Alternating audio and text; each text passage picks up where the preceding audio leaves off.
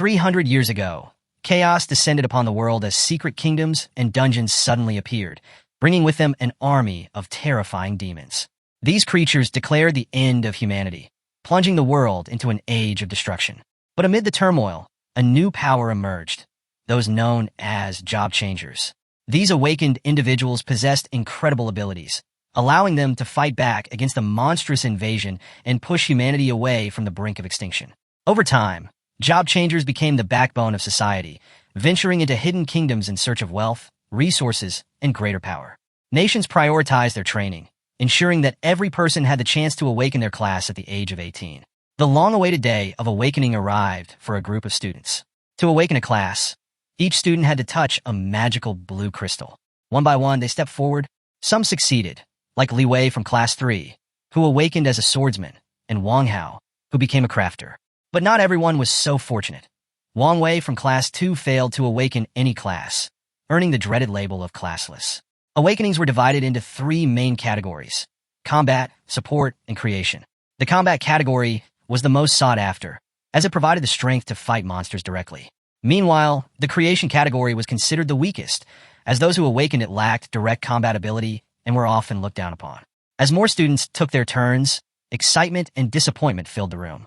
A purple-haired student celebrated after unlocking the powerful magic swordsman class, while another student broke into tears upon receiving a creation-based class, knowing it would make him an outcast.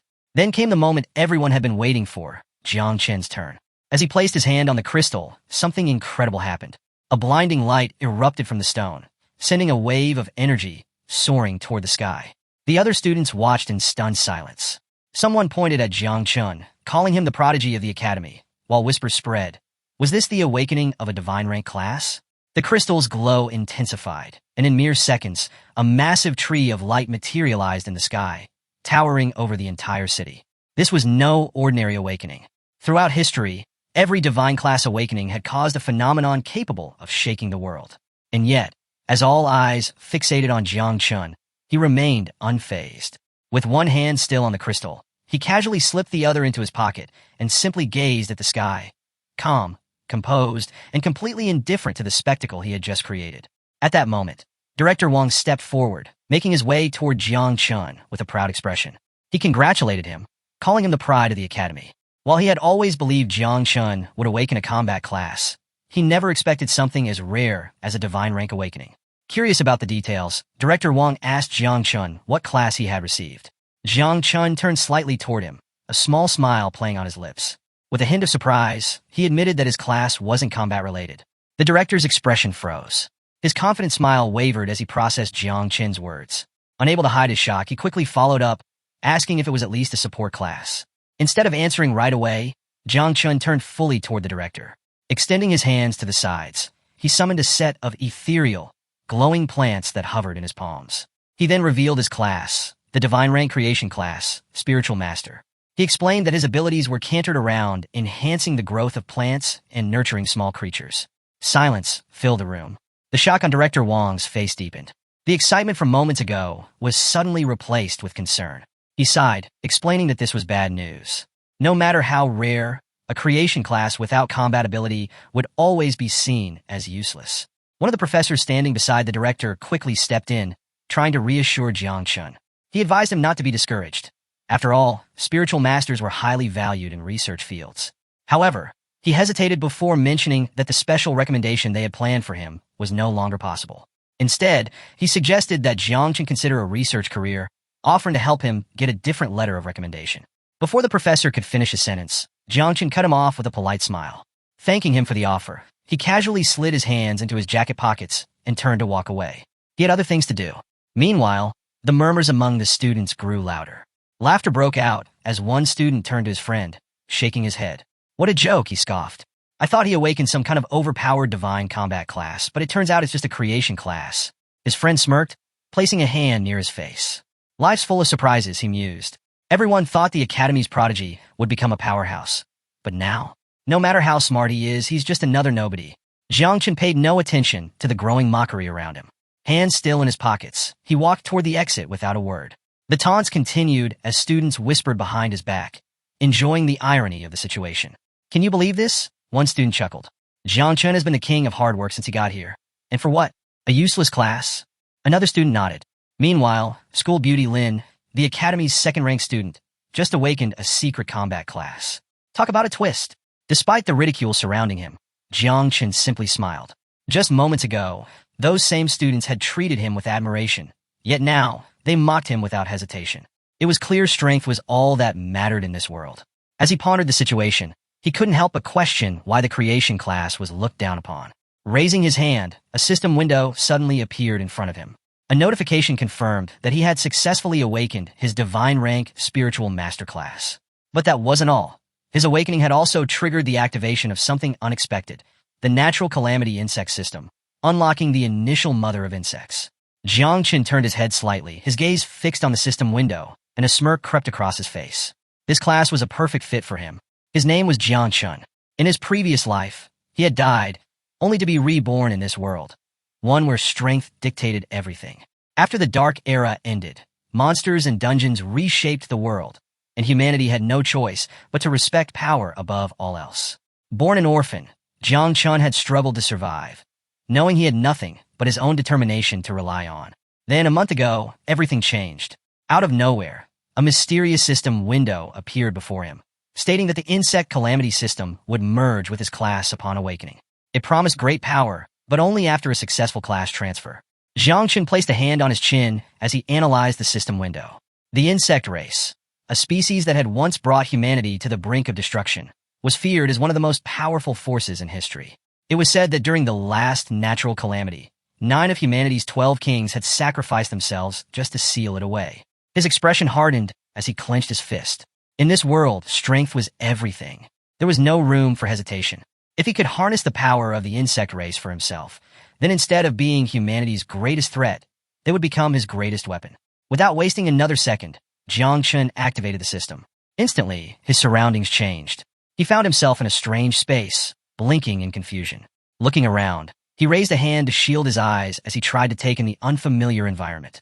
This place, was it his sea of consciousness? Before him stood an enormous spiritual tree, radiating an overwhelming presence. He hadn't expected his talent to manifest as a tree. More system windows popped up, revealing details about his abilities. Jiang Chen had multiple class talents, each tied to the evolution of all things and requiring sacrifices to activate. These abilities could be used once every 10 days and were limited to 1 use per target. The first talent, Fruits of All Things, allowed him to accelerate the growth of fruits through sacrifice. In return, a special fruit with unknown effects would randomly appear. The second talent, Improved Growth, increased the growth rate of all living beings by 10%. With this ability, Jiang Chen could enhance the speed of development for anything he chose. This talent had a cooldown of 8 hours. Jiang Chen placed a hand on his chin, deep in thought as he analyzed the system window. The system had even proactively assessed his talent, which was impressive. While his abilities didn't seem suited for direct combat, they could still be integrated into his system. Just as he was considering his options, a new system prompt appeared, asking if he would like to summon the mother insect. Without hesitation, Jiang Chen confirmed the summoning. Immediately, an ominous energy surged from the ground. A system notification flashed, informing him that the mother insect was being summoned. Jiang Chen watched as the sinister aura intensified, and he couldn't help but acknowledge its overwhelming presence. Seconds later, another system window appeared. Summoning complete. Natural calamity rank mother insect, 9 miasma wing, has been successfully summoned. Jiang Chen's eyes widened as the enormous creature took form. The mother of insects was a towering, monstrous being, its sheer size forcing him to instinctively take a few steps back. His system interface displayed her status. Name, 9 miasma wing. Title, Sovereign of Death. History, once a catastrophic calamity, she had brought destruction on the scale of a natural disaster before vanishing during the Third Era. Devouring value, 0%. Affinity with host, 100%. Jiang Chen quickly realized that in order to unlock her full abilities, he would need to begin the devouring process and start breeding the next generation of insects. As he stood there, still processing everything, the mother insect turned her piercing gaze toward him. To his surprise, instead of attacking, she lowered her head and addressed him as master. She introduced herself as Little Nine and immediately voiced her hunger, expressing a strong desire to devour fierce beasts to grow stronger. A system window popped up, confirming that her growth rate had increased by 10%, and Jiang Chen was given an opportunity to enhance her using a sacrificial object. However, thanks to his talent, the first enhancement wouldn't require a sacrifice. Raising his head slightly, Jiang Chen glanced at the system window. If he could enhance her immediately without using any resources, then there was no reason to hesitate. Without wasting a second, he commanded the system to begin the upgrade process. A radiant green light engulfed the mother insect's body, pulsating with intense energy. As Jiang Chen observed the transformation, he quickly realized something she needed to devour in order to grow stronger. This meant she would always be hungry, and keeping her satisfied wouldn't be easy. Suddenly, an immense aura erupted from her form, forcing Jiang Chen to instinctively take a defensive stance. Slowly, her grotesque insect body began to change, her limbs reshaping, her exoskeleton shifting. And then, in mere seconds, she was no longer a monstrous beast. The mother insect had evolved. Her new form was that of a white-haired woman clad in dark armor, exuding a terrifying presence. Her cold, piercing gaze locked onto Jiang Chen, and with slow, deliberate steps, she began advancing toward him. Above her head, a system window appeared, revealing her new abilities. 1. Feed. Allows her to share 10x experience with the host. 2. Poisonous Mist. Grants her the ability to transform into deadly miasma, corroding everything in her path. 3. United. Enhances all of the host's abilities by 20%. Jiang Chen stared in disbelief at the newly evolved mother insect. Her transformation had been drastic, but before he could fully process it, she suddenly lunged forward and wrapped him in a tight hug. Beaming with excitement, she announced that Little Nine had evolved. Jiang Chen blinked, momentarily stunned. He wasn't sure how to react. As he glanced at her, now in human form, he couldn't help but blush slightly. This was not what he had expected. Sensing his confusion, Little Nine finally let go and looked up at him, her expression filled with admiration. Without thinking, Jiang Chen reached out and gently patted her head. She closed her eyes, clenched her fists with excitement, and once again referred to him as master. With a small, almost playful smile, she eagerly declared her hunger for flesh and blood. As Jiang Chen absent-mindedly stroked her head, a status window appeared above her. Name: 9 Miasma Wing. Abilities: Poisonous Mist, Feed, Fury, and Unity. Devouring value: 0%, needs to be filled before she can start producing offspring. Passive abilities: Experience Return, Attribute Enhancement. Jiang Chen's gaze sharpened as he analyzed the interface. His spiritual master talent could accelerate Little Nine's devouring growth and experience gain, which in turn would make him stronger at an incredible rate. Not only that, but her passive ability boosted all of his attributes by 20%. His class and the insect calamity system were a perfect combination. A smirk crossed Jiang Chen's face. Who needed a combat class when he had this? Raising his hands, he activated his abilities. Instantly, countless insects began crawling out from his palms, skittering forward in droves. Watching them move, Jiang Chen felt a rush of excitement. As long as he could devour and grow quickly, he would soon command an unstoppable army. He then turned his attention toward the great spiritual tree. The system had referred to the insects of the abyss as a catastrophe on par with a natural calamity. Though the details remained unclear, one thing was certain: this was not something that could be revealed to the world. If anyone found out, he would instantly be seen as a threat to humanity. Jiang Chen stuffed his hands into his pockets and stared at the spiritual tree in deep thought. For now, he decided it was best to hide his true abilities. He would use his creation class identity as a cover, while secretly using Little Nine's poisonous miasma and devouring abilities to hunt monsters and grow stronger. However, hiding forever wasn't his style. One day, he would become so powerful that he wouldn't need to hide anything. Before he could think further, the waters of his sea of consciousness suddenly began to ripple. Sensing danger, Little Nine instantly leapt into the air, wings spread wide. She scanned the surroundings, then turned back toward Jiang Chen with a mischievous grin. Her golden eyes gleamed with anticipation. She could sense it. A threat was near. A moment later, Jiang Chen snapped back to reality and exited the system space. The moment he returned to the real world, his breath hitched.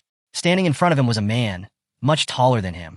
He had jet black hair, a rugged beard, and a long scar over one eye. His powerful presence was suffocating. Slowly, the man stepped forward, locking eyes with Jiang Chen, his piercing gaze cold and unreadable.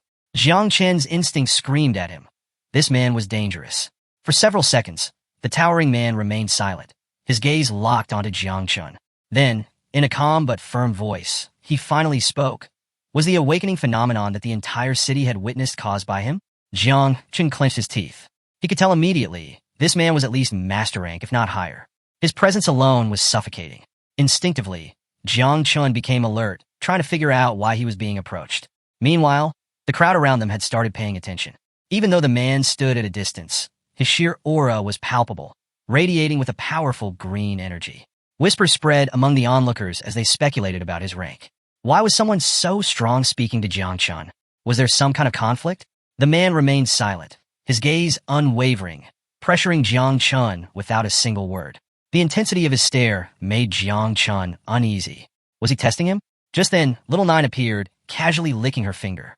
The moment she laid eyes on the man, her expression darkened. She leaned in close to Jiang Chun and, with a voice dripping in murderous intent, declared that this man was a threat. To her, he looked delicious. Jiang Chun's heart pounded. Something was very wrong. His system immediately reacted, flashing multiple warning windows. The insect mother had identified a high-value target for devouring. Before Jiang Chun could process what was happening, Little Nine prepared to attack. Suddenly, Jiang Chun's aura exploded outward, spreading in all directions. The sheer force of it sent a chilling wave through the area, reaching the same students who had mocked him earlier. They instinctively shielded their faces, their expressions shifting from amusement to fear. Why does Jiang Chun's aura feel so cold and sinister? One student stammered. Jiang Chun clenched his fists, his expression darkening. He had just realized a critical flaw. When the insect mother's devouring value was low, her aggressiveness increased. If he didn't find monsters for her to consume soon, she would start targeting people. Meanwhile, the man in front of him did not look intimidated. Instead, he simply smiled. Jiang Chun immediately understood. This guy was testing him. But in the process, he had accidentally triggered Little Nine's instincts. The situation was dangerous, but thankfully, Jiang Chun was still able to suppress her. With a deep breath, he forcefully calmed the insect mother, and a system notification confirmed her temporary suppression. However, this was only a short-term solution. If he didn't begin devouring and breeding soon, this would keep happening. The man, hands tucked casually into his jacket pockets, studied Jiang Chun with keen interest. Then, with a nod of approval, he congratulated him. Despite just finishing his awakening, Jiang Chun had already managed to face his test and even fight back. That was impressive. You truly are worthy of a divine awakening, the man said. Your future is limitless. Jiang Chun remained silent, carefully processing every word. He felt relieved. The man hadn't discovered his true abilities. Taking a cautious step forward, Jiang Chun met the man's gaze and finally asked, "Who are you?" The man's smile widened. He extended a hand and introduced himself, Ji Gang, leader of the Night Watch. With a glint of admiration in his eyes, he then made an offer. "Jiang Chun, how about joining us?" Jiang Chun's eyes widened in surprise. He hadn't expected Ji Gang to be part of the Night Watch. The Night Watch was a special task force under Long Xia, responsible for resisting demon invasions and beast hordes. Whenever a beast tide struck, or a new dungeon or secret realm appeared, they were the first to investigate or eliminate the threat entirely. However, being on the front lines came with a price. The mortality rate among Night Watch members was alarmingly high, which was why most people avoided joining. But for Jiang Chun, this was an opportunity. The insect mother needed a constant supply of monster flesh and blood to accumulate devouring value and begin reproducing. Once that process started, no one knew how much chaos it would cause. A wild, monster-infested battlefield was the perfect breeding ground. As Jiang Chun stared at Ji Gang's outstretched hand, a small smile formed on his lips. The Night Watch was the perfect cover for him. Meanwhile, the students watching from afar whispered among themselves. "Is he crazy? No one volunteers for the Night Watch." One of them muttered. "The death rate is insane," another agreed. "There's no way he'll actually join." Ji Gang overheard their murmurs and let out a forced smile. Hoping to persuade Jiang Chun, he assured him that the rumors were outdated. Things had changed, and to sweeten the deal, he offered Jiang Chun comprehensive training and exclusive resources, privileges granted only to divine rank awakeners. Without hesitation, Jiang Chun grasped Ji Gang's hand and firmly called him leader. There was no need for further discussion. Looking directly into Ji Gang's eyes, Jiang Chun spoke with conviction. "To restore the glory of the Night Watch, our generation must not shy away from its duty." With that, he officially agreed to join. Ji Gang blinked, momentarily stunned. He hadn't expected such an easy acceptance. What he didn't know was that Jiang Chun had his own reasons. He intended to use the Night Watch to breed his insect army. Still, Ji Gang couldn't help but ask, "Are you serious?" Before Jiang Chun could answer, a system notification popped up. Then another, and another. The insect mother had appeared, and she was furious. Her golden eyes burned with rage as she stomped toward Jiang Chun. "Master, I am not happy about this," she declared, crossing her arms. She shot a murderous glare at Ji Gang. "I wanted to eat him." Jiang Chun internally panicked. Suppressing a sigh, he closed his eyes for a moment, then turned back to Ji Gang. "Yes," he reaffirmed. "I meant what I said. Before Ji Gang could question him further, Jiang Chen quickly excused himself, claiming he had an urgent matter to attend to. As he walked away, he glanced over his shoulder, giving Ji Gang a casual wave. In 3 days, I'll report to Night Watch headquarters. Don't be late, leader. Ji Gang watched Jiang Chen disappear into the distance, standing there in silence. This was too easy. He had expected negotiations, hesitation, maybe even some resistance. But Jiang Chen had agreed immediately. Something didn't add up, and then before Ji Gang could think further, 2 figures suddenly descended from the sky, landing beside him. One of them was a high-ranking elder from the martial arts academy.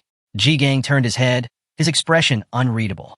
If you're here to steal talent from the Night Watch, he said, his tone flat, then you're already too late. The 8th elder ignored his remark and got straight to the point. Where is the boy who awakened a divine rank creation class? Ji Gang furrowed his brow, clearly confused. He turned to the 8th elder and asked what he was talking about. The old man took a step closer, locking eyes with Ji Gang. His expression carried a mix of shock and disbelief. You're seriously planning to let a divine rank creation class awakener join the Night Watch? The elder scoffed. You're just sending him to his death. Ji Gang's eyes narrowed. Divine rank creation class? It suddenly clicked. Jiang Chen had awakened a divine rank creation class. At the same time, elsewhere in the city, Jiang Chen made his way through the streets when an older man named Wang Yi spotted him. Kid, were you the one who caused that phenomenon in the main city? Wang Yi asked, his voice carrying a mix of excitement and curiosity. Jiang Chen simply nodded. Yeah. Before Wang Yi could say anything else, a young woman with purple hair approached. She placed a hand on her waist and sighed. Lower your voice, old man, she warned. If the wrong person hears, you might bring trouble down on yourself. Wang Yi chuckled, rubbing the back of his head. Ah, don't mind her. I've just talked too much. Jiang Chen closed his eyes briefly, then smiled. It's fine, Wang Yi. There's nothing to be embarrassed about. Wang Yi studied him for a moment before letting out a small sigh. Well, even if the creation class can't fight, I've heard that companies are always looking for people to cultivate spiritual plants. If your parents were here, they'd be so proud of you. Jiang Chen's expression softened. Over the years, the people in this building had helped him survive. With a sincere smile, he reassured them, I won't forget you all in the future. Wang Yi waved him off. Don't sweat the small stuff, kid. Then, his eyes lit up as if he had just remembered something. Actually, you came at the right time. We're about to head into a beginner-level secret realm to pick up some gear. Why don't you join us? You'll level up faster. Jiang Chen nodded. Sounds good. I appreciate the invite. Just then, a system notification popped up, confirming that the team formation was complete. Minutes later, inside the secret realm, Jiang Chen and the others stepped through the portal, entering the secret realm. With his hands in his jacket pockets, Jiang Chen glanced around, taking in his surroundings. Was this really the interior of a secret realm? Before he could process it further, torches around the area suddenly ignited, signaling that the matchmaking process was complete. At that moment, the monsters inside the dungeon turned toward them. The Temple of the Dead, a C-rank secret realm, was now officially open. A system notification appeared. Guaranteed 100% drop rate for items and equipment. Experience points will be calculated upon dungeon completion. Leaving voluntarily means forfeiting both experience and loot. Wang Yi's expression tensed as he examined the enemies ahead. These are undead soldiers. A bead of sweat rolled down his forehead as realization hit him. Wait, why did the secret realm system match us with this level of dungeon? Jiang Chen scanned the horde of undead soldiers and quickly understood. This wasn't going to be easy. The purple-haired girl stepped forward, crossing her arms. It's because Jiang Chen is a divine rank awakener, she explained. The celestial system automatically adjusted the difficulty. Wang Yi turned slightly toward her, raising an eyebrow. Did you forget? Jiang Chen awakened in the creation category. The brown-haired girl stepped forward as well, her gaze locked on the undead soldiers ahead. Shouldn't we just abandon the dungeon? She suggested cautiously. Before she could finish her sentence, Wang Yi cut her off. He unsheathed his sword, a glint of excitement in his eyes. There's no need to run. We don't come across secret realms of this level every day. Then, with a smirk, he added, besides, thanks to Jiang Chen, we're about to hit the jackpot with equipment drops. The moment Wang Yi unsheathed his sword, the undead soldiers roared in fury. Their hollow eyes flickered with eerie light as they prepared to strike. Wang Yi, however, was unfazed. Gathering momentum, he lunged forward and called out to Jiang Chen. These undead are stronger than your average C-rank monsters. Stay back for now. With that, he and the others rushed toward the core of the dungeon.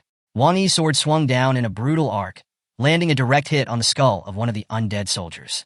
The impact sent cracks rippling through the creature's decayed armor. Without missing a beat, he turned his head and called out, Luing, boost me now. In response, Lu Ying clasped her hands together, activating her ability. A faint golden glow surrounded Wang Yi as his talent was enhanced. With his strength amplified, he delivered a final blow, completely shattering the undead soldier's skull. The monster collapsed lifeless. While Wang Yi and the others fought fiercely, Jiang Qun simply stood at a distance, observing. He watched as they risked their lives against monsters every single day, all just to survive. It suddenly made sense why they always returned covered in wounds. His gaze flickered toward Lu Ying. He had heard that she became an adventurer to earn enough money to heal her brother's eyesight. Jiang Qun clenched his fists. He needed to grow stronger quickly. Once he had the means, he would properly repay those who had helped him. Lost in thought, he didn't immediately notice that little Nine had materialized beside him. With her hand under her chin, she studied the fallen undead soldier's corpse. Master, there's so much blood and flesh here, she murmured, her voice filled with hunger. I want to devour them. Jiang Qun, still calm and composed, slid his hands into his pockets and turned toward the undead corpse. A small smirk tugged at the corner of his lips. Little Nine had already detected the bodies. Given the situation, Jiang Qun decided it was time to test her abilities. Extending his hand to the side, he activated the level 1 poison barrier skill, Corrosion. A thick, dark green fog swirled in his palm, pulsating with deadly energy. Go ahead, Jiang Qun commanded. Little Nine's eyes gleamed, and she let out a pleased hum. The poisonous fog surged forward, creeping toward the undead corpses. The moment the mist made contact, the bodies began to corrode at an alarming rate. Within seconds, the decayed flesh melted away, leaving behind nothing but a blackened stain on the dungeon floor. Jiang Qun narrowed his eyes. The skill was far more potent than he expected. A system notification popped up. Devouring successful. Devouring value +10. But there was a downside. Since the undead were low-level monsters, the growth rate was painfully slow. Little Nine needed to consume stronger prey. Jiang Qun glanced back at Wang Yi and his group. They had already pushed deeper into the dungeon, their teamwork seamless, a sign of partners who had fought together for years. His only concern was his poison mist. Since it was an area of effectability, he still couldn't control it properly. If he wasn't careful, he could accidentally injure his own allies. To avoid any collateral damage, Jiang Qun decided to follow from behind and quietly dispose of the fallen monster corpses. But then, Little Nine tensed. Her expression shifted. She suddenly turned to Jiang Qun and whispered, Master, I sense something. Jiang Qun followed her gaze. The ground began to tremble. A chilling presence spread through the air as dark silhouettes emerged from the shadows. More monsters were appearing. Little Nine's lips curled into a hungry grin. They're fresh, she purred, and their blood smells delicious. A system notification appeared. New enemy identified. Level 10 Shadow Lurkers. Strength, 20. Agility, 15. Defense, 10. Stamina, 5. These creatures were specialized in ambushing their prey. Hiding in the darkness, they targeted the weakest stragglers. As Jiang Qun locked eyes with the Shadow Lurkers, he noticed that their names were displayed in red. He wondered, was it because their level was much higher than his? However, when it came to raw attributes, these monsters were far inferior to him. A status window appeared before him. Name, Jiang Qun. Title, Lord of Insects. Occupation, Divine Rank Spiritual Master. Devouring Value, Level 1. Talents, O Growth of All Things, LV.1. O Divine Evolution, LV.1. O Ancestral Tree of All Things, LV.1. Equipment, none. Companion, 9 Miasma Wing, Natural Calamity Level. Stats, O Strength, 35. O Agility, 31. O Endurance, 27. O Constitution, 20. O Combat Power, 41 stars. Abilities, O Experience Return, Passive. O Attribute Enhancement, Passive. Current Devouring Value, 100. Current Experience, 0. Jiang Qun smirked. It was time to test his abilities. Turning slightly, he gave Little Nine a simple command. Transform into poisonous mist and follow me. Without hesitation, she obeyed. Her body dissolved into a thick, eerie fog, slithering along the ground like a living entity. At that moment, the Shadow Lurkers lunged. Jiang Qun barely moved. His expression remained calm as he brought his hand up, allowing Little Nine's poisonous mist to swirl around his palm. He was waiting. The moment the monsters got close, he dashed forward. The Shadow Lurkers struck first, but he effortlessly dodged, weaving through their attacks with precision. As he moved, he brushed his hand against their bodies. A second later, the monsters froze in confusion. They turned their heads, looking at the spots where Jiang Qun had touched them. The poisonous mist had already started spreading. Jiang Qun paused, smirking. Then, he slowly extended his hand toward them. and with a single, deliberate motion, he clenched his fist. The poisonous mist around the monsters thickened in an instant, sinking deep into their bodies. They screeched in agony as their flesh began to corrode. Their forms withered away, melting into nothingness. Jiang Chun didn't react. He simply turned his head slightly, watching in silence as the mist consumed them. A series of system notifications popped up. Shadow Lurker defeated. Special points plus 200. Devouring value increased. Jiang Chun glanced at the pile of corpses and chuckled. They were no match for me. His devouring value was increasing rapidly, far faster than before. This was exactly what he needed. Just as he was lost in thought, Little Nine reappeared, materializing from the mist. Her golden eyes gleamed. Master, she purred, more blood food has appeared. Jiang Chun turned, his smirk fading. From the darkness, more shadow lurkers emerged. He stood still, hands in his pockets, unmoving. His gaze darkened as he studied the approaching creatures. But then a thought struck him. Wang Yi and the others. His eyes narrowed. If there were this many hidden monsters here, how many more were lurking deeper in the dungeon? A sliver of concern crept into his mind. He needed to check on them. Without hesitation, he decided to finish off these monsters quickly. Little Nine, he called out, can you handle them? In response, Little Nine grinned. Slowly, she began to manifest herself from the poisonous mist, her figure taking shape once more. Extending a hand toward the approaching monsters, her voice was filled with pure amusement. Leave them to me, master. These creatures are nothing but small prey. Several minutes later, Jiang Chun arrived at Wang Yi's location. The moment he laid eyes on the scene, his expression darkened. Wang Yi was badly injured, blood dripping onto his face. He and Lu Ying were completely surrounded by monsters. Wang Yi stood firm, gripping his sword with both hands, while Lu Ying had both arms raised, ready to activate her ability. But the monsters weren't giving them a break. They continued advancing, their numbers overwhelming. Gritting his teeth, Wang Yi stared at the approaching monsters. They're getting stronger, he muttered. At this rate, there's no way we're getting out alive. He then turned to Lu Ying, his expression grave. Find Jiang Chun and get out of here. I'll hold them off. Lu Ying's eyes widened in shock. What are you saying? She protested. Before he could respond, a sudden movement caught his attention. An undead soldier had broken through their defenses. Its rusted sword gleamed, slicing through the air as it lunged straight for Wang Yi's head. Wang Yi sensed it immediately, but it was too fast. As he whipped around, his heart clenched. It was too late to block. But just before the attack landed, a dense, dark mist erupted. The poisonous fog wrapped around the undead soldier, corroding its body in an instant. The monster let out a ghastly screech, its form melting away as if swallowed by an unseen force. Wang Yi's breath hitched. He spun around stunned. And there, standing before him, was Jiang Chun. Are you two okay? Jiang Chun asked, his tone calm. Wang Yi's eyes widened in disbelief. Jiang Chun, he muttered. Jiang Chun stepped forward, unfazed. With a flick of his wrist, he commanded Little Nine's mist to spread further. The remaining undead soldiers barely had time to react before the corrosive mist engulfed them all. Their decaying bodies dissolved, disintegrating into nothingness.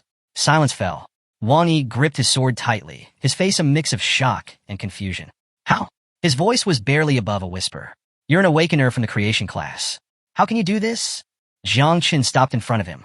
His body pulsed with energy as he turned his gaze toward Wang Yi and gave a knowing smile. I have a hidden ability called Poisonous Mist. To demonstrate, he extended his hand once more. A thick, lethal fog coiled around his palm before rushing out, consuming the remaining undead in its path. But Jiang Chun wasn't done yet. He turned toward Lu Ying and Yi Qian. Take Wang Yi and head to the portal. He's too injured to keep fighting. I'll stay behind and cover you. The entire group froze. Lu Ying's eyes widened in shock. Wang Yi's jaw tightened. Even if you have a divine class, this is too dangerous. Jiang Chun. Wang Yi snapped. Lu Ying nodded in agreement. You should come with us, not stay behind to fight alone. As they pleaded with him, Yi Qian simply pressed a hand near her mouth, remaining silent. Jiang Chun turned his back on them. His aura surged, waves of power rippling around him. Then, without turning fully, he glanced over his shoulder. Don't worry, he said smoothly. I'll be fine. And with that, he walked forward alone. His body radiated power, his energy intensifying as he approached the oncoming monsters. Just then, a system notification echoed through the secret realm. Alert! The final level conditions have been met. The boss of the secret realm is now being summoned. Wang Yi's eyes widened. At the same time, he watched as Jiang Chun moved further away, advancing toward the horde of undead soldiers. His instinct screamed at him to stop the boy, but just as he opened his mouth, Lu Ying cut him off. She turned to him, her expression calm yet firm. Jiang Chun isn't reckless, she reminded him. Trust him? Wang Yi hesitated, but after a moment of deep thought, he sighed and made his decision. With a flick of his wrist, he tossed his sword toward Jiang Chun. Take this, Wang Yi said, but don't forget to return it later. Jiang Chun effortlessly caught the weapon, gripping it firmly. With a smirk, he nodded. Don't worry, he replied. I'll bring it back. A system notification appeared. You have obtained the Novice Conqueror's Sword. Plus 25 speed. Plus 30 strength. Plus 2% attack speed bonus. Passive ability activated. Jiang Chun lifted the sword, studying its gleaming edge. This was perfect. With a blade in hand, he could extend the range of his poisonous mist. As the undead soldiers lunged toward him, Jiang Chun activated the mist, allowing the toxic fog to coil around the blade. The moment the first monster attacked, he dodged with ease, then countered. In a blink, his sword sliced through them, leaving their bodies corroding in blackened mist. One by one, the undead fell, disintegrating into nothing. They were no match for him. After all, Jiang Chun was the best swordsman in the entire school. But then, something changed. A powerful presence surged through the battlefield. Before Jiang Chun could react, a much stronger monster appeared, rushing toward him at high speed. Its blade gleamed as it closed in. Jiang Chun hadn't sensed the attack at first, but as he turned his head, his instincts flared. The monster was already too close. Thinking fast, Jiang Chun leapt into the air, dodging just in time. The monster's blade struck the ground with explosive force, shattering the earth beneath it. Jiang Chun landed safely, but the enemy wasn't done. With burning red eyes, the monster locked onto him, gripping its sword even tighter. Then, in a split second, it attacked again. Jiang Chun barely managed to block in time, but the sheer force of the impact sent a shockwave through his arms. A sickening crack echoed through the battlefield. Jiang Chun's eyes widened in horror. The Novice Conqueror's sword had snapped in half. The sheer difference in strength was staggering. Jiang Chun was sent flying backward, but he quickly twisted his body midair and landed, skidding to a stop. His grip tightened as he glanced at the broken blade in his hands. He wasn't worried about the boss. He was more worried about how to explain this to Wang Yi. Then, another system notification appeared. Boss monster. Undead King, level 15. Jiang Chun slowly lifted his gaze. Standing before him was the Undead King. A towering figure. Its skeletal frame was clad in dark armor, its grip firm around its massive sword. The boss locked eyes with Jiang Chun, radiating killing intent. Then, its body vibrated. In the blink of an eye, it vanished. Jiang Chun's heart pounded. Where did it? Before he could react, a chilling aura appeared behind him. His instincts screamed in warning. Jiang Chun whipped around, and his eyes went wide with shock. The Undead King was right behind him. Sword raised. Attack incoming. For the first time, Jiang Chun felt a flicker of fear. How, he muttered. How did it move so fast? His body tensed. His mind raced. Then, with gritted teeth and a fierce glare, he shouted one name. Little Nine! Just as the Undead King's sword was about to strike Jiang Chun, Little Nine appeared. With one swift motion, she caught the blade in her bare hand. Her golden eyes locked onto the Undead King, unblinking. A dangerous glint flickered across her face as she turned to Jiang Chun. Master, can I eliminate him? She asked, almost too eagerly. Jiang Chun didn't hesitate. Do it. Upon hearing his approval, Little Nine grinned. Then, without even flinching, she shattered the Undead King's sword with her bare hand. A massive shockwave rippled through the battlefield. Little Nine extended her arms to the sides, her body radiating an overwhelming aura that surged in all directions. Sensing the danger, the Undead King tensed. Now that it had lost its weapon, it had no choice but to fight with its fists. Taking advantage of Little Nine's momentary distraction, the Undead King lunged forward at full speed, aiming to strike her down. But just as its attack was about to land, Little Nine's eyes snapped open. Her entire presence shifted. Her murderous intent flooded the battlefield. With razor-sharp tentacles bursting from her back, she instantly switched to an offensive stance. The Undead King never stood a chance. Her tentacles lashed out like swords, striking with deadly precision. First, she severed its left arm, then its right arm. Finally, she decapitated it in one clean strike.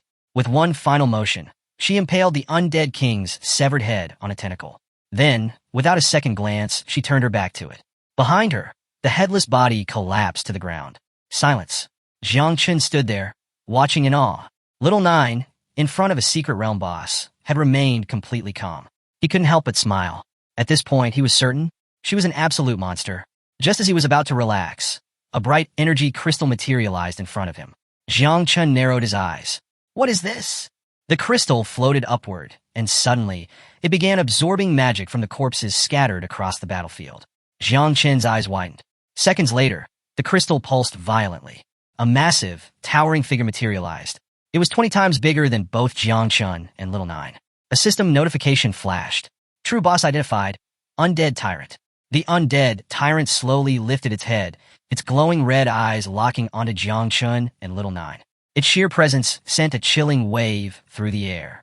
Jiang Chen clenched his fists. This was the real boss, all along? Realizing the crystal was the key, Jiang Chen gritted his teeth and shouted, "Little Nine, destroy the energy crystal inside it." But before she could move, the undead tyrant let out an earth-shaking roar. Then it swung its massive mace downward. The attack was aimed directly at Little Nine. Yet, in the blink of an eye, she vanished. Using the momentum from the attack, she launched herself off the wall, dodging effortlessly.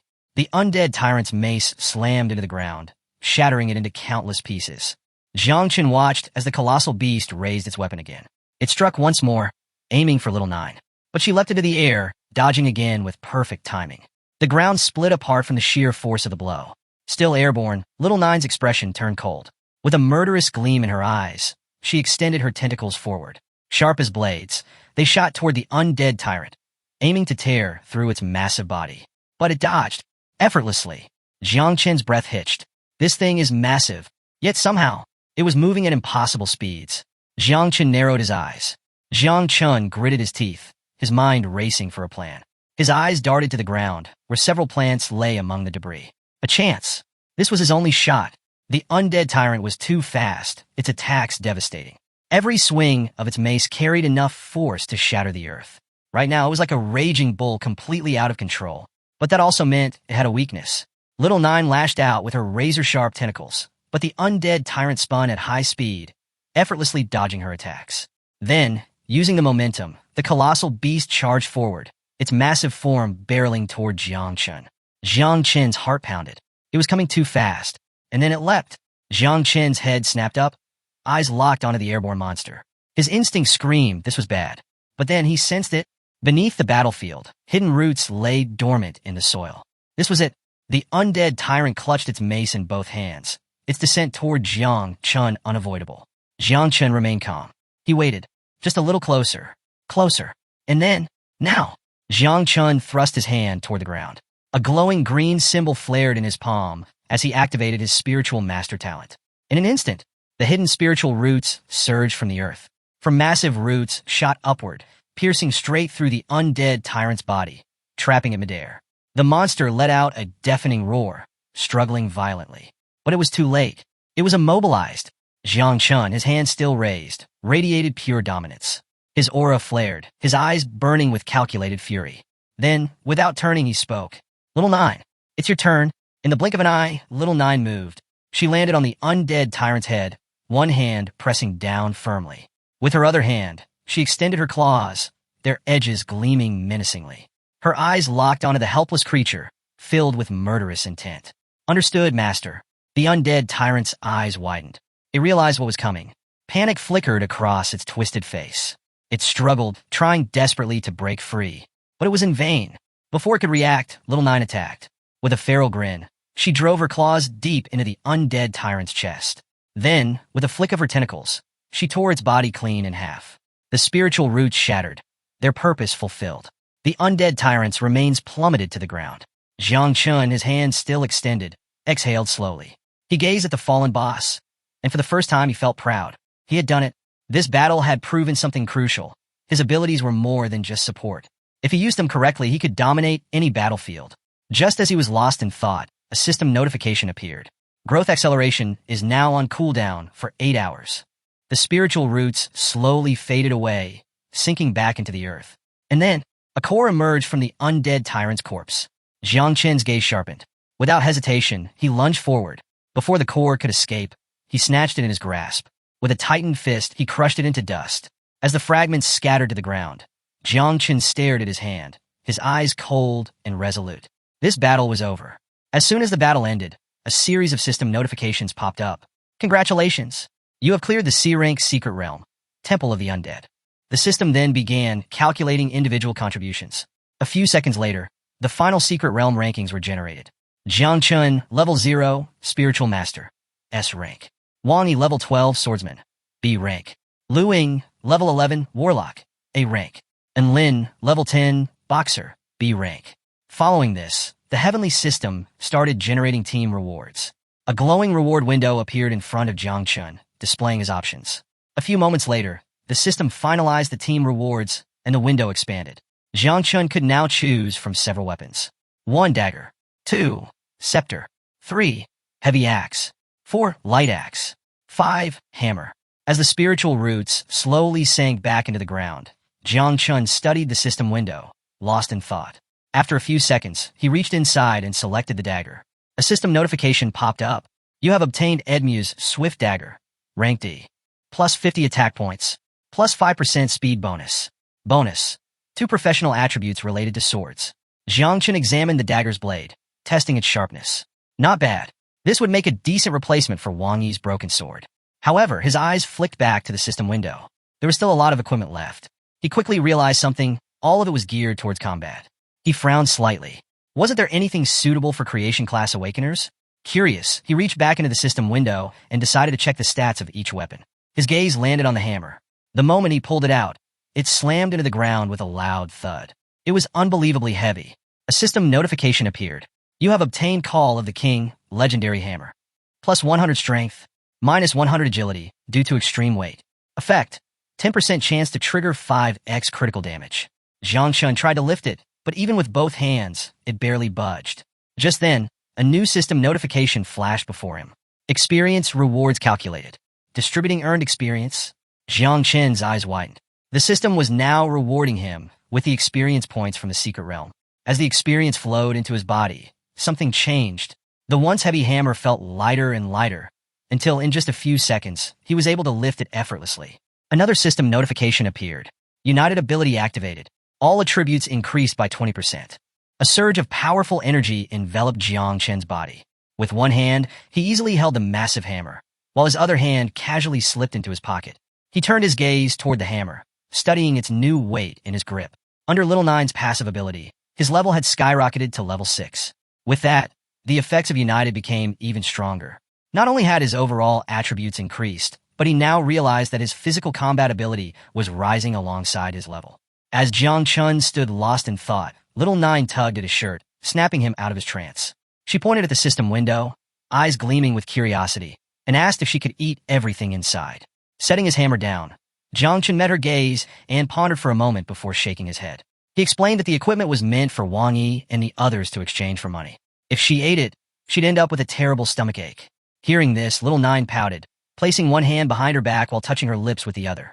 Her disappointment was short-lived, though, as she turned her attention toward the massive corpse of the undead tyrant. With hopeful eyes, she asked if she could devour that instead. Jiang Chun had completely forgotten about the boss's remains. The devouring value was too precious to waste. His powerful aura flared slightly as he turned to look at the towering corpse before giving Little Nine the go-ahead. It belonged to her, after all. Wasting no time, she approached the monstrous body. Jiang Chun couldn't help but wonder if this thing was a bit too big. If she used her poisonous mist to break it down, it might take a while. Then, without warning, Little Nine stretched out her arms, closed her eyes, and muttered something about digging. Her body trembled for a moment before she reverted to her natural form.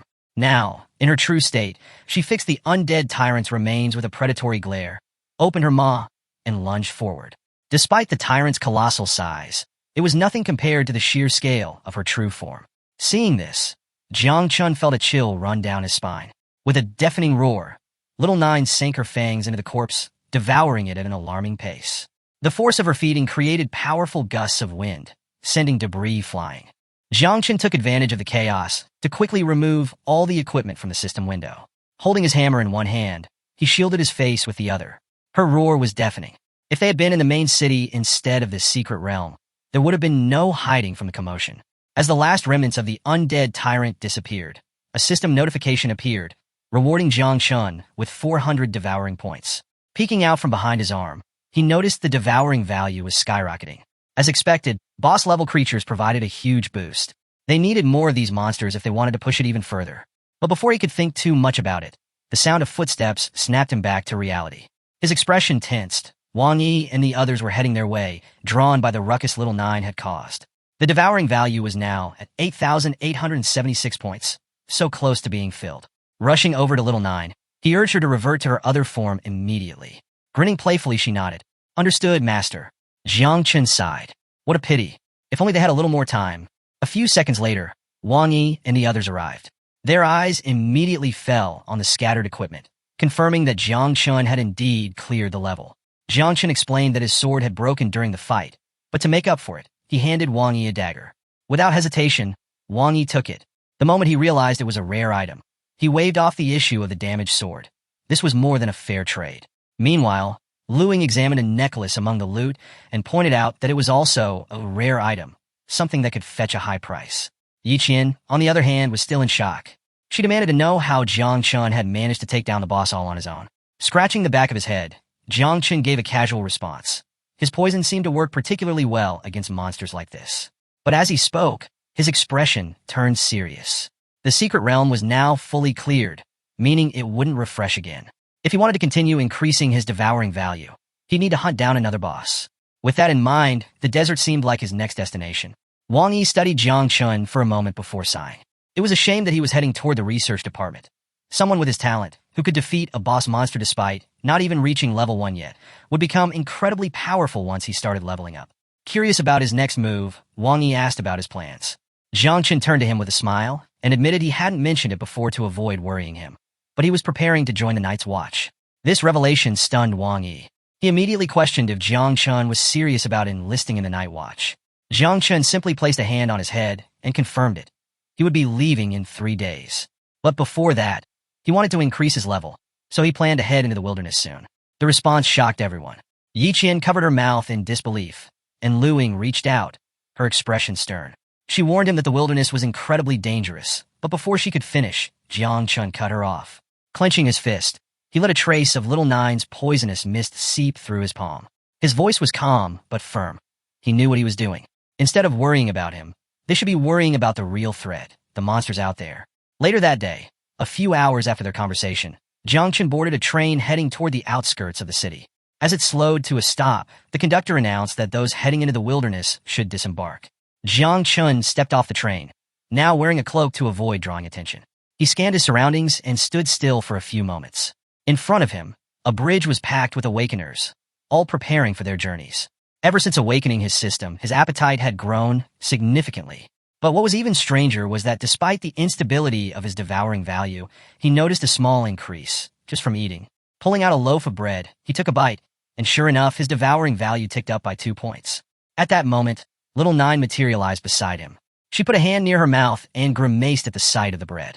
With an unimpressed look, she informed Jiang Chen that his food didn't look tasty at all. Hearing Little Nine's complaint, Jiang Chen decided to find something better for her to eat. He reached out and summoned a map, opening it with Little Nine by his side. He hadn't expected Wang Yi to be so generous. Aside from most of the equipment, he had also given Jiang Chen an important storage ring and a detailed map of the area. Considering he was heading into the desert, these items would be invaluable. As he walked across the bridge, he recalled Wang Yi's warning. The wilderness was heavily influenced by the power of the Heavenly Way, which meant all electronic devices would be rendered useless. It was almost like an apocalyptic wasteland where monsters constantly migrated between their nests. These maps had an extremely short lifespan. Without up-to-date intelligence, tracking down monsters, let alone boss creatures, was nearly impossible. According to the map, firebirds and thunder rhinoceroses were the most common creatures in the area, easily identifiable when they moved.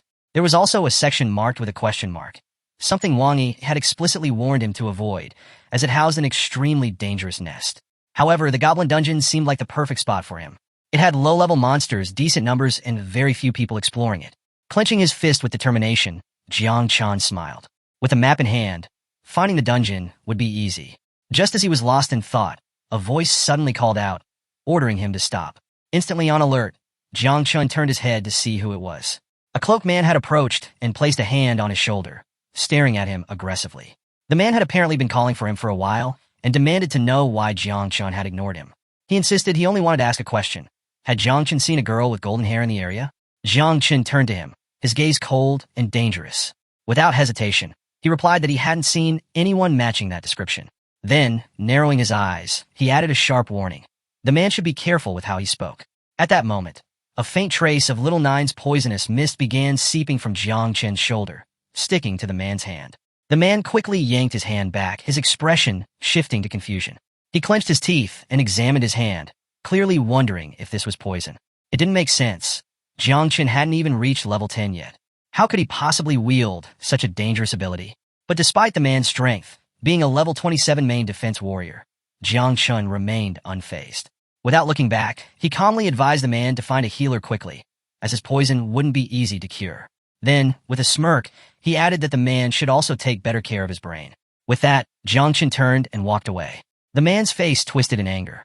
Gritting his teeth, he barked at Jiang Chen, demanding to know who had given him permission to leave. Jiang Chen paused and slowly turned his head, his gaze now carrying a murderous intensity. The air around them grew heavy. The man stepped forward, his body radiating a powerful aura. Locking eyes with Jiang Chen, he sneered and demanded, "How dare you lay a hand on the Shiao family?" Jiang Chen narrowed his eyes. Was this man referring to that Shiao family from the Battle of Heaven? He barely had time to process the thought before the man lunged at him with full force. But Jiang Chen had already anticipated the attack. Just as the man's fist came crashing down, Jiang Chen swiftly sidestepped, leaping away in one fluid motion. The impact shattered the ground, sending debris flying. Still airborne, Jiang Chen raised a hand in front of his face, his expression darkening as he studied his attacker. What exactly did the Shiao family want? The man, clearly seething, clenched his teeth and charged forward at high speed. Unsheathing his sword, he couldn't help but acknowledge Jiang Chen's agility. "Not bad," he muttered. Seeing the fight escalating, Jiang Chen pulled back his hood and stretched his hand to the side. In an instant, Little Nine's poisonous mist swirled around him. His gaze sharpened as he gave her a simple command. It was no longer necessary to hold back. Little Nine materialized within the mist, her eyes locked onto the man with a murderous glint. "Understood," she replied. But instead of backing off, the man became even more aggressive. He let out a furious shout, mocking Jiang Chen for trying the same trick again. Did he really think this poison would scare him twice? Just as Jiang Chen was about to teach this guy a painful lesson, a voice cut through the tension. "Zheng Tai," someone called out sharply. The sudden interruption made Zheng Tai freeze. His expression changed in an instant. His rage was replaced by something close to fear. Slowly, he turned his head, his jaw clenched so tightly it looked painful. Jiang Chen remained silent, watching intently. Who was this? A man with striking blue hair, dressed in a hooded cloak, had appeared behind Zheng Tai. His presence alone exuded authority, and his expression was nothing short of furious. His gaze locked onto Zheng Tai like a predator eyeing weak prey. "What the hell are you doing here?" the blue-haired man demanded, his voice filled with irritation. "I told you to find someone, not start a damn scene." Zheng Tai visibly trembled. He tried to explain, but before he could get a single word out, the man turned away slightly and scoffed. "Trash," he muttered coldly. "All you do is cause problems." Zheng Tai's fear spiked. He barely had time to react before the blue-haired man delivered a brutal uppercut to his chin. Blood spurted from his nose as he stumbled back, gasping in pain. Jiang Chen observed the exchange, realizing that this man wasn't just part of the Shiao family. He was someone with serious authority. The blue-haired man turned his head slightly, his energy flaring ominously. Fixing Zheng Tai with a deadly glare, he reminded him, "You're nothing but a dog of the Shiao family. You have no right to even speak our name." Zheng Tai, still reeling from the punch, could do nothing but tremble in fear. Zheng Tai immediately dropped to his knees, bowing his head in submission. He apologized profusely, swearing that he wouldn't make the same mistake again. Now that the confrontation had de-escalated, Jiang Chen calmly pulled his hood back on, turning his gaze toward them in silent observation. Strangely enough, he had never sensed the presence of the blue-haired man before. It didn't take long for him to realize that this guy was far more dangerous than the so-called warrior he had just dealt with. As Zheng Tai shakily got back on his feet, the blue-haired man approached Jiang Chen, his tone surprisingly polite. He offered an apology, explaining that his dog had a bad habit of biting things. As compensation, he was willing to make amends. Jiang Chen waved it off. "No need," he replied simply. The man smiled and took another step closer. "Are you heading to the desert?" he asked, his aura subtly intensifying as he locked eyes with Jiang Chen. "Want to travel together?" Jiang Chen met his gaze but remained silent for several moments. Then, without a word, he turned his back on them and started walking away. He preferred to go alone. The blue-haired man watched him go, saying nothing. But in his mind, he found Jiang Chen very interesting. He already knew that Jiang Chen had awakened the divine class ability, known as Spiritual Master. Once Jiang Chen was far enough away, Zheng Tai cautiously approached the man and hesitantly asked if he should continue searching for the target they had been after. The man barely glanced at him before shaking his head. "No. By the time you find her, it'll already be too late. His tone was cold yet assured. Besides, I already have a clue. The girl escaped the city. She's probably trying to cross the desert to reach the next station. With that, he raised a hand and pulled down his hood, revealing his full face. As he began walking away, he gave a final order. Make sure she never arrives. Zheng Tai pressed both hands against his chest, lowered his head, and closed his eyes in submission. Understood, he responded solemnly. The world had changed. Humans had once spread across this planet, building countless cities. But with the arrival of the awakened era, waves of beasts, secret realms, and dungeons had invaded their homes. Ancient human settlements had been remodeled and repurposed to withstand the chaos. Now, only the awakened, those who sought power, dared to return to these places, battling monsters to level up and claim wealth. These perilous zones were now known as the Wildlands. Jiangchen advanced through the desolate area, coming across a few scattered mutant rats along the way. Hours passed, and eventually, he arrived at a remote and ruined part of the city. He paused, glancing around. Did I get lost? He had been heading toward the goblin beast's nest, but after walking for what felt like forever, the sun had already set, and he still hadn't arrived. Little Nine, who had been growing increasingly hungry, decided to take matters into her own hands. She hunted down a rat, hopped onto Jiang Chen's head, and bit into her prize. But the moment she tasted it, her expression soured. Chewing slowly, she came to a tragic realization. Not all food was worth eating. As Jiang Chen traveled through the area, he had encountered plenty of monsters, but none of them were strong. The creatures here granted only a tiny boost to his devouring value. If he didn't find a proper beast boss nest soon, it would be a waste of time. And with his impending entry into the Night Watch, he couldn't afford delays. Lost in thought, Jiang Chen gazed ahead with a serious expression. Then, without warning, the sky darkened as heavy storm clouds rolled in. Within seconds, rain began to fall. At that moment, a giant spider lurking nearby sensed his presence. Moving slowly, it descended from the shadows, its many eyes locking onto him with murderous intent. Jiang Chen stretched out his hand, letting raindrops gather on his palm. Immediately, he noticed something unusual. The rain carried traces of magical fluctuations. His eyes lit up. This meant he had wandered into an area where beast slayers operated. A mistake in navigation had actually turned into an unexpected stroke of luck. They had found the beast nest after all. Now, all that was left was hunting down a powerful enough monster to finally fill his devouring bar for the first time. Sensing movement behind him, Jiang Chen turned his head and met the spider's piercing gaze. The two stared at each other in silence for several seconds. Little Nine manifested beside him, her sharp eyes fixed on the creature. Do you want me to handle it? She asked. Jiang Chen lifted his chin slightly and studied the monster. Despite its intimidating size, its actual level wasn't high. It was just big. Without breaking eye contact, he responded, "No need," as if taking that as a challenge. The spider landed on the ground with a heavy thud, its sharp legs flexing as it prepared to strike. Its beady eyes glowed with predatory hunger. Then, without hesitation, it lunged.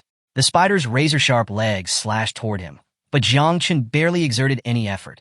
His movements were swift and precise, dodging each attack with effortless jumps, as if he was dancing through the rain. Sensing an opening, he suddenly gathered momentum and leaped high into the air. In the blink of an eye, he was above the monster. The spider's head tilted back, its eyes widening in panic. What is he doing? Jiang Chen clenched his fist tightly, then brought it down with devastating force. Boom! The impact sent shockwaves through the ground, shattering the stone beneath them and crushing the spider instantly. Its lifeless body collapsed, sprawled out in the destruction. Jiang Chen remained standing on top of the fallen monster, momentarily lost in thought. Then, Little Nine appeared beside him, placing a hand on her forehead as if sensing something. More monsters are coming, she informed him. Her voice snapped him out of his trance. He turned his head and was immediately surprised. The sound of his strike had drawn the attention of the other creatures lurking in the area. All around him, giant spiders began creeping closer, their gleaming fangs ready to strike. Still standing atop the fallen beast, Jiang Chen calmly stretched his hand to the side. With a swirl of poisonous mist, he summoned the dagger he had obtained earlier from the secret realm. As he and Little Nine stared at the oncoming horde, a smirk tugged at his lips. It's time for a good meal. Jiang Chen and Little Nine locked eyes with the approaching giant spiders, their expressions sharp and deadly. He turned to her. Ready? Without hesitation, she nodded. Always.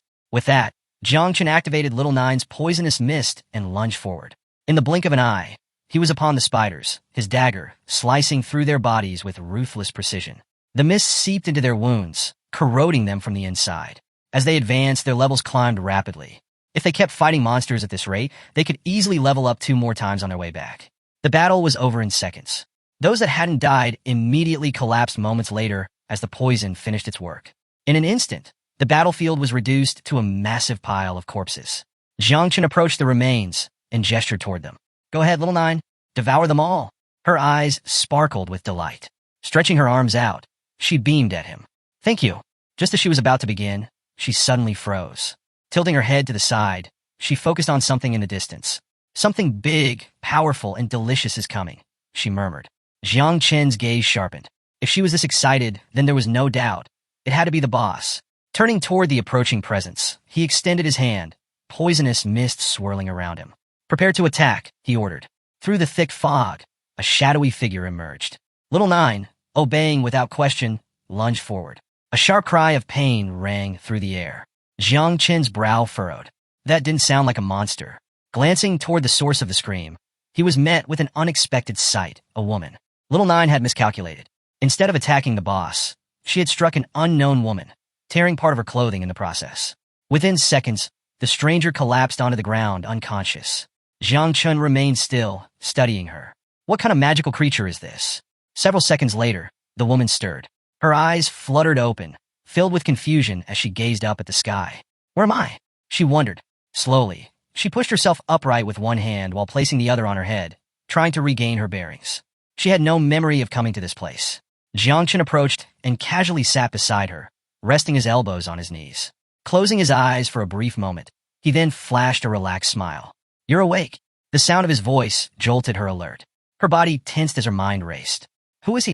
Without hesitation, she jumped to her feet, instantly creating distance between them. Adopting a defensive stance, she kept her eyes locked on him. "Who are you? Don't come any closer." Jiang Chen stood up as well, but remained calm. Facing her directly, he spoke in an even tone. "Relax. I'm just a job changer. I came to the desert to hunt monsters." He paused before adding, "I have no intention of harming you." As the woman looked at Jiang Chen more closely, a spark of recognition flashed in her eyes. Her expression shifted, and she placed a hand on her chest while pointing at him with the other. "You? I know you. You were the one who attacked me," she exclaimed, staring at him intently. Jiang Chen let out a small, nervous chuckle. Closing his eyes briefly, he flashed a polite smile and apologized. "That was my mistake. I thought you were a monster." Hearing this, she pouted and turned toward him, her cheeks slightly flushed. "How could you mistake a beautiful girl like me for a monster?" she huffed. "That's just presumptuous." Then, as if the thought had just hit her, panic set in. She frantically touched her face, feeling her nose and ears, checking to make sure everything was still in place. Jiang Chen simply observed her in silence. He had used all his strength when he attacked, yet here she was, standing in front of him as if nothing had happened. His curiosity grew. Who exactly is she? After confirming that she was unharmed, she finally relaxed. With a quick motion, she extended her hand to the side, causing the golden ring on her finger to glow and emit a faint green energy. A holographic display appeared, revealing the time. The moment she saw it, her expression darkened. Too much time wasted, she muttered under her breath. Without another word, she turned her back on Jiang Chen and started walking away in a hurry. Jiang Chen didn't stop her, but his sharp gaze followed her every move. Why is she in such a rush? More importantly, who is she running from? The woman had almost completely distanced herself from him when, suddenly, she stopped in her tracks. A flicker of hesitation crossed her face as she covered her mouth and began nervously biting her nails. Jiang Chen immediately sensed something was wrong. Without hesitation, he approached her. "Is there a problem?" he asked, studying her closely. Her posture stiffened. With her back still turned, she slowly glanced over her shoulder, forcing an obviously fake smile. "Oh, yeah, there are monsters up ahead," she stammered. "Since I'm not very good at fighting, I decided to turn back and let you handle them." The moment those words left her mouth, her nervous demeanor disappeared. Turning away once more, she casually waved over her shoulder. "Well, that's that. See ya." And just like that, she took off again. Jiang Chen stood still, his expression blank. Then, after a brief pause, he sighed. Her acting skills are truly pathetic. At that moment, the rain intensified, and the woman disappeared into the downpour. Jiang Chen resumed walking, his thoughts shifting. If there were monsters up ahead, then good. He wanted more monsters. They weren't a threat to him, and every battle meant more devouring points. But there was another problem. He turned his head slightly, his eyes darkening with a serious expression. Dealing with other job changers? Now, that could be tricky. The desert had always been a lawless place. Many who came here weren't just hunting monsters. They were hunting people, looting and killing without consequence. His thoughts circled back to the woman from before. Would it be a good idea to capture her and question her properly? While Jiang Chun was deep in thought, Little Nine suddenly materialized beside him, pointing ahead with a serious expression. A lot of monsters are coming from that direction, she informed him. Far from feeling alarmed, Jiang Chun was thrilled. He turned slightly toward her, a grin forming. That's great news. But his excitement was short-lived. As he shifted his gaze forward, his eyes widened in shock. Emerging from the darkness were hundreds of giant spiders, identical to the ones he had just defeated. But among them was something even more terrifying, an enormous spider, much larger than the rest, its many eyes fixed on him with a murderous glare. Jiang Chen's energy flared around him as he took in the situation. This isn't good. Fighting a handful of them was one thing, but taking on an entire swarm? That was another matter entirely. As the spiders inched closer, he couldn't help but recall the woman's warning. So she wasn't lying after all. Despite being surrounded, he felt oddly relieved. He'd much rather deal with monsters than get caught up in battles with ruthless job changers. Then, without warning, the swarm charged. Their enraged screeches filled the air as they lunged toward him, their monstrous bodies moving at terrifying speeds. Jiang Chen's excitement returned. Why would he ever run from something so valuable? Each of these creatures meant more devouring points. Without hesitation, he unsheathed both daggers, his energy surging as a suffocating aura enveloped him. Little Nine, he commanded, activate the poisonous mist. Understood, she responded instantly. A thick, venomous mist poured from the daggers in his hands. In a blink, the first wave of giant spiders reached him. They bared their fangs, their grotesque mouths widening as they prepared to strike. Jiang Chen didn't move. For several tense seconds, he remained still, letting the mist coil around him like a living entity. Then, one of the spiders lunged. In an instant, Jiang Chun vanished, moving at blinding speed. Reappearing midair, he slashed through the spider's body in a single motion, cutting it clean in half. Poison seeped into its wounds as the severed pieces hit the ground with a sickening thud. Still airborne, he turned his head slightly, his fierce gaze locking onto the rest of the swarm. Something's off. These spiders were faster than before. Why? Before he could dwell on it, another spider shot toward him at incredible speed, aiming to take him by surprise. Jiang Chen immediately sensed the attack. He glanced back, slightly startled by how quickly it had closed the gap. But unfortunately for the creature, Jiang Chen wasn't one to be caught off guard. Just as it lunged, he moved. In one fluid motion, his daggers flashed, slicing through its body effortlessly. The spiders remained scattered across the ground. Seconds later, Jiang Chen landed, his stance firm, both daggers dripping with venomous mist. His gaze flickered to the lifeless bodies around him. But something felt wrong. Lowering his gaze, he noticed a faint stinging sensation. A thin cut ran across his abdomen. It was barely a wound, but the fact that one of them had managed to land a hit at all meant something had changed. Suddenly, the smaller spiders surged forward, moving in perfect coordination. Jiang Chen quickly realized something was different. These monsters weren't acting randomly. They're cooperating. Narrowing his eyes, he scanned the swarm. Then he spotted it, a massive spider, far larger than the rest, with 6 glowing eyes that burned with intelligence. The boss. It didn't take long for Jiang Chun to come to a conclusion. This spider was controlling the others. And then, as if summoned by the boss's will, thousands of spiders emerged from the darkness, surrounding him on all sides. Jiang Chun remained completely still, his body shrouded in Little Nine's poisonous mist. Now it all made sense. The creatures in this area didn't just rely on sheer numbers. They had strategy. This was why no one dared enter this place. Fixing his gaze on the boss, Jiang Chen knew the only way to win was simple. Kill the leader, and the swarm would fall apart. But with this many enemies, even though it was easier said than done. As he weighed his options, Little Nine materialized through the mist, placing a hand on his shoulder. Her expression was serious as she locked eyes with the boss. I understand now, she said. These creatures, they're trying to challenge their master. Jiang Chun frowned slightly, turning toward her. Challenge? What are you talking about? Little Nine scoffed, folding her arms. How arrogant. Without another word, she extended her arms to the sides, tilted her head back, and let out a thunderous roar. The effect was instantaneous. The spiders, previously moving with terrifying unity, suddenly froze. And then, complete chaos. The swarm panicked. Spiders scattered in every direction, their formation crumbling as they desperately tried to flee. Jiang Chen blinked, momentarily stunned. Wait, they're running? His mind raced.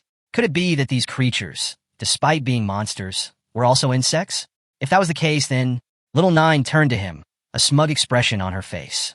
I severed the connection between the boss and its swarm, she announced. Jiang Chun hadn't expected her abilities to work like this. But now, with the horde in total disarray, the battle had just become a lot easier. He tightened his grip on his daggers, a dangerous glint in his eyes. Nice work, he praised. Now let's end this. Little Nine began shifting back into her true form, her predatory gaze locked onto the boss. Understood, master. With his body still radiating poisonous mist, Jiang Chun gathered momentum and launched himself forward. In a blur of movement, his daggers sliced through the chaos, cutting down the now disorganized spiders with ease. Without the boss controlling them, they were nothing more than scattered prey. And Jiang Chun? He was the predator. Jiang Chun moved at lightning speed, slicing through the scattered monsters with his daggers. Now that they were disorganized and no longer a threat, he wasted no time. In just a few swift movements, several monsters fell before him. Without hesitation, he gathered momentum, leaped high into the air, and locked onto his final target, the boss. The monstrous creature let out a deafening roar, its murderous gaze fixed on Jiang Chun. But he didn't flinch, meeting its stare with unwavering confidence. He knew this was the last obstacle standing in his way. More importantly, this boss held the highest devouring value. The beast attempted to defend itself, but before it could even react, Jiang Chun struck. With both daggers, he landed a precise and deadly blow to its head, infusing the wounds with Little Nine's poisonous mist. Despite its overwhelming size, the boss crumbled in seconds, its massive body collapsing to the ground. Jiang Chun landed smoothly atop the fallen creature, his dagger still in hand as the venomous mist swirled around him. Staring at the lifeless corpse, he knew it was time. The moment had come to breed the swarm of insects. As he stood there, a system window flashed before his eyes, announcing his victory. He had leveled up. Now at level 14, his power evaluation soared to 127 stars, and his passive abilities and level-up effects remained active. Clenching his fist, he felt the surge of newfound strength flowing through his body. A smirk formed on his lips. With 127 stars, his combat power was already approaching that of a level 25 professional in the combat class. But there was still more to gain. Turning his attention back to the battlefield, he realized the remaining small spiders had begun to flee. They weren't foolish creatures. Recognizing Jiang Chun's overwhelming strength and the terrifying aura of the mother insect, they knew they stood no chance. Though he could have hunted them down for more points, he decided against it. There was something far more important at hand. It was time to begin the process. Stepping toward the fallen monsters, the poisonous mist thickened. Little Nine slowly emerged, her presence exuding an eerie, lethal energy. Fixing his gaze on the boss's corpse, Jiang Chun clenched his fist tightly, then raised the other toward the sky. With a firm declaration, he granted the remains to Little Nine. Hearing this, she acknowledged him with gratitude before reverting to her true form. With a single leap, she lunged toward the massive corpse, sinking her fangs into its flesh. As she began devouring the body, another system window appeared. The reward? 600 devouring points. While Little Nine feasted on the fallen boss, Jiang Chun turned to the side, deep in thought. Elite monsters like this one were on a completely different level from regular creatures, providing a much higher devouring value. It didn't take him long to realize that hunting more of these powerful foes and rapidly breeding his swarm of insects was the most efficient path to gaining strength. Just moments later, a system notification popped up in front of him.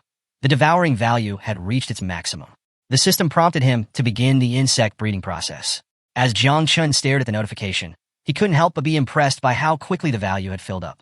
It confirmed what he had suspected. Elite monsters were far more rewarding than ordinary ones. Seconds later, Little Nine returned to her human form. Kneeling before him, she placed one hand on the ground and lowered her head in respect. She informed him that she was ready to reproduce and requested permission to continue following him, now with even greater strength. Jiang Chun remained silent for a moment, his powerful aura radiating around him as he processed everything. Then, with a faint smile, he decided it was time to begin. Right on cue, another system notification appeared, confirming that Little Nine had initiated the first generation of mass insect breeding. Suddenly, both of their bodies emitted waves of energy, and the system informed him that his passive abilities, accelerated growth of talents and blessing of the growth of all things, were now in effect. Jiang Chun turned his gaze toward Little Nine, realizing just how effective his abilities were in accelerating the process. Then, a strange mark appeared on his hand. He didn't have to think too hard to understand what it meant. A system notification quickly confirmed his suspicion. He had unlocked two new exclusive abilities, Insect Nest and Dominion. Before he could fully process this, another message appeared. The breeding process had been accelerated, and only 8 seconds remained. Lifting his head toward the sky, Jiang Chun's eyes widened in shock. What he saw was nothing short of astonishing. Little Nine stood with her arms spread wide, and in the blink of an eye, an overwhelming swarm of insects filled the air around them. The system congratulated him. The first insect swarm had been successfully bred. The total? 2,300 insects. Jiang Chun turned to the side, watching the massive colony in awe. A grin spread across his face. He hadn't expected the first breeding cycle to produce over 2,000 offspring. And this was just the beginning.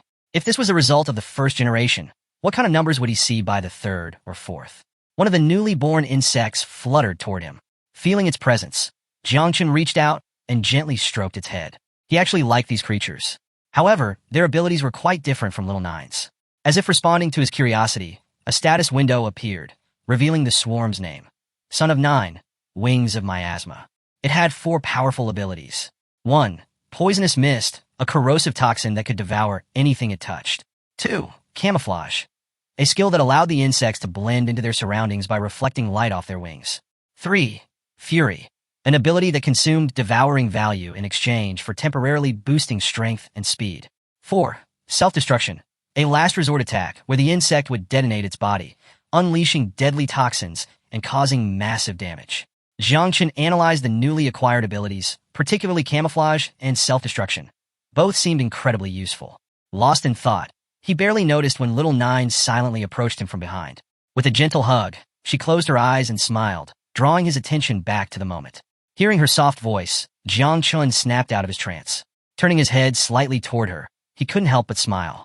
A rare sense of ease washed over him. Facing her fully, he reached out and lightly ruffled her hair. Something about her felt different, yet in many ways she was still the same.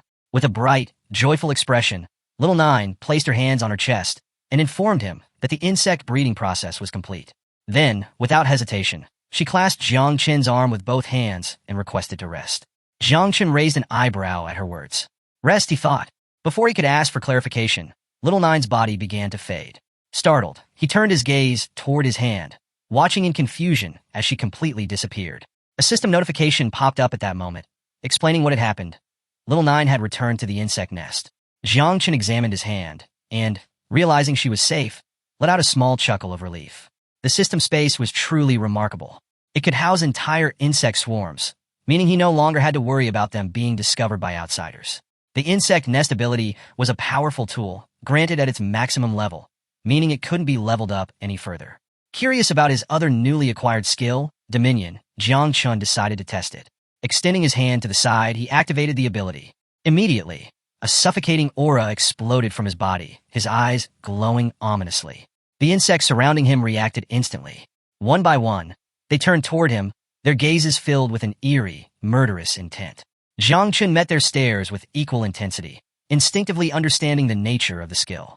Raising his hand to the sky, he activated Dominion, and the swarm began to absorb into his control. A realization struck him. Manipulating this ability was as effortless as moving an arm. But what truly amazed him was the extent of his connection. Not only could he command the insects, but he could also see through their senses. As his perception expanded, he became aware of the hidden dangers lurking in the area. The entire place was teeming with monsters, lying in wait for their next prey. Turning his head slightly, he observed his insects' behavior and smirked. They were just as eager as he was. With a deadly glint in his eyes, Jiang Chun locked onto the monsters. The poisonous mist of Little Nine swirled around him as he issued a simple command, attack. Without hesitation, thousands of insects surged forward, their first act of destruction, reducing a nearby building to rubble. The deafening collapse echoed through the area, successfully drawing the attention of every lurking monster. As expected, the creatures turned their heads toward the disturbance. Their curiosity piqued. One by one, they began to close in, eager to investigate. Jiang Chen saw no reason to wait any longer. With Little Nine's poisonous mist swirling around him, he advanced toward the monsters. They quickly realized what was about to happen and attempted to flee, but it was already too late. Before they could make a move, the deadly mist surged forward, engulfing them in seconds. The corrosive toxin clung to their bodies, eating away at their flesh as they let out agonized cries. One by one, they collapsed, their bodies dissolving into nothingness as the mist continued its relentless feast. Jiang Chen walked up to the fallen creatures, his gaze fixed on their remains. With the swarm of insects at his side, there was barely any need for him to lift a finger anymore. The range and potency of the poisonous mist had increased significantly, devouring its targets faster and more efficiently.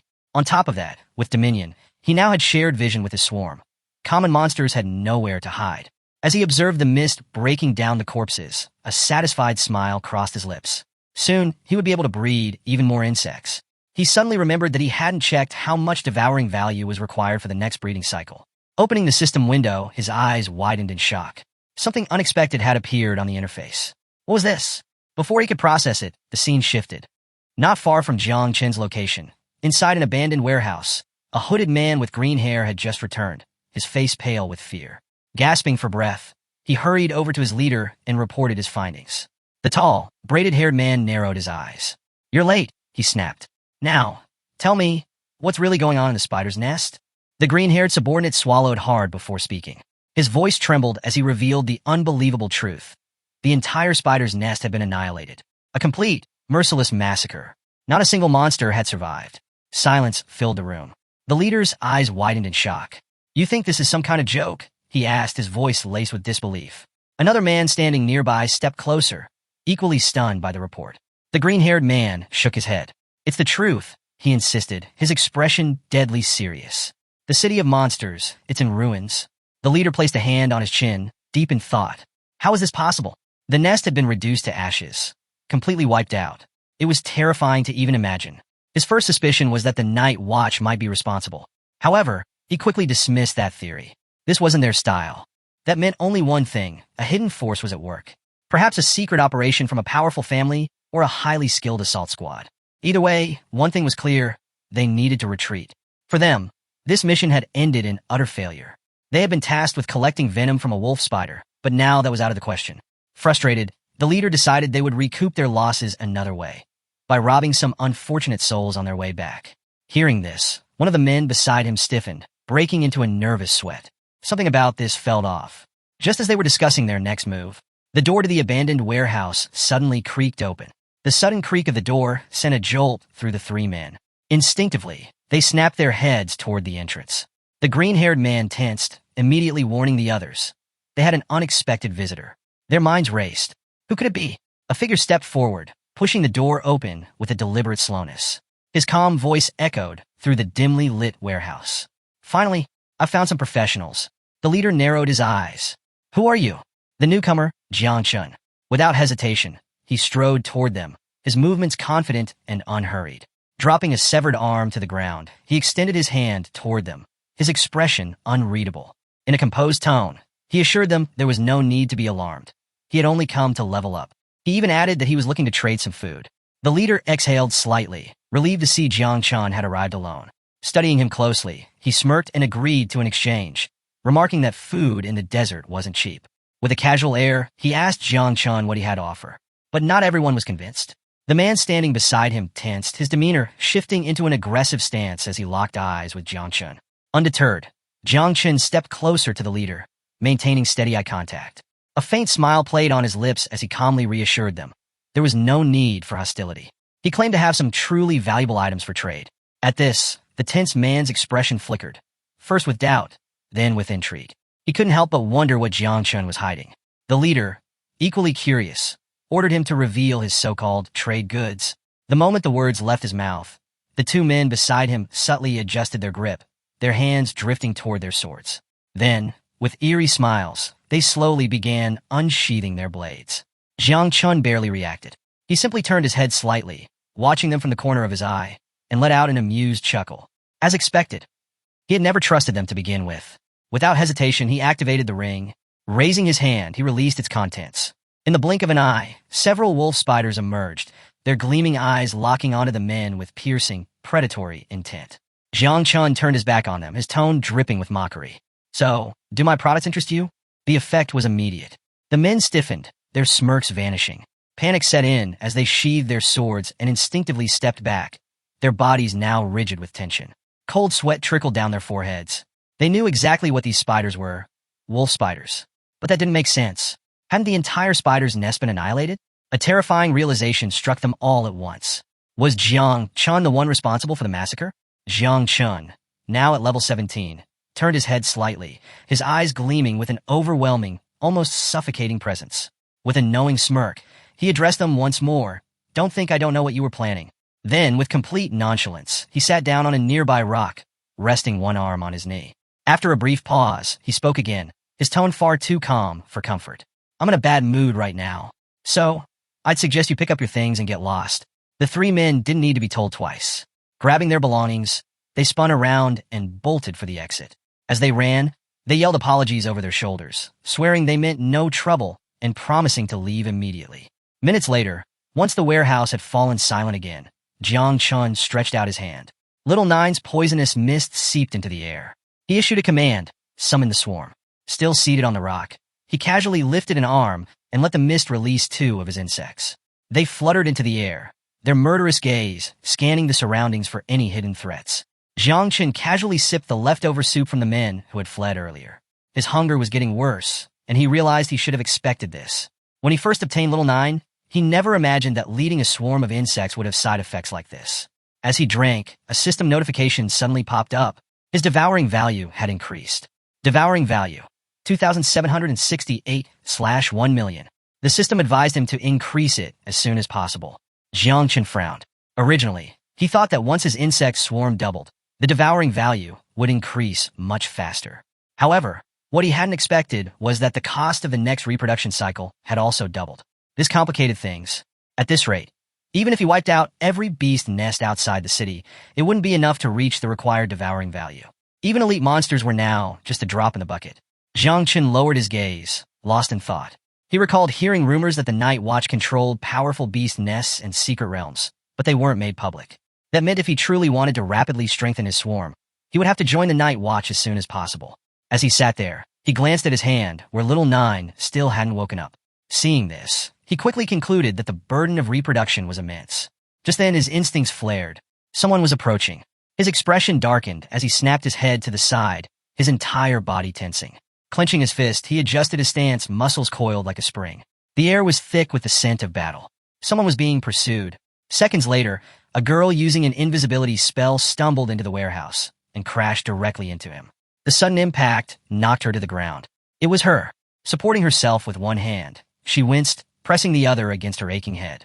Jiang Chun turned to her, his brows furrowing in confusion. Why had he encountered her again? The girl, still on the ground, lifted her head and locked eyes with him. Recognition flickered across her face. She knew him. Her gaze immediately filled with fear. "Don't tell anyone you saw me here," she pleaded, her voice barely above a whisper. Jiang Chun was taken aback. He turned to her, his expression shifting into one of shock. She had been so close, and he hadn't even sensed her presence. It didn't take him long to piece it together. The person being hunted, the one that blue-haired man had been chasing, was her. He quickly decided to get her out of there. But before he could make a move, he felt it. Another presence. Jiang Chen's body stiffened as he turned his gaze toward the warehouse entrance. It was too late to leave. Moments later, several figures entered the warehouse. Among them was Jing Tai, accompanied by a man with striking blue hair, a member of the Shiao family. As they advanced toward Jiang Chun, Jing Tai quickly recognized him, and a chill ran down his spine. Panic flickered across his face as he pointed at Jiang Chun, urgently informing his leader that this was the same person they had encountered before. The blue-haired man casually slipped a hand into his pocket, studying Jiang Chun with a smirk. Amused, he praised his subordinate for having a sharp sense of smell. Meanwhile, Jiang Chun remained unfazed, sitting back down on a nearby rock, resting his hands on his knees, and maintaining his silence. Taking a closer look around, the man realized the warehouse was deserted, aside from Jiang Chun, who seemed to be camping alone. Jing Tai's expression darkened as he glared at him, his anger barely restrained. Without wasting time, he demanded to know if a girl had entered the warehouse moments ago, warning that if Jiang Chun didn't answer immediately, this time he wouldn't be so forgiving. Before Jing Tai could escalate the situation, the blue-haired man raised a hand to stop him, signaling for patience. He took a seat on a rock in front of Jiang Chun, his interest piqued. From the energy Jiang Chun radiated, he could tell he belonged to the spiritual master class. But what surprised him even more was the rapid increase in his level. It had been less than a day since their last encounter, yet Jiang Chun was already at level 16. Intrigued, the man set that thought aside for now, shifting his focus back to the matter at hand. Leaning slightly forward, he drew his sword and casually aimed it at Jiang Chun's neck, his expression turning serious. Without hesitation, he asked if a girl with black hair had passed through this area. His subordinates, now gathered behind him, remained silent, awaiting Jiang Chun's response. Jiang Chun, however, remained calm, locking eyes with the man. In that instant, he could tell This person's aura was overwhelming, far surpassing level 30. The accuracy with which the man had assessed his class and level made Jiang Chun suspect he possessed some sort of detection artifact. After a brief pause, Jiang Chun turned his head slightly and pointed toward the back door of the warehouse. He explained that he had seen a shadow moving in that direction, but admitted he wasn't sure if it was the person they were looking for, as he wasn't of the perceptive class. The blue-haired man considered his words for a moment before slowly rising to his feet. Though still skeptical, he chose to believe Jiang Chun for now. However, he left him with a warning, advising him to be more honest in the future. Jiang Chun raised an eyebrow, slightly surprised by the remark. The man then turned his back to him, but cast a final glance over his shoulder, his gaze laced with silent threat. With an unmistakable sense of menace, he warned Jiang Chun that if he found out he had helped that girl, the Shiao family would make sure he paid the price. Jiang Chun, unfazed, simply smirked. A few moments later, the man and his subordinates exited the warehouse. As Jiang Chun watched them fade into the distance, a thought crossed his mind. The Shiao family might be dangerous, but in Jiang City, the Shiao family was the true powerhouse. Jiang Chun fixed a penetrating gaze on the blue-haired man, his mind racing. The city's clans had deep roots, their history stretching back to ancient times. Each of them operated like feudal lords, shrouded in mystery, rarely emerging unless disaster loomed. Some of their strongest warriors were said to wield power great enough to tear the heavens apart. This man, he was even more formidable than Jiang Chun had expected. And being remembered by someone like that? Definitely not a good thing.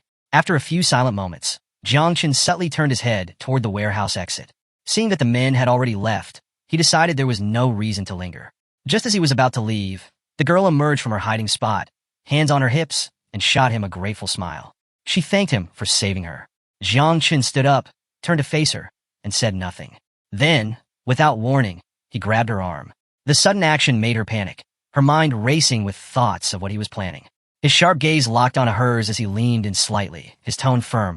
She had almost tricked him the last time. Since he had helped her again, he wanted to know exactly how she had gotten into trouble with those men. With Jiang Chun standing so close, she felt her cheeks flush involuntarily. Looking away for a moment, she hesitated before finally explaining. Her family was drowning in debt. That man had tried to take the valuables they were transporting, and intended to kill them all to keep the secret buried. But she had managed to escape. Now, he was after her to make sure no one found out. After finishing her explanation, she glanced at Jiang Chun warily. Her voice dropped slightly as she asked if he was planning to silence her too. Jiang Chun let go of her arm, turned his back on her, and started walking away. Seeing him leave, she placed a hand over her chest, then reached out toward him. Her voice carried sincerity as she told him she would always remember what he had done for her, and that she would be forever grateful. Jiang Chun kept walking, his eyes closing as he clenched his fists. He had no intention of getting tangled in her affairs. But just as he was distancing himself, something felt off. His instincts flared. He abruptly stopped, eyes snapping open. The girl noticed it too. Her face paled as she whispered in alarm. Someone had just cast a barrier spell around the warehouse. Outside, an unseen figure gave the order. Within seconds, movement stirred in the shadows. Jiang Chun turned his gaze toward the warehouse entrance. Escape was now impossible. Even if the girl claimed she didn't know him, their enemies wouldn't believe her. Activating his insect perception, Jiang Chun scanned the surroundings. A cold realization settled in. There was no way out. They were completely surrounded. His expression darkened as he slowly turned toward the entrance, bracing himself for the fight ahead. The girl, sensing the incoming danger, clutched her chest in fear. Then, like a storm rolling in, the blue-haired man and his subordinates reappeared. Their presence was suffocating, an unmistakable killing intent radiating from their bodies. The blue-haired man locked eyes with Jiang Chun, his expression twisted with anger. He had seen through the lie. Without hesitation, he demanded that Jiang Chun hand over the girl. His voice dripped with venom as he called him a bastard, making it clear he knew Jiang Chun had deceived him. Raising a hand, he gave the order. His subordinates lunged forward, their sights set on the girl. Jiang Chun stood motionless, his gaze locked onto the blue-haired man, his expression unreadable. Meanwhile, the girl's face drained of color the moment she saw him. Panic set in, fear gripping her as she turned to Jiang Chun. Her voice trembled as she revealed the truth. This man had already stripped the Luo family of everything they owned. And yet, that still wasn't enough for him. Summoning what little courage she had left, she demanded to know why he was so determined to kill her. The blue-haired man regarded her with an eerie calm. Then, with an almost mocking tone, he asked if he really needed a reason. Jiang Chen's attention shifted to the girl upon hearing that she belonged to the Luo family. His gaze deepened, studying her intently. From their position on the second floor of the abandoned warehouse, Jiang Chen and the girl watched as the man and his subordinate stood below on the first floor. She clenched her fist, extending the other arm defensively as she faced him. With unwavering resolve, she warned that if he killed her, the Luo family would never forgive him. They would hunt him down, ensuring he never lived in peace. Jiang Chen, standing just behind her, simply let his arms fall to his sides, silently watching. The man with blue hair, however, threw his head back and erupted into laughter. His subordinates quickly followed, smirking at her words. Mocking her, he asked if she truly believed that a family like the Luo family had the power to seek revenge. With one hand on his waist, he lowered his head, covering his face with the other as his laughter echoed through the warehouse. The very thought that a second-rate family with a bit of wealth considered themselves a threat was hilarious to him. Then his tone darkened. He revealed a truth that made the girl's blood run cold. Without the protection of the Shiao family's ancestors a century ago, the Luo family would have been wiped out long ago. One of his subordinates unsheathed his sword, while the others continued to sneer. Zheng Tai folded his arms, glancing at Jiang Chen with amusement. Lowering his hand from his face, the blue-haired man raised his head and fixed the girl with a serious look. In the eyes of the Shiao family, she and her kin were nothing more than lowly peasants. To him, they were cattle, meant to be slaughtered at the Shiao family's will. Jiang Chen's expression hardened. His gaze turned sharp, filled with raw hatred. The sheer arrogance of this man was beyond belief. With a smirk, the blue-haired man lifted his hand, his palm suddenly surging with a powerful red energy that crackled and pulsed toward the sky. His eyes locked onto the girl as he taunted her. What could the Luo family possibly investigate if there was nothing left to find? In an instant, the unleashed energy formed a powerful barrier around the abandoned warehouse. The Dragon Prison Formation, an ability unique to the Shiao family. The girl's eyes widened in horror. As she looked up at the sky, the realization hit her like a crushing weight. She clutched her chest, her fingers trembling. Panic overtook her. There was no way out. Jiang Chen lifted his head, his eyes narrowing as he took in the barrier surrounding them. Despite the looming danger, he couldn't help but feel a sense of admiration. This blue-haired man was truly an interesting opponent. From their vantage point on the second floor of the abandoned warehouse, Jiang Chen and the girl watched as Zheng Tai unsheathed his sword below. His gaze locked onto the girl, his intent clear. With a cold, ruthless tone, he ordered his men to obey the young master's will. No one was to be left alive. His subordinates responded in unison. Understood. The blue-haired man stood beside Zheng Tai, observing in silence. Seconds later, Zheng Tai prepared to strike. But before he could make a move, the man with blue hair stepped forward and raised a hand, signaling him to stop. His gaze shifted back to Jiang Chen, and a smirk crept onto his face. The girl from the Luo family must die today, he declared. But his attention remained fixed on Jiang Chen, his interest in him only growing. He had long since realized that Jiang Chen wasn't just any fighter. He possessed the divine rank creation class. Still watching him, the man casually explained that the spiritual master, Jiang Chen's class, was an exceptionally rare profession. Unlike most people, he understood its true value. With that, he extended a hand to the side and made an offer. If Jiang Chen captured the girl and handed her over, he would spare his life. Not only that, but he would allow him to serve under the Shiao family, an opportunity to obtain everything under the sky. With a confident smile, he asked, "So, what do you think?" The girl, who had her hands on her waist, froze in shock. Meanwhile, Jiang Chen simply let his arms fall to his sides, his expression unreadable. For a few moments, he said nothing. Then a chuckle escaped his lips. He lowered his gaze to the ground, shaking his head slightly before letting out a mocking remark. The bastards of the Shiao family sure were good at making offers. The girl immediately turned to look at him, her heart pounding. Was Jiang Chen actually considering it? Panic filled her eyes as uncertainty gripped her. Then, Jiang Chen's demeanor shifted. His gaze snapped back to the blue-haired man, sharp and murderous. "Take your Shiao family and go to hell." His voice was laced with contempt. His fists clenched tightly, and in an instant a thick, poisonous mist began to seep from his body, Little Nine's venomous aura spreading into the air. His expression remained cold as he made his stance clear. "I refuse." Then his tone grew even sharper. "If you want to fight, come and get it." The girl gasped as she stepped back instinctively, bringing her hands close to her chest. The venomous mist curling around Jiang Chen sent a shiver down her spine. She had no idea what was happening, but one thing was certain. This was no ordinary ability. The blue-haired man's smirk vanished. His expression twisted with anger. To reject his offer so blatantly, this was an insult. His voice darkened as he barked a single command. "Kill him." Without hesitation, his subordinates sprang into action. Swords were unsheathed, feet pounded against the ground, and within moments, they leaped into the air, surging toward Jiang Chun with deadly intent. Amidst them, Zheng Tai locked his eyes on Jiang Chun and gave a sharp warning to his comrades. Be careful. This one won't go down easily.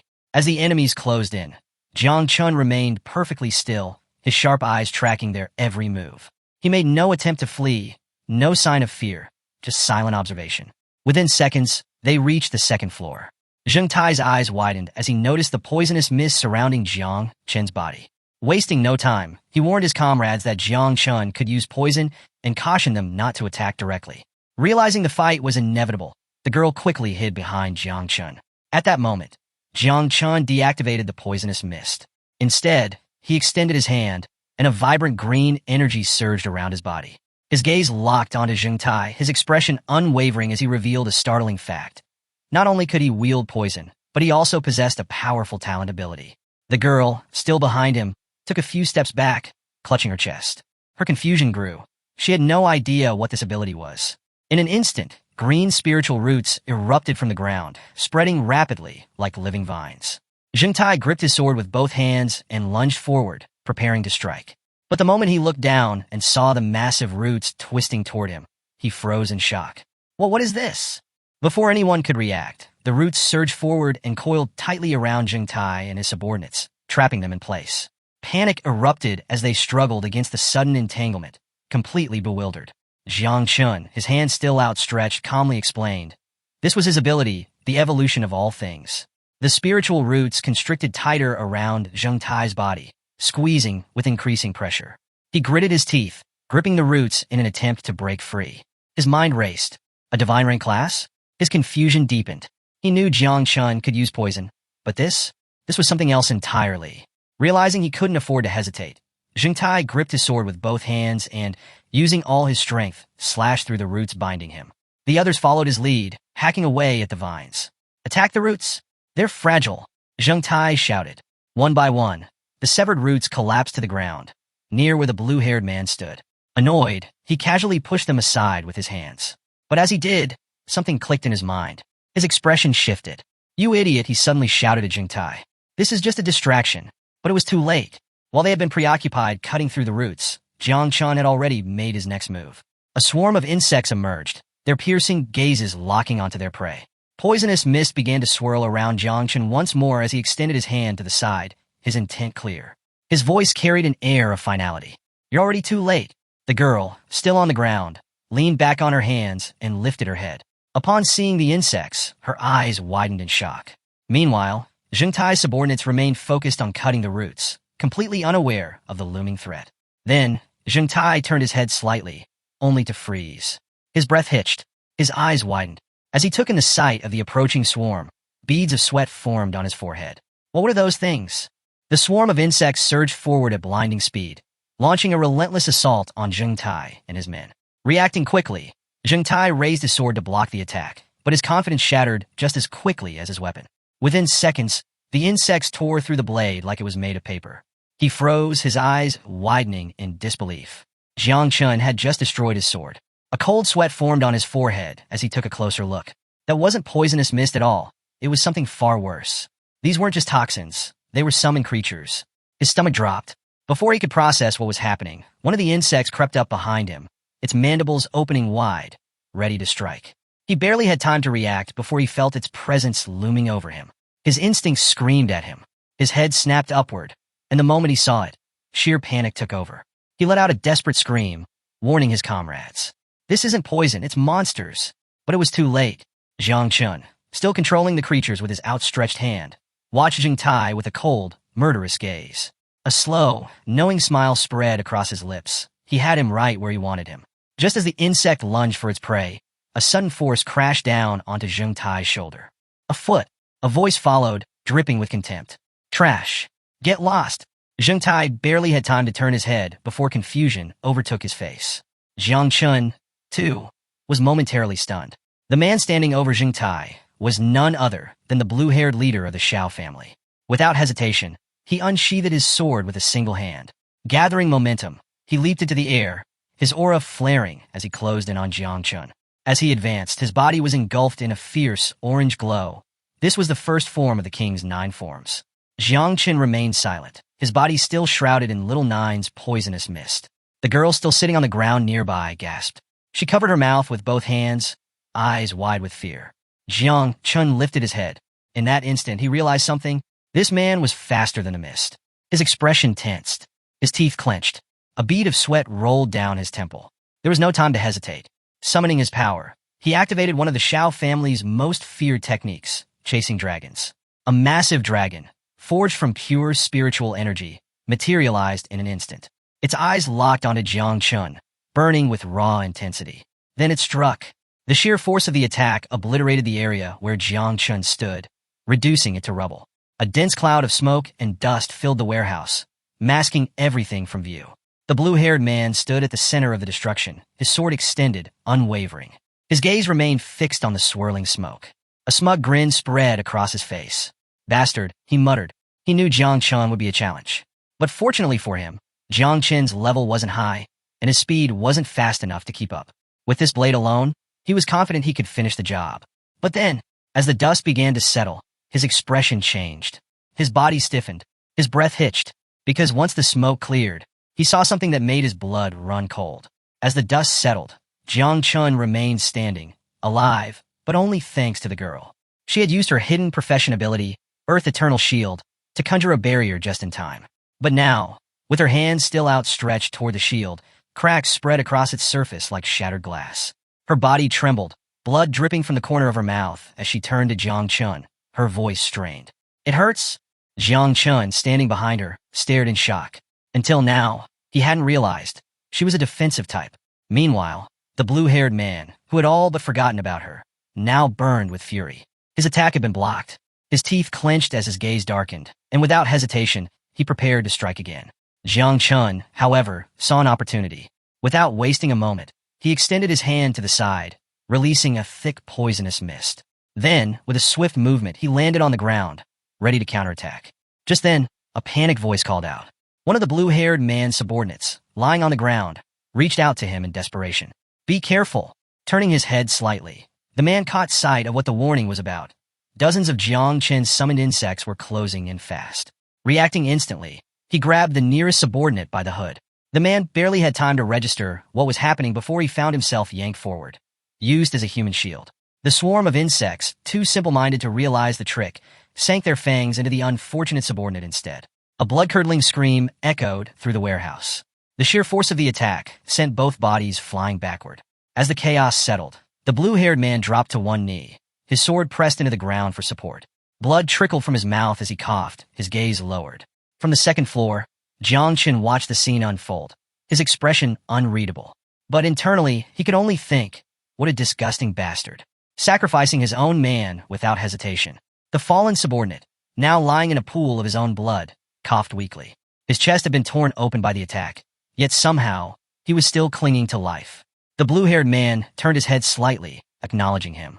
You endured well, he muttered. Slowly, he stood up and approached Jiang Qin, but not before glancing back at his dying subordinate. I didn't train you for nothing, he added coldly. You truly are strong, but strong wasn't enough. Within moments, the man breathed his last.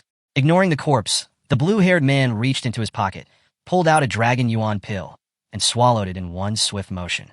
He hadn't expected to be pushed this far, but now, Jiang Qin had forced his hand.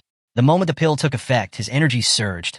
With slow, deliberate steps, he advanced toward Jiang Qin, dragging his sword along the ground. The blade scraped against the stone, causing small rocks to lift into the air, as if responding to his aura. Jiang Qin, sensing the shift, immediately assumed an offensive stance. Nearby, the girl remained seated, one hand clutching the wound on her arm. She didn't dare move. The blue-haired man lifted his sword, pointing it directly at Jiang Qin. His eyes burned with murderous intent. This next strike, he growled, will take your head. Jiang Qin remained calm, his eyes locked onto the blue-haired man. He stood firm, ready for whatever came next. The Dragon Yuan pill had fully taken effect. Behind the blue-haired man, the elemental energy dragon surged in size, its glowing eyes flaring as if acknowledging its master's intent. It was ready to strike. With a thunderous stomp, the man shattered the ground beneath him, his energy so intense that the surrounding rocks floated in response. His grip tightened around his sword, his gaze burning with determination. This time, he would end Jiang Qin. Jiang Qin's eyes flicked toward the dragon, and for the first time, a trace of unease crossed his mind. Could he withstand this attack? Without hesitation, the blue-haired man unsheathed his sword. This time, he activated the second form of the Nine King Styles, Descending Dragon's Cut. A surge of overwhelming power erupted from his body as he swung his blade. In an instant, the elemental dragon lunged forward, its massive form tearing through the air, mouth open wide, ready to consume Jiang Chun in a single devastating strike. At that moment, the girl suddenly stepped in front of Jiang Chun. Extending her hands toward the incoming attack, she activated Earth Eternal Shield once again. Jiang Chun instinctively raised an arm to shield his face from the incoming impact, but his eyes widened as he turned toward her. Despite her injuries, she was still willing to block another attack. A brilliant green shield materialized around them just as the dragon struck. The sheer force of the impact shattered the ground, kicking up a thick curtain of smoke. With her arms still outstretched, the girl clenched her teeth, her body trembling. Gritting through the pain, she turned to Jiang Chun, her voice strained. The Dragon Yuan pill. It's made the Shiao family's technique several times stronger, she gasped. My shield, it won't hold. Cracks began to spread across the protective barrier. Realizing the inevitable, she pushed herself to her limits, determined to buy as much time as possible. Jiang Chun, meanwhile, tightened his grip on his cloak, his gaze locked onto the energy dragon. He couldn't help but be impressed. Each strike from that beast was lethal. The previous attack had already been overwhelming. Yet this man had even more power to unleash. Above them, the blue-haired man leaped forward, his sword raised high. As soon as he saw the shield cracking, a cruel smirk crossed his lips. Without wasting a second, he unleashed multiple descending dragon's cuts in rapid succession, each strike hammering against the already weakened shield. Jiang Chun exhaled sharply and turned his gaze upward. No more hesitation. He raised his hand toward the sky, activating the swarm of insects mark. Against an enemy this ruthless, this powerful, there was no room for mercy. A moment later, the shield shattered completely. Then, a deafening buzz filled the air.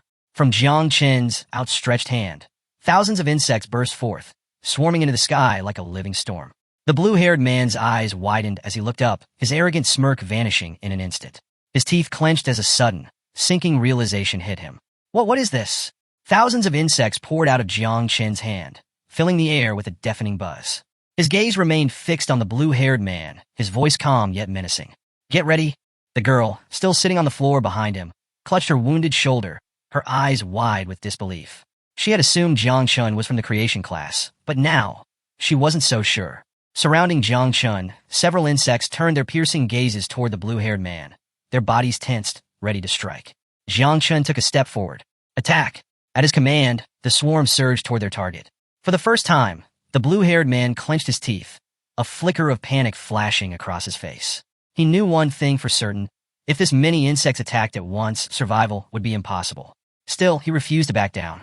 Unsheathing his sword, he assumed a defensive stance, his eyes locked onto Jiang Chun. With a deep breath, he activated Descending Dragon Cut. A wave of energy exploded from his blade as he swung furiously, determined to slice through the approaching swarm. They're just disgusting little bugs, he spat, cutting down insect after insect with each strike. But Jiang Chun remained unmoved, his body still cloaked in the poisonous mist of Little Nine. He extended a hand, his tone laced with mockery. Do you really believe that's enough? A horrifying sight unfolded before the blue-haired man's eyes. The severed insect bodies began to regenerate. His breath hitched. What? The insects reformed almost instantly and resumed their relentless assault. Realizing he couldn't stop them, panic set in. He swung again, slashing more insects in half, but each time, they regenerated and came back stronger. Jiang Chun observed him with cold amusement. Let's see how long you can last. The girl, still behind Jiang Chun, turned her head toward him, astonished. Just how powerful was he? The blue-haired man, now furious, tightened his grip on his sword. With a roar, he unleashed another Descending Dragon Cut, this time targeting a large insect directly in front of him. The spiritual dragon materialized once more, its mouth opening wide as it devoured the creature's midair. Unlike his sword, the dragon's energy continuously consumed the insects, preventing them from regenerating. For a moment he smirked, but in that brief moment of confidence, he let his guard down. One of the insects seized the opportunity, lunging from behind and sinking its fangs deep into his arm. A sharp pain shot through his body. His sword slipped from his grip. His head snapped to the side, eyes wide with horror. This isn't good. Poison was already spreading through his veins, numbing his right hand. Without his sword, his situation had gone from bad to worse. Realizing he had no other choice, he reached into his robes with his uninjured hand. The insect saw the opening and surged forward, closing in on him. But just before they could land another blow, he yanked a small red object from his clothes, raising it high into the air. J protection of life. A surge of crimson energy erupted from his body, forming a protective aura around him. With a sneer, he turned to Jiang Chun, his voice dripping with arrogance. Did you really think a few pathetic insects could kill me, the great Xiao Yuanwu? Jiang Chun stood still, his gaze locked onto Yuanwu. He made no move, nor did he speak, just silently observed. Then, he extended a hand toward Yuanwu, his expression unreadable. What kind of treasure is that? He asked calmly. How does it hold such power? Without waiting for an answer, he gave a simple command. Devour him. The swarm responded instantly, surging toward Yuanwu like a tidal wave. But the moment they reached him, they were stopped cold. A translucent shield, glowing faintly with an ancient aura, surrounded Yuanwu's body. The insects attacked relentlessly, yet no matter how fiercely they bit and clawed, they couldn't leave so much as a scratch. Jiang Chun narrowed his eyes. This wasn't normal. Yuanwu, still pressing a hand against the wound on his arm, turned his head slightly, his lips curling into a smirk. You're wasting your time, he said. This is the Jade Treasure, an inherited relic of the Xiao family. It possesses divine power. Jiang Chun refused to back down. Attack again? The insects obeyed, launching another frenzied assault. But once more, the shield held firm.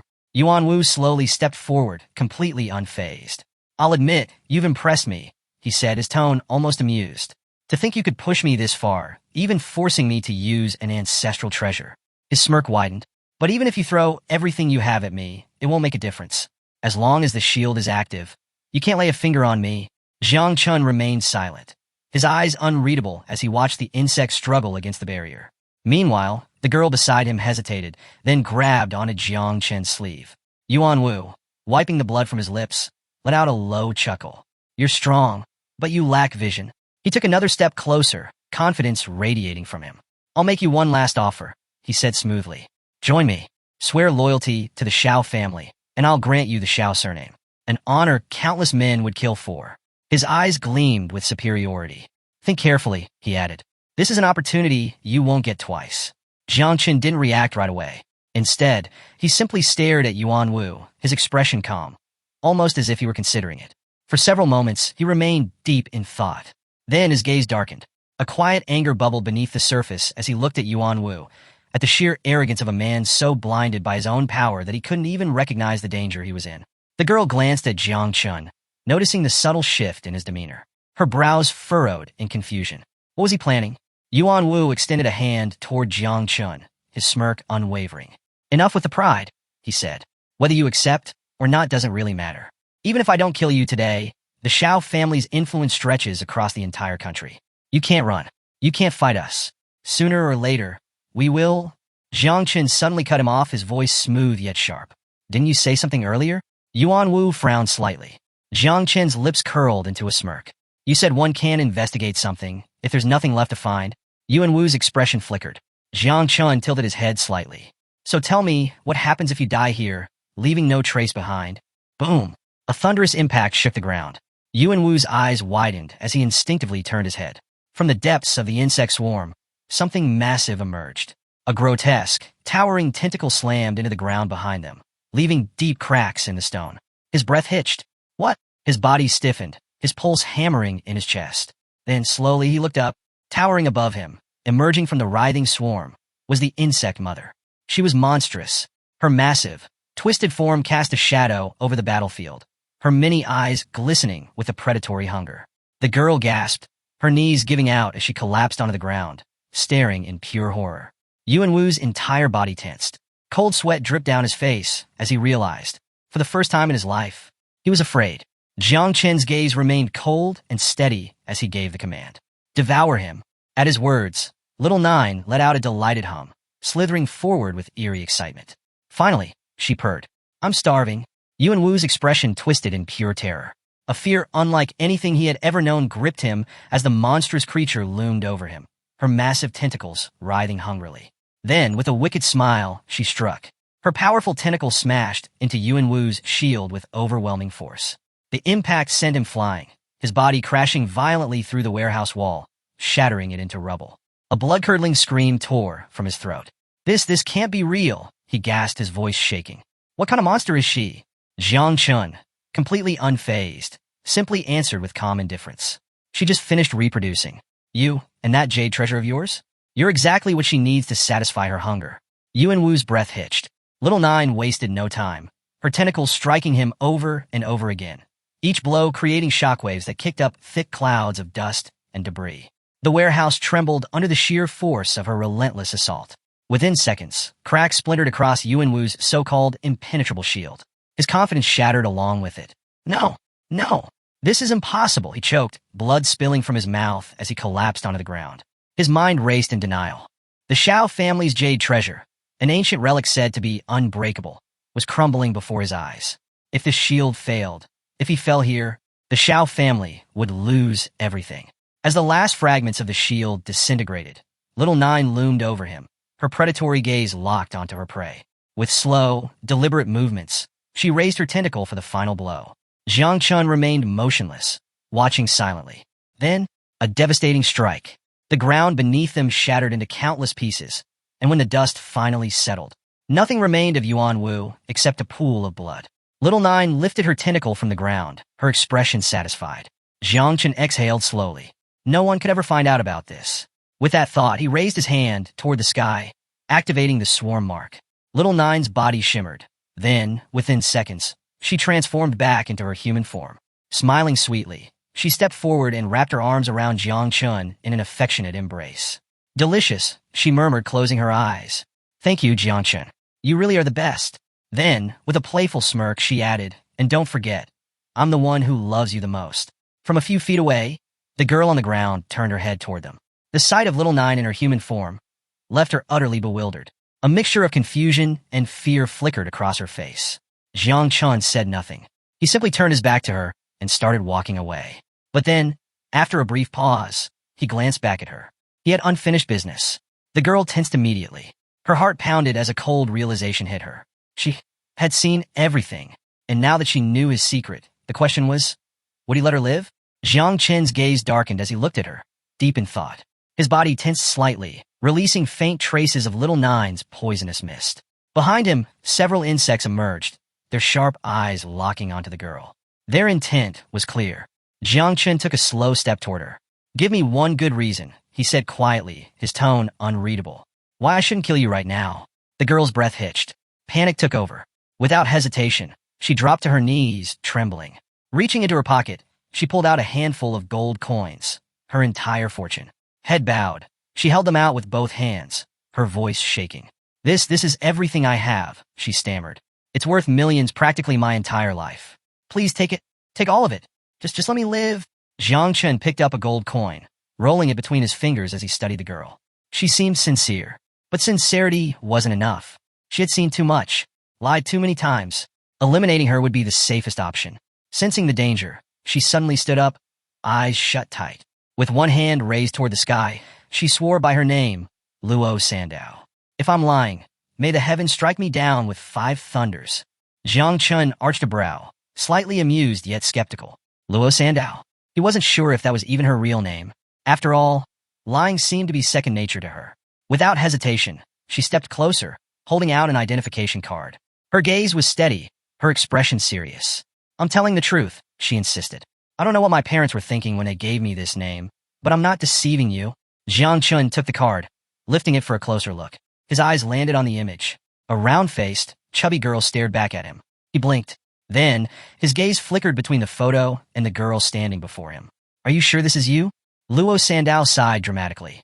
She grabbed strands of her hair, twisting them into makeshift ponytails. Puffing up her cheeks, she closed her eyes and struck a pose. That was 2 years ago, she exclaimed.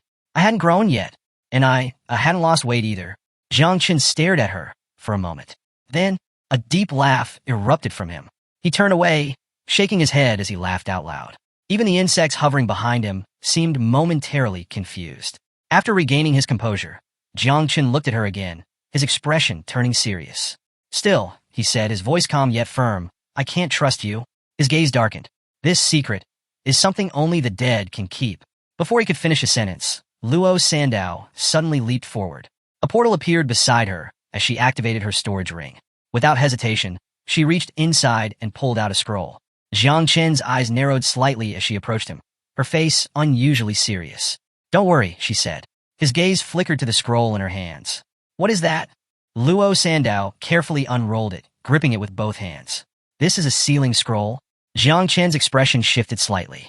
She continued, her voice unwavering. "If I reveal your secret, I will die immediately." Jiang Chen studied her carefully. There was no trace of hesitation in her eyes, only fear. She wasn't bluffing. Then, a system window appeared before him.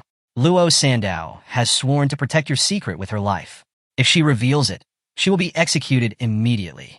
Jiang Chen's brows furrowed slightly. Something like this actually existed. He picked up the scroll, closing one eye as he inspected it with the other. After a moment of contemplation, he made his decision. Fine, she had signed a literal life-binding contract. For now, he would let her live. Hearing Jiang Chen's decision, Luo Sandao let out a deep breath of relief and quickly thanked him. Jiang Chen, however, turned his head toward her, his expression unreadable. "How much does this scroll cost?" he asked. She tapped a finger on her cheek, thinking for a moment before responding. "I'm around 10 million. Jiang Chen's grip on the scroll tightened. His eye twitched. This meant she had just used the most valuable item in her storage ring. Luo Sandao noticed his sudden shift in demeanor and immediately panicked. She waved her hands frantically, her voice filled with nervous laughter.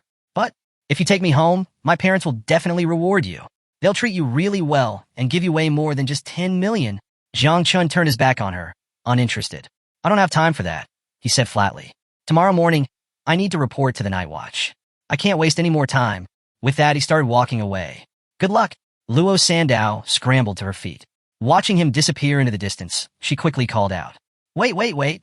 At least take me home." Jiang Chen stopped but didn't turn around. "My house is much closer than the night watch headquarters," she explained. "And there's a teleportation station nearby. You'll still make it on time." At first, he refused, but after considering her words for a moment, he changed his mind. Several hours later, they arrived at the Luo family mansion. It was breathtaking, massive, elegant, almost like a castle. Meanwhile, inside the mansion, a solemn atmosphere filled the grand hall. Hooded men knelt in submission before a regal woman seated on a grand throne. A man approached her and bowed deeply before delivering urgent news. "Your daughter has returned." At first, the woman was shocked. Impossible. The Shiao family was ruthless. They didn't just steal, they killed without hesitation. Yet now, they dared to spread lies as well. As fury boiled within her, the man quickly interjected, urging her to contain her rage. "Please, my lady, I am merely the messenger. I am not the one who caused you suffering." Minutes later, Luo Sandao entered the hall. Without hesitation, she ran to her mother, sat beside her, and buried her face in her lap, sobbing uncontrollably. Her mother gently placed a hand on her head, comforting her daughter. But as her gaze shifted toward her subordinates, her expression hardened. This would not go unanswered. She made up her mind.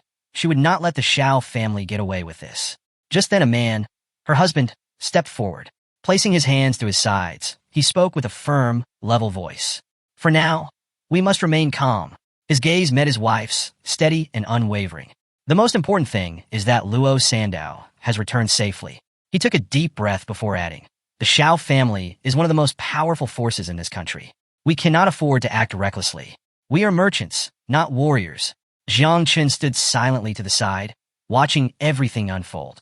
So, her real name is Luo Sandao after all. Moments later, Luo Sandao's father turned toward Jiang Chen. With a respectful nod, he handed him a black card. "Take this." Jiang Chen examined the card as the man closed his eyes and smiled. "This is our token of gratitude," he said warmly. "Thank you for saving our daughter." He then added in a firm tone, "Do not lose this card. It may come in handy in the future." At that moment, Luo Sandao's mother turned to face Jiang Chen. Her previous fury had faded, replaced by a graceful, almost motherly warmth.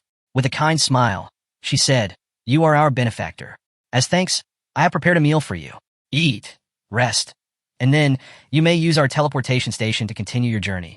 Jiang Chen accepted the black card with a nod, closing his eyes briefly as he smiled. "I won't be staying to eat," he said casually. But the moment he finished speaking, grrrl, a loud stomach growl echoed through the room. Jiang Chen froze. A faint redness crept up his ears as he awkwardly rubbed the back of his head. With a sheepish grin, he quickly changed his mind. "Actually, maybe just a little." Luo Sandao's father chuckled, pointing him toward the dining area. "Right this way. We'll have everything ready shortly." Meanwhile, her mother covered her mouth with a hand, closing her eyes as she smiled knowingly. Within minutes, the best chefs in the Luo family prepared an extravagant feast. Jiang Chun wasted no time digging in. Plate after plate, dish after dish, he devoured everything in front of him with surprising speed. Before long, he had stacked the empty plates into a precariously high column. A passing waiter, bringing another dish, paused mid-step. His eyes widened at the sight. Was Jiang Chun building a tower out of his plates? Unbothered, Jiang Chun leaned back slightly, resting one hand on the table while the other held a massive meat thigh. As he continued eating, a thought crossed his mind. The more my insects grow, the hungrier I get. Beside him, Luo Sandao sat quietly, watching him with a mixture of amusement and disbelief. Slow down, she laughed. No one's going to take your food away. Seated next to her, her parents exchanged a glance. They simply smiled, sipping their tea as they silently observed Jiang Chun. As he continued eating, Luo Sandao found herself staring at him, her cheeks warming slightly. Her mother, gently swirling her cup of tea, finally spoke. Sandao mentioned that Jiang Chun is from the creation class and even possesses a divine rank. She glanced at her husband. It's quite fascinating, isn't it? Her father, resting his chin on his hand, nodded thoughtfully. Indeed, he mused, his gaze fixed on Jiang Chun. Though our daughter hasn't said much, I suspect Jiang Chun has hidden abilities. He's not as simple as he seems. After a brief pause, he added, and he's quite handsome too. Their eyes met, a silent understanding passing between them. If Jiang Chun was capable of standing against the Shiao family, if he could protect their daughter for a lifetime, then perhaps he was the perfect person. Luo Sandao's mother suddenly leaned forward, her eyes twinkling as she smiled warmly at Jiang Chun. Tell me, Jiang Chun, she asked, her voice pleasant. Do you have a girlfriend? Jiang Chun, mid-bite, nearly choked. Before he could even process the question, she continued cheerfully. You see, our Sandao doesn't have a boyfriend either. Luo Sandao visibly tensed. She's quite talented, her mother added smoothly. An expert in business, a skilled financial manager, and, of course, very responsible. Her father, standing behind Jiang Chun, gave him a very enthusiastic thumbs up. And her body is quite... Wait, what? Jiang Chun turned his head slightly, sensing something very wrong. Very sexy, her father finished proudly. Her measurements are 36-24-36. Luo Sandao practically exploded. Father. He, however, was not done. In fact, he continued excitedly. We've already thought of names for your future children. Jiang Chun, who had just taken a sip of water, immediately spat it back out. Coughing violently, he slammed his glass onto the table, eyes wide in pure shock. Meanwhile, Luo Sandao's face turned as red as a tomato. Her hands shot up to her burning cheeks as she shrieked internally. What is even happening right now? Without a second thought, Jiang Chun bolted from the dining hall. Thank you for your hospitality, he called over his shoulder. His excuse? He was full and had urgent matters to attend to. Truthfully, he just needed to escape. Luo Sandao's father watched him disappear and quickly called out, Wait, we still need to talk. Before he could finish, Sandao rushed forward and clamped a hand over his mouth. Quiet, she hissed, her face still burning with embarrassment. Her mother, however, simply turned to her daughter, eyes narrowing slightly in disappointment. Calmly, she sat down in her chair, letting out a small sigh. Meanwhile, her father pried Sandao's hand away and muttered, Our son-in-law ran away. Then, with a teasing smile, he added, As his wife, shouldn't you go after him and say goodbye? Sandao's entire body stiffened. Before she could protest, her mother chimed in. No need to worry, she said with a knowing smile. He has the black card. No matter where he runs, we can track him. Sandao immediately grabbed her knees, clenched her eyes shut, and let out a frustrated scream. Just be quiet. Lowering her head, she groaned, her mind swirling with thoughts of Jiang Chun. Yes, he was strong. Yes, he was handsome. But he was also terrifying. Then again, even though he was terrifying, there was no denying how strong and handsome he was. Meanwhile, within the Shiao family's estate, Xiao Yuanshan, the head of the family, sat rigidly in his chair, his fingers gripping the armrests. His expression darkened as he received the news. His grandson, Xiao Yuanwu, was dead. Fury ignited in his eyes. His voice was cold and sharp as he issued his command. Find out who did this. Immediately, his suspicion fell upon Xiao Jinluo, another powerful figure within the family. Without hesitation, he ordered his other grandson to send men to investigate him. As one of his subordinates knelt before him, another figure entered the room. A man named Xiao Beihan, hands casually tucked into his pockets, stepped forward. With an amused smirk, he extended one hand to the side and spoke. Grandfather, let's be honest. Yuan Wu was already over 20 years old and had only reached level 30 of the second transformation.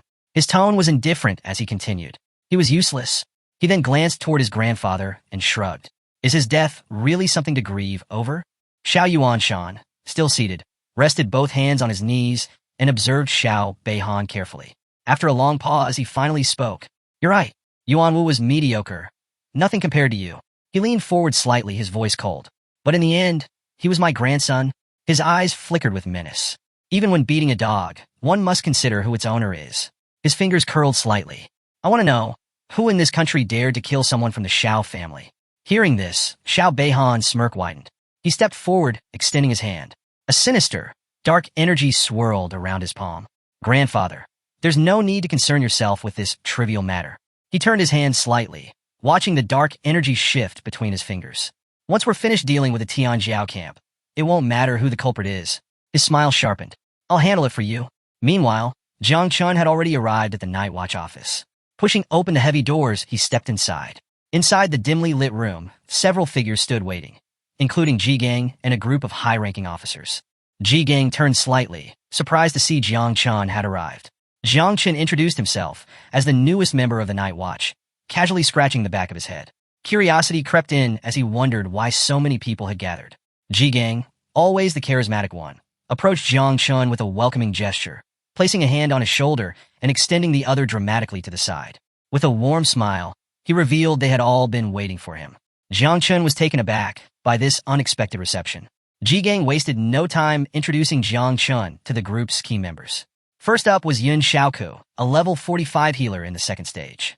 Ji Gang teased that she used to be the youngest until Jiang Chun stole her title. Flustered, Yun Xiaoku blushed as her eyes lingered on Jiang Chun. She couldn't help but think he was the most handsome teammate she had ever worked with. Next was Duan Feng, a level 49 archer, also in the second stage. He was stoic and somewhat full of himself, but with a confident pose. One hand on his hip, the other saluting his forehead. He politely welcomed Jiang Chun to the team. Then came Chu Bulang, a level 49 warrior, whose small frame betrayed his remarkable strength. A talkative soul, he stood proudly before Jiang Chun, grinning with his eyes closed. He enthusiastically declared it a lifetime achievement to have someone of Jiang Chun's divine-level expertise join their ranks. Finally, there was Tan Jin, the sub-commander of the group. A level 61 master in the third stage and a formidable fire class expert. She radiated authority and warmth. She approached with a motherly demeanor, playfully ruffling the heads of both Chu Bulang and Jiang Chun. Flashing a pleasant smile, she insisted they call her Aunt Tang from now on, promising they'd enjoy meals together daily. Jiang Chun humbly introduced himself as a spiritual master from the creation class, modestly downplaying his worth. Despite his divine-level power, he was well aware that the creation class was often undervalued. Sensing his self-doubt, Ji Gang dismissed such concerns, waving off the opinions of narrow-minded critics. He assured Jiang Chun that everyone here respected his abilities. Tanjin chimed in with her usual cheer, emphasizing that Jiang Chun was special because he chose to join the Night Watch. She warmly declared that this group was now his family. The mood shifted as Ji Gang addressed a pressing matter. If Jiang Chun wanted to enroll in the prestigious Tianjiao training camp, he needed to reach level 20. Ji Gang hesitated, unsure of Jiang Chun's current status. Calmly, Jiang Chun revealed he was already level 17, despite having only switched jobs 3 days earlier. Ji Gang was visibly impressed, gripping Jiang Chun's shoulders with excitement. He burst into hearty laughter, convinced he'd made the right choice in recruiting him. Ji Gang declared with confidence that Jiang Chun's divine talent would make reaching level 20 in 3 days a breeze, immediately deciding to enroll him in the Tianjiao Genius Camp. Ji Gang slowly opened his eyes and turned his head, noticing that everyone around him had suddenly gone quiet, their expressions unusually serious. Sliding a hand into his pocket, he shifted his gaze to Jiang Chun, his tone turning grave. He asked if Jiang Chun had gotten himself into trouble with someone dangerous in the past 3 days, revealing that an unknown third-grade master was currently using their divine class abilities to investigate his whereabouts. Jiang Chun lowered his gaze, his mind racing at the possibility. Could it be someone from the Xiao family? The thought sent a chill down his spine. Meanwhile, Ji Gang, ever the leader, crossed his arms and instructed Yun Xiaoku to handle the situation. Without hesitation, she acknowledged his command and raised her hands toward the sky. Almost instantly, a surge of green energy spread out, forming a protective barrier around their headquarters. Turning to the group, she calmly explained that this would prevent any form of espionage, allowing them to speak freely without the risk of being overheard. Jiang Chun stood motionless, observing the power unfolding before him. He couldn't help but wonder what kind of ability Yun Xiaoku possessed. Her energy expanded rapidly in all directions, strengthening the barrier until it encompassed the entire area. Ji Gang then approached him, placing a reassuring hand on his shoulder. With a warm smile, he gently asked if there was something Jiang Chun was hiding, reminding him that they were all here to support him. The rest of the group listened intently, waiting for his response. Jiang Chun exhaled deeply, lowering his head as his fingers ran through his hair. His expression darkened before he finally revealed the truth. Just yesterday, he had killed Xiao Yuanwu from the Xiao family. Though he had meticulously erased all traces of the event, he wasn't certain whether the Xiao family had other means of tracking him. Silence fell over the room, but the shock on everyone's faces spoke volumes. Tanjin's expression stiffened in disbelief as she stared at Jiang Chun, her voice laced with urgency as she asked if he had truly eliminated a member of the Xiao family. Ji Gang's reaction was no different. His eyes widened as he reached out toward Jiang Chun, his voice filled with surprise. He asked if Jiang Chun had actually killed Xiao Yuanshan's grandson, a cultivator whose strength was at the terrifying 8th stage of cultivation. The weight of the revelation hit the group hard. Just how powerful was Jiang Chun to have pulled off such a feat? Meanwhile, Jiang Chun, seeing their stunned reactions, ran a hand through his hair in frustration. Had he just dragged all of them into trouble? But Ji Gang, rather than showing fear, folded his arms and addressed the group. He reminded everyone that the Xiao family had long been infamous for their corruption, with their younger generation causing countless problems over the years. In his eyes, Jiang Chun had done the world a favor by taking out someone like Xiao Yuanwu. His expression remained serious as he acknowledged the power of an 8th stage master. But from what he had heard, Yuanwu was the weakest and least favored among Xiao Yuanshan's descendants. That being the case, there was a chance that the old master wouldn't personally intervene. Tanjin, who had one hand on her waist, extended the other toward Jiang Chun with a determined look. With unwavering confidence, she assured him that if the Xiao family came seeking revenge, the Night Watch would stand by him. After all, they were far from weak. Jiang Chun looked at Ji Gang with warmth in his eyes, a rare smile forming on his lips. For the first time in his life, he felt a sense of belonging.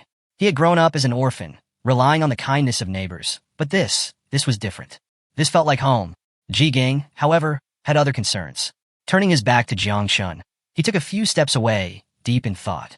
Even if Xiao Yuanwu had been incompetent, reaching the 2nd level of cultivation meant he wasn't entirely weak. Suddenly, Ji Gang spun back around, grabbed Jiang Chun firmly by the shoulders, and locked eyes with him, his expression filled with disbelief. He demanded to know how Jiang Chun, a level 17 awakened to the creation class, had managed to kill someone of level 30 in the combat class. Jiang Chun hesitated, rubbing the back of his head awkwardly. A nervous sweat broke out as he lifted a hand in a calming gesture, urging Ji Gang not to get too excited. He admitted that, at that crucial moment, someone had helped him. Ji Gang immediately pressed him for details, wanting to know who had been his ally. With a forced smile, Jiang Chun finally confessed. It was the 3rd daughter of the Luo family from Jiangnan. She had awakened a hidden defense class. The entire group fell silent, their gazes locked onto Jiang Chun in shock. The Luo family? The wealthiest merchant family in Jiangnan? Could he possibly be talking about Luo Sandao? Ji Gang wasted no time. He grabbed Jiang Chun by the shoulders again and started shaking him, laughing heartily. Even though the Luo family wasn't known for producing warriors, their wealth alone made them a powerful force. If Jiang Chun ever found himself in trouble, having the Luo family on his side would be no small advantage. Jiang Chun, still being shaken, could only sweat nervously, wondering what on earth Ji Gang was doing. But then, something changed. A powerful surge of purple energy began radiating from Jiang Chun's body. Ji Gang, mid-laugh, suddenly stopped, his eyes widening as he instinctively pulled his hands away. A bead of sweat rolled down his face as he stared at Jiang Chun, his mind racing. If Luo Sandao had awakened a defense class, then her offensive abilities were minimal, which meant the one who had actually killed Yuanwu was Jiang Chun. Jiang Chun, as if confirming Ji Gang's thoughts, extended his palm forward. A sinister mist of dark poison appeared, swirling ominously in his hand. The air around him grew heavy as he finally revealed the truth. He wasn't just an awakened to the creation class. He was also specialized in a 2nd, hidden class, poison. Duan Feng, who had been silently observing from behind, took an involuntary step back, his expression filled with disbelief. He wasn't the only one. The entire group stared at Jiang Chun, processing what they had just learned. Ji Gang, however, wasn't done yet. He reached out again, attempting to shake Jiang Chun's hand, half laughing as he asked just how many more secrets Jiang Chun was hiding. But Jiang Chun quickly moved his hand aside, warning that the mist in his palm was highly toxic. If Ji Gang wasn't careful, even he might not be able to withstand it. The group remained silent, watching with wary fascination. But before Jiang Chun could finish explaining, Ji Gang suddenly grasped his hand without hesitation. Closing his eyes, he smiled reassuringly and told Jiang Chun not to worry. He knew how to handle poisons. As the venomous mist of Little Nine made contact with Ji Gang's skin, Tanjin's gaze sharpened. She studied the interaction carefully, her expression tense. What kind of poison was this? A few seconds later, Ji Gang finally let go of Jiang Chun's hand and pulled back, only to realize that his own hand had already been poisoned. His expression stiffened as the toxic mist began to spread across his skin. This was bad. Jiang Chun placed a hand on Ji Gang's shoulder, shaking his head with his eyes closed. He sighed and told Ji Gang that this time, he had really overdone it. But Ji Gang didn't seem the least bit panicked. Instead, he grabbed his own wrist, stared Jiang Chun down, and snapped at him, demanding he stop acting like this was a big deal. He hadn't even attempted to defend himself against the poison in the first place. Behind them, Tanjin chuckled, closing her eyes as if entertained by the whole ordeal. Meanwhile, Chu Belang crouched near Ji Gang's poison hand, studying it with intense curiosity. What kind of poison was this? Realizing that the situation was getting out of hand, Ji Gang turned sharply toward Yun Xiaoku and called her over to help remove the poison. Without hesitation, she deactivated the protective barrier, allowing its green energy to slowly dissipate. Placing a hand near her mouth, she laughed lightly before agreeing to assist. Jiang Chun, however, couldn't help but remind Ji Gang, again, that this poison was no joke. As he sat down on the couch, he rested one hand on his knee while extending the other to the side, showing the poison's lingering effects. Yun Xiaoku approached him with a calm smile, closing her eyes before placing both hands near his affected hand. A soft glow radiated as she used her abilities to cleanse the poison. As she worked, Ji Gang turned his head toward Jiang Chun, his expression unreadable. Then, with a forced smile, he admitted that the poison was actually quite impressive. He added that the more skills Jiang Chun had, the better it would be for him in the long run.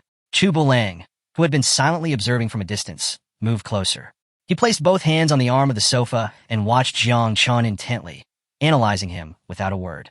Once Yun Xiaoku had completely removed the poison, Ji Gang's demeanor shifted. His usual confidence gave way to a more serious expression as he locked eyes with Jiang Chun. Despite recognizing his talent, Ji Gang advised against enrolling in the Tianjiao camp. With the Xiao family now involved, it was simply too risky. The camp might offer valuable resources, but there was no doubt that a prodigy from the Xiao family would be participating as well. It wasn't worth gambling their safety for a few benefits. Behind him, Tanjin crossed her arms, nodded in agreement, and closed her eyes as if sealing the decision. But Jiang Chun wasn't convinced. A confused look crossed his face as he asked Ji Gang what exactly he meant by resources. Ji Gang, still rubbing his wrist, explained patiently. The camp provided access to rare materials, fierce beast blood, advanced equipment, and other valuable items. For those who ranked among the top participants, there were even greater rewards, mysterious fruits and scrolls leading to hidden realms. Jiang Chen's eyes widened in shock. Was Ji Gang serious? As his mind raced, he couldn't help but imagine the possibilities. If what Ji Gang said was true, then these resources were far superior to simply hunting fierce beasts in the wild. Perhaps the insects could even reproduce again.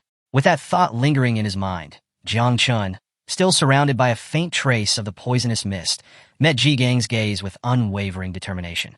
He insisted on enrolling in the camp, declaring that he wasn't afraid of danger. He had full confidence in his abilities and knew he could protect himself. Ji Gang studied him carefully before sighing. He raised a hand, signaling Jiang Chun to wait. He needed some time to think this through. In the middle of the vast West Lake, a grand temple stood in isolation, its presence commanding respect. Suddenly, the calm waters began to shift as someone entered, using their immense power to part the lake, revealing a deep crack in the ground. The water trembled as the figure moved forward, making his way toward the temple. This was Xiao Beihan, the grandson of Xiao Yuanshan, and the undisputed strongest genius of the Xiao family. His combat prowess had reached a terrifying new level, leaving onlookers in silent awe. As droplets of displaced water fell around him like rain, Beihan stood tall, gripping his sword with one hand. Without turning fully, he cast a sharp gaze over his shoulder and ordered his subordinates to stop their pointless chatter. Then, with a serious tone, he demanded to know if they had found what they were looking for.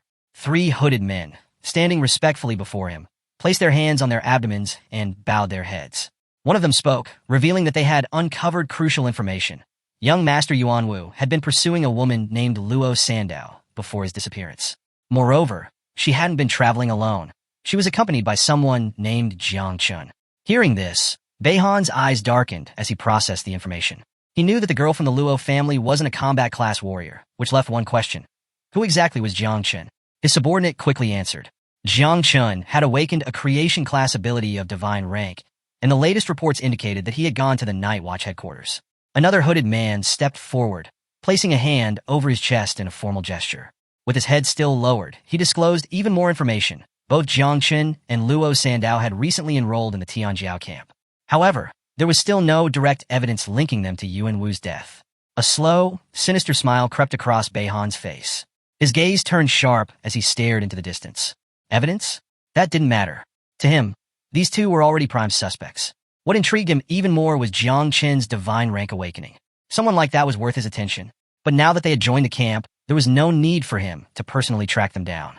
A cold resolve settled in his mind. After 3 days, he would simply eliminate them both at the camp. Inside Ji Gang's office, the atmosphere was heavy with thought. Both he and Jiang Chun sat on the sofa, the weight of their earlier discussion still lingering. Ji Gang, resting one arm on his knee, extended his other hand to the side as he studied Jiang Chun carefully. Despite having already enrolled Jiang Chun in the Tianjiao camp, Ji Gang couldn't shake his concerns. However, he had taken precautions. He had secured a powerful ally for Jiang Chun, someone who could provide both protection and valuable connections. That person was Mu Hanxiu, the little princess of the Mu family. At the 7th level of transformation, she was an elite cultivator and widely regarded as one of the strongest among the camp's participants. But before heading to the camp, Jiang Chun would need to accompany her on a mission to explore a secret realm. Not only would this help him increase his level, but it would also allow him to establish relationships with potential allies before entering the camp. Jiang Chun, seated across from Ji Gang with his elbows resting on the arms of the sofa, remained silent, listening intently. Then, with his usual playful smirk, Ji Gang leaned in, took Jiang Chun's hand, and grinned. He mentioned that Mu Hanxiu was not only incredibly powerful, but also known for her stunning beauty. Since she was the same age as Jiang Chun, Ji Gang suggested, with a mischievous glint in his eye, that Jiang Chun should use his charm to win her over. Jiang Chun, caught completely off guard, instantly broke into a nervous sweat. His expression tensed as he forced an awkward smile. Unsure of how to respond, he scratched the back of his head and hesitantly replied that he'd give it a try.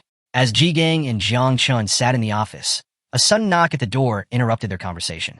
Ji Gang casually granted permission to enter, and soon, 2 figures stepped inside. One of them was a young woman, Mu Hanxiu. She rested her elbow on one hand, propped her chin on the other, and studied Jiang Chun with a scrutinizing gaze. Without wasting time, she stated that Ji Gang had asked her to accompany someone to a secret realm. Beside her, a man with a relaxed demeanor placed his hand behind his head, closed his eyes, and smiled as if he found the whole situation amusing. Mu Hanxiu, however, turned to Ji Gang with an impatient look, questioning whether he had changed his mind. Ji Gang responded with his usual charm, saying it was an honor to meet her in person. Mu Hanxiu crossed her arms, glancing at the ground in mild confusion, while the man next to her continued to touch his head, still smiling, as if he was enjoying the moment. Seeing their strange reactions, Jiang Chun couldn't help but wonder what exactly was going on. Both he and Ji Gang stood up, and without hesitation, Ji Gang draped an arm over Jiang Chun's shoulder, his other hand resting on his waist. With a confident stance, he explained the reason for his delayed response. Apparently, he had been angry with Mu Hanxiu's grandfather yesterday, which was why he hadn't answered. But today, he was willing to accept the arrangement, with one special condition. Mu Hanxiu would have to take Jiang Chun with her. Jiang Chun's expression shifted immediately.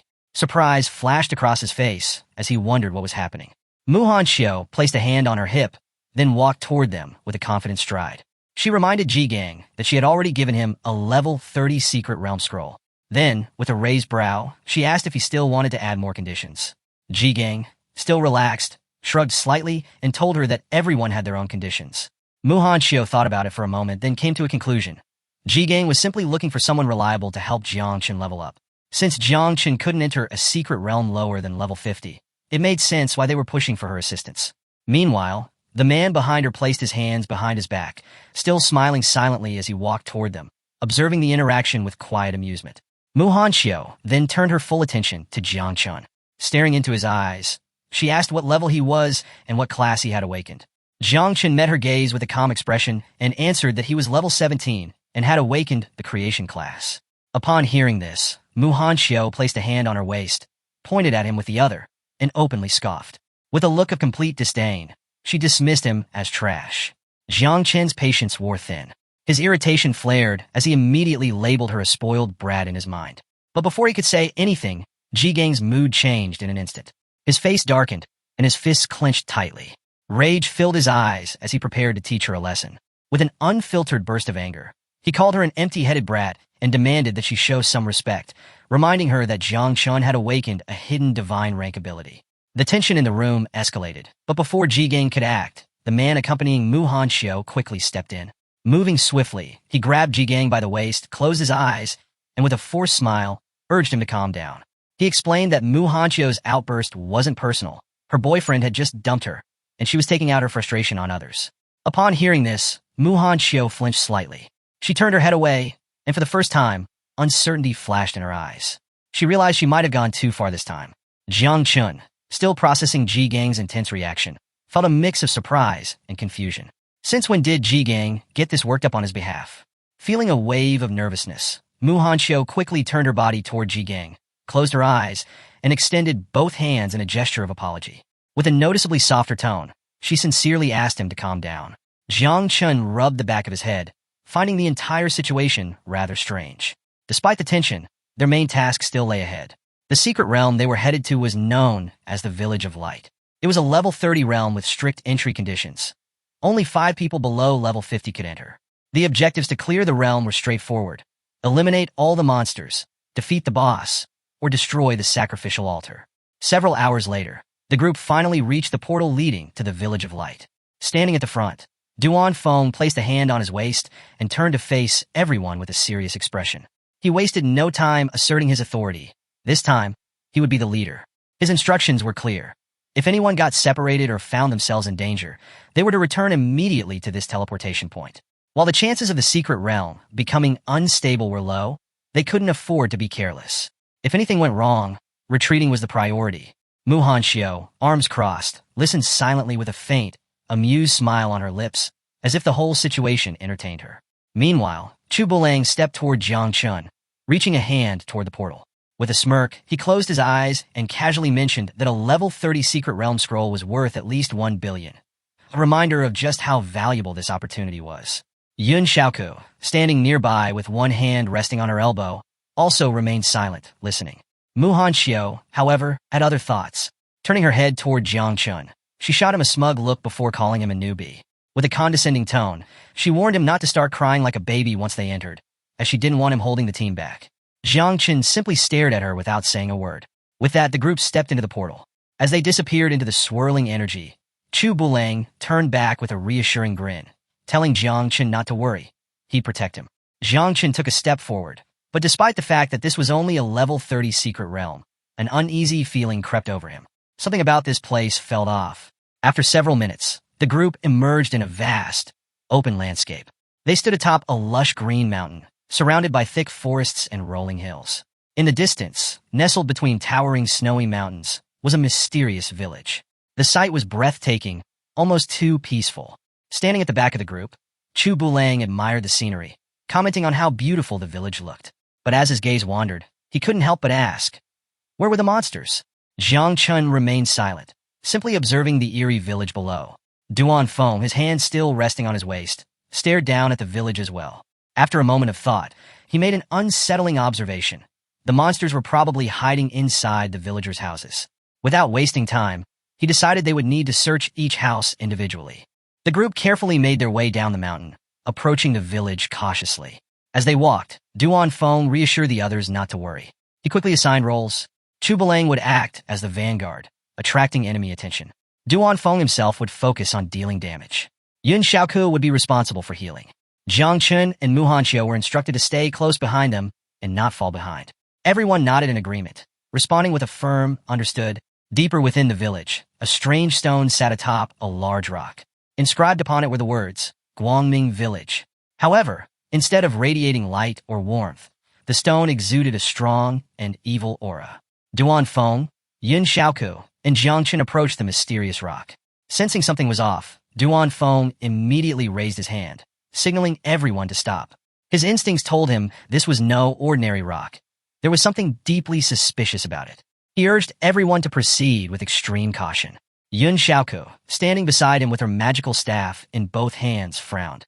She admitted she hated the atmosphere of this village, going so far as to say it felt dark, as if something unnatural lurked beneath its surface. Jiang Chun remained silent, his eyes fixed on the unsettling scene before them. After a brief pause, Yin Xiaoko made a decision. Before going any further, she would apply a purification buff to the entire village. Closing her eyes, she extended a hand toward the sky. Instantly, blue magical energy erupted from her palm, spreading like a mist throughout the village. The entire area was bathed in shimmering magical dust. Jiang Chun instinctively raised a hand to his face, watching as the sparkling particles danced around him. A look of surprise crossed his face as he quickly realized something. This buff was incredibly powerful. Not only did it clear the mind, but it also significantly increased attributes and energy. Suddenly, a strong wind howled through the village, carrying with it an ominous presence. A thick cloud of smoke began to form, swirling violently as the once clear sky darkened, turning a deep, blood-red hue. The flickering lanterns in the village suddenly came to life, casting eerie shadows against the stone walls. Above them, an evil energy gathered, pulsing in the sky like a living entity. Everyone tensed, their instincts screaming that something was terribly wrong. Duan Feng's sharp eyes immediately locked onto the source of the disturbance, the mysterious stone they had just examined. A terrible realization struck him. This wasn't just an ordinary artifact. It was the cause of the corruption. His expression turned grim as he turned back to the others, urgently shouting for everyone to run. But before he could finish his warning, the stone released a powerful force, pulling him in like a vortex. Caught off guard, Duan Feng struggled against the invisible grip, but it was too late. His body was dragged into the stone. With his final breath before disappearing, he desperately called out, "Stay away from the stone. Call for reinforcements immediately. This is a mutation." Then he was gone. A blinding light descended from the sky, crashing into the center of the town. An invisible force expanded outward, forming a magical barrier around the entire village, sealing them inside. There was no escape. At that moment, multiple system windows flashed before everyone's eyes. Warning! The secret realm, the beautiful town, has undergone a mutation. It is now classified as the Village of the Dead. Difficulty level, Nightmare. New completion conditions. Eliminate all the undead in the Village of Light. Kill the final boss. A final system message followed. The light fades away. Darkness flourishes. That is when the door to the Kingdom of Death will finally open. The thick smoke suddenly dispersed, and before Jiang Chen could react, he found himself teleported into a dimly lit house. Jiang Chen's breath was unsteady as he processed the system messages. His mind raced. This wasn't just a difficulty increase. The realm had jumped directly from normal to nightmare level. Worse, the group had been scattered. A drop of sweat slid down his cheek. He clenched his fists. At his current level 17, going up against nightmare-level threats alone was suicide. He recalled Duan Feng's strict orders. If you get separated or find yourself in danger, return to the teleportation point immediately. Jiang Chen wasn't about to take any unnecessary risks. He made a quick decision. Getting out came first. Without wasting another second, he rushed toward the wooden wall of the house. With all his strength, he delivered a powerful kick. Crack! The wooden planks splintered apart, but instead of an exit, Jiang Chun found himself inside another room. The atmosphere was unsettling. From the ceiling, dimly lit lamps swayed eerily. The floor was littered with old, decayed coffins.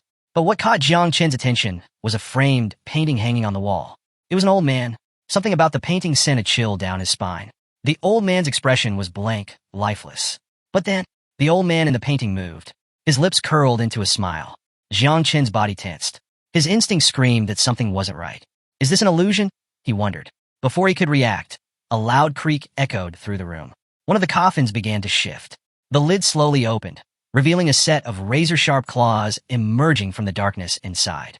Jiang Chen immediately spun around, his body tense as he locked onto the source of the noise.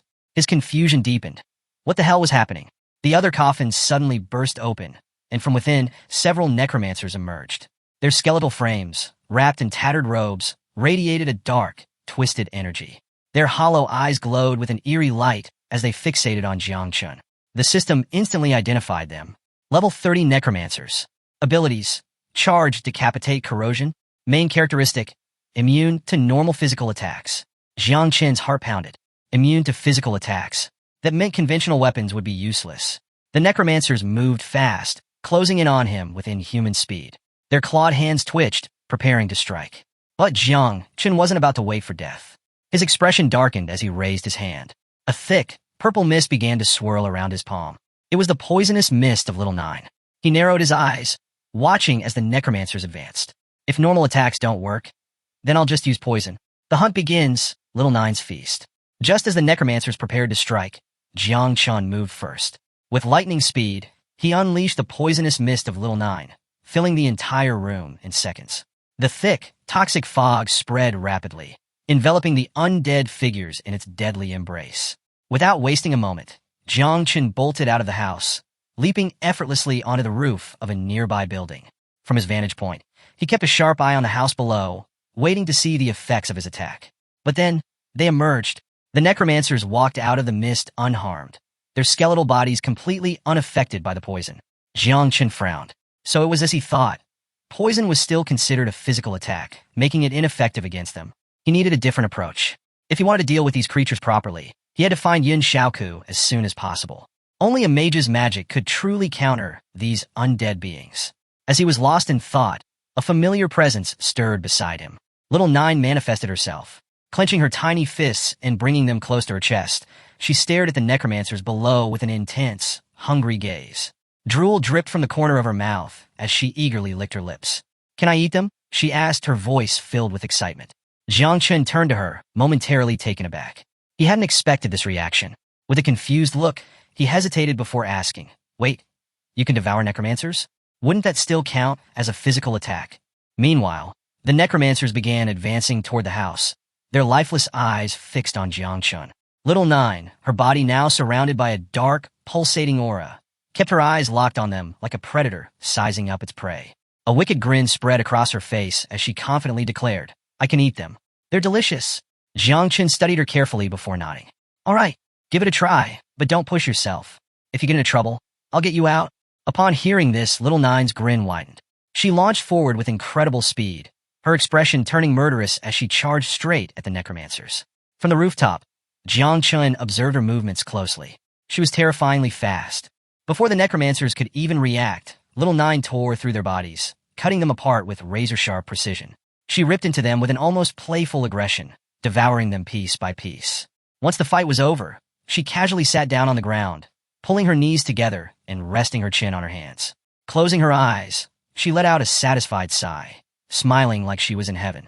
To her, these necromancers were nothing more than a delicious meal. Jiang Chun, watching from above, couldn't help but be amazed. His mind drifted back to what he knew about Little Nine's origins. She came from the abyss, which meant she was essentially an undead being herself, a creature of darkness. Now that he possessed divine evolution, she could continue to grow stronger, eventually becoming the mistress of the abyss, a being whose very essence surpassed these low-level necromancers entirely.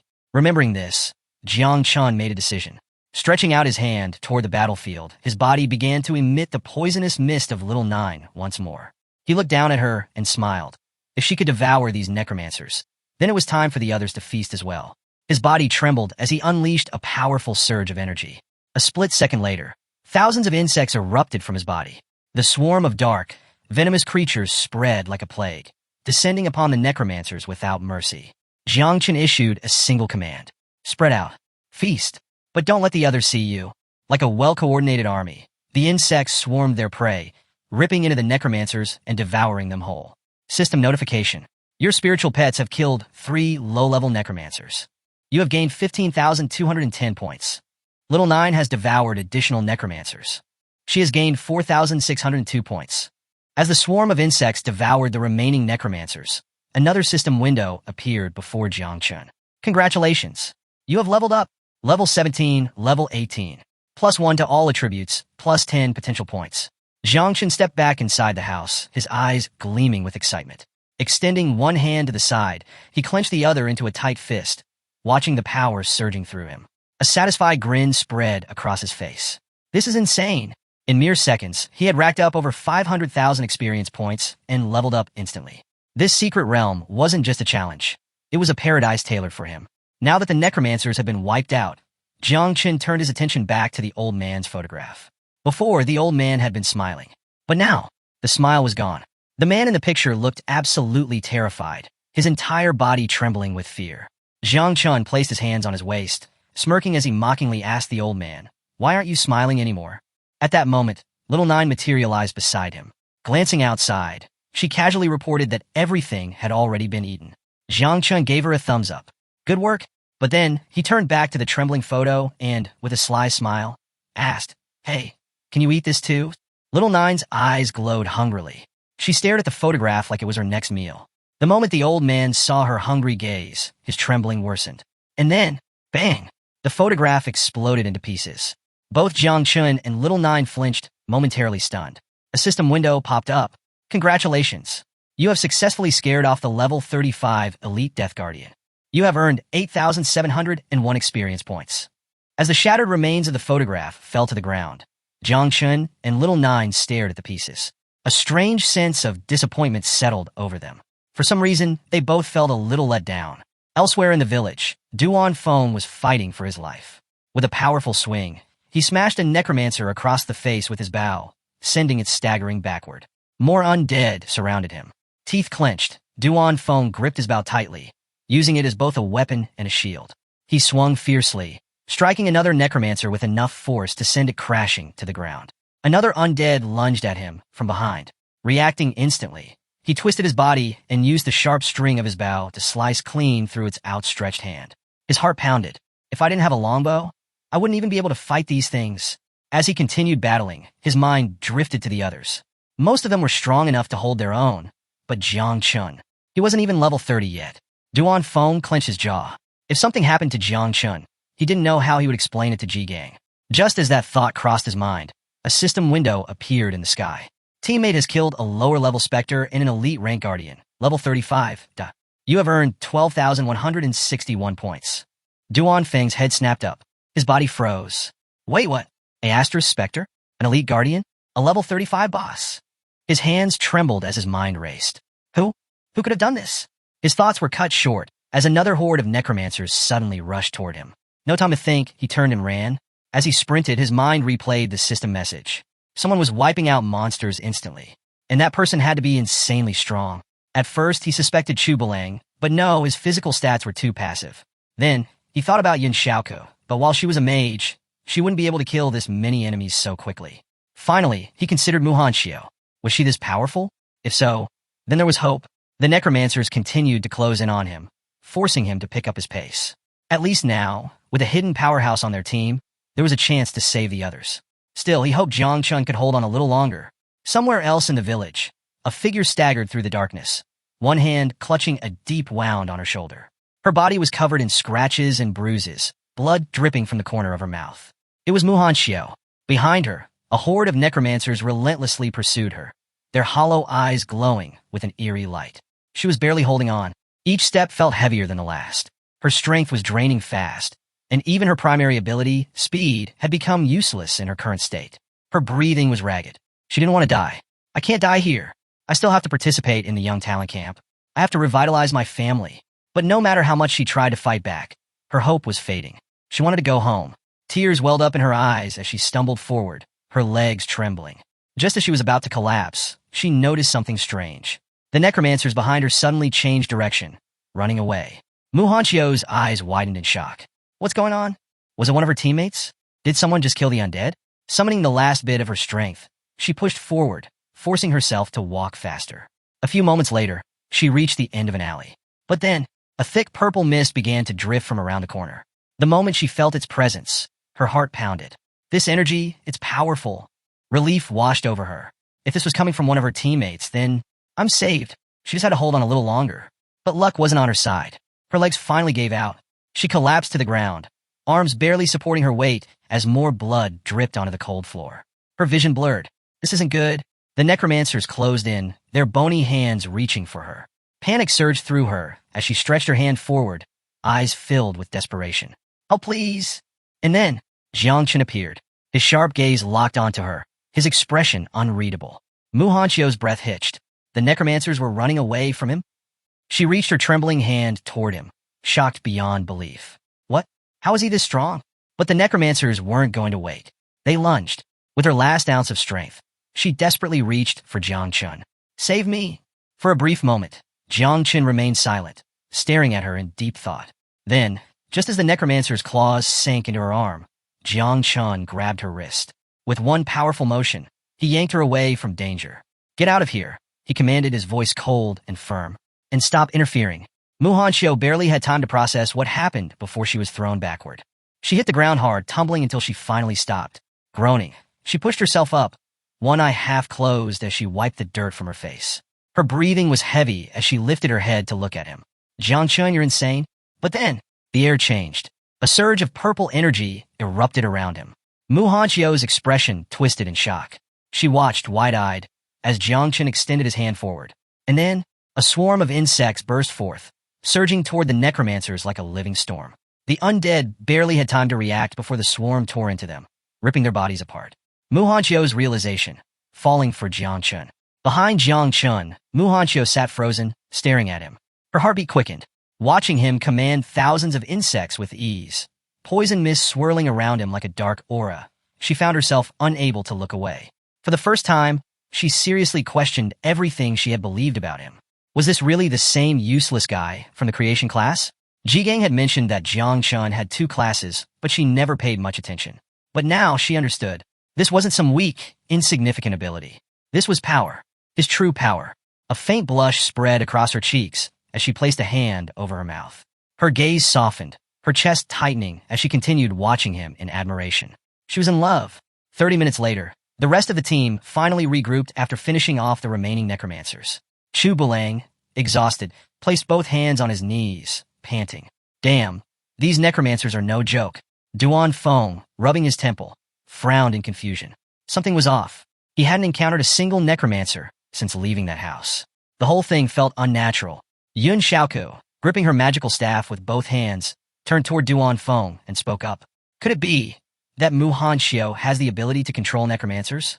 It was a wild thought, but not impossible. They had no idea if she had awakened any hidden class. This entire situation felt strange.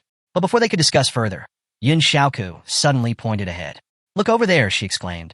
The group followed her gaze and spotted clear traces of a battle. The ground was scorched and torn apart, proof that someone had fought not long ago. Chu Bulang furrowed his brows. What the hell happened here?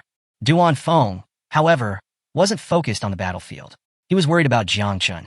Was he okay? Not far from them, the remnants of necromancers lay scattered on the ground, shrouded in Little Nine's poisonous mist. The moment Yun Xiaoku saw the remains, she froze. Duan Feng's face paled. This is bad, he muttered. If Jiangchun was here, we need to find him. Now! Panic set in. If something happened to Jiangchun, none of them would be able to explain it to Ji Gang. Without hesitation, the team split up and began searching. After several minutes, they followed the traces through the village. Turning a corner, they stopped in their tracks. And what they saw left them completely stunned. Duan Feng's eyes widened in shock. Yun Xiaoku was speechless.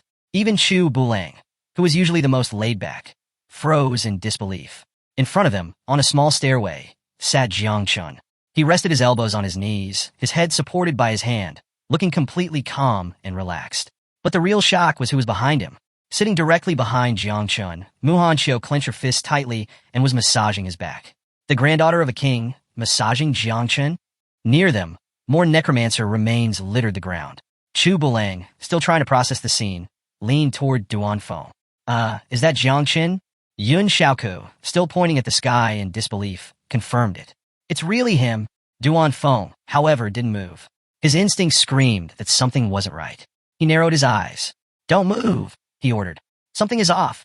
There was no way Mu Hanxiu, the arrogant and prideful granddaughter of a king, would lower herself to massage Jiangchun like a servant. This had to be an illusion, a trick from the boss of this secret realm. Doubts and confusion. Is this really Jiangchun? Mu Hanxiu clenched her fists, standing behind Jiangchun as she continued massaging his shoulders. But the moment they looked up and saw Duan Feng and the others, they both froze. Jiangchun immediately stood up, casually pointing his thumb toward the side. The boss is in the backyard, he informed them, his voice relaxed. However, instead of looking relieved, the group tensed up. Duan Feng immediately raised his bow, his expression serious. Nobody move. Chu Bulang clenched his fists, ready to charge, while Yun Xiaoku tightened her grip on her magical staff. She locked eyes with Jiangchun and spoke firmly. We'll ask you one question. Answer honestly. Jiangchun and Mu Hanxiu exchanged confused glances. Before he could respond, Mu Hanxiu stepped forward, placing herself in front of Jiangchun. Extending her arms to the sides in a protective stance, she shot the group a serious glare. If you want to hurt Jiangchun, you'll have to step over my dead body first. Jiang Chen blinked, stunned. What is she doing? For a second, he couldn't help but wonder why she was acting like this. With a sigh, he placed a hand on her face and gently pushed her aside. Stepping forward, he faced Duan Feng directly, closing his eyes and pressing a hand to his chest.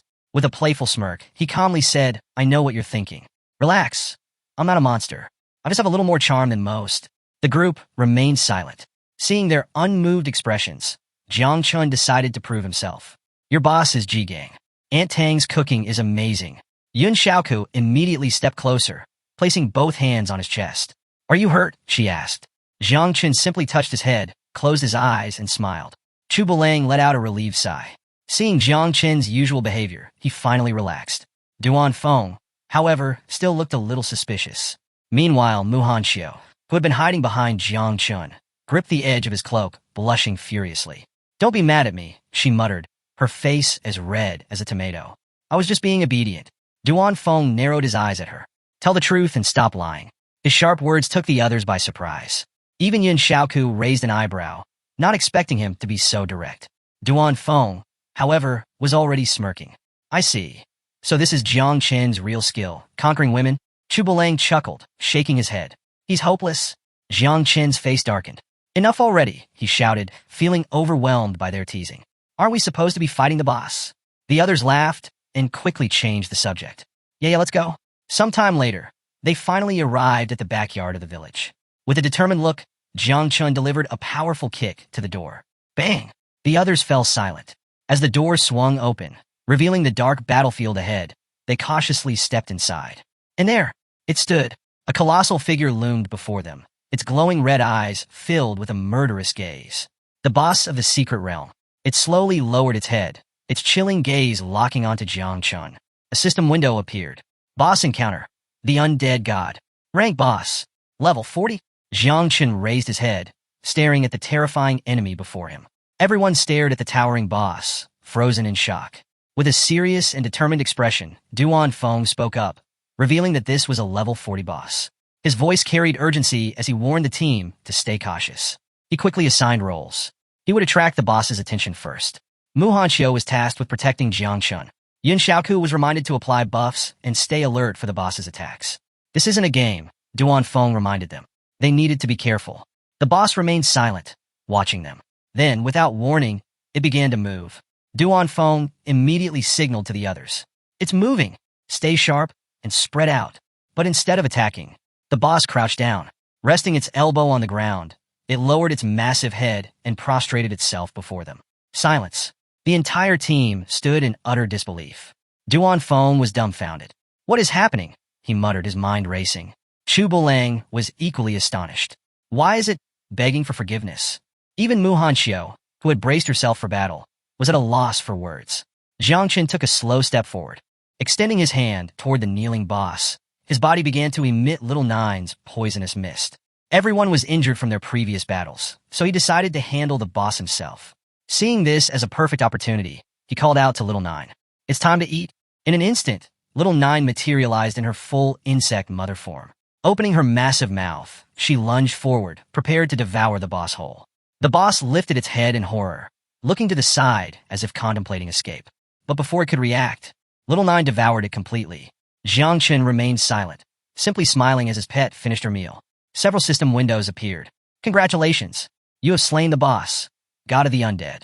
Rewards, 76, 60, 190 experience points. Another system message followed. Little Nine has transferred 31,224 experience points to you. In an instant, Jiang Chen leveled up from 25 to 26. All his attribute points increased, and he received 10 additional potential points. Within seconds, the boss was completely gone. The poisonous mist slowly returned to Jiang Chen's body. Another system notification appeared. Secret realm cleared. You have completed Village of the Undead, Nightmare difficulty. The system began calculating their final rewards. As Jiang Chun absorbed the notifications, Duan Feng and the others were hit with realization. Not only had Jiang Chun instantly eliminated the boss, he had also wiped out all the necromancers in the village. Jiang Chun scratched his head, forcing an awkward smile. Oh yeah, total coincidence. My poison just happens to work well against necromancers. The system finished its calculations, and the final mission status window appeared. The team's evaluations were as follows. Duan Feng, level 49, C rank. Chu Bulang, level 49, D rank. Yun Xiaoku, level 46, D rank. Muhan Xiao, level 36, E rank. Jiang Chun, level 26, triple S rank. A golden medal materialized in the sky. The entire team was stunned. They had just cleared a level 30 nightmare difficulty secret realm with a triple S rank evaluation. The system granted them a special reward. Item obtained. Dead Soul Medal. Effect. Can withstand one deadly attack. Bound to player. Cannot be transferred or sold. Duan Feng's jaw nearly dropped. This is insane. Even the standard individual rewards were already impressive. But now, they had also obtained a top-tier survival item, something none of them had ever received before. And it was all thanks to following Jiang Chun. They had won without even doing anything. The team approached Jiang Chun, placing their hands on their knees and bowing their heads in gratitude. Thank you, they all said in unison. Jiang Chun rubbed the back of his head, laughing awkwardly. Aha, it was nothing, but in reality he had gained the most. Among his many rewards, there were 2 skill books, a metal glove, a magic scroll, a mysterious crystal, a scythe, a necklace, a ring, a shield. As he crossed his arms and examined the items, he couldn't help but think, no wonder the secret realm had such a high death rate. The rewards were worth billions. But among all these treasures, one item stood out the most. Invisibility Cape, Platinum Quality, plus 80 Agility, plus 50 Energy.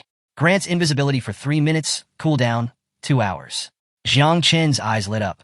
This was perfect. Not only was it practical and useful, but it was also fashionable. Without hesitation, he reached for the cape, claiming it for himself.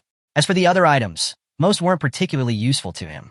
He decided he would sell them once he returned and use the money to buy pure blood for his insects. Just then, a portal appeared in the sky, accompanied by a system window. Due to the mutation of a secret realm and the successful completion of the challenge, this realm will soon disappear. Please exit immediately. Jiang Chun checked his devour value. It had increased significantly. If his insects drank a little more blood, they would be able to reproduce for the second time.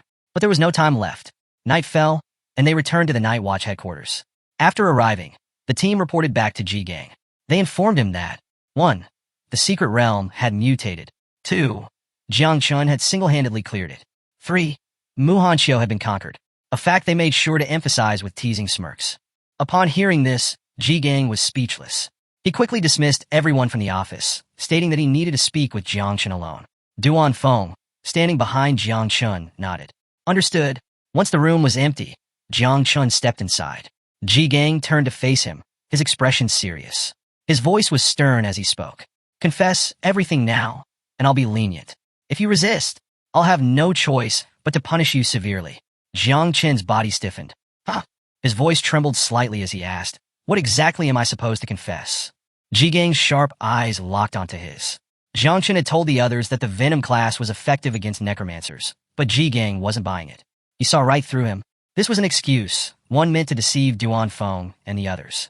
Ji Gang knew Jiang Chun was hiding something. A sinister glint flashed in his eyes as he stepped forward. What are you hiding? He asked, his voice calm, but filled with undeniable pressure. Jiang Chun began sweating. His mind raced. Inside his consciousness, little Nine trembled in fear. Are the insects about to be discovered? The abyssal insects were an ancient, forbidden plague. If people found out about their existence, would they even let him live? Ji Gang stepped even closer, his gaze piercing. Speak. Jiang Chen's heart pounded. He hesitated, his voice shaking as he tried to explain. But before he could finish, Ji Gang suddenly grinned. Then, he started laughing. Loudly. Jiang Chen blinked, completely thrown off. Ji Gang, still laughing, placed one hand on his hip and patted Jiang Chen's shoulder with the other. Jiang Chen, still tense, slowly relaxed. Wait, why am I so nervous? He had killed monsters without hesitation, yet now he was sweating like a guilty criminal.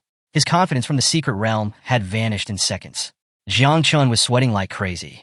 For a moment, his entire body tensed, but then he finally realized Ji Gang was just messing with him. Letting out a long sigh, he dropped onto the sofa, resting one arm on the backrest. Extending his other hand toward the ceiling, he spoke calmly. You weren't pulling my leg. You just don't want to pressure me into talking. Ji Gang remained silent, watching him carefully. But it's fine, Jiang Chen continued, placing a hand on his chest. I promise you don't have to worry. I'll tell you when the time is right. For now, he decided not to reveal anything. But in return, I'll get you an epic level piece of equipment. Uncle Ji. Ji Gang closed his eyes and burst into laughter. An epic level piece of equipment? Did Jiang Chen even realize how rare that was? Seeing his reaction, Jiang Chen smirked. I'm serious. Ji Gang's laughter slowly faded. The atmosphere shifted. Extending his hand toward the ceiling, he activated a magic circle. His expression grew serious. It's good that Jiang Chen has a hidden ace up his sleeve, but there are things he still needs to understand. A moment later, 3 bandaged corpses suddenly fell from the magic circle, landing with a heavy thud right in front of Jiang Chen. Jiang Chen's eyes widened in confusion. Uncle Ji, what is this? Ji Gang stared at him, his voice calm but firm. These guys were all at least 3rd grade masters, level 60 or higher. 2 of them were even 4th grade grandmasters with a level above 90. Jiang Chen felt a cold chill crawl up his spine. Even Ji Gang himself couldn't handle these kinds of people. Jiang Chen gulped, a drop of sweat trickling down his cheek. His gaze flickered between Ji Gang and the corpses. Are you saying all these guys wanted to kill me? Ji Gang rolled his eyes. Stop talking nonsense. These guys weren't after you. They were after Muhan Xiao. Jiang Chen's head snapped toward him. Muhan Xiao? Ji Gang reached into his coat and pulled out a scroll. Holding it in one hand, he tossed it toward Jiang Chen. Read it. Jiang Chen took the scroll with both hands, unrolling it carefully. The moment his eyes scanned the text, his expression darkened. Great Summer Hunting List. First place. Ingzhan, level 46, Invincible Descendant. War Zone, Capital Zone. Reward, 3 Celestial Rewards. Second place. Ji Xinyue, level 46, Invincible Descendant. War Zone, Demon City Zone. Reward, 3 Celestial Rewards. Third place.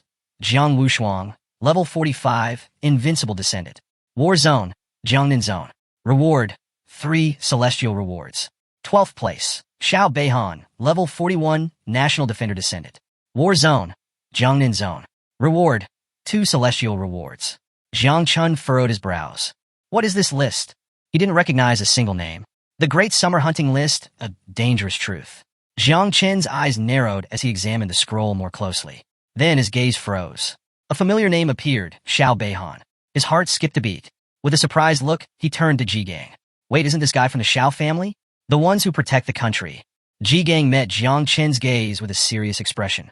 Yes, all of them on this list are the top geniuses of their generation. And Xiao Beihan is one of them. Jiang Chen felt a chill run down his spine. Ji Gang continued, his voice grim. Xiao Beihan will also be participating in the Tianjiao camp. But more importantly, Xiao Beihan will be in the Yangtze River Southern War Zone. The same one you will be in? Jiang Chen stiffened. Ji Gang didn't stop there. Listen carefully. If someone reaches the 7th transformation, they are considered a king protector. If they reach the 8th transformation, they are a country protector. And if they reach the 9th transformation, they are considered invincible. The top 100 prodigies of Great Xia were all descendants of sealed kings.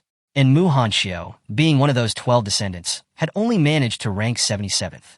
Jiang Chen tightened his grip on the scroll. There was information about her as well. Rank 77, Muhan Xiao, descendant of a sealed king. Current location, Jiangnan War Zone. Bounty, Celestial Level Reward. Jiang Chen slowly exhaled. This wasn't just a ranking. This was a hit list. Ji Gang glanced at him. If the descendants of sealed kings are already this powerful, then imagine how terrifying the Xiao family is. Several minutes later, Jiang Chen finished reading the entire scroll. He stepped forward and returned it to Ji Gang. With a serious expression, he finally spoke. You showed me this, so I wouldn't be completely unprepared in the Tianjiao camp, right? Ji Gang took the scroll from his hands and nodded. Exactly. The stronger you appear, the more danger you'll attract. Don't expose your power recklessly unless it's absolutely necessary. Jiang Chen clenched his fists tightly. His gaze dropped to the floor as he processed everything. Unlike these other so-called geniuses, he had no powerful family backing him. Ji Gang was his only protector, and while he was strong, he was still only a 3rd grade master. Ji Gang himself looked troubled. I had a good master, but I never mastered the arts well. So far, I'm only a 3rd level master. He hesitated. I don't know if I can protect you properly, Jiang Chen. Jiang Chen lifted his head. Then, without hesitation, he smiled. I understand, Uncle Ji. I won't reveal my power in Tianjiao camp. He made a mental note. Ji Gang didn't just accept his secrecy. He was actively protecting him. Even knowing Jiang Chen was hiding something big, Ji Gang was still willing to help him survive. Jiang Chen couldn't help but respect that. He placed his hand under his chin, a small smirk forming. If the others found out about my performance in the secret realm, I'd probably outrank Muhan Xiao on the list. But strangely enough, she hadn't said a single word to anyone about it. She was keeping a secret. Why? At that moment, Ji Gang suddenly stood up. Still keeping his hand under his chin, he slowly walked toward Jiang Chen. Then, he leaned in close. His eyes glinted mischievously as he smirked. Now, be honest with me, Jiangchun. Jiangchun blinked, confused. What? Ji Gang's smirk widened. What exactly did you do to Muhan Xiao? Jiangchun froze. Ji Gang sighed, dramatically. There were only necromancers in the secret realm, so your tastes must be really strange, huh? Feeding the insects. A new generation is born. Jiangchun's face stiffened as he stared at Ji Gang, sweat dripping down his forehead. He needed to escape this conversation. Quickly turning his back, he waved goodbye while walking away. I'm going to take a shower and get some sleep. I need a rest. Ji Gang, still looking confused, called after him. Wait, did I ever say it was a bad thing? Jiangchun pretended not to hear and disappeared down the hallway. Hours passed, and night fell. Back in his apartment, Jiangchun stood before a table covered in jars. His eyes sparkled with excitement. 33 units of 3rd-level blood. 14 units of 4th-level blood. He had sold most of his equipment to get these resources. But it was worth it. This amount of blood should be enough for the insects to reproduce a 2nd generation. Jiangchun picked up a jar, removed the lid, and began pouring the thick, purple blood onto his arm. With a smile, he called out to his insects. All right, little ones, time to eat. He decided to start with the 3rd-level blood first. This blood was equivalent to devouring a human master of level 60 or higher. To extract, just one jar required hundreds of ferocious beasts. Jiangchun sighed dramatically and told the insects, Your father worked really hard for this. At that moment, Little Nine appeared. She climbed onto Jiangchun's head, staring intently at the blood on his arm, her hungry eyes glowing. I want to eat too, she whined. Jiangchun glanced up at her with an amused look. Not yet. You still have a long way to go before you can reproduce. The moment she heard this, she pouted. Her tiny hands grabbed his hair, and her eyes welled up with tears. Then, like a spoiled little girl, she started crying. Jiangchun sighed. Fine. He plucked her off his head and tossed her onto the table. Little Nine immediately perked up, grabbing a jar of blood with sparkling eyes. You're the best, Dad, she giggled, popping off the lid. A tiny straw appeared in her hand, and she began happily sipping the blood like it was some luxury drink. Meanwhile, Jiangchun grabbed another jar, removed the cap, and poured the 4th-level blood onto his arm. This was different. 4th-level blood was equivalent to a great human master of level 90 or higher. The moment its scent filled the air, the insects inside his body reacted. Thousands of them crawled out, eagerly drinking the blood. A system window appeared. System notification. Reproduction process of 9 wings insect larvae has begun. Each insect can reproduce between 40 and 60 larvae. Divine evolutionary acceleration is in progress. Jiangchun watched silently as more and more insects emerged, drinking the blood. Minutes later, another system window appeared. System notification. Reproduction process completed. Total new offspring, 100,000. Jiangchun's hand trembled. Suddenly, a thick, purple mist erupted from his palm. But it wasn't just mist. It was made of living insects. Jiangchun's breath hitched. He stared at his own hand in confusion. His instincts screamed at him. Something had changed. His expression hardened as he went on full alert. What is happening to me? The insect rebellion. A terrifying discovery. For a brief moment, Jiangchun stood frozen. Then, the insect larvae began pouring out of his hand. His eyes widened in horror. Panicked, he grabbed his wrist, trying to force the insects back inside. But it was useless. All 100,000 insect larvae erupted from his arm, filling the apartment in an instant. They swarmed through the air, devouring everything in their path. Jiangchun looked up. The ceiling was already being eaten. His heart pounded. Are they rebelling? Gritting his teeth, he extended his fist toward the ceiling and roared. Return to the nest. Now! The insects froze midair. Then, like a wave retreating into the ocean, they quickly swarmed back into his arm, vanishing inside. Jiangchun let out a long breath. He turned his head. The insects had already devoured part of the table and an entire painting. A cold realization hit him. These insects are terrifying. If I lose control for even a second, they could destroy everything. On the table, Little Nine was still happily licking the last drops of blood from a jar, completely unbothered by the chaos around her. Jiangchun's eye twitched. Are you serious right now? With an angry look, he scolded her. You're too busy eating to keep an eye on your mischievous offspring? Little Nine ignored him. She let out a content sigh, hugging the empty jar like a satisfied child after a big meal. Jiangchun groaned. She's hopeless. Shaking his head, Jiangchun turned his attention to his status window. A glowing system panel appeared before him. Jiangchun status. Level, 26. Title, Sovereign of Insects. Profession, Divine Rank Creation Class. Talents, O Growth of All Things, Level 1. O Divine Evolution, Level 1. Oh, ancestral tree? Unawakened. Then, another status window appeared, this time for Little 9. Little 9 status, level 21. Title, Insect Mother, 9 wings of miasma. Disaster rank. Offspring count, 100,000 units. Combat power, 197 stars. Jiang Qin's eyes widened. Her combat power had skyrocketed. At 197 stars, she was already approaching the level of a 3rd-level master. A grin spread across his face. This is insane. The growth rate is too fast. His body hummed with power. He clenched his fist tightly. Everything is ready. Tomorrow, he would enter Tianjiao camp. Once he reached level 30, he could finally complete Little 9's 2nd reproduction cycle. Jiang Qin's mind drifted for a moment. He imagined the next mother insect, a sexy, dangerous existence. His smirk deepened. Things are only going to get more interesting from here. Meanwhile, at the Night Watch headquarters, Tianjin had just returned. She sat across from Ji Gang, her brows furrowed in concern. Are you really thinking about calling Chanawang for this? Her voice held a hint of disbelief. Is it really necessary to make such a fuss over Jiang Qin? Ji Gang sat on the sofa, resting one hand on the armrest while placing the other under his chin. His gaze was deep and unreadable. I'm doing this just in case. Tianjin's expression tightened. Ji Gang's voice lowered. In the Yangtze River Southern War Zone, Jiang Qin will cross paths with Xiao Beihan, the prodigy of the Xiao family. But that's not the real problem. His fingers tapped against the sofa. The real danger is Tianjiao camp itself. There are no secrets in Tianjiao camp. Tianjin stiffened. Ji Gang's gaze darkened. There's something about Jiang Qin that terrifies me. Tianjin frowned. You're exaggerating. Ji Gang shook his head. No, I don't think I am. He leaned forward, his voice low. It's his poison. Jiang Qin is hiding many secrets. Tianjin's breath caught in her throat. She met Ji Gang's eyes, and for the first time, she saw genuine fear. A chill ran down her spine. Are you trying to scare me? The forbidden professions. A fear from the past. Tianjin's expression darkened as old memories surfaced. She recalled something that had happened 600 years ago, a time when the Devourer caused mass disturbances in Great Xia.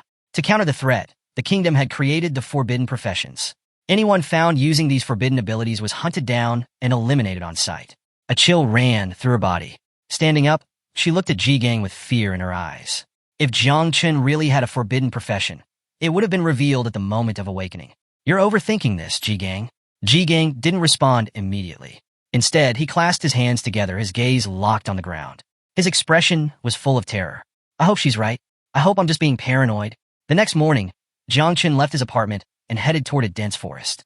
Holding a map in both hands, he squinted at the markings. Which way is the right one? He wasn't entirely sure. Had he gotten lost again?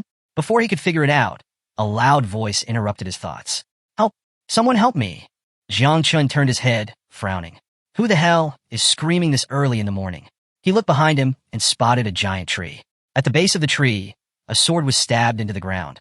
At the top of the tree, a man with white hair clung desperately to a branch. The man's voice trembled with fear. Please, help me. I'm afraid of heights. Jiang Qin stood there in silence. His brain refused to process what he was seeing.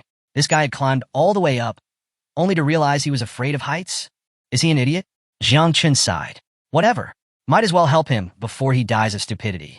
Raising his hand, he activated Growth of All Things Vine. Immediately, thick branches emerged from the ground, twisting upward. Just as the man lost his grip and began to fall, the branches wrapped around him, gently lowering him to safety. Once on the ground, the man collapsed onto his hands and knees, panting heavily. I was so scared, he gasped. Jiang Qin folded his arms, watching him with a blank expression. The man continued rambling. I just wanted to save a bird's nest. I thought it wasn't that high, but when I climbed up, I realized it was really high. Jiang Qin stared at him. A drop of sweat slid down his cheek. So let me get this straight. This guy is afraid of heights, yet he still climbed a massive tree just to save a bird's nest? He took a deep breath. This man is definitely an idiot. A mysterious swordsman. An offer rejected. The older man stood up, brushing the dust off his clothes. Extending his hand toward Jiang Qin, he gave him a pleasant smile. Thank you for saving me. Then, as if it was completely normal to get stuck in a tree, he added, So, what do you want in return? Jiang Qin, still trying to process this man's existence, scratched his head. Actually, I'm just trying to find my way to Tianjiao camp. Do you know the way? The man turned his back on Jiang Qin, closing his eyes as he walked away. With a calm smile, he waved his hand.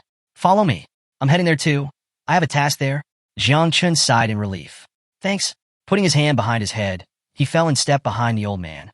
As they walked, Jiang Chun felt curious. This man carried a sword on his back instead of storing it in his system inventory. That was unusual. Extending his hand toward the man, he asked, "Are you a job changer too?" The old man chuckled, shaking his head.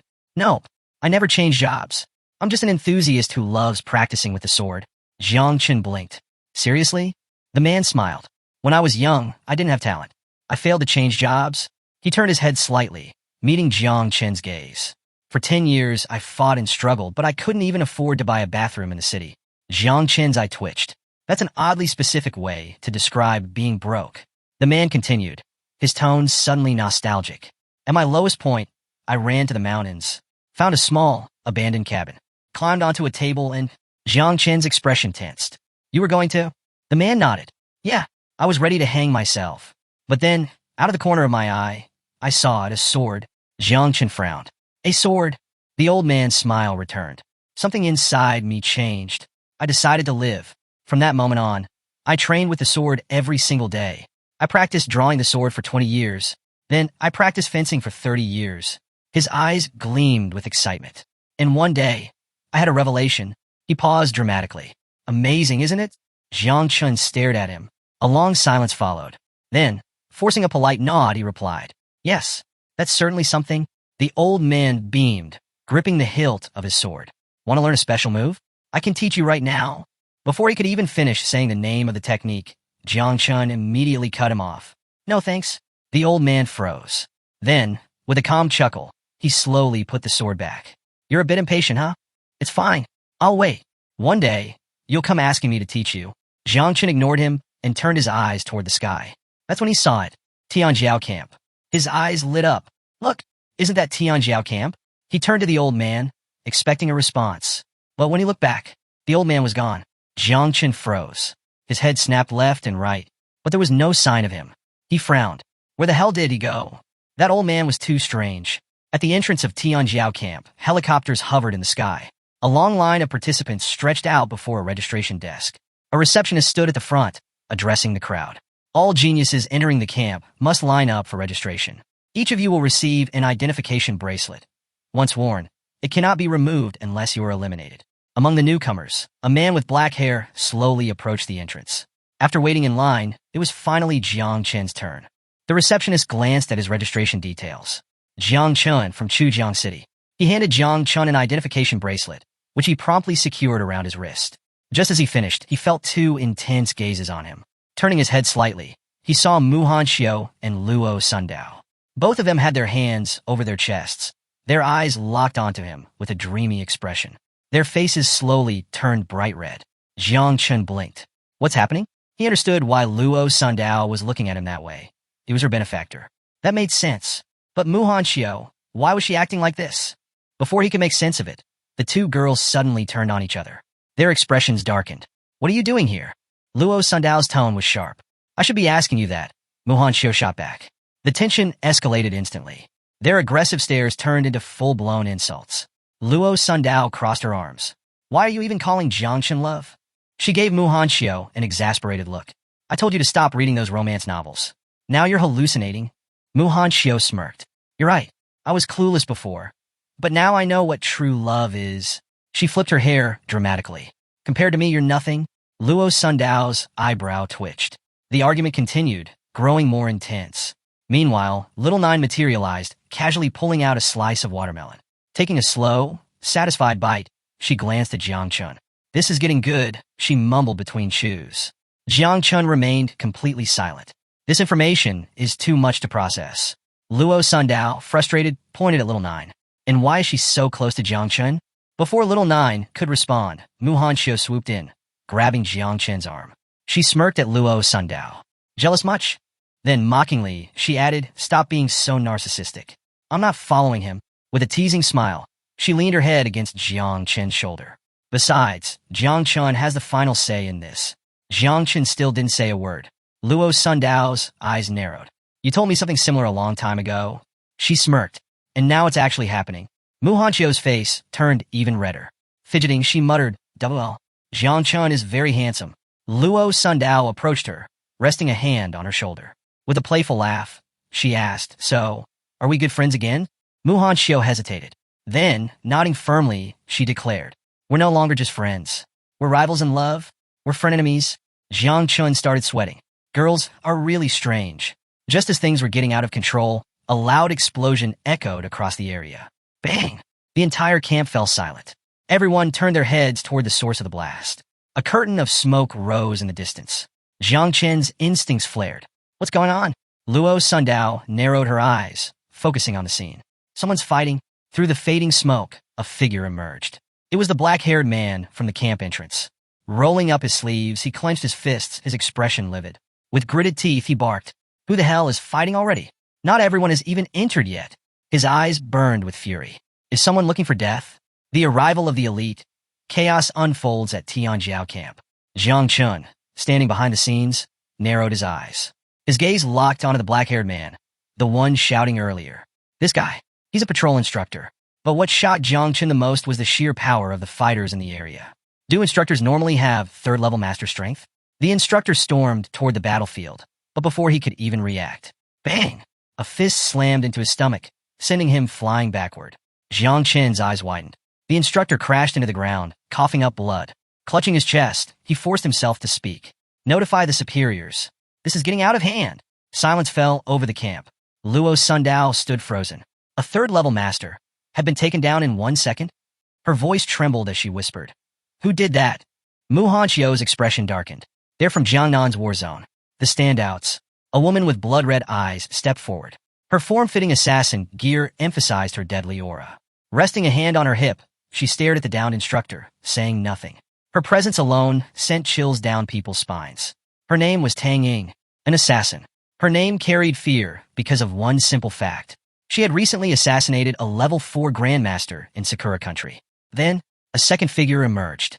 A man with fiery red hair, his body crackling with raw, destructive energy. His lips curled into a crazed smile. Apathetic, his name was by phone. People called him the little god of death. He wasn't just any prodigy.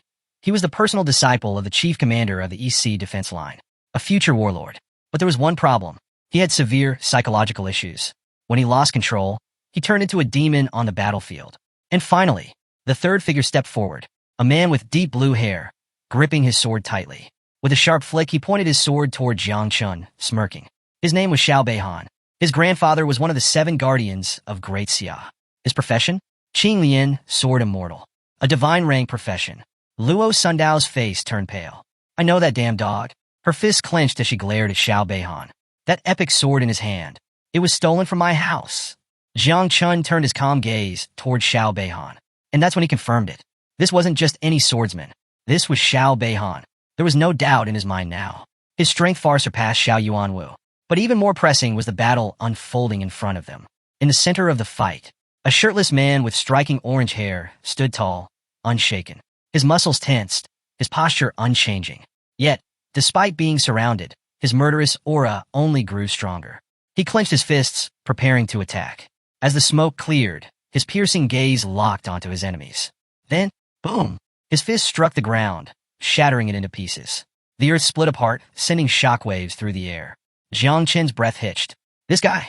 The entire camp held its breath. Jiang Wushuang, the third-ranked invincible descendant. It was rumored he possessed 3 hidden, unique professions. And right now, not even 3 elite prodigies could take him down.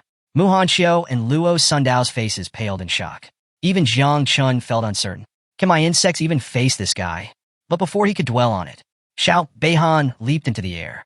With both hands gripping his sword, he prepared to strike. Jiang Chun looked up, his eyes narrowing. This isn't good. Xiao Beihan landed forcefully, his sword striking the ground with immense pressure, causing the earth to crack beneath him. He was far too close to Luo Sundao. Reacting instantly, Jiang Chun grabbed her by the waist, leaped into the air, and dodged the attack. Xiao Beihan's sharp gaze locked onto Jiang Wushuang. A rare flicker of admiration appeared in his eyes. Your wind fist not bad. But before Wushuang could respond, Xiao Beihan's attention shifted. His eyes met Jiang Chen's. A wave of recognition flashed across his face. Slowly, he sheathed his sword. Then, he drew it again, pointing the tip directly at Jiang Chun. His aura surged, crackling with lethal intent. So, you're the one who killed Xiao Yuanwu. His tone was calm, but his eyes burned with hatred. He may have despised Xiao Yuanwu for being useless, but that didn't mean he would let an outsider get away with killing him. Jiang Chun remained unmoved.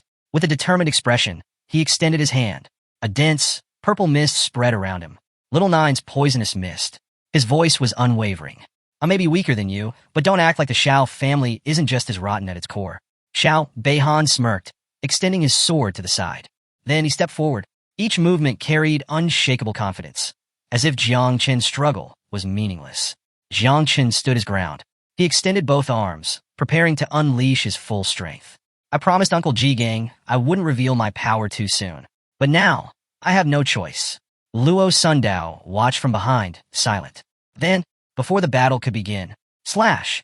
A powerful sword strike cut through the battlefield, splitting the ground in two. A voice echoed through the air. Enough! Step aside. Both Jiang Chun and Xiao Beihan instantly deactivated their powers. They turned toward the source of the attack.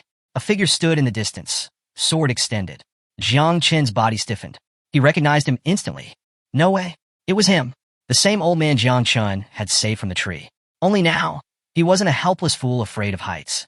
He was the chief instructor of Tianjiao Camp, the Heavenly Blade King, a man so powerful that even the 4 strongest prodigies in camp froze in place. Jiang Chen broke into a cold sweat. That weird old man is this strong. With just a single sword energy attack, he had forced 4 top-ranked geniuses into submission. Jiang Chen didn't even know if his insects had survived that shockwave.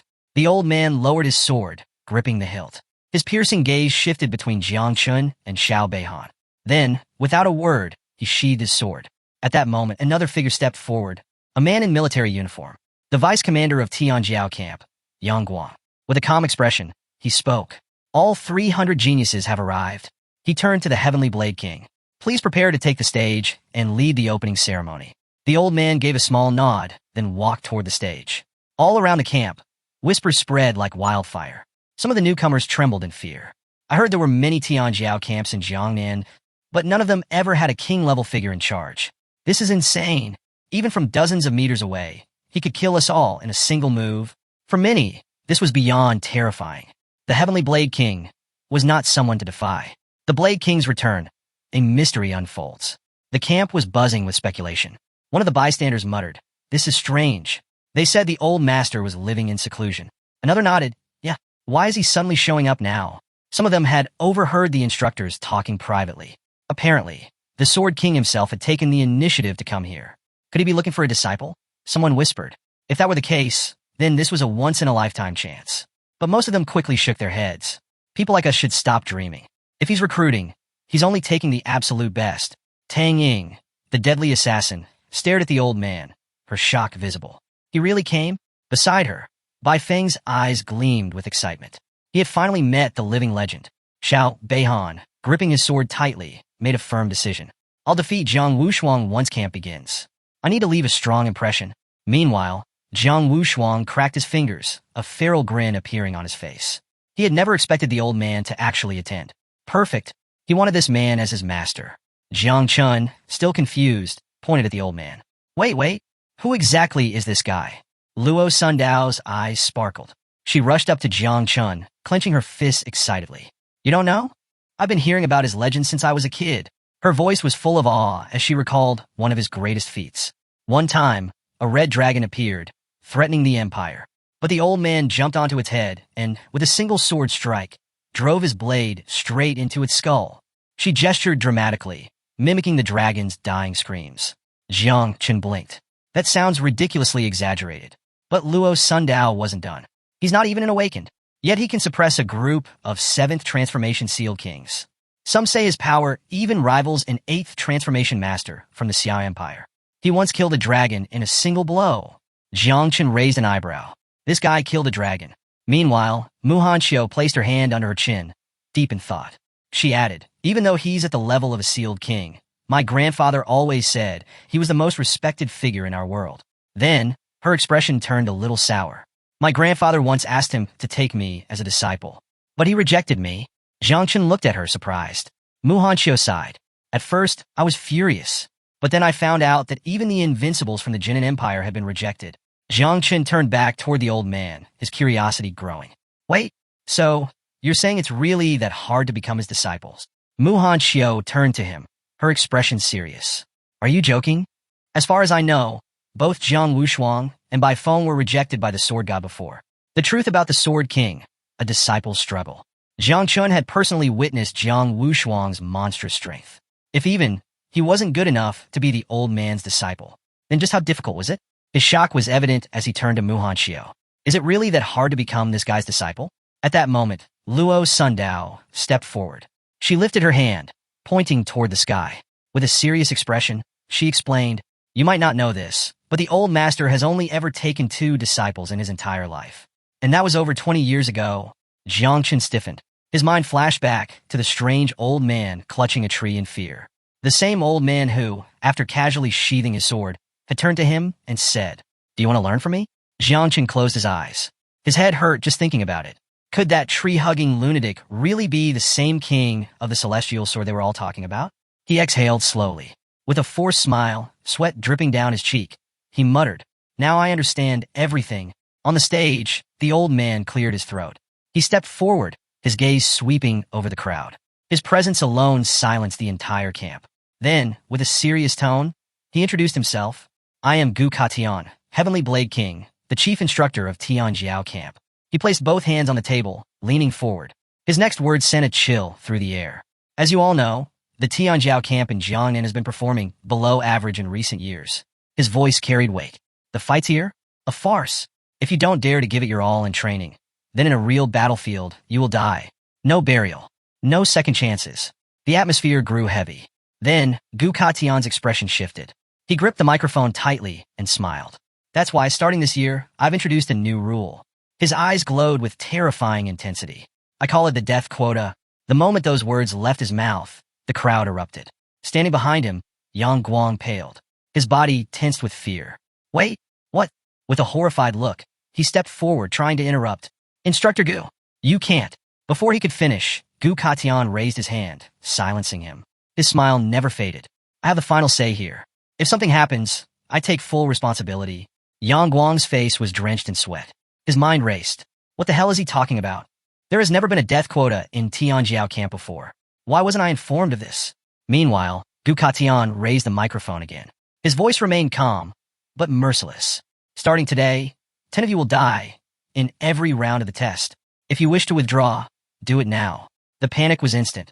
A young boy grabbed his friend's arm, his face pale with fear. "I can't back out. If I do, my entire family will be disgraced." His friend swallowed hard, his hands trembling. "I don't want to die." At the front of the crowd, Jiang Wushuang remained still. His arms were crossed over his chest. Then he grinned. A wild, bloodthirsty excitement flickered in his eyes. As expected from the senior Heavenly Blade King, the game of death begins. A target on Jiang Chen's back. Jiang Wushuang crossed his arms, smirking. This should have been done years ago. Meanwhile, Xiao Beihan turned his head, his eyes locking onto Jiang Chen.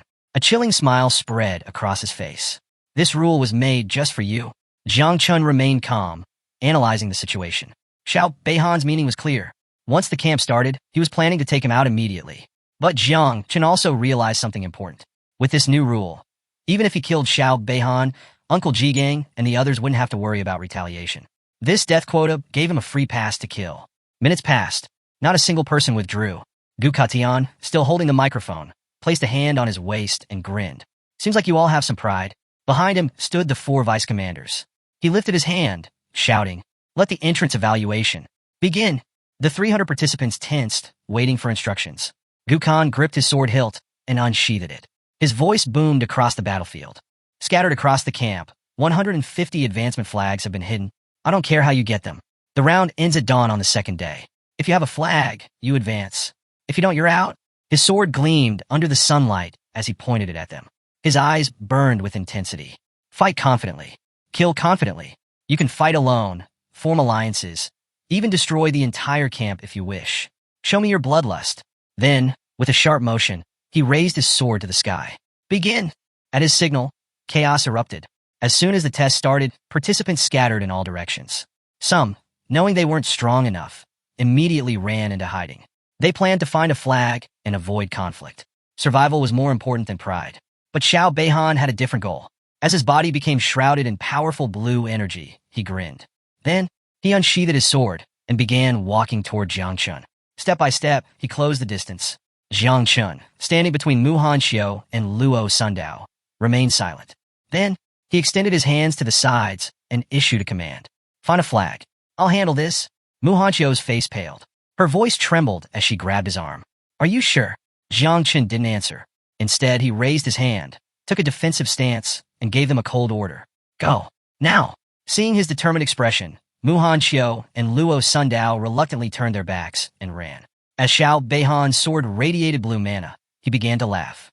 A rookie who hasn't even reached his second transfer wants to be a hero? His tone was mocking. He wasn't taking Jiang Chun seriously. Jiang Chun's face remained expressionless. Slowly, he extended his hand to the side. A thick, purple mist seeped from his palm. Little Nine's poisonous mist. Despite Xiao Beihan's terrifying sword aura, Jiang Chun wasn't afraid. He had faced worse. However, one thought lingered in his mind. Even though I'm much stronger than before, can I handle Xiao Beihan using only poison, without revealing the mother insect? An unexpected intervention. The assassin's disruption. Jiang Chun stood his ground, his body enveloped in Little Nine's poisonous mist. With a calm gaze, he looked at Xiao Beihan and spoke. Stop talking nonsense. Xiao Beihan's expression darkened. He gripped his sword tightly, eyes burning with rage. TCH. No point wasting words on a dead man. Then, with full force, he swung his sword, sending a devastating slash toward Jiang Chun. Jiang Chun braced himself, preparing to counter. But before the attack could reach him, stop! A rain of small knives shot through the air, shattering Xiao Beihan's attack into pieces. Jiang Chun's eyes widened. Standing before him was Tang Ying, holding more throwing knives in her hands. Tang Ying stared coldly at Xiao Beihan. Her gaze was sharp, full of anger. Xiao Beihan clenched his sword, his expression dark and serious. What the hell are you doing? Jiang Chun, still on edge, turned his head toward Tang Ying. Is she really the assassin Tang Ying? Before he could ask, Tang Ying put her hands on her hips and shouted at Xiao Beihan. Did you forget our agreement with by phone? Her tone was harsh and unforgiving. We agreed to kill Jiang Wushuang as soon as camp started. Yet you keep running off to deal with insignificant matters. She crossed her arms, narrowing her eyes. Tell me the truth. Are you just using excuses because you're scared of Wushuang's? Xiao Beihan's fist tightened. His aura flared with anger. Who said I was afraid? Tang Ying smirked. Then prove it. She turned her back on Jiang Chun, pointing toward the forest. Wushuang ran that way. Bai Feng is already chasing him. Xiao Beihan gritted his teeth, but ultimately turned away from Jiang Chun. Fine. I'll deal with Wushuang first. It's not too late to handle the trash afterward. With that, both Xiao Beihan and Tang Ying left Jiang Chun behind. Jiang Chun exhaled slowly, deactivating his poisonous mist. That was close. His gaze followed Tang Ying as she walked away. Just before she disappeared, she turned back, put a finger near her mouth, and winked at him. Jiang Chun froze. She was helping me. But why? They didn't even know each other. Unseen by others, Tang Ying's expression shifted. Her gaze lowered, a sadness flickering in her eyes. She was the niece of Tang Jin. Before the camp started, her aunt had given her a secret mission. Protect Jiang Chun. But with her current abilities, she couldn't fight Xiao Beihan directly. The best she could do was buy time and redirect his focus. For now, Jiang Chun was safe. But she could only hope that Muhan Xiao and Luo Sundao would protect him moving forward. While Xiao Beihan walked away, a man with black hair named Huang Yongqiao approached. He carried a bow on his back, and in his hands were 3 advancement flags. Then, he knelt before Xiao Beihan. My father is a loyal subordinate of your grandfather. These 3 flags are a token of my dedication to you. Jiang Chun narrowed his eyes. Tang Ying remained silent, watching closely. Xiao Beihan, looking down at the kneeling man, responded coldly. I don't need the flags. Then, his expression darkened. But if you really want to prove your loyalty, there is something you can do for me. Tang Ying's body tensed. This is bad. If Xiao Beihan gained more allies, it would only make things harder for Jiang Chun. She could only pray that Muhan Xiao and Luo Sundao could protect him. A deadly ambush. Jiang Chun's next battle begins.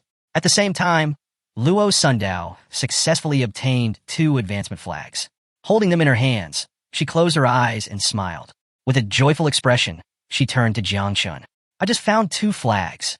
She rushed over to where Jiang Chun was, placing the flags on the table. Jiang Chun, standing with one hand resting on his waist, responded in a calm voice. You 2 take the flags first. I'm going to check something elsewhere.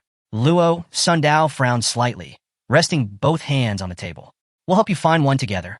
Beside her, Muhan Xiao remained silent, arms crossed. Then, whiz! A deadly arrow tore through the air, heading straight for them at high speed. Jiang Chen's instincts flared instantly. His eyes sharpened. Be careful.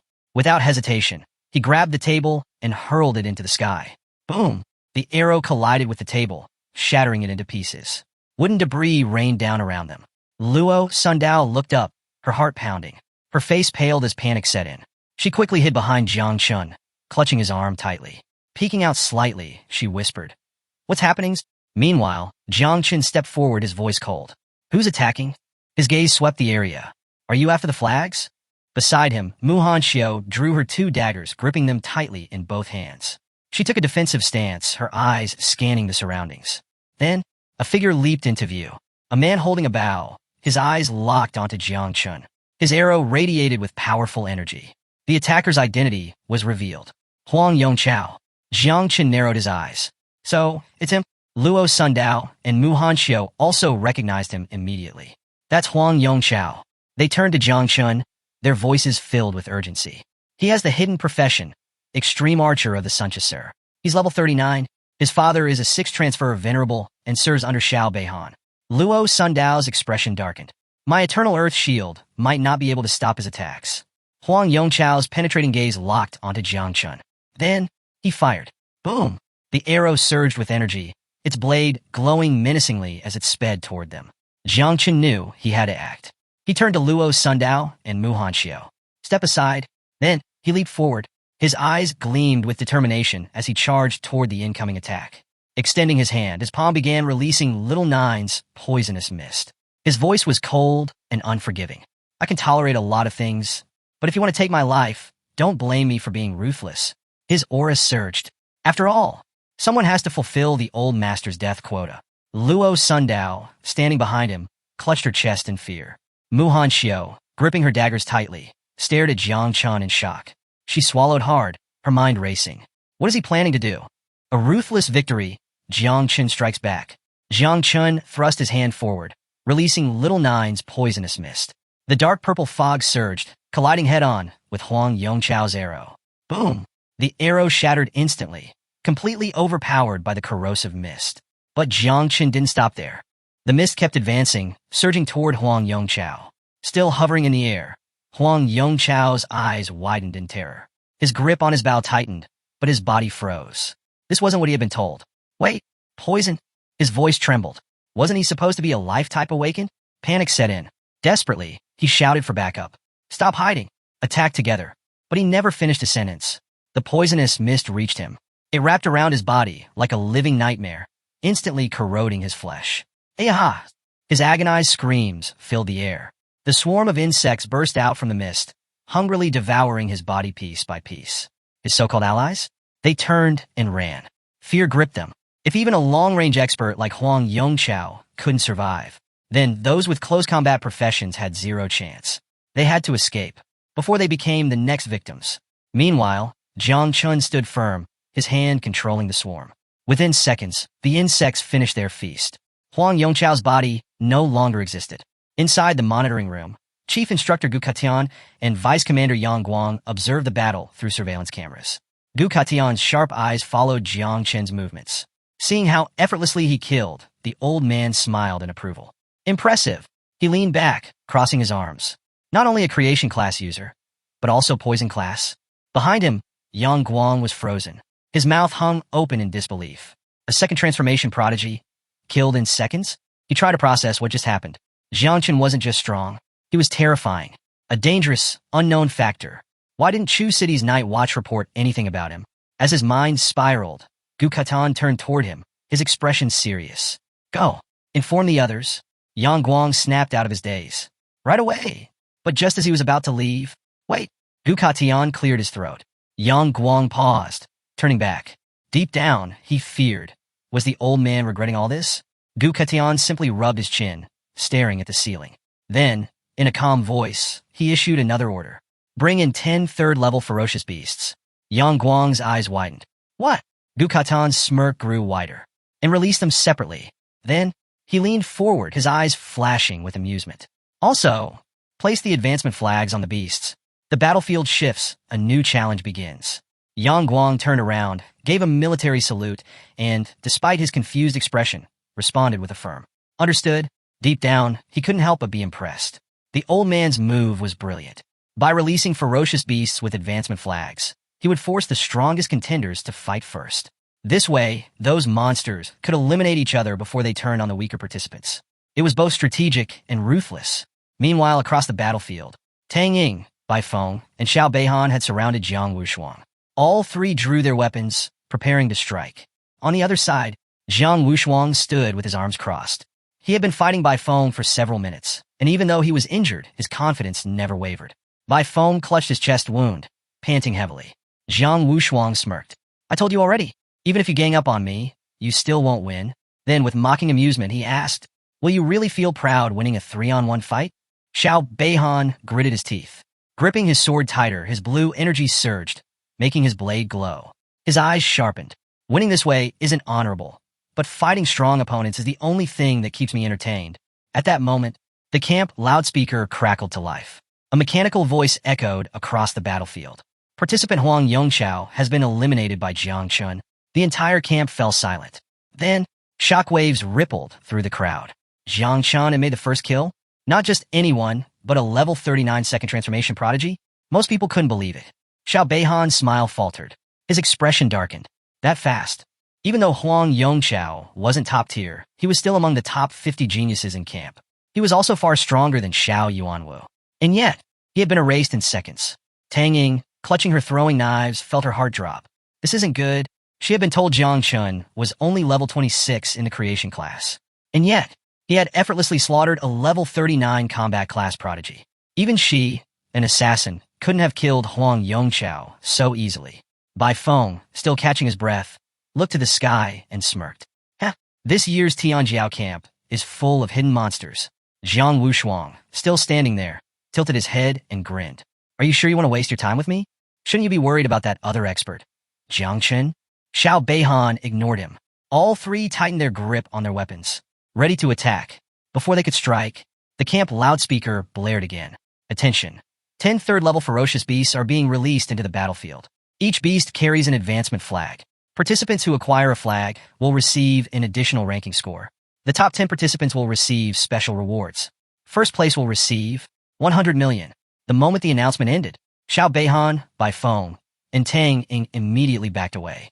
Jiang Wushuang's grin widened. His arms still crossed, he chuckled. Looks like the king of the celestial sword just gave us some new toys to play with. He turned to the side, his smirk growing. Fine, I'll join in. He had set his sights on the blue flag. Meanwhile, Jiang Chun stood in the distance, still processing what he just heard. His expression shifted. A 100 million reward? The moment he remembered how fast his insects could reproduce, his eyes gleamed. If he secured first place, he wouldn't just get money. He'd get resources. And with more resources, he could evolve his insects even faster. A giant beast falls from the sky. A new battle begins. Suddenly, boom! Something massive dropped from the sky, shaking the ground upon impact. Jiang Chun, who wasn't far away, instantly went on alert. His eyes narrowed. What is that? The dust settled. Standing before them, a massive mutant wolf. Luo Sundao, standing next to him, gripped her shield. It's the first ferocious beast. Jiang Chun examined it closely. His brows furrowed. This is a third-level beast. Nearby, Mu Hanchio's face paled. Her voice trembled with urgency. Be careful. This thing is as strong as a level 90 awakened. The beast's enormous frame trembled. Its body was partially paralyzed from the fall. Luo Sundao squinted. Then, turning to Jiang Chun, she asked, it's still regaining consciousness. Should we take advantage of this? Jiang Chen's gaze sharpened. He stepped forward, his hands releasing Little Nine's poisonous mist. Move back. He prepared to strike. But, swoosh! A powerful slash shot toward him from above. Jiang Chun reacted instantly. He jumped, dodging the attack at the last second. Landing on the ground, he clenched his fist tightly. His mind raced. Who just attacked me? Then, his gaze lifted. Standing atop the beast's head, gripping his sword. Xiao Beihan. Xiao Beihan's eyes locked onto Jiang Chun. His lips curled into a smug smile. Not only did you kill Huang Yongqiao in seconds, now you're trying to steal my flag? Jiang Chun didn't waste words. He thrust his hand forward, unleashing Little Nine's poisonous mist. If you're here to fight, stop talking. Xiao Beihan laughed. Then, he jumped into the air, raising his sword. Heaven and Earth Wind Dragon Slash. A massive, swirling wind slash tore through the battlefield, slicing through everything in its path. It collided with Jiang Chen's mist, dispersing it instantly. Xiao Beihan landed back on the beast's head, his sword glowing with blue energy. His expression was full of confidence. No wonder you're so arrogant. His eyes gleamed. Turns out you have the hidden poison class. He smirked. Too bad for you. Poison is difficult to control, and in front of my wind, it's nothing. Muhan Xiao clenched her fists, her face tense. She turned to Luo Sundao. This isn't good. Wind counters poison. We need to help him. But Luo Sundao grabbed her arm. Her expression was serious. No. Muhan Xiao froze. Luo Sundao's voice was calm, but firm. Jiang Chen's poison isn't ordinary poison. If we interfere, we'll just get in his way. The poisonous dragon versus the blue lotus. Jiang Chen's deadly counterattack. Jiang Chen took an offensive stance, his body engulfed in poison. His eyes locked onto Xiao Beihan. This had gone on long enough. It was time to end it. Then, he unleashed his technique. Poisonous Mist Dragon. From the swirling toxic mist, a massive poison dragon emerged. Its serpentine body coiled through the air, its sinister green eyes burning with deadly energy. With a roar, it opened its mouth, ready to devour everything in its path. Seeing the sheer size of the dragon, Xiao Beihan's confidence wavered. Teach, this isn't good. He knew just slicing it wouldn't work. So instead, he made a bold decision. Gripping his sword tightly, he ran his fingers across its blade. The winds howled around him. Then, he lifted his sword toward the sky and activated a forbidden technique. Immortal Swordsman of Blue Lotus. A massive, glowing blue flower bloomed behind him, radiating with sword energy. The lotus petals began to absorb the poison dragon. Xiao Beihan smirked. Watch as my sword's energy consumes your poison. Jiang Chen's eyes glowed. His lips curled into a smile. Are you serious? Xiao Beihan had just created the perfect meal. Within the mist, Little Nine manifested. Her eyes sparkled. She licked her lips. Then, she lunged at the giant flower, her mouth wide open. Crunch! She began devouring it, petal by petal, sword energy by sword energy. The blue lotus was delicious. Jiang Chen's devouring value skyrocketed. +2000. He glanced at Little Nine, grinning. She's eating the entire thing. Xiao Beihan's smirk vanished. His eyes widened in horror. What? In the blink of an eye, the blue lotus shattered. The sword energy collapsed, releasing a surge of poisonous mist. Boom! The toxic cloud exploded, engulfing Xiao Beihan. His body was thrown backward. Slam! He crashed into the ground, gasping for breath. His sword trembled in his grip. Pain surged through his nerves. His chest burned from the poison. Impossible! His mind reeled. How could poison overpower sword energy? The poison dragon, now larger than before, slithered through the sky. Its glowing eyes locked onto Xiao Beihan. Then, it lunged forward, aiming to end him. Xiao Beihan's mind raced. He knew, if that dragon touched him, he was dead. So, he hugged himself, activating his life gem. A glowing shield surrounded his body. The poison dragon slammed into it. Boom! But, the life gem held firm. Xiao Beihan gritted his teeth. He had survived. Now, it was Jiang Chen's turn to die. Jiang Chen analyzed the situation. Xiao Beihan had used a life gem. Poison alone won't break through, and the battlefield has cameras everywhere. If he unleashed the insects here, his secrets would be exposed. He needed cover. He turned his head toward Luo Sundao. Can you create an opaque earth shield around this area? Luo Sundao clenched her fists. She nodded firmly. I'll try. She raised her hands to the sky. Energy surged. Then, earth protection, shield cover. A dome of earth formed, enclosing the battlefield. Xiao Beihan stared upward, confused. What is he doing? Luo Sundao dropped to her knees, breathing heavily. She had used a lot of energy. Jiang Chun turned back to Xiao Beihan. With the cameras blocked, it was time to finish this for good. The battle escalates. Xiao Beihan's defense begins to crumble. Jiang Chun stood calm and composed, his hand releasing Little Nine's poisonous mist. His eyes locked onto Xiao Beihan. Can you guess how Xiao Yuanwu died? Xiao Beihan's face twisted with anger. Surrounded by his magical barrier, he extended his sword to the side, his voice filled with disdain. You think that worthless trash's death compares to mine? Naive. Jiang Chun remained silent. For a few seconds, he simply stared. Then, Little Nine reappeared. Her sinister grin widened as she locked eyes with Xiao Beihan. Jiang Chen's voice was calm, but firm. Are you really comparing the past me to the current me? Now that's naive. He was tired of this. He turned to Little Nine. Teach him a lesson. Little Nine's body surged with energy. Her hands extended to the sides, releasing waves of poisonous mist. Then, she charged. Xiao Beihan raised his sword, positioning it defensively. His eyes narrowed. Who is she? Little Nine struck at high speed. Left, right, above, below. But Xiao Beihan's blade intercepted every single attack. No matter how fast she moved, he deflected everything. Jiang Qin's eyes narrowed in surprise. He's using protective sword energy? This was unexpected. Xiao Beihan's defensive mastery was far beyond what he anticipated. Then, a new danger arrived. A deafening roar filled the battlefield. The giant mutant beast suddenly lunged forward. Its massive jaws opened wide, aiming straight for Little Nine. Both Little Nine and Xiao Beihan turned. They immediately went on alert. Jiang Chun reacted instantly. His hands surged with poisonous mist. His gaze locked onto the beast. It had fully awakened. Now, it was time to unleash everything. Jiang Chun extended his hand, summoning two poisonous mist dragons. They coiled through the air, their eyes burning with deadly intent. Then, he released his small insect swarm. That's top-quality fierce beast meat. First to arrive, first to eat. The insects surged forward. Their tiny wings buzzed, filling the battlefield with an eerie hum. Now, the fight had become even more chaotic. Xiao Beihan's eyes darted between the incoming attacks. His sword energy had been corroded. He could no longer counter Little Nine. The beast turned, roaring a warning to Xiao Beihan. But Little Nine was already on the move. She closed the distance instantly. With a devilish grin, she threw her full strength into a punch. Boom! Her fist collided with Xiao Beihan's magical barrier. Cracks spread across the shield. She didn't stop. Another punch. Another. With each impact, the barrier weakened. Xiao Beihan's strongest defense was starting to crumble. Xiao Beihan's barrier begins to shatter. Jiang Chun sees the weakness. Jiang Chun stood calmly, his arms crossed, watching the battle unfold. He had realized something. Xiao Yuanwu had been weak because the Xiao family favored some grandchildren over others. But Xiao Beihan? He was one of their true elites. Defeating him was far more difficult. Yet, Little Nine's relentless barrage of punches was slowly cracking the magical barrier. Her eyes gleamed, sensing victory approaching. Inside the fading shield, Xiao Beihan was drenched in sweat. His panic grew. He knew. If before she had needed 3 seconds, now she needed at most 3 minutes. He clenched his sword tighter. He couldn't believe it.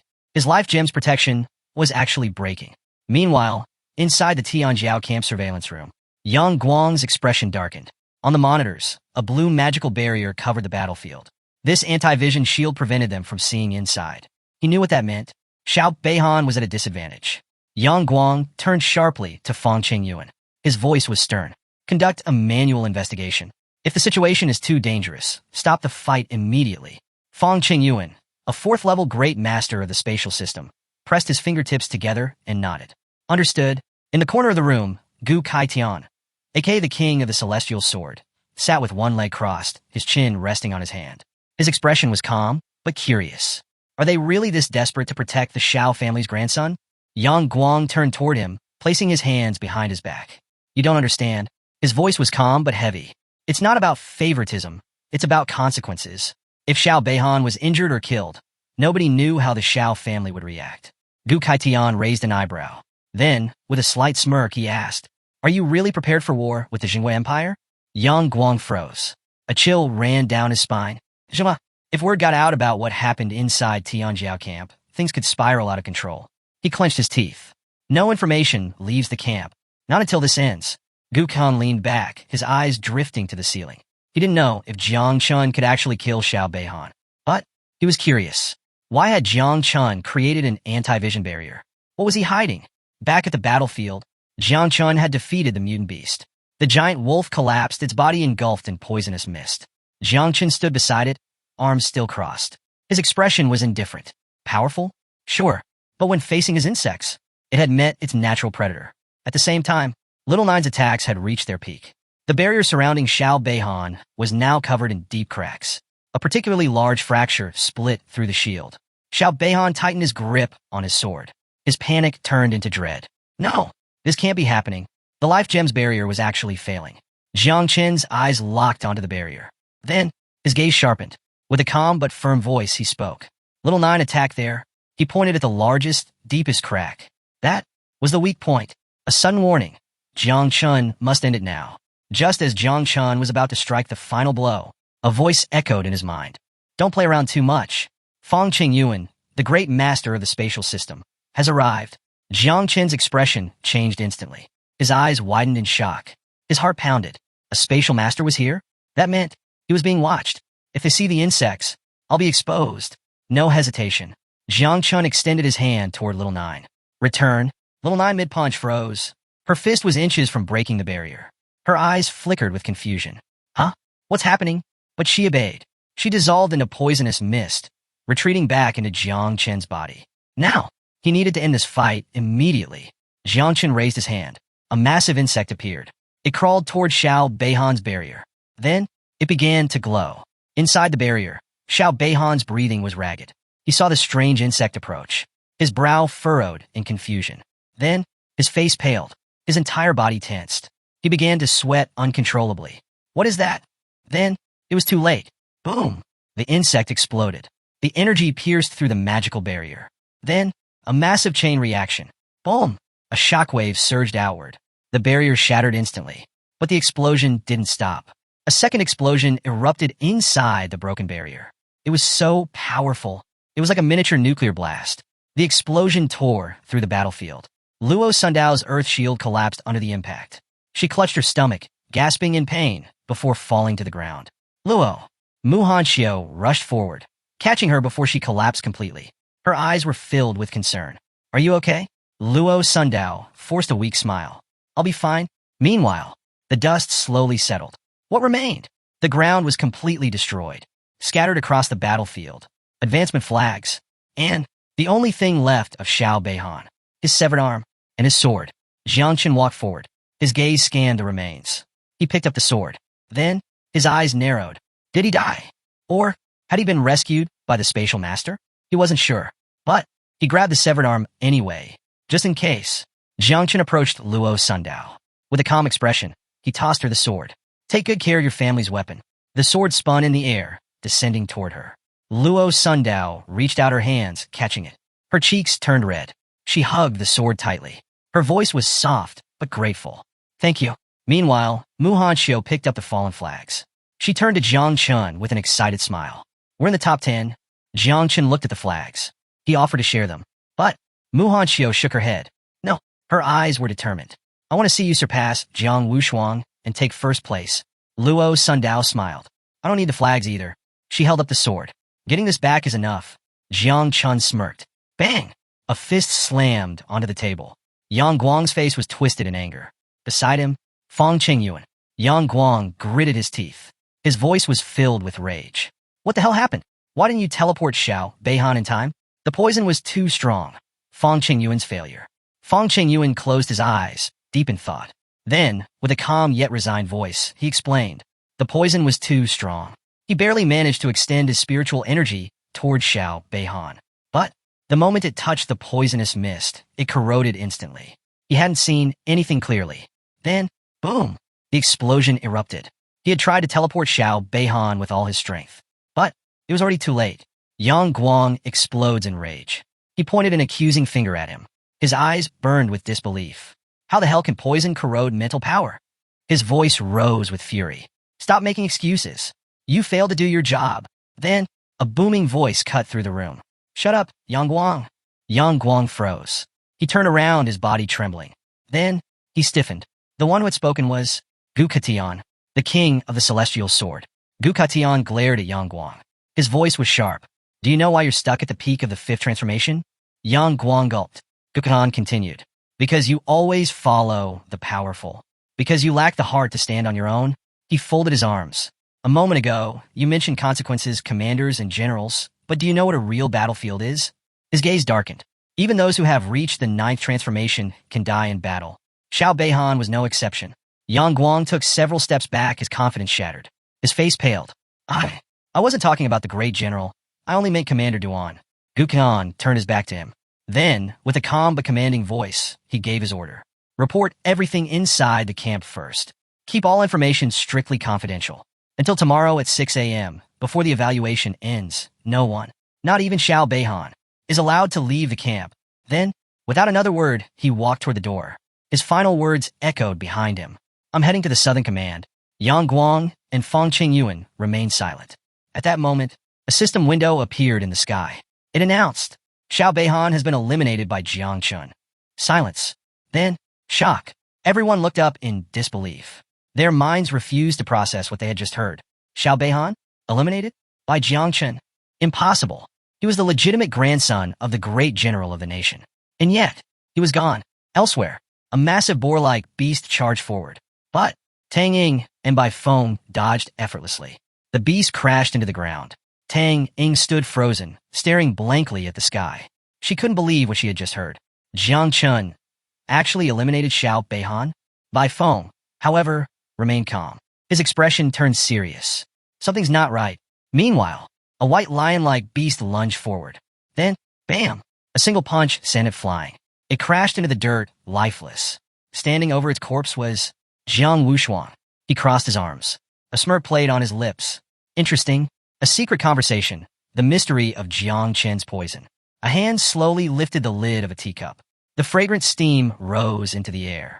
The man holding the cup was none other than Duan Xinghai, commander-in-chief of the Jiangnan military district. He took a slow sip of tea and then glanced at Gu Katian. With a calm yet curious tone, he asked, "So, have you found any remarkable talent?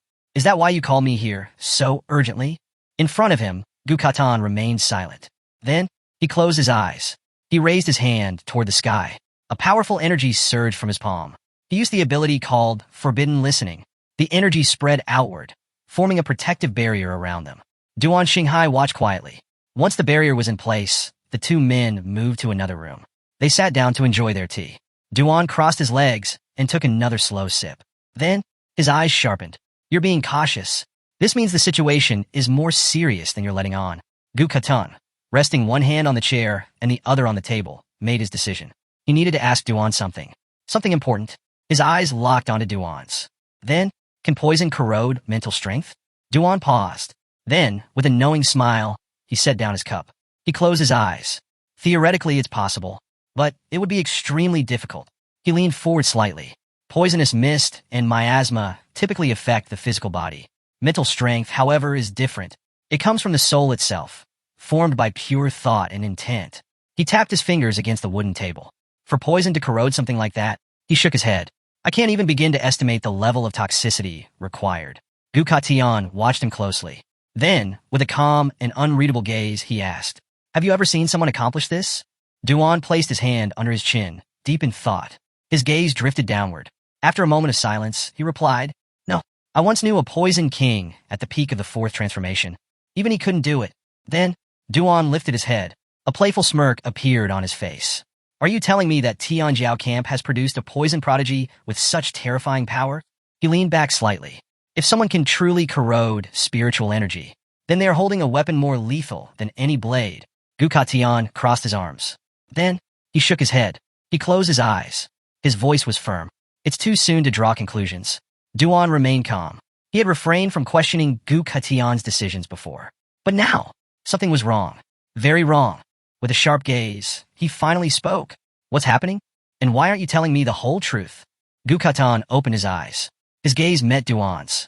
Then, with a serious expression, he asked, "What if the poison had its own consciousness?" Duan froze. Then, he burst into laughter. He reached out and patted Gu Katian on the shoulder. "You're joking, right?" Then, his expression turned serious. "Poison doesn't have consciousness, unless—" His voice trailed off. His eyes darkened. His breathing slowed. Then, a single drop of sweat ran down his cheek. With a calm but deeply thoughtful look, he whispered, "Unless it's not actually poison, but something else entirely. A forgotten calamity. The 9 wings of miasma." Duan Xinghai's eyes darkened. Then, a memory resurfaced. He pictured an ancient ruin, a place lost to time. Its name was Ruin Number 0. Inside that ruin, he had once seen an ancient record. It described a calamitous creature, a being known as the 9 wings of miasma. It was said that this creature could transform into a poisonous mist. Its birth had nearly destroyed the world. A great calamity from the past. Then, Duan imagined something else. A small, shadowy figure, hugging her knees. A pair of glowing eyes. The creature that had been born in the 9 hells. The very same existence recorded in Ruin Number 0. And now, it had reappeared. Gu Katian's entire body tensed. His mind raced. This is bad. Very bad. Duan Xinghai extended his arms, laughing loudly. His voice was filled with amusement. "What? Are you scared?" Then, he smirked. "Come on, old friend. This type of calamity has been extinct for a long time. It's impossible for it to still exist. Gukan remained silent. His expression did not change. But deep down, he was not so sure. Suddenly, a portal appeared in midair, a crack in space itself. Gukatian stood up from his chair. Then, he turned his back on Duan and walked toward the portal. Duan reached out a hand to stop him. Wait, I haven't told you the good news yet. Gukatian ignored him. He stepped inside the portal without hesitation. Duan sighed. Then, he shook his head. Inside the portal, Gukatian crossed his arms. He closed his eyes. Then, he thought of her. Little Nine, a walking disaster. Jiang Chun, the boy who awakened a divine-level class called Growth of All Things. It was no surprise that he had climbed to the top of the hunter list. But Jiang Chun still had too many secrets. Then, he remembered something else. A conversation from just a few days ago. Jigang had approached him with a cheerful smile. He had said, I have someone named Jiang Chun. His talent is incredible, but he's still developing. Oh, and he got into trouble with the Xiao family. So, I need you to watch over him while he's at Tianjiao camp. At the time, Gukatian had listened silently. But now, as he walked through the dimensional corridor, he realized the truth. Jigang hadn't asked him to watch over Jiang Chun. He had asked him to cover for him. That old bastard. Gukatian emerged from the portal. Then, he snapped his fingers. A gust of wind followed his motion. The sword could kill, but it could also protect. He muttered to himself. Buddha and demon exist in the same heart. Then, his eyes sharpened. I've made my decision. From now on, Jiang Chun is under my protection. Still, even if he had decided to protect Jiang Chun, a calamity should never be underestimated. So, he needed confirmation. A final piece of evidence. He raised his hand. Then, he fired an arrow into the sky. The arrow flew backward, vanishing into the horizon. This arrow carried an urgent order, a command for Hong Yao. Go to ruin number 0. Investigate the 9 wings of miasma. Find out the truth, because this concerns my new disciple. A sudden attack. Jiang Chun versus the final fierce beast. Gu Kaitian stepped into the surveillance room. His gaze locked onto the screens. With a calm but curious tone, he asked, How's the entrance evaluation progressing? Yang Guang turned back. With a composed look, he reported the current status. It's nearly over. The ordinary awakened are still struggling for flags. But the elite talents have already defeated 9 of the fierce beasts. Now, only 1 remained. On the screen, several geniuses displayed overwhelming strength. Laze and Lu Jiezi teamed up. The beast charged at them, but Laze met it with a devastating punch.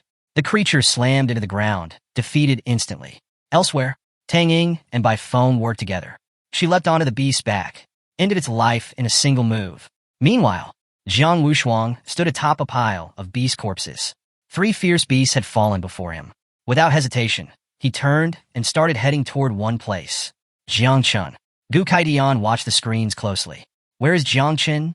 Yang Guang answered immediately. He's already defeated 2 fierce beasts. The 9th beast was just released near him. A shadow loomed over the battlefield. From the sky, the final beast descended. Jiang Chun looked up, eyes shining. Instead of panic, he smiled. Time to eat, little Nine. The beast lunged, but before it could even attack, Jiang Chun extended his hand. Poisonous mist erupted outward. In seconds, little Nine materialized. With no hesitation, she devoured the beast whole. The system flashed with a notification. Plus 2,000 devouring value. Jiang Chun watched calmly. Little Nine chewed happily. And then, she leveled up. Now level 22. She grinned, satisfied. Jiang Chun smiled too. But his joy didn't last. A fist of spiritual energy suddenly appeared in the sky and descended upon them. Jiang Chun and the others looked up. Realization hit instantly. This was an attack. They snapped into alert mode. A battle between monsters. Wu Shuang versus Jiang Chun. Mu Hanxiu drew her daggers, stepping into a defensive stance. Her eyes flashed with urgency. Jiang Chun, it's a surprise attack. Luo Sundao didn't hesitate. With a determined expression, she extended her hand. Earth Protection Shield. A powerful green barrier emerged, shielding them from the attack. But the moment Jiang Chun got a closer look, his eyes narrowed. This technique, it was Wang's fist style. The energy fist smashed into the barrier. Cracks spread instantly. The shield wasn't holding. Boom! In mere seconds, it shattered completely. The impact sent Luo Sundao and Mu Hanxiu flying backward. Blood spilled from their lips. Jiang Chun was the only one left standing. Jiang Chun didn't waver. He clenched his fists. Poisonous mist surged around his body. Then, he threw his hand forward. Little Nine's poisonous mist exploded outward, colliding with Wang's attack. But Even with the poison, the force was overwhelming. Jiang Chen's body was blasted backward. Sliding across the ground, he planted his feet firmly, stopping his momentum. He raised his arm defensively. And then, he waited for the next strike. The last remnants of the attack dissipated into smoke. From within the haze, Wang appeared. His body radiated terrifying energy. He clenched his fists. His intense gaze locked onto Jiang Chun. Mu Hongqiu's body hit the ground behind Jiang Chun. Luo Sundao struggled to rise. Jiang Chun wiped his lips, staring at Wang. It's no wonder they call you the third genius of Daxia. Then, he tightened his fist. Poisonous mist coiled around it. With a sharp smile, he asked, "So, you came to steal my beasts?" Jiang Wushuang laughed. His body pulsed with red energy. No need to misunderstand. He cracked his knuckles. "I know your poison already killed the beast." Jiang Chen's expression darkened. "What do you mean?" Jiang Wushuang grinned. "I just came to satisfy my curiosity." Jiang Chen stretched out his hand, his fingers cutting through the dense, swirling poison mist conjured by Little Nine. His gaze locked onto Jiang Wushuang, his expression cold. "Are you really willing to bet your life just to satisfy your curiosity?" Jiang Chen's voice carried a sharp edge. Jiang Wushuang clenched his fists, his lips curling into a confident smile. "Of course. If you're not willing to stake your life, then are you really living?" Jiang Chen's eyes narrowed. Without hesitation, he flicked his wrist, sending the poisonous mist surging toward Jiang Wushuang. But instead of retreating, Wushuang's eyes gleamed with excitement. He planted his feet, drawing in a deep breath before suddenly striking out with his fist. The sheer force of his punch stirred the air violently, sending shockwaves rippling outward. Just before the venomous mist could engulf him, Jiang Wushuang executed 1,000-feet wall, stomping down and unleashing a powerful energy barrier in front of him. The force of his technique didn't just block the poison, it shattered it. Without wasting a second, he launched another devastating strike at Jiang Chen. The energy blast surged forward like an unstoppable wave. Jiang Chen, still mid-motion, was momentarily caught off guard. His outstretched hand trembled as he realized the sheer power behind the attack. Just as it was about to strike him head-on, he instinctively leaped backward, throwing his arms over his head to shield himself.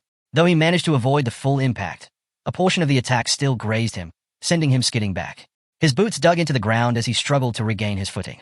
His breathing was heavy, his body aching from the force of the blow. That guy's fists are insanely fast and brutal, while my poison is slow and not strong enough. Jiang Chen frowned, his mind racing for a new strategy. Meanwhile, Little Nine stood to the side, hands clenched near her face, her eyes filled with worry. Jiang Chen wiped the blood from his mouth, his clothes now tattered and dust-covered. He smirked slightly and muttered, "Hey, Little Nine, if you devoured Jiang Wushuang, how many levels do you think you'd go up?" The guy's got a lot of meat on him. Within his consciousness, Little Nine materialized, pressing her hands to her chest. Her usually playful expression was gone, replaced with rare solemnity. "Even if I leveled up dozens of times, I wouldn't be able to defeat him," she admitted. "But, if it comes to it, I'd rather die than let you get hurt." Jiang Chen blinked in surprise. This is the first time I've ever seen Little Nine this scared. Sweat beaded on his forehead as exhaustion crept over him. His legs felt like lead, his arms numb. There was only one strategy left, using the self-destruction ability of the insects. But he hesitated. If this failed, it was game over. He clenched his jaw, shaking his head. "No, Little Nine, hide. I'll find another way." Reluctantly, she obeyed, disappearing into the shadows. Jiang Chen let out a slow breath and steadied himself, even as his limbs trembled. He placed a hand on the ground, trying to gather his strength. Smoke swirled around him from the impact of Jiang Wushuang's attack, momentarily obscuring his form. As the smoke slowly cleared, Jiang Wushuang strode forward, his gaze fixed on Jiang Chen. Seeing his opponent barely able to move, he frowned. Was this really the guy who defeated Xiao Beihan? He had expected more. Not one to waste time, Jiang Wushuang pressed his palm to the ground, his eyes glowing with power. Thick vines erupted from the earth, twisting and growing at an incredible speed. Just as he was about to make his move, the vines shifted, forming a barrier around Jiang Chen instead of attacking him. Wushuang paused, his lips curling into an amused smirk. "Oh, so this is your divine talent." He chuckled. "Using a barrier to trick your opponent, clever. No wonder Xiao Beihan lost inside one." Meanwhile, in the surveillance room, a group of observers monitored the fight closely. Fang Chengyuan turned to Jiyu Kaitian and reported, "Jiang Chen has blocked our vision again." Jiyu Kaitian, standing behind him with his arms crossed, barely reacted. Instead, he issued a command. "Be ready to intervene if necessary." Fang Chengyuan straightened, giving a sharp salute. "Understood." Yang Guang, watching the screen, wiped a bead of sweat from his forehead. Given the battle situation, neither of them should need rescuing. But Jiyu Kaitian, however, remained skeptical. He turned to Yang Guang and muttered, You only said that to protect Jiang Chen, didn't you? Yang Guang raised an eyebrow. And? Isn't that a little hypocritical? Jiu Kaitian interjected, his tone firm. Enough. Jiang Wushuang is level 46. Jiang Chen is only level 26. My disciple. Of course, I want to protect him. Back inside the barrier, Jiang Chen forced himself to his feet. He extended his hand skyward and issued a silent command. Instantly, a swarm of insects burst forth from his palm, flooding into the air. Within seconds, the sky darkened, filled with countless buzzing wings. Jiang Wushuang looked up, his smirk vanishing. His body tensed as realization struck. This is Jiang Chen's true power. Jiang Chen remained silent. His gaze locked onto his opponent as more insects poured from his fingertips. The swarm hovered for only a moment before diving toward Jiang Wushuang, their razor-sharp mandibles glinting in the light. Wushuang didn't panic. Instead, he spread his legs, adopting a defensive stance. His body pulsed with golden energy as he activated Move Mountains and Overturned Seas, preparing to withstand the incoming attack. Jiang Chen's eyes gleamed with determination. He pointed at Wushuang, summoning even more insects. The swarm grew larger, surging toward its target like a living tidal wave. Wushuang's grin returned. Not bad, but let's see if your bugs can handle this. He clenched his fists, leaned back, then slammed both fists into the ground. The earth rumbled violently as countless energiformed fists erupted from the ground, each one slamming into the oncoming swarm. Insects were crushed instantly, torn apart by the sheer force of the technique. Jiang Chen's eyes sharpened. Time to switch things up. With a quick motion of his fingers, he signaled the insects to maneuver around the incoming energy fists. As Jiang Wushuang remained focused on smashing the ground, a portion of the swarm skillfully evaded the attacks and darted toward him at high speed. Wushuang glanced up and, for the first time, showed a hint of surprise. The insects closed in fast, and just as they reached him, Jiang Chen clenched his fist. Boom! The swarm exploded in an instant, unleashing a thick smoke screen that consumed the battlefield.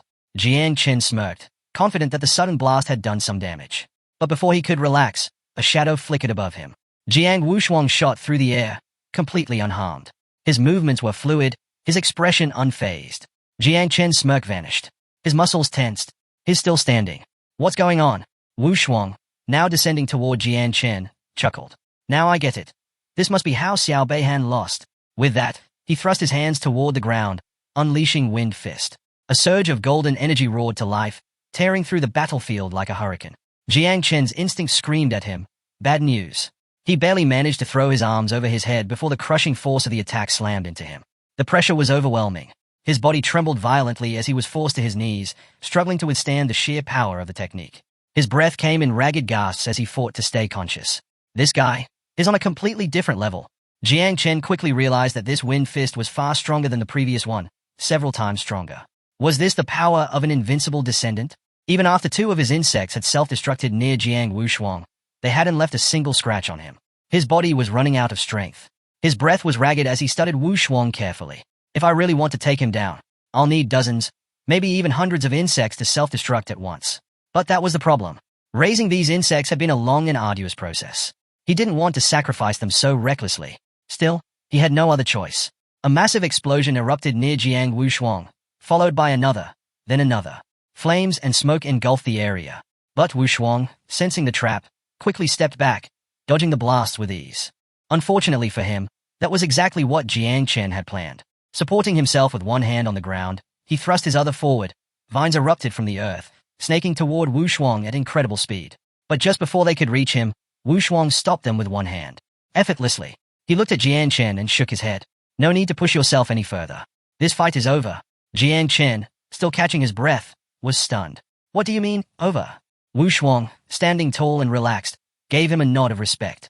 You're strong. Even though you're only in your first transformation, you forced me to use 80% of my strength. His grin widened. I can't wait to fight you again when you become even stronger. Jiang Chen placed a hand on his knee and slowly pushed himself up, realization hitting him. So that whole thing about betting his life? That was just to force me to go all out. He only wanted to see if I was worth fighting. Wushuang yawned, rubbing the back of his neck. Man, I'm tired. I think I'll go take a nap. He stretched lazily before turning to Jiang Chen. Mind handling the last fierce beast for me? Jiang Chen's eyes narrowed. Are you giving me first place? Wushuang chuckled, shaking his head. Nah, I'm just tired. I need to find a good place to sleep. Without another word, he turned around, walking away casually as if the battle had never even happened. Jiang Chen clenched his fists, frustration bubbling up. Don't give me that crap, he shouted. I'm not some idiot blinded by pride. Stop pretending. Wu Shuang didn't stop. He simply closed his eyes and smirked. Yep, this guy's interesting. Meanwhile, in the surveillance room, Jiyu Kaitian crossed his arms, watching the scene unfold. One shouldn't use strength to oppress the weak, he mused. Jiang Wu Shuang truly is an invincible descendant. Today, has made me see him in a new light. On the other side of the room, Fang Cheng Yuan, already poisoned once before, started foaming at the mouth again. Yang Guang quickly rushed over, slapping him on the back to help. Jiyu Kaitian turned away from the screen and issued an order. Release the 10th fierce beast. Let Jiang Chen take first place. A monstrous creature descended from the sky, a grotesque mix of a centipede and a scorpion, its massive body twisting in the air. It opened its mouth wide. Jiang Chen stood firm, his eyes locked on the massive beast above him. With a steady breath, he extended his hand, ready for battle. Meanwhile, in a mysterious realm known as Heritage Zero, an abandoned village shrouded in eerie fog, night had fallen. A red-haired woman stood atop a jagged rock, her sharp gaze scanning the surroundings. Hong Yarrow, the great disciple of the Heavenly Blade King and the elder sister of Ji Gang, frowned. Even for someone of her level 7 transformation, this place was unsettling. Annoying, she muttered. The energy in this place was enough to drive most people mad. No one below the 6th transformation should even be able to set foot here. Suddenly, several ghostly figures flickered into view, drawn by her presence. Without hesitation, Hong Yao leaped forward, gripping her sword tightly. Let's make this quick. She moved at blinding speed, slicing through the spirits with little effort. As their forms dissipated, she landed gracefully in front of an ancient tombstone, its surface covered in cracks and radiating a sinister energy, an energy eerily similar to Little Nine's poisonous mist. Her eyes narrowed. This must be the source. Despite its damaged state, the tombstone's power was undeniable. It felt ancient, at least 100 years old, but its energy remained potent. Activating her divine consciousness, Hong Yao commanded her system to scan the relic. A series of glowing blue windows materialized in front of her, filling with text and images. She used speed reading, absorbing the information in seconds. Then, an image flickered onto the screen, a photo of an insect. As the image printed itself onto a translucent sheet and floated down, she instinctively caught it. The moment her eyes landed on it, her body stiffened. Her fingers trembled. Sweat formed on her brow. No way. This is a mother insect. Specifically, the 9 miasma wings, an ancient, near-extinct monster born from the darkest depths of the U-realm. In the 4th century, this terrifying creature nearly wiped out the world. Its black-purple body, its 9 deadly wings, and its venom, capable of corroding even spiritual voids, had made it one of the most feared creatures in history. Hong Yao clenched her teeth. This isn't good. She turned her gaze back to the tombstone, now fully enveloped in malevolent energy. As the moonlight bathed the scene, an uneasy feeling settled in her chest. Jiang Chen, you're harboring a calamity. Without hesitation, she made her decision. She had to report this to Master. Immediately. Meanwhile, back at the Tianjiao camp, the fierce beast roared, its massive jaws preparing to strike. But moments later, its body collapsed. The insect swarmed over it, devouring it completely. Jiang Chen stood beside the fallen creature, one hand resting on his waist as he calmly observed the aftermath. This marked the 4th beast his insects had consumed. Their devouring value had skyrocketed. If he secured first place in the entrance camp evaluation, he would be able to achieve his 2nd transformation much sooner than expected. He turned toward Mu Hanxiu and Luo Sandao, raising his hand toward the sky. A total of 10 blue flags floated around him. These are more than enough for me to stay in first place, he said casually. Then, in an unexpected move, he tossed one flag to Mu Hanxiu and another to Luo Sandao. Take these. At least this way, you'll make it into the top 10. The 2 warriors caught the flags, momentarily stunned. But as they looked at Jiang Chen, their expressions softened. Closing their eyes, they smiled gratefully. Thank you, they said in unison. Without lifting a finger, they had just secured their place in the rankings. Elsewhere in the camp, Bai Feng and Tian Ying stood victorious over the corpse of a fierce beast shaped like an eagle. Tian Ying, exhausted, collapsed onto the ground beside the fallen beast. She wiped the sweat from her forehead, her chest rising and falling with heavy breaths. She exhaled deeply, a satisfied smile spreading across her face. We actually did it. Bai Feng, standing nearby, noticed that the entrance evaluation was about to conclude. He had no doubt Jiang Wushuang would take first place. Just then, the camp's loudspeaker crackled to life. The entrance evaluation has officially ended. All participants who have advanced, report to the central square. Those eliminated must leave the camp within 3 minutes. Offenders will be executed. Jiang Chun gazed up at the sky, slightly surprised. It's over already? It didn't take him long to realize. All 10 fierce beasts had been killed. The air around him still carried traces of Little Nine's poisonous mist. He thought for a moment. Wasted remains of beasts were still food. Without hesitation, he commanded his insects, "Go! Find whatever remains of the fierce beasts and consume everything. Avoid people as much as possible." Immediately, his swarm scattered into the camp. Meanwhile, nurses arrived to retrieve the injured. Among the wounded was Xiao Beihan, lying on a stretcher, his severed arm tightly bandaged. He was alive barely, his face twisted with pain and rage as he glared at the sky. Though furious, a part of him felt relieved. "At least I'm leaving this damn camp." Through gritted teeth, he growled, "Jiangchen, just wait. When I get home, we'll see how my grandfather deals with you." At the same time, Gu Kaitian stepped onto the stage. His presence immediately silenced the participants. He crossed his arms, his expression calm and unreadable. Then, in a firm voice, he commanded, "All who have advanced, follow me to the Forbidden Zone for the next test." A wave of murmurs spread through the crowd. The Forbidden Zone? No one had expected this. Even Gu Kaitian hadn't mentioned it. The 8 great Forbidden Zones of China were legendary, dangerous yet filled with priceless treasures. While some were excited at the prospect, others couldn't hide their fear.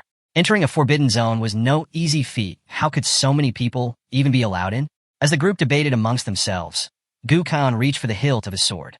Slowly, he unsheathed it. His eyes gleamed with determination as he held the blade up, pointing it toward the crowd. The participants fell silent. Gu Kaitian had his reasons. Hong Yao's research confirmed it. Jiangchen harbored the forbidden calamity, known as the 9 wings of miasma. He tightened his grip.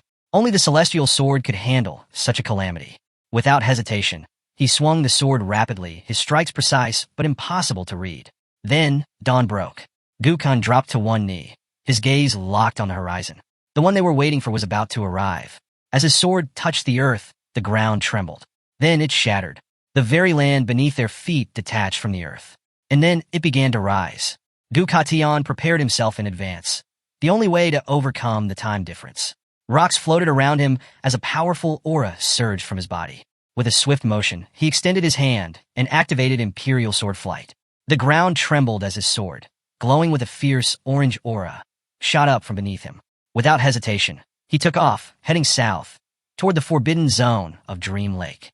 Meanwhile, the ground beneath the participants continued moving toward the mountains. Amazement spread among them. This is the strength of Daxia's first king. The entire Tianjiao camp was being moved, an unimaginable feat, something only predecessor Wang Tanda had ever achieved. Jiang Qin turned to Luo Sandow and Mu Hanxiu, his curiosity piqued. "How much do you two know about Dream Lake's Forbidden Zone?" Luo Sandow exchanged a glance with Mu Hanxiu, both uncertain. "I'm not sure," Luo admitted.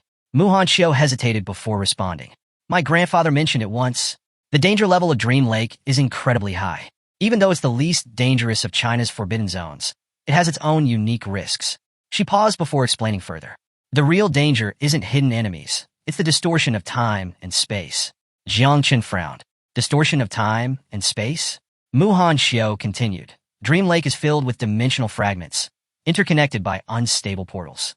The space inside those fragments is even larger than the blue planet itself. They constantly shift, making it extremely easy to get lost. And once you're lost, there's no way out." Jiang Qin took a step closer, studying her face. "If space is chaotic there, does it affect time as well?" She nodded gravely. "Yes. The time inside the fragments is completely different from the outside world. There's an old story about a worker who entered Dream Lake 100 years ago, ready to risk it all. He came out just 2 hours later as a 7 transformation king. But in reality, over 200 years had passed." Jiang Qin's breath hitched. 2 hours inside, 2 centuries outside? She continued, "My grandfather once explored Dream Lake. He was inside for 3 days, but in the outside world, 3 years had passed." A drop of sweat slid down Jiang Qin's cheek. Winning or losing in Dream Lake is completely random. Luo Sandow, seeing his concern, reassured him, "Don't worry.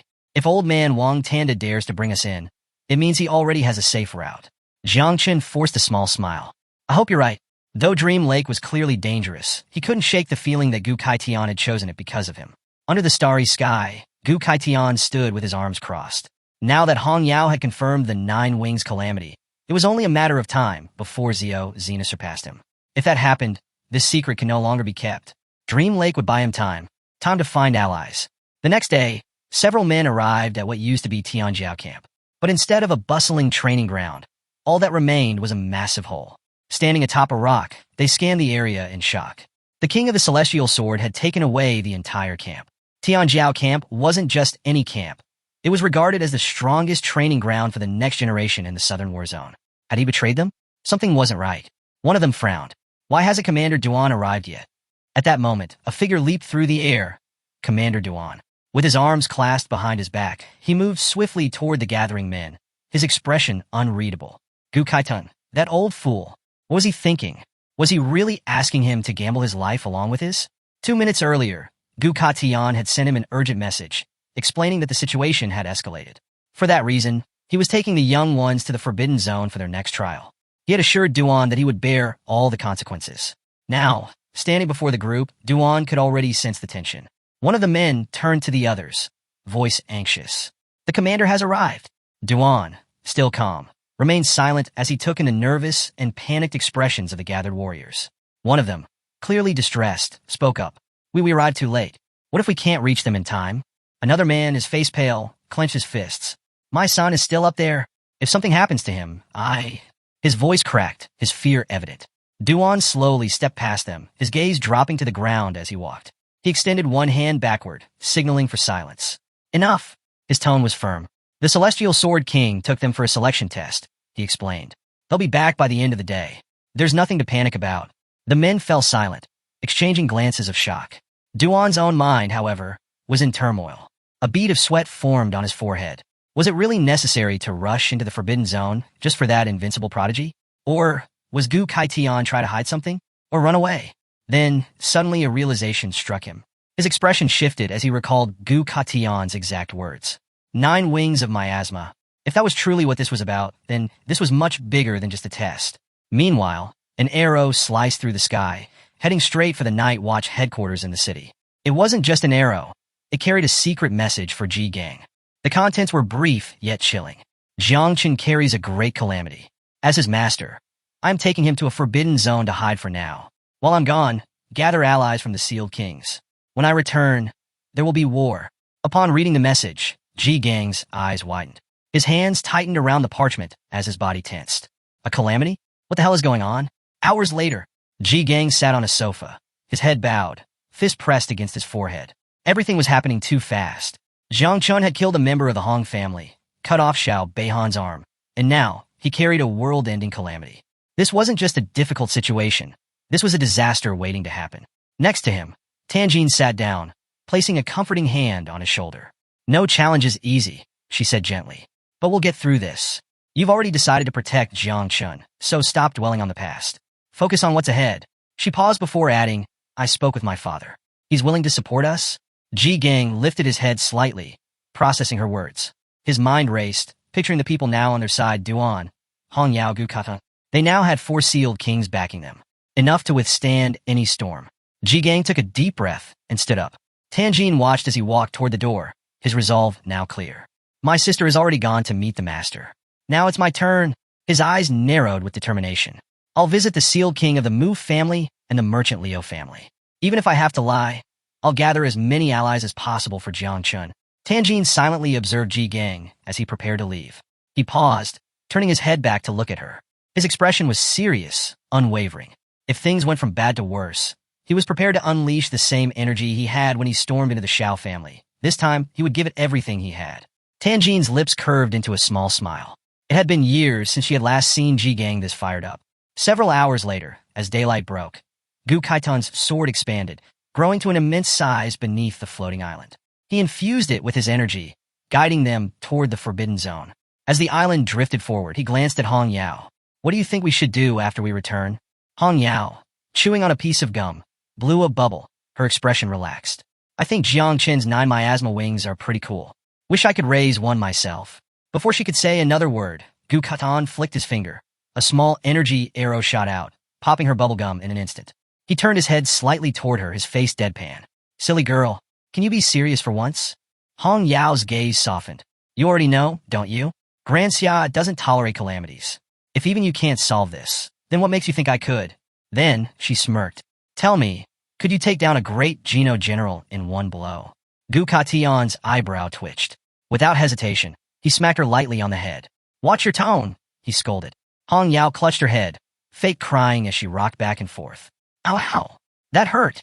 Ignoring her theatrics, Gu Katian closed his eyes, lost in thought. His disciples, what a strange bunch they were. Despite his reputation, he had ended up taking in a bunch of misfits. Hong Yao, always loud and rowdy, never taking anything seriously. Ji Gang, stubborn to the bone, his mind dead set on whatever he wanted. And Jiang Chun, a divine talent yet insisted on playing with the forbidden. Hong Yao rubbed the bump on her head, then sidled up to him with a teasing smile. Why are you so dead set on protecting Jiang Chun anyway? Gu Kan turned his back to her, his gaze fixed on the landscape ahead. Do you really want to know? He asked. Without waiting for a response, he raised his head, looking toward the sky. When I took you in as my disciple, it was because you were wearing red armor. I thought it looked cheerful. That's all. As for Ji Gang, that was even more random. I mistook him for a regular client outside a club. Hong Yao blinked. Wait, what? Gu Katian continued, his voice quieter now. When the heir of the Shiao family tried to force Tanjin into marriage, Ji Gang stood up to him. And I was ready to lay down my life to protect him. The Shiao family's warriors had swarmed him. A battle broke out. Amid the chaos, Ji Gang grabbed Tanjin in his arms and fled. Gu Katian sighed. Not everything needs a reason. I protect Jiang Chun because I care. His gaze lowered, a rare sadness flickering in his eyes. Jiang Chun was just like Ji Gang had been back then. From the moment they met, he knew they would get along. He had simply accepted Ji Gang's wishes. If Jiang Chun was his disciple, then there was no reason not to protect him. Hong Yao watched him carefully, her playful demeanor fading. She stepped closer, a warm smile on her face. You know, you might just be the best master in the world. Gu Katian scoffed. Stop flattering me. Hong Yao stretched her arms over her head. I'm not flattering you. I'm just saying there's only one way to truly protect Jiang Chun. Hong Yao leaned her head on Gu Katian's shoulder, her eyes drifting shut as a contented smile formed on her lips. The supreme military commander of Great Xia, one of the 3 invincible supremes, Gu Katian remained silent, watching her with a calm expression. She opened her eyes slightly, tracing circles on his shoulder with her finger. The only way to truly protect Jiang Chun is with the help of his grandfather, the martial god, Jiang Xianji. At the same time, deep within Pejun Cave, a battlefield raged, filled with warriors from countless races locked in fierce combat. A towering figure in a red cape stood at the center of the chaos. With a single, thunderous motion, he clenched his fist and drove it down into the ground. Boom! The earth shattered beneath his strike, sending a violent shockwave through the cavern. The sheer force of the impact sent enemy soldiers flying, knocking them unconscious as their bodies crumpled to the ground. The red-caped warrior barely spared them a glance.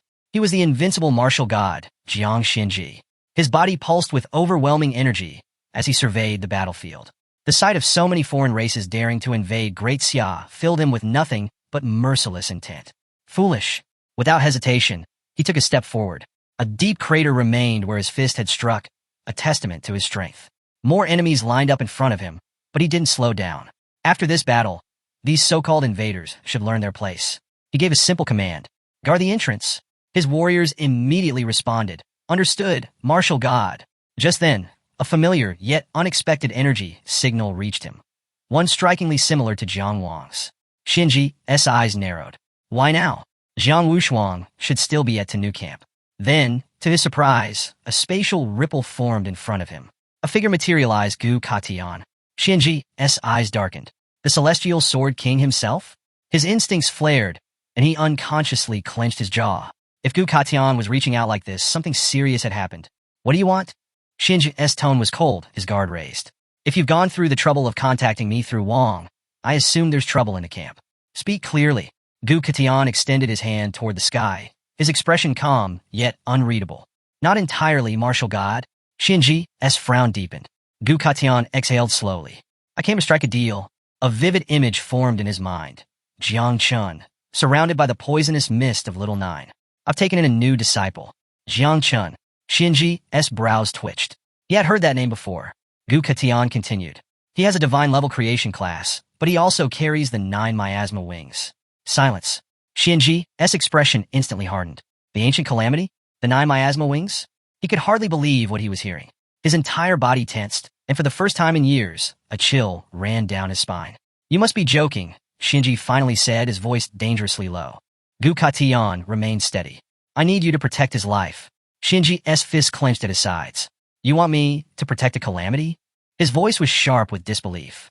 Great Xia has always stood by one belief. It is better to kill a calamity than to let it roam free. His glare deepened. Do you truly believe the martial god is omnipotent? Behind him, Duan, who had been listening silently, finally spoke, his face unreadable. Is that really true? Xianji's gaze remained sharp. Name your terms. Gu Kan's eyes gleamed as he met the martial god's stare. Have you heard of Taishu in Yunming Marsh? Xianji's expression shifted slightly. Gu Qian continued, only I know the way to all Grandia. I can take Jiang Wushuang there and grant him a great opportunity. Xianji's eyes narrowed as he pictured Taishu Hall, the legendary treasure trove of celestial Dao. If Jiang Wushuang could enter, his cultivation would skyrocket. Slowly, he reached out his hand, and his cape billowed behind him, his aura surging. Fine, but on one condition. His voice turned cold. Jiang Chun is forbidden from using the 9 miasma wings during the prodigy tournament. And if he fails to take first place in the overall ranking of Great Xia's prodigies. Xianji's gaze darkened. I will throw him onto the battlefield of the mixed races and let him fend for himself. Gu Katian turned his head slightly, his expression uncertain. Xianji, already walking away, glanced at the ground and added, if you truly wish to save Jiang Chen's life, this is your only option. Gu Katian clenched his jaw. Sending Jiang Chun to the battlefield was still better than letting him be executed by General Xiao and the others. His fists tightened. Damn it. After a long moment, he exhaled. Fine. Xianji continued walking, his thoughts turning inward. The 9 miasma wings, an ancient exotic species. It couldn't possibly become a true calamity so soon. Besides, this generation of Great Xia had already produced 3 other divine talents. Jiang Chen was merely the 4th, and his power was creation-based. Without his calamity, there was no way he could pass Wang's test, much less take first place. But even if Jiang Chun somehow managed to stir up trouble, as the martial god, Xianji could erase any threat in an instant. His cape fluttered behind him, his gaze steeled. If Jiang Chun truly became a problem, I will remove him myself. Meanwhile, the floating island reached the Forbidden Zone, a landscape filled with shimmering portals, each twisting and shifting unpredictably. Jiang Chun scanned the surroundings, eyes wide with realization. They had already entered Yunming Marsh. He turned to the others. Does anyone remember how we got here? Muhan Xiao, dumbfounded, shook her head. Remember the path? Impossible. These dimensional fragments shift constantly. The Celestial Sword King navigated us purely by sensing aura. She crossed her arms, her face serious. It said Yunming Marsh has 10 levels. The 10th and 9th are relatively safer, but the deeper we go, the easier it is to get lost. My grandfather once explored the 7th level and disappeared for years. Jiang Chen frowned, then let out a breath. If the path couldn't be remembered with the eyes or the mind, then there was only one option. Without another word, he sat down cross-legged on the ground, pressing his palms together. Meditation. Muhan Xiao and Luo Sandao exchanged glances before following suit, closing their eyes and steadying their breaths. Jiang Chun sank into his consciousness. Inside his mind, the tree of all things stood tall. The world within was eerily still. No wind, no movement. But then he noticed something. The tree was shifting, slowly, deliberately toward something. Jiang Chun didn't know what it was, but he could feel it. Something was ahead, and the tree desperately longed for it. Jiang Chun focused his gaze on the tree of all things, noticing something unusual. A rose-shaped fruit had bloomed. Just as he reached out toward it, a system window appeared before him. You have obtained a red functional fruit. Skill copy card. His eyes widened as he read the description. This card allows you to randomly copy one ability from a target. The copied ability has no class restrictions. It could belong to anyone. However, the result is unpredictable. The ability could be weaker, stronger, or altered. The copy must be completed within 3 hours, or the card expires. Jiang Chun stared at the system window, stunned. A skill copying ability with no class limits? He couldn't help but feel tempted. The Tenu camp was filled with top-tier prodigies. If he copied someone strong, it could be a game-changer. His best targets? Jiang Wushuang, Bai Feng, or Tianning. But then hesitation crept in. It was random. There was a chance he could end up with a completely useless skill. He closed his eyes, thinking carefully. Was it worth the risk? Just as he was debating, Gu Katian's voice snapped him back to reality. Standing on a rock, Gu Katian addressed the entire group. We've arrived at the 6th layer of Yunming Marsh, Taishu Realm. He gestured ahead, and he pointed at an ancient structure in the distance. Is Taishu Hall, the place I brought you all here for? Jiang Chen looked up, his mind clearing. This was the legendary hall. A smirk crept onto his face. Maybe this was the perfect time to test the skill copy card. His eyes flickered toward Gu Katian. The old man always bragged about some secret technique. even saying he wanted to take Jiang Chun as his disciple. Fine, Jiang Chun thought. I'll copy from him. Consider it an early lesson. Soon after, the floating island arrived at an awe-inspiring temple atop another floating island. The only way up? Magical floating steps. The participants broke into excited whispers. This is it, the legendary Taishu Temple. Stories circulated about the temple's powerful legacy. In the past, a legendary field king had become a king in a single step here. He was one of Great Xia's 3 invincibles. Even the Great Dreamer had achieved enlightenment at this very place. Beyond the temple, majestic mountains stood tall, holding another trial, the Hall of Great Emptiness. Gu Katian extended a hand toward the temple. There are 3 levels to this trial. 1.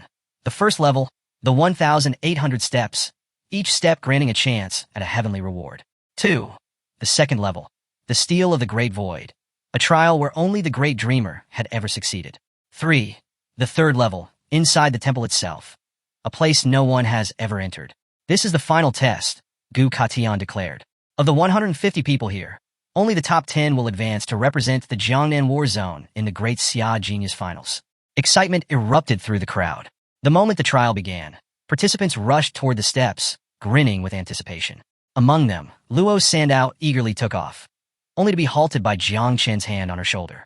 Slow down, Jiang Chen said, smirking. The temple isn't going anywhere. Unlike the others, Tang Ying, Bai Feng, and another boy didn't rush forward. Instead, they sat down, pressed their hands together, and began to meditate.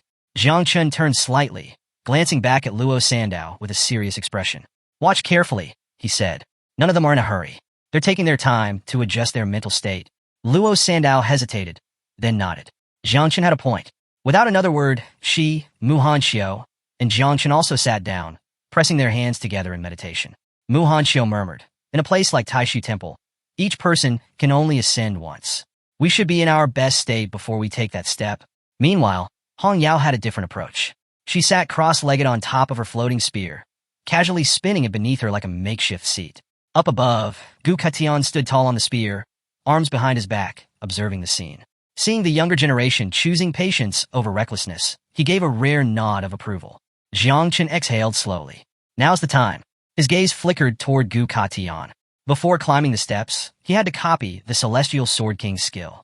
The skill copy card would expire soon. He had to use it now. He activated the skill copying process, selecting Gu Katian as his target. A system window appeared. Warning. The copied skill may degrade or improve during the process. Do you wish to continue? Jiang Chun didn't hesitate. Yes, he hoped for the best. Not an upgrade, not a downgrade, just the real thing. The system processed his request. Another window popped up. Copying skill. Opening of the sky. Legendary quality. Jiang Chen's eyes widened slightly. It worked? Relief washed over him. The old man hadn't been bluffing. This technique actually existed. Just as the copying completed, a sudden pull yanked Jiang Chen out of reality. His vision blurred. Then, everything changed. Jiang Chun found himself in a different world. A forest stretched before him, wind whispering through the trees. He was shirtless, a sword in his hand. As he gripped the blade tightly, a strange realization hit him. He wasn't just standing there. He was practicing. His movements felt familiar, yet foreign at the same time. Each swing of the sword sliced through space itself. He was mimicking Gu Katian's power. Leaves fell around him. He exhaled, steadied his stance, then swung his sword. A single leaf split cleanly in half. Time passed. He lifted the sword above his head. The blade began to hum with energy, as if answering his call. A blizzard of sword energy erupted around him. Then, he slashed downward. The ground shattered. Mountains in the distance split clean in half. More time passed. Jiang Chen looked at his reflection in a nearby stream. His hair had grown long. His face was aged. He had a beard. How much time had passed? Yet he didn't question it. Lifting his sword once more, he muttered to himself. Man follows the earth. The earth follows the sky. The sky follows the Tao. The progress bar in his vision reached 120%. And it was done. Jiang Chen snapped back to reality. The skill copying was complete. A final system window appeared. You have obtained the following skills. 1. Man's Strength, purple quality. 2. Earth Knife, purple quality. 3. Sky Knife, legendary quality. 4. Great Path Power, shadow knife quality. Jiang Chen clenched his fist, feeling the new power flowing through him. He had not only copied Gu Katian's technique, he had gained multiple abilities from it. Jiang Chen, still seated in meditation, slowly exhaled, his mind buzzing with realization. Not only had he successfully copied Opening of the Sky, but he had broken it down into 4 separate styles. Unbelievable. Meanwhile, Hong Yao turned toward Gu Kaitian, a curious look in her eyes. Jiang Wushuang and the others have already started climbing, she said. Only Jiang Chun is still sitting there. The best rewards come at the start of the trial. Did he fall asleep or something? Gu Kaitian studied Jiang Chun in silence, saying nothing. Minutes passed. Jiang Chun, Luo Sandao, and Mu Hanxiu remained completely motionless. Gu Kaitian furrowed his brows. Adjusting one's mental state shouldn't take this long. Something was off. Suddenly, Hong Yao's spear trembled violently in her grip. Her heart skipped a beat. What's going on? She instinctively went on alert, turning to Gu Katian. Master, my spear's heart is resonating. Gu Katian's eyes flashed with shock. Not just your spear, he murmured. Beneath the floating island, the celestial sword itself began to tremble. Hong Yao's breath hitched. No way. This is because of Jiang Chun? Her mind reeled. Back then, she too had once tried to break down the celestial sword's technique. She had believed it could be divided into 4 distinct movements, but her thinking had been too rigid. Because of that, she had been stuck at master level for years. And yet, Jiang Chun had actually done it. Gu Kaitian's eyes darkened as realization struck him. The sensation that had just flickered and disappeared was far too familiar. This shouldn't be possible. Could it have been an illusion from the temple? Before he could think further, Hong Yao's sharp voice cut through the air. Master, look, Jiang Chun is moving. Jiang Chun rose to his feet. His gaze lifted toward the floating steps, his body calm, composed, and ready. Hong Yao's heart pounded. Which step will he reach? She clenched her fists. Even after years of training, she had only managed to reach step 3001. And Jigang? He had failed miserably, stopping at step 298. As for the great dreamer, the only person to ever reach the top, his feat had been so terrifying, no one understood how he had done it. Just then, a golden list materialized in the sky, showing the current rankings of the participants. 1. Jiang Wushuang, step 2089, invincible descendant. 2. Bai Feng, step 1253, little god killer of the east. 3. Lu Tanjing, step 1248, Tanji killer. 4. Lai Zhe, step 2011, young master of 10,000 demon city. 5. Mu Hanxiu, step 1199. 6. Luo Sandao, step 1170. The crowd erupted into whispers. If we had known we were coming here, we would have prepared mind potions. The first 100 steps are nothing but illusions, and after that, it gets worse. Every step beyond that feels like carrying an entire mountain on your back. Jiang Chun simply cracked his knuckles, took a deep breath, and placed his foot onto the first step. The murmurs among the crowd grew louder. Quiet down, someone hissed, drawing everyone's attention. The poisonous demon, Jiang Chun, is about to start climbing. A few chuckled. Others watched with curiosity. Let's see if he's just another Jiang Wushuang. Struggling to get past the first few steps, Jiang Chun ignored the noise. He kept his eyes on the stone steps, his mind steady. If the first steps tested illusions, his mental strength should be enough to handle them. With that thought, he lifted his foot and stepped forward. The moment his foot touched the first step, his world shattered. A suffocating aura engulfed him. A towering figure emerged from the shadows, his eyes gleaming with pure killing intent. Xiao Beihan's grandfather. His presence alone sent a wave of pressure crashing down onto Jiang Chun. The old man slowly unsheathed his sword with one hand, his gaze burning with hatred. You dare touch the legitimate heir of the Xiao families? Jiang Chun's breath caught in his throat. Xiao Jinghua? Before he could react, the blade flashed. Jiang Chun instinctively raised his arms to defend, but the difference in strength was too overwhelming. Bam! The force of the attack sent him flying backward, crashing onto the ground. Pain shot through his body.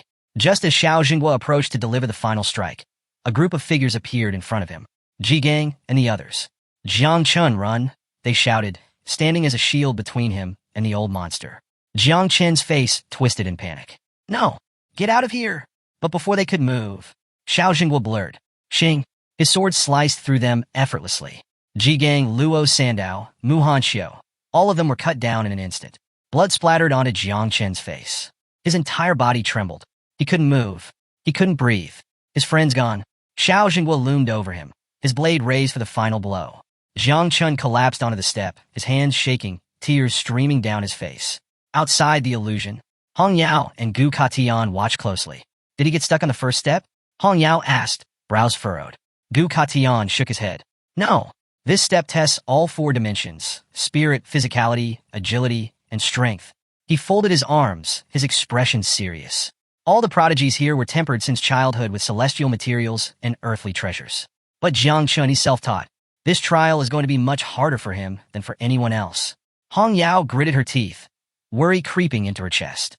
If he fails, the god of war will throw him onto the battlefield. Inside the illusion, Xiaojing was stabbed his sword forward. Jiang Chun knelt on the ground, motionless. His eyes were empty. So this is it? He had hurt too many people. Maybe it was better to just accept it. Just as the blade was about to pierce him, a white branch burst through Xiaojing's chest. The old warrior's body froze, his eyes widening. His form began to fade, disintegrating into light. Jiang Chun, still on his knees, stared in shock. What just happened?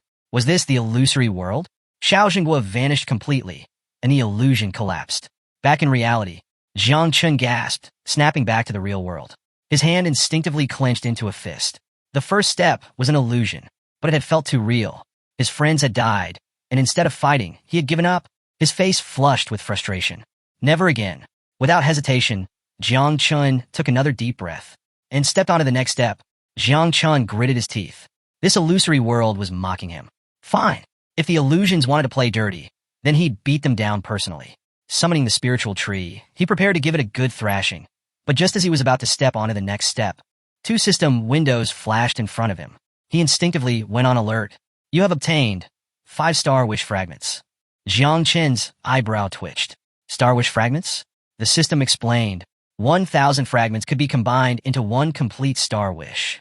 If a skill was between level 1 and level 3, consuming 10 fragments could increase it by 1 level. If a skill was between level 4 and level 6, it required 100 fragments to upgrade. Jiang Chen stared at the window and then grinned. These fragments were worth millions on the market. He had barely started the trial and was already racking up high-value rewards. Forget using them for skill upgrades. If he sold them, he could feed his little insects for months. Now there was a real treasure. Without hesitation, he stepped onto the second step. Several seconds passed. No illusion appeared. Instead, Jiang Chun found himself within his subconscious mind. Slowly, the branches of the spiritual tree began to grow. And grow. And grow. Jiang Chen's eyes gleamed with realization. The spiritual tree of all things had blocked the illusion entirely. This tree is amazing. He stood motionless on the second step, watching the tree effortlessly nullify the illusion. Meanwhile, the other geniuses, who had yet to start climbing, were watching Jiang Chen's actions with confusion. Wait a second. Wasn't this guy crying on the first step? And now he's just standing there, grinning like an idiot? He was stuck on the first step for ages, and now he's laughing on the second?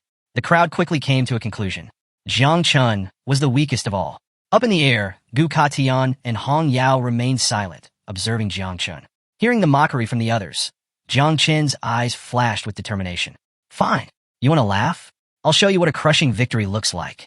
But then, he glanced back. Gu Katian was watching. Jiang Chen quickly calmed himself down. It's better not to attract too much attention. For now, his priority was catching up to Jiang Wushuang, who had already reached step 300. Hong Yao let out a sigh. Looks like little Jiang Chun got stuck on step 2. No way he's making it past step 10. Gu Katian, still watching closely, suddenly frowned. Something was off. Stop talking, he muttered. Look at what he's doing. Jiang Chun took his next step. Again, the spiritual tree blocked the illusion. This time, Jiang Chun placed his hands behind his back, started humming a song, and without a care in the world, began ascending step after step. It was effortless, as if this entire challenge was nothing more than a children's game. The crowd watched in horrified silence. Their mouths hung open as Jiang Chun casually walked up 100 steps at once, just by humming. It didn't take long before the realization hit. He had deliberately stalled on the first 2 steps, because he liked the illusions. Now, there was no doubt in their minds. Jiang Chun truly was a master of poison. In the blink of an eye, Jiang Chun surpassed Mu Hanxiu and Luo Sandao. As he passed, he waved casually and, while still humming his ridiculous tune, called out, "I'll climb 300 steps without fear." Mu Hanxiu stared at him, her cheeks instantly turning red like a tomato. Was he singing to cheer her up? Her heart pounded uncontrollably. Feeling suddenly motivated, she clenched her fists and pushed forward. I have to try harder? Meanwhile, Luo Sandao, though equally amazed, had a different reaction. My benefactor is incredible. But this song is too embarrassing. Above them, Hong Yao was sweating. Her arms were crossed, but her fingers were slightly trembling. Master, is there something wrong with the Taishu Hall test? She asked cautiously. Jiang Chun had already climbed over 200 steps, and he wasn't even slowing down. Gu Katan, watching with an unreadable expression, simply shook his head. Even I have never seen anyone do what Jiang Chen is doing. As Jiang Chen continued his climb, he effortlessly passed 2 more geniuses, leaving them frozen in terror. Wait, what just happened? Are we even climbing the same stairs as him? Is this an illusion? Someone wake me up. Further ahead, near step 299, stood Jiang Wushuang, Tang Ying, and Bai Feng. They had all stopped, staring at the next step, not advancing. Jiang Chen quickly took note and went on alert. Why did they stop here? Noticing his confusion, Gu Katian spoke. Every 300 steps form a new level. Even for celestial geniuses, this is where things get tough. Hong Yao let out a dry laugh, remembering her own struggles. I had to give it everything to pass that step, she admitted. After that, every step felt like carrying a mountain. Now, the real question was, who would be the first celestial genius to break through? Jiang Chen reached step 298. Jiang Wushuang, Tang Ying, and Bai Feng all turned to face him. Jiang Wushuang's lips curled into a smirk. You didn't disappoint me, Jiang Chen. Tang Ying, seeing him arrive so quickly, felt relieved and happy. Bai Feng? He simply remained silent, watching Jiang Chen with an unreadable expression. Then, Jiang Wushuang stepped forward. The moment his foot touched step 300, his body surged with power. Suddenly, several glowing chains appeared around him, wrapping tightly around his limbs. Jiang Chen's eyes widened in surprise. Chains? What kind of ability is this? He had a divine level class himself, but Jiang Wushuang's power felt different. Could he be hiding a double divine class? He had never heard of such a thing before. Then one of the chains snapped. Jiang Wushuang's expression remained calm, but his fist clenched tightly as he took another step forward. Crack! One by one, the chains shattered. As he ascended to the next level, he closed his eyes, spreading his arms wide. A deep purple energy surged toward him, rushing into his chest. As the energy expanded outward, Bai Feng's eyes narrowed. A reward? Tang Ying, though impressed, wasn't surprised. After all, this was Jiang Wushuang. Wushuang exhaled slowly, his voice calm. In the Palace of Emptiness, there are 180 steps per section. Every 300 step is the hardest. It determines if you're worthy of continuing. He turned slightly, his purple aura still pulsing. People think this step tests willpower, but in truth it's a test of soul strength. Jiang Wushuang stared at Jiang Chen, his gaze lost in thought. Your origin is weak, he murmured. Unlike us, you weren't purified by heaven and earth's treasures as a child. Compared to our foundations, yours are flawed. He sighed, then added, you should be careful. Don't rush to break through barriers. Move at your own pace. Find a way among us. Before he could finish, Jiang Chen casually hopped onto step 300. The air fell silent. The geniuses froze in place. Jiang Chen looked around, then glanced at Jiang Wushuang, his brows furrowed in confusion. Wait, was this really that hard? He tilted his head. Am I supposed to be struggling like you guys? Jiang Wushuang's face twitched. A strange mix of shock and rage boiled inside him. How the hell did Jiang Chen step onto it so easily? Suddenly, a system window appeared in front of Jiang Chen. Congratulations! You have climbed 300 steps of the Taishu Hall. You have received an origin crystal. A green crystal materialized in his hand. Jiang Chen's eyes widened. An origin crystal? He clenched his fist around it, excitement flashing in his gaze. This wasn't just an ordinary reward. This was incredible. Even though his insects couldn't use it, he had heard that Uncle Ji Gang had been stuck in the 3rd transformation for years, until he obtained this very crystal and advanced to the 4th transformation. This was leagues above Jiang Wushuang's reward. Then, Little Nine manifested, her red eyes gleaming with hunger. Jiang Chen, she whined. Climb faster. I want to eat the trail. Jiang Chen blinked. The trail? Little Nine pointed upward, her tail flicking impatiently. Up there, on top of the hall. I can smell it. Jiang Chen looked toward the peak of Taishu Hall, his expression confused.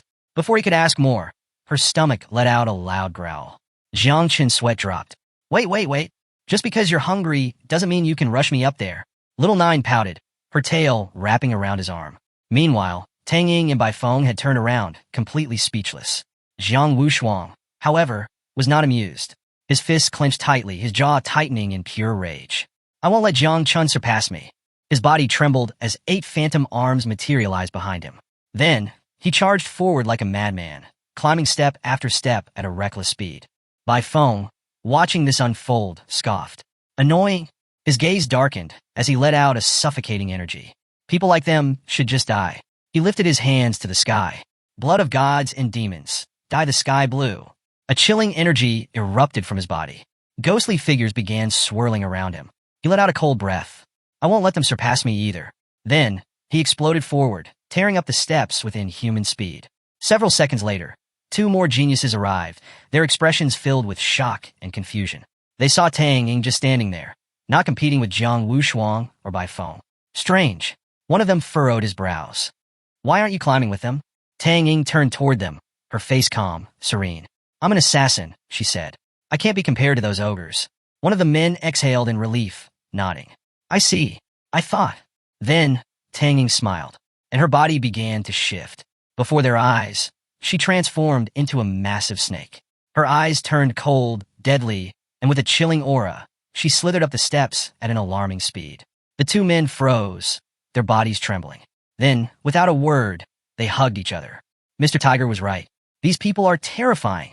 Among the four top geniuses, each had an insane ability. Jiang Wushuang summoned 8 ghostly hands and raged up the steps. Bai Feng went berserk, releasing suffocating energy. Tang Ying morphed into a snake and slithered upward. And then there was Jiang Chun, who casually climbed the steps as if he were on a leisurely stroll. At this point, he was the most terrifying of them all. Hong Yao's jaw tightened as she watched the scene unfold. Jiang Wushuang had summoned 8 hands. Bai Feng had lost his mind. Tang Ying had transformed into a snake. And yet, Jiang Chun was the one making them lose their composure. Her heart pounded. Gu Katian suddenly let out a loud, hearty laugh. No wonder, he said, eyes gleaming. He's my favorite disciple. In the blink of an eye, Jiang Chun reached the top, the second person in history to ever achieve it. A wave of relief washed over him. Finally, he exhaled, his muscles relaxing. But just as he was about to enjoy the view, Hong Yao's face filled with terror. Wait, what is Jiang Chun doing? Jiang Chun extended his hand toward the sky. A dark mist began to swirl. Then, without hesitation, he released his insects. All of them. They swarmed forward, rushing toward the Taishu steel. Hong Yao's eyes widened in horror. Did he release the 9 miasma wings? The Taishu steel was an incredible relic, so mysterious that even the invincible dreamer had used it for enlightenment. And now, Jiang Chen's insects devoured it. In seconds, no trace remained. Gu Katian's face paled. He was speechless. Jiang Chun had absorbed the Taishu steel by himself.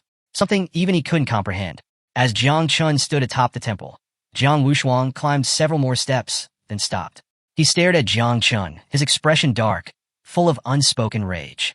He had lost, but he refused to show weakness. Taking a deep breath, he accepted defeat. For now. Next time, at the Great Xiao Prodigy ranking, he would not lose again. Without saying another word, Jiang Wushuang turned and began his descent. Bai Feng and Tang Ying, seeing even Jiang Wushuang give up, quickly made their decision. This isn't worth it anymore, Tang Ying muttered. She had almost died, just getting here, forcing her body any further would only harm her essence.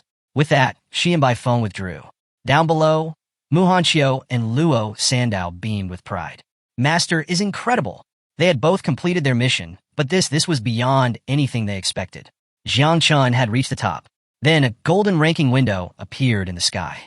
Final results. 1. Jiang Chun, 1,800 stages, first place. 2. Jiang Wushuang, 623 stages, second place. 3. Bai Feng, 609 stages, third place. 4. Tang Ying, 600 stages, fourth place. 5. Lai Zhe and Liu Biji, 534 stages, fifth place. 6. Luo Sandao and Mu Hanqiu, 300 stages, sixth place. Jiang Chun stood alone at the top, unchallenged, unmatched. And now, the real challenge awaited. Gu Katian stood with his arms crossed, a rare smile playing on his lips. Without Jiang Chun, none of the others would have made it this far. Meanwhile, Hong Yao's gaze softened. For her, Jiang Chun was truly incredible. This new generation was stronger than she and her peers had been back then. She was sure of it. But then, several minutes passed. Jiang Chun remained motionless, standing at the top, doing absolutely nothing. Hong Yao frowned. Why is he just standing there? Everyone else already came down. Her confusion deepened as she watched him. Inside Jiang Chun's subconscious, the Taishu steel had been teleported to the insect nest. Little Nine, now hugging the massive hunk of metal like it was her favorite stuffed animal, purred in satisfaction.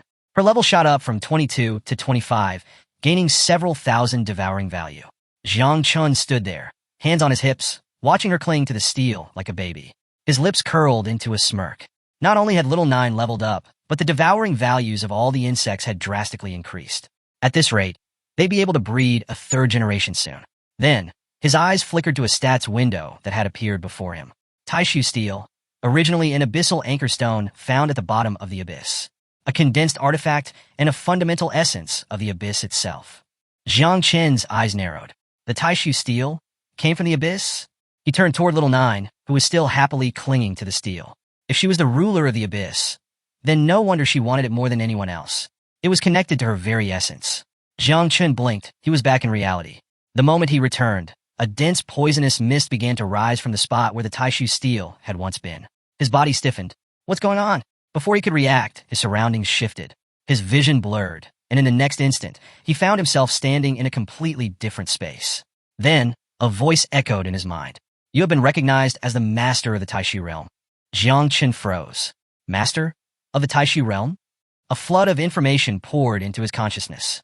No matter where he was, he could teleport to the Taishu realm with a single thought. No one else could open the doors of the Taishu Hall except its master. The Taishu Hall could now serve as his ultimate trump card. Jiang Chen's fingers twitched. This was huge. This wasn't just some power-up. This was a safe haven, a hidden weapon, an untouchable sanctuary. He exhaled. For now, it was best to keep this a secret. Too many eyes were watching. With a single jump, he left the realm. The moment he emerged, two figures grabbed him. Hong Yao and Gu Katian. Before he could react, they pulled him into the sky. Come with us? They flew high, disappearing from sight. The participants below looked up in shock. The Celestial Sword King captured Jiang Chen. It must be because of the Taishu steel. Tisich serves him right for being so arrogant. But none of them truly knew. Jiang Chen had just gained something far more valuable than any of them could imagine. The cold winds howled through the snow-capped mountains. Far from prying eyes, Gu Katian and Hong Yao had taken Jiang Chen to a remote area. Gu Katian stared at him intently. His presence alone was overwhelming, but Jiang Chen remained still, his mind racing. The Dreamer, one of the three invincible figures of Grand Xia, was the only person who had ever observed the Taishu steel for enlightenment. Yet he himself had absorbed it, and Gu Katian wanted to know how. His voice was calm, but sharp. How did you use the 9 miasma wings to absorb the Taishu steel? Jiang Chen's breath hitched. So he knew. His body tensed. Was this a trap? Had they brought him here to kill him? A bead of sweat rolled down his temple, but Gu Katian's next words caught him off guard. With a cheerful look, the old master smirked. Did you really think you could turn the miasma wings into poisonous mist and fool everyone? Jiang Chen's eyes widened. Hong Yao, standing beside them, closed her eyes and laughed. Your face just now. So cute. Jiang Chen blinked. Wait, they're not planning to kill me? He exhaled, calming down. Since they weren't hostile, it was better to tell the truth. With a serious expression, he explained. The 9 miasma wings and the Taishu steel, they both come from the abyss. They share the same origin. Or rather, the Taishu steel originally belonged to the 9 miasma wings. Gu Katian didn't even flinch. His expression remained eerily calm. You do understand Great Xia's stance on calamities, right? He said. Then, he laid out Jiang Chen's 2 choices. 1. Live in exile forever. Stay in Yunmeng Swamp and spend the rest of his life hiding, running, clinging to survival. 2. Return with him and fight for his life. Face an entire world that wanted him dead, even those at the general and invincible level. Jiang Chen's stomach dropped. This was worse than he thought. Even the strongest figures in the world, people at the very peak of power, would see him as a threat. His existence alone was a crime. He swallowed hard, his mind reeling. The old master had come all this way just to offer him an escape. Why? If they had met before, would things have turned out differently? Lost in thought, he barely noticed Hong Yao stepping closer. She jabbed a finger at his forehead and frowned. What are you thinking about? She demanded. Master asked you a question? Her voice snapped him back to reality. Jiang Chen's eyes cleared. Then, without hesitation, he made his decision. I'll return. His voice was steady. Even if he carried a calamity, he had only killed bad people. His conscience was clear. He had done nothing wrong. There was no reason to run. Hong Yao studied him for a moment, then smiled. Gu Katun, arms still crossed, let out a booming laugh. I expected nothing less from my disciple. He paused, then smirked. Even though I don't want to admit it, Ji Gang wasn't as good as you back then. Jiang Chen tilted his head. Wait, what does Uncle Ji Gang have to do with this? Hong Yao sighed and rested her fist on his shoulder. Remember, she said, smirking, I'm your older sister, and Uncle Ji Gang is your second older brother. Jiang Chen blinked. Huh. She continued, her voice softer now. Back then, Ji Gang almost died at the hands of General Xiao when he attacked the Xiao family to steal the ant tank. Her gaze darkened. The master told him to hold his position, but he refused. He didn't want to drag the master into his problems, so he made his own choice. In the end, he was exiled to Chujiang City. Jiang Qin's eyes flickered with understanding. So, Uncle Jigang also carried a grudge against the Xiao family. Before he could say anything, Gu Katian turned his back to them, his aura calm but firm. Old grudges no longer matter, he said. Whether they're invincibles or generals, as long as your will is firm, we'll face them together. When we return to Jiangnan, my sword will clear a path for you. His words ignited a fire in Jiang Qin's chest. His hands clenched into fists. Without hesitation, he knelt before Gu Katian, lowering his head. Master, please accept the reverence of your disciple. Meanwhile, in Jiangnan City, the sun rose over the towering skyscrapers, casting golden light across a high-rise meeting room. Seated around a massive conference table were the war zone's highest-ranking generals. At the head of the table sat Duan Xinghai, the supreme commander of Jiangnan's war zone. His hands were interlocked, his expression unreadable.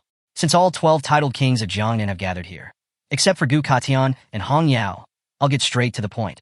The room fell silent. Everyone leaned in, waiting for his next words. Duan Xinghai's gaze sharpened.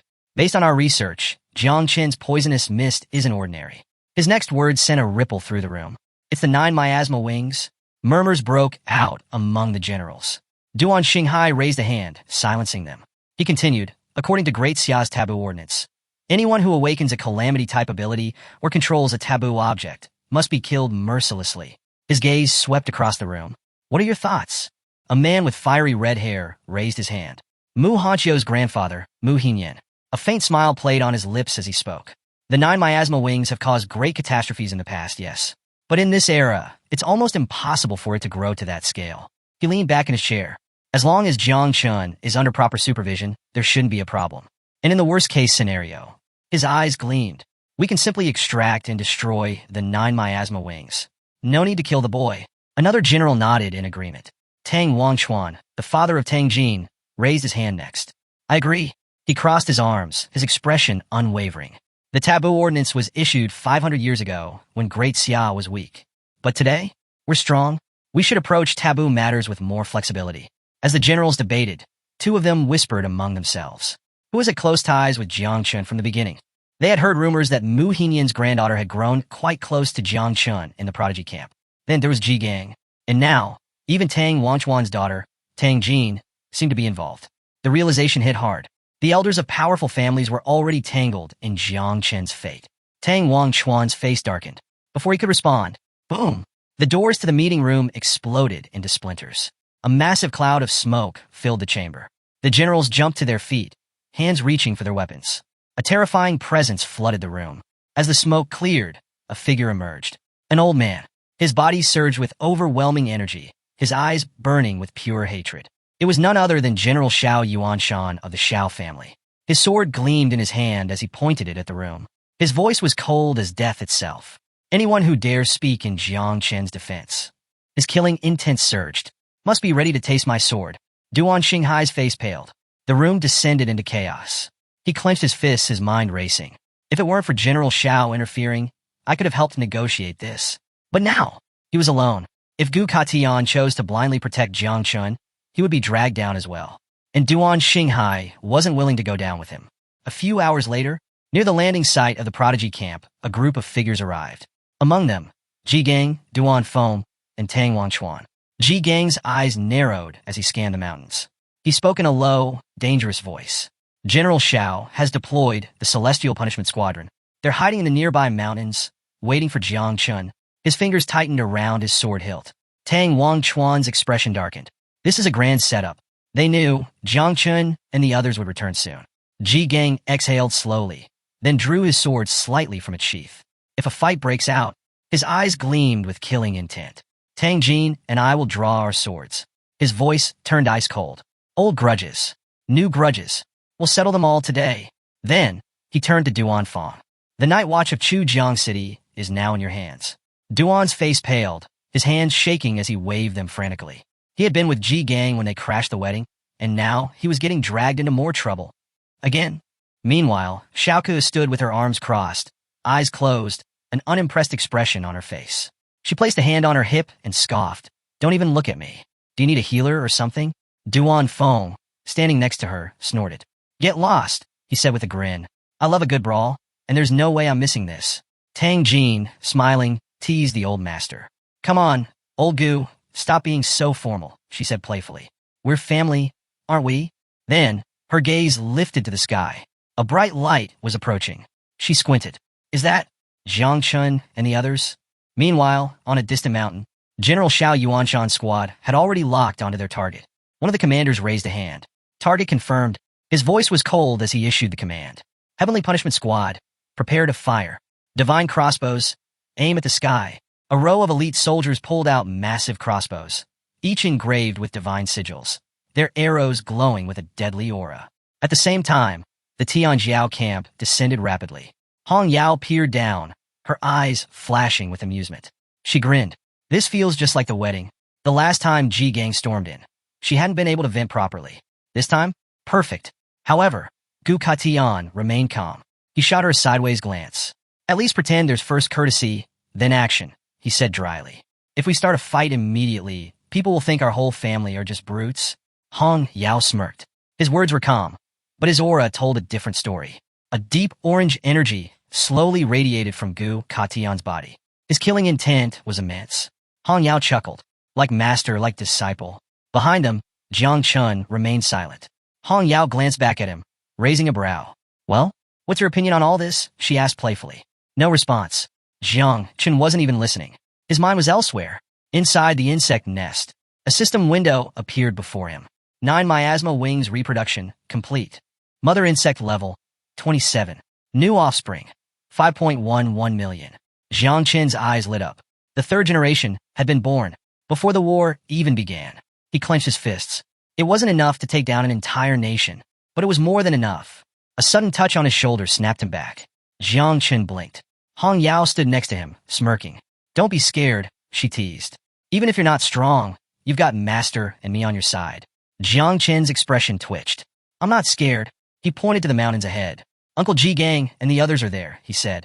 I want to see them first, and give them a gift. Gu Katian nodded. Fine, we'll pass by there later anyway. Jiang Chen's lips curled into a smirk. His poisonous mist surged around him as he leaped from the sky, diving straight toward the mountain. Above, Jiang Wushuang watched him go. A playful glint flashed in his eyes. Hey, he called out. Try not to die too soon. I haven't played enough with you yet. Tang Ying, standing nearby, exhaled sharply. At this point, she wasn't even surprised that Jiang Chun carried a calamity. No wonder he killed Xiao Beihan in an instant. Even Bang, usually carefree, frowned slightly. The second person in Great Xia's history to complete the ladder of emptiness. He better not die so soon. As Jiang Chen distanced himself, Mu Hanchio's gaze followed him, her face clouded with worry. Her master had brought them all here. But would her grandfather come to help or not? Next to her, Luo Sandao let out a sigh. Worrying won't change anything, he muttered.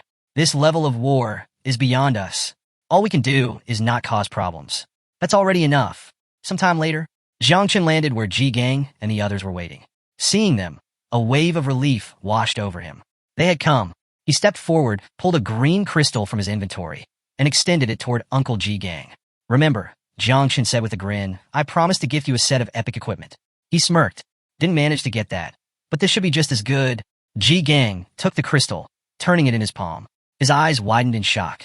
An origin crystal. Ji Gang's breath hitched. This was a key to the 7th realm. Before Ji Gang could even respond, Jiang Chun pulled out more items.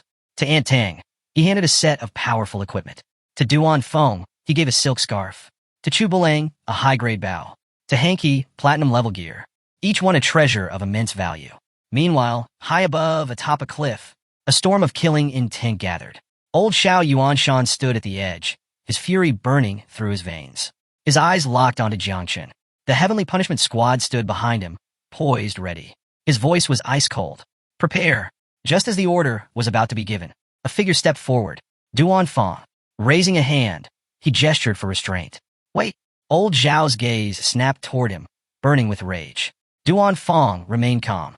More than 100 days have passed since the Tianjiao camp disappeared. Gu Katian was the one in control. We can't afford to act carelessly. Old Xiao's eyes narrowed. For a moment, he hesitated. Then slowly his gaze lowered. After a long silence, his rage sharpened into murderous resolve. Then I'll just kill Gu Katian too. If he doesn't know how to appreciate what he has, then he'll die along with Jiang Chun.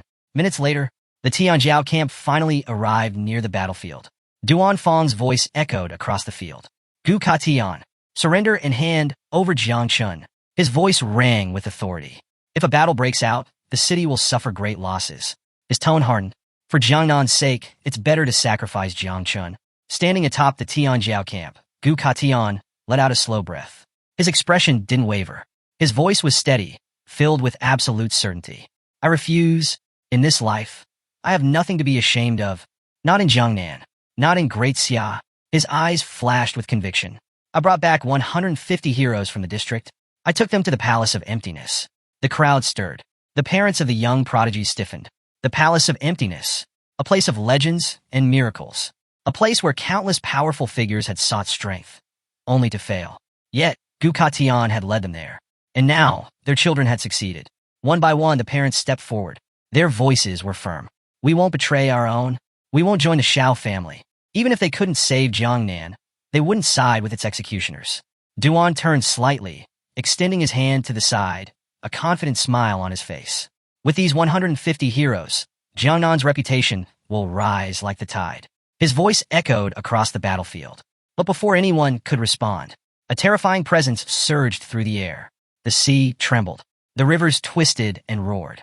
Old Xiao Yuanshan appeared. His eyes gleamed with power, his aura pressing down on the battlefield like a tidal wave. Lifting his hand, he summoned 2 massive blocks of water, their sheer size enough to drown entire cities.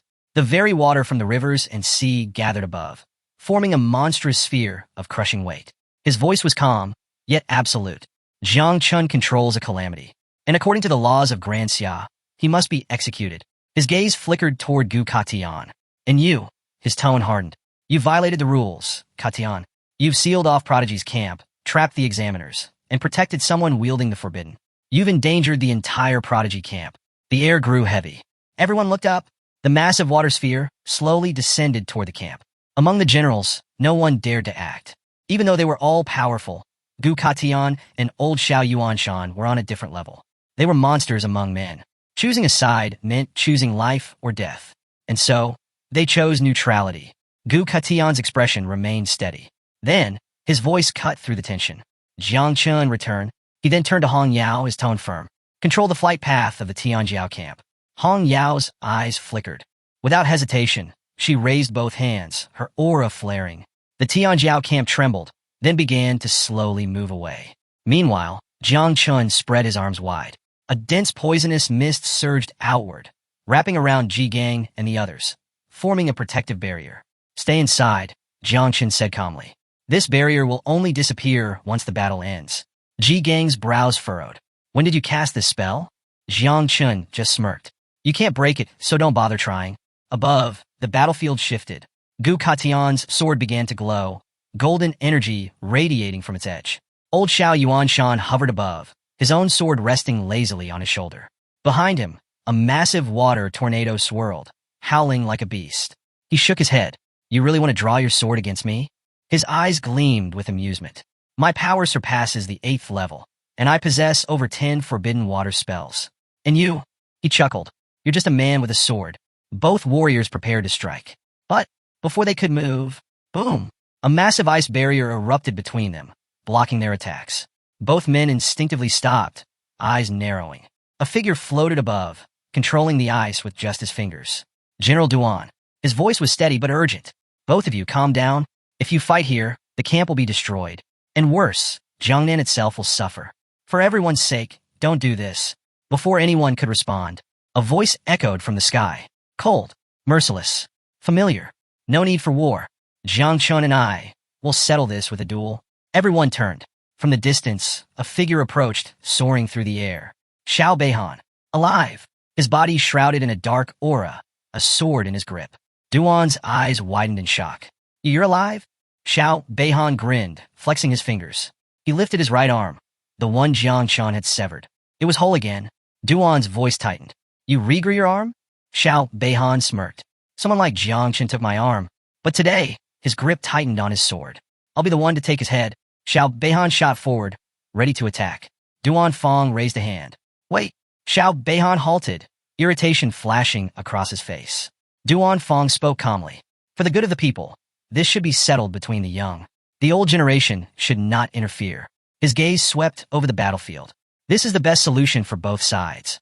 Jiang Chun floated into the air, his gaze fixed on Xiao Beihan. He knew it. A one-on-one death match wouldn't favor him. So instead, he asked, "What are your conditions?" Xiao Beihan's smile widened. "Smart boy." Then, with a smug expression, he laid out his terms. 1. Jiang Chun couldn't use Little Nine. 2. Jiang Chun couldn't use poison. Above them, old Xiao Yuanshan burst into laughter. "As expected of my grandson." His voice boomed across the battlefield. "This duel is for the peace of Jiangnan and the well-being of the people." But before anyone could nod in agreement, Xing, Gu Katan's sword unsheathed in an instant, golden energy radiating from the blade. His eyes were sharp, aggressive. Pointing the sword directly at Xiao Yuanshan, he scoffed. "Stop talking nonsense. Standing on your high moral ground doesn't mean you can do whatever you want." His killing intent surged. "If you have the guts, stop harassing the kids and fight me instead." The tension exploded, but just before Gu Katian could charge, Jiang Chun grabbed his arm. "Wait!" Gu Katian turned, his eyes narrowing. Jiang Chun smiled. "We can't let them think we're just brutes." He jabbed a thumb at himself, his confidence unwavering. "I don't need calamity to win. I have another way to deal with him." Xiao Beihan's smirk faltered. "Oh!" His eyes narrowed in amusement. "What other way do you have?" Jiang Chen's gaze flickered toward Gu Katian. "You said before, you'd teach me a secret technique." Gu Katian's entire body stiffened. "Secret technique?" Hong Yao, flying nearby, nearly choked on air. Her face palmed with panic. "Joking, right? It took me over 10 years to learn that technique." She turned to Ji Gang. "You still haven't mastered it." Meanwhile, Xiao Beihan let out a roaring laugh. "Let me guess, you want me to wait 10 years while you learn it?" Jiang Chun grinned. "Nah, 5 minutes is enough." Silence. Then, Duan Fong snapped. "You little... The sword style isn't something that can be learned in 5 minutes." Xiao Beihan's laughter only grew louder. But across from him, old Xiao Yuanshan remained silent. Jiang Chun stepped forward. He reached for Gu Katan's sword, gripping its hilt. With his other fist, he clenched his hand tight. Then he smirked. "Teach me." Gu Katian remained still, his gaze locked onto Jiang Chun. For a moment, there was only silence. Then, the sword hummed. A powerful resonance vibrated through the air. Gu Katian's eyes widened slightly. This feeling, his grip tightened. Jiang Chun had somehow awakened the resonance of the heart of the sword. Inside the void of space, Gu Katian lowered his gaze. Jiang Chun leaned in slightly, whispering, "Trust me." Gu Katian stared at the ground. For a long moment, he was silent. Then, his head lifted. His eyes met old Xiao Yuanshan's. His voice was calm, resolute. "Show me what you can do." Jiang Chun smiled. With Gu Katian's approval, the death match was set. Duan Fong raised a hand to the sky. A massive energy wave erupted, its force shaking the heavens. He clenched his fingers, and a small island rose from the sea. The floating island descended, stopping in the center of the battlefield. Duan Fong moved again, and a transparent barrier formed. No interference, no escape. Xiao Beihan landed on the combat platform, his face full of arrogance and confidence. His smirk widened. This time, Jiang Chun wouldn't be able to rely on his 9 miasma wings. This time, he would crush him in front of everyone. The fight was about to begin. Outside the barrier, boom! A powerful strike slammed against the barrier, but it didn't even crack. The attacker? Ji Gang. His sword flashed, sending a flurry of devastating attacks, but none could break through. His rage erupted. "Jiang Chun," he roared. "Do not fight him." His eyes burned with fury and guilt. This was his fault. If he had never let Jiang Chun enter the camp, none of this would be happening. His hands trembled as his sword struck the barrier again and again. "How could you let this happen, master?" Beside him, Duan Fong frowned. Ji Gang's reaction confused him. "The master doesn't make decisions without thinking," he said firmly. "Don't doubt him now." Gu Katian slowly unsheathed his sword. He held it with both hands, raising the blade toward the sky.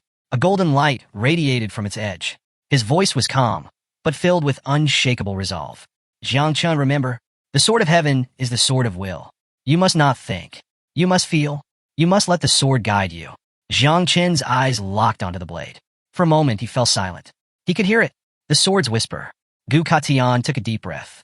Then, bringing the sword closer to his face, his gaze turned sharp. "Watch carefully." Then, boom! He swung his sword. A blinding golden slash erupted, tearing through the sky at blinding speed. The attack shot toward Xiao Yuanshan. Xiao Yuanshan's expression darkened. So, he's attacking first? Without hesitation, He drew his own sword, pointing it toward the heavens. His body surged with red energy, powerful and overwhelming. Total defense. A crimson aura engulfed him. He stood firm, waiting for the attack to crash against him. But it never came. The golden slash passed by his side, missing him entirely. Xiao Yuanshan's eyes widened in shock. What? Duan Fong, watching from afar, broke into a sweat. His heartbeat pounded in his ears. This makes no sense. They had agreed.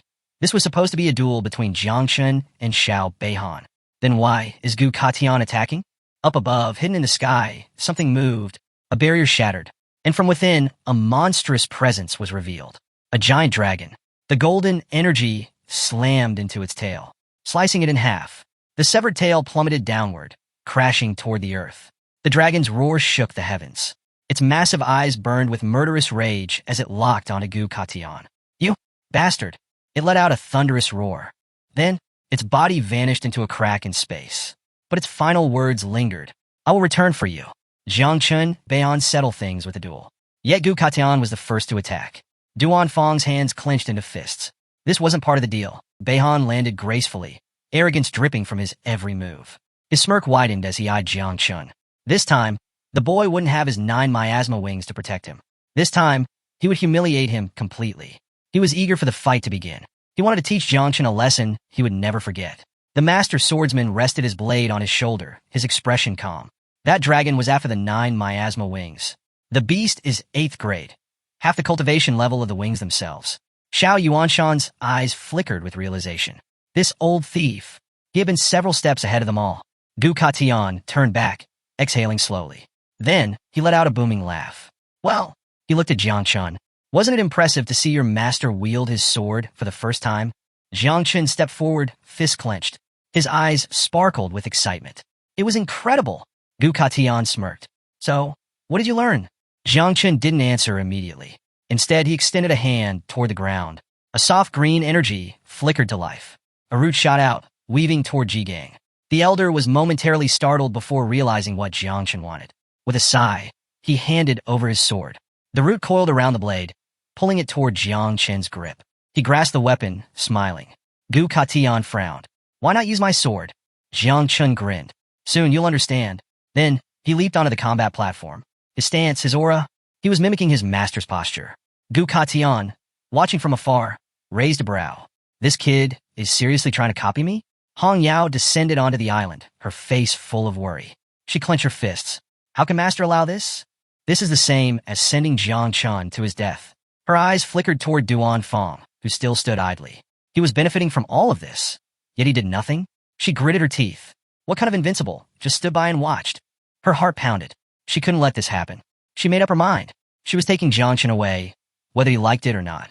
Gu Katian stood with his arms crossed, watching Jiang Chun closely. He remained silent, deep in thought.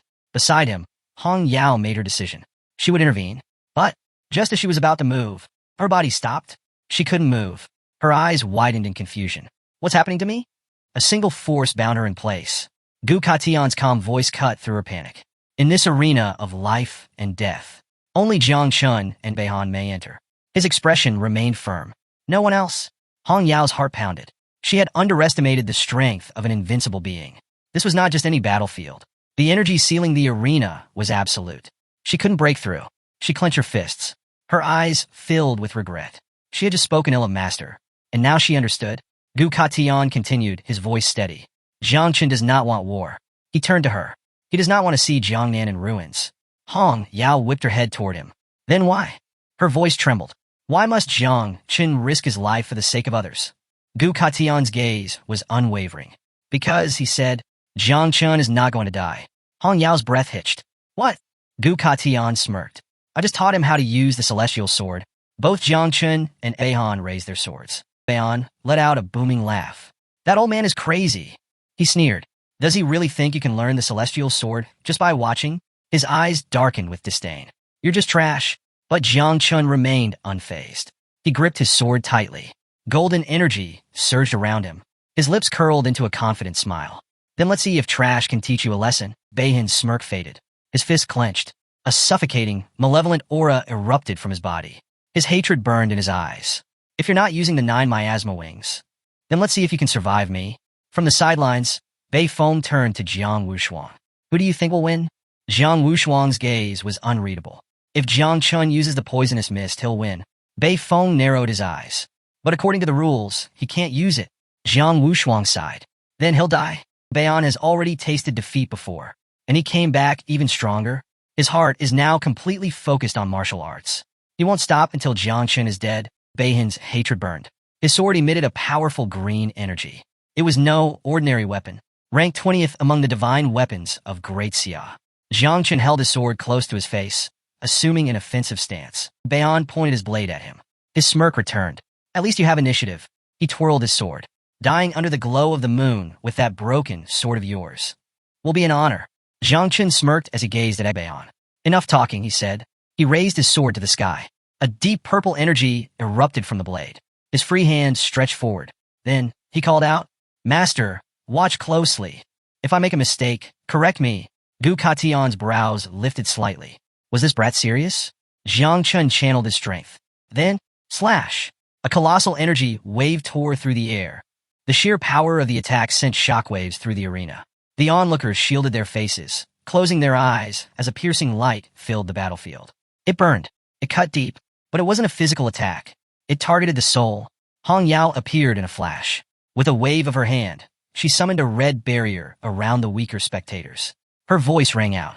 Those with weak souls, close your eyes. Her own eyes trembled with disbelief. How does little Jiang Chun have this much power? Even Gu Katian's usual smirk faded. His arms remained crossed, but his eyes flashed with surprise. He actually learned it, but his focus sharpened. The sword of humanity could only attack the soul. And Beihan was from the Xio family, a family renowned for its powerful soul defenses. Beihan's expression changed. For a moment, he was stunned. Then he moved. With impeccable precision, his sword flashed. Clang! He deflected the attack with ease. He let out a loud, mocking laugh. Is this the legendary sky sword? His lips curled into a taunting grin. It's nothing, just an attack that tickles the soul. He gripped his sword tightly. You must have forgotten. The Xio family specializes in soul power. Against me, this move is worthless. Beihan's aura surged. A golden moon appeared behind him, illuminating the battlefield. His voice thundered. Star and moon cut. With a single powerful slash, a massive golden arc of energy shot toward Jiang Chun. He ran a finger along the blade of his sword, grinning. That was just a warm-up. He adjusted his stance. This second strike, his gaze darkened with pure hatred, will not be aimed at your soul. Jiang Chun's response. Jiang Chun's eyes sharpened. His stance shifted. Then, boom, his sword cleaved downward. Earth knife! A mighty energy slash surged forward, colliding with Xio Beihan's golden moon. Crack! The moon split in half, and in the same instant, Beihan staggered back, blood spilling from his chest. His eyes widened in disbelief. How? The energy wave didn't just shatter the moon. It cut through the arena itself. Duan Fong, still floating the island with his powers, felt the tremors immediately. His face paled. This arena, it's going to explode. See water lifted into the air, swirling unnaturally. Sweat dripped down his brow. He clenched his fists. A second-level cultivator did this? His voice was filled with disbelief. Then his eyes narrowed. This was getting dangerous. Time to reinforce the battlefield. Duan Fong extended both hands, and the island trembled once more. Jiang Chun's attack surged forward, slamming into Xio Beihan. But he was ready. With a roar, Beihan drove his sword into the ground, summoning a golden barrier around his body. Boom! The attack collided with the barrier, sending shockwaves across the arena. Xio Beihan gritted his teeth, sweat dripping from his forehead. He knew, if he hadn't blocked that attack, he would have died. His eyes burned with rage. Then he spoke. One must lift their head and look toward the northwest, where the floating clouds rest. His grip on the sword tightened. One must lean on the blade that stretches 1,000 miles. Then he activated a forbidden spell, the maximum essence. A violent force erupted from Beihan's body. Across the battlefield, every participant's sword suddenly trembled. Then whoosh! The swords flew into the sky, beyond their owner's control. Cries of confusion echoed throughout the arena. What's happening? Some tried to call their swords back, but it was useless. No one could control their weapons anymore. Beihan's laugh echoed through the battlefield. High above, the sky turned dark. A storm of swords filled the heavens. Each blade emitted a powerful aura. Beihan, still gripping his sword, used a divine weapon technique. Soul Moon. At his command, the swords turned toward Jiang Chun. and began to fall. A sky full of blades. Jiang Chun gripped his sword tightly, his stance firm. He had no idea what this attack was, but he knew one thing. Beihan was aiming to kill him. Beihan's smirk widened. This was it. With this spell, Jiang Chun was dead. The arena begins to collapse. Up above, Duan Fong clenched his jaw. His hand trembled as he maintained the floating arena. Sweat dripped down his face. These two, they're insane. If this continued, the entire arena would collapse. He turned to his subordinates. Reinforce the battlefield now. Two men beside him nodded, quickly channeling their energy to support the crumbling space. Jiang Chen's counterattack. Beihan's eyes glowed with confidence. It's over, he sneered. But Jiang Chen smiled. A cold, confident smile. His grip tightened around his sword. Why do you underestimate me? He asked. Then he moved. His sword flashed, and he activated Curse Cutter. A radiant golden slash surged forward. Boom! It collided with the falling swords. A colossal explosion erupted in the sky. A blinding light engulfed the battlefield. Beihan's face twisted in horror. His attack was breaking apart, and then so was he. Xio Beihan's body trembled. Cracks formed across his skin. His eyes filled with terror. No, this can't be happening. His hands reached out, but his fingers turned to dust. His legs crumbled. His torso disintegrated. How are you this strong? Jiang Chun remained silent. Beihan's eyes filled with tears. Then he was gone. His body vanished into ashes, scattered by the wind. The once arrogant warrior was no more. Xiao Yuanshan, who had been watching from above, felt his blood run cold. His grandson, massacred, gone. His hands trembled with fury, but for the first time in his life that he felt fear. Ji Gang dropped to his knees, his eyes wide with disbelief. This was the dream he had never reached in his youth. And yet Jiang Chun had achieved it in minutes. The reactions of the elite. Hong Yao, usually confident and carefree, was visibly shaken. Her body trembled, and sweat dripped down her face. 5 minutes, she whispered. He learned the celestial sword in 5 minutes. She clenched her fists. This wasn't normal. This wasn't human. Gu Katian let out a low chuckle. Though his fist remained clenched, his smile carried pride. His energy still isn't enough, he admitted. But his gaze flickered with admiration. He didn't just learn the techniques. He improved them. Ji Gang had trained for years and failed. Jiang Chen, 5 minutes. Jiang Wushuang exhaled sharply, his eyes locked onto Jiang Chen. His excitement and fear mixed together. This guy, he muttered. He's a monster. If someone like Jiang Chen became his enemy, it would be terrifying. Bei foam covered his mouth, his breathing uneven. Sweat dripped from his forehead. This wasn't just talent, this was madness. Tang Ying raised a hand to her forehead. Still stunned, she thought she had seen powerful geniuses before. But Jiang Chen? He was in a league of his own. On the other side, Luo Sandao and Mu Hanxiu embraced each other, crying. He won. He's really that strong? The battlefield itself had changed. Jiang Chen's final attack had left a gaping hole in the island. The destruction stretched from one end to the other. High above, 2 men appeared. They floated effortlessly in the sky. Gazing down at the battlefield, the first, a black-haired man, watched with amusement. Jiang Chun had piqued his interest. Interesting, he mused. The disciple of the Celestial Sword King is quite something. A smirk crossed his lips. Don't kill him yet. I want to use him as a stepping stone for prodigy. Beside him, a man with fiery orange hair shook his head. He spoke casually. I never came here to kill Jiang Chun in the first place. The black-haired man, his hands still behind his back, smirked again. His presence alone carried an oppressive force. This man was an invincible being. The god of the sword, Ji Lingxiu. His gaze locked onto Jiang Chun, his smirk widened. Even if I don't act, his eyes flashed with intrigue. Things are about to get interesting. Xiao Yuanshan was seething with rage. He would not stand by and do nothing.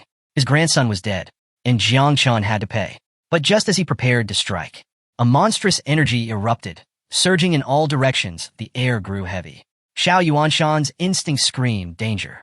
His body tensed. He knew this presence. The god of war, Jiang Xianji. The arrival of the true powerhouses.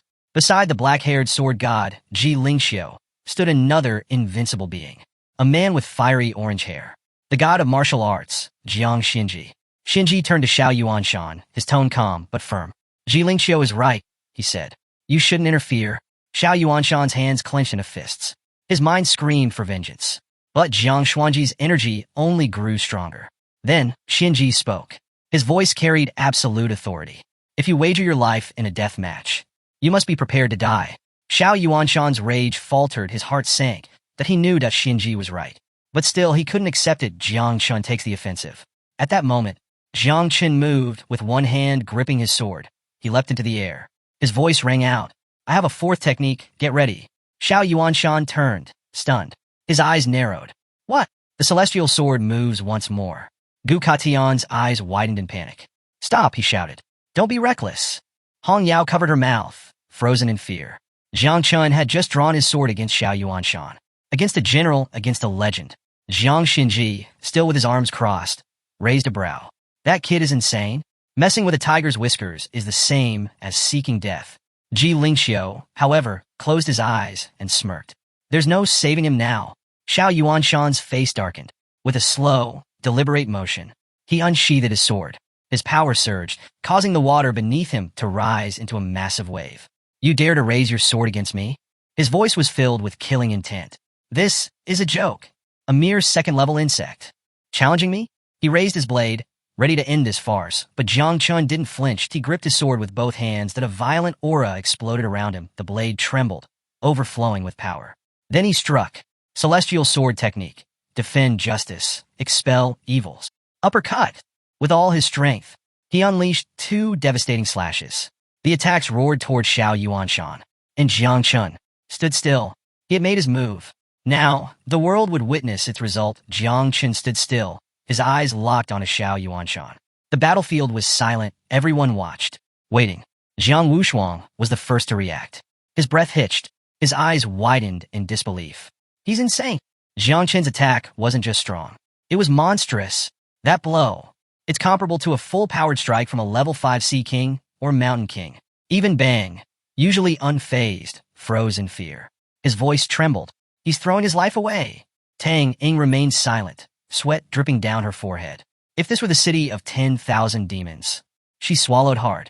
That monkey would have devoured him alive. Xiao Yuanshan's lips curled into a smirk, his fists clenched. Then, with a simple motion, he controlled the water around him. The sky twisted as floating water droplets hovered in midair. His calm voice carried absolute confidence. Even your master is no match for me. You? His smirk deepened. You don't stand a chance. Then, he snapped his fingers. The water surged forward, forming an impenetrable wall. Jiang Chen's attack crashed into it, and was completely blocked. Or so he thought. Xiao Yuanshan lowered his arm. His expression was smug, pathetic. But then, his face paled. Something was wrong. His instinct screamed that he looked up, and his heart stopped. The sky was swarming with insects. Thousands. Millions. They descended upon him like a living storm. Xiao Yuanshan's eyes widened. The 9 miasmal wings. Jiang Chen smirked. His voice was cold, ruthless. Did you really think I was trying to defeat you with a sword? The previous attack had only been a distraction. Now that I'm no longer in the arena. He raised his hand. There are no rules stopping me from using my real power. Xiao Yuanshan threw his arm in front of his face. His breathing quickened. This wasn't part of the plan. Jiang Chen clenched his fist, and with a wicked grin, he gave the order. Explode. Boom.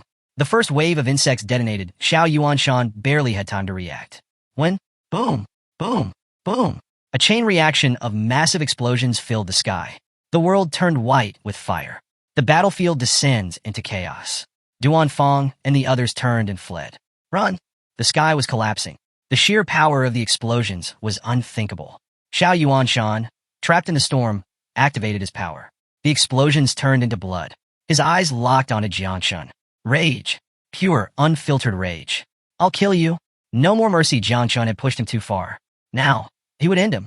Xiao Yuanshan's eyes burned with hatred. You think you can challenge me and live? He raised his hand, channeling his power. A dark red aura pulsed around him. Then, curse of water, blood explosion. Boom. A massive burst of blood shot forward, slamming into Jiang Chen's chest. He staggered, eyes widening in shock. Then a blood barrier formed around him, trapping him. Jiang Chen's brows furrowed. What is this? Suddenly, pain. Unbearable pain. His blood began to seep out. From his eyes, his nose, his ears, even his fingernails. Jiang Chun stared at his trembling hands. His pupils contracted in fear. Xiao Yuanshan was controlling his blood. And worse, it wasn't stopping. The barrier thickened, draining more and more blood from his body. Jiang Chun gritted his teeth. His vision blurred. His body weakened. He was dying. The smoke from the insect explosions cleared. Xiao Yuanshan's figure emerged untouched. His gaze locked onto Jiang Chun. Murderous intent filled the air. He clenched his fist, and with a chilling voice, he called out, compressed blood. Boom. Jiang Chen's blood gushed out violently, shooting from his eyes, nose, ears, mouth, and nails like pressurized jets. His body convulsed. Panic. Pure, unfiltered panic that he knew this was bad. Ji Gang's fist slammed against the barrier. Stop! His eyes filled with regret. This was his fault, that if he hadn't let Jiang Chen enter the prodigy camp, this wouldn't be happening. But he couldn't break through, and he couldn't reach him. Jiang Chen was alone. But then, two figures moved. Hong Yao and Gu Katian drew their weapons. They jumped into the air, eyes burning with resolve. They wouldn't let Jiang Chen die, not today. Luo Sandao and Mu Hanxiu followed suit, their fear replaced with courage. They rushed forward, prepared to fight. But, whip! Ropes of pure energy wrapped around their waists, yanking them back. They struggled. But the force was unbreakable. Their bodies were dragged back to the floating island, confused. They looked around, until their eyes landed on a man with pink hair. He stood with his hands on his hips, watching calmly. His voice was flat, but firm. Rushing in like that is just suicide. Beside him, another man, the one who had summoned the ropes, remained silent. The battlefield grew tense. Jiang Chen was on the brink of death. And now, only a miracle could save him. Luo Sandao hit the ground hard, landing on her, but she looked up, and her breath caught in her throat. The gray-haired man standing before her. Her father. Beside her, Mu Hanxiu, who had also been thrown back, turned her head, and froze. The other man, her grandfather. Mu Hanxiu's eyes filled with panic. She scrambled to her feet, her voice urgent. Grandfather, she pleaded, please save Jiang Chen. Luo Sandao wasn't far behind. She stood up, turning to her father, her tone sharp. Do we have any treasure that can save him? Luo Sandao's father remained calm, his voice steady. No. His answer hit them like a hammer. Mu Hanxiu's grandfather sighed, his gaze heavy. The forbidden curse of blood explosion. Once it takes hold, there's nothing left to do but wait for death. Mu Hanxiu's face drained of color. Her body shook. Luo Sandao bit her lip, fists clenched. Their only hope was Gu Katian and the others. But even they could only try to negotiate. And Xiao Yuanshan? He wasn't going to listen. Not after Jiang Chen had killed both of his grandsons. Above them, Xiao Yuanshan hovered in the sky, his fist clenched. He continued siphoning Jiang Chen's blood, his expression filled with satisfaction. At that moment, Gu Katian appeared. He drew his sword, his voice firm. Stop! Hong Yao was right beside him, furious. You old bastard, she yelled. Undo the spell now. But Xiao Yuanshan's expression remained cold. He smiled. It's too late. He gestured to Jiang Chen, who was on the brink of death. He's about to explode. Xiao Yuanshan let out a sigh of relief. Finally, I can avenge my grandsons. Seeing that negotiation was pointless, Gu Katian moved. Slash! A golden arc of sword energy shot toward Xiao Yuanshan. Xiao Yuanshan's eyes narrowed. Seeking death. Hong Yao wasn't far behind. Her sword flashed, and she unleashed. Blade that opens the sky. A devastating slash toward Xiao Yuanshan. But, boom! With a single motion, Xiao Yuanshan raised his hand, and a massive water barrier materialized. Flow that softens the heart. The barrier absorbed the attacks effortlessly. Gu Katian gritted his teeth. Damn it, Xiao Yuanshan smirked. Your sword is good, he admitted. But do you really think it can rival me? Gu Katian wiped the sweat from his brow. Then he smirked. Let's see how many more attacks you can block. Hong Yao gripped her sword tighter. A powerful orange energy erupted around the blade. Her eyes burned with determination. She took a deep breath and whispered under her breath. Fine, then we'll just smash this guy to pieces. Together, Jiang Chen screamed in agony. His hands clutched his head, his body convulsed. His blood draining away. The energy barrier shrank, tightening like a coffin. Xiao Yuanshan watched with pleasure. He smirked, his voice dripping with mockery. What's wrong, Gu Katian? Aren't you going to say your last goodbye to your beloved apprentice? His fist clenched. Blood explosion. Boom! The barrier contracted violently. Jiang Chen's body swelled. Until a massive explosion ripped through the sky at a cloud of smoke. A heartbreaking silence. Everything went still. A thick smoke curtain engulfed the battlefield. For a moment, there was no sound. Then, no!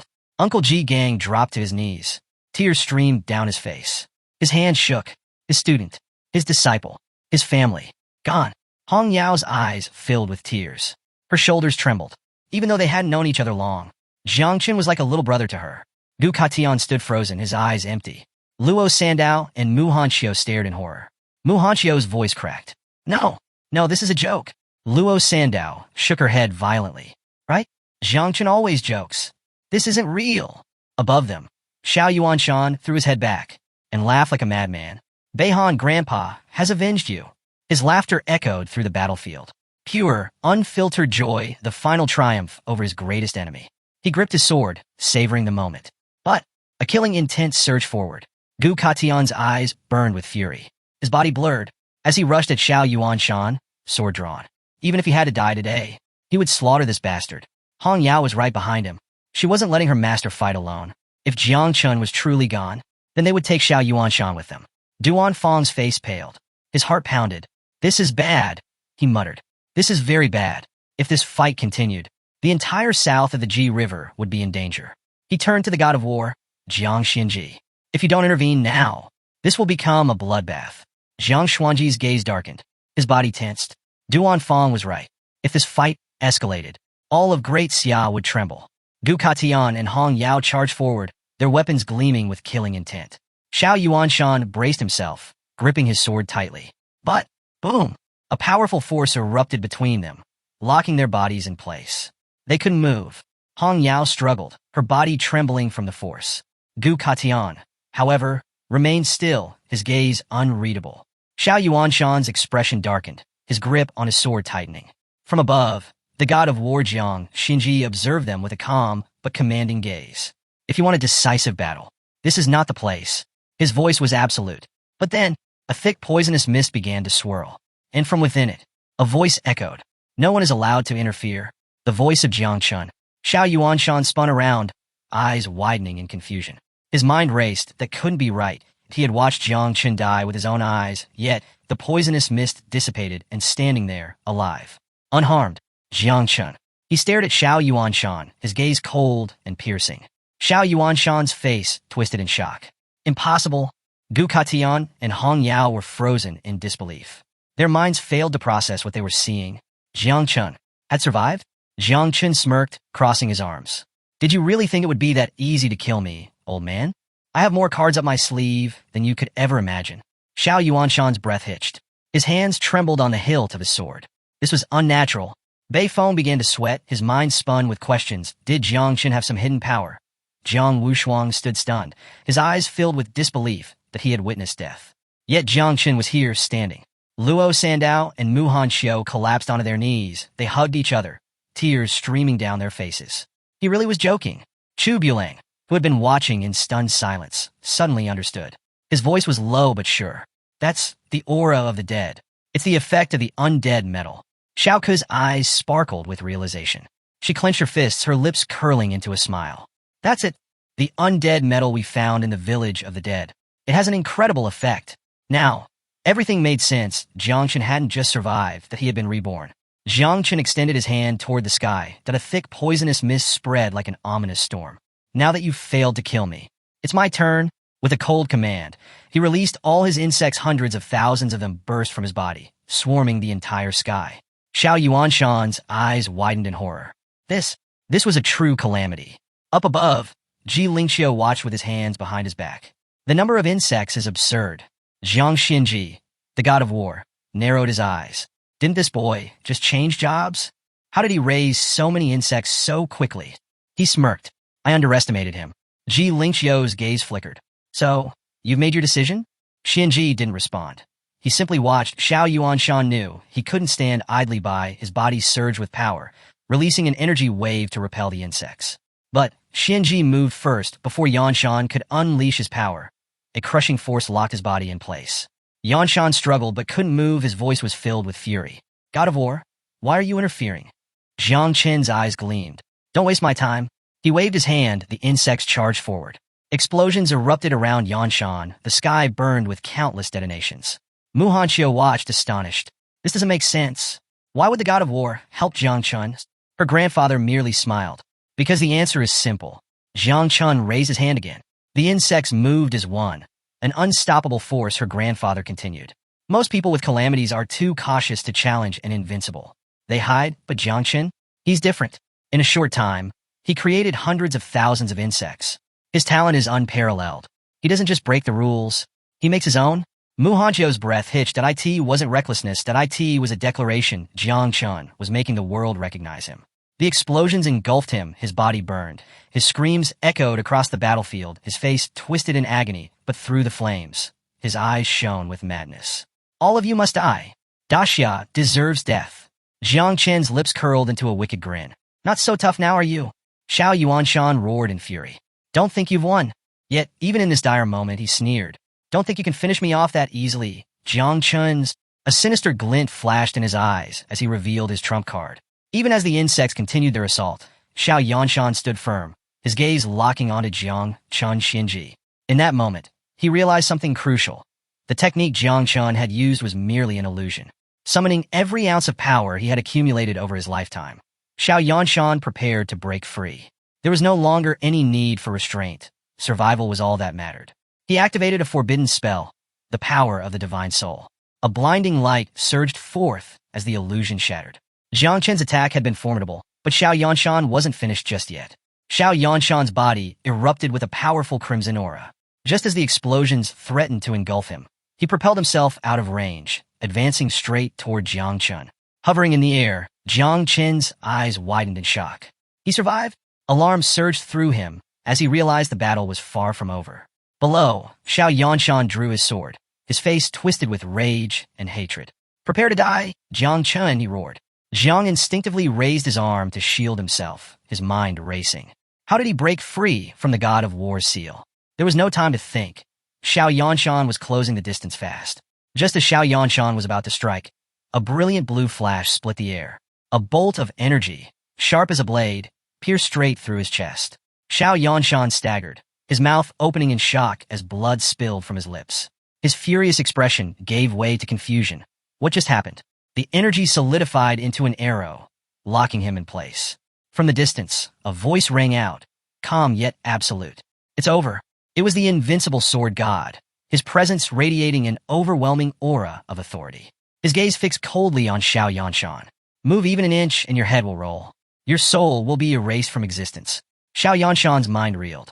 Even Ji Lingxiu is against me? He had never imagined this betrayal. Jiang Chun, who had remained silent, suddenly realized something. This was his moment. A ruthless glint flickered in his eyes. Without hesitation, he raised his hand. The sky darkened once more as a new wave of insects swarmed toward Xiao Yanshan. Now severely wounded and immobilized, Xiao Yanshan could do nothing but watch as the creatures closed in. Jiang Chen's voice was cold and merciless. Explode. One by one, the insects detonated, their combined blasts forming an endless chain of destruction. Xiao Yanshan's screams filled the battlefield. The pain was unbearable. He couldn't believe this was happening. General Xiao Yanshan, the pillar of Daxia, the warrior who had led countless battles, crushed rebellions, and even fought against the order of the ancient gods, was being torn apart by mere insects. His desperate cries faded into the deafening roar of explosions. Little by little, his body was consumed. His legacy, his strength, his very existence, reduced to nothing but dust. A few moments later, Jiang Chen signaled for the explosions to stop. The battlefield fell eerily silent, smoke rising from the scorched earth. Xiao Yanshan's body was barely holding together. His limbs had been devoured, and a massive hole gaped in his chest from Ji Lingxiu's attack. His broken form collapsed to the ground, landing on his knees. His gaze, hollow and lost, fixated on the dirt beneath him. After a long pause, he slowly looked up at Jiang Chen and rasped, "Are you really going to kill an old man like me?" Jiang Chen floated down, his feet touching the ground as poisonous mist curled around his hand. He let out a cold laugh. "Your body's already gone. The only thing left is your soul. And after all this, you still ask such a ridiculous question." Xiao Yanshan remained kneeling, lowering his head. His desperate eyes flickered with regret. I was wrong.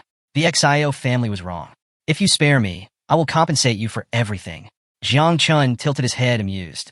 How quickly people beg when death is at their door. But instead of answering, he turned to his companions behind him. Hong Yao, Gu Katian, and Ji Gang. "What do you guys think?" he asked with a smirk. His question stunned them. Sparing the man who had just tried to kill him? Who had slaughtered countless innocent people? Even Jiang Xinji, who had been silently observing, furrowed her brows. Meanwhile, Xiao Yanshan, still kneeling, raised his head toward the heavens. "War God," he called out desperately. "If you save me, I swear, I will go to the abyss and fight until my last breath." Jiang Xinji hovered above, arms crossed, considering his words. Xiao Yanshan wasn't just some noble. He was the general of the war district of Jiangnan.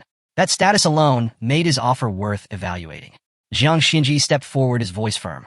"Then answer me this. Are you willing to admit your guilt?" The XIO family has oppressed the market, seized property by force, and trampled countless innocent lives underfoot. Do you take responsibility for all of it? Xiao Yanshan's eyes darted between them, sensing an opportunity. If admitting guilt meant survival, then so be it. Without hesitation, he nodded vigorously. Yes, I admit to everything. Jiang Xinji and the others exchanged looks before Jiang Xinji spoke again, his tone unwavering. Given your past merits in serving Daxia, a balance will be struck. Your family's properties will be confiscated, and you, he narrowed his eyes. You will be exiled to the abyss as a vanguard soldier. You'll fight on the front lines until the day you die. No escape, no mercy. Xiao Yanshan's already battered body trembled. Terror flashed through his eyes, but deep down, he knew he had no other choice. He clenched his teeth and nodded. I accept. Jiang Chun wasted no time. Raising his hand, he pointed a single finger at Xiao Yanshan. A brilliant golden glow surged at his fingertip, condensing into a spear of pure energy. Soul Seal. The golden energy shot forward like an arrow, piercing Xiao Yanshan's back. His body arched as an agonized scream tore from his throat. The seal branded itself into his very soul, ensuring that if he ever tried to flee, his essence would shatter into nothingness. Moments later, Xiao Yanshan's consciousness faded, and his body crumpled to the ground. Jiang Chun stood over him, watching in silence. Even now he was surprised. This was one of the so-called invincibles of Great Xia. Yet in the end, all it had taken was an illusion to bring him to his knees. With the XIO family's threat eliminated, Jiang Chun turned away. His objective was complete. It was time to leave. Jiang Chun was lost in thought when Jiang Xinji appeared behind him, arms folded behind his back. Has this verdict calmed the fire in your heart? He asked. Jiang Chun snapped out of his trance, his eyes flickering with surprise. He hadn't expected Xinji to approach so suddenly. With a slightly nervous chuckle, he replied, Of course. The god of war's judgment was wise. Honestly, I wasn't even that angry. I just wanted to act cool. Jiang Xinji smirked.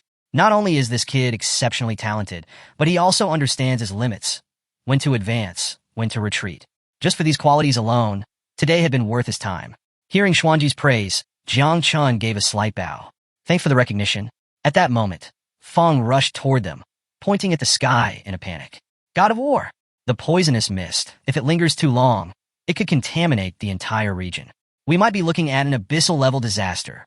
Jiang Xuanji's gaze dropped to the ground as he fell into silent contemplation. Meanwhile, Jiang Chun looked up at the sky, watching his swarm of insects still hovering freely. Yeah, this probably isn't good. Deciding it was time to act, Jiang Xinji raised his head, snapped his fingers, and unleashed a massive surge of energy. In an instant, a shockwave exploded through the sky, wiping out every last insect and purging the poisonous mist. Jiang Chun stood frozen, eyes wide in disbelief. He got rid of everything with just a snap of his fingers? The sheer power left him speechless. Terrifying. As the golden arrow remained embedded in Xiao Yanshan's body, Jiang Xinji floated above the battlefield, arms crossed. His gaze swept over the gathered warriors before he spoke. You have all witnessed it today. We now have the strength to suppress anything.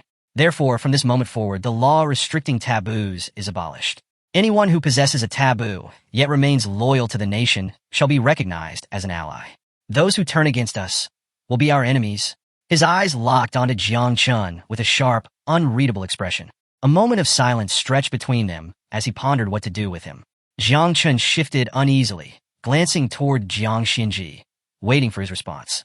Before anyone could speak, Mu Hanqiu's grandfather stepped forward, placing a reassuring hand on Jiang Chun's shoulder.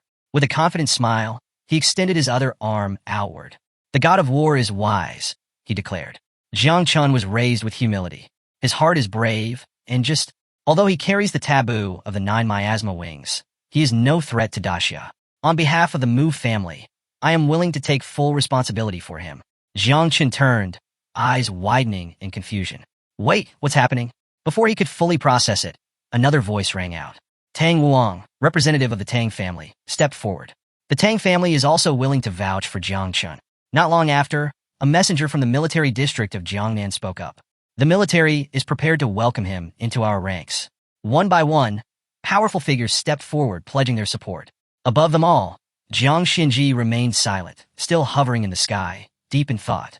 Luo Sundao nudged her father insistently. Come on, Dad. Everyone's taking Jiang Chen's side.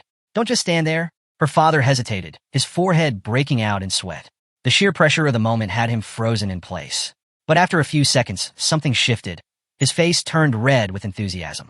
Clenching his fists, he shut his eyes and bellowed, "I too will take responsibility for Jiang Chun." Luo Sundao sighed, placing a hand over her forehead. Useless. Absolutely useless. Meanwhile, Hong Yao, flying beside Gu Kaitian, couldn't hide her amazement. The god of war had not only intervened in the fight, but had outright abolished the ancient restrictions on taboos. Even the most prestigious elders had stepped up to defend Jiang Chun. This feels unreal. Buin, arms crossed, was deep in thought. Maybe Jiang Chun saw all this coming, he mused. Maybe that's why he deliberately crossed swords with Zhen Gu. Hong Yao's eyes widened. Could it be? If Jiang Chun had truly planned this far ahead, then his foresight was terrifying. Now looking at Jiang Chun with a serious expression, finally spoke. The god of war has been well aware of Xiao Yanshan's crimes. But if it weren't for Jiang Chun's extraordinary potential, he wouldn't have acted so quickly. A murmur ran through the crowd. Now that Jiang Chun's 9 miasma wings had been exposed, staying in the shadows was no longer an option. He would either prove himself or become the target of every major faction. After all, the 9 miasma wings weren't just feared by humans, but by every race in the abyss as well. Some people whispered concerns about Jiang Chun's insects being completely wiped out. But one voice reassured them. Come on, this is Jiang Chun we're talking about. You think he doesn't have more of those things stashed somewhere? Hearing this, Jiang Chun couldn't help but smile. Everything is playing out exactly as I planned.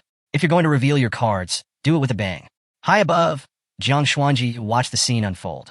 With so many powerful figures willing to vouch for Jiang Chun, he saw no need for further discussion. That's enough, he declared. Jiang Chun, take care of yourself. Use your insects wisely. Jiang Chun lowered his head in gratitude. I will. Thank you. Then, Jiang Xinji, arms crossed and eyes sharp, delivered his final announcement. In 10 days, the Great Prodigy Competition will begin. The champion of this edition will be named the first divine son of the prodigies, receiving privileges and resources equal to an 8th grade national protector. Jiang Chun blinked. That's insanely tempting. But before he could dwell on the thought, Jiang Xinji added, however, the 9 miasma wings are forbidden in the competition. Jiang Chun met his gaze calmly. So that's how it is. For a brief moment, he wondered if the god of war was setting all of this up just for him. But he quickly dismissed the thought. No, someone at that level wouldn't change the rules for a single person. That would be far too small-minded. His lips curled into a confident smirk. This wasn't over yet. With a determined look in his eyes, he was ready for the next challenge. Jiang Chun nodded firmly. I promise not to use the 9 miasma wings in the prodigy competition. Hearing this, Jiang Xuanji's lips curled into a subtle smile. Good. He truly is worthy of being my apprentice. Jiang Chun, however, was deep in thought. Even if I can't use my insects, it doesn't matter. I'll be able to obtain a new mother insect while completing the second change mission. More importantly, he suspected the god of war wanted to test his raw ability, without relying on the power of the 9 miasma wings. If that's the case, I'll make sure not to disappoint him. Meanwhile, Jiang Xuanji, standing with one hand behind his back, slowly raised his other hand. A faint ripple spread through the air before a massive crack in space appeared beside him. His expression remained unreadable. It's time to clean up some unfinished business. A murmur spread through the crowd. The poisonous mist had already been wiped out, so what else needed to be dealt with? Jiang Xinji didn't wait for an answer. His voice echoed with authority. Great dreamer, rise and carry out your duty.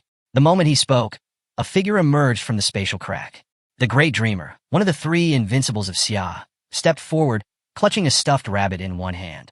A hood with cat ears covered her head, and her oversized, cat-themed outfit made her look more like someone ready for a nap than a legendary warrior. She let out a long yawn, rubbing her eyes sleepily. Her gaze lazily swept across the battlefield, stopping momentarily on the king-rank warriors present. Way too much work. A dead silence filled the air as everyone took in her bizarre appearance. Jiang Xinji remained composed. With a serious expression, he gave his order. Erase the memories of everyone below king level regarding the 9 miasma wings. Once you've done that, you can go back to sleep for another year. At that, the great dreamer's droopy eyes snapped open with excitement. She turned to Jiang Xinji, clenching her tiny fists. Wait, for real? A whole year of sleep? But before she could celebrate, she suddenly froze. Her expression darkened as she rubbed her chin. Wait, if I do this, that means I'll have to deal with the commander of the Night Watch again. A deep sigh escaped her lips. Ugh, no thanks. Too much of a hassle. She slumped her shoulders and shook her head. Pick someone else. I'm too sleepy. Everyone was left speechless. One of the most powerful beings in the realm, and she just wanted to nap. Jiang Xinji observed her in silence for a few moments, his mind working through possible solutions. Eventually, He settled on a different approach, but, for now, instructed her to handle erasing the memories of those present. The great dreamer had no choice but to comply, despite her exhaustion. With a weary sigh, she snapped her fingers, activating her ability, Butterfly Dream. Almost instantly, a flurry of ethereal butterflies materialized in the sky, their wings shimmering with an otherworldly glow. The unexpected sight left the members of the prodigy camp speechless, their eyes widening in confusion. What was this? What kind of power was at play? Before they could react, the butterflies drifted towards them, releasing a mesmerizing magical energy. Within seconds, a wave of fatigue washed over the camp. Some warriors swayed on their feet, their eyelids growing heavy as if they hadn't slept in years. Others yawned uncontrollably, their resistance crumbling under the sheer weight of drowsiness. It didn't take long before one by one, they collapsed into a deep sleep. Hong Yao, watching in fascination, turned to the master and asked why Jiang Chun, Xinji, and the great dreamer were taking such drastic measures. Gu Kaitian, who had been quietly observing, finally spoke up. He explained that it was all to protect Jiang Chun. Delaying any potential disaster was crucial, especially in a place as dangerous as Xia. He conjured an image of Xia's map in his mind and detailed its numerous perils. 8 unexplored and highly dangerous forbidden zones, 3 legendary caverns fought over by various races, and the ever-present threat of internal conflicts and the Church of the Ancient God. However, the great dreamer's power wasn't selective. It also affected Jiang Chun himself. He slumped to the ground, knocked out like a log. Hong Yao, still puzzled, asked why his memories needed to be sealed as well. The great dreamer stepped forward, her voice calm but firm. This isn't a seal, she clarified. I'm reinforcing his divine soul to prevent him from being remotely killed through curses or other mystical means. His cultivation level is still too low, and his soul foundation is weak. If left unguarded, he's an easy target. Hong Yao's brows furrowed in surprise. It made sense, but the implications were unsettling. Meanwhile, the great dreamer turned her gaze forward, only to freeze in shock. Something was wrong. In front of her, Jiang Chun was still lying on the ground. But instead of sleeping peacefully like the others, something felt off. Narrowing her eyes, she studied him closely. That's when she realized he was faking it. Her expression darkened, irritation flickering across her face. Clenching her jaw, she grabbed the rabbit-shaped stuffed animal she always carried and stomped toward him. Jiang Chun, sensing her approach, broke into a cold sweat. This was bad, really bad.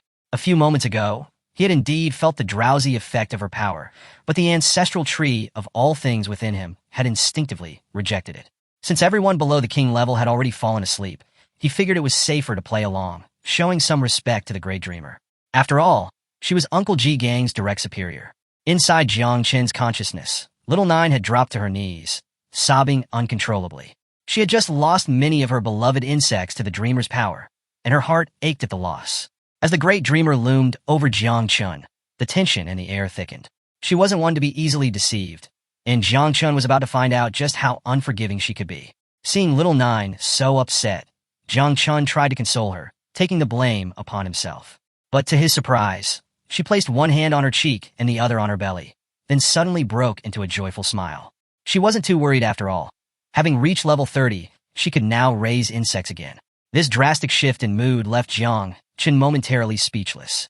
Meanwhile, outside his consciousness, Jiang Chun continued pretending to sleep until a voice broke through his act. All right, you can stop faking now. I know you're awake. His body tensed. That voice belonged to none other than the great dreamer. He could feel her presence looming over him, her gaze piercing through his charade. Wake up, she ordered. A wave of nervous sweat trickled down Jiang Chen's face as he reluctantly sat up. With one hand bracing against the ground, he rubbed the back of his head and let out a sheepish chuckle. Sorry about that, sister of illusions, he said, trying his best to sound apologetic. The great dreamer, now crouched on the ground with both hands resting on her knees, tilted her head in mild confusion. She placed a hand on her cheek, closed her eyes, and seemed to savor the moment before turning to Jiang Xinji. Did you hear that? She asked with a hint of amusement. Jiang Xinji, arms crossed, floated above them with an expression of mild curiosity. Yeah, I heard it, he replied. Despite being over 800 years old, the great dreamer still had a surprisingly soft heart at times. He had considered cracking a joke about it, but knowing her temperament, he decided against it. Who knew what kind of chaos she might unleash if she got too excited? Before Jiang Chun could process what was happening, the great dreamer suddenly grabbed him by the mouth. His eyes widened in confusion as she leaned in close, locking eyes with him. Then, with a warm smile, she declared, from now on, You're my little brother. Jiang Chen blinked. Ha! I'll protect you from all dangers in Xia, she continued. If you ever find yourself in trouble, just say my name in your dreams. Jiang Chen's body froze. Sweat dripped down his forehead as he tried to make sense of the situation. But before he could react, the great dreamer casually tossed a ring into the air. She observed him for a moment, then nodded to herself. Your soul is already strong enough, so no need for extra reinforcement, she remarked.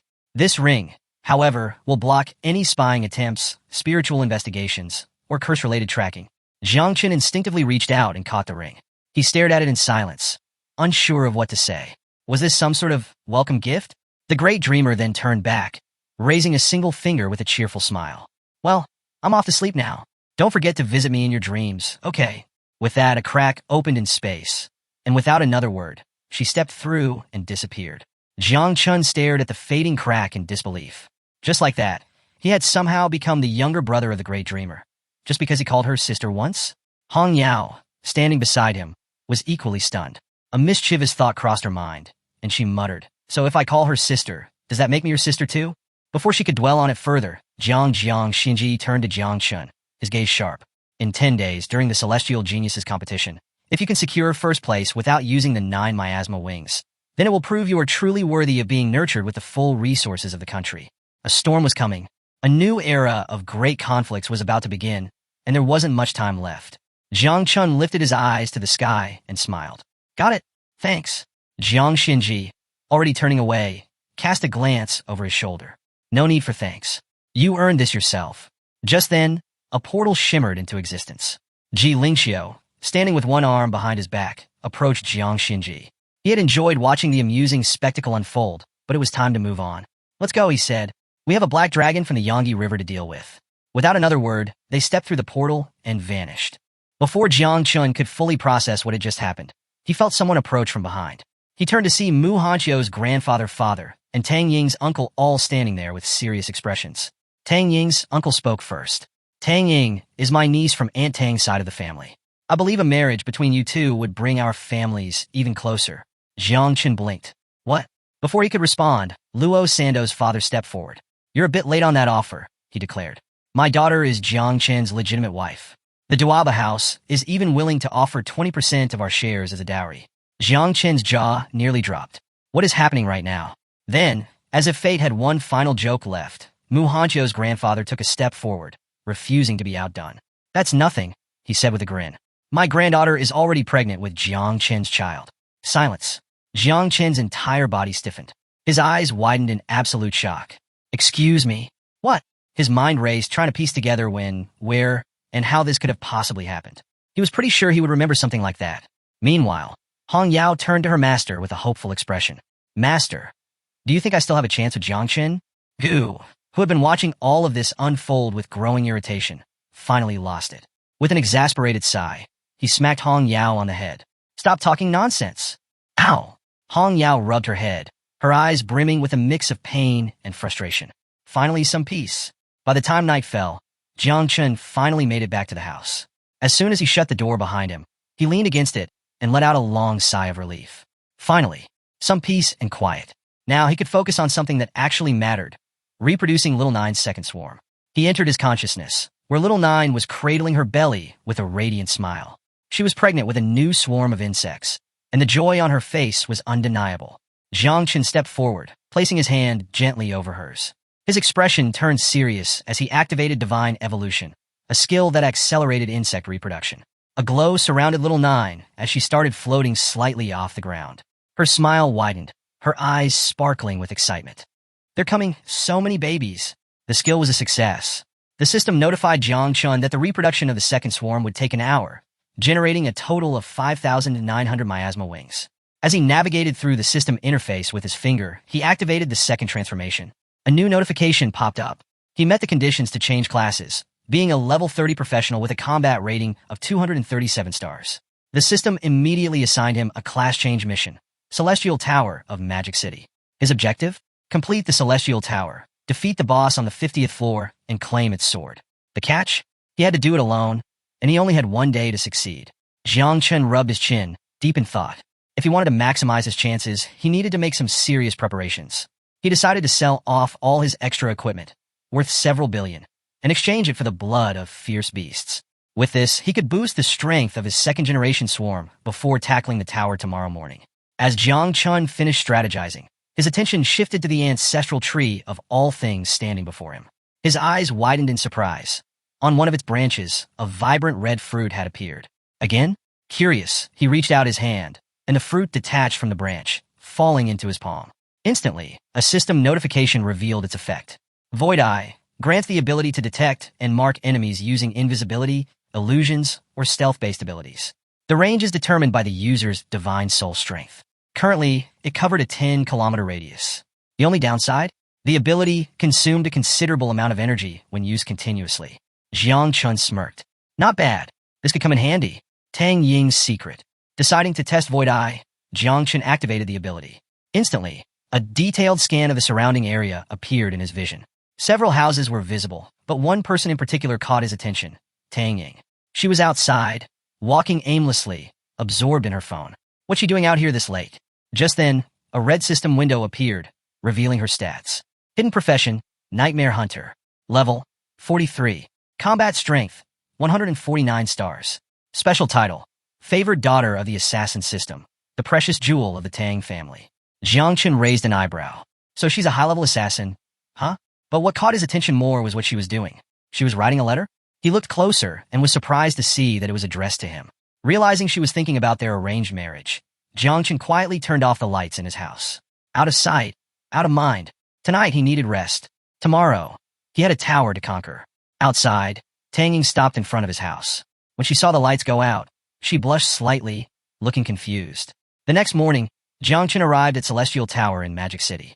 The structure was colossal, its peak vanishing into the clouds. Inside, the atmosphere was intense. Countless professionals were gathered, their eyes glued to the giant scoreboard displaying current rankings. At the top, a name stood out. Jai Xinyue, 40th floor in 12 minutes. The crowd murmured in awe. Of course it's Jai Xinyue, someone said. Yeah, she's the pride of the city's war zone. No one's been able to beat her record from 6 months ago. Some had just begun their tower trials, but none could match her speed. Jiang Chun, standing at the entrance, cracked his knuckles. 50 floors in one day, huh? His lips curled into a grin. Let's see what this tower's got. Jiang Chun stood among the crowd, his gaze fixed on the scoreboard. Jai Xinyue. She wasn't just some random competitor. She was the second-ranked genius of Great Xia, her strength surpassing even Jiang Wushuang's. She had dominated every record in the second round of the Celestial Tower, making her the one to beat. A small smirk formed on Jiang Chun's lips. All right then, when it's time to compete for the genius ranking, I'll take her on. Just then, the system notified him that his turn had arrived. Participant Jiang Chun, are you ready? He hadn't expected it to be his turn so quickly, but he didn't hesitate. Let's do this. The moment he confirmed, a magic circle formed beneath him. Bright energy surged around him, and in the blink of an eye, he was teleported to the first floor of the Celestial Tower. First floor, the trial begins. As soon as Jiang Chun appeared, countless monsters turned their attention toward him. The Celestial Tower was unique. Its difficulty scaled based on the level of whoever entered. There were no easy fights, no warm-ups, just immediate danger. Activating Void Eye, Jiang Chun scanned the battlefield. A status window popped up, revealing the details of the monsters before him. Fallen Elves, level 40, HP, 790,000. Combat power, 42 stars. Jiang Chun raised an eyebrow. Not bad. If the first floor had monsters this strong, then by the 50th floor, he'd be dealing with level 90 enemies. It was no wonder that even a genius like Jai Xinyue had only reached the 40th floor. But Jiang Chun? He wasn't worried. To him, these monsters were nothing more than insect food. He extended his hands outward, summoning his swarm. The insect mother emerged alongside countless creatures, their collective energy creating an eerie hum. The insect mother's eyes gleamed as she advanced, saliva dripping from her mouth. So much food, she murmured hungrily. Jiang Chun sighed. Calm down. This meat isn't that good. I'll get you something better later. Reluctantly, she nodded, and the swarm surged forward, ready to devour everything in sight. Meanwhile, in the Red Lake Cave, far away, deep within a cave where a red lake shimmered under dim light, a man sat in quiet meditation. His white hair contrasted with the eerie glow of the water around him. Droplets floated in midair as he manipulated them with precise control, his breathing steady, his focus unshaken. This was Daxia's first genius, Ingzhan. Suddenly, a figure in a black suit appeared behind him, holding a document high in the air. Victory is assured, the man declared excitedly. Come take a look at this information. But Jean remained still. He didn't even bother to turn around. His expression didn't change, and his meditation continued uninterrupted. Uncle Fong, he finally spoke, his tone calm and indifferent. It's unnecessary. He had already sensed Jiang Chen's presence, and yet he wasn't concerned in the slightest. Jean remained composed as he listened to Uncle Fong's words. He already knew that Jiang Wushuang had divine-level classes, but there were significant differences among divine classes. Not all were created equal. However, when Uncle Fong mentioned Jiang Chun, Jean's interest barely flickered. A new disciple of Gu? A so-called never-before-seen divine level? It sounded like a joke. There's no way someone with a creation class awakening is worth paying attention to, Jean remarked dismissively. Uncle Fong, undeterred, extended his hand and revealed something shocking. Jiang Chun killed Xi and even drew his sword against the protector of the kingdom, and he survived. Silence. Jean's previously indifferent expression shifted. Slowly, he stood up, and the floating water droplets in the cave crashed back into the red lake. Taking the document from Uncle Fong, he skimmed through its contents, his eyes narrowing as curiosity replaced skepticism. A creation class? And he did all that? A red dragon materialized before him, staring at him with piercing eyes. Jean, deep in thought, barely acknowledged it. His mind was preoccupied with new information. The 9 miasma wings, the 4 blades of heaven, the 8 transformations to purify the realm. This is getting interesting, he muttered. Yet, despite his growing intrigue, disappointment settled in. Jiang Chun wouldn't be allowed to use the 9 miasma wings during the Celestial Prodigy competition. A shame, Jean said quietly. If he were allowed to fight at full power, this competition might have actually been fun. Meanwhile, in a training field, elsewhere, in a vast training arena, a pack of dog-shaped beasts prowled the battlefield. Their snarls echoed across the field, only to be drowned out by the sharp twang of a bowstring. A blindfolded woman moved gracefully between them, her golden bow gleaming under the sunlight. This was Daxia's second genius, Ji Xinyue. She leaped into the air, releasing a single arrow that pierced through a beast's skull with pinpoint accuracy. Without pausing, she spun midair, her silhouette blurring, and fired a barrage of arrows at the remaining beasts.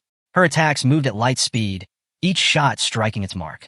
The creatures roared in agony, their bodies collapsing to the ground one by one. Not far away, atop a metal platform, 2 guards stood observing her performance.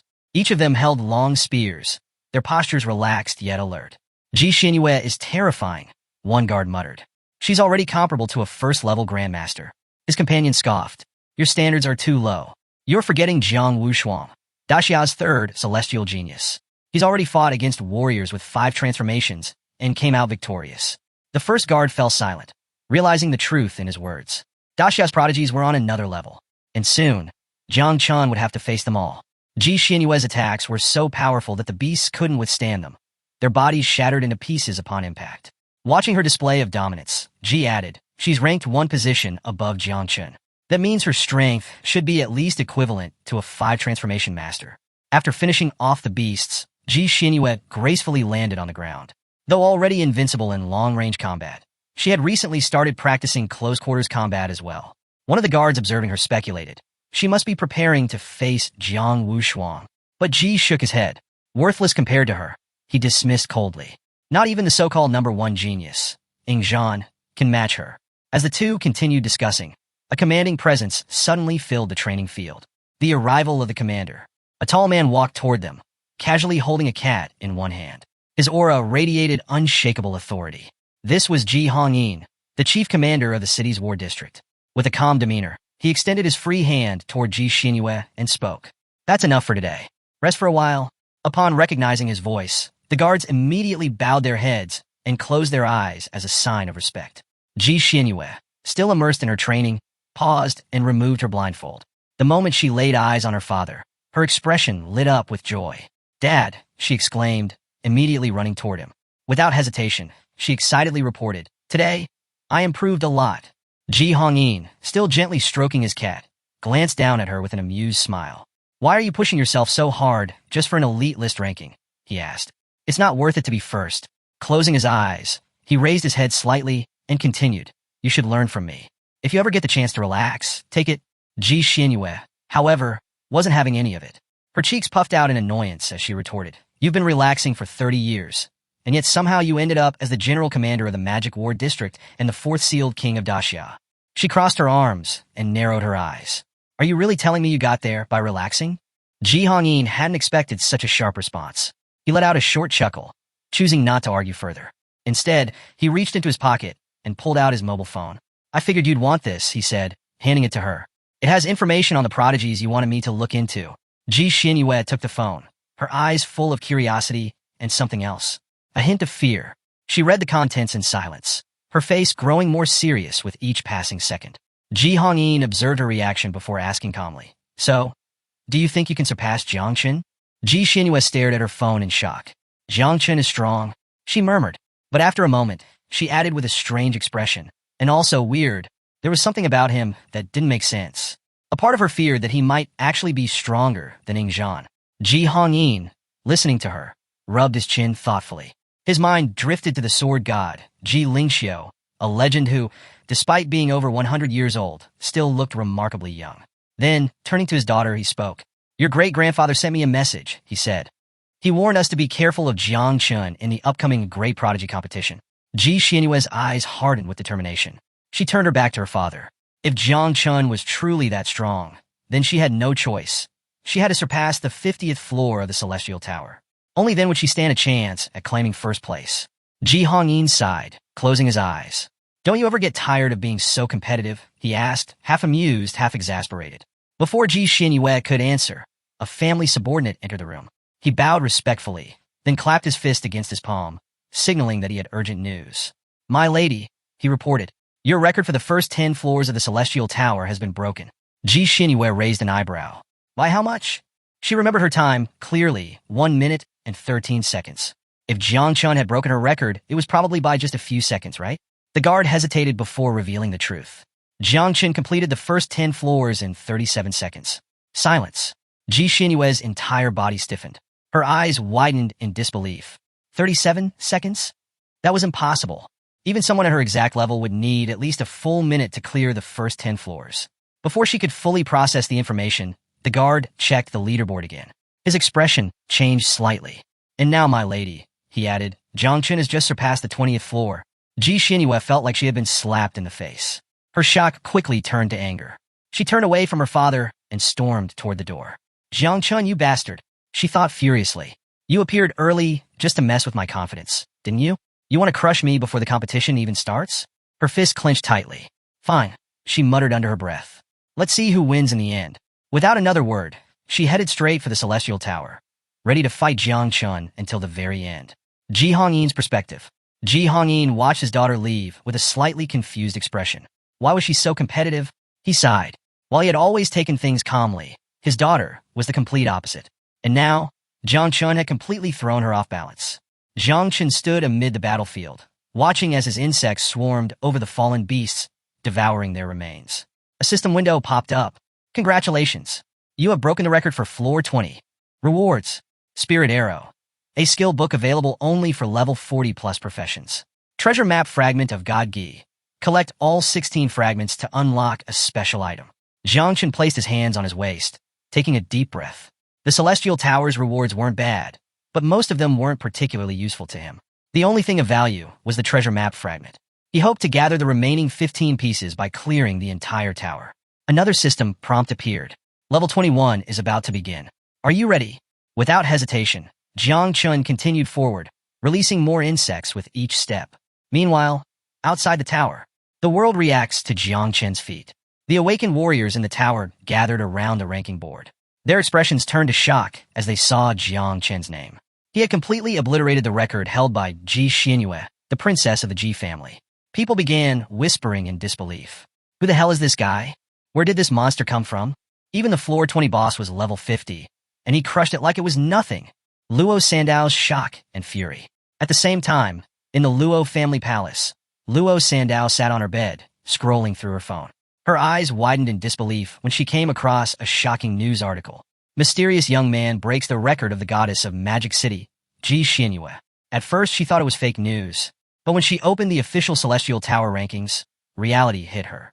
Current rankings.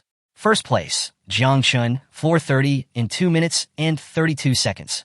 Luo Sandao nearly dropped her phone. The comment section was even worse. People were furious, calling Jiang Chen an outsider who had come from the Jiang military district to Magic District just to steal their glory. Get lost, Jiangchen. Magic belongs to Ji Xinyue. Take your record somewhere else. This guy is just a troublemaker. He should leave our goddess alone. Luo Sandao's expression darkened with rage. She clenched her fist. Idiots! They're insulting my benefactor? Without hesitation, she called Xiao Qiu, her voice filled with anger. Get on the live stream right now. Those damn magic idiots are trash-talking Jiang Chun. Not only that, if insulting them online wasn't enough, she was prepared to head to magic herself. Ji Xinyue's counterattack. At the Celestial Tower, a familiar figure arrived. Ji Xinyue. Her eyes burned with determination. She had come to reclaim her throne. The moment people saw her, the entire crowd erupted in excitement. She's here. Ji Xinyue will put that outsider in his place. With a serious expression, she activated her second transformation. A magic circle formed beneath her feet, power radiating outward. The crowd cheered, raising their fists in the air. The Celestial Tower ranking belongs to us. We won't let an outsider take magic's glory. As the tower's challenge began, one thing became clear. Ji Xinyue wasn't just aiming for the top ranking anymore. She was coming for Jiangchen. The entire magic district firmly believed that Ji Xinyue would reclaim her rightful spot at the top of the Celestial Tower rankings. The moment she accepted the challenge, a magic circle appeared beneath her, and she was teleported to the first floor.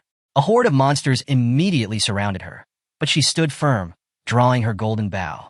Last time I was here, I hadn't undergone my second transformation, she thought, her eyes filled with determination. My strength back then was nothing compared to now. The monsters lunged. Ji Xinyue unleashed her energy, her aura surging as she fired off a volley of deadly arrows. She knew that now, with all her upgraded equipment and skills, reclaiming the #1 spot wouldn't be a problem. Reality hits hard. 2 minutes later, she reached the 10th floor. A scorpion boss lay dead at her feet, its corpse still twitching. A system window popped up. Floor 10 cleared. Time. 59 seconds. Panting from exhaustion, Ji Xinyue wiped her cheek with the back of her hand. Her expression darkened. 59 seconds? She had given it her all, yet even with her current strength, it had taken too long. Her chest tightened as she remembered Jiang Chen's time. 37 seconds. How the hell did he do that? She extended her hand, summoning a magical portal. This wasn't a skill issue. It was a profession issue. Her divine level class, the Sun Destroyer, was an elite long-range combat class. It specialized in taking down bosses with precision shots, not clearing swarms of weak monsters like the ones that filled the first 10 floors of the tower. Jiang Chun, on the other hand, relied on insects, a perfect counter for low-level monster waves. Fine, she thought, gritting her teeth. Let's see how you handle the real test. Instead of wasting time on more small-fry monsters, she used the portal to skip directly to the 41st floor, where the real fights began.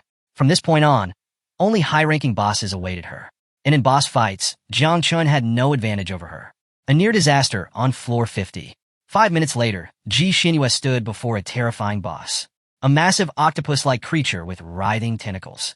The moment she dodged, the beast struck with inhuman speed, grabbing her limbs and lifting her into the air.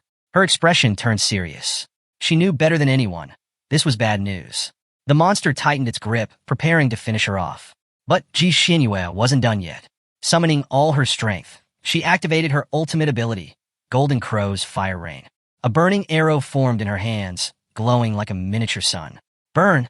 With a final, powerful shot, she fired directly into the beast's head. Boom! The monster shrieked in agony, its massive form collapsing to the ground as flames consumed its body. Floor 50 cleared. Time. 5 minutes, 29 seconds. As the tentacles loosened and fell limply to the floor, Ji Xinyue staggered backward, her hands on her waist, gasping for air. She had set a new record for the 50th floor, but her mind was elsewhere. If she had struggled this much, then just how strong was Jiangchen? She had been twice as fast as before on the 40th floor, securing the glory of Magic City. No matter how hard Jiangchen tried, there was no way he could surpass her record this time. Or so she thought. In her mind, this was his first loss against her, but she was certain it wouldn't be the last. The upcoming Prodigy Rankings competition would be another chance to crush him. Meanwhile, Jiang Chun had already stepped onto the 50th floor. The boss barely put up a fight before falling to him, and as the swarm of insects devoured its corpse, he casually opened the system window, scanning through his progress. With a serious look, he analyzed the quality of the beast's flesh at this level. It was excellent. Once the insects finished feeding, they'd be able to reproduce for 3 more generations. Even better, passing the 50th floor would reward him with a sword and complete his second transformation. Excited, Jiang Chun smirked. The second insect mother was about to arrive.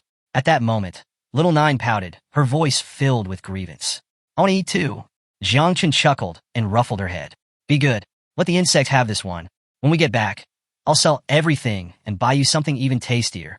With that, he activated a magic surge and left the 50th floor, returning to the Celestial Tower. The moment he appeared, a man nearby gasped in horror and grabbed his friend's sleeve. The princess, she's back. His friend visibly trembled and hurriedly hushed him. Keep your voice down. The fear in the air was almost palpable. She took in their reactions, her brows furrowing in confusion. Why was everyone acting so terrified? All she had done was clear the 50th floor and update the rankings. Then a system window popped up. Jiang Chun has cleared the 50th floor in 4 minutes and 9 seconds. Her eyes snapped to the leaderboard, and what she saw made her freeze. He had beaten her record by an entire minute. Her fingers clenched around a red pill, her teeth grinding in frustration. Her gaze burned with determination. No way was she letting Jiang Chun steal the spotlight. Even if it meant pushing herself to the absolute limit, she was going back in. This enhancing pill would burn some of her vital essence, but right now, she didn't care. Back on the 50th floor, Jiang Chun wiped sweat off his forehead and exhaled. With the insect successfully reproducing, the hard part was over. However, he frowned slightly. Where was the sword?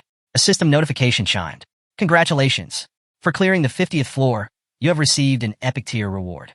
It was either an epic armor or an epic saber, awarded at random. Seconds later, the system made its decision. Epic armor. Jiang Chun glanced at his new gear, while Little Nine happily fluttered around, still thinking about food. Jiang Chun stared at the system window, his expression darkening. This system was seriously testing his patience. If he wanted another reward, he'd have to clear floors 41 to 50 all over again. Letting out a sigh, he turned to Little Nine. All right, time to eat. Meanwhile, Ji Xinyue reached the 50th floor, where a massive octopus-shaped boss loomed over her. Just as it moved to attack, she leaped forward, channeling her burning arrow technique. A blazing projectile shot through the air, slamming directly into the monster's forehead. Ding! Congratulations! You have cleared the 50th floor in 3 minutes and 7 seconds. She had just shattered the record. Wiping the sweat from her chin, Ji Xinyue took a deep breath, exhaustion evident in her eyes. But as she looked at the system window, a sense of satisfaction filled her. First place was hers again. Jiang Chun had taken a whole minute longer than her. There was no way he could surpass her now. Or so she thought. At the same time, Jiang Chun had re-entered the 50th floor. Once again, the octopus boss spawned, its many tentacles writhing. Little Nine, however, had other ideas. Instead of attacking, she hovered near the boss, curiously poking its tentacles with a playful smile. Hee hee, it's got so many legs. Jiang Chun's eyebrow twitched. Stop messing around and eat already. I need to give you a little brother. Little Nine's smile froze. Her big eyes welled up with tears as she looked at Jiang Chun, heartbroken. You don't want me anymore? Am I not enough for you? Jiang Chun was speechless. Where the hell did you learn this nonsense? He rubbed his temples before explaining. Even if I have a second one, you'll still be the eldest. If he annoys you, you can just beat him up. He smirked. Think about it. You were born first, you're stronger, and you have thousands of insect minions backing you up. What's there to worry about? Little Nine sniffled, then slowly started smiling. She tapped her cheek with a finger, her thoughts already drifting. A younger sibling, someone to bully and pinch all day? Her excitement soared. Without another word, she lunged at the boss and took a huge bite, tearing through most of its body in one chomp. As the poisonous mist spread, consuming the remains, a system notification flashed before them. Little Nine has leveled up from level 35 to level 37. Meanwhile, back in the Celestial Tower's main hall, a massive screen displayed the latest ranking update. Ji Xinyue, 50th floor record, 3 minutes and 7 seconds. A smug blonde man, Hua Yunfei, stood before the screen, his hand dramatically placed on his chest while he extended the other upward. With a self-satisfied smirk, he closed his eyes and declared, Jiang Chun has lost. The top rank belongs to our city's goddess once again. He turned to the surrounding crowd, sneering. As for those flies from Jiang Chen's battle district, they should scurry back to their stinking city. Behind him, Muhan Q and Luo Sandao crossed their arms, their expressions turning dark. Shut the hell up, you bastard, Luo snapped. Jiang Chun had been casually clearing floors at his own pace, never treating this as a competition. To him, this was nothing more than a game. He wasn't even trying his hardest. But then something unexpected happened. The Celestial Tower's record updated. Jiang Chun, 50th floor completion time, 2 minutes and 58 seconds. The hall fell in a stunned silence. Hua Yunfei stood frozen, his face twitching in disbelief. Icha? How? Meanwhile, Luo Sandao and Muhan Xiao clenched their fists in excitement. Ah! And that's not even his full strength, Muhanshio smirked. Ji Shinua? Crushed like nothing. Ji Shinua's expression turned ghastly. Her knees gave out, and she collapsed to the ground. How? How had he surpassed her again? Panic seized her mind. Despair twisted her thoughts. With shaking hands, she pulled out another red pill, determination burning in her exhausted eyes. If she had to push herself past her limits, so be it. She would not accept defeat. But just as she brought the pill to her lips, the ranking updated again. Jiang Chun, 50th floor completion time, 2 minutes and 47 seconds. A full 11 seconds faster. Ji Xinyue's fingers trembled. Her eyes widened. And then, she broke. Tears welled up and spilled over. She dropped the pill, collapsed on her hands and knees, and began sobbing like a child. The crowd gathered around, whispering among themselves, confused by their so-called goddess's behavior. Then, a golden light burst from the sky. Boom! A figure descended, cloaked in divine energy, Ji Xinyue's father. The entire hall went dead silent. Not a single soul dared to speak. His furious gaze swept over the room before locking onto his crying daughter. Who made my little princess cry? Someone in the crowd hesitated before muttering. I was Jiang Chun. The father's face darkened, his fist clenching tight. His golden aura flared with vengeful rage. Don't cry, my child, he said coldly. When Jiang Chun comes out, I'll teach him a lesson myself. His gaze flickered to the leaderboard. His expression shifted slightly. There was something off about this. Was Jiang Chun really just clearing floors? Or had he discovered something deeper within the Celestial Tower? At first, he suspected Jiang Chun had uncovered the secret mission of the Celestial Tower. Perhaps he was after the legendary Julie treasure. But then he shook his head. Impossible. The Emperor Julie's divine treasure was scattered across 12 map pieces, each split into even smaller fragments. Even if someone knew of its existence, obtaining it was an impossible task. The Ji family had spent years searching for the treasure and had only managed to collect 4 pieces of the map. There was no way Jiang Chun could have obtained all 12 in such a short time, or so they thought. Meanwhile, inside the Celestial Tower, Jiang Chun casually pulled out all 12 treasure map fragments. The system immediately began synthesizing them. Watching the process, Jiang Chun rested his chin on his hand, deep in thought. The Celestial Tower was a nightmare for anyone with obsessive-compulsive tendencies. After all, completing the treasure map required running the tower over and over again. But in reality, the key lay in completing hidden missions that only triggered under certain conditions, depending on when a player changed classes and at what level. Finally, the system fully synthesized the map. A golden light burst from it, and multiple system windows popped up. Mythical-grade treasure map acquired. Jiang Chen's eyes narrowed as he studied the details. According to the system, this map originated from the Gi tribe, an ancient civilization that had once split off to form humanity itself. At their peak, they ranked 53rd among the 10,000 races, a staggering achievement. And now, this treasure map, one of 12 in existence, revealed the location of a divine weapon once wielded by the legendary Emperor Ji. By activating the map, Jiang Chun would obtain the secret location, with no level restrictions and no time limit. But there was a catch. The place was unimaginably dangerous. Jiang Chun narrowed his eyes at the repeated warnings in the system notifications. Even with the golden sword of the Emperor as a reward, recklessly charging it would be suicide. For now, he made a calculated decision. He would complete his second transformation first. With all conditions met, the system initiated his class change. Jiang Chen's vision blurred, and in an instant, he found himself teleported into his subconscious space, standing before the ancestral tree of all things. He stared at the massive tree, contemplating its significance.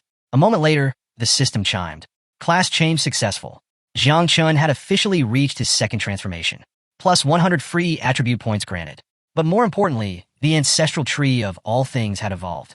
A new fruit had appeared. Fruit of Destiny. Jiang Chen's brows furrowed. What was the purpose of this fruit?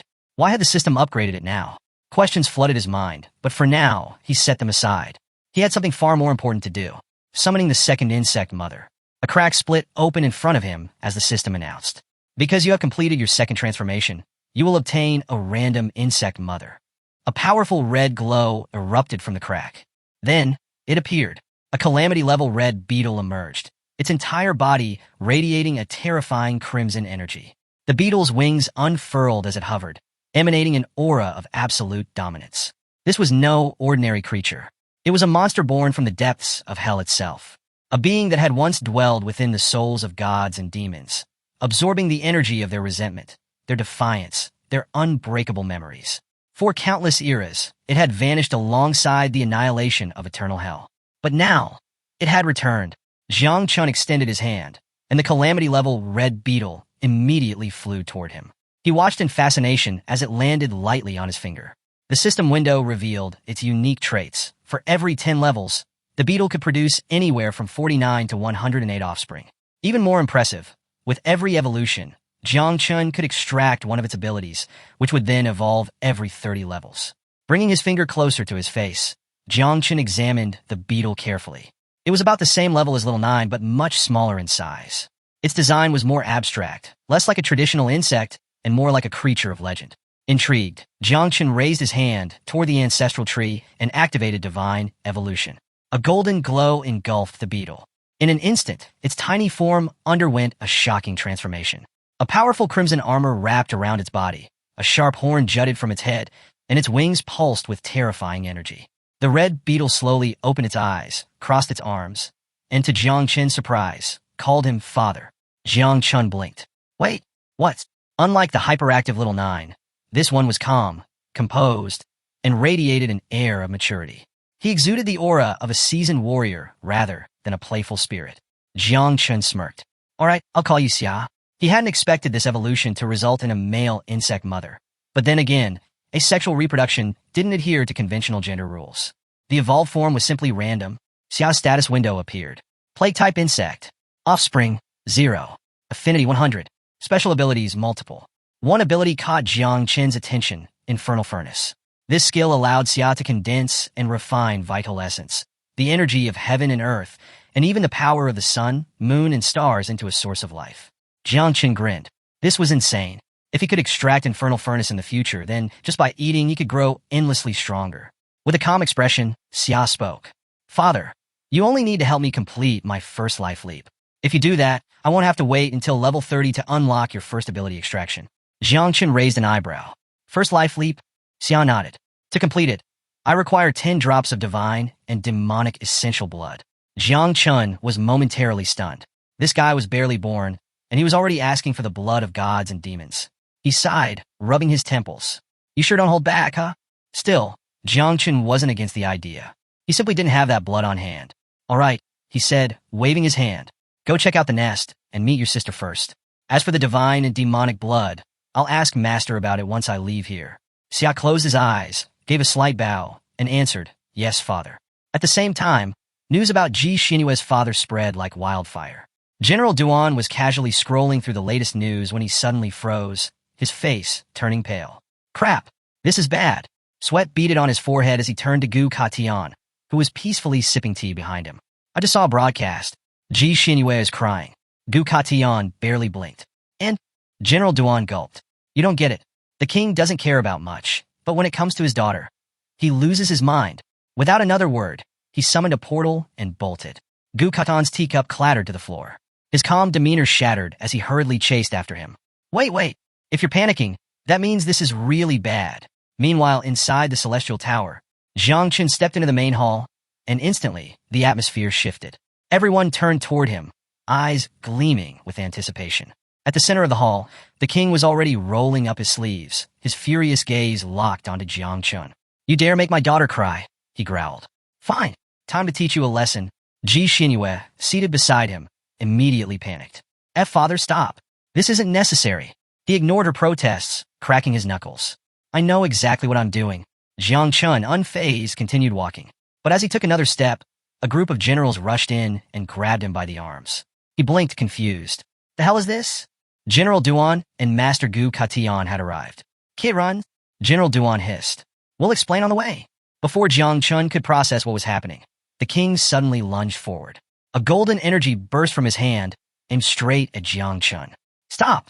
Duan Jai roared, blocking the attack with a sudden wall of ice. The king narrowed his eyes. This brat made my daughter cry. As punishment, I demand Jiangnan surrenders its territory. From now on, the 3 great dungeons in Celestial Dragon Canyon will belong to magic. Duan Jai sneered. Not happening. He stepped forward, his icy aura intensifying. Jiangnan has risen. In this year's Celestial Genius rankings, its magic will be ceding territory to us. The king's face twisted in rage. His aura flared, but before he could strike again, Jiang Chun and his group had already vanished. Back in the hall, the king seethed. They ran? No matter. His gaze darkened.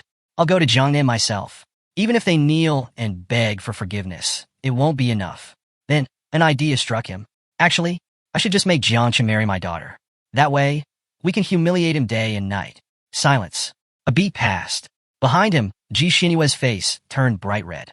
Father, what are you even saying? She stammered. A crowd had gathered, all staring at her. Whispers spread like wildfire. Meanwhile, the king simply nodded to himself. As long as my daughter is happy, she can do whatever she wants. Ji Xinyue collapsed to the ground, flustered beyond words. After thinking it over carefully, she took a deep breath and stood up. I should go home. She turned on her heel. But before leaving, she clenched her fists, engraving Jiang Chen's name into her mind. She wouldn't forget this. If she wanted to surpass him, if she wanted to win in the prodigy competition, she needed to get stronger. Jiang Chen, Gu Katian, and Duan had barely escaped when they were met with an unexpected sight. Ji Xinyue and her father standing right in front of them, still fuming. The king crossed his arms, his gaze sharp. What are you doing in my house? Gu Khan calmly closed his eyes, brought a fist to his mouth, coughed lightly, then replied, we have a request. The king's expression darkened. So, even the celestial sword king lowers himself to ask favors? He sighed in disappointment. Still, he wasn't an unreasonable man. Fine. What do you need? Gu Katian's expression remained neutral. Jiang Chen is my disciple. He requires 10 drops of divine and demonic essential blood for his profession change mission. As far as I know, only the Ji family possesses such a thing. Duan immediately raised a finger and forced a smile. This has nothing to do with the previous conflict. Jiang Chen just needs it for his profession change. And if necessary, as compensation, we're willing to offer the celestial dragon cannon. The king placed a hand on his daughter's shoulder, deep in thought. The celestial dragon cannon? Huh. He rubbed his chin before shaking his head. That's not a fair trade. Not for even 1 drop of divine and demonic blood. Then, his eyes gleamed with a wicked idea. But I will agree on one condition. Jiangchen must marry my daughter. Silence. Ji Xinyue froze. Her face turned bright red. Father?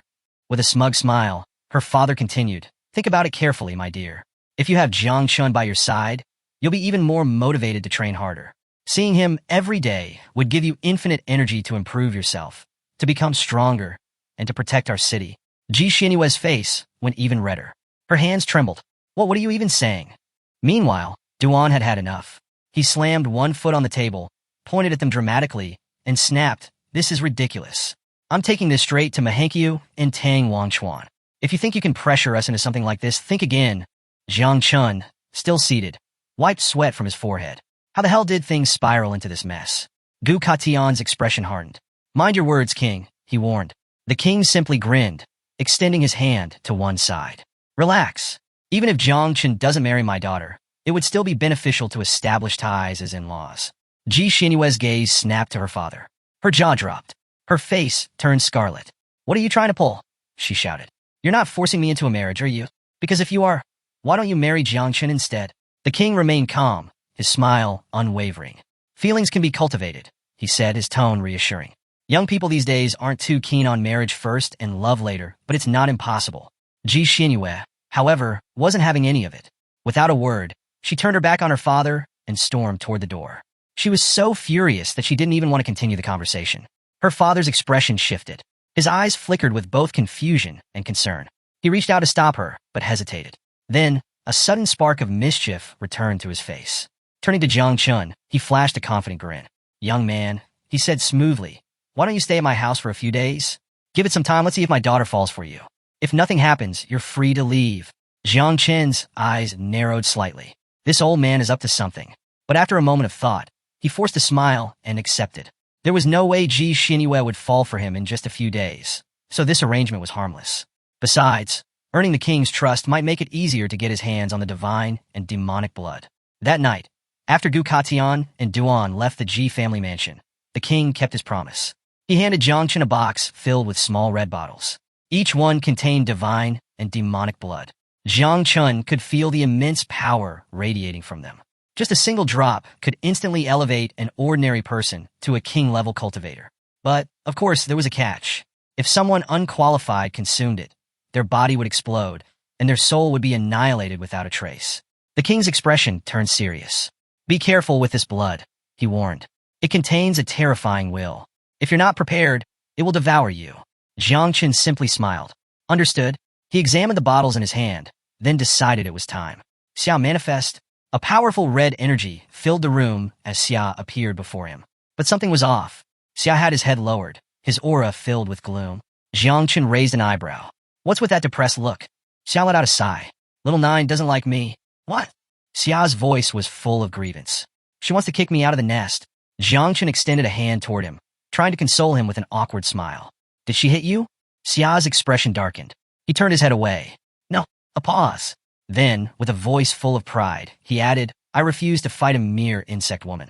She's no match for me. That's why. I just left the nest before things got messy. Jiang Chen's confusion deepened.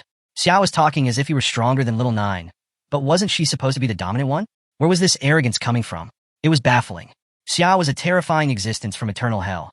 Yet here he was, sulking over a petty nest dispute. After a moment of thought, Jiang Chen shrugged it off. Whatever. Kids should settle their own problems.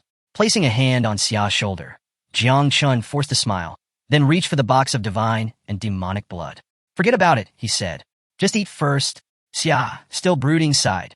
Understood. With a simple gesture of his hand, the bottle caps flew into the air. The thick, ancient blood began to rise from the bottles, swirling toward him.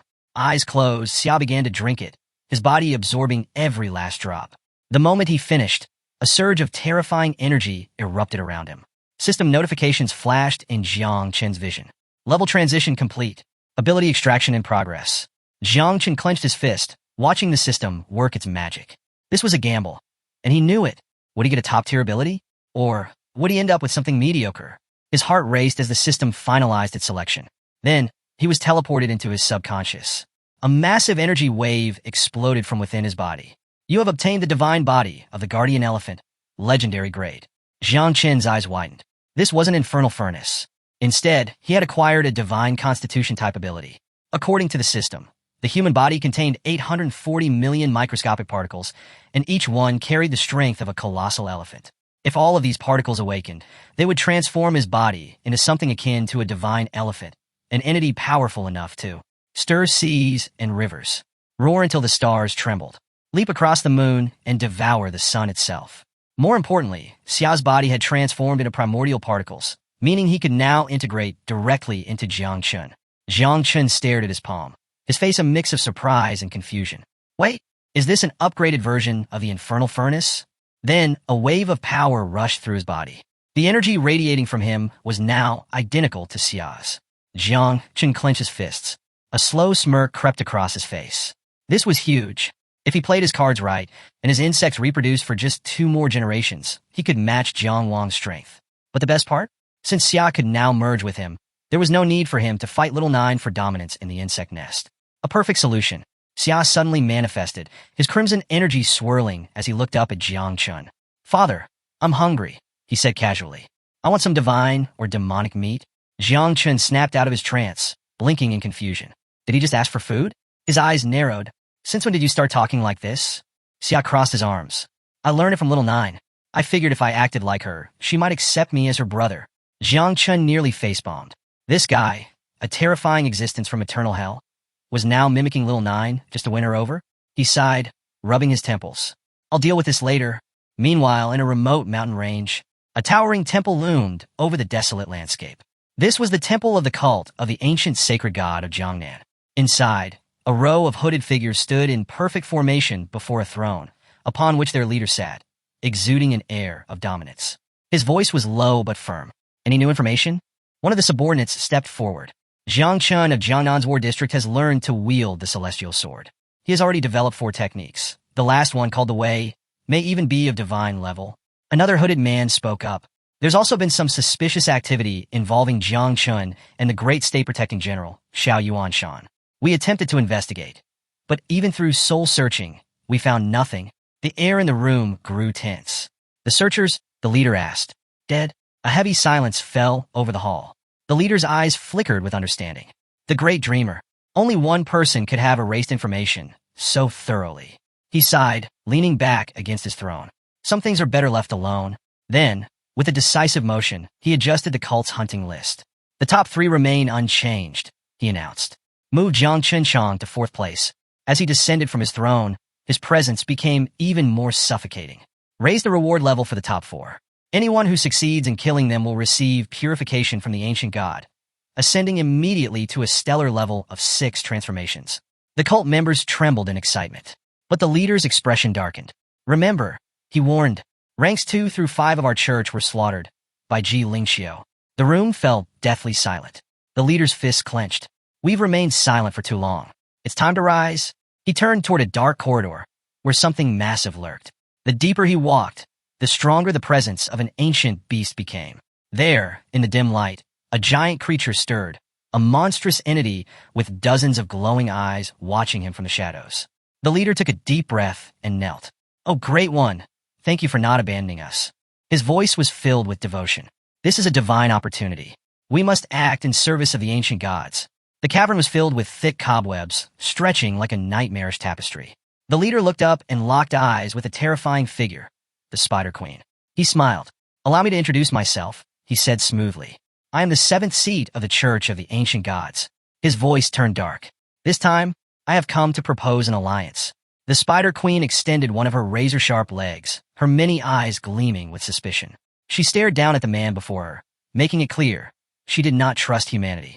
The man simply bowed his head, placing a hand over his chest. "We are not like ordinary humans," he explained. "While we may still possess impure human bodies, our souls have already been offered to the ancient gods." His tone was reverent. "We are no longer mere mortals. We are the apostles of the ancient gods." The Spider Queen remained still, her presence dominating the cavern. Her strength ranked among the top 100 races in the abyss, making her a force feared by even the strongest demons. The man knew this well, and he was certain she had already been given orders to cooperate. After all, their objectives were aligned. But the Spider Queen had no patience for pleasantries. She clicked her mandibles, her voice cold. "Get to the point. I don't care for your nonsense." The man's lips curled into a sinister grin. His eyes gleamed with unholy excitement as he revealed his true plan. "The lands south of the river are empty." The Spider Queen's massive body shifted slightly as she listened. "The prodigy competition will be held soon," the man continued. "That would be the perfect time for you to lead a horde of beasts into Jiangnan City. Burn it to the ground, crush it into dust, and destroy Jiangchun." The Spider Queen fully emerged from the shadows now, her monstrous form towering over him. The man spread his arms wide, his voice filled with fanatic devotion. "With this sacrifice, we will summon the ancient god's arrival." His eyes shone with madness. "And in that moment, you may ask for anything you desire." The next day, Ji Mansion. Ji Xinyue stomped toward Jiang Chen's room, knocking on the door. "Hey, wake up!" She scowled. This guy was still sleeping? But when the door swung open, Jiang Chen was already up and smiling. A kind, gentle smile. Ji Xinyue froze. Her face turned bright red. She took a step back, confused. Why was he smiling like that? Then, before she could speak, Jiang Chen calmly looked at her and said, "Are you here to ask me out on a date?" Ji Xinyue's entire brain short-circuited. Her blush deepened. W? Jiang Chen leaned slightly against the doorframe, his voice casual. "Or, do you just want to come inside?" Her face exploded like a tomato. No, what are you even saying?" Flustered, she spun around, refusing to look at him. "Hurry up and come with me. My father has something to tell you." Jiang Chen chuckled, amused by her reaction. So easy to mess with. The Ji family's training field was lively, as always. And there, lounging in a beach chair, completely relaxed, was the king himself. Jiang Chen arrived with Ji Xinyue, only to find the king casually reclining, surrounded by several men. Jiang Chen blinked. "Isn't it a bit early for this?" The king of lounging around lived up to his name. The king stretched, then gestured toward the group of men beside him. "These are the prodigies of the city," he said casually. "And in a few days, they'll become your enemies." Jiang Chen felt the hostile stares before he even turned to face them. Envy, hatred, resentment. Every single one of them was furious at the mere sight of him. Jiang Chen sighed. "Man, I just woke up, and I already have haters." The king smirked. "Let's start with the first one." He gestured toward a young man with blonde hair, his expression twisted with disdain. "This is Hua Yunfei," the king introduced. "He possesses the only hidden profession of heroic spirit summoner." Just as he was about to reveal Hua Yunfei's ability, Ji Xinyue quickly stepped forward, her sharp gaze on her father. "Don't reveal everything to our enemies," she scolded. "That's basically betrayal." Hua Yunfei, who had been feeling uneasy, sighed in relief when she intervened. "Thank God." The king chuckled, rubbing his forehead. My bad. I just woke up." Jiang Chen watched the exchange, noting how casual the king was around him. "This guy doesn't even treat me as an outsider." Still, introductions weren't necessary. Jiang Chen had the eye of the void, meaning he already understood who was who without needing a formal meeting. Then, the king's expression turned serious. There are 8 days left until the great summer ranking competition. He paused, letting the weight of his words sink in. In order to push your levels higher, I've decided to open a sacred relic of Gi. You will all enter and undergo trials. The entire field went silent. Everyone's eyes snapped toward him. Shock, awe, disbelief. Ji Xinyue's expression was one of pure surprise. This was a massive investment in them. Her father was going all out. Hua Yunfei's eyes gleamed with excitement. The divine treasure of Gi was Daxia's ultimate secret. Jiang Chun, however, remained unimpressed. So he dragged me here just to say this? He rubbed his chin. Wait, this isn't some elaborate scheme to get me to sell my body, right? The king ignored him, continuing his explanation. You'll be exploring the third divine vault of the Ji. Inside rests a 10,000 jiang long ancient divine corpse. Jiang Chen's eyebrow twitched. That's insanely big. 80% of its interior has already been explored, but even now, it remains incredibly dangerous. The king's voice turned grim. Under no circumstances should you enter the head of the divine corpse. If you do, you will die. Just then Xiao manifested. Father, I'm hungry, he said again. Jiang Chun sighed in disappointment. He rubbed his temples. Xiao, you gotta stop. This is bad for my poker face. Xiao blinked. But Jiang Chun cut him off, raising a hand. Look, repeating the same line every time ruins the moment. Xiao pouted. Jiang Chun smirked. Tell you what, if the king doesn't set any conditions, I'll take you to eat later. Deal? Xiao's wings fluttered with excitement. Deal. The king stood up, waving his hand. Enough chit-chat. Follow me. Everyone began to move, except Jiang Chun, who remained standing still. The king glanced back, raising an eyebrow.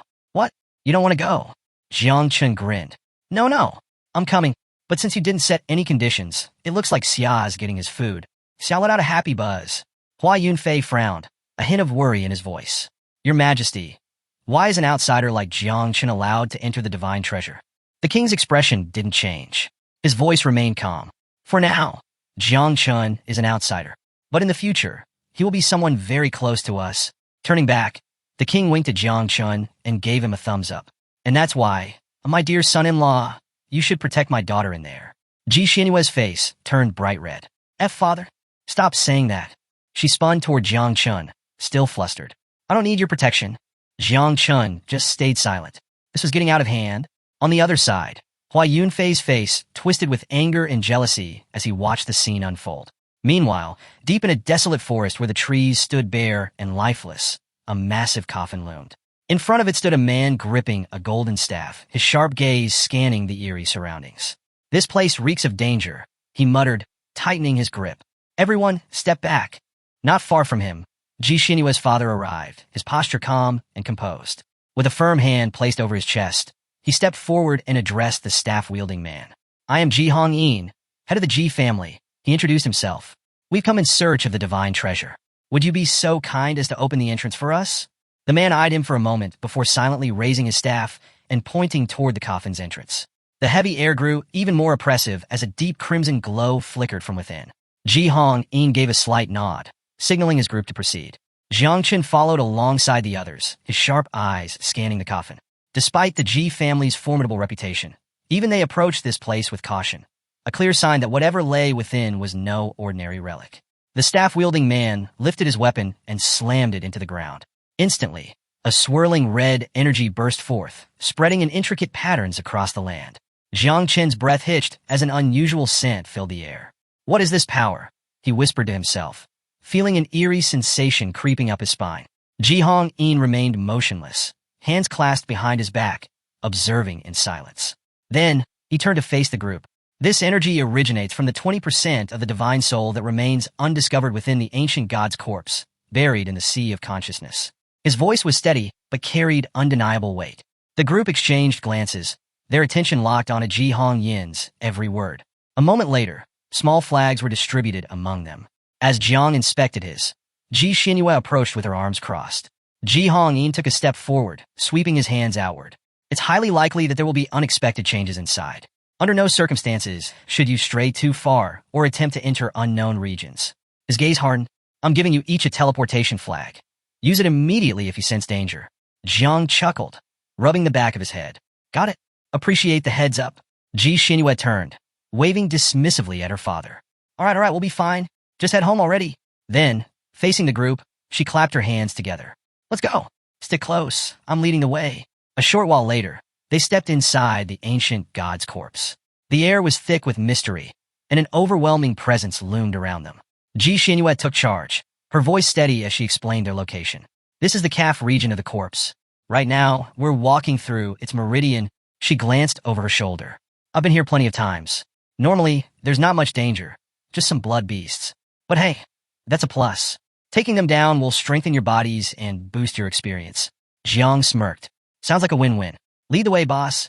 With that, they ventured deeper, ready for whatever lay ahead. As they walked, Jiang Qin's eyes remained fixed on the sky above. It stretched endlessly, its height and width spanning dozens of meters. His mind buzzed with questions. Is this really just the meridian of the ancient god's corpse? If so, just how massive was this being in its prime? Perched on his shoulder, little Jia studied him with a calm expression before breaking into a sly grin.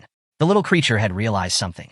His father had brought him here for one reason, to feast on the magnificent corpse of the ancient god. Father is the best, little Jia thought, his admiration growing.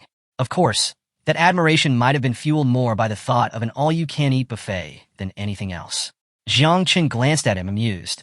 Go ahead, eat as much as you want, he said, giving his son permission. But don't get caught. With a flicker of energy, little Jia transformed into a small beetle and scurried away, vanishing into the shadows. At that moment, a deep, guttural panting echoed through the air. A six-eyed blood beast emerged from the darkness, its breath ragged and heavy. Before anyone could react, an entire horde followed, surrounding them. Some stood in formation to block their escape, while others crouched, ready to pounce. Ji Xinyue's face tensed as she spun around, drawing her bow. Everyone be careful, she called out, her sharp gaze scanning the battlefield. A glowing status window flickered before them, listing the beast's levels and abilities. Level 35 Blood Beasts, Blood Mist, Blood Explosion, Blood Arrow. Hua Yunfei, on the other hand, grinned ear to ear, excitement burning in his eyes. Flames ignited in his palm as he confidently stepped forward. Finally, a decent fight, he said, his voice brimming with arrogance. Without waiting for anyone, he charged straight at the beasts, eager to show off. Jiang Chun, however, remained unfazed. His gaze drifted toward little Jia's disappearing form.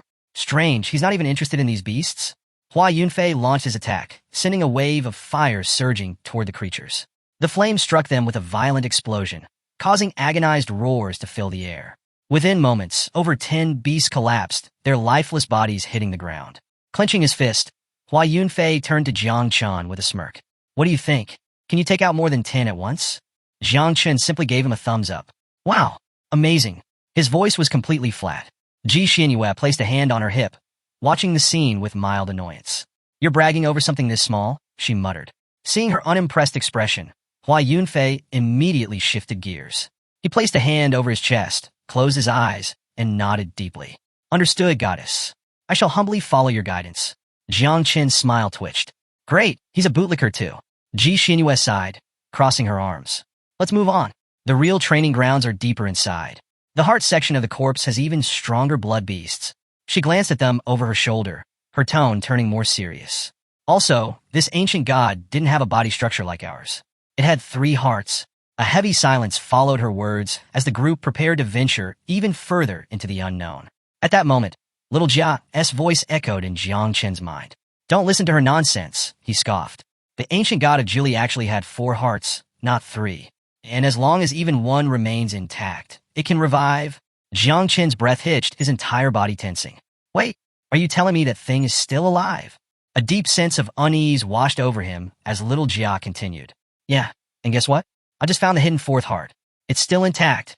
Meanwhile, in his beetle form, little Jia had already reached the undiscovered heart, its massive form pulsating faintly with a strange energy. Without hesitation, he started flying toward it. Jiang Chen's stomach dropped. Oh no. No. Get back here. Now, he ordered. But little Jia was unfazed. Relax, I'm just figuring out how to eat this thing, he said, circling the heart with keen interest. Jiang Chen felt a cold sweat trickle down his back. This is bad. Thinking fast, he tried to bargain. If you stop right now, I'll take you to eat something way tastier. Trust me, that thing is probably disgusting.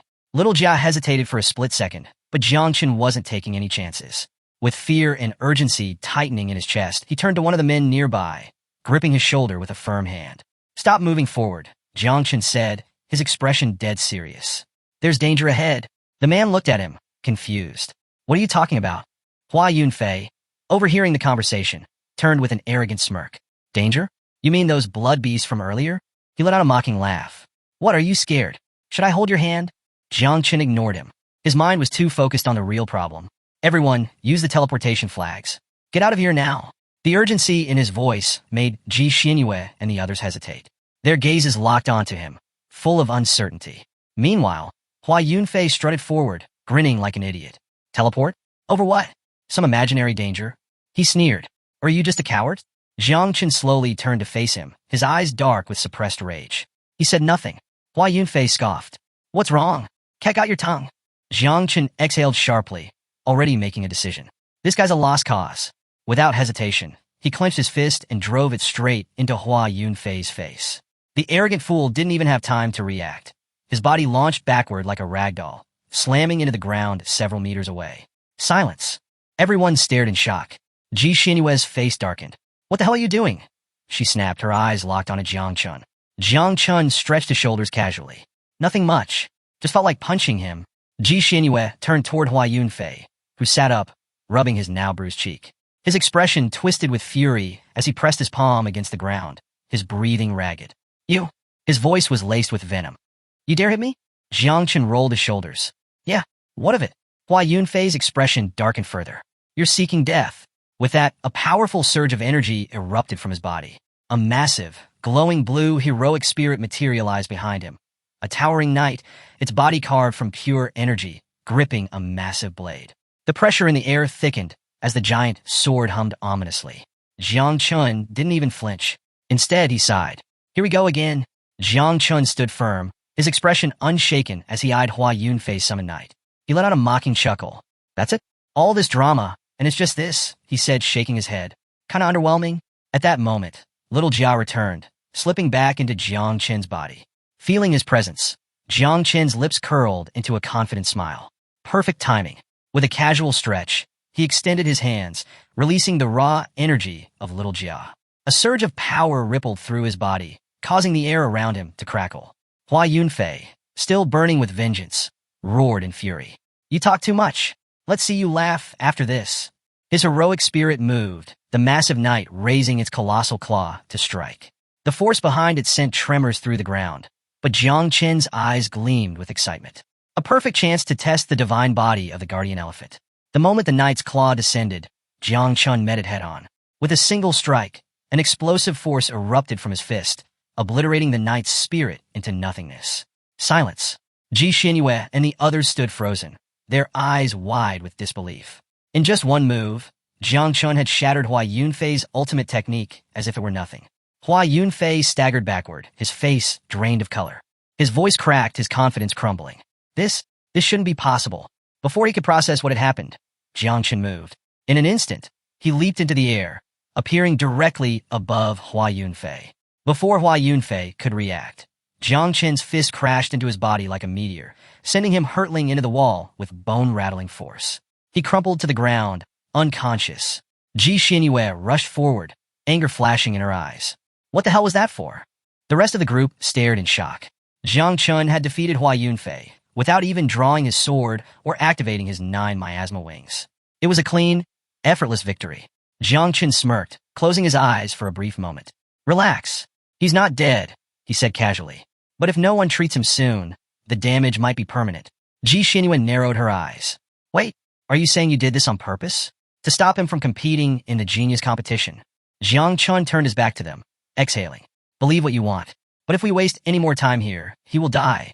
The weight of his words sent a wave of unease through the group. The fear in their eyes was unmistakable. Without hesitation, they reached for their teleportation flags, ready to escape. Then, I can't use mine," one of them stammered, panic creeping into his voice. Jiangchen's eyes snapped open. "What?" He spun around, watching as several others frantically tried to activate their flags, only for them to remain unresponsive. A sinking realization dawned on him. His expression darkened. When little Jia found the fourth heart, the corpse must have sensed his presence. A low, ominous rumble echoed through the cavern. The air grew thick with an unnatural energy. Something was waking up. Jiang Chen's hand instinctively rose to his face as dread settled in his chest. His master had once told him that a true god's power peaked at level 9. But if this thing was sealing their teleportation flags rather than outright destroying them, that meant it was at least level 10 or higher. If that's the case, we're dead. Taking a deep breath, he forced himself to stay calm. Panic would only get them killed faster. He gripped his teleportation flag, testing it once more. The restriction was there. It wasn't destroyed, just sealed. That meant the god itself wasn't fully revived. It must still be bound by some kind of limitation, meaning we still have a chance. With renewed determination, he turned to Little Jia. Take me to the fourth heart. Now! Little Jia, sensing the urgency, immediately flew ahead to guide him. Jiang Chen clenched his fists. He had to treat this situation as if the god were alive, because if it fully awakened, they were all dead. Without another word, he took off at high speed, leaving the others behind. Ji Xianyue's eyes narrowed as she watched him go. So, he knew something was wrong this whole time. That's why he wanted us out of here as fast as possible. One of the men hoisted Hua Yunfei's unconscious body onto his back. The group hesitated for only a moment before following Jiang Chun. Whatever he had figured out, they needed to stay close. As Jiang Chun neared the fourth heart, a chilling presence made him skid to a halt. More blood beasts. A horde of monstrous creatures materialized from the shadows, their eyes burning with bloodlust. Their levels ranged from 70 to 120, twice as strong as the ones they had faced before. Ji Xianyue and the others caught up, only to freeze in horror. Among the beasts, a few even reached level 150. This is impossible, one of them stammered. Jiang Chen exhaled sharply and stretched out his hand. Little Nine go? From the void, a massive figure emerged, Little Knight. The creature's eyes gleamed with excitement at the sight of so much fresh prey. Ji Xianyue, hold the rear, Jiang Chen commanded. Keep them busy. She nodded, drawing her weapon. You heard him. Hold your ground. Meanwhile, Jiang Chen turned toward a thick, pulsating vein along the cavern wall, one of the lifelines of the ancient god's body. His expression darkened. If the heart won't stop beating, I'll just have to force my way inside. Ji Xianyue, expression shifted. You can't be thinking of breaking through the god's veins. That's impossible. Jiang Chen's eyes flickered with determination. Then watch me. Bracing himself, he activated the divine body of the guardian elephant. Power surged through his muscles, his body radiating an overwhelming force. He threw his fist forward, slamming it into the massive vein with all his strength. The impact sent shockwaves through the cavern. For a split second, nothing happened. Then, a gash appeared where his punch had landed. The group's eyes widened in astonishment. He actually did it, but before they could celebrate, the wound began regenerating at an unnatural speed. Jiang Chun grit his teeth. So, it's not going to be that easy. Ji Xianyue turned sharply, her breath catching as she saw it, a cut in the ancient god's vein. Her expression flickered between shock and disbelief. This shouldn't be possible, she muttered. Even if you damage the vein, the corpse will heal itself almost instantly. Jiang Chen clenched his fist, his eyes burning with determination. Then I'll just have to hit it harder. He reared back and struck again. The impact sent a deafening crack through the cavern, shattering the area into pieces. If breaking through the outer layers was impossible, then going inside was the only viable path forward. Jiang Chen didn't hesitate. He powered up once more, launching another devastating punch. A thick cloud of dust and smoke exploded around him, obscuring the battlefield. As the dust settled, a large hole had opened in the vein. Jiang Chen, his fists still clenched, exhaled slowly. Now's my chance. Without looking back, he stepped forward, slipping through the opening just as the vein began to regenerate. Wait! Ji Xianyue called out, her voice laced with concern. But he was already gone. Her fists tightened. Damn it, Jiang Chen. Around them, the blood beasts roared and pressed in. Two warriors from the group raised their hands, channeling their energy to form a massive shield, temporarily holding the creatures at bay. Ji Xianyue's gaze sharpened. Lu Fei, Song Yuming, she called out, turning to the team's frontline defenders. Cover the left side. Hold your ground. Lu Fei gave a curt nod, stepping forward with her weapon at the ready. She extended her hand, directing Su Manman and Ningbo Zhang Chujing to reinforce her position. You two, left flank. Me and Su Yao will handle the right. The group snapped into action. One of the warriors sprinted toward the left flank while the rest braced themselves, forming a tri-layer defense. A shield wall at the back and two barriers on the sides to prevent the blood beasts from overwhelming them. Then, the beasts attacked. Ji Xianyue raised her bow, her fingers steady on the string. Her sharp gaze darted between the creatures as she took in the dire situation. Listen up, she called out. Whether we survive or die here is entirely up to us. I won't lie. Our chances aren't great. But she hesitated, then took a deep breath. My great-grandfather Ji Lingxiu is on his way. He'll get us out of here. A glimmer of hope spread through the group. Their morale lifted, and they gritted their teeth, ready to fight for their survival. Meanwhile, far from the battlefield, a figure stepped into Ji Xianyue's father's office. It was the guardian of the divine corpse. His expression was grim. "We have a problem," he said. "I've lost contact with the group inside." Ji Xianyue's father stiffened, his eyes darkening with concern. His hands pressed firmly against the desk as he tried to make sense of what he had just heard. "When exactly did we lose contact?" he asked, his voice laced with urgency. The guardian stood at attention, his expression grim. 3 minutes ago, right when there was a sudden energy fluctuation inside." "A fluctuation?" the father repeated, his brows knitting together. The guardian nodded. "Yes, something unprecedented. When I entered the divine residence to investigate, I found that the entire corpse had become completely isolated from the outside world." A heavy silence fell between them. "The strange part," the guardian continued, his gaze sharp, "is that the ancient god's corpse hasn't disappeared. It remains within its original dimensional space. The CAF region is still inside our formation range, but something is preventing all forms of external access." Ji Xianyue's father leaned back into his chair, his fingers tapping the desk in thought. The fear in his eyes was evident. The Ji family spent over 100 years just to open a path to the CAF. And now, even with all our strength, we can't break through from the outside. His grip tightened. "Notify the elder immediately. He must return at once. We need him." The guardian bowed. "Understood. And one more thing," the father added. "Inform Gu Kaitian of Jiangnan about this. He needs to know what's happening." Inside the corpse's meridian, Jiang Chen stood firm as a horde of blood beasts swarmed toward him, their crimson eyes glowing with malice. Without hesitation, he drew his sword, his piercing gaze cold and calculating. "Fine," he muttered. "Let's get this over with." With a flash of steel, he moved. His blade carved through the creatures with ruthless precision, leaving a trail of mangled bodies in his wake. Little Jia manifested beside him, his celestial energy radiating power. He wielded the celestial sword, slashing through multiple beasts at once with graceful, deadly efficiency. Jiang Chen struck again, severing another beast clean in half. The battlefield quickly became littered with corpses. Little Jia placed a hand on the back of one of the slain creatures, inspecting it with mild disinterest. "Meh," he sighed. "This is low-tier trash. Not worth eating."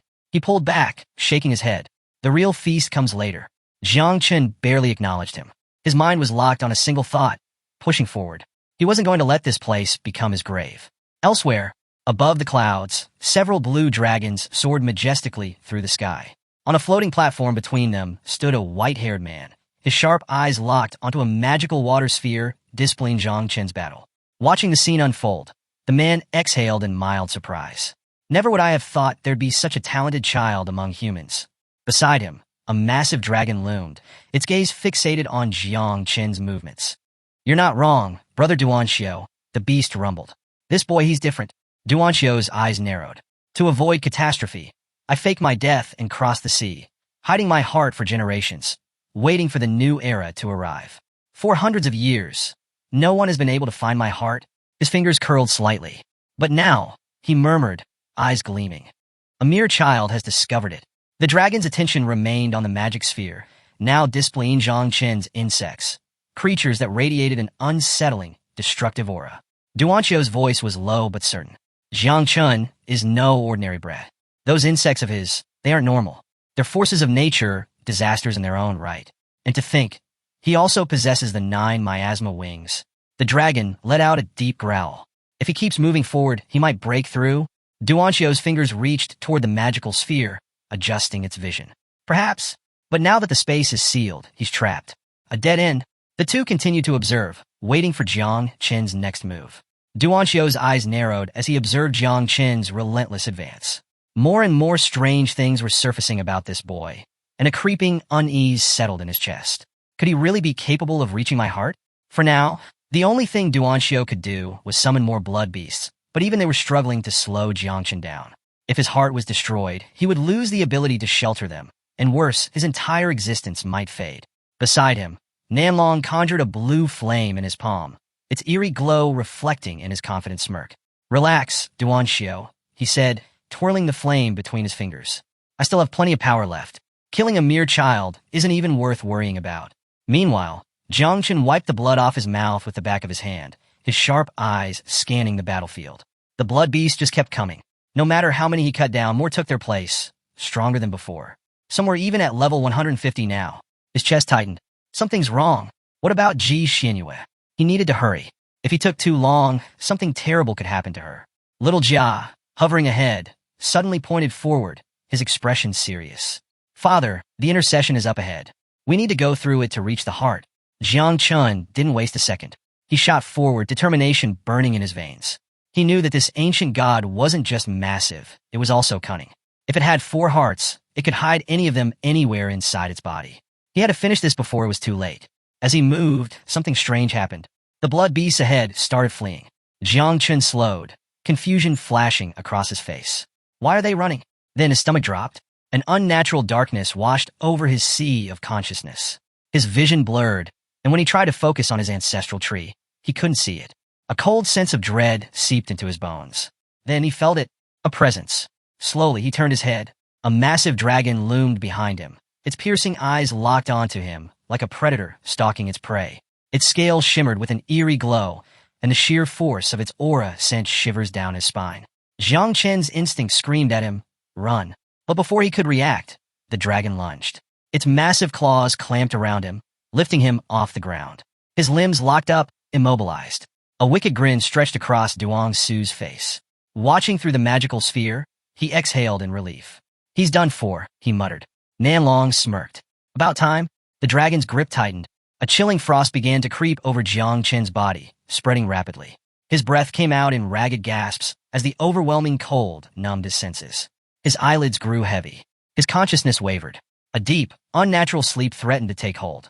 For the first time in a long time, Jiang Chun felt fear.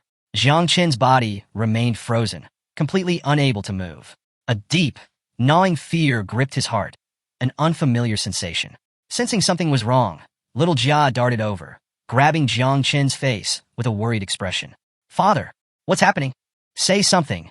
He patted Jiang Chen's back frantically, his usual calmness replaced by panic. But Jiang Chen couldn't respond, his throat locked, his voice stolen. Then, a blinding light erupted from the ring on Jiang Chen's finger. The sheer force of it shattered the ice, encasing him in countless shards, and in an instant, the dragon's massive claw exploded into fragments. A deafening roar of rage shook the entire space. Jiang Chen gasped, stumbling as sensation returned to his limbs. He had just suffered a curse attack, one so powerful that it bypassed even his ancestral tree of all things. That should have killed me. But he was still standing. His gaze dropped to the ring on his finger, the heart of the star god. A gift from the great dreamer, a powerful artifact that had just saved his life. But now, Jiang Chen clenched his fist. It's damaged. A wicked snarl rumbled from the dragon. Its eyes burned with fury as it prepared to attack again. Jiang Chen took a deep breath, a dangerous smile creeping across his face. The ancestral tree manifested once more behind him, and with a swift motion, he unsheathed the celestial sword, its radiant energy crackling in his grip. Looks like it's my turn now, he muttered. Elsewhere, Nanlong collapsed to his knees, his hand clutching his throat. His breathing was ragged, his expression filled with disbelief. This is impossible. Behind him, Duan Xiao loomed, his outstretched hand crackling with energy. What are you waiting for? He barked. Attack again? He won't escape the next curse. Nanlong gritted his teeth, his mind racing. The difficulty of this curse is beyond anything he can imagine. Centuries ago, his soul's essence had been nearly exhausted. If he released another curse now, he wouldn't just weaken. He would fall into eternal sleep. Duan Xiao stepped closer, his face dark with rage. He locked eyes with Nanlong, an unsettling smirk forming. Well, what's it going to be? Nanlong's blood ran cold.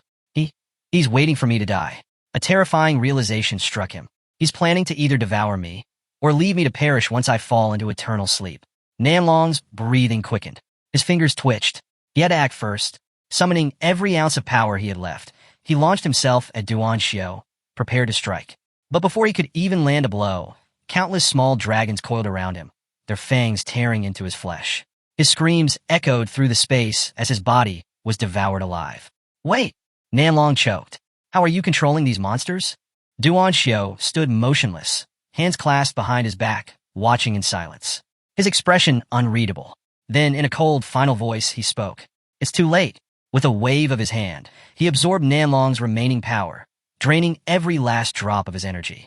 A slow, satisfied smile crept across his face. Now, time to finish this, Duan Xiao murmured. Jiangchen couldn't be allowed to destroy the last heart, but he wouldn't stop him directly. Instead, he would use the essence of the barbarian dragon to plant karma in Jiangchen's soul, binding him to this place. When the time came, Jiangchen would become him. Inside the corpse, Jiangchen and little Jia finally reached the fourth heart. It was massive, pulsing with a deep, ancient energy. Jiangchen narrowed his eyes, gripping his sword tightly. How long will it take to break the restriction? Little Jia flapped his wings and grinned. For me? Piece of cake. Without hesitation, he transformed into thousands of tiny beetles, swarming the heart like a living storm. Just give me a moment, father, little Jia said, his voice echoing through the swarm. It'll all be over soon. Jiangchen stood in silence, his gaze locked onto the massive, pulsating heart before him. Meanwhile, little Jia worked tirelessly, his razor-sharp teeth tearing through the blood vessels like a ravenous beast. Bit by bit, the restriction binding the heart was being lifted. Then, a sharp pain struck Jiangchen's chest. His breath hitched as he clutched at his heart, his fingers trembling. What is this? His heartbeat was pounding violently, as if in perfect rhythm with the ancient god's heart. Was it an illusion? Or something far worse? Little Jia, on the other hand, was overjoyed. His hungry grin stretched wide as he dived into the heart, sinking his teeth in deep. He devoured it slowly, his movements methodical, almost instinctive. Cracks began to spread across the heart's surface. Jiangchen's expression darkened. His breath grew uneven. His heartbeat was slowing. No, this isn't right. Another sharp jolt of pain lanced through his chest. His body shuddered. It was as if his own heart was stopping alongside the ancient gods. A strange aura began to rise from his body, wrapping around him like an unseen force. His vision blurred, his mind bombarded with an overwhelming urge. Go to the brain? His fingers dug into his chest. The sensation was suffocating, overwhelming. The idea of heading to the ancient god's brain refused to leave his thoughts. And then, his heart stabilized. The pain vanished in an instant, leaving behind only a lingering sense of unease. Jiangchen exhaled sharply, pressing a hand to his forehead. What the hell was that? His eyes flickered toward the lifeless heart before him, his gaze unreadable. Is this fate's way of guiding me? Is there really some kind of great opportunity waiting in the brain? Even if he wanted to go, it was too risky. First, he needed to get Ji Xinyue and the others out of here. At that moment, little Jia appeared before him, hands on his belly, eyes closed, a contented smile stretching across his face. I can't eat anymore, little Jia mumbled. Jiangchen raised an eyebrow, surprised to see his son looking completely stuffed. Little Jia let out a small burp and grinned. I refined the rest of the heart into blood essence and stored it. We could take it with us. Jiangchen's eyes brightened. Blood essence was incredibly valuable, and knowing little Jia had managed to condense it so efficiently was even better. His lips curled into a proud smile. Good work, little Jia, as energy surged. He had just leveled up to 30 and now had the ability to reproduce 3 times. But there was no time to celebrate. Jiangchen's expression hardened. Let's regroup with Ji Xinyue and the others first. We can figure out the next step once everyone is safe. Meanwhile, dark silhouettes of small dragons soared through the cavern, their eerie movements casting shifting shadows. Above them, Duan Xiao hovered in the brain of the ancient god's corpse, his expression cold, his presence oppressive. A fireball flickered to life in his palm, crackling with an ominous energy. The curse has already been planted, he muttered, staring at Jiangchen through the magic sphere. A twisted smirk played at his lips. Escape is no longer an option. His fingers clenched into a fist, and the fireball vanished. Now that Duan Su was no longer an obstacle, there was nothing stopping him. A sinister gleam flashed in his eyes. Time to have some fun. Elsewhere, Duan Xiao smirked as he observed Jiang Chen's movements through the magic sphere. It doesn't matter, he mused. Sooner or later, he'll come looking for me in the brain. His eyes gleamed with anticipation. The trap had already been set. Meanwhile, Ji Xinyue's group was on the brink of collapse. One by one, warriors fell, some severely injured, but those still standing refused to surrender. A soldier stomped the ground, gritting his teeth. Hold the line. Don't give up. While one fighter struggled to maintain a defensive barrier, 2 others extended their hands, summoning another protective shield. But the horde of beasts kept coming. Ji Xinyue, her breath ragged, gripped her bow tightly. With what little strength she had left, she activated her god's arrow ability. Golden arrows rained down upon the beasts, piercing through their thick flesh. Behind her, the battlefield was littered with fallen comrades, some barely breathing, others covered in blood, holding on to their last shreds of consciousness. 2 women sat slumped against a rock, their hands trembling. Ji Xinyue was exhausted. Every muscle in her body screamed in protest, her vision blurring from fatigue. She turned to check on the others, but the moment she looked back, a monstrous beast loomed above her. Its jaws gaped open, saliva dripping as it prepared to strike. Her heart pounded. No, we're going to be wiped out. Her body refused to move. Instinctively, she raised her arms, closing her eyes, bracing for the inevitable impact. Then, a deafening crack echoed through the battlefield. Jiang Chun appeared out of nowhere, his fist colliding with the beast's face, sending it soaring through the air. It crashed into the ground with an earth-shattering impact, its body twitching before going still. A stunned silence filled the battlefield. The remaining beasts froze, their eyes flickering with fear. Ji Xinyue slowly opened her eyes, her breath hitching when she saw him standing there, alive, unharmed, unyielding. Relief flooded her chest. Jiang Qin turned to her, his gaze steady. Sorry I'm late. A light of hope flickered in the eyes of the survivors. Ji Xinyue quickly moved to one of the injured men, slinging his arm over her shoulder to help him stand. Jiang Chun, meanwhile, raised his hand, activating the Star God's blessing. The ring on his finger emitted a brilliant blue aura, wrapping around the wounded warriors. Despite being damaged, the ring's healing properties remained intact. A soft warmth spread through their bodies. A woman touched her neck, feeling the pain fade. This feels incredible, a man beside her gasped, staring at his healing wounds in shock. The pain, it's disappearing. Even while surrounded by blood beasts, Jiang Chun remained calm. His lips curled into a small, confident smile. He turned slightly and gave a small nod. Little Nine, Little Jia, you guys rest. You've done enough. The battle wasn't over. But Jiang Chun would handle the rest. Little Nine suddenly appeared behind Jiang Chun, her small hands gripping his shoulders as she shut her eyes and burst into tears. She was heartbroken. How could Jiang Chun take little Jia to play while leaving her behind?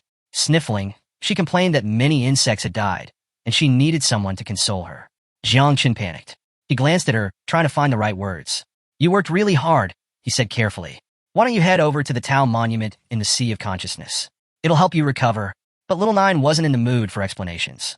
Instead, she swore to teach Little Jia a lesson, one so thorough that he wouldn't know whether to cry or run. Poor Little Jia, who had been hiding behind Jiang Chen's head, trembled in fear, his tiny body shaking like a leaf. Meanwhile, one of the men quickly set up a protective barrier, sensing danger. But it was barely up before more bloodthirsty beasts started closing in on them. Jiang Chen narrowed his eyes, raising a finger and pointing toward the wall. He glanced at the others, relieved to see their wounds healing. However, his expression darkened. The blood beasts are coming again, he announced. Without hesitation, he made a bold decision. He would open a passage through the meridians of the sacred god's corpse. Follow me, he ordered. Time was running out. His defensive spells wouldn't last much longer. Steeling himself, Jiang Chun strode up to the wall, clenched his fist, and turned to little Jia. Merge, he commanded. A powerful red aura surged around him as he activated the divine body of the elephant. Focusing all his strength, he struck the wall's vein with a devastating punch. The entire structure trembled before shattering into pieces.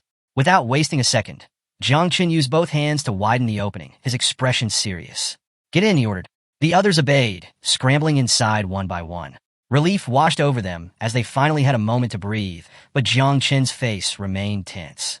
The beasts are heading for the vein, he shouted. Ji Xinyue's eyes widened in shock. Last time, it had taken Jiang Chun dozens of punches to break through. Now, with just one blow, he had created a massive gap. How had he grown so strong? Before she could dwell on the thought, the beasts lunged toward them. Jiang Chun wasted no time. He scooped Ji Xinyue into his arms and took off running. What are you doing? She stammered, her face turning bright red. We need to move. The gap's about to close, he said, his tone firm. True to his words, the wound in the vein began sealing itself, cutting off the beasts before they could squeeze through. With Ji Xinyue still in his grasp, Jiang Chun led the others away, putting as much distance between them and the danger as possible. Once he was sure they were safe, he finally set Ji Xinyue down. Her face was still as red as a tomato. All right, he said, turning to the group. We should be safe for now. Rest up. Exhausted, everyone collapsed onto the ground, gasping for air. They had narrowly escaped death and needed a moment to regain their strength. Jiang Chun, however, wasn't done yet. He crouched down, pressed his palm to the ground, and locked eyes with Ji Xinyue. His voice was calm but firm. Which part of this area is connected to the Ji family? Ji Xinyue, leaning against the wall, pointed toward one side. This is the formation's core, she explained. If you manage to break it, you'll find the Ji family sanctuary on the other side. Jiang Chen nodded, but she quickly added, the outer defenses are much stronger than the interior, so be careful. Taking a deep breath, Jiang Chen sat on the ground, closed his eyes, and clasped his hands together. Before making his move, he decided he needed a breakthrough. Ji Xianyue watched him in confusion, unsure what he was trying to accomplish. Inside the sea of consciousness, Jiang Chen opened his eyes, his gaze sharp. Little Jia, get out here. It's time to reproduce. Little Jia, arms crossed, eyes closed, appeared behind him and nodded. Meanwhile, little Jia was hiding behind the Taishu monument, peeking out cautiously. Little Nine, standing nearby, clutched her hands to her face and wailed, tears streaming down her cheeks. This is my territory, she sobbed. Jiang Chen glanced at her, then at little Jia, who was still cowering behind the monument. He sighed. Relax, little Nine. We're just borrowing your space. As soon as little Jia finishes reproducing, we'll leave. Little Jia, still confused, poked his lip with his finger. Why don't I have my own home? He asked. Little Nine instantly flared up, her temper igniting like dry leaves in a wildfire. That's your problem, she snapped. Jiang Chen, arms crossed, sighed again. Fine. I'll buy you a home later. Satisfied with his promise, little Jia finally got to work. His body shrank, transforming into a small beetle, and then the process began.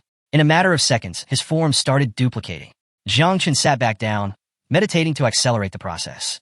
3 simultaneous reproductions of the infernal red shell beetle began. The waiting time? 30 minutes. The total offspring? 324. Before he could even blink, the sky above him swarmed with hundreds of tiny beetles. Jiang Chen stood up, scanning the scene in surprise. That many in just an instant? He had expected little Jia to be efficient, but this was beyond his calculations. Realizing the divine corpse was an incredible energy source, he couldn't help but wonder, if a heart alone could provide this much power, what would happen when little Jia devoured the brain? But before he could finish the thought, little Nine, still fuming, transformed into her insect mother form. Her rage was volcanic. She lunged at little Jia, bit onto his cape, and started dragging him away. Little Jia shrieked, his tiny limbs flailing. Father, save me. Jiang Chen snapped back to reality. Hey, stop that, he ordered, reaching for her. Seeing she wasn't letting go, he gave her a firm flick on the forehead. Thud! A bump instantly formed on her head. Little Jia, seizing the opportunity, bolted behind Jiang Chen, using him as a human shield. Jiang Chen sighed. I swear, dealing with you two is more exhausting than fighting blood beasts. Little Nine burst into tears. Little Jia is your favorite, she wailed. Jiang Chen's expression darkened. His fists clenched, and his eyes blazed with fury. How dare you try to eat your own brother? He demanded. His gaze sharpened as he issued a command. All beetles, return to me. The swarm of infernal beetles immediately obeyed, merging into his body. Jiang Chen placed his hand over the vein, preparing to strike. His fist crackled with overwhelming energy. He had fused the power of over 300 beetles, and the strength coursing through him was enough to rival the mightiest of warriors. With a determined expression, he turned to the others. Stay sharp. This might be our only shot at survival. They nodded in understanding, quickly preparing themselves. Meanwhile, outside the ancient god's corpse, the air was thick with tension. Ji Xianyue father and the grandfather of the Ji family arrived at the site, their expressions grave.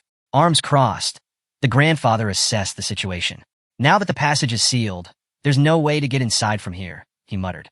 The only way in is by breaking out from within, but that won't be easy. The children are still inside. Ji Xianyue's father paled. Panic flickered in his eyes. Then what do we do?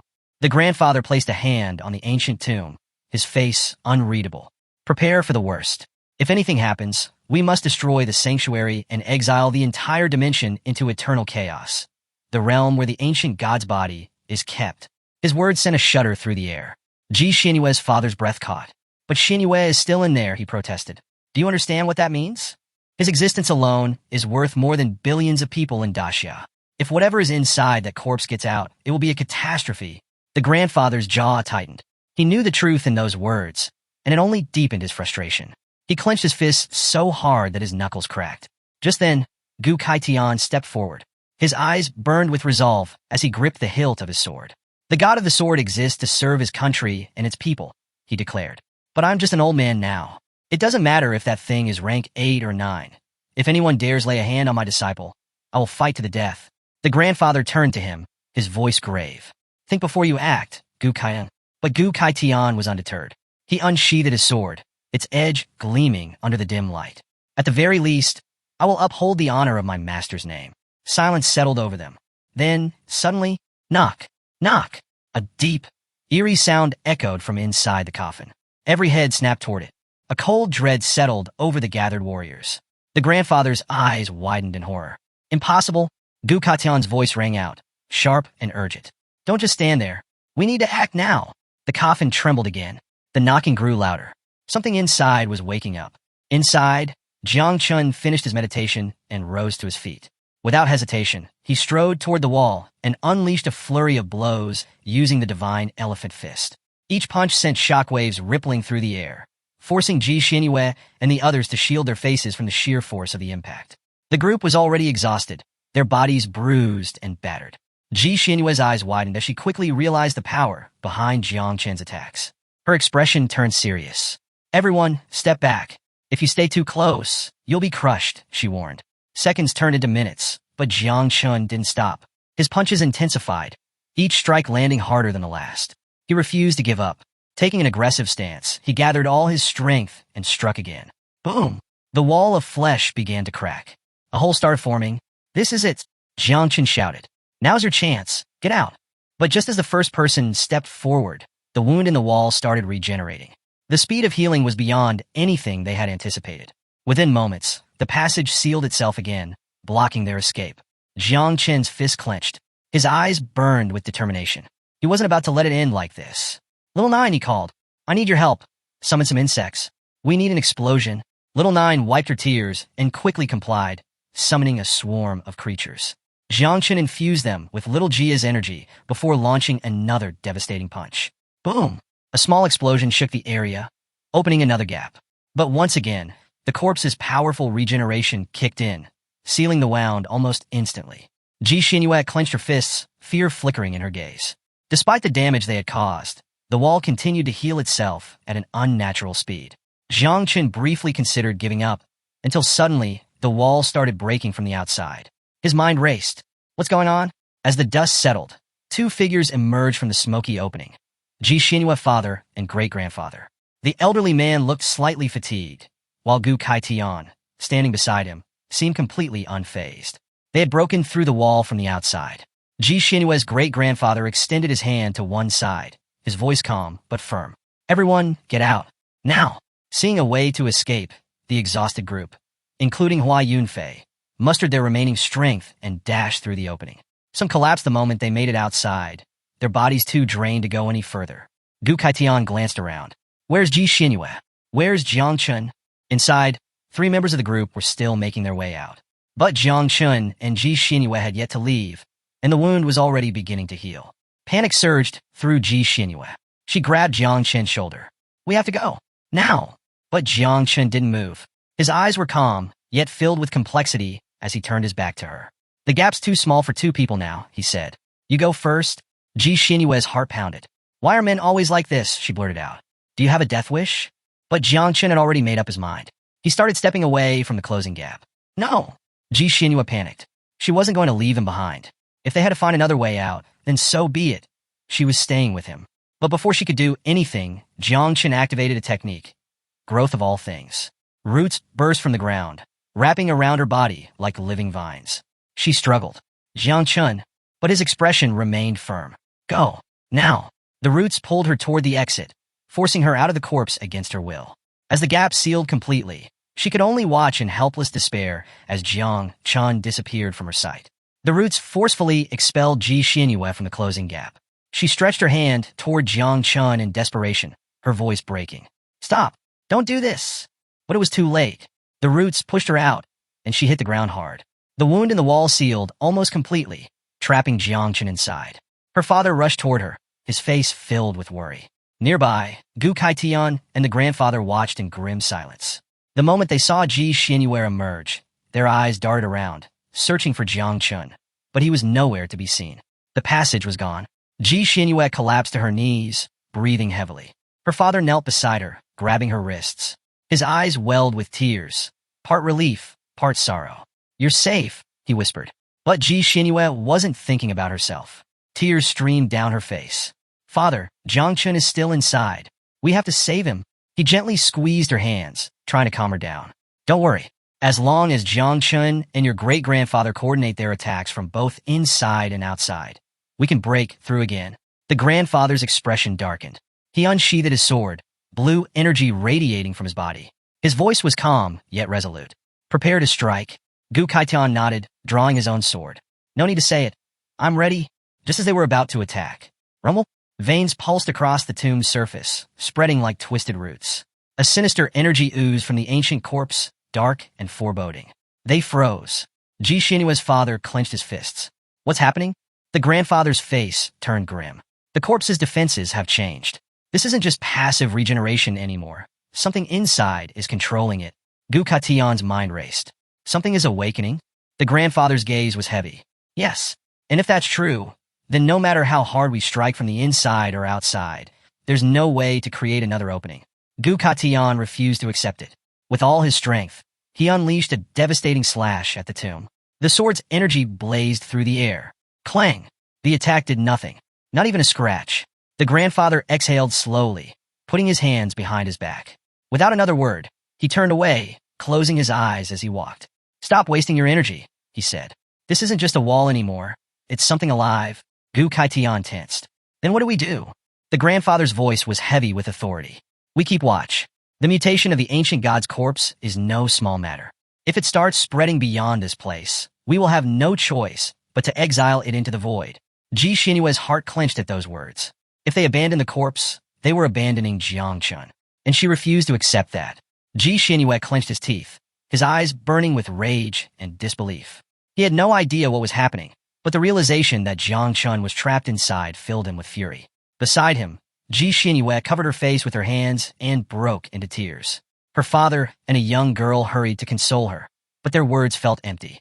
Meanwhile, the grandfather turned away from the group, his expression unreadable. Don't do anything reckless, he warned Gu Katian. Closing his eyes, he lowered his head. His fist trembled. He hated feeling powerless. He hated not knowing how to save Jiang Chun. Hua Yunfei, who had just regained consciousness, sat up groggily. As she took in the situation, her gaze settled on the sealed tomb. Her face turned grim. The painful reality set in. Jiang Chun had given his life to save them. But inside the ancient corpse, Jiang Chun had no intention of dying. His grip tightened around his sword, his body radiating suffocating energy. His mind swirled with chaotic thoughts, but one stood out. Fleeing wasn't an option. There was something greater waiting ahead. His gaze turned toward the brain of the ancient god. An opportunity lay there, one he couldn't ignore. Without hesitation, he took off toward it. Meanwhile, in a dark, hidden space, Duanxiu watched Jiang Chun's every move through a glowing magic ball. A sinister smile stretched across his face, his eyes brimming with excitement. The fish has taken the bait, he murmured. Everything was going according to plan. Once Jiang Chun reached the brain, Duanxiu would seize his body. With a fresh, living vessel, he would finally return to life and escape this wretched prison. After several minutes of navigating the corpse's eerie interior, Jiang Chun finally arrived at the brain. Before him stood a colossal stone door, ancient and imposing. On one side, words were carved into the stone, their strokes precise and powerful. His heart pounded. These words, etched over a century ago, still held a terrifyingly dominant energy. They hadn't faded with time. This was left by the god of the sword, he muttered. For the first time, he felt a chill run down his spine. Beyond this door lay the brain of the ancient god. Bracing himself, Jiang Chun pressed both hands against the heavy stone and pushed. The door groaned as it slowly swung open. Little Nine, Little Jia, he said firmly. Hide. Don't come out unless I call for you. They were his trump cards, his hidden ace. With cautious steps, Jiang Chun entered a dimly lit hallway. Immediately, an oppressive energy seeped into the air. The walls pulsed with an unnatural presence. And then, whispers. They slithered through the darkness, crawling into his ears, into his mind. He gritted his teeth, pressing his hands to his head. The whispers grew louder, more relentless. They weren't just voices. They were invading his thoughts, warping his sense of self. His breathing grew ragged. His balance wavered. And then, he wasn't in the hallway anymore. In an instant, he found himself in a different place. The air was still, yet heavy. Above him, a figure slowly descended from the sky. A man with long, flowing white hair. Jiang Chun, still clutching his sword, looked up, his mind clouded with confusion. Who was this? Then, the figure spoke. I've been waiting for you for hundreds of years. Jiang Chun's eyes widened. A warmth spread through his body. An unfamiliar, yet undeniable sensation. The man landed before him, his presence overwhelming. "My name is Duan Xiao," he said, his voice echoing through the void. "I am the ancient god." Jiang Chun remained still, his gaze locked onto the strange figure before him. His instinct screamed at him to be cautious, but he had no idea how to react. Then, without warning, Duan Xiao's body began to shift, morphing, twisting, until he looked exactly like Jiang Chun. A chilling smile crept onto his face as he stepped forward, extending a hand. "You are me, and I am you," he said cheerfully. "We should become one." Jiang Chen's breath hitched. His mind raced. Was this real? Or was it a trap? Instead of answering, his grip tightened around his sword. Without hesitation, he swung. Slash! Duan Xiao barely dodged in time, his expression unchanging. But Jiang Chen saw it, the flicker of amusement in his eyes. "You're pretending to be a god to trick me," Jiang Chen said coldly. Duan Xiao's smile widened as his form melted away, revealing his true self, a sinister presence with eyes gleaming with excitement. Crack! With a single hand, he caught Jiang Chen's sword energy, shattering it into fragments like it was nothing. "You surprise me," Duan Xiao murmured, his gaze filled with intrigue. "I didn't expect human martial arts to reach this level in the new era." Jiang Chen clenched his jaw. His strongest attack had been neutralized with ease. Duan Xiao flicked his wrist, and in an instant, the sky above them darkened. Then, roars filled the air. Jiang Chen looked up, his stomach dropped. Countless small dragons emerged from the shadows, coiling through the sky like a storm. Duan Xiao extended his hand to one side, grinning wickedly. "If your body wasn't so valuable, I would have chosen a more terrifying way to kill you." Jiang Chen's pulse quickened. What does he mean by that? His eyes darted between the dragons, his mind rapidly analyzing their power. 6th level transformations. No, some of them were 9th level. His heart sank. No wonder the sword god had almost died here. Even if he summoned all his offspring, all his creatures, there was no way he could win this fight. His fists clenched. His expression hardened. "Then I won't fight him like a dead god. I'll treat him like he's still alive." "Little Nine, Little Jia, everyone come out," he ordered. Nothing happened. Jiang Chen's face paled. A cold wave of fear crashed over him. He couldn't sense them. He couldn't contact Little Nine, Little Jia, or any of the insects. Before he could react, the dragon struck. Their powerful bodies wrapped around him, locking him in place. Duan Xiao stepped closer, his gaze drilling into Jiang Chen's. "You should be honored," he mused. "You're about to become something greater." Jiang Chen struggled, but the dragons held him tight. His breathing grew ragged as Duan Xiao placed a hand on his shoulder. Then, agony. A searing pain shot through Jiang Chen's body as something foreign began invading him. His mouth opened in a silent scream, his soul feeling like it was being ripped apart. Duan Xiao chuckled, his voice like silk. "Don't be afraid. I'm going to help you live better." But just as his consciousness began slipping away, boom! A powerful force erupted around him. Roots surged from the ground, piercing through the dragons and sending shockwaves through the air. A sacred energy filled the space. Jiang Chen's blurred vision focused on the source. His breath hitched. It was the ancestor tree of all things, and it had come to save him. Behind them, a powerful presence emerged. Duan Xiao's eyes widened in shock. His mind reeled. What? How did this thing get in here? Before him stood the ancestor tree of all things, its towering form radiating an unfathomable energy. But what truly caught his attention was the fruit hanging from its branches. A rainbow-colored fruit, something that had never been seen before. The moment the tree appeared, Duan Xiao's form wavered. He released Jiang Chen instantly, vanishing into thin air. Jiang Chen dropped onto the ground, gasping. His body ached, his mind hazy. What just happened? His gaze locked onto the tree. He wasn't in the physical world anymore. He was inside his sea of consciousness. The last thing he remembered was being possessed by the ancient god. But now, his thoughts were a mess. Questions flooded his mind. But before he could process them, the fruit began to glow. A bright, almost divine radiance filled the space, drawing his full attention. Jiang Chen's heart pounded. The ancestor tree of all things is bearing fruit. Again? This one was different from any before. He stepped forward, studying it closely. With the tree's current level, it shouldn't have been able to produce a fruit this extraordinary. Then, ding! A system window appeared before him. Fruit status: unripe. Description: a fruit formed from an extremely powerful divine soul. It contains the source of divinity from that soul. Requirement for maturation: must be regularly nourished with the divine souls of living beings. Jiang Chen stroked his chin, a slow grin forming. So that's what happened.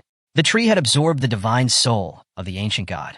Duan Xiao had tried to take over his body, but instead his soul had been transformed into this fruit.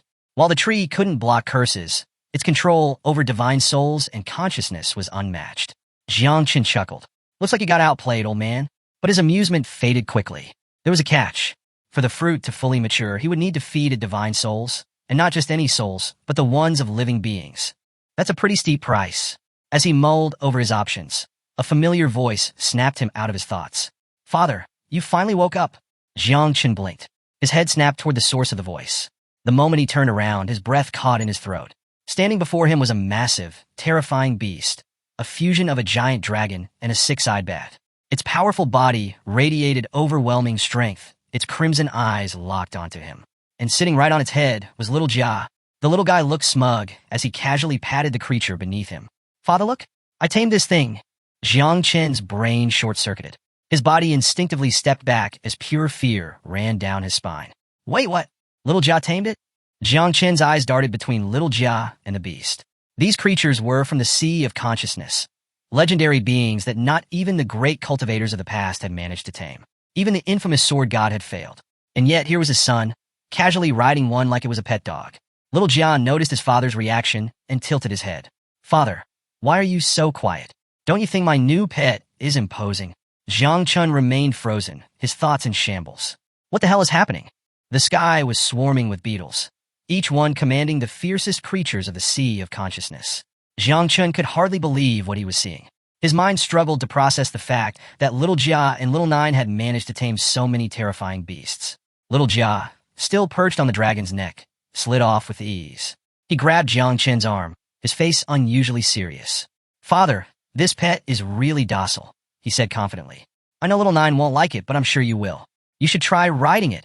Jiang Qin hesitated, his instincts screaming at him to be cautious. Could Little Jia really control this thing? But Little Jia was persistent. In the end, he convinced Jiang Qin, and the two of them climbed onto the dragon's massive head. Jiang Qin felt his entire body tense up. This is a terrible idea.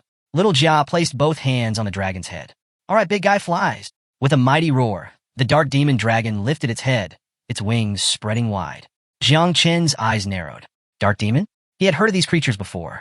According to his knowledge, eternal hell was filled with monsters like this. Beasts so powerful that they were forbidden by the human race.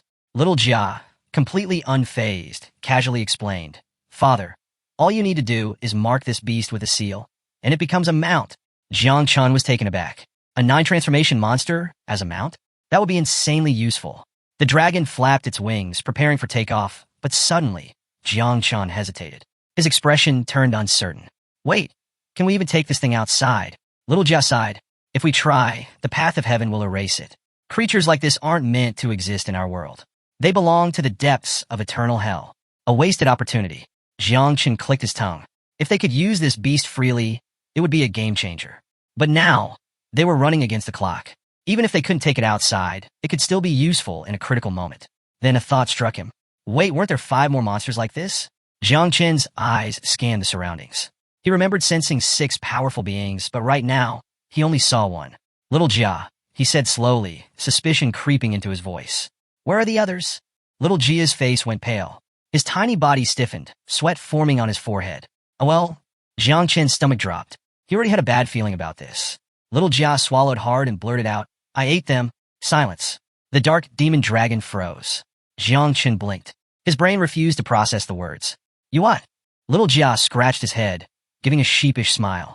Well, I got hungry, and I also just reproduced again. Jiang Qin dragged a hand down his face, letting out a long, exhausted sigh. This kid, he placed his other hand on Little Jia's shoulder, shaking his head in disbelief. At this point, he just had to accept it. Fine, you did what you had to do. Still sitting on the dragon's head. Jiang Qin let out a deep breath and muttered, let's just leave this place and find some peace. Little Jia tilted his head, watching his father with a confused expression. Jiang Qin didn't even have the energy to explain.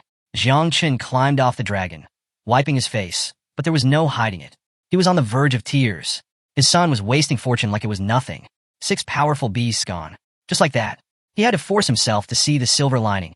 At least one monster was still alive. As a human being, he reminded himself, he should be grateful for what he had.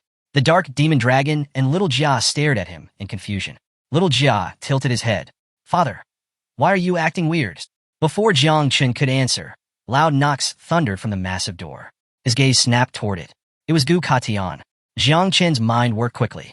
The divine soul of the ancient god has been sealed. The dark demon has been captured. That means the outer defense would soon disappear. Sensing his master's energy, Jiang Qin knew the Ji family would arrive soon. He turned to little Jia, his expression calm but firm. Little Jia, have the insects devour everything quickly. Pack up anything valuable. We need to leave. Little Jia pouted. But father, I'm still hungry. Jiang Qin's eye twitched. This is not a restaurant, he snapped. This is a god's treasure trove. Little Jia groaned, touching his chin with a finger. His eyes filled with sadness. Can I at least eat next time? Jiang Qin let out a deep sigh. He wasn't sure what terrified him more, the sword god's descendant outside or little Jia's bottomless stomach. He pushed aside his frustration and focused. He could already imagine Sa Shu's great-grandfather standing outside, his overwhelming energy pressing down on everything around him. If that old monster gets in here and sees what we've done, yeah, that would be a problem. Little Jia, realizing his father was serious, got to work. Using his power, he drained and compressed everything the insects couldn't consume, turning the remains into giant floating orbs of liquid. There was just one problem. I can't store them, little Jiao admitted. Jiang Qin turned around. Don't worry, your sister will handle it. At that moment, little Nine manifested. She took one look at the massive, floating orbs, and her face twisted in horror. Her hands went to her hips. You're telling me I have to clean up this mess? In her eyes, these orbs weren't treasure. They were just giant piles of disgusting, foul-smelling dung. She was done with her brother's nonsense. Jiang Chun, however, just smiled. Now that little Nine had taken care of everything, it was time to go. He took to the air, flying toward the exit. Outside the tomb, Gayan attacked again. This time, his sword strike cut through the corpse's wall, creating an opening. His sharp eyes locked onto the wound. Something was different. The wound isn't healing, he murmured. Jinna's head snapped toward the opening. His brows furrowed. Not only had the defense of the ancient god's corpse weakened, it almost seemed like it was about to disappear entirely. Gayan, arms crossed, grinned. We could finally go in and save Jiang Chun. But Ji Lingxiu, eyes narrowed. He was suspicious. Something wasn't right, and he was going in to find out what.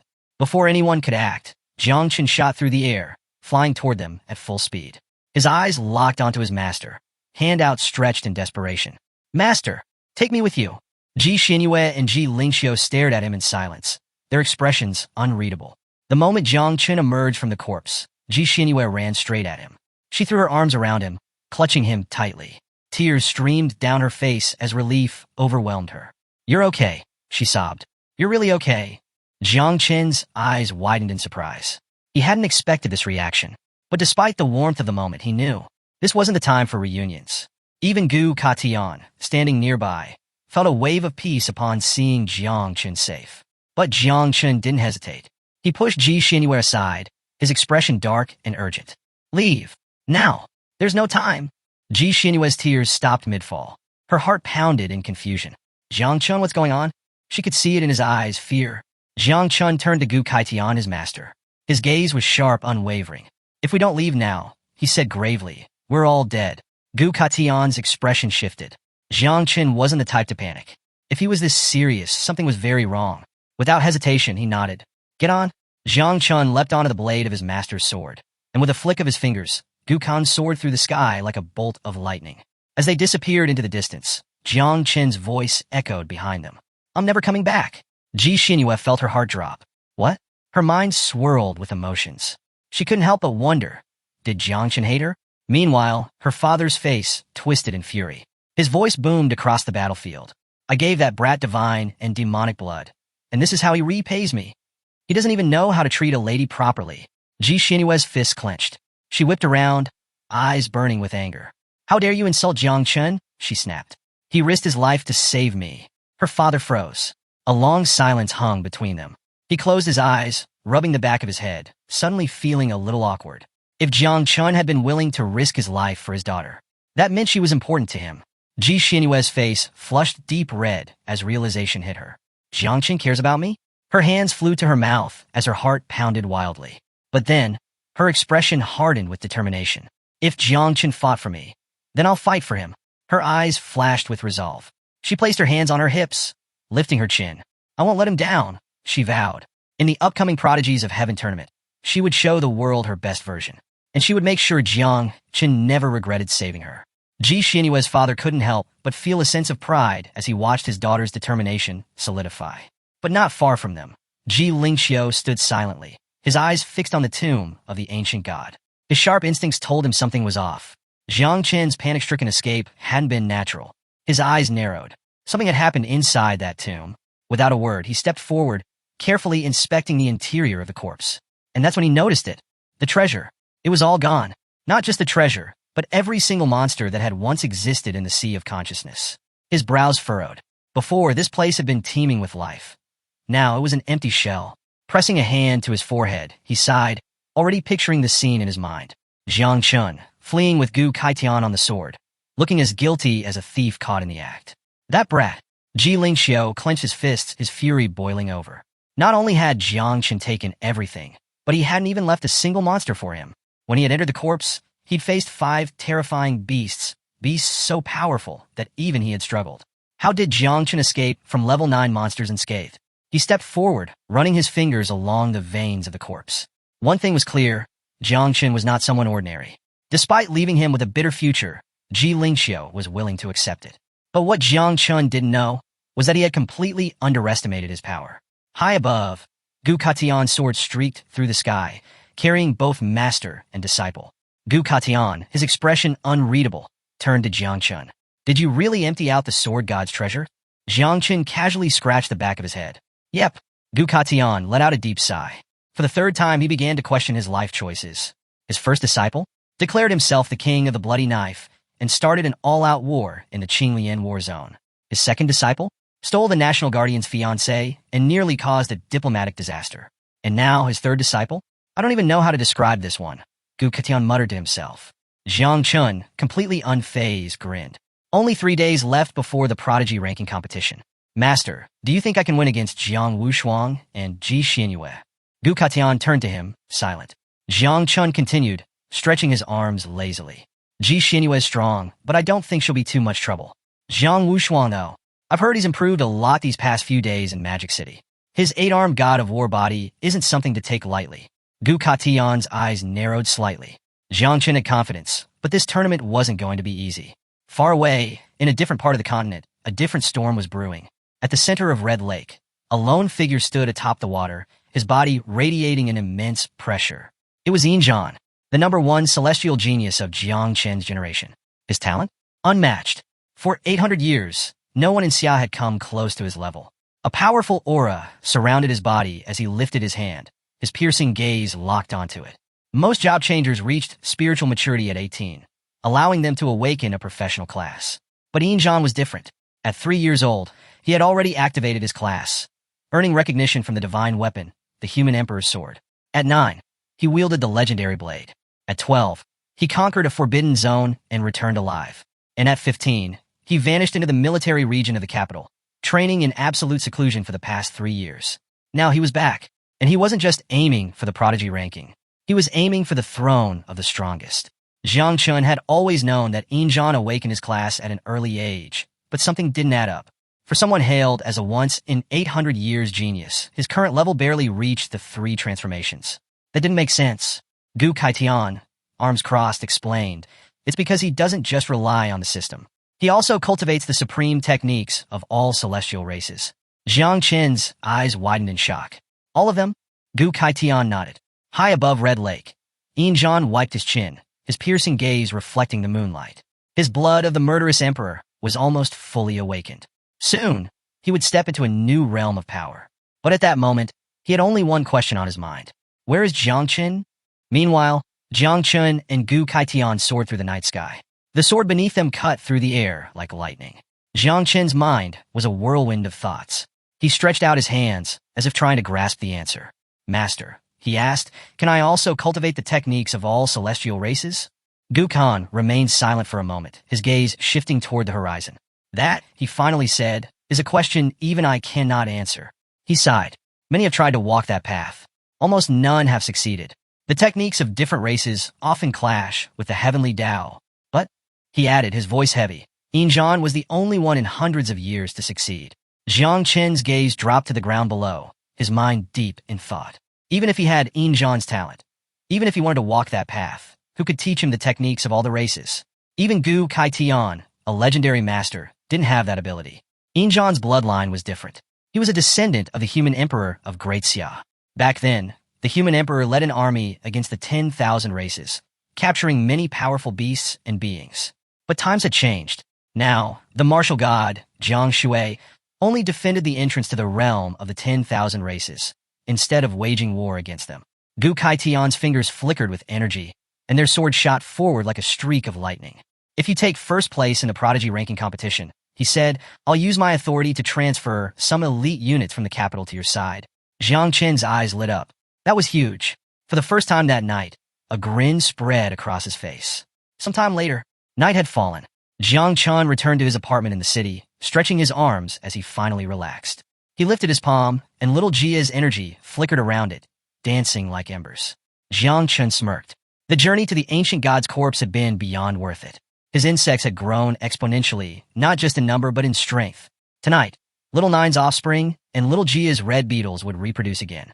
But just as he was about to rest, a familiar presence stirred within his divine consciousness. Jiang Chen's body tensed. His heart pounded. Slowly he turned around, and there it was. The ancestor tree of all things had appeared again. His eyes widened, but something was different this time. Hanging from its branches was a new fruit, a color he had never seen before. A glowing green fruit. Jiang Chen's breath caught in his throat. His instinct screamed at him. This wasn't ordinary. He stepped forward, extending his hand. As soon as his fingers touched it, the fruit detached, landing softly in his palm. A system notification flashed before his eyes. New fruit acquired. Green lightning fruit. Effect. Grants the user the chance to awaken a unique hidden profession. Sovereign of electricity. Abilities unlocked. Lightning bolt. Allows the user to transform into an electric current and teleport within their own electrical field. Jiang Chen's breath hitched. A unique hidden profession? And lightning teleportation. His grip on the fruit tightened. This was big. The electrical field range was currently 50 meters, allowing Jiang Chen to ignore obstacles and move instantly within it. The second ability, Ray Fusion, let him absorb electrical energy into his very cells, storing it like a living battery until he was ready to release it in a devastating attack.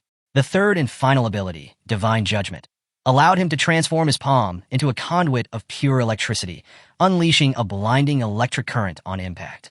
Jiang Chen's lips curled into a grin as he took in the statistics. With this fruit, I can awaken a second profession. He wouldn't just be a divine-level spiritual breeder anymore.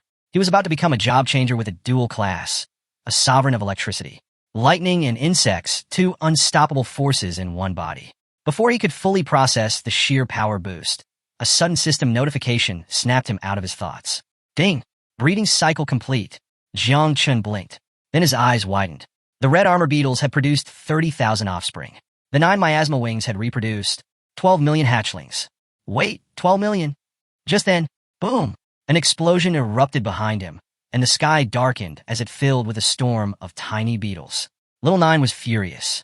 Little Jia, you did it again, she yelled, her voice filled with pure rage. Little Jia, floating smugly in the air, tilted his head.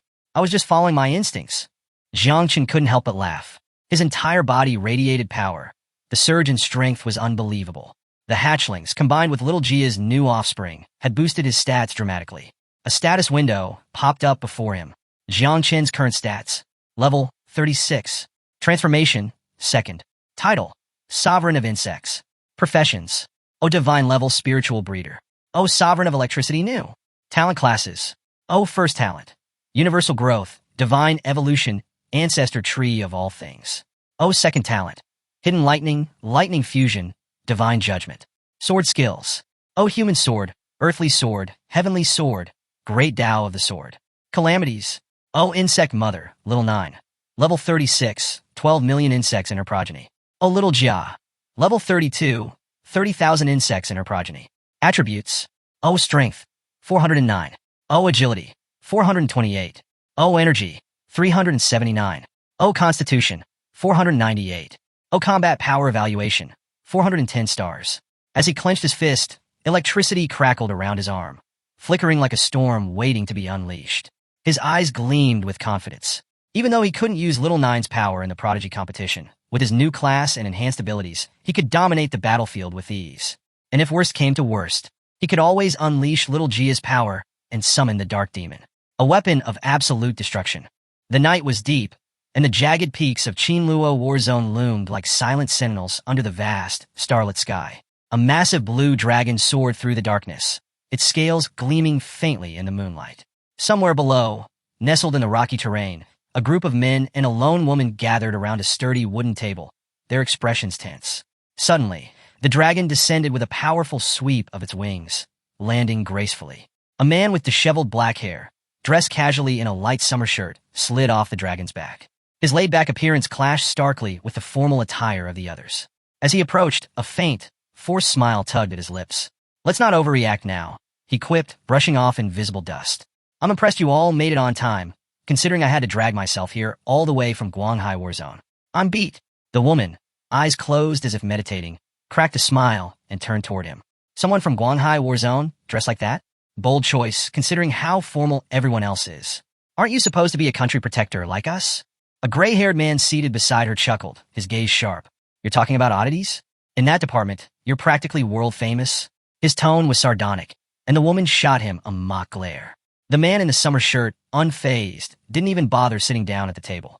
Instead, he casually plopped down on the dragon's side, leaning back as if settling in for a nap. "People from Guanghai War Zone appreciate flair," he said with a lazy grin. Before long, the bickering kicked off. Voices rose, sarcasm flying like arrows, until a muscular man slammed his fist against the table with a resounding thud. "Enough," he growled, his face set in a scowl. "Let's get to the point." A long-haired man resting nearby placed a calming hand on the big guy's shoulder. "Keep your temper," he murmured. The tension simmered down, and an older man with deep-set eyes cleared his throat. His expression was grave. "This year's Celestial Genius competition won't be like the last one. There's been a shift in power." He glanced around the group before continuing.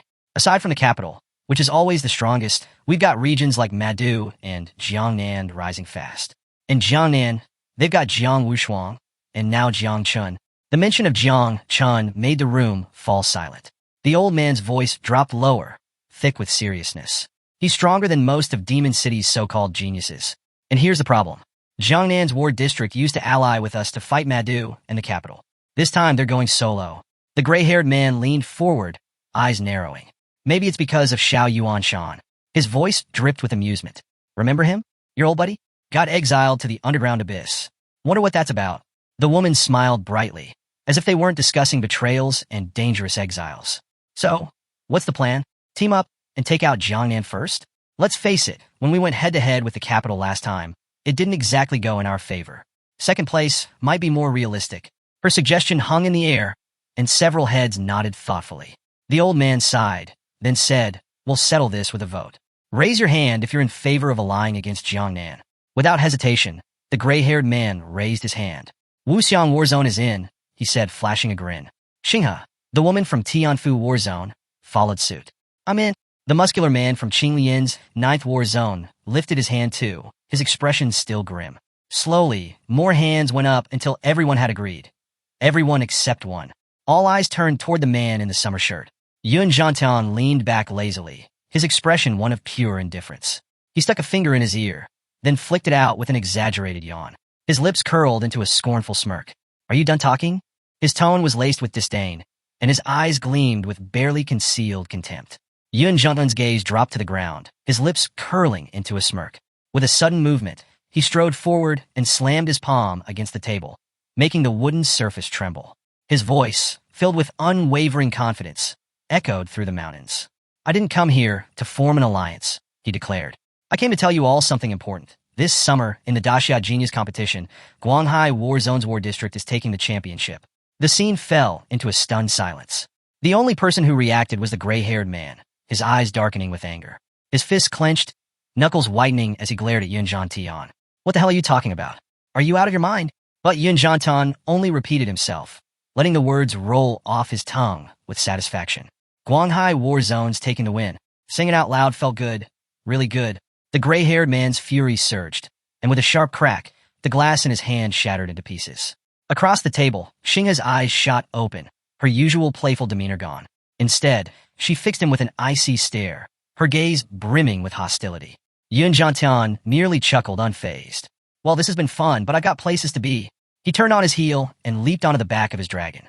As the creature spread its massive wings, he threw a final glance over his shoulder, smirking. "Relax, I won't be bothering you anymore. And don't worry, I won't go blabbing about this meeting either." With that, The dragon let out a low growl, then shot into the night sky, disappearing into the darkness at an incredible speed. The muscular man stared at the empty space where Yun Tian had just been and muttered, "Did he hit his head or something?" The gray-haired man scoffed, shaking his head. More like he got kicked by a donkey. Or maybe, his eyes narrowed. Maybe he's got something up his sleeve that we don't know about. A heavy silence fell over the group as they pondered the possibility. But in the end, there was no point dwelling on it. The old man picked up a fresh glass, his expression serious. As long as the 4 great war zones unite and form a flawless strategy, Jiangnan will fall.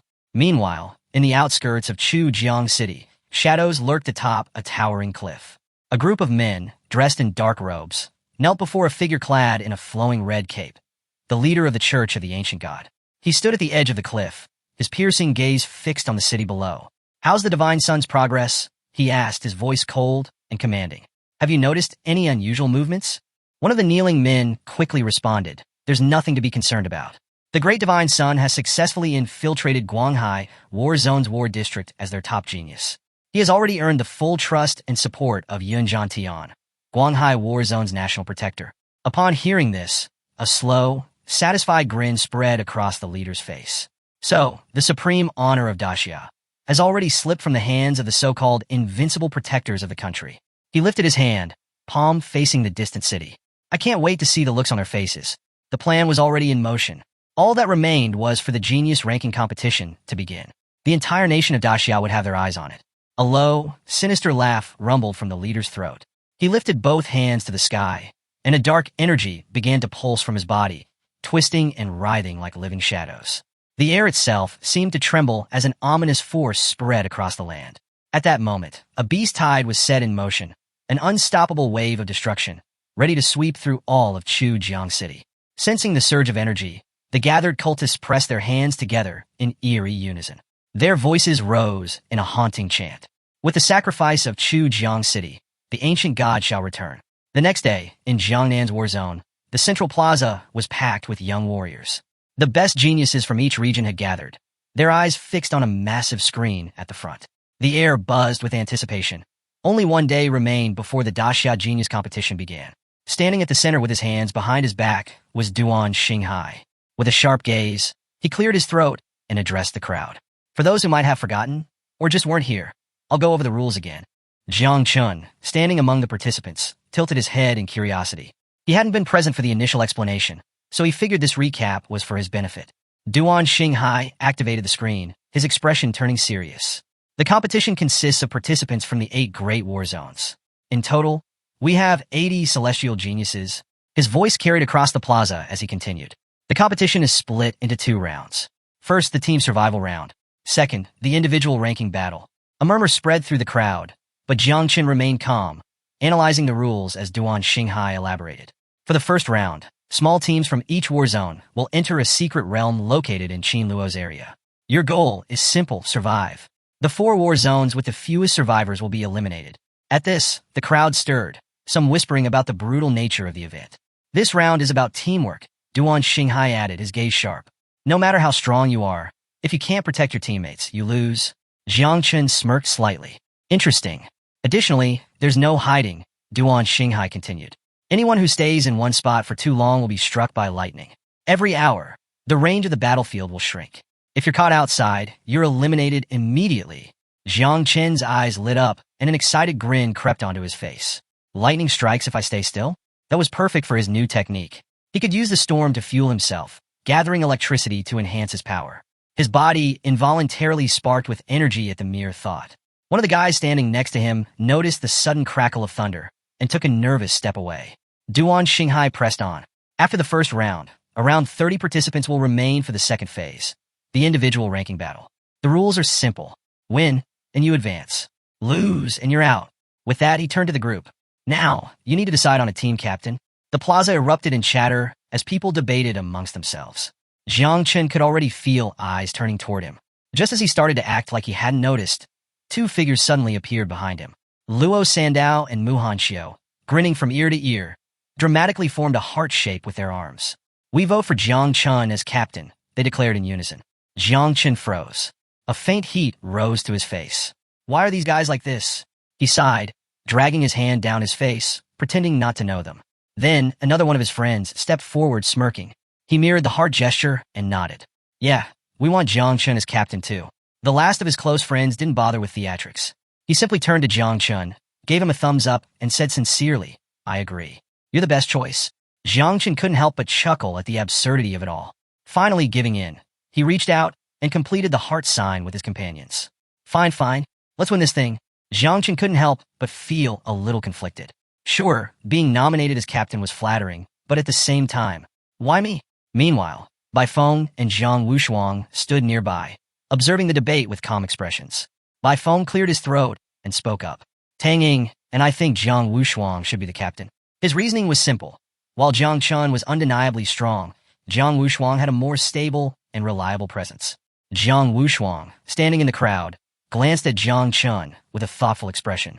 He still didn't quite understand why everyone was so set on him leading. Just then, a girl standing next to Jiang Wushuang spoke up. I think Zhang should be the captain too. Her reasoning? Because he's super handsome. A blonde-haired man immediately chimed in, nodding enthusiastically in agreement. Jiang Chun blinked, rubbing his temple. With a forced smile, he looked at them and deadpanned. I don't even know who you guys are. The girl placed a hand on her chest, her expression soft. My name is Libing, she said sweetly. Beside her, a blue-haired boy grinned and pointed at himself with his thumb. And I'm Prince Wangzi, he declared with absolute confidence. Before Jiang Chun could respond, Jiang Wushuang stepped forward and casually placed a hand on his shoulder. With a kind smile, he said, I vote for Zhang too. Jiang Chun turned around to see the growing number of votes against him and felt a cold sweat break out on his back. He immediately clutched his chest dramatically and blurted out, Look, I appreciate the enthusiasm, but I really don't want to be captain. That's way too much pressure. A brief silence fell over the group. Then, on the other side of the plaza, Duan Xinghai's face darkened. His expression twisted in frustration as he snapped. Jiang Chun, drop the act. You think you can fool me? You'd need another 800 years before you'd even come close. Jiang Chun instinctively took a few steps back, his eyes widening slightly. He hadn't expected such a strong reaction from the old man. Duan Xinghai exhaled sharply and extended his hand to the side. In an instant, a grand staircase of ice materialized in front of them. The shimmering steps reflected the sunlight, cold and imposing. The Jiangnan war zone has been looked down on for years, Duan Xinghai declared. His gaze swept across the group. This is your chance to change that. Your fate is in your own hands. The staircase led to a teleportation space, a gateway prepared for them. This is my gift to you, Duan Xinghai continued. At the top, the king of the celestial sword awaits. He'll act as the country's representative and escort you all to the Qinluo war zone. Meanwhile, in the Qinluo war zone, a lush green island served as the entrance to the Eternal Kingdom. The entire place was teeming with ancient trees and dense foliage, a stark contrast to the tension in the air. Gathered on the island were all the military commanders from the great war zones. Among them sat Ji, Xianyue's father, resting his chin on his hand as he observed the proceedings with sharp focus. Next to him, Gu Kaitian stared at the massive screen in front of them, waiting for Jiang Chun and the others to arrive. Moments later, the teleportation gateway shimmered, and Jiang Chun and his group stepped onto the island. Luo Sandao immediately turned to Jiang Chun with a bright grin. Hey, did you see? The Tian Daowang is sitting in the first row of the Warzone Guardian. Jiang Chun's eyes shifted to the side, taking in the scene. With a calm expression, he nodded.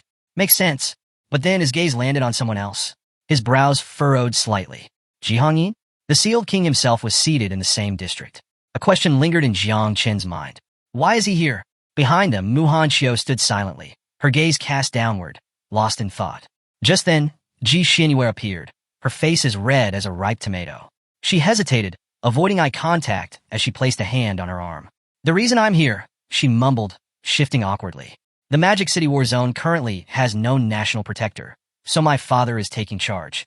Before Jiang Chun could even process her words, Luo Sandao and Mu Hanxiu reacted instantly, their expressions darkening. They stepped in front of him, spreading their arms out protectively like bodyguards in a bad drama. She's a captain from an enemy team, Luo Sandao hissed. She's trying to steal Jiang Chun. Mu Hanxiu added, his eyes burning with suspicion. Jiang Chun, caught in the middle of the absurd situation, stood frozen, utterly confused. What is even happening right now? He remained silent, unsure whether to laugh, protest, or just quietly walk away. But before he could figure it out, a crack split open in the sky. A massive flying warship descended from the heavens, its presence alone sending ripples of pressure through the air. The ship was manned by elite warriors from the capital's war zone. At the front stood a general and an older man with stark white hair. The ship itself was a floating fortress, its combat strength comparable to that of an 8th-rank national protector. Then, with an almost theatrical level of confidence, a figure leaped off the ship. His aura alone was enough to make even the strongest warriors feel a hint of fear. His piercing eyes radiated an indomitable will. Injan, the legend, the so-called star of the capital. Jiang Chen raised an eyebrow. Huh, not bad. Before anyone could fully digest his arrival, another crack split the sky. If the capital's entrance had been arrogant, then the arrival of Guanghai, war zone was straight up outrageous. A colossal golden dragon, boasting multiple heads, burst forth from the void. But this wasn't just any dragon. It carried a massive, chained coffin on its back. And standing atop this spectacle, Yun Zhantian. The man lounged on the dragon as if it were his personal ride, his summer shirt fluttering in the wind. His expression was practically glowing with joy. With a smug grin, he dramatically extended a hand toward the coffin. Ladies and gentlemen, I present to you, rebirth towards death. With those words, the chains snapped, and the coffin came crashing down onto the dragon's back before finally slamming into the ground. Cracks spread across its surface before it shattered completely, revealing the warriors of Guanghai, war zone. Among them stood a man with long hair, his presence exuding quiet dominance. Yun Zhantian laughed, spreading his arms wide. First place belongs to us this year. Get used to it. Now that all the major war zones had gathered, a massive portal materialized before them. Some warriors immediately stepped forward, entering without hesitation, while others stood still, silently assessing their competition. The first round was about to begin. The rules were brutal. Out of the 8 great war zones, only 4 would advance. The battlefield within the secret realm would shrink every hour, forcing teams into combat. And, to make things worse, if anyone remained motionless for too long, they'd be struck by lightning. One by one, teams entered the portal. Jiang Chen's team was the last to step through. As soon as they emerged on the other side, they found themselves standing in a dense forest, surrounded by ruins of old buildings. This was their battlefield. The sky above them shifted, and in an instant, the portal behind them vanished. There was no turning back now. The team immediately turned to Jiang Chen. So, Captain, one of them asked, "What's the plan?" Jiang Chen blinked. What? His confusion must have been obvious because Bai Feng calmly extended a hand, gesturing toward the battlefield. Among the 8 great war zones, the chance to participate in this competition is 1 in 1,000. If we want to eliminate our opponents, we have to take the initiative. Silence fell over the team as they all processed his words. On the other side, Mu Hanchio's glare locked onto Bai Feng, her frustration boiling over. "How can you speak to the captain like that?" she snapped. "Show some respect." Before things could escalate into a full-blown argument, Jiang Chen stepped in. He placed a hand on her head, gently ruffling her hair as he sighed with a forced smile. "Relax," he muttered. "Bai Feng's right. We need to get organized." With that, he reached into his storage space. The team's tension eased slightly, thinking their captain had some brilliant strategy prepared. Their eyes brightened in anticipation. And then, Jiang Chen pulled out a sofa, then some meat, then vegetables, and finally a grill. He sat down comfortably, rested his hands on his knees, and calmly observed his stunned teammates. "All right," he said, "let's get started." The silence was deafening. Luo Sandao, Bai Feng, and Tang Ying all stood frozen, their mouths slightly open in shock as they processed what they were seeing. It took only a few seconds for the realization to sink in. Jiang Chen was setting up a barbecue. He casually started skewering the meat, completely ignoring the stares of his bewildered teammates. Mu Hanchio's fist clenched, her whole body trembling. "Are you serious right now?" she shouted, barely restraining herself. "We're in a survival competition. This is a matter of life and death. And you think now's the time for a barbecue?" Luo Sandao immediately sided with her. "She's right, Jiang Chen. We need to strategize, not sit around grilling meat like it's a festival." Tang Ying, meanwhile, turned around and covered her face in pure secondhand embarrassment. Why did I expect anything different? Jiang Chen blinked, genuinely surprised at their reactions. "What?" he asked, turning back to the skewers. Bai Feng stepped forward, staring at him with an utterly confused expression. "Do you not remember the rules?" he asked hesitantly. "If we stay still for too long, we'll get struck by lightning." The man standing next to him was just as stunned. "I can't believe this is happening." Jiang Chen, still completely unbothered, placed the skewers over the fire. Yeah, I know the rules," he said nonchalantly. "But let's be real. How are we supposed to fight on an empty stomach? You can't win a battle if you're starving." Silence. Then, out of nowhere, Jiang Wushuang placed a hand on his jaw, his eyes widening in realization. Wait, this is actually brilliant. The others turned to him in horror. Jiang Wushuang smiled. Think about it. If we eat now, we'll have the energy to fight later. Jiang Chun is just thinking ahead. Without hesitation, he sat down next to Jiang Chun and started helping him prepare the barbecue. The rest of the team stood there, completely dumbfounded. Not only do we have one unreliable person, but two. Or was there actually some hidden, deeper meaning behind this? Luo Sandao clenched her fists, her eyes lighting up with newfound realization. Finally, she understood what Jiang Chun was trying to do. One by one, the others began to believe it as well.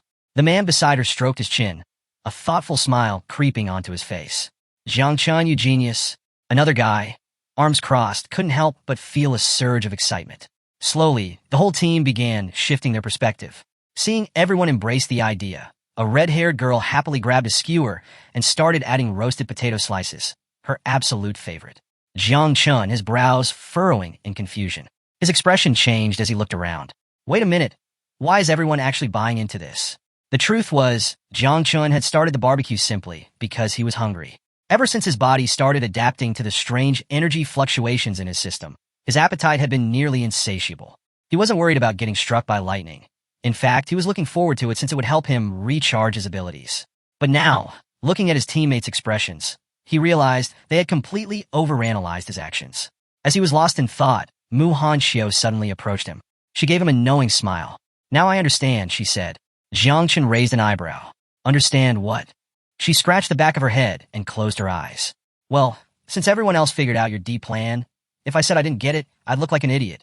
Jiang Chun blinked. Huh. Meanwhile, Jiang Wushuang placed the skewers on the grill with practiced ease. As he watched the flames flicker, his admiration for Jiang Chun only grew. This strategy, it's only ever appeared once in history. If he hadn't studied the lists of geniuses from centuries ago, he might not have understood it at all. He never expected Jiang Chun to go this far, just for this battle. To him, Jiang Chun was a captain truly worthy of the title. He continued cooking, occasionally glancing at Jiang Chun. His plan is brilliant. He's waiting calmly, letting the other teams exhaust themselves before making a move. Act weak to lure in the strong. Pretend to be a pig to eat the tiger. It was a risky strategy, but one that could work if executed perfectly. But what if the other teams figured it out? Jiang Wushuang's gaze sharpened. Would he be able to handle it if they all joined forces against him? Jiang Chun, feeling the weight of his stare, turned to him and raised an eyebrow. Why are you looking at me like that? Jiang Wushuang remained silent for a moment before thinking. Could this be what they call an invincible heart? He had heard stories of his grandfather's interest in Jiang Chun, but now he understood why. Compared to Jiang Chun, Jiang Wushuang himself didn't lack talent or strength. But what he lacked was something deeper, something far more important. The unwavering courage to never fear anything. Jiang Wushuang, still focused on grilling the skewers, let out a casual remark. I'm not as good as you. Jiang Chun glanced at him, then suddenly stood up.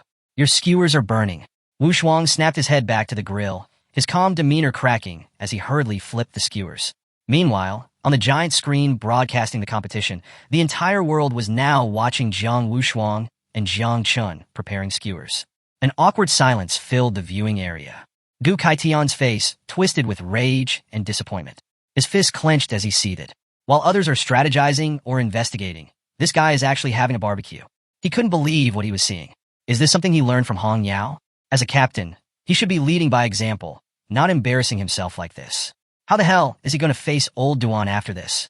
A sharp laugh broke the tension. A red-haired warrior sitting among the spectators sneered as he mockingly clapped. Well, looks like Jiangnan really came prepared this year. His words immediately drew the attention of Xianyue's father, whose expression darkened. His intense gaze locked onto the red-haired man with growing fury. Gu Kaitian, sitting nearby, also turned to look at him, his eyes narrowing. Memories of a past competition resurfaced. The era of the human emperor Renhuang. Back then, during his youth, the human emperor had slaughtered countless opponents using the dragon sword. In one particular instance, he had deliberately stood still, allowing lightning to strike him. His seemingly reckless move had lured 4 teams into investigating, leading to a battle where he massacred them all single-handedly. His ferocity, his ruthlessness, his sheer dominance. It had been an era-defining moment. No one had managed to replicate his feat since. The red-haired man, basking in his own arrogance, crossed his arms and continued to mock them. First, they learned useless things like chicken droppings and dog excrement. And now they think they deserve to be here? Pathetic. Others quickly jumped in, arguing against him. A deserter like you has no right to speak. But the red-haired man just laughed. Xinyua's father placed a hand on Gu Kaitian's shoulder, forcing a strained smile.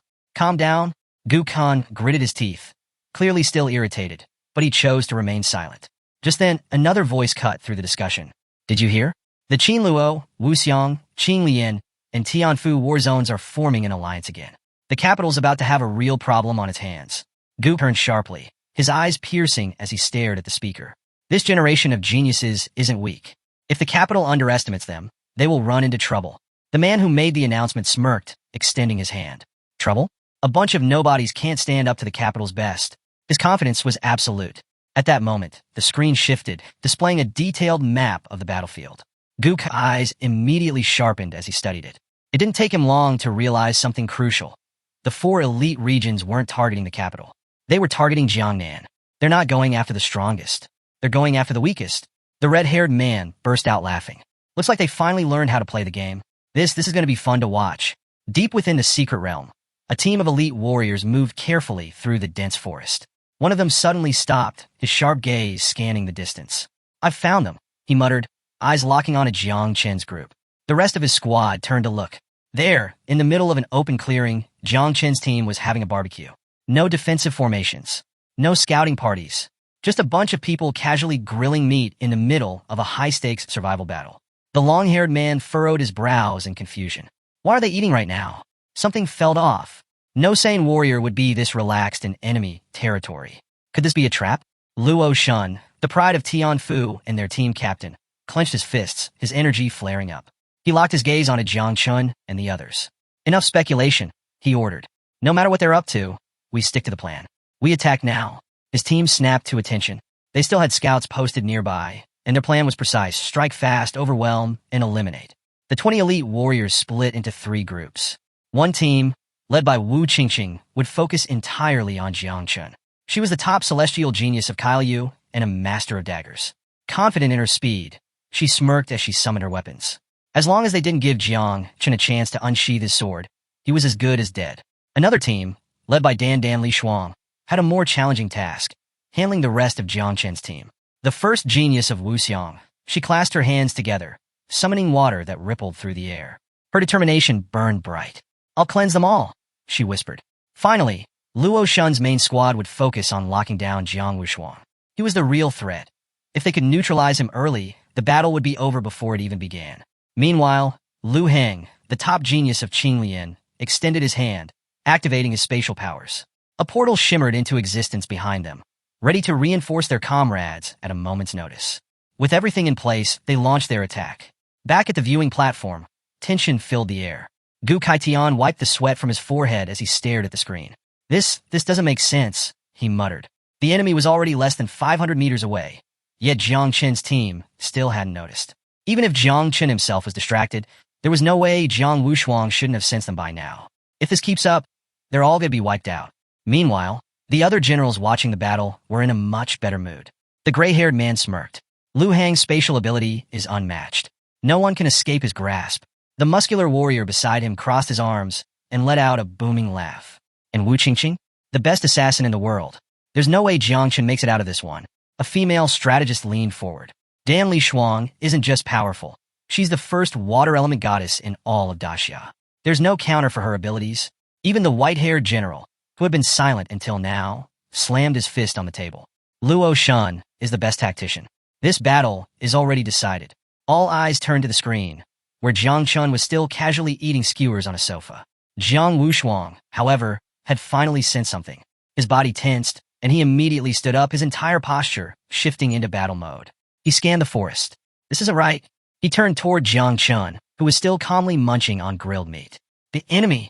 They're already less than 100 meters away, Jiang Wuxuang thought, his expression darkening. Yet Jiang Chun had done absolutely nothing. There was only one explanation. He hasn't even noticed them. Jiang Chun casually grabbed another piece of meat and took a bite. The enemy was now less than 10 meters away. Luo Shun's eyes gleamed with confidence. Victory was within their grasp. Jiang Chen's team was completely unaware, distracted, vulnerable. Or so he thought. Just then, Jiang Chen abruptly stopped chewing. His face twisted with disgust as he spit the meat out. Ugh! Who the hell roasted bee's claws without cooking them properly? Without thinking, he flung the half-chewed claw away. It soared through the air, and smacked Luo Shan right in the face. Luo Shan's body tensed as he froze in place. For a moment, he wasn't sure what was worse, getting hit in the face with someone else's food or the horrifying realization that Jiang Chun might have just exposed him. Had they been discovered? His doubts were confirmed the next second. Jiang Wushuang, still seated moments ago, suddenly released a powerful surge of energy. His eyes gleamed with excitement as he launched himself into the air, his gaze locking onto Lu Heng, who was hidden inside the portal. A smirk tugged at his lips. Jiang Qin knew this whole time. Wushuang felt a deep sense of admiration. Jiang Qin had remained calm, waiting for the perfect moment to act. Even the discarded bone, it wasn't just a random toss. It was a warning to his team. Meanwhile, Jiang Chun, still seated, rubbed his chin, watching everything unfold. I was just mad about the food. In the next instant, Jiang Wushuang punched the portal. A violent shockwave rippled through the air. The intricate triple void restriction surrounding it shattered instantly. The illusionary barriers collapsed. Luo Shun and his entire squad suddenly became visible. Panic flashed through their eyes. Impossible. Their concealment had been perfect. Fury twisted Luo Shun's expression. He had no idea Jiang Chun had sensed them the whole time, and he was humiliated to realize they had been toyed with. Jiang Wushuang landed smoothly, his eyes gleaming as he looked at the stunned attackers. Enough talking, he said coolly. Let's get this over with. Luo Shun gritted his teeth. We can't retreat now. If they turned back, they were as good as dead. Attack, he roared. Jiang Chen's team immediately snapped to attention. They had been waiting for this moment. As Jiang Chen stood up, his teammates erupted into cheers. That's our captain. He had this under control the whole time.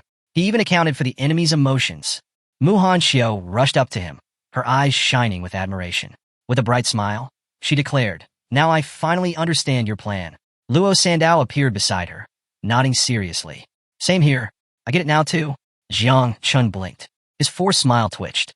You guys realize it wasn't that deep, right?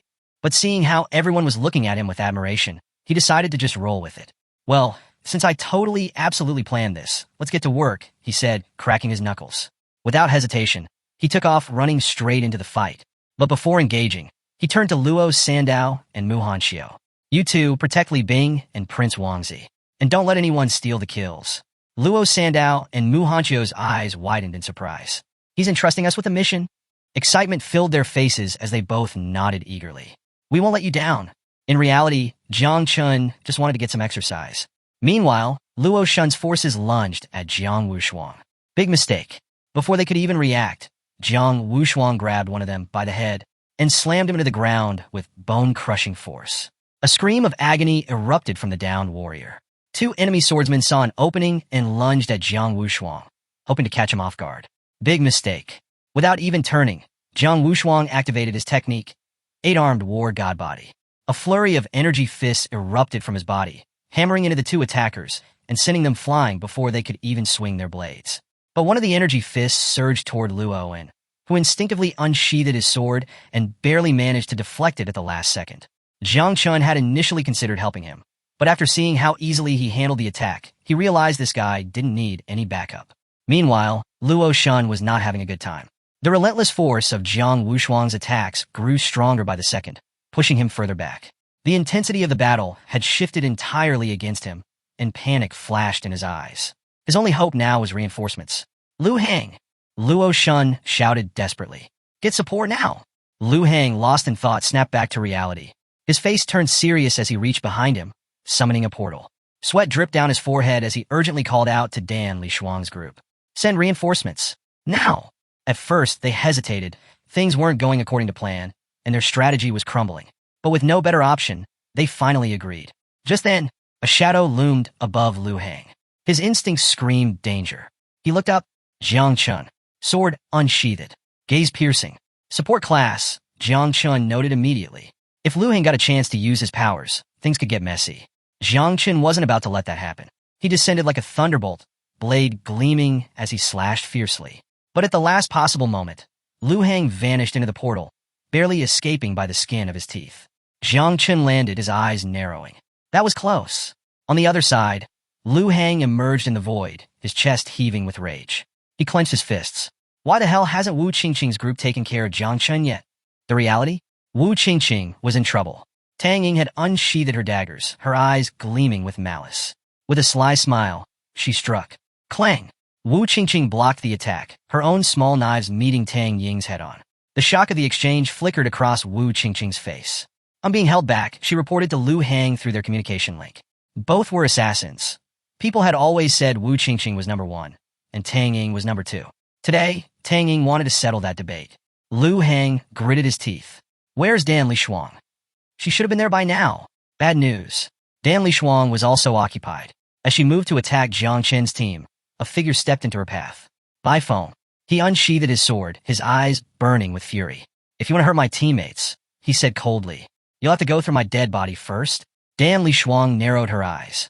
Activating her power, a brilliant blue energy surged around her, crackling with divine force. "Then I'll purify you first," she declared, "and then I'll purify the rest." Meanwhile, across the battlefield, Jiang Chen's team held their ground. Luo Shun's forces clashed against them, but Jiang Chen's team had 2 strong warriors blocking every major attack, just as planned. Following Jiang Chen's orders, Luo Sandao had rushed to protect Li Bing, who was seated on the ground, clutching her bow. Luo Sandao crossed her arms in front of her chest. "Stay behind me," she commanded. "Eternal Earth Shield, activate." In the blink of an eye, a powerful barrier of energy formed around Li Bing. From within its safety, Luo Sandao gave a nod. "Support the others. We'll hold them off." Now that Li Bing no longer had to worry about an ambush, her eyes turned sharp with focus. Without hesitation, she spun around and unleashed a powerful ice arrow straight at her opponents. At the same time, Mu Hanxiu unsheathed her sword, her eyes glimmering with intensity. She charged toward Luo Shun, barking a command to Prince Wangzi. "Cast the curse and cover me." Prince Wangzi nodded and extended his hand, summoning a discouragement curse. An ominous energy spread through the battlefield, filling the air with dark intent. Sensing the curse, one of Luo Shun's men activated his mental defense. But in the blink of an eye, Mu Hanxiu vanished from sight and reappeared beside him, her blade flashing like lightning. A cruel gleam flickered in her eyes. Slash! Her sword cut deep into his abdomen. The man's mouth opened in a scream of agony as blood spilled from his wound. Meanwhile, Lu Hang remained hidden inside his portal, watching Jiang Chen carefully. He gritted his teeth. At this rate, Luo Shun's forces were going to be completely wiped out. Jiang Chen, however, had already sensed the portal's presence. Annoyed, he swung his sword and slashed through the portal itself. He sighed. "Man, you really love playing whack-a-mole, don't you?" Lu Hang flinched. Jiang Chen smiled. "Fine, I'll play along." Lu Hang was trying to escape, but with Jiang Chen keeping him pinned, spatial teleportation was no longer an option. At that moment, 2 more warriors tried to ambush Jiang Chen from behind. He had already noticed. Without even turning, Jiang Chen casually threw his sword over his shoulder. The blade pierced straight through their chests, cutting deep before returning to his hand like a boomerang. With an amused grin, he tilted his head.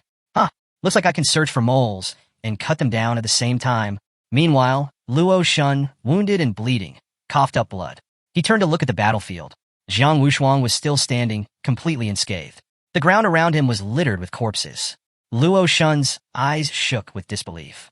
"Even with 8 men attacking him at once, we couldn't land a single hit?" Jiang Wushuang cracked his knuckles and smirked. "Maybe you guys should call 9 more warriors and try again." Luo Shun clutched his shoulder, his confidence crumbling. His group's formation was in total disarray. Jiang Wushuang was too strong. Jiang Chen was still fighting freely. If this continued, they were doomed. But then, the sky darkened. Black clouds gathered above them, rumbling with ominous energy. Thunder crackled across the battlefield. Luo Shun clenched his teeth. Was this the end? Then he noticed something. Hope flickered in his eyes. The storm wasn't natural. This was a power of calamity. Relief washed over him. The lightning was coming. "Dan Lishuang," he shouted. "Now!" Dan Lishuang nodded. She extended her hands, and a brilliant blue energy pulsed around her body. But Bai Feng's grip on his sword tightened. With a burst of speed, he rushed toward her, his sword poised for a strike. Dan Lishuang immediately summoned a protective barrier, blocking his advance. Jiang Wushuang's gaze sharpened. It only took him a second to realize. This was Luo Shun's true plan. "Everyone kill Dan Lishuang first." Jiang Wushuang roared. Hearing this, Luo Shun's lips curled into a smirk. He pressed his hand against the ground. An eerie energy surged across the battlefield. His voice was low and triumphant. "It's already too late." Jiang Wushuang's body trembled as the surge of energy overwhelmed him, forcing him to drop to one knee. One hand braced against the ground, the other gripping his knee tightly, his teeth clenched in frustration. He had been too careless. Now immobilized, Bai Feng turned his attention to Dan Lishuang, preparing to strike. Luo Shun, aware that his illusions wouldn't hold Bai Feng for long, knew 10 seconds was all he needed. By the time Bai Feng broke free, Jiangnan would already be eliminated. Do it now, Luo Shun ordered. Without hesitation, Dan Lishuang activated Water Dragon Dance. Divine and demonic energy swirled around her, creating a devastating surge of power. The attack shot toward Bai Feng like a tidal wave. He barely managed to block it with his sword, but the impact sent him flying backward, forcing him to retreat. Dan Lishuang's eyes gleamed as she raised her hands to the sky. She unleashed her strongest technique, Blue Sky Water Serpent Dragon. A forbidden spell activated, causing blue energy to descend upon Jiang Chen's team. Within moments, glowing marks appeared on their foreheads. Jiang Chen rested his sword on his shoulder, calmly observing his allies, confusion flickering across his face. Why were these marks appearing? Before anyone could react, a massive dragon form from pure lightning appeared in the sky. Its piercing gaze locked onto them, exuding an overwhelming presence. Luo Sandao and Li Bing paled, their mouths agape in terror. Thunder punishment. The power of this divine retribution was on par with a sealed king of 7 transformations. The attack covered an immense range. Escaping was impossible. Meanwhile, Tang Ying stood victorious, though barely. She had struck her opponent 3 times, nearly losing her life in the process. Across from her, Wu Qingqing was in bad shape. One arm missing, a deep wound cutting across her chest. Clutching her injury, she staggered toward Lu Hang's portal, a smirk playing on her lips. Doesn't matter if you win this fight, she taunted. Losers are forgotten in the Celestial Geniuses rankings. Great Xia only remembers the strong. Jiang Chen's team, still marked by thunder punishment, looked toward the sky, frustration and uncertainty gripping them. Victory had been so close. Was this fate playing a cruel joke? Bai Feng, enraged, let his energy surge wildly. He prepared to strike once more, but Dan Lishuang had already made her move. Her ability to escape into the void activated, and as she stepped into the portal, she turned to Bai Feng. You're already as good as purified, she said coldly before disappearing. The prince watched the looming thunder with dread. His hands clenched into fists as he declared, Then we'll perish together, Muhan Xiao. But Muhan Xiao hesitated. Her hands clutched her head as tears welled up in her eyes. No, I don't want to die with you, she cried. She turned away, her heart set on a different fate. She wanted to go with Jiang Chen. Bit by bit, Jiang Wushuang fought off the illusion, his eyes burning with an unquenchable thirst for revenge. Luo Shun smirked. It's over. Jiang Nan has lost. None of you from the 4 great war zones will advance. Jiang Wushuang knew thunder punishment wasn't strong enough to kill him. He swore to hunt them down to the ends of the earth. As they exited the secret realm, Luo Shun stepped through the portal, throwing a mocking glance over his shoulder. You want revenge? First, you better make sure you survive. Just then, a shadow lunged forward. It was Jiang Chun. Without hesitation, he threw himself straight toward the raging thunder punishment. The dragon in the sky locked eyes on him, its crackling energy intensifying. Jiang Chen's gaze was steady, unwavering. Why are you all so afraid of a little thunder? He asked, his voice calm. Luo Shun and the others, watching from the portal, burst into laughter. Has he lost his mind? Does he really think thunder punishment is weak? But Jiang Chen only smiled, extending his hand toward the dragon. I've been waiting for this moment. His voice carried absolute confidence. Is this really your trump card? Pathetic. At that moment, the sky split open, and 9 enormous lightning dragons roared into existence. Their sheer power sent waves of panic through the onlookers. They rushed toward Jiang Chun, their presence overwhelming. Dan Lishuang, what are you waiting for? Make them attack the others, someone shouted. Dan Lishuang hesitated, extending her hand. But instead of control, only fear filled her eyes. The dragons refused to obey. Impossible. How can I not control my own calamity? Jiang Chun landed gracefully, his body brimming with electric energy. The dragon's furious lightning surged into him, but instead of harming him, it was absorbed. His eyes gleamed with excitement. He chuckled. Looks like your water isn't as pure as you thought. Without missing a beat, he activated Lightning Fusion, his Thunder Dominator ability. Bolts of energy crackled around him as he rose into the sky. The battlefield fell silent, all eyes fixed on him. This time, Jiang Chen declared, You are the ones who will lose. Stunned silence. Shocked faces. None of them had expected this. Jiang Chen raised his hand, summoning arcs of electric energy. The realization hit them. He wasn't just a poison master. He had 2 classes. How many more secrets was he hiding? A smirk played on his lips as he locked onto his prey. All right then, let the hunt begin. With a flick of his wrist, he unleashed Sky Blade, Thunderblade, lightning crackling in his grip. His challenge was clear. Let's see who's faster, my thunder or your portal. Luo Shun's subordinates rushed into the portal, thinking they were finally safe. But Jiang Chun, now crackling with the electric energy of the dragons, had other plans. His glowing eyes and confident smirk sent a chill through the air. Without hesitation, he moved like a streak of thunder, activating Thunder Sword. In an instant, lightning-infused slashes tore through the void, striking down the enemies hiding within. Their bodies were sliced apart before they could even react. Luo Shun's jaw dropped. Sweat beaded on his forehead as panic set in. He can cut through the void itself? The reality hit him like a hammer. His plan had completely collapsed. Meanwhile, Jiang Chun, now surrounded by an overwhelming aura, soared through the sky, hunting down the fleeing opponents. On the battlefield, Jiang Wushuang, still on one knee, was breaking free from Luo Shun's ability. Seeing this, Luo Shun stepped out of the portal, his gaze locked onto Jiang Chun. He barked orders to his allies. Break the formation. Now! If Jiang Chun can turn Thunder Punishment into his own power, there's no stopping him. Luo Shun shouted, urgency in his voice. Dan Liang's face was a mix of disbelief and confusion. Wu Qingqing had just emerged from the portal, but her attention was immediately drawn to Luo Shun's growing desperation. On the other side, Lu Hang stood frozen in shock. Luo Sandao, however, wasn't about to let them escape so easily. Her eyes blazed with determination. Stretching out her hand, she summoned a massive barrier. If you want to leave, she declared, you'll have to break this first. A reinforced eternal shield of life materialized, a shimmering blue wall encasing the battlefield. Trapped inside, Luo Shun's forces had no choice but to fight their way out. Wu Qingqing unsheathed her blades, analyzing the shield. We need to attack together. That's our only chance. Before they could act, Tang Ying suddenly appeared in front of her, dagger in hand, eyes gleaming with excitement. She smirked. Going somewhere? She asked, tilting her head. I'm your opponent. Wu Qingqing had no choice but to activate her power, preparing for a fight. I'll kill you first, she spat. Dan Lishuang tried to intervene, but Bai Feng stepped in, sword flashing as he launched a devastating strike toward her. Dan Lishuang barely lifted a hand, blue energy swirling around her palm as she effortlessly blocked his attack. Her serious expression didn't waver. You're not even worth my time, she said coolly. Bai Feng smirked, gripping his sword tighter. Guess we'll find out soon enough. Elsewhere, one of Luo Shun's subordinates attempted to flee. But before he could make it far, a man with a ponytail moved in a blur.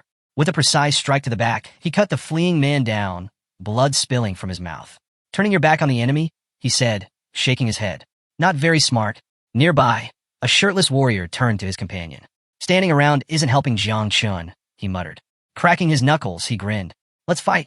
Mu Hanchio's eyes sparkled with excitement as she watched Jiang Chun cut down their enemies. Not one to be outdone, she decided to show off as well.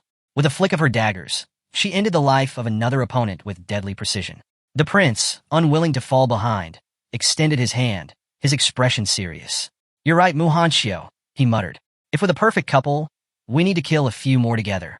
Above them, the sky rumbled with thunder as Jiang Chun zipped through the air, his speed leaving crackling energy in his wake. With another swift strike of Thunder Sword, he cut down two more enemies still hiding inside the portal. Casually slipping a hand into his pocket, Jiang Chun watched his victims writhe in pain, his cold gaze unyielding. Luo Shun's expression darkened. Another two down. He turned to Lu Hang. Get rid of him. Now. Inside the portal, Lu Hang locked eyes on Jiang Chun, his face unreadable. He gave a silent nod, accepting the order. In an instant, he vanished, using spatial jump to reappear directly behind Jiang Chun, aiming for a sneak attack. But Jiang Chun only grinned, a sharp, almost sinister smile. Too slow. With lightning-fast reflexes, he blurred out of reach before Lu Hang's attack could land. In one fluid motion, he struck again, cutting down yet another man still inside the portal. Turning to face Lu Hang, he smirked. You're late. Every time you jump, I'll take another one of your allies. Lu Hang's confidence wavered. He's too fast. I can't keep up. Luo Shun, sensing the shift in momentum, activated his ability. His eyes gleamed as they locked onto Jiang Chun's movements, syncing his consciousness with Lu Hang's. Now, you won't escape, Luo Shun sneered. Lu Hang's eyes also glowed, but almost immediately, a sharp pain shot through his head. Jiang Chun suddenly appeared behind him. I've been waiting for this, Jiang Chun murmured, his voice laced with cold amusement. His piercing gaze held nothing but vengeance. You're just a sewer rat, and this time, you're too slow. Lu Hang's breath caught in his throat. He's behind me? Panic surged through him. There was no escape. With a single motion, Jiang Qin unleashed a devastating thundersword strike. A massive lightning bolt crashed down upon Lu Hang, its sheer force shattering the ground beneath him. As the dust settled, Jiang Qin's expression turned satisfied. He glanced to the side and chuckled. This moment should have belonged to Jiang Wushuang. I wouldn't want to steal his fun. Meanwhile, Jiang Wushuang's body pulsed with an intense red energy as he finally broke free from Luo Shun's curse. His eyes locked onto Luo Shun, burning with unrestrained fury. Luo Shun staggered back, raising an arm defensively. Blood dripped from his mouth, his body no longer able to maintain control over Jiang Wushuang. Jiang Wushuang clutched the wound on his shoulder, but remained standing. As Luo Shun collapsed to his knees, gasping for breath, the battle was far from over. Luo Shun's remaining subordinates emerged, weapons drawn, their faces set with grim determination. With no escape left, their only option was to fight. They vowed to protect Luo Shun at all costs. Now fully free from Luo Shun's curse, Jiang Wushuang stomped the ground, launching himself forward. Before the nearest enemy could react, he drove a powerful fist into his face, sending the man flying. Without pausing, he grabbed another opponent by the head and slammed him into the ground with bone-crushing force. His furious roar echoed through the battlefield. "You're all courting death." The others hesitated, fear flashing in their eyes. They knew they were completely outmatched. From above, Jiang Qin hovered, watching Jiang Wushuang with amusement. A small smirk formed on his lips. "You finally broke free. But this is nowhere near enough." Jiang Wushuang's eyes burned with hatred. He turned to Jiang Qin. "Then we'll just have to settle this with speed. Let's see who can kill more." Before their contest could begin, Dan Lishuang stepped forward, her expression filled with fury. "You're celebrating too soon," she growled. Raising her hand, she summoned a surge of water from the ground. The liquid twisted unnaturally, wrapping around Bai Feng's neck and legs, trapping him in its crushing grip. "This is Belo's water. It strangles and purifies the soul," she declared. Bai Feng thrashed, his screams of agony filling the air. "Help me! I!" His cries were cut off as the water tightened around him. Jiang Qin moved like a flash of lightning, his celestial sword slicing through the water in a single swift motion. The liquid dispersed instantly, and he caught Bai Feng's unconscious body before it could hit the ground. Dan Lishuang's jaw dropped. "Impossible," she whispered.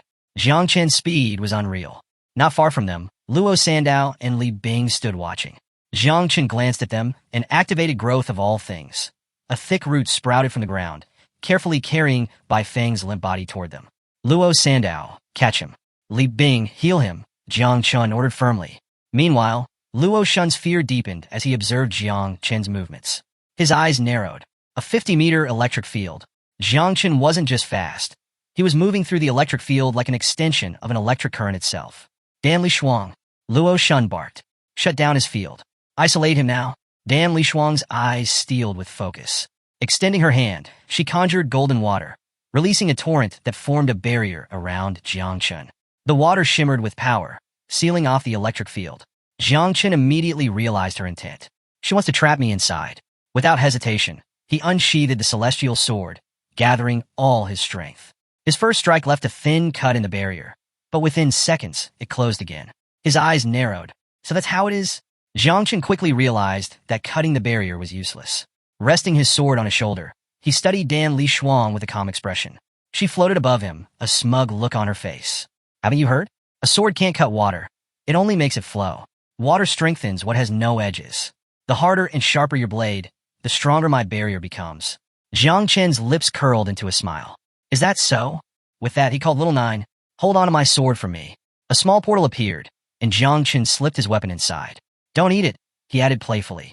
With his sword stored away, he clenched his fist, little Jia's energy surging around it. "Let's see if hitting harder really makes this barrier stronger." Dan Lishuang sighed, watching him from above. "You really are stubborn." Jiang Qin's eyes gleamed. "Guess we'll never know if we don't try." Channeling his power, he activated Divine Prison Fist. A crimson energy burst from his body, shaking the ground beneath him. The impact of his stance alone sent cracks through the earth.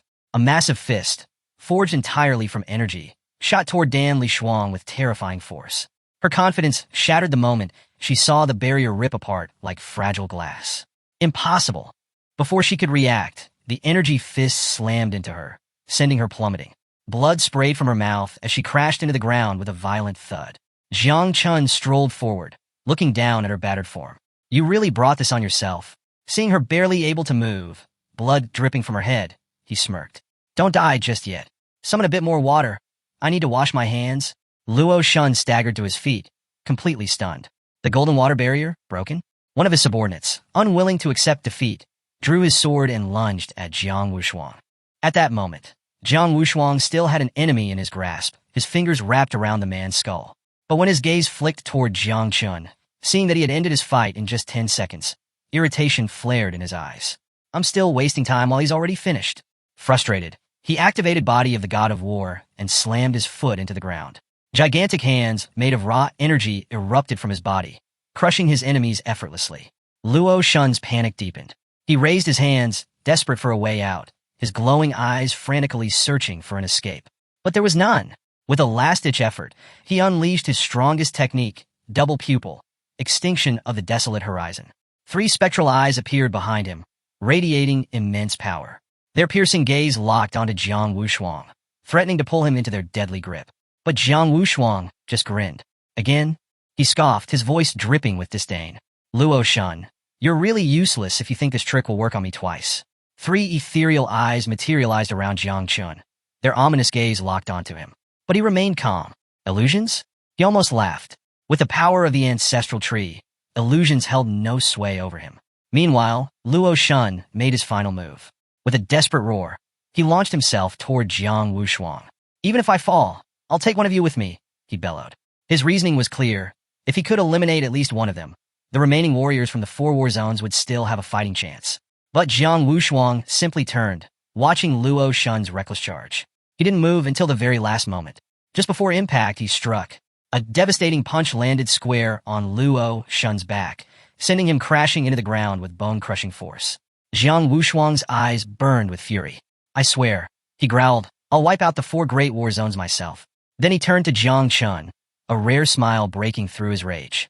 I have to admit, this was all thanks to your tactics. Jiang Chun raised a single finger, his expression unreadable. Don't get ahead of yourself, he warned. Look up. The moment he said it, the air began to shift. The secret realm's boundary was collapsing. The battlefield shrank rapidly, forcing everyone to act. Panic set in. They had to finish this fight fast. In another location, a grand hall displayed the battlefield on a massive screen. Among those watching were Ji Lingxiu and Jiang Xinji. They were visibly taken aback. Jiang Chun had just revealed his sovereign of electricity class, a hidden level of power none of them had expected. Floating nearby, Jiang Xinji narrowed his eyes at the screen, deep in thought. Jiang Chen's growth was accelerating at an unbelievable pace. If he continued down this path, combining his talent with the 9 miasma wings, he might one day ascend to the legendary golden list of the 10,000 races. Beside him, Ji Lingxiu observed calmly, a slight smile on his lips. Jiang Chun is impressive, he admitted. But my grandson, Jiang Wushuang, also has great potential. Even Luo Shun and Dan Li Shuang performed decently. Then, as if remembering something unpleasant, he sighed. His thoughts drifted to his granddaughter, Xinyue. A frown formed. Instead of seizing the opportunity to prove herself, she had squandered her time. Jiang Xinji placed a reassuring hand on his shoulder. Don't be too harsh, he said gently. Even geniuses can lose their way. On the other side of the hall, tension crackled. Xinyue's father had his eyes locked on Gu Kaitian, his expression filled with barely contained fury. You hid this from me? He snapped. Your disciple has an electricity-based profession, and you didn't say a word? Gu Kaitian, who had also just learned of Jiang Chen's hidden class, clenched his fists but remained silent. His mind raced. Jiang Chun hid this from me? Unforgivable. But he couldn't let anyone see his frustration.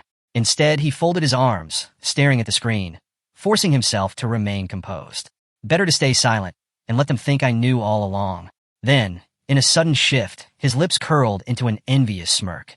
Electricity is the most powerful offensive class, he muttered. His gaze flickered toward Gu Kaitian. You're incredibly lucky to have taken Jiang Chun as your disciple. Gu Kaitian crossed his arms, watching Jiang Chun closely. There was no denying it. Jiang Chun was making him look good. And honestly, he wasn't even surprised. Before entering the secret realm, Jiang Chun had promised him a surprise. And he had definitely delivered. A statistics table materialized on the screen, revealing the standings of the war zones. Capital, Jiangnan Magic City, Guanghai War Zone, 10 people remaining. Wuxiang, Tianfu, Qinglian, Qinluo War Zone, 5 people remaining. A pity that old Duan, Jiangnan's commander, wasn't present. He'd be so thrilled, he'd probably start doing military boxing drills on the spot. Upon seeing the rankings, the protectors and the others began to murmur among themselves, frustration evident on their faces. A gray-haired man sighed and addressed them. "Half of our geniuses have been wiped out," he stated bluntly. "Face it, our warriors just aren't on Jiangnan's level." The gray-haired man leaned forward, hands resting on her stomach, and gazed at the screen with a calm expression. "There are still 2 hours left," she said. "Let's hope the others know how to hide well." Beside her, a muscular man scowled, arms crossed. Jiang Chun and his war district really know how to fake weakness before striking hard. It's infuriating. Further down the hall, Gu Kaitian, Xinhua father, and the others listened in silence. But Protector Xingha's patience wore thin, and she turned her sharp gaze toward Gu Kaitian. "When it comes to playing dirty, Jiangnan always wins," she snapped. Old Gu Kaitian trained them well in that regard. Gu Kaitian didn't flinch. His eyes remained calm as he responded. "Anyone who wants to kill should be prepared to be killed in return." He let out a smirk. "A sewer rat tried a sneak attack and got countered. That's all there is to it. Seems like some people just can't handle losing." A few murmurs went through the crowd. The discussion shifted. "Jiang Chun, he really might take first place this time. And if that happens," someone whispered, "even the capital might suffer its greatest defeat." The general of the capital, sitting nearby, placed a hand on his knee and shot them a confident look. "The capital isn't full of useless people like you lot." He pointed at the table. "Instead of whining, why don't you check how many geniuses you have left?" Just then, someone spoke up. "The Guanghai War Zone is actually doing the best." The muscular man's head snapped to the side. His expression darkened when he spotted Yun Zhantian. "Even you betrayed us?" he growled. Yun Zhantian, unfazed, lazily dug a finger into his nose. Without opening his eyes, he smirked. "I'd be an idiot if I didn't take advantage of this opportunity." Then, without hesitation, he flicked his snot at them. The room fell silent for a second. Then chaos erupted. "You filthy scoundrel!" The Protector's others cursed him out, furious at his shamelessness. Back in the secret realm, several men crept toward 2 unsuspecting girls, weapons drawn. But before they could strike, Xing, the brown-haired girl, spun, sword in hand, her determined gaze burning as she sliced through her attacker, ending his life instantly. Her companion reacted just as swiftly. With a flash of her weapon, she took down another enemy. Both girls raised their voices in defiance. "We won't let anyone near Song Changji." Unbeknownst to them, a lone figure watched from atop a cliff. His hands rested behind his back, his black hair swaying slightly in the wind. Song Changji, Guanghai War Zone's top genius, gazed down at the scene, a small smile playing on his lips. So even the so-called useless ones have their uses. The identity assigned to him by the Church of the Ancient God this time wasn't bad at all.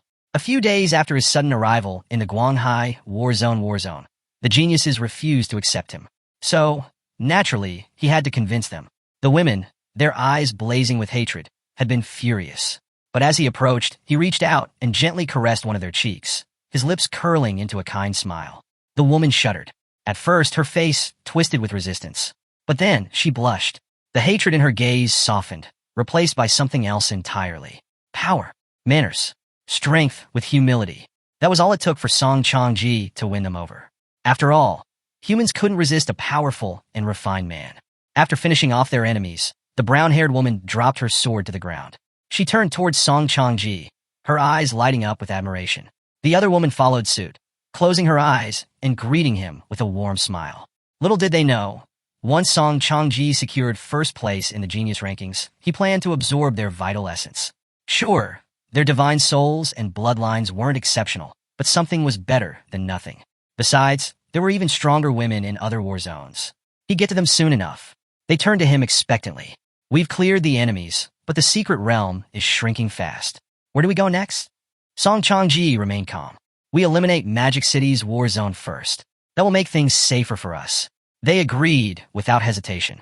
Not far away stood a ruined city, surrounded by jagged mountains. The terrain was treacherous, and the only way in or out was via a narrow stone bridge. Here, Injan, the leader of the capital's genius team, stood with his forces. His calm gaze swept over his comrades as he made his decision. They would block the bridge. Like predators lying in wait, they would strike the moment their prey arrived. His voice was steady, but filled with determination. "This year, we eliminate the other 7 teams. The capital's geniuses will take over the top 10 rankings." Excitement rippled through his team. They clenched their fists, shouting in agreement. A statistics board appeared before Injan.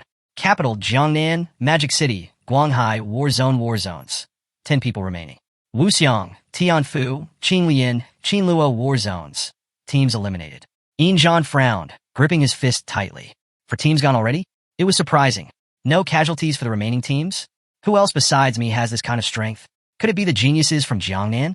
Or perhaps Madu? His excitement grew. Turning to the side, his glowing eyes shone as he summoned his dragons. Change of plans, he announced with a grin. Winning like this is boring. The thrill of the hunt called to him. Instead of waiting, they would seek out their enemies head-on. Move out. Meanwhile, in another part of the secret realm, Ji Xinyue's team stood in stunned silence. One of the men spread his hands in confusion.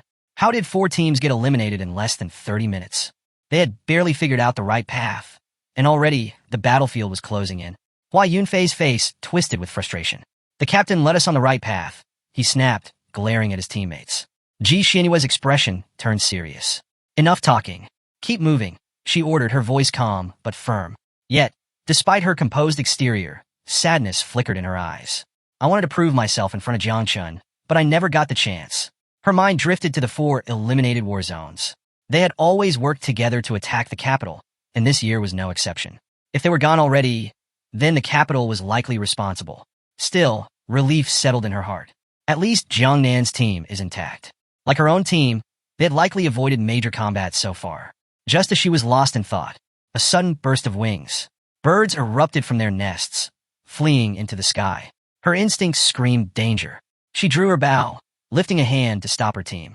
Her sharp gaze scanned the surroundings. Something's wrong, she warned. Stay alert. Someone's planning an attack. Her voice was steady, but tension filled the air. Then from a nearby portal, a figure stepped out. Song Changji. His confident eyes locked onto her as he smirked. Ji Xinyue, he said smoothly. I know you hold the divine-level profession, God's Sun Extinguisher, along with the extreme flame bow. More figures emerged behind him, his team, silent, watching. From a cliff above, Song Changji observed her, amusement dancing in his gaze. It's no surprise you're ranked second on the great genius list, he mused. A shame, really. If we met under different circumstances, I might have shown mercy. His smirk widened. But this is the genius rankings, and I have no choice but to eliminate you. Ji Xinyue's eyes burned with fury. Go to hell? Song Changji raised an eyebrow. So, you're ready to die? Ji Xinyue said nothing. Her answer came in the form of an arrow. She activated Celestial Fire Meteor, releasing a blazing projectile surrounded by divine flames. Hua Yunfei froze, mouth slightly open. The sheer power of the attack left him stunned. The sky lit up as the fire arrow streaked toward its targets, its overwhelming presence blinding everyone. Song Changji's subordinates shielded their eyes, some even turning away. The pressure of a divine profession weighed heavily on them. Amid the chaos, the brown-haired woman standing beside Song Changji remained calm. Hold your ground, she instructed. We have Song Changji with us. As the fiery arrow neared them, Song Changji finally moved. Without hesitation, he extended his hand, eyes glinting with intrigue. Impressive talent, he murmured. Then, he flicked a thread into the air. The fine strand of energy wrapped around the blazing meteor arrow, catching it as if it were nothing. Silence. Ji Xinyue breath hitched. He caught it. Her strongest attack, stopped by a thread. Song Changji twirled the captured arrow in his hand, channeling his energy into it. Blue light wrapped around the flames, distorting their brilliance. His gaze landed back on her, filled with cruel amusement. I'll be courteous, he said. I'll let you die knowing the truth. I have 2 divine-level professions. Song Changji twirled the arrow in his fingers, his smirk widening. The profession I used to catch this? Celestial Weaver of Stars. His eyes gleamed with malice as he fixed his gaze on Ji Xinyue. And my second profession? He chuckled. Divine Shadow of the Great January. As he activated his power, a perfect copy of his body emerged beside him. Then another. And another. In the blink of an eye, hundreds of identical copies surrounded them, blocking every escape route. Song Changji's voice was calm, yet carried an undeniable arrogance. Individually, these professions can't compare to yours. But together, under my control, their power is terrifying. The members of Ji Xinyue's team stood frozen in disbelief. 2 divine-level professions? One of the men swallowed hard, panic creeping into his voice. How is this even possible? Ji Xinyue wasn't shaken. She grabbed an arrow from her quiver and turned toward Xiao Song, the perceptive class warrior on her team. Can you find the main body? She asked. Xiao Song stretched out his hand, eyes glowing as he activated his ability. But when he spoke, his voice trembled. All the clones have anchor points, he revealed. The main body can transfer to any one of them at will. That means any clone could be the real one. Silence. Ji Xinyue's eyes narrowed. So that's why the Guanghai war zone never bothered to attack the capital directly. They specialize in deception and ambushes. But there was no time to dwell on it. She steadied herself and gave a firm command. Stick to the plan. If you can fight. If not, look for an opening and break through. Her team immediately responded. Swords drawn. They formed a defensive circle around her. Song Changji tilted his head, watching with mild amusement. Interesting, he muttered. But before he could make a move, boom! A blazing arrow shot into the sky, igniting in an explosion of golden flames. Ji Xinyue activated Scorching Sun above, then immediately followed it with Golden Crow's fire rain. Above them, the fire coalesced into the shape of a massive flaming crow, its wings stretching wide as it screeched. The sheer heat made the air waver. Song Changji's team panicked as the crow spread its wings and began incinerating the clones one by one. Still, Song Changji remained unfazed. He simply watched, smirking. Beautiful technique, he admitted, but useless. He stepped forward, raising his hand toward the sky. This is getting boring. He activated 1,000 threads. A massive celestial and terrestrial web appeared above them. With a flick of his finger, the fine golden threads shot toward the fire crow, ensnaring it in an intricate web. The moment the crow struggled, the net contracted, crushing its form. A series of violent explosions followed, sending shockwaves through the battlefield. Ji Xinyue's breath hitched. Her strongest attack, defeated effortlessly. Behind her, two teammates stepped forward, forming a defensive shield to buy them time. Her closest allies analyzed the situation quickly. The net is still closing in. He's trying to trap us to death. Ji Xinyue clenched her fists. I won't let that happen. She raised her bow and shouted. Use your ultimate abilities now. The team obeyed immediately, summoning a powerful barrier to hold the net at bay. Ji Xinyue activated Extreme Flame, causing a colossal bow to materialize in the sky. This is our chance, she commanded. Find an opening. Break through. Elsewhere in the secret realm, a massive explosion rippled through the air. Jiang Chun and his team, already near the area, felt the impact. His eyes sharpened. That power. Could it be Ji Xinyue and her team? The man beside him noticed his reaction. Something wrong? Jiang Chen's gaze darkened. They'd gotten themselves into serious trouble. Without hesitation, he turned to his team. We're heading to Magic City team, he declared. Now! Song Changji raised his hand, threads of energy unraveling into the air. His eyes locked onto Ji Xinyue with a smug expression, a smile tugging at his lips. The crowd stood frozen, shock rippling through them. 2 divine-class abilities? That level of power was unheard of.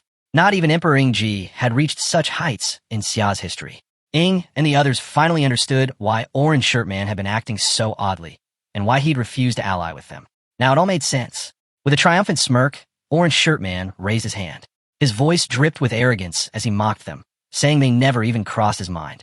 In his eyes, Jiang Wushuang, Jiang Chun, and Ing Zhan were all beneath him, worthless compared to Song Changji. Xiaoya's father's face went pale. He stared at the battlefield, gripped by fear. He wasn't concerned about winning or losing anymore. His only worry was his daughter's safety. Orange Shirt Man threw his head back, eyes closed, laughing maniacally. He was convinced his war zone would claim victory. But White Hair and Beard Man turned to Xiaoya's father calmly, asking him to ignore Orange Shirt Man's delusions. He revealed that Jiang Chun was already on his way to back up Ji Xinyue and the team. This fight wasn't over, not yet. Ji Xinyue lifted her bow skyward as Hua Yunfei and the others raised their hands, erecting a barrier. But one of the girl's eyes went wide. Something was wrong. In a panicked voice, she told the captain the illusion of the extreme flame bow was fading. One of the barrier users broke into a sweat, his voice shaky as he admitted he couldn't keep it up much longer. Ji Xinyue gasped for air, her body trembling from exhaustion.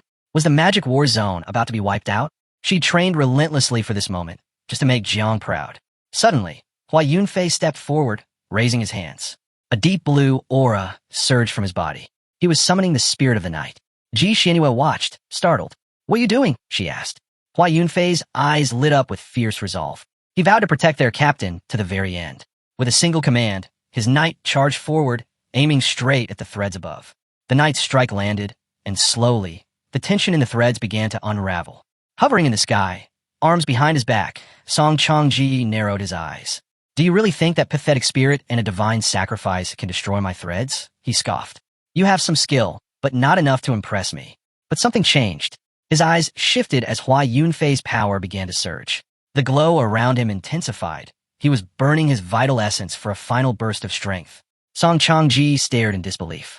Was this guy actually trying to kill himself? And then, boom. Hua Yunfei's body shattered into pieces. Ji Xinyue collapsed to her knees, tears flooding her eyes. But the sacrifice wasn't in vain. Empowered by Hua Yunfei's final act, the spiritual knight sliced clean through the threads, ripping apart the net above them. Just as hope returned, Song Changji extended his hand once again. Star Weaver, he called out. Another net materialized in the sky, shocking everyone.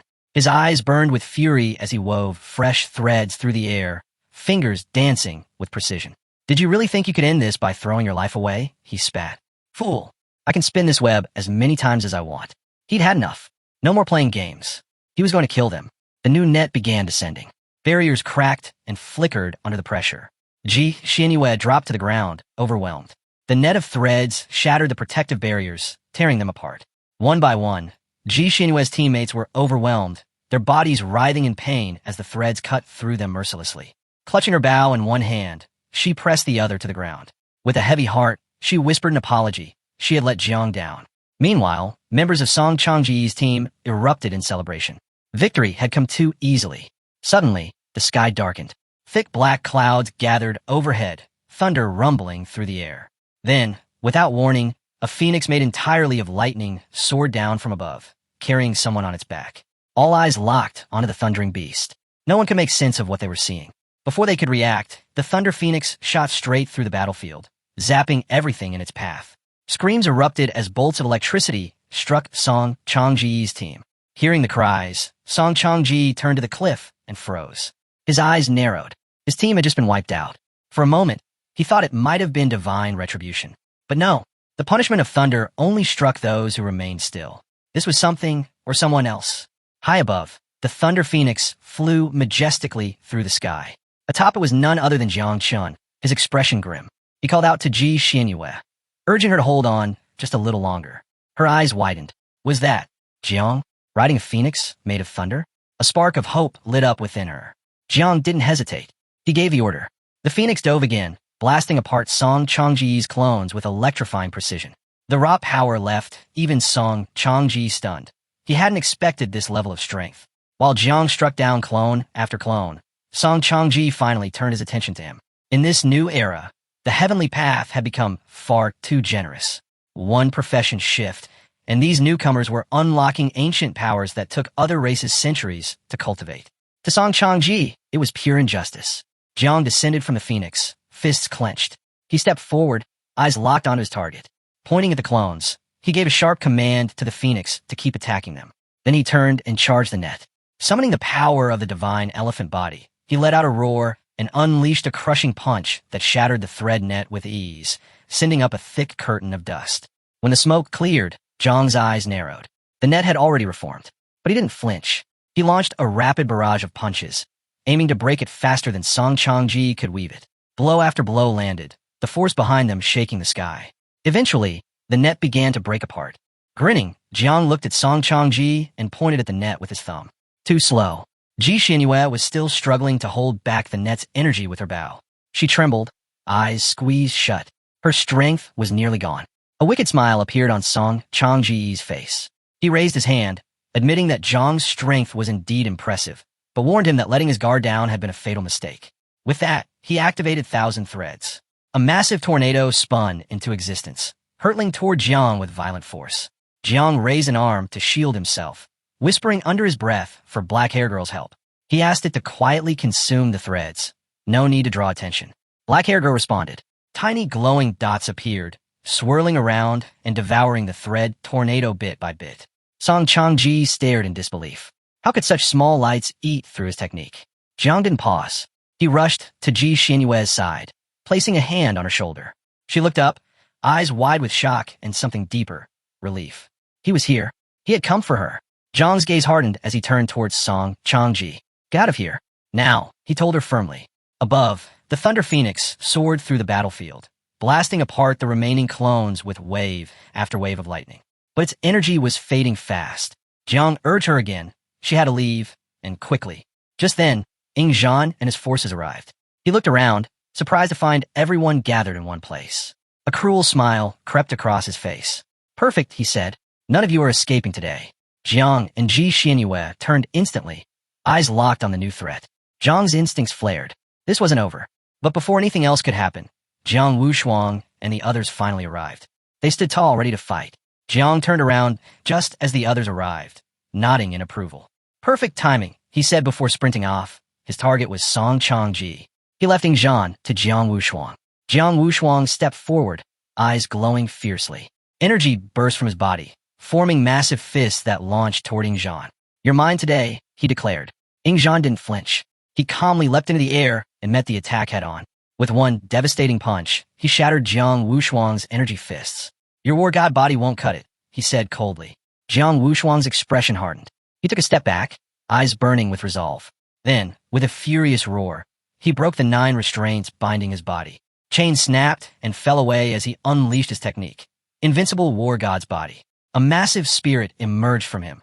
9 arms, towering presence. His full power was finally out. Ingzhan watched in silence, his eyes slowly lighting up with excitement. He raised his hand and summoned his own force. An enormous blood-red dragon coiled behind him, roaring with primal energy. He smirked. Rumor has it your grandfather wiped out the dragon race in the underground caverns, he said. Let's see if his grandson is just as strong.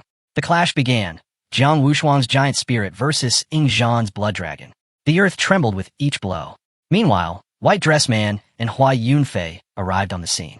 White Dress Man placed her hands firmly on Ji Xinyue's shoulders. Come with us, she said sternly. It's time to face the ones from the capital. Hua gave a careful look. We can't interfere with Zhang's battle, he added. Ji Xinyue hesitated. Her eyes flicked between them, and then she nodded. Back on the battlefield, Song Changji was watching the chaos unfold. His gaze suddenly shifted. Something or someone had caught his attention. The Thunder Phoenix landed beside Jiang. He gently stroked its head, eyes steady. Ready? He asked, smiling. Song Changji's eyes lit up with excitement. He started absorbing the remaining energy from his clones, his smile growing wider. All 4 divine geniuses of Great Xiao were now present. Jiang Chun, Ingzhan, Jiang Wushuang, and Zhan Chu Andu. There was no more need to wait for the genius rankings. No more need to pretend to be one of the lower races. Song Changji decided it was time to reveal his true self. I'll use 30% of my power, he declared. Zhang's expression shifted, suspicion creeping in. What do you mean? He asked. Song Changji raised his hand. Angelic wings burst from his back. His eyes turned stark white. With a serene smile, he unlocked the origin seal, revealing his true form as a member of the tanking divine clan. He waved his hand. A pulse of energy sealed the secret realm, blocking all entry and exit. A glowing platform appeared beneath his feet. Zhang's eyes narrowed. It didn't take long to recognize the truth. Song Changji was one of the 10,000 ancient races from the caverns. Across the battlefield, Ingzhan went pale. His eyes widened in fear. He turned and shouted, Everyone, get out of the secret realm, now. But it was too late. A wave of pressure crashed from above. Jiang Wushuang dropped to his knees, fists clenched. I can't move. He gritted through his teeth, worry written across his face. Song Changji's eyes glinted with cruel delight. He raised his hand again and smiled. No use struggling, he said. This realm belongs to me now. No one could move. No one could escape. And no one from the outside could enter. He continued. Before, if you died here, you could still be revived outside. But now that I'm here, and your divine souls have been fully refined. He paused, eyes glowing with finality. There's no coming back. With the power of the angel wings, Jiang Chun took flight. A twisted grin stretched across his face, his eyes darkening with cruel intent. He knew Jiang Xuanji and Ji Lingxiu were watching from outside the secret realm. Turning his gaze toward them, he taunted them both, asking how it felt to watch this unfold. He reminded Xuanji of that brutal day on the northern battlefield, when he slaughtered his sister in that cave. And today, he was here to completely sever the roots of their so-called greatness. Everyone's attention, including Jiang Xuanji's, was locked onto the surveillance screens. Confusion rippled through the crowd. How had someone from the Taiying Divine clan managed to infiltrate? The feeds had no audio, so no one could hear what Jiang Chun was saying. But then, one observer, skilled at reading lips, decoded his words. Something had gone wrong inside the secret realm. Jiang Chun had trapped the remaining geniuses, and now he planned to execute the strongest of them, right in front of everyone. Jiang Chun's eyes burned with fury. He raised his hand toward Jiang and the others, summoning his power. Thin, glowing threads extended from his fingertips. Both Xiaoqin and Yun Zhantian's father locked their eyes on him. A chill swept over them. The father instantly recognized the technique. It was the Taiying Divine clan's terrifying ability, thousand threads. Panic spread. The thousand threads could weave together countless souls, binding them like a cursed net, deadly to divine souls. Ji Shaoqin tensed. This wasn't just dangerous, it was catastrophic. Those trapped in the secret realm couldn't even self-destruct to escape. If their souls were erased, they'd be truly dead. Back in the capital war zone, the general erupted in rage. His attack thundered across the ground, shattering it as he launched a furious strike at Yang Zhan, betrayal written all over his face. Yang Zhan raised his arms to block the blow, gritting his teeth. He swore he had no idea Jiang Shan was from the Taiying divine clan. But the general's fury didn't waver. His eyes burned with hate, his fists clenched. Yang Zhan had betrayed Xia. And worse, he was the only bloodline left of the human emperor, their final hope. Even facing death, Yang Zhan held his ground. He shouted that no matter what, he had no ties to the Taiying divine clan. And even if he died now, it wouldn't change what was happening to Yang Zhan. Before the next blow could land, a surge of powerful energy smashed into the ground between them. Everyone froze. Yang Zhan turned, stunned by the sudden pressure in the air. The general halted mid-strike. They all felt it. This was the energy of the sword god and the god of war. Yang Zhan's eyes widened. Ji Lingxiu and Jiang Xuanji had arrived. Ji Lingxiu clenched his fists and glanced around, his expression grim. He couldn't believe everyone was already in disarray over something like this. They'd been at peace for far too long. Jiang Xuanji stepped forward, hands clasped behind his back. He looked at the general calmly and asked, if the underground cave were attacked and destroyed one day, would they all just roll over and surrender? The general said nothing. He just stared at Yang Zhan, throat tight. Then, Yun Zhantian approached the Celestial Sword King, his eyes fixed. He asked one question. How many offspring had Tane Dawang's miasma wings produced? If the number exceeded 100,000, they could turn this whole disaster around with a single devastating explosion.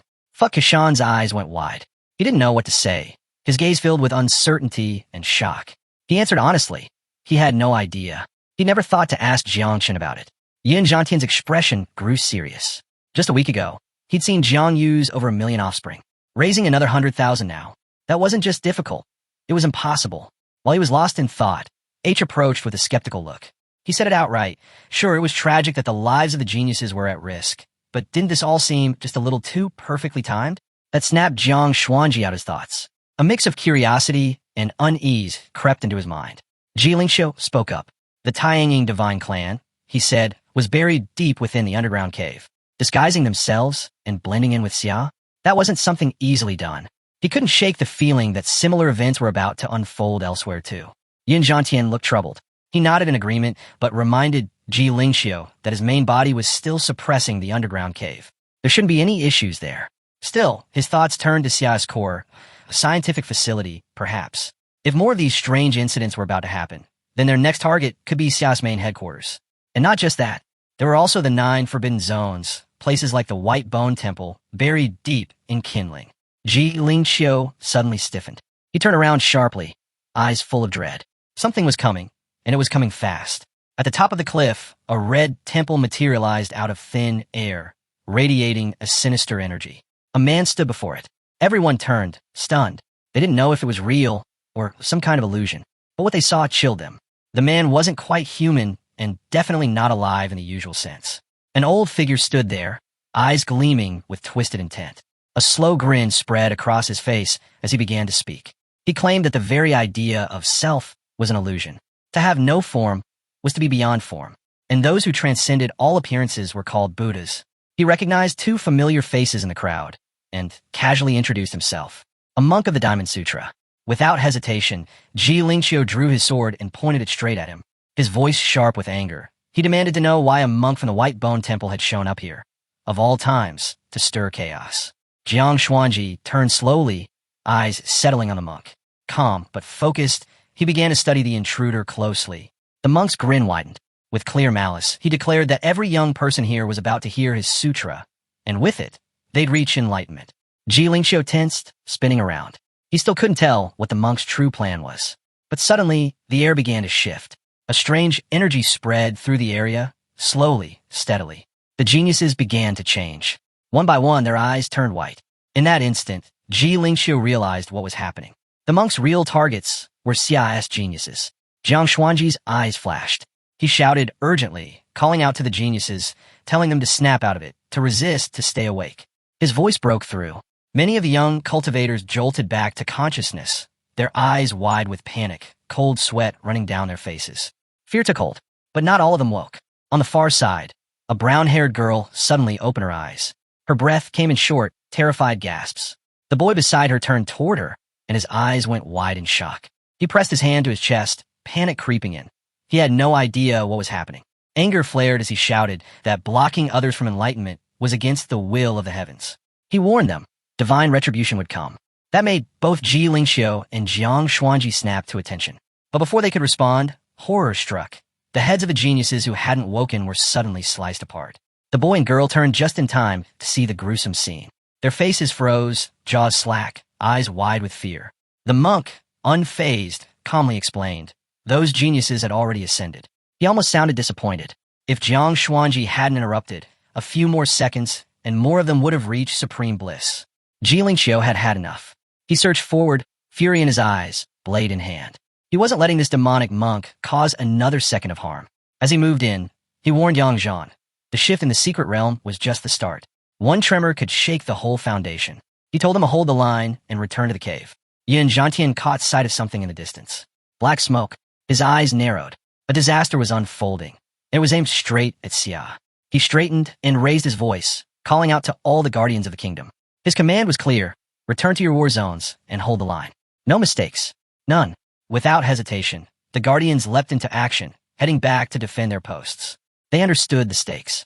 As they moved, they swore to Jiang Xuanji they would protect Xia with their lives and repay their past sins through merit. Both Song Changji and Jiang Chun watched in silence, arms behind their backs, deep in thought. Then Jiang Chun turned away, his eyes hard with resolve. He spoke without hesitation. If Tane Dawang died inside that secret realm, then once this battle was over, he'd follow Xuanji into the cave and wipe the Tanging divine clan from existence. Jiang Xuanji was quiet at first, but then something on the screen caught his attention. His eyes went wide. The feed showed what was happening inside the secret realm. There, Jiang stood tall. In front of him, kneeling and bloodied, was Jiang Chun. A sudden laugh escaped Jiang Xuanji's lips. He didn't know the details, but clearly, something had shifted inside the realm. And now that Jiang Chun was down on his knees, facing Tane Dawang, they could finally breathe easier. Just 5 minutes earlier, Yang Zhan had placed his glowing hand to the ground, commanding his blood-armored dragon to attack. Not far off, Jiang Xuanji gave his own order. His god of war body was to rip Jiang Chun apart. Most of them were wounded, but their eyes burned with determination. Up above, Jiang Chun hovered in the air, watching them. He laughed coldly. Why waste your energy? He taunted. Didn't they know? The more they resisted, the more their own powers would backlash against them. He told them not to be in such a rush. Once he finished refining the souls of the beautiful girls, they'd be next. With a flick of power, glowing threads wrapped around the bodies of Xiao Jiao, Mahenu, and Luo Shan. Screams erupted as the threads dug in. Jiang Chun was breaking their spirits, starting with their spiritual cores. Jiang, still on one knee, slowly stood up. His eyes lit with rage. Teeth clenched. Little Nine, hungry for a fight, stirred. She was ready to tear someone apart. But Jiang stopped her. Not yet. Unless it was absolutely necessary. She wasn't to show herself. He needed to think. There had to be another way. As much as Little Nine wanted blood, Jiang had promised not to use her in this tournament. But she wasn't his only secret weapon. He stared down his enemy. He had plenty of cards left to play. But without fully understanding the opponent, he couldn't afford to act recklessly. If he gambled wrong, he might survive, but his friends wouldn't. Jiang Chen's eyes turned white, a twisted smile on his face. Jiang activated his system. A status window flickered into view. Name, Shulan Duo. Race, Taiying Divine Clan. Position, 19th heir in a line of succession. Power level, 6. Affiliation, secret agent for the Church of the Ancient God. Mission, infiltrate Xia through an abyssal rift, suppress the source, and pose as a dual-profession genius. The Taiying Divine Clan ranked 61st among the 10,000 races, a secondary branch of the 3 main primordial divine bloodlines. On top of that, Jiang Chun possessed the Taiying, an artifact powerful enough to block the perception of the heavenly Tao. Jiang stared at him, intrigued. Then an idea sparked. He turned and asked Xiao Jia if they still had any of the divine and demonic blood essence they had once sealed within Julie's sacred treasure. Just a drop would do. Xiao Jia, who had been sleeping like a rock, blinked awake and yawned. He sheepishly admitted there was nothing left. He'd eaten it all. Then, With a flicker of transformation, Xiao Jia's form changed. His eyes lit up, and he extended a hand toward Jiang. If needed, he said, Jiang could take a drop directly from his body. The blood he'd refined was nearly identical to the original, just with fewer side effects, and no risk of spontaneous combustion. That made Jiang's face light up. A smile broke across his lips. He decided to use just a little to break the restriction and save the rest for what came next. Xiao Jia handed him the drop, and as soon as Jiang absorbed it, his body surged with power. A powerful aura burst outward. Jiang Chun snapped his head toward him, stunned. He couldn't understand how Jiang had broken free. He should have still been bound by the thread web. Jiang rose to his feet and summoned a shimmering barrier. Jiang Chun burst into laughter, completely misreading the move. He mocked Jiang, asking if he was trying to muffle his own screams during death. Was he worried others might hear and be embarrassed for him? But Jiang didn't flinch. He stood tall and called him by his true name, Shulan Duo. That stopped Jiang Chun in his tracks. He lowered himself to the ground and walked forward cautiously, eyes on the dirt. He asked in disbelief, who was Jiang, and how did he know that name? The true names of the 10,000 races were never meant to be revealed. Jiang's body radiated with a fierce, cutting energy. He didn't bother giving his name back. He simply said that someone like Shu Landuo wasn't worthy of knowing it. Jiang Chun had to shield his face from the pressure. Jiang's aura was intense, overwhelming. Was he from Ming Clan? Jiang walked forward, eyes cold, full of hatred. He stared down Shu Landuo and asked how the Taiying Divine Clan had fallen so far, how the 19th heir in their line could be so foolish. Shu Landuo's eyes widened. Panic set in. He wiped the sweat from his face, horror creeping into his expression. Jiang knew his exact position in the succession line. That meant, could this man be someone even higher ranked than the head of his clan? His voice trembled. Are you part of the Divine Clan? Jiang's eyes began to glow, his presence overwhelming. He pointed directly at Shu Landuo. You can't feel it? He asked. The aura of the ancient god. Shu Landuo's blood turned cold. His breath caught. He was going to be crushed. Jiang's expression hardened. Furious, he muttered that the Church of the Ancient God was far too reckless. Sending someone like Shu Landuo without proper intel, it had ruined everything. As far as Jiang was concerned, Shu Landuo and the church both had to die. Shu Landuo collapsed to his knees, head bowed low. Please, he begged, spare my life. He tried to reason with him, said it was all a mistake. They hadn't known the ancient god was present. It was a misunderstanding.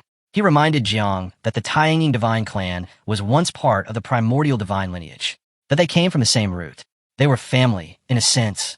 Still kneeling, he pleaded, spare me. Jiang looked at him, silent, cold. Jiang Chun kept his head lowered, eyes locked on the ground in silence. Jiang watched him carefully, eyes narrowing with a serious gleam. Meanwhile, little Nine touched her cheek, eyes sparkling, mouth practically watering. But Jiang understood, if he pushed too hard and forced a direct fight, his own weaknesses might get exposed. The smarter move? Trap Jiang Chun inside his sea of consciousness and let little Nine handle the rest. As long as she didn't appear outwardly, it wouldn't count as breaking the rules. Just then, Jiang Chun bowed deeper, almost worshipfully, as if Jiang were a divine being. Jiang blinked back to focus, his face calm. He admitted Jiang Chun had a point. They shared the same origin and essence. And luckily, his own plan was already well underway. He decided to spare him. Jiang Chun let out a deep breath and thanked him earnestly. Jiang held his gaze, stepped forward, and raised a hand. His voice was steady and sure as he activated his power. He said he knew Jiang Chun wanted to return to the cave, but told him that was no longer possible without damaging his own source. The only way now was to enter his body, and he promised to take him back personally after this was all over. Jiang Chun considered it for a moment. Then, without hesitation, he agreed, thanking Jiang again and swearing he'd never forget his kindness. Jiang summoned his power, extended his hand, and absorbed Jiang Chun into his body. A faint smile crept across his face. Too soon for gratitude, he whispered. Inside Jiang's sea of consciousness, Jiang Chun materialized, only to find himself surrounded by swarms of writhing insects. Worse still, the ancient dragon Jiang had found in the tomb loomed nearby, and riding atop, it was little Nine. Jiang Chun turned, eyes darting, panic blooming fast. He had no idea what he just walked into. Little Nine rested her chin in her hands and stared at him. Her cheeks flushed, tongue slipping out slightly. It had been a long time since she'd gotten to devour someone this powerful. Jiang gave her the signal. In a blink, she transformed into the mother insect. Her glowing eyes locked onto her prey as she launched forward, tearing into him without mercy. Jiang Chun screamed in agony, pleading for help as she began devouring him alive. Outside, Jiang casually wiped his hands, then looked over at Jiang Xuanji and Yang Zhan. "Why are you two still kneeling?" he asked. The two of them were frozen, eyes fixed on Jiang, still trying to process what had just happened. Yang Zhan's face turned pale. Sweat beaded down his brow as he swallowed hard. He had seen Jiang Chen kneel to Jiang. Jiang Xuanji tried to stay composed, but his mind was racing. The battle hadn't even started. What had Jiang said to make Jiang Chen fold like that? Then, the threads wrapped around Yun Zhantian and the others suddenly vanished. She got to her feet, pressed a fist to her chest, and blushed. Once again, Jiang had saved her. Luo Shun walked up to him, eyes closed, a gentle smile on her lips. She threw her arms around Jiang's neck and whispered her thanks. Mu Henu's eyes glimmered with admiration, and something more. Smiling softly, she called Jiang her one and only god.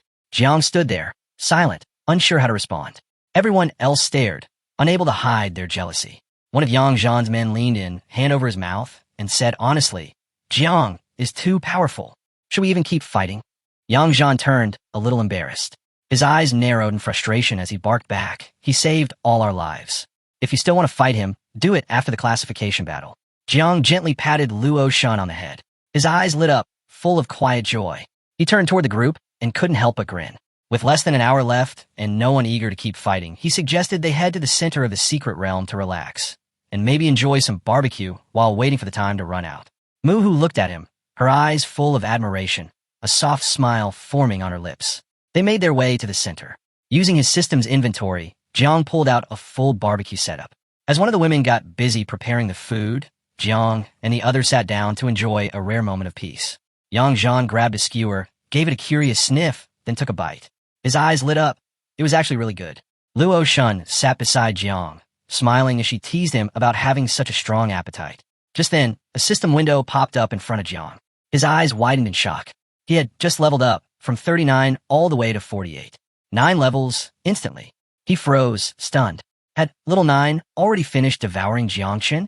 Inside Jiang's sea of consciousness, Little Nine sat contentedly, having already consumed him. She blinked, feeling something strange in her mouth. Reaching in, she pulled out a shimmering thread, thinking it was just some leftover thorn. The thread, slick with Little Nine's drool, caught Jiang's attention. He narrowed his eyes. This wasn't ordinary. It was Shu Landua's soul thread. A system prompt appeared, revealing its nature. It was a first-level divine weapon with multiple powerful abilities. Looser Soul Collapse, a devastating technique that injected spiritual energy into the enemy's sea of consciousness, shattering their essence. Soul Lock absorbed ambient spiritual energy and converted it into the wielder's own. Soul Descent summoned residual souls to form a powerful auxiliary spirit body in battle. The weapon was composed of countless souls and had been nurtured with spiritual energy for over 100 years.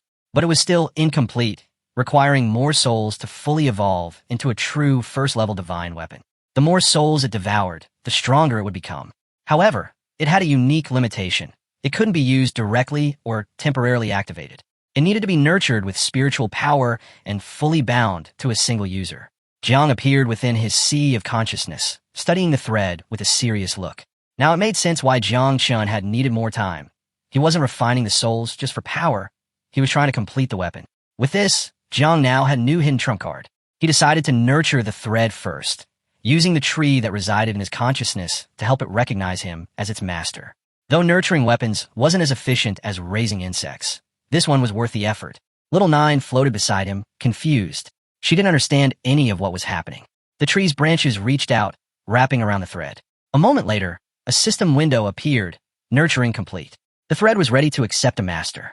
Jiang was stunned by how fast it worked. He had planned to use divine soul energy to speed things up, but the tree had done it effortlessly. This tree wasn't just a protector of his divine soul. It could block illusions from even the great dreamer.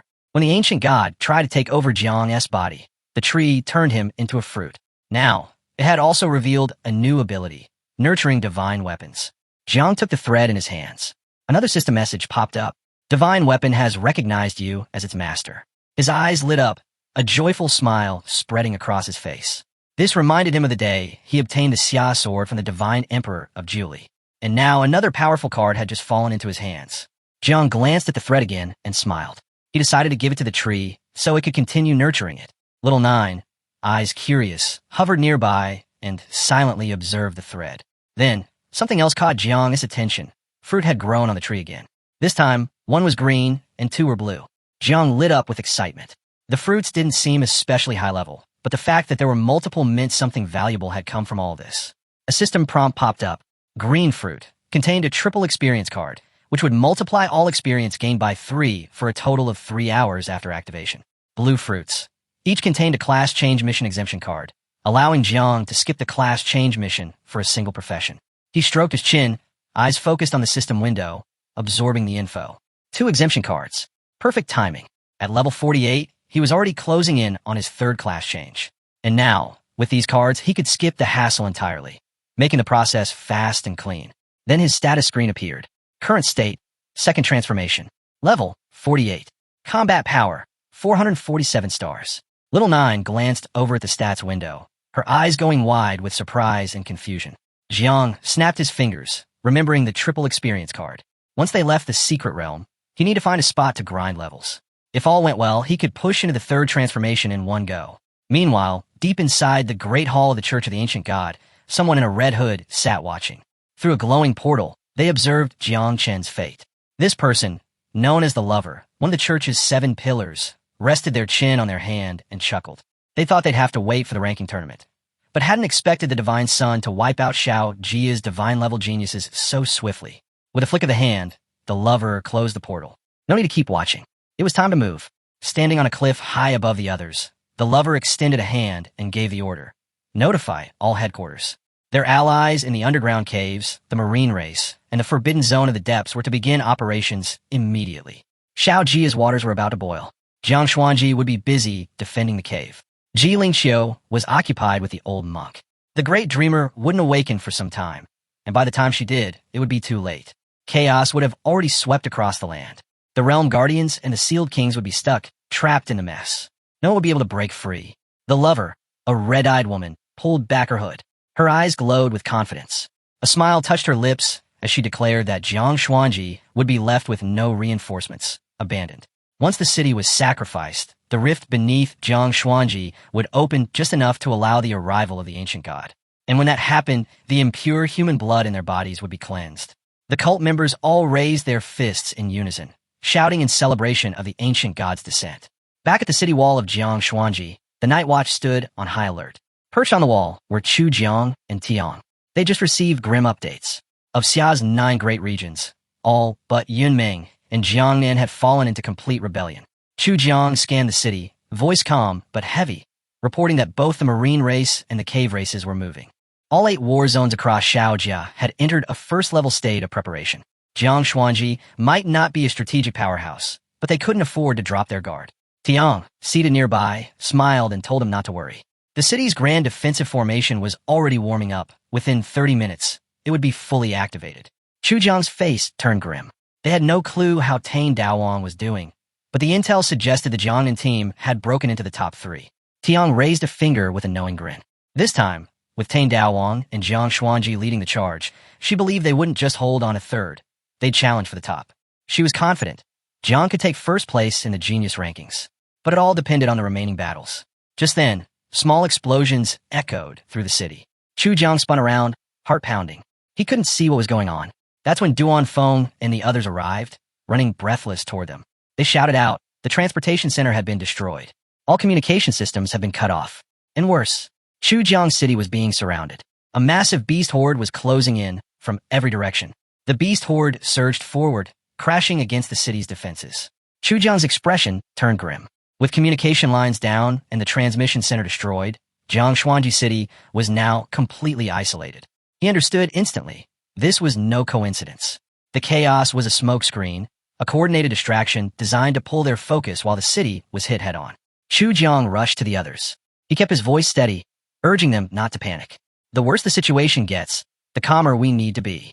He gave quick, decisive orders. Duan Feng would hold the wall and find a way to speed up activation of the grand defensive formation and get the nuclear weapons online. Xiaoke was tasked with triggering the backup emergency plan. She needed to locate any of the transferred who could still transmit sound. If they couldn't, she'd have to fall back on loudspeakers and manual relay. As for Bulang, his mission was to gather all the transferred within the city and bring them to the front with Chu Jiang, to push back against the beast head-on. Everyone's eyes lit with resolve. They nodded without hesitation. Chu Jiang drew his sword, his gaze burning with fury, and leapt from the wall, charging toward the front lines himself, trusting the rear defense to the others. Meanwhile, Jiang and the others emerged from the secret realm. Yang Zhan glanced around, visibly relieved to be out.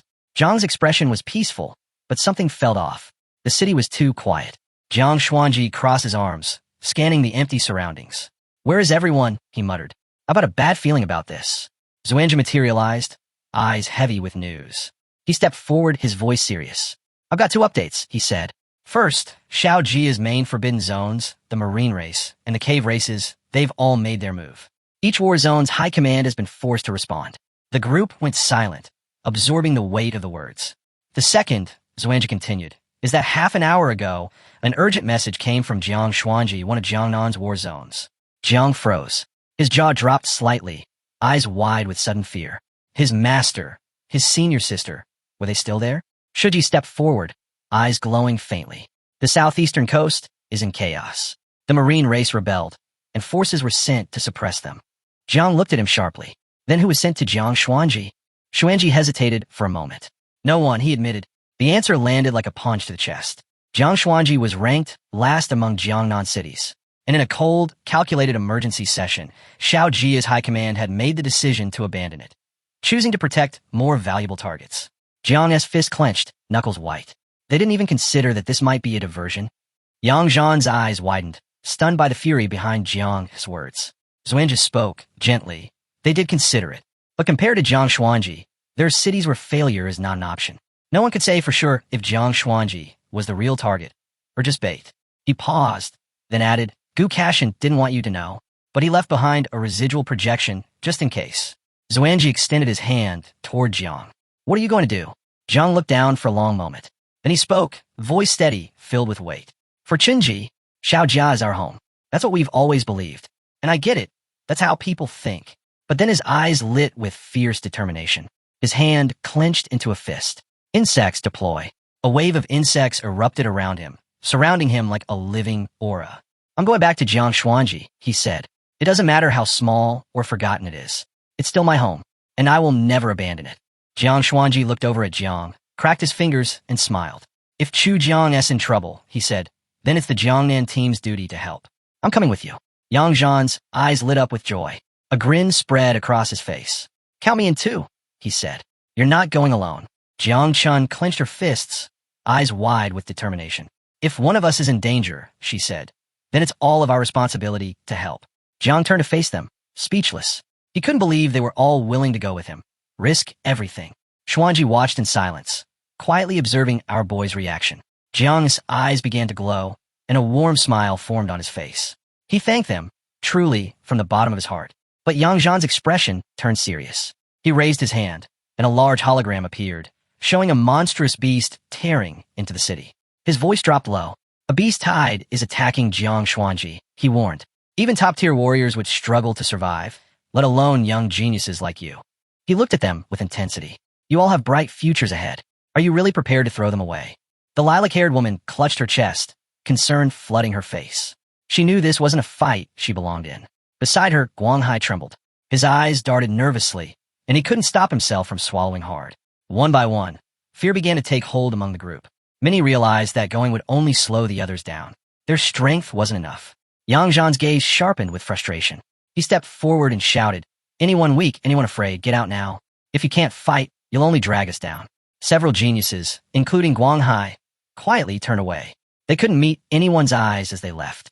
Xuanji looked at Jiang. "Are you sure?" he asked. "You still want to go?" Jiang's eyes narrowed, filled with unshakable resolve. "Even if the entire world turns its back on me, I'll still go," he said. "I'm saving my city." Yang Zhan stretched his arms, his voice calm but firm. "If the descendants of the human emperor were alive today," he said, "they'd be proud of Attained Daowang." Jiang Xuanji closed his eyes, joining his hands in silent meditation. He spoke to his grandfather in spirit. "I've obtained an invincible heart. From this moment on, I begin my true journey." Jiang Qin's fists trembled in anger. "Not a single person from my city has stepped up," she snapped. "How can that be?" Her words lit a fire in the hearts of the others. They couldn't just sit back while their own city needed them. They stepped forward, one by one, fueled by the same determination. Shuji looked at them all, hands stretched to the sides.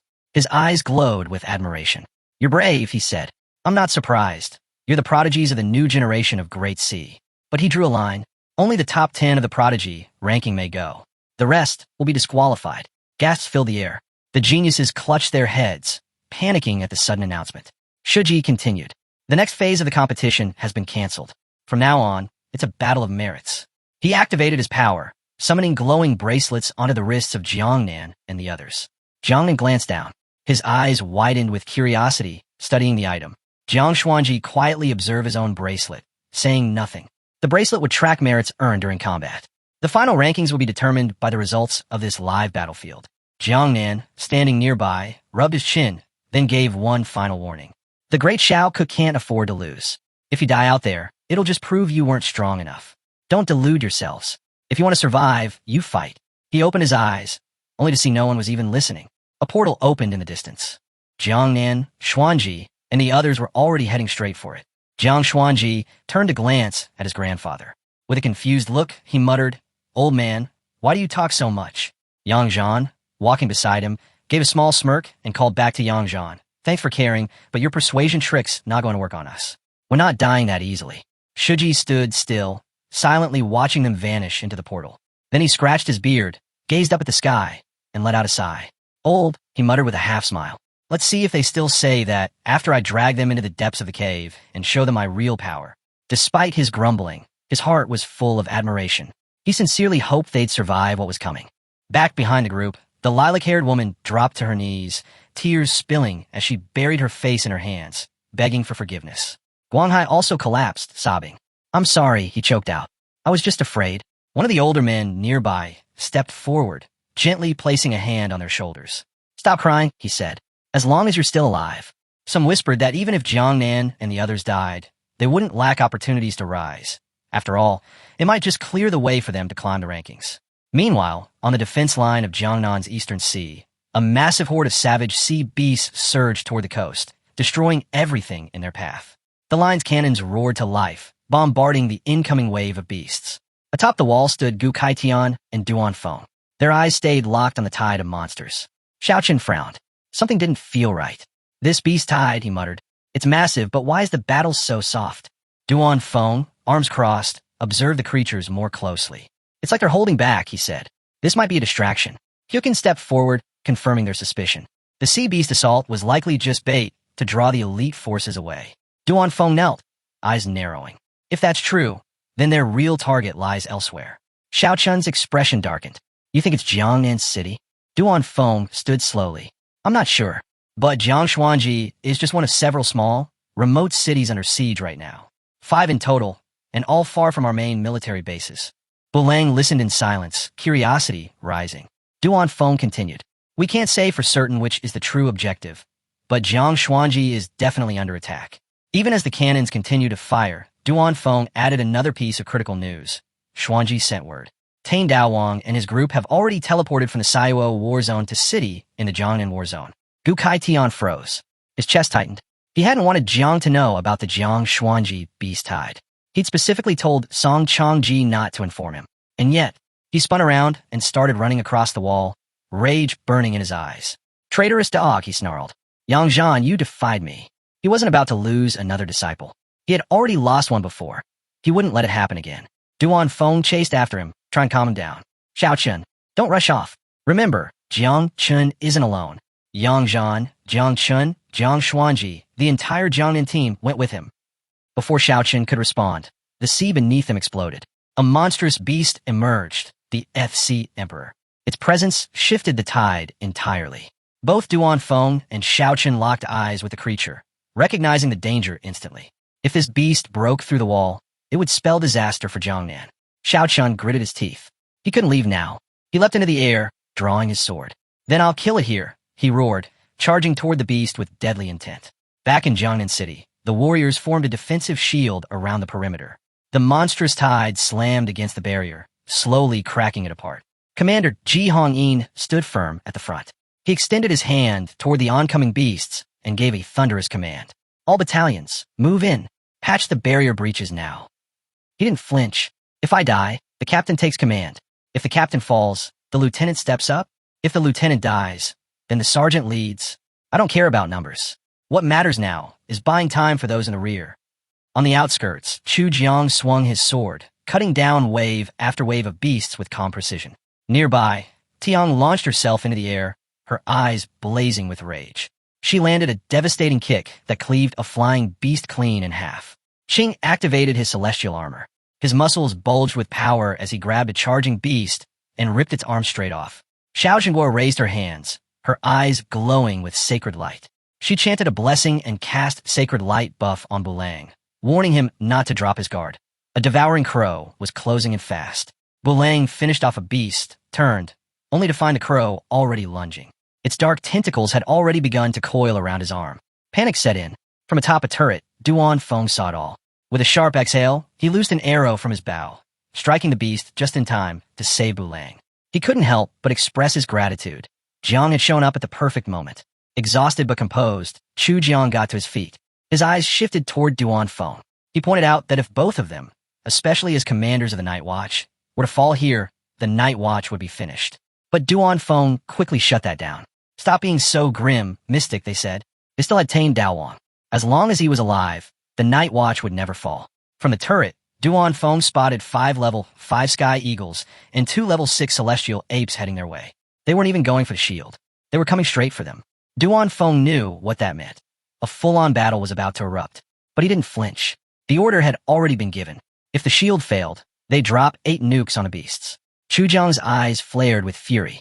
He lifted his sword high and called out to the Night Watch, reminding them of the oath that united them all. With that, Chu Jiang and Aunt Tiang charged toward the incoming monsters. Xiao Xinghua, trailing behind, cast holy light buffs on them to power them up. Jiang Chun joined the front line too, rushing into the chaos. Chu Jiang swung his sword with brutal force. One of the beasts lunged at Aunt Tiang. She leapt up and, with one crushing kick, sliced its head clean off. Xuan caught another beast mid-charge and slammed it into the ground, while Sii hit him with a buff to keep him going. Then Sii looked up. Her expression turned to panic. She screamed, warning everyone. The level 6 Celestial Great Ape had arrived. It roared in and swung a monstrous punch. But Chu Jiang and the others managed to block it just in time. Aunt Tiang was starting to wear down. Chu Jiang locked eyes with the beast. Its pressure was suffocating. Dodging was pointless now. They have to face it head on. They've been fighting for hours. Every move was a struggle. Then the ape struck. They were all sent flying. Weakened and barely holding on, Chu Jiang and Tiang dropped to their knees. The ape marched toward them, eyes locked in, ready to finish it. Chu Jiang planted his sword in the ground. His heart sank. Was this really how it ended? He hadn't even seen Jiang take first place in the genius rankings. He hadn't bragged to his master yet about reaching the 4th transformation. He hadn't mastered his sword.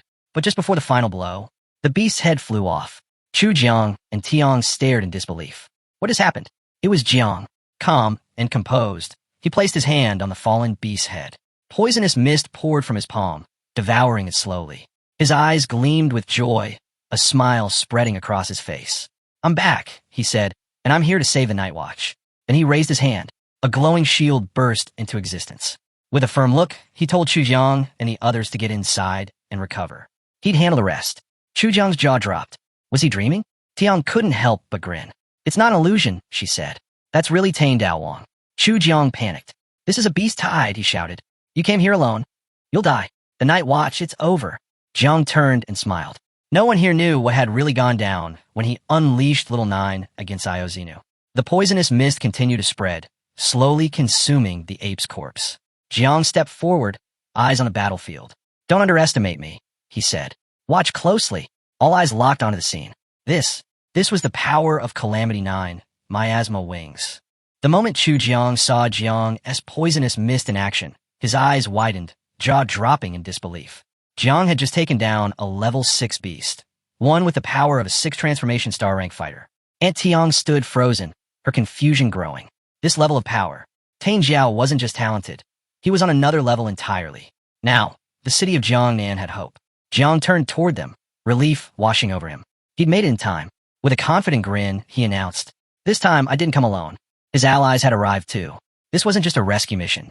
It was the final phase of the genius ranking competition. A battle for glory and merit. Elsewhere on the battlefield, Tang Ying and Bai Feng fought side by side, backs to each other as they took on a wave of beasts. Tang Ying glanced at Jiang, confusion all over her face. She couldn't wrap her head around it. It takes us minutes to bring down a level 4 beast, and yet he just erased a level 6 monster in seconds with that mist. To her, the merit ranking felt pointless. A beast lunged at by foam, but he was faster. With one swing of his sword, he split the creature's skull in half. He looked at Tang Ying and said calmly, "It's not as unfair as you think. Merits earned through the 9 miasma wings? They only count as 1/10 of the normal score." Not far off, Lei and his friend joined the fight. Lei's eyes lit up with excitement. This was his first real beast horde. He charged a beast, slamming it to the ground and ripping a limb off. But the beasts weren't letting up. They kept coming. His friend raised his hands, using his power to reinforce Lei. "Stay sharp," he warned. "These aren't the same as those back at the genius camp. One slip, and the stronger ones will take you out by surprise." Meanwhile, Muhu and Luo Sandow had also come to support Jiang. Muhu drew her twin daggers, swiftly taking down a flying beast. But before she could catch her breath, another one came from behind. Thankfully, Luo Sandow raised a barrier just in time, blocking the ambush. With a serious look, Luo told her, "As long as I've got your back, you've got nothing to fear." Muhu nodded with fierce determination. "I'll give everything I've got to protect Jiang's city." For them, the rankings meant nothing. Let the others chase glory. They were here for Jiang. Shout Jiao didn't want to sit back either. She raised her bow to the sky and unleashed the scorching sun technique, Golden Phoenix Fire Rain.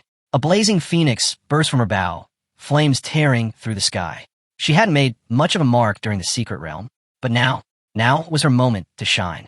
She would give it her all for Jiang. Jiang Wang pressed his palms together, golden energy erupting from his body. He activated the War God's Body technique. A massive 9-armed spirit materialized beside him. A beast rushed in, but the spirit met it head-on, smashing it with a single punch, ripping it apart. Jiang Wang wasn't about to let Tane Dao Wang be the only hero. He wanted to master the invincible heart. He'd fallen short in the secret realm, but now was his time.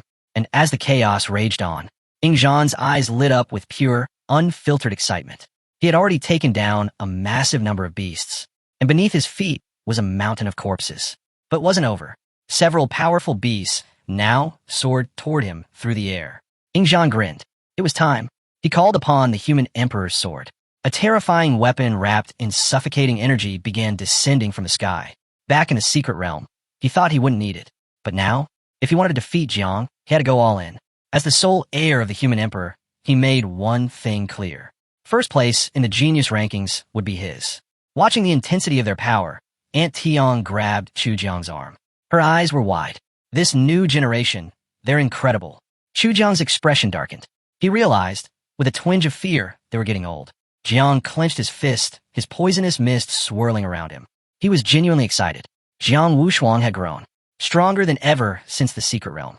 And now, even Ingzhan had drawn the human emperor's sword. Aunt Tiang and Chu Jiang glanced at Jiang, confused by the smile on his face. They didn't understand what he was thinking. But Jiang knew exactly what he was doing. Even with Little Nine as his trump card, he couldn't afford to just stand and watch. With joy gleaming in his eyes, Jiang kicked off the ground and launched toward the incoming beasts. "Watch closely," he said to Chu Jiang and Aunt Tiang, "because today, I'm not just ending these beasts. I'm taking the top spot in the rankings." The two veterans stared at him, and for the first time, they truly believed he could do it. Xiao Xinguo rose to her feet, stretching out her hands toward Chu Jiang and the others. Her power surged as she began healing them. Nearby, Jiang approached with clear concern written across his face. Something didn't feel right. He told Ji Xianyu they needed to move fast. The protection spell had to be repaired. She turned to Chu Jiang, gave a sharp nod, and without hesitation, followed. Far from the main fight, on a distant cliff above the city, she stood watching. Her eyes burned with rage at the sight of Tane Daowang. He was still alive. They all were. Then came the explosion. Poisonous mist spread across the air. She stood frozen, unsure if the young divine had survived. She had heard whispers about the 9 miasma wings, but she never imagined it was this overwhelming. Without hesitation, she leapt into action, racing toward the underground rift beneath Jiang Xuanji. She had to report to the ancient god immediately. Her command was swift and cold. Send word to the Abyss Spider Queen. Only she can deal with the 9 miasma wings. The hooded figures bowed and vanished into the mist.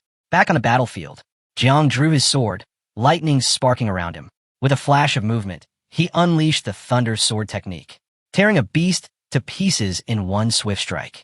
Sword resting on his shoulder, he stared ahead, confidence surging through him. Little Nine appeared, but now fully transformed in her mother insect form. She tore into a beast with ease and turned to Jiang with a sharp, hungry look. "I've eaten another one," she said. Jiang chuckled. "Keep going. Eat until you're full." And she did. With every beast she devoured, his system flooded with experience. Over 60,000 points. In a flash, Jiang leveled up. From 48 to 57. Suddenly, he was in his sea of consciousness. Little Nine was still eating. Jiang raised his hand, and a set of cards appeared. The rewards he'd gathered from the tree's fruits. His eyes sparkled. A wide smile stretched across his face. Thanks to the double experience card, he and Little Nine had both reached level 57. This beast horde wasn't just a battle. It was the perfect chance to power up. And it wasn't just that. They still had the exemption card for the third transformation. Tonight, they were going to complete it and earn a brand new mother insect. Just then, Tianjiao stepped forward. She held out her finger, her expression sincere. On the battlefield, a chorus of souls echoed around him, offering to help collect the others. Hearing the voice, Jiang turned and looked over, eyebrows raised in confusion. "You don't want to devour the souls?" he asked. Tianjiao lowered his gaze, lightly touching his fingertips. "These things don't interest me," he muttered. "You promised me a feast, remember?" Jiang gave a slight nod, but clarified. "The tree's fruit needs to be watered with souls. Go collect them, but keep a low profile." His tone turned serious. "You're my secret card. Don't reveal yourself unless there's no other choice." Tianjiao nodded silently and disappeared into the mist. Meanwhile, the Grand Xiao merit list had just been updated. At the top was Jiang Xuanji. Second, Ji Lingxiu. Third, the Great Dreamer, Huan Yue. Gu Kai Tian sat in 28th. Jiang Chun had surged up to 296th. Ying Zhan was ranked 401st. And Jiang Wushuang sat at 468th. Holding the human emperor's sword, Ying Zhan glanced at his bracelet. His jaw clenched. Attained Daowang, who was ranked in the 900s not long ago, had jumped into the top 300.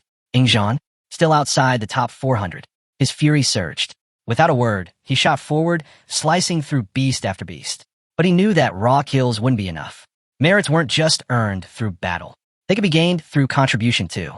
With a horde this size, there had to be a rift nearby. If he could find it and destroy it, he'd shoot past Jiang. Up on the city walls, Ji Xianyu stood, breathing hard. "I've repaired the protection spell," she said, resting her hands on her knees. Jiang sat nearby, watching Jiang intently. "Why'd he push so deep into enemy lines?" he asked. Jiang Chun crossed his arms. "He's got nothing to fear. With the 9 miasma wings, he's carving his own path. To him, this battlefield is his domain." Chu Jiang's eyes lit up. He pointed down toward Jiang. "He's using this chance to level up and push straight into the third transformation." Xu Bing's eyes widened. He stroked his chin, deep in thought. The third class change. It was a turning point. A point where warriors could not only evolve but redefine their profession. He himself had been stuck at that stage for 4 years. Chu Jiang's gaze stayed locked on Jiang. He pictured Jiang Yangzhan, Gu Kai Tian, and Jiang himself.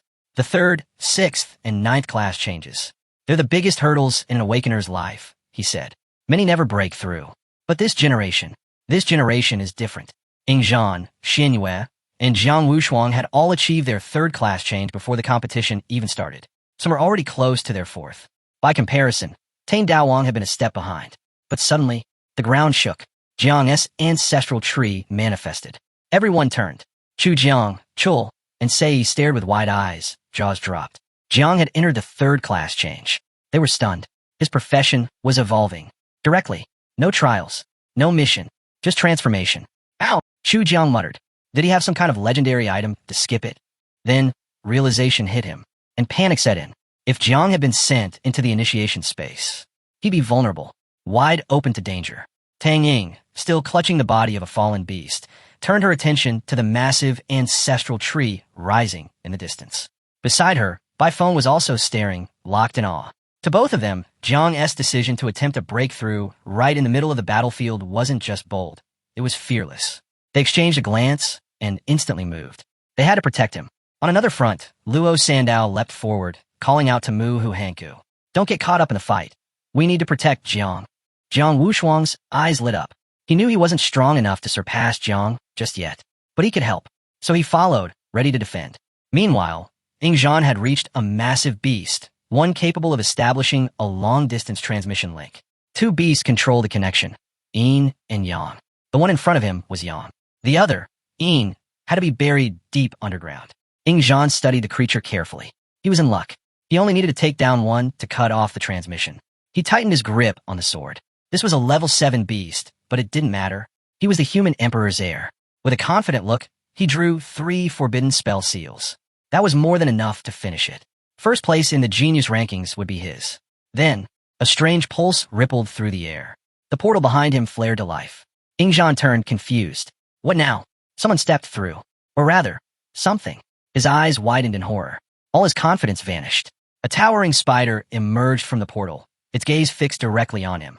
To her, he looked like a tasty morsel, and he recognized her immediately. The abyssal spider queen. Compared to her, Ingzhan was nothing. A mere insect. She had survived countless encounters with the sword god, Javong Chun. This wasn't someone he could handle. Even forbidden spell seals were useless against her. Panic hit. He had to get out. Jiang was still deep in his breakthrough. He had to warn them. The spider queen attacked. A razor-sharp leg sliced through the air toward him. Ingzhan dodged just in time, leaping out of range. He didn't hesitate. He activated the blood explosion technique and took off, fleeing as fast as he could. Behind him, the spider queen watched quietly, then struck again. You think you can escape? She whispered. A thread of silk shot from her leg, wrapping tightly around his arm. His eyes widened. He gritted his teeth. Without a second thought, he raised his sword, severed his own arm, then both legs. Blood sprayed through the air like jets. Ingzhan activated another technique, concentrated blood mist. With it, he rocketed toward the ancestral tree. The spider queen's eyes gleamed. She could feel it. His body was brimming with vitality. 2 hooded cult members knelt before her. Tane Daowang is in the middle of his breakthrough, one of them said. His consciousness is in the initiation space. This is the perfect chance, added the other. If we strike now, he won't be able to resist. End him before he becomes a problem. At the eastern sea defense line of Jiangnan, Gu Kaitian launched himself into the air. With a powerful slash of his sword, he sent a wave of energy flying toward a sea beast. The strike landed clean. One of the beast's limbs was severed instantly. Roaring in fury, the beast's glowing eyes locked onto him for a moment. Then, without warning, it turned and dove into the sea, fleeing. The severed limb splashed into the water and vanished. Xiaoqin stared after it, disgusted. He couldn't believe creatures like that existed in the marine race. Cowardly enough to run after taking a single hit. He called out to the beast. If you don't want to fight, don't make noise next time. Beside him, Duan raised his hand, summoning a layer of ice across the surface of the sea. Then he turned to Gu Kaitian, his face serious. I've got news from a Chang, he said. Jiang Xuanji held off the beast horde. And Jiang Chun. He's broken into the top 300 of the great Xiao merit rankings. Xiaoqin froze. He slowly turned toward Duan, eyes wide and mouth hanging open. Jiang Chun made it into the rankings? He was stunned. Very few masters had ever reached that level in their entire lives. Before they could say another word, the sky burned red. All eyes shifted upward. It was the legendary warning signal. The Tianyuan alert. Dukashin's expression turned grim. It's real. I haven't seen this in years. The alert had been created by the human emperor of Great Xia himself. Activated only when a level 1 or higher threat appeared, and no expert was present to stop it. A portal formed within the red light. It showed a live feed. The Abyss Spider Queen. Her eyes gleamed with dark intent. Dukashin and Duan exchanged looks. This was bad. Very bad. At that moment, the sea beast returned, bursting up from the water with renewed rage. Gu Kaitian turned to face it, sword already drawn. His blood boiled. He was done letting it run. This one's mine, he said firmly. You go to Jiang Xuanji. Make sure he stays alive. Don't try to fight the Spider Queen. Just protect him. Duan nodded and took off, calm and focused. I'll do everything I can. Elsewhere, deep in the Chujiang defense line, an underground cave brimming with elite soldiers in black knight armor stood ready. Suddenly, a glowing portal formed in front of them. Something was coming through. The god of war raised his voice with authority. If the 10,000 races of the Abyss dare set foot here, they die where they stand. The soldiers tensed, watching the portal. Cries echoed. Great Xia will not fall. Jiang Songchang stepped forward, drawing his spear. His body surged with energy, fury burning in his eyes. Then a voice echoed across the battlefield. Jiang Xuanji must die. They claimed that the 9 miasma wings would bring disaster, a force that could destroy the entire world. Then it appeared, a colossal level 9 demon, Tu Yang, eyes filled with malice, smile curling wide, stepped through the portal and stared straight at Jiang Yangzhan. I know you've been raising the spawn of the 9 miasma wings, Tu Yang said coldly.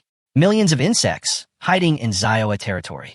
Floating in the air, Zuan remained silent. Tu Yang narrowed his gaze. Do humans really think the abyssal races won't unite to wipe you all out? Jiang Song Chong Gay locked eyes with the demon. His voice came low and sharp. Have the 10,000 races already resolved their grudges? He knew the abyssal races would never abandon their grudges. Not over a few million insects. At best, they'd unite to stir up a little chaos.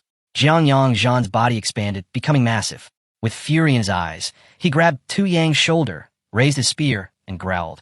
You demons have no right interfering in human affairs. He reminded Tu Yang how he'd cut him to pieces with his axe the last time they met. Didn't you learn your lesson? Tu Yang stood frozen, staring at Yang Zhan, unsure what to say. Then, red energy surged behind them. Xuanja turned, his eyes narrowing. The Tianyuan alert had appeared once again. Tu Yang grinned wickedly. With a flash, he raised his spear and lunged. The 9 miasma wings are nothing, he spat. Today we wiped them out, along with all the so-called geniuses of Zioa. Zhu and Jiri acted instantly, dodging the blow, then countered with a powerful strike of his own. The battle began. Sparks flew as their weapons clashed. In the chaos, Xuanja barked an order to Shinta Fei, commander of the Blue Dragon camp. Go to Jiang Xuanji. Reinforce the defenses. Shinta Fei paused only a second, then nodded and took off. But Tu Yang laughed. They won't even make it in time to collect your corpses. Behind him, the portal widened. Demons poured through. Some flew on wings. Others emerged cloaked in shadows, wielding spears. This is the day Great Xia falls, Tu Yang declared. Yang Zhan's rage flared. His grip tightened around his spear. You're dreaming, he growled, then turned to the warriors. Kill every demon. Meanwhile, on Jiang Xuanji's battlefield, the Abyss Spider Queen towered over the cult members, staring them down. Her voice was sharp and cold. Is Gailan dead? She made one thing clear. If he arrived before she did, she would annihilate the entire cult of the ancient god. Fear spread across their faces. But one cultist spoke up. Don't worry. Monk Chu Jiang and Ji Lingqiu are already in the forbidden zone of the 100,000 mountains. Right now, they're locked in battle with a 9th-level blood dragon. He added, Ji Lingqiu won't escape that easily. The Spider Queen didn't respond. Instead, she extended her legs and released a swarm of spiders. She had no intention of underestimating anyone. The smaller spiders were ordered to scout Jiang Xuanji City to make absolutely sure Ji Lingqiu hadn't returned. Tane Daowang, deep in his breakthrough, sat within the ancestral tree. His body was surrounded by radiant energy. Nearby, Gang and the others had arrived. They immediately formed a perimeter to hold back the beast horde and guard him. Beasts filled the area. The pressure was mounting. Suddenly, Ingzhan came flying toward them. Jiang Wushuang spotted him, eyes widening. He could see the blood, the pain. Why are you injured? He asked. Ingzhan's face twisted with fear. Run, he said. The Abyss Spider Queen, she's here. A wave of silence fell over the group. Then panic. But Jiang remained steady. Poisonous mist rolled off his body, spreading across the field. Z raised her hands and began healing the wounded. She kept her focus sharp and energy flowing. Chu Jiang drew his sword. With a steady voice, he reminded everyone. Tane Daowang is inside the spiritual tree. We can't move him. If we want him to survive, we hold this ground. Suddenly, a glowing blue shield appeared. Gang turned to the group. Get inside. Heal up. We wait for support. The Grand Defense spell had already been reinforced. They could hold for a little while longer. Ingzhan, still airborne, made his way to the shield to recover first. They all knew. The Spider Queen was not someone they could face head-on. Bai Feng and the others followed behind him, entering the shield one by one. Lei folded his arms, glancing at his friend. This place isn't safe, he said quietly. Maybe we should get out while we still can. I sat quietly and opened a small portal, watching it with a calm, confident look. There's an old saying, I murmured, the heavens protect the lucky. After running the calculations, I knew this wasn't a dead end. From the portal, BZY pulled out a treasure. If it really comes down to a fight, he said, I'll have no choice but to ask Grandpa Monkey for help. He summoned the magic gourd, commanding it to assist. Closing his eyes, he raised the treasure toward the sky. Grandpa Monkey, he whispered, we need your help. We're in danger. The treasure started to glow. Lei, arms still crossed, silently watched with a curious expression. Then an eye appeared inside the treasure. Grandpa Monkey had arrived. He didn't mince words. He admitted he was no match for a level 8 opponent like the Spider Queen, but he was willing to push her to her limits. Instead of charging to help, Grandpa Monkey opened a path with his powers, and both BZY and Lei were suddenly absorbed into the treasure, leaving them disoriented. Watching it unfold, Kong Ing drew her dagger, her face hardened. Muhu closed her eyes and raised a clenched fist to the sky, seething. They couldn't count on people like Lei and BZY in moments like this. Jiang Qin's eyes flared with resolve. She swore she'd never abandon Tane Daowang. even if it meant using every last treasure she had. Luo Sandao clenched her fists. "We fight," she said flatly. "Until the end." Jiang Wushuang glanced at them, stunned. He let out a quiet sigh. He was afraid, sure, but there was no way he'd run now, not while they stood their ground. If he turned his back, how could he ever claim to have an invincible heart? Chu Jiang, gripping his sword tightly, turned toward the tree. "Jiang," he said softly but firmly, "wake up. We're not afraid to die, but what we fear is failing to protect you." Inside the origin space, Jiang stood alone, lost in thought. He hadn't expected this. Using the class change mission exemption card had sent his consciousness here, straight into the origin space. Glowing runes floated in the air around him. Snapping out of it, Jiang studied them. He understood the stakes. Canceling the class change now meant he'd have to redo the entire third class change mission. But with so many insects waiting outside, most only around level 30, the conditions weren't that bad. He looked closer. These weren't ordinary class runes. They were advanced. Then the system window appeared. He had completed the third class mission, Thunder Dominator. Now it was time to select a rune from the Thunder system. Thousands of runes had already gone extinct. Only a few remained, and all of them surpassed the level of a typical Thunderlord. Jiang stretched out his hand, smiling. The system made its choice. 9 runes remained. One entered his mind, and in an instant, his unique profession, Lord of Thunder, evolved into something greater. God rank, God of Thunder. A new status window appeared. Jiang now had 3 new abilities. First, Punishment of Thunder. A thunder eye formed in the void, capable of attacking an enemy's mind directly. Second, 3,000 Cataclysms of Thunder. A devastating area attack. Jiang could rain down thunder punishment across a wide battlefield. Third, God of Thunder. An eternal domain, 100 meters wide. Anything inside would have its elemental powers stripped and its properties weakened. The domain could also devour any lower-ranked domains that crossed its path. Jiang reached toward the system screen, eyes narrowing. Every single skill was powerful. And then he remembered. Most Awakeners only gained access to domain skills after completing the 6th class change. Jiang reached out and touched the system window, wondering how his new domain would compare to that of his master, or his older sister. Just then, something strange happened. The once dormant class runes began to glow again. He turned, confused, watching as thousands of extinguished runes suddenly lit up all at once. Then, the ancestral tree appeared before him. In silence, he stared. He had used the mission exemption card to skip the 3rd class change mission. But this time, the system wasn't done. It had activated a 2nd class change. Master of Divine Creation. The system immediately began sorting runes related to his new divine rank class. Master of Divine Creation evolved. Its new name, the beginning of everything. Another burst of energy. Another wave of new abilities. First ability, Supreme Path. By mastering this technique, every skill he used would have a chance to level up automatically. Second ability, Evolution to Complexity. An upgraded version of Growth of All Things. Jiang could now boost the growth and reproduction of living beings, randomly increasing their speed by 50 to 200 times and their quantity by 2 to 10 times. He clenched his fist. Lightning sparked in his palm, and he opened his hand. A root appeared, pulsing with life. Compared to the Thunder God class, this one was on a whole other level. With Supreme Path, he could learn techniques from all races, just like Yingzhan. With Evolution to Complexity, he could massively accelerate the reproduction of insects. It was like having cheat codes. Little Nine's next breeding cycle would yield 10 billion insects. If luck kicked in, that number could skyrocket past 100 billion. Then, right before his eyes, a new insect mother appeared. She stepped forward, hand on her chest, and sweetly introduced herself. Xiaojiao.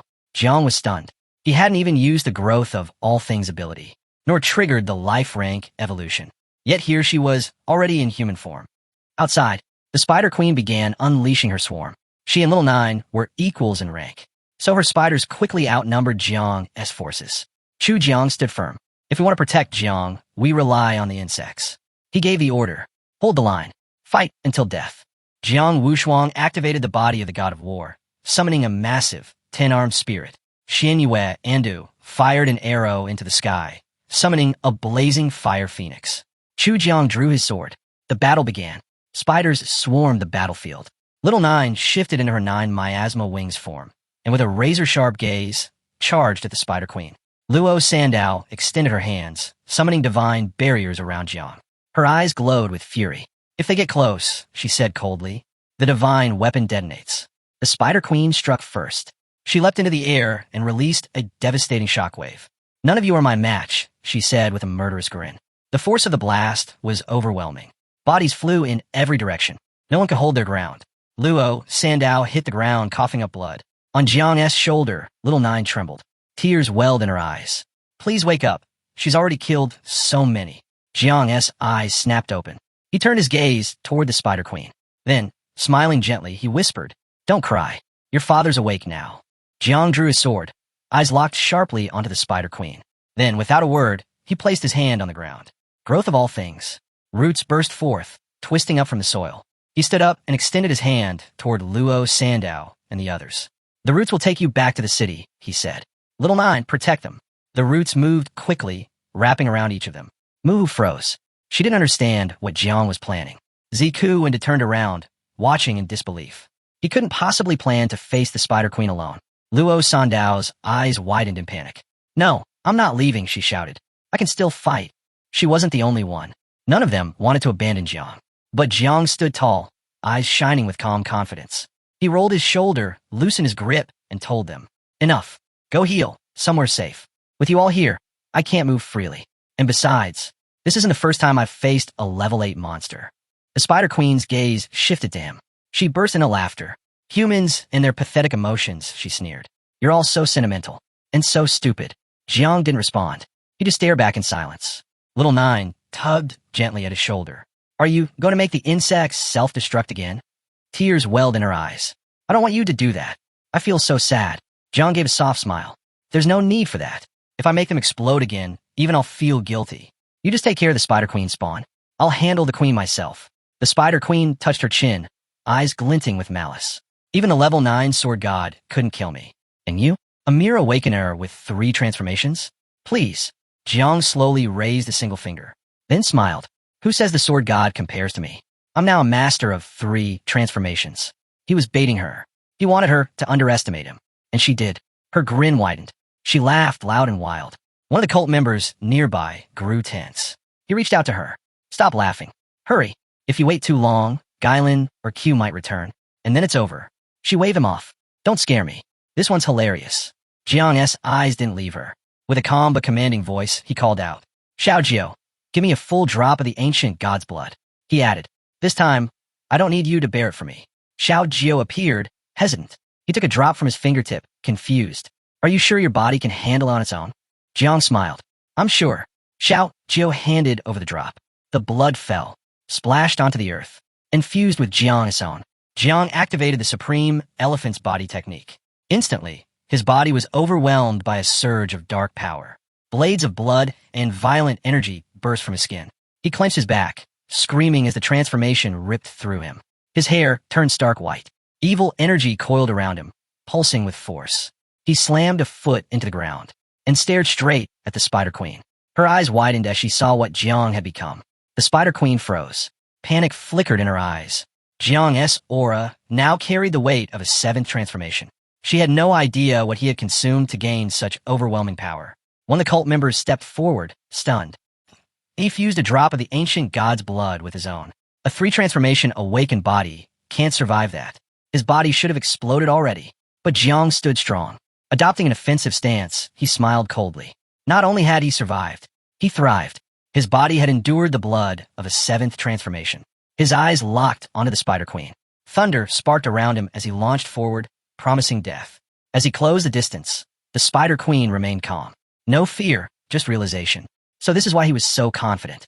He had a hidden card, a power that let him rival a true 7th transformation. With a smirk, she leapt into the air and fired silk from her abdomen. "Don't be naive," she said. "Even if you borrow that power, you won't defeat me." Jiang's eyes flared with rage. He quickly read the angle of the silk and dodged with precision, leaping out of its path. The Spider Queen paused, eyes wide. Her prediction had failed. She'd anticipated his move, and he still evaded it. At first, she assumed he'd read her actions. But no, his level was too low for that. It couldn't be. While she was distracted, Jiang jumped again. Thunder wrapped around his body. "Don't be so arrogant," he said. That snapped her out of it. Eyes sharpening, she braced for his strike. Jiang raised his hand, and above him, the Eye of Evil appeared, massive and glowing in the sky. The Spider Queen froze. Fear crawled into her mind. She didn't know what to do. Jiang turned his face away, throwing an arm over his eyes. "Don't look," he shouted. "It'll damage your essence." Jiang Wushuang did the same, shielding himself, still stunned that Jiang's thunder class had reached the divine level. Ingzhan shut his eyes as well. He was in disbelief.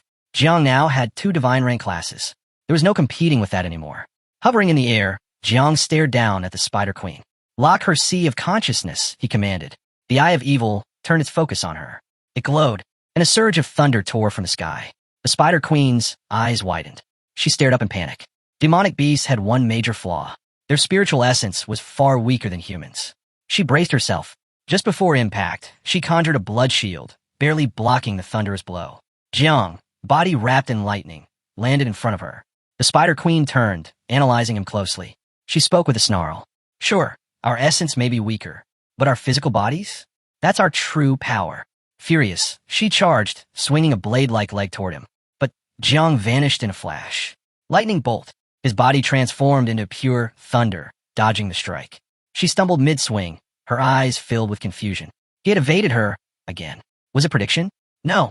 Even perception class awakeners couldn't do this. She shook the thought away.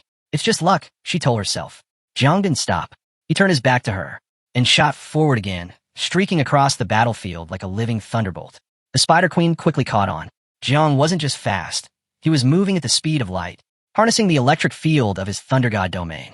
Infuriated, she began firing silk in every direction. To her, Jiang was flaunting his power, showing off right in front of her. In an instant, silk burst from her body, weaving into a dense barrier that encased the area. Jiang immediately realized her plan. She was trying to trap his electric field inside her web, using it to track his movements and teleport directly into his path. Suddenly, her sharp leg appeared, slashing toward him out of nowhere. Got you, bastard, she hissed. This time you won't escape. Jiang looked up, eyes wide. Fear, surprise, but then calm. He met her gaze head-on, and with deadly confidence said, No, the one who can't escape is you. The Spider Queen struck with her sharp leg, but Jiang blocked it. Then, blade of heaven and thunder. Jiang swung his sword with everything he had. A surge of thunder erupted from the blade, and in the blink of an eye, he cut her leg clean off. She didn't even have time to react. The severed limb hit the ground, and the Spider Queen screamed in agony. Every pair of eyes on the battlefield widened. The ants froze in stunned silence. Chu Jiang's jaw dropped. That attack, it carried the same force as one of Master Jiang Chen's strikes. Could Jiang have a hidden perception-type class? He kept reading her attacks, again and again. Ji Xianyu, still healing the others, turned her gaze toward him. Speechless. How could someone with just 3 transformations have a perception ability that outclassed a level 8 monster? Even sealed kings couldn't do that. Jiang stood tall, body wrapped in power. He stared silently at the Spider Queen. He hadn't expected that one strike to injure her this badly. But now he knew. Her body couldn't handle the force of an attack enhanced by ancient god's blood. Still, that last move had drained most of his power. The effect of the blood wouldn't last much longer. He needed to end this. One more hit. It had to be fatal. The Spider Queen glared at him, bleeding and furious. She couldn't believe an insect like him had wounded her. The majestic queen of the 8th level. Jiang smirked. A level 8 monster? Not a big deal. No wonder you've been hiding in the earth for centuries. He wanted to enrage her, make her lose control. It worked. Her eyes turned wild. Silk shot from her body like a storm. You want death? Fine, I'll grant it.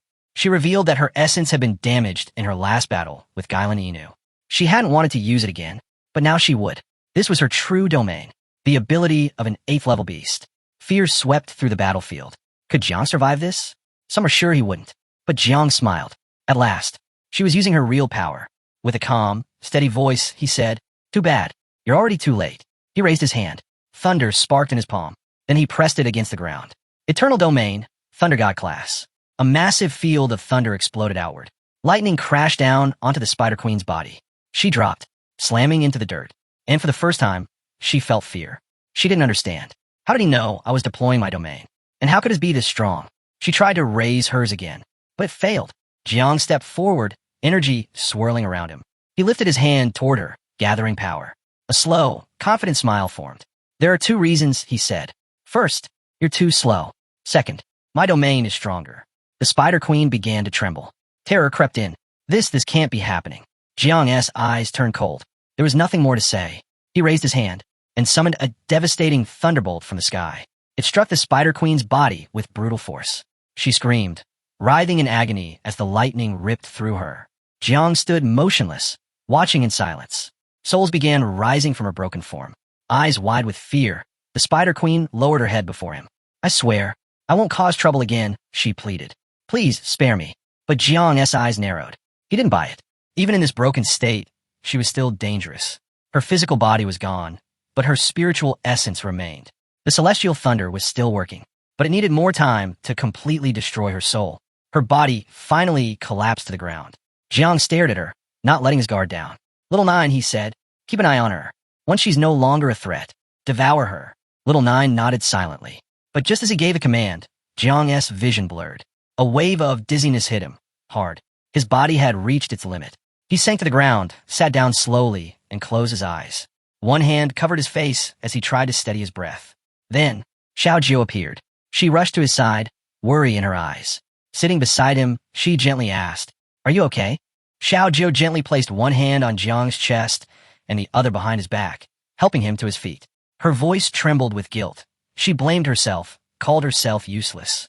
Jiang, eyes still shut, rose steadily. He clenched his fist, then looked at her with resolve. Don't blame yourself, he said firmly. If it weren't for your power to glimpse the future, I'd have never won this fight. Xiao Jiu's gaze dropped. Her eyes shimmered with doubt. You're giving me too much credit, she whispered. Suddenly, a system window appeared. It displayed Xiao Jiu's stats. She had been born as the source of the river of time, on par with time itself. Her unique ability, Eye of Time, let her see 3 seconds ahead by consuming 10 subbodies. It was a stackable skill, with a cap allowing glimpses up to 10 years into the future. At present, she was level 0. She had a star affinity of 100 and only 18 subbodies left out of her original 48. 30 had already been used up in the fight against the Spider Queen. Her true talent was still sealed.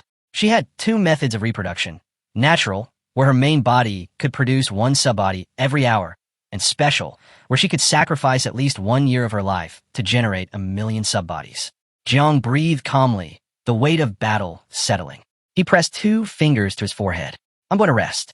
You did enough, he told her, but stay hidden unless absolutely necessary. Her form shifted into pure energy and vanished into Jiang's mind. Right then, a surge pulsed through the air. Thunder crackled around Jiang as his domain grew more intense. From the cliff above, Gang and the others turned sharply toward the disturbance. Jiang had reached his 3rd transformation, and unbelievably, he'd already awakened a domain.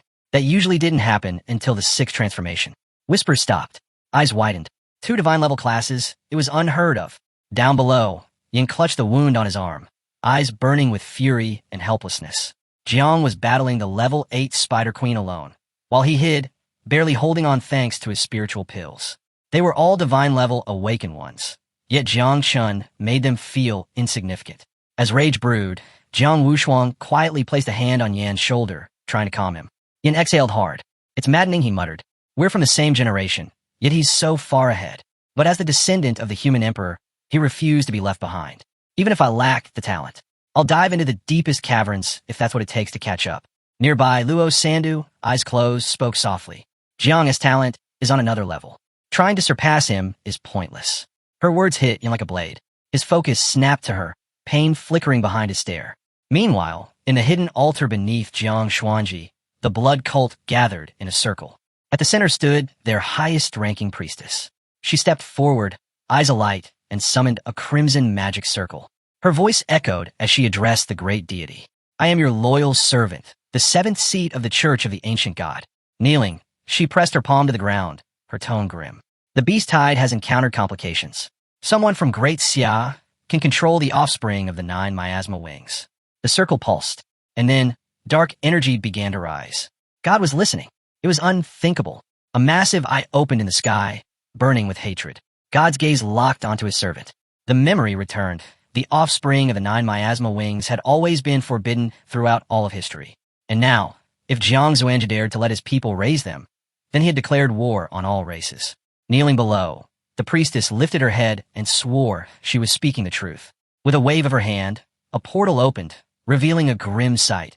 Swarms of insects feasting on the corpses of fallen beasts. The god's fury erupted. His voice roared. Jiang Songchong Ji must die, and all of Great Xia had to be wiped out.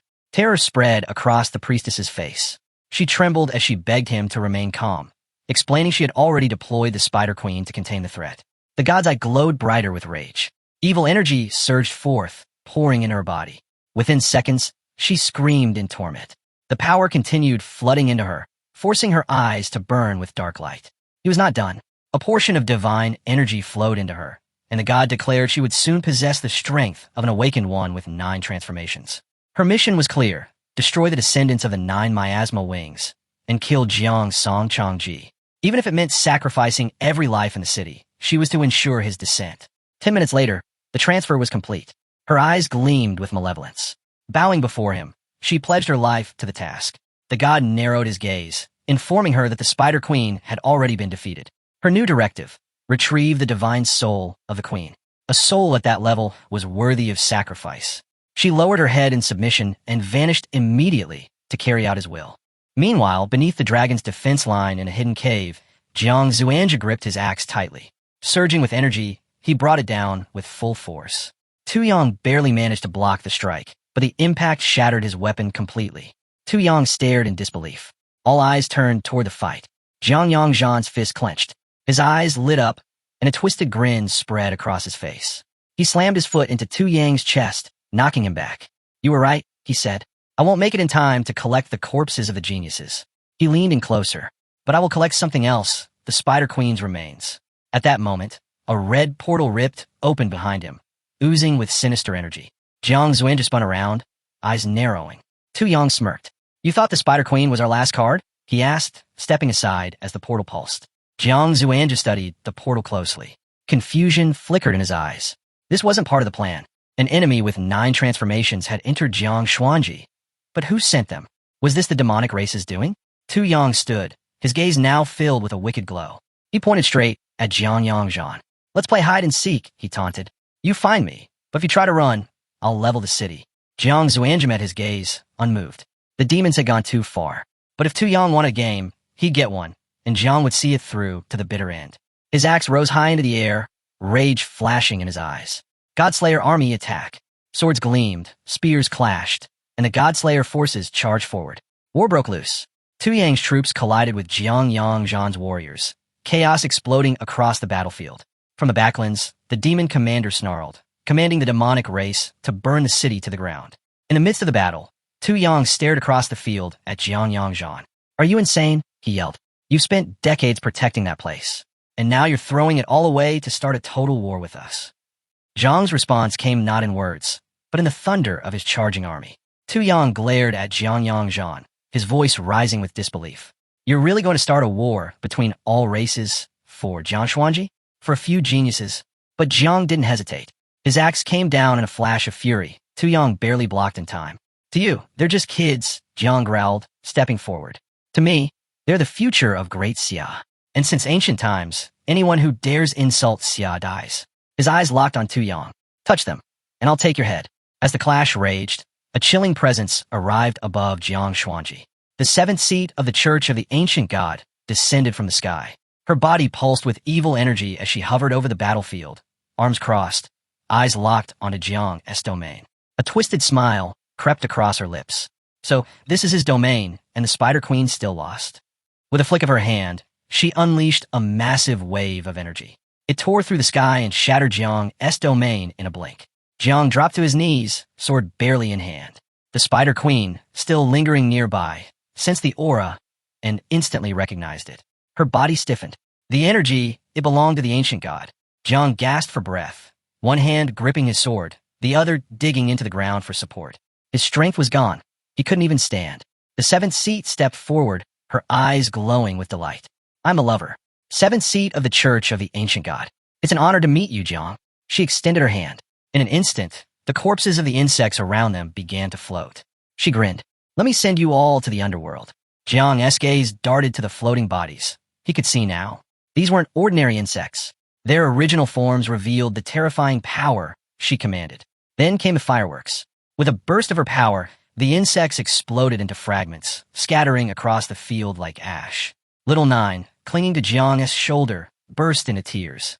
"Please protect me." Jiang gritted his teeth. "Don't be afraid. Stay hidden. I'll keep you safe." But the lover wasn't done. She lifted Jiang into the air with her energy, tilting his body upside down. "You don't look impressed," she teased. "Maybe I'll turn you into fireworks too." Jiang clenched his jaw, helpless. Nearby, Jiang and the others collapsed to their knees. Her power overwhelmed them. Fear took hold. No one knew who could save Jiang now. Yang Zhan's hands trembled. His voice cracked. We're all going to die. Jiang was still suspended, spinning midair. He screamed, his voice echoing across the battlefield. Xia, manifest. Release the dark demon. A surge of blue energy exploded around him. And then, emerging from his body, came the dark demon. Its eyes glowed with wrath. The moment it appeared, the battlefield fell silent. The lover's grin faded, replaced with confusion. What is this? She muttered. The demon's energy poured into the air, suffocating everything in its presence. Jiang's body dropped back to the ground. He slammed his sword down, using it to rise. You shouldn't have killed those insects, he said, voice like steel. Now you die. The dark demon opened its jaws, gathering energy into a massive sphere. The sky darkened. The lover didn't run. Instead, she unleashed the ancient god's power, forming a shield to face the attack head-on. Jiang's eyes sharpened. Xia appeared on his shoulder, calm and focused. She's strong, Xia said quietly. But even she can't stop the dark demon. The dark demon had power beyond comprehension, but it came with a limit. 10 seconds. That was all it had.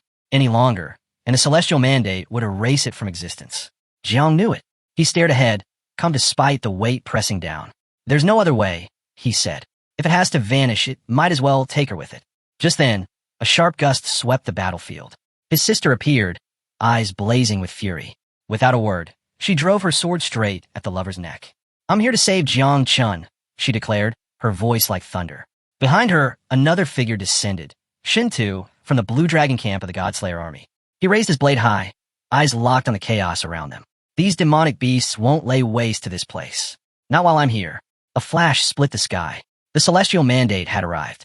Jiang Chun turned to Xia without hesitation. Now, absorb the dark demon. Xia gave a single nod, then opened his mouth wide.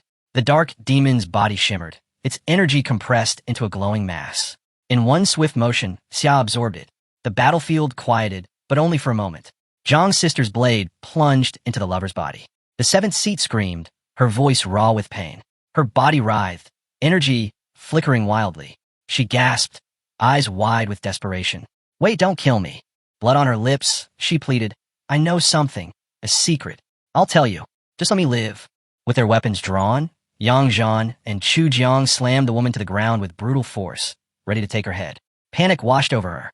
She opened her mouth in desperation, pleading for her life, swearing she'd reveal everything she knew. As Yang Zhan's body radiated with intense energy, she stepped down hard on the woman's chest. Her voice was sharp but calm. Her eyes, burning with fury, met Chu Jiang's. Wait, she said. If she talks, we spare her.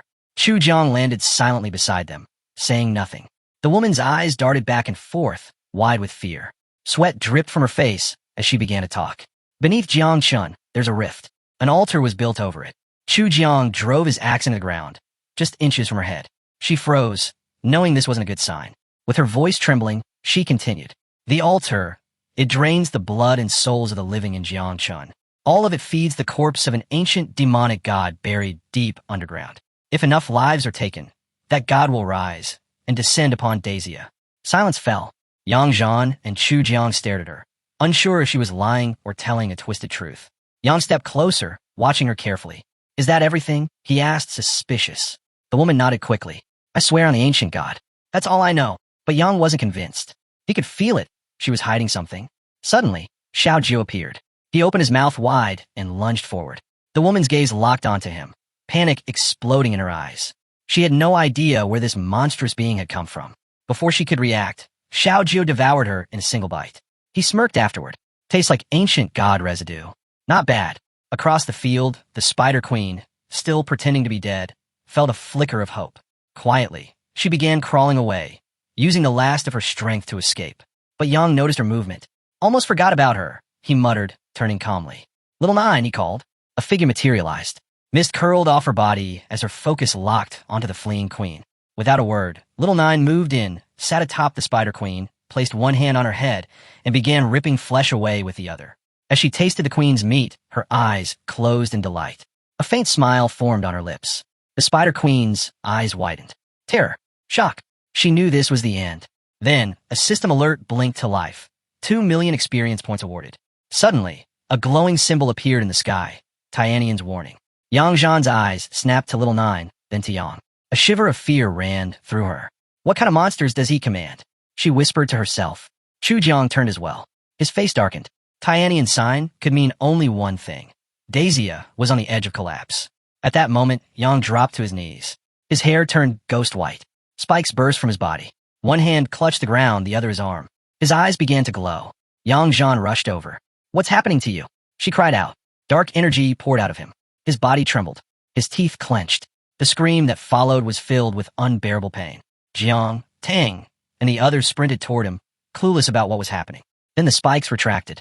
Jiang caught Yang in his arms. His face turned pale. He knew exactly what this was.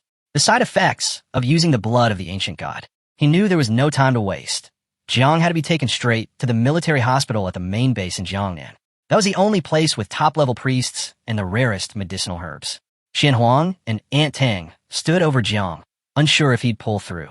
Yang Zhan's expression turned grim. She placed a hand over her chest and spoke up.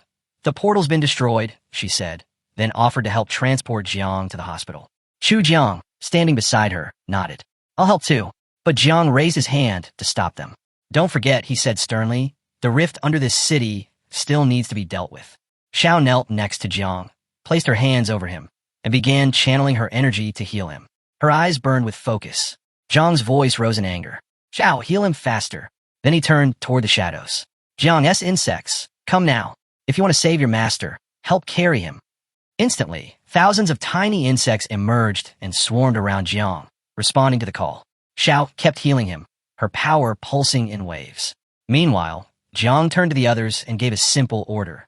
Clean up the battlefield. They all nodded without hesitation. Mohinu dropped to her knees, tears streaming down her face. Seeing Jiang like this shattered her. Lu Sandu sat behind her, placed gentle hands on her shoulders. Don't cry, she said softly. Jiang is strong. He'll be fine. If he could defeat a level 9 monster, he'll survive this too. Xian Huang, standing close by, watched them quietly. There's no time for tears, he said firmly. We still have monsters to kill. Thanks to the healing barrier, the wounded geniuses began to recover quickly. Jiang Wushuang emerged from the barrier, clenching his fists. We may not be on Jiang Chen's level, he said honestly, but taking down a few more monsters is still something. Jiang looked at his once severed arm, now fully healed. He clenched his hand tightly and smiled. He's right. If we can't match Jiang Chen, we fight harder. Meanwhile, Yang Zhan and Chu Jiang had reached the underground altar. With precise, powerful strikes, they unleashed their weapons, slashing the altar to pieces. Dark energy burst from the rubble. The ancient god's eye lit up, furious. He stared at them, seething, and called Yang Zhan a foul name. Without hesitation, she lashed out with her sword, slicing his energy clean in half. Chu Jiang stood behind her, quietly watching. For him, it was no surprise. She was the disciple of the Celestial Sword King. After all, the ancient god growled, even if the altar is destroyed, you're far too weak to defeat me. Before he could say another word, White-Hair Man raised his axe and swung it with force. Save your breath, he said flatly. The god's eye widened with fury. Their defiance had pushed him past the point of toying with them. Then, the god's energy began to seep into the ground. Yang Zhan's eyes snapped toward it. Something was off. What was he doing? The god laughed darkly. This little setback cost me nothing. How about time? I'll return stronger. Yang Zhan's fury boiled over. He was trying to flee, without a fight. She prepared to chase him, but White-Hair Man placed a hand on her shoulder. His voice was calm, but serious. He's right. As we are now, we can't beat him. They knew what had to be done. Only the great martial god could awaken the great dreamer and seal the rift. It had to happen fast. A week passed. Jiang now lay inside the military hospital at Jiangnan's main base. His body was fully submerged in a special healing liquid, hooked up to a ventilator. The scent of medicine and the hum of machines gave it away. It didn't take long for him to realize exactly where he was. His memory came rushing back. He'd collapsed on the battlefield, completely drained after using the blood of the ancient god. He had no idea how much time had passed, or what had happened since. Then, he heard a familiar voice. Little Nine appeared, smiling as she wrapped her arms around him. Everything's settled now, she said gently. And guess what? My little insects can reproduce now, too. Feeling her warmth, Jiang opened his eyes fully, curiosity flickering in them. He held her in his hand and stroked her head, praising her. You did well, he said, but he paused for a moment. Their current place was far too cramped. Once the new insects arrived, space would be a serious issue. He told her to wait just a little longer. Once they had a bigger home, they'd move forward with a plan. Little Nine returned to his sea of consciousness, smiling brightly. Just the thought of Jiang preparing a bigger home made her happy. From behind a pillar, Xiao Jiao peeked out. He looked slightly puzzled. Now that they'd unlocked the power to evolve into more complex forms, reproduction was about to begin, with hundreds of millions on the way. Jiang quietly hoped that the ancestral tree would soon bear the nest fruit, one that could house up to 10 billion insects. He removed the mask from his face with one hand. Xiao Jiao appeared on Jiang's shoulder. I'm about to start dividing my offspring too, he announced. So, when do we move into a bigger house? Jiang turned to look at him and smiled. What? You don't like living with Little Nine? He pointed at Xiao Jiao playfully. Wait until your sister moves out, then her room's yours. Xiao Jiao crossed his arms and scowled. I'm not a kid anymore. Why do I always get what's left over from her? Jiang chuckled. All right. How about this? I'll take you to the Nine-Lai Sanctuary one day. You'll feast on a buffet of demons and gods. Xiao Jiao stood proudly on Jiang's chest. If there's food, I don't care where I live. Jiang sighed, covering his face with his hand. Having so many children, it really was exhausting. Then Xiao Jiao pointed at the glowing liquid around Jiang's body. Hey, can I drink this? Jiang looked down. That's god and demon-grade healing fluid, though this batch is third-rate at best. If you want some, go ahead. Without hesitation, Xiao Jiao closed his eyes and started drinking. Jiang watched him, amused. So, Jiang asked with a smirk, how's it taste? Does it have that old dad's foot smell? Xiao Jiao froze mid-sip, visibly disturbed. Then he leapt into the air, and suddenly, hundreds of tiny beetles appeared. Jiang's eyes widened, completely stunned. He raised a finger. Jiang opened his system window. Back on the battlefield, he hadn't had the chance to inspect Xiao Chen's abilities closely. Now, lying in the healing chamber, he figured it was the perfect time to take a deeper look. The system revealed something extraordinary. Xiao Chen had been born at the very origin of the River of Time. She didn't just flow with time. She was time existing on the same plane. A primordial source. Jiang's curiosity deepened. Was she on par with the ancestral tree of all things? He folded his arms, eyes scanning the data. There it was, confirmation that, as a primordial source, she possessed hidden abilities. But her talent remained locked. The system didn't list it. It made him wonder, did he need to perform a life-level jump to unlock her full potential? Xiao Chun, he called, come out for a moment. A small, elegant insect fluttered toward him. Then, in a blink, transformed into her human form. Jiang's eyes widened. His focus locked onto her. She stepped forward, gently placed her hand on his chest, and looked at him with soft eyes. Caught off guard, Jiang's face flushed. You're standing a bit too close, he muttered. Xiaochen closed her eyes and wrapped her arms lightly around his head. Sorry, she said quietly. He reminded himself. She had just been born. She probably hadn't experienced divine evolution or a life-level jump. Xiao Chun looked away, placing a hand under her chin. Growth, she said, requires time. But I am time. Jiang stared at her, stunned. Her words echoed in his mind. He reached out and summoned his power, letting green energy flow gently into her. She was right. Her true talent could only be unlocked through a life-level jump. Opening the divine evolution panel, he checked what materials were required. The system gave him options, 4 different conditions to trigger Xiao Chen's evolution. First, 10 drops of water from time. Second, 1 tributary from the river of time. Third, 3 fragments of time. Fourth, 3 divine weapons aligned with the laws of time. Jian Cheng ran his fingers through his hair, clearly puzzled. He had never even heard of these materials before. With no other choice, he figured he'd have to ask the old goo about it later. His body had already been soaking in a strange liquid for quite a while. Reaching out, he flicked the switch off with his finger.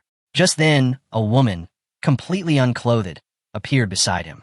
Major Jian Cheng, you're finally awake, she said. Jian Cheng's eyes shot open in confusion. Major? Why had she just called him that? Noticing his bewildered look, the woman gestured to the side and calmly explained. While you were unconscious, the top 10 geniuses in Tian Jiao's ranking were promoted to major. She smiled with her eyes closed and continued. When Jiang rushed you to the hospital, almost all your body tissues were at the brink of failure. No one thought you'd make it. Then she asked gently, how are you feeling? Any discomfort? Jianchen glanced at her and replied, I feel totally fine, completely healed. She walked over to the capsule, preparing to retrieve what remained of the divine soul liquid and vital liquid stored in the chamber. Highly valuable resources that had been rushed in from the capital just for him. Since Jian Cheng hadn't used all of it, she thought they could save the rest for future patients. But as soon as she laid her hands on the capsule, her jaw dropped. Jian Cheng stepped out, scratching his head. With an awkward chuckle, he said, I was really thirsty when I woke up, so I drank all of it. Little Xiao was perched on his shoulder. Jian-Chung closed his eyes for a moment, a faint blush creeping onto his face. If kids misbehaved, it was the parents' responsibility, and he knew that weight was on him. Just then, Old Gu walked in and pointed straight at Jian-Chung. "You're seriously lucky," he said. "Back on your feet in just a week." Jian-Chung turned his attention to his Old Gu and smiled, raising a hand in greeting. The woman moved toward Old Gu and Commander Duan. Her eyes shut and her voice low, she admitted. Jian-Chung drank all the liquid. Old Gu and Commander Duan's eyes widened. "What?" he exclaimed. Old Gu looked confused. "Is that a problem? I mean, he just drank a little, right?" Old Gu and Commander Duan's expression turned serious. He drank 10 full doses of soul essence and vital essence. That's worth 200,000 merit points. He didn't know whether to laugh or cry. Should Jian-Chung be made to pay for it? Old Gu, clearly annoyed, snapped. "Then you pay for it. It's not like it's easy for him to earn merit points." Then he strolled over to Jian-Chung, threw an arm around his shoulders, and gave him a proud look. "Still, well done, kid. You drink it all. Even a little of that stuff can keep someone healthy for years." Jian-Chung looked up at his Old Gu, a slow smile spreading across his face. He finally understood why little Xiao Jia had gone all in on that liquid. Old Gu gave him a wink and grinned. "You really don't get the value of merit points yet, do you? With enough of those, there's nothing you can't have." "Wait," Jian-Chung asked eagerly, his eyes lighting up. "So anything money can buy, merit points can get too?" Old Gu nodded, but before Jian-Chung could celebrate, he continued with a stern face. "Don't get ahead of yourself. Some things merit points can't buy." Excited and curious, Jian-Chung quickly asked, "Can I trade merit points for the water of time?" Old Gu's expression darkened. "No, that's a legendary treasure, born from the very core of heaven and earth. No one's ever laid eyes on it. It's just myth." Jian-Chung pressed on. "What about a stream from the river of time?" Again, Old Gu shook his head. "No one's ever managed to get their hands on that either."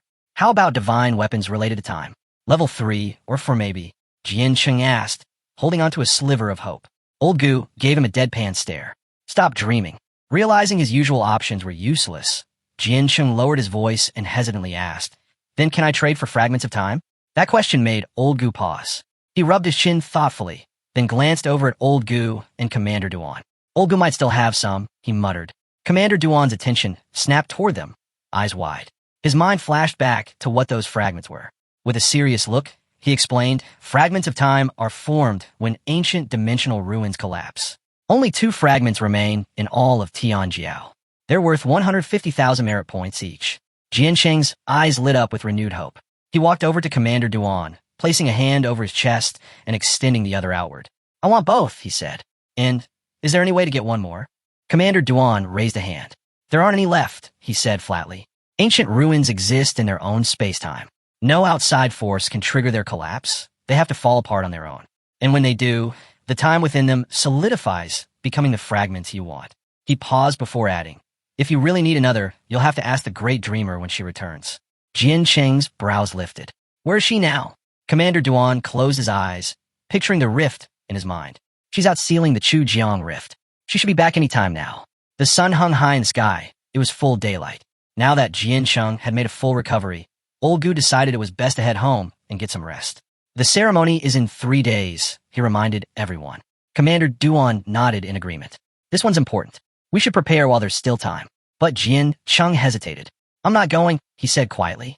"I'd rather lay low for now." Old Gu chuckled. "Too late for that. You killed the Spider Queen, took down the lover. Everyone knows your name." Later, back at his apartment, Jian-Chung dropped onto the sofa and folded his arms behind his head, staring at the ceiling. His thoughts drifted. Little 9-winged miasma and red armored elephant were about to reproduce. Xiaojia was ready to extract new abilities, and the ancestral tree of all things had sprouted new fruits. He needed to take care of all that before the Great Dreamer returned. He raised his hand. Energy shimmered and began to form in his palm. First things first, he'd extract the power of the red-shelled beetle. A system window flashed before him. Red-shelled beetle, catastrophe-level calamity. Its first trait, supreme attack technique. By condensing particles and shifting them in specific patterns, it could summon an infernal vision and unleash a melody drawn straight from the underworld. The power of the red-shelled beetle's ability depended entirely on numbers. This technique had 9 stages, each one exponentially stronger than the last. To even reach level 1, Jian-Chung would need to gather a jaw-dropping 129,000 red-shell beetles. And with every level up, the requirement would multiply tenfold. He reached out and tapped the system window. His eyes widened, stunned. This wasn't just any technique. This was a supreme attack technique. One thing was clear. If he tried it now, his apartment would be reduced to rubble. He'd have to save it for a real battle. A boss-level threat. Next, he shifted his focus inward, deep into his sea of consciousness. A new fruit had appeared on the ancestral tree. He crossed his fingers, hoping it would grant him a nest capable of housing 10 billion insects. Activating the functional fruit, Jiancheng smiled as a notification popped up, a hive with room for 100 billion insects. The ancestral tree never lets me down, he thought. His eyes lit up with satisfaction. Raising his hand, a swarm of insects began pouring out. "Little Nine," he called out with a grin, "your new home's ready. Time to settle in and grow your family." She chirped happily and immediately commanded the swarm to move into the nest. With the insect matter handled, Jiancheng pulled out another fruit, one formed from divine souls. He held it up, studying it closely. In the last battle, Xiao and the others had gathered wandering souls to nourish the fruit, helping it ripen. Now, fully matured, he activated the ability fruit. It burst apart, releasing divine energy that coalesced into a divinity from the GI clan. The system chimed in. "Do you wish to fuse the divinity?" Jiancheng's eyes gleamed. Raw power pulsed from the energy in front of him. Without the ancestral tree stabilizing his consciousness, his mind would have shattered under the pressure. He remembered what his old Gu had once told him. For an awakened one to advance from level 9 to divine rank, there was only one path: fuse with a divinity. He made his choice. The divinity surged into his forehead. Pain exploded through his skull. His eyes lit up, and system windows flooded his vision. New class acquired. Supreme Warrior, Divine Level God of War. Abilities gained. Invincible Divine Fist, War God Transformation, Imperial War Formation. New class acquired. Supreme Warrior, Divine Level God of War. Abilities gained. Invincible Divine Fist, War God Transformation, Imperial War Formation. Jiancheng clenched his fist and stared at it. His third divine class. The name was a bit over the top, sure, but it was perfectly tailored for close-quarters combat. Now, he had another trump card in his arsenal. With this class, combined with the body of the elephant god, he was confident he could finally surpass even Jiancheng Wuwang's divine form. Suddenly, another system alert appeared. Little Nine has given birth to 8 billion insects. Xiao Ji's beetle swarm now totals 6 million. Jiancheng gawked at the numbers. The transformation skill, its wild growth and random surge in quantity, was absurdly powerful. His insect army was growing faster than he imagined. Just as he was processing everything, a knock echoed at the door. He paused. Could it be the Great Dreamer? He wondered. Opening it, he found Old Gu and Commander Duan standing outside. Commander Duan rubbed the back of his head, looking nervous. "We need to talk," he said. Old Gu cleared his throat. "We brought someone with us," he said. "The Great Dreamer. Thought you should greet her properly." Jiancheng stood still as Old Gu clenched his fist, casting a sharp look his way. Moments later, the Great Dreamer placed her hand on the doorframe and stepped into Jiancheng's apartment. Her expression was firm. "Leave," she said without hesitation. That single word caught everyone off guard, especially Old Gu, whose eyes widened in surprise. She didn't repeat herself. She walked right in and gave them all a pointed look. Old Gu let out a nervous chuckle and whispered to Jiancheng from the side of his mouth. "If you can't resist, just surrender gracefully. If a woman's 3 years older, gift her gold.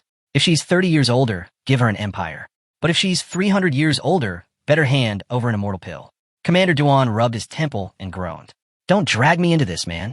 I still want to live."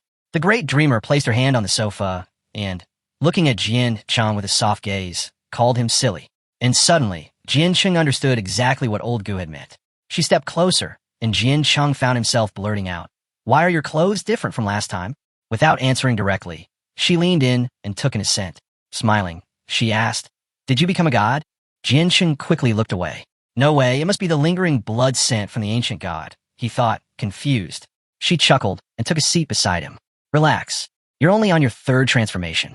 No way you're divine yet." Sweat rolled down Jiancheng's neck. Better not bring up the whole fusing with divinity thing, he thought. "I've already drawn enough attention as it is." Noticing his tension, she grinned. "Why so nervous? I'm just your sister. I'm not going to eat you." Then her expression shifted slightly. "I heard Old Gu mentioned you were after fragments of time." Jiancheng perked up. "Do you know how to get them?" She nodded slowly. "They're no longer available within Great Xia's borders, but there is still a place where you might find them. Have you ever heard of the 3 overseas islands?" Jiancheng shook his head. She turned to face him fully. "They're southeast of Great Xia. Once ancient ruins, but over time, they merged with the real world. Now, they're 3 distinct islands: Pinglai, Fangzhong, and Ingzhou. That caught Jiancheng completely off guard. His eyes lit up in surprise. She continued, 500 years ago, Great Xiao witnessed the rise of its first invincible figure with 9 transformations, the human emperor. Not long after, another reached the same level. He was called the Lord of Fire. She leaned back and began recounting the history. The human emperor believed in conquering the underground caverns. The Lord of Fire believed in peace. Their ideals clashed endlessly. In the end, they parted ways bitterly. The Lord of Fire left Great Xia, taking his followers to the overseas islands to start a new domain. As she spoke, she reached into the air, summoning a rift and pulling something from it. He took many treasures with him when he left, including the fragments of time. Jiancheng leaned forward, intrigued. So, is the Fire Lord dead now? She calmly pulled a Chuo from the rift and replied, the lifespan of someone with 9 transformations is up to 3,000 years. He's still alive. Then she looked him in the eye. If you're thinking of going after those fragments, don't try to take them by force. Even though the 3 islands can't compare to Great Xia in size, she said, they've spent centuries building up their strength. Right now, they've got more warriors with 7 and 8 transformations than we do. Jiancheng raised a brow. So why haven't they tried to take Great Xia back? She broke the Chuo in half and handed a piece to Jiancheng. Because Great Xia is protected by national fate, she said simply. The Fire Lord's followers wouldn't dare act recklessly. Still curious, Jiancheng asked, then, is there any other way to get those fragments? Taking a bite from her Chuo, she gave him a calm look. Even though we severed ties long ago, the 2 sides never stopped competing. For 100 years after the split, the best talents from both sides would face off regularly. But she continued, about 400 years ago, Great Xia closed its borders. They stopped letting challengers in. Why? Jiancheng asked. She chewed slowly before answering. Because Great Xia lost. Every single time. For 100 years straight. We couldn't win, couldn't even hold our heads up. So eventually we just stopped. Jiancheng's eyes narrowed in thought. But this year, she nodded. This year we have you. With you around, the competition can reopen. Jiancheng's mind raced. If I win, I might be able to get the fragments. But the great dreamer raised a hand.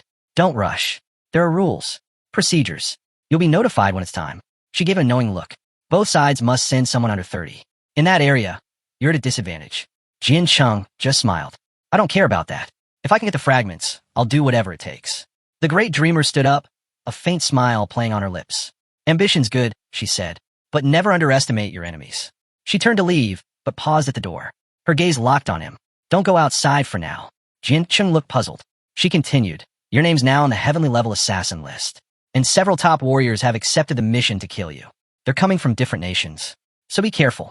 The high command of all Great Xia had gathered at the main base in Jiangnan. It was August 13th, year 793, in the era of job changers. Today's decoration ceremony was the largest in Great Xia's history.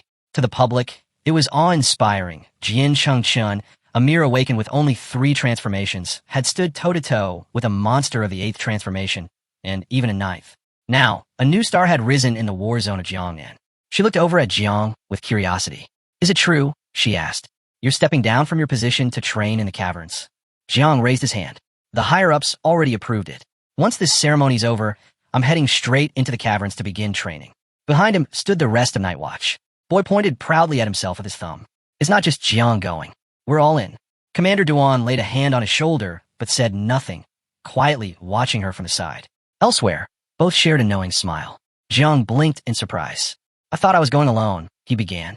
Jiancheng hadn't expected everyone to want to follow him into the caverns. But as he looked around, he could feel it.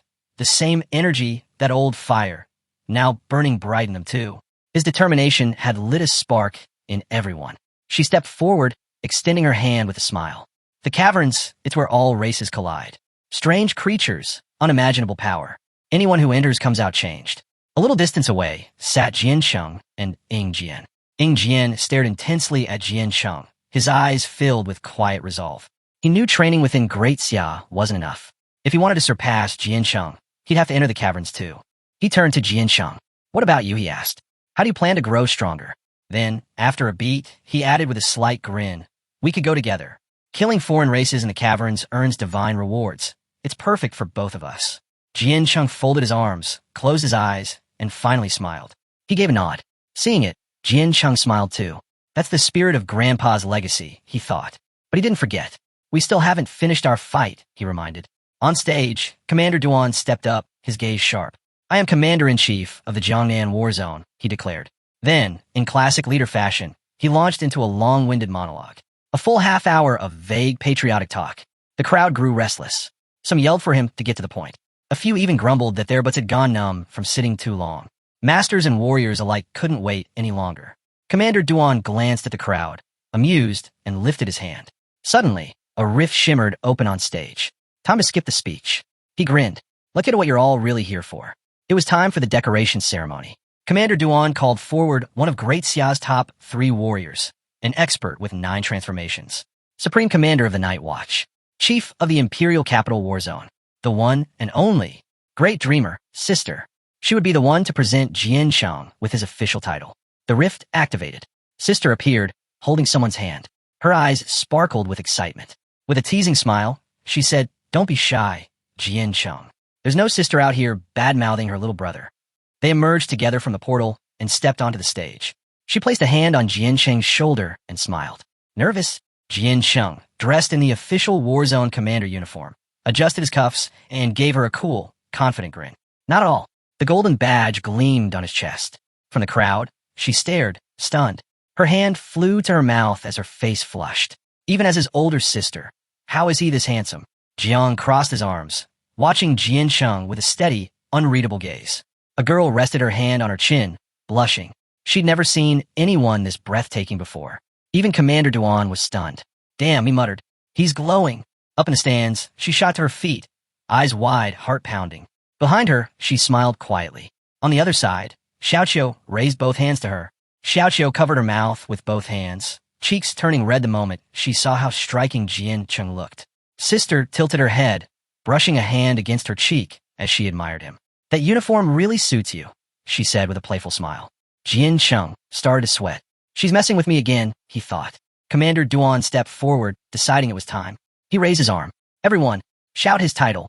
As one, the crowd cupped their hand around their mouths and shouted. Demonic insect. Jian Cheng froze, eyes wide. What? That's my title? He couldn't believe it. They really call me that? Dressed to impress, standing proud, and now this? They couldn't pick something a little more dignified? Still, he stepped up with Sister. Silent, hands behind his back, he stood tall on the stage. Sister lifted her hand skyward. By the will of the people, she declared, on behalf of the Night Watch and the armed forces of Great Xia, I hereby grant Jian Cheng of the Jiangnan War Zone the title, Lord of Heavenly Disasters. That one hit differently. Jian Cheng turned to her, eyes lighting up. Now that, he said with a grin, sounds way better than demonic insect. Sister stuck out her tongue, smirking. She'd clearly set that whole thing up just to tease him. And just like that, Jian Cheng understood. It had all been a prank from start to finish. The giant screen behind them lit up, flashing Jian Cheng's information. Sister turned to him and the others, her tone shifting.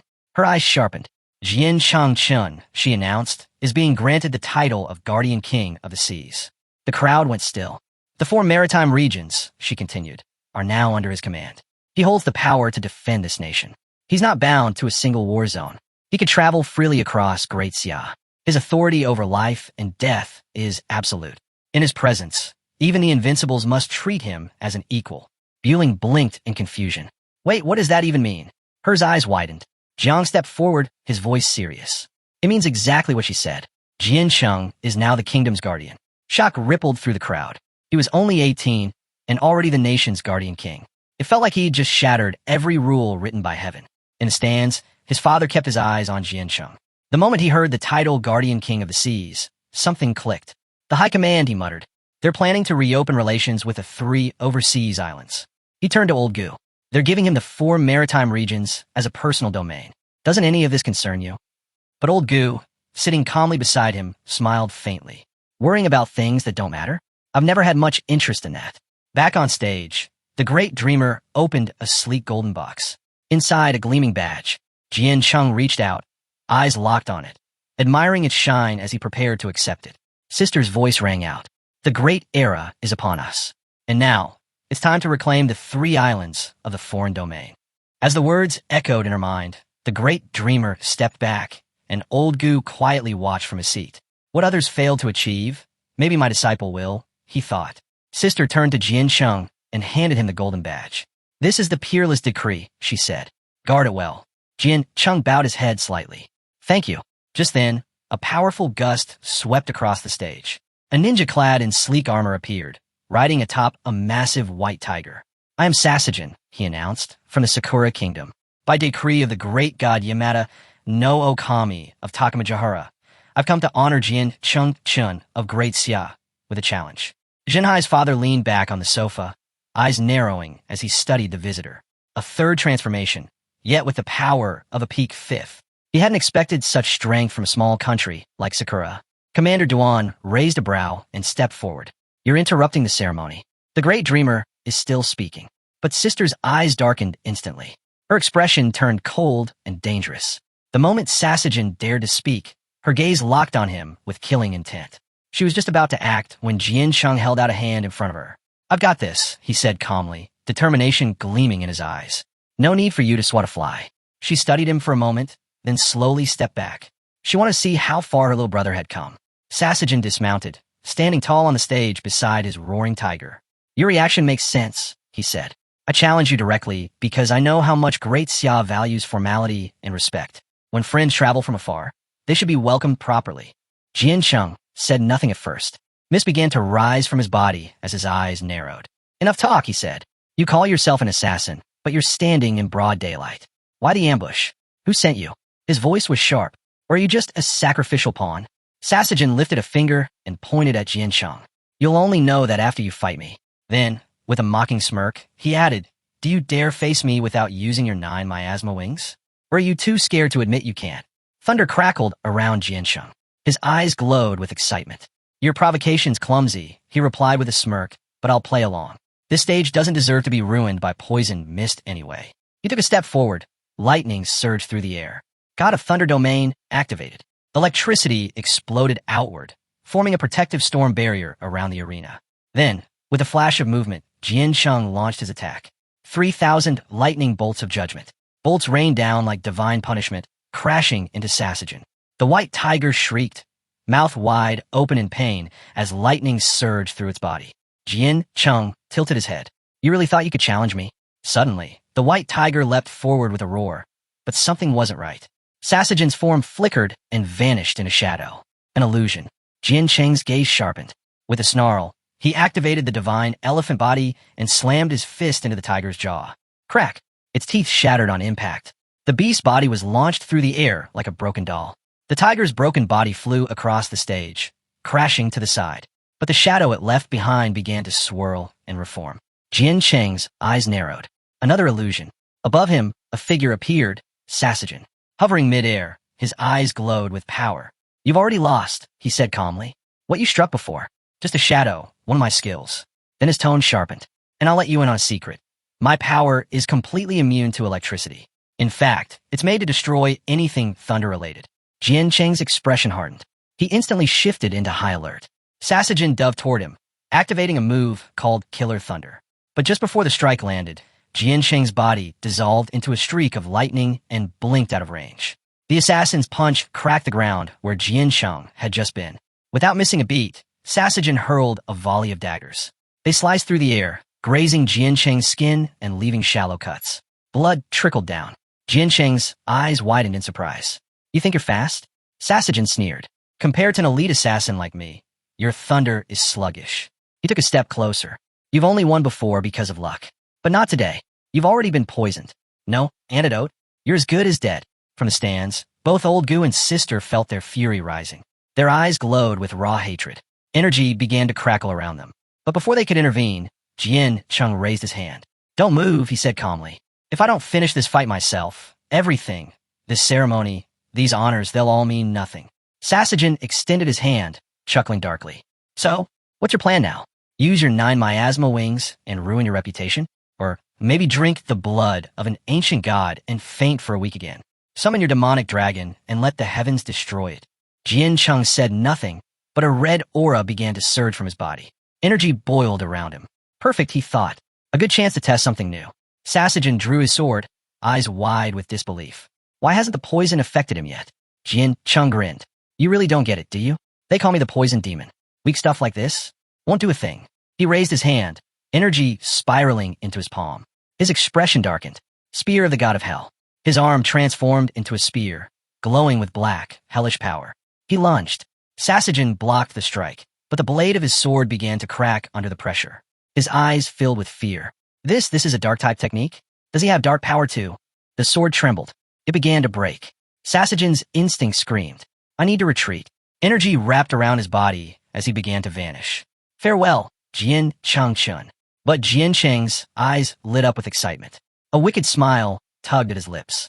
You really think you can escape? Suddenly, a rift tore open behind Sasajin. Out of it emerged the spear, Jian Cheng's spear, moving like it had a will of its own. Sasajin spun, stunned. Does that thing have a soul? He leapt back, desperate to flee, but the spear extended in a flash and shunk. It tore straight through his chest. Pain exploded through him. Jian Cheng calmly reached out and yanked the weapon free. Sasajin's body collapsed. With steady steps, Jian Cheng turned and walked back towards Sister, lightning still humming around him, red energy fading. Confident, unshaken, Jian Cheng looked out over the crowd, his gaze steady. The fly's been swatted, he said calmly. Let's continue. The entire arena fell silent for a heartbeat, then exploded into gasps and stunned whispers. Everyone was in disbelief. Jian Cheng had taken down a 5th transformation assassin without using the 9 miasma wings, without the sky sword, without thunder. No one even knew what that black spear technique was. Jinhai's father leaned back, hand near his mouth, smirking. You rushed again, old goo, he said playfully. You don't know your disciple at all. Old goo, wearing a dazed look, replied, I do know him. It's just he paused, sighing. I got too worried. That's all. But deep down he was burning. Just how many secrets does this kid have? Jian Cheng climbed back up on stage. Sister flashed him a thumbs up and praised him. Nice work, she said with a proud glint in her eyes. Old Gu turned to Old Jai, his voice low. I'm not a class changer. This stuff isn't my specialty. You saw it. What was that black spear? Old Gu stroked his beard. From what I could tell, it looked like a divine-level dark class. Rare. Powerful. Old Gu's expression tightened. Has he awakened another class? That'd make 3 divine classes. How could a 3rd transformation soul possibly hold all that? Meanwhile, Sister continued to praise Jian Cheng with warmth in her voice. You handled that beautifully. Jian Cheng gave a modest nod. I wouldn't say it was anything special, he said sincerely. Next time, I'll finish it in 1 strike. Just then, a group of mages ascended the stage. With a flourish of magic, colorful confetti burst into the sky, showering the entire stadium. The crowd erupted into cheers. Lord of heavenly disasters, King of the seas, Jian Cheng stood with his arms behind his back, eyes scanning the stands, until they landed on her. Luo Sandao. She stood beside her father, eyes glowing with joy. In her hands, a beautifully crafted box. Her father stepped forward, placing a hand over his heart. I'm the head of the Luo family, he said proudly.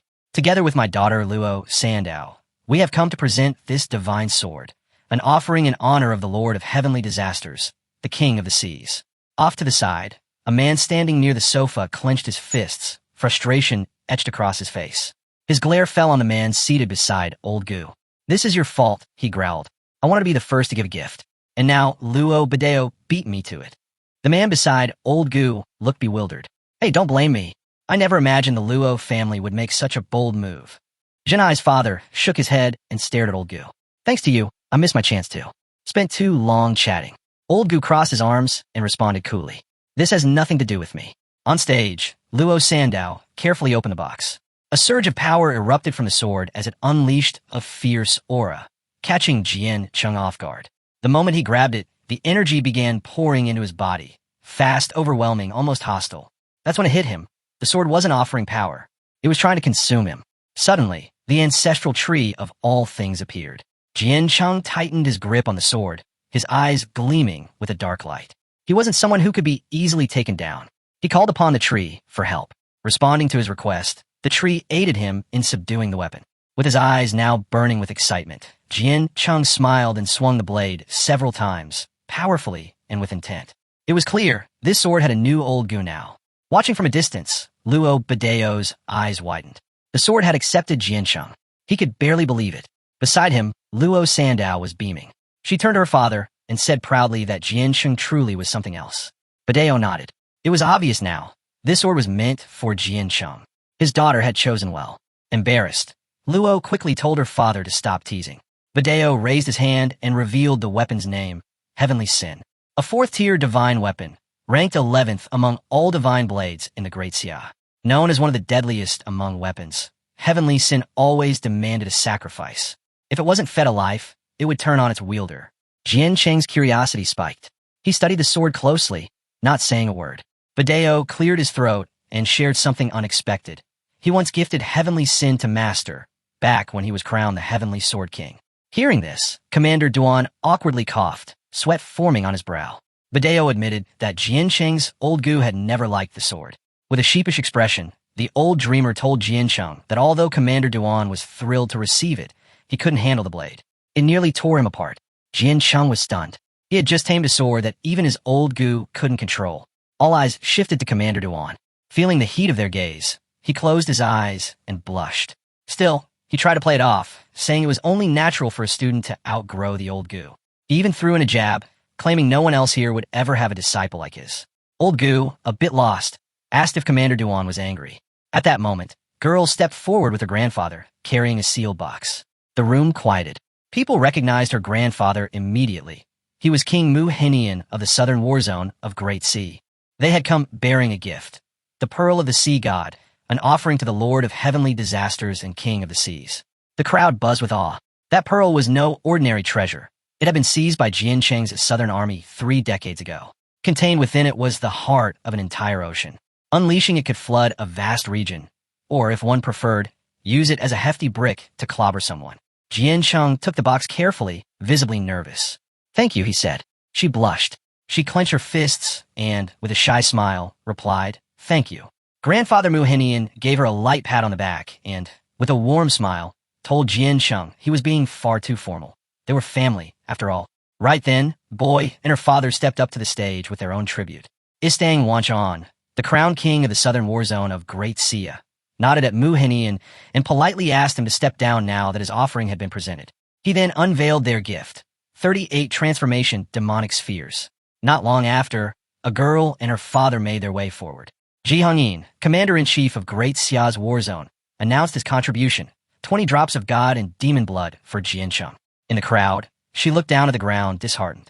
Unlike the others, the Night Watch had nothing grand to offer. Old Gu Commander Duan, with an honest expression, admitted the truth. They weren't just empty-handed. Sometimes they even had to rely on Jian Cheng to get by. Jiang stood up and, fists clenched, declared something with firm resolve. Yes, they were poor, but they still had something of true worth to give. Stepping up to Jian Cheng, his eyes lit with joy, Jiang opened his hand to reveal a single potion. With a proud smile, he offered it in the name of the entire Night Watch. It was a strand from the source of faith. Jian Cheng's eyes locked onto the potion. His heart swelled. This meant something. From the side, she gave her old Gu a puzzled look.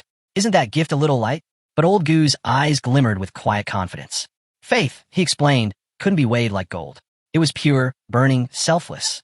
The value wasn't in its cost, but in its meaning. As Jian Cheng took the potion, emotion overtook him. Tears welled up in his eyes. His hands trembled. This strand of faith, he revealed, carried the prayers and strength of over 800,000 citizens from Chujiang City. It could absorb an impact strong enough to shake a nation. Overcome with gratitude, he hugged Jiang tightly. Now he understood.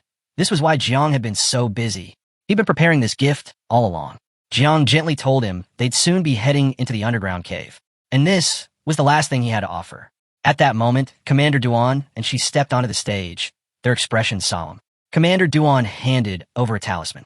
Today was a major turning point for Jian Cheng, and as a so-called useless old Gu and mistress, they had to give him something special.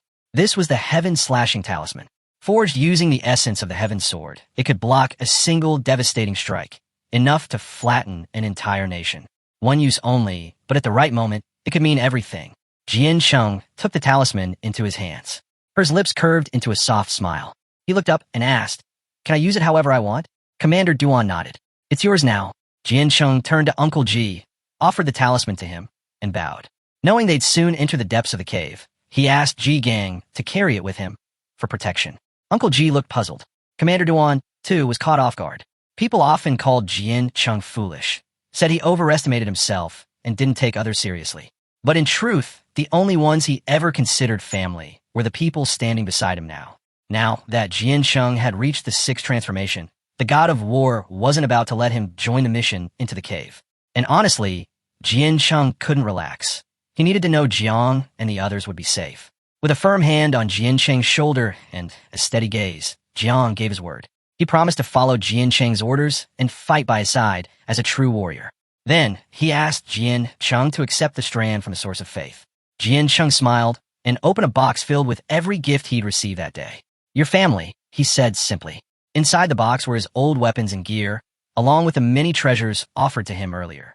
He handed it all to Jiang, asking him to share it with the rest of the Night Watch. Jiang froze. He didn't know how to respond, but Jian Cheng, still smiling, told him not to overthink it. Just take it. Still confused, Jiang finally accepted. He had already said he would follow Jian Cheng's lead today, and that's what he'd do. From the side, she and the others wiped their eyes. She couldn't help but cry. Why did it always feel like they were taking advantage of Jian Cheng? Old Gu and Commander Duan gently reminded everyone. They were family, not outsiders.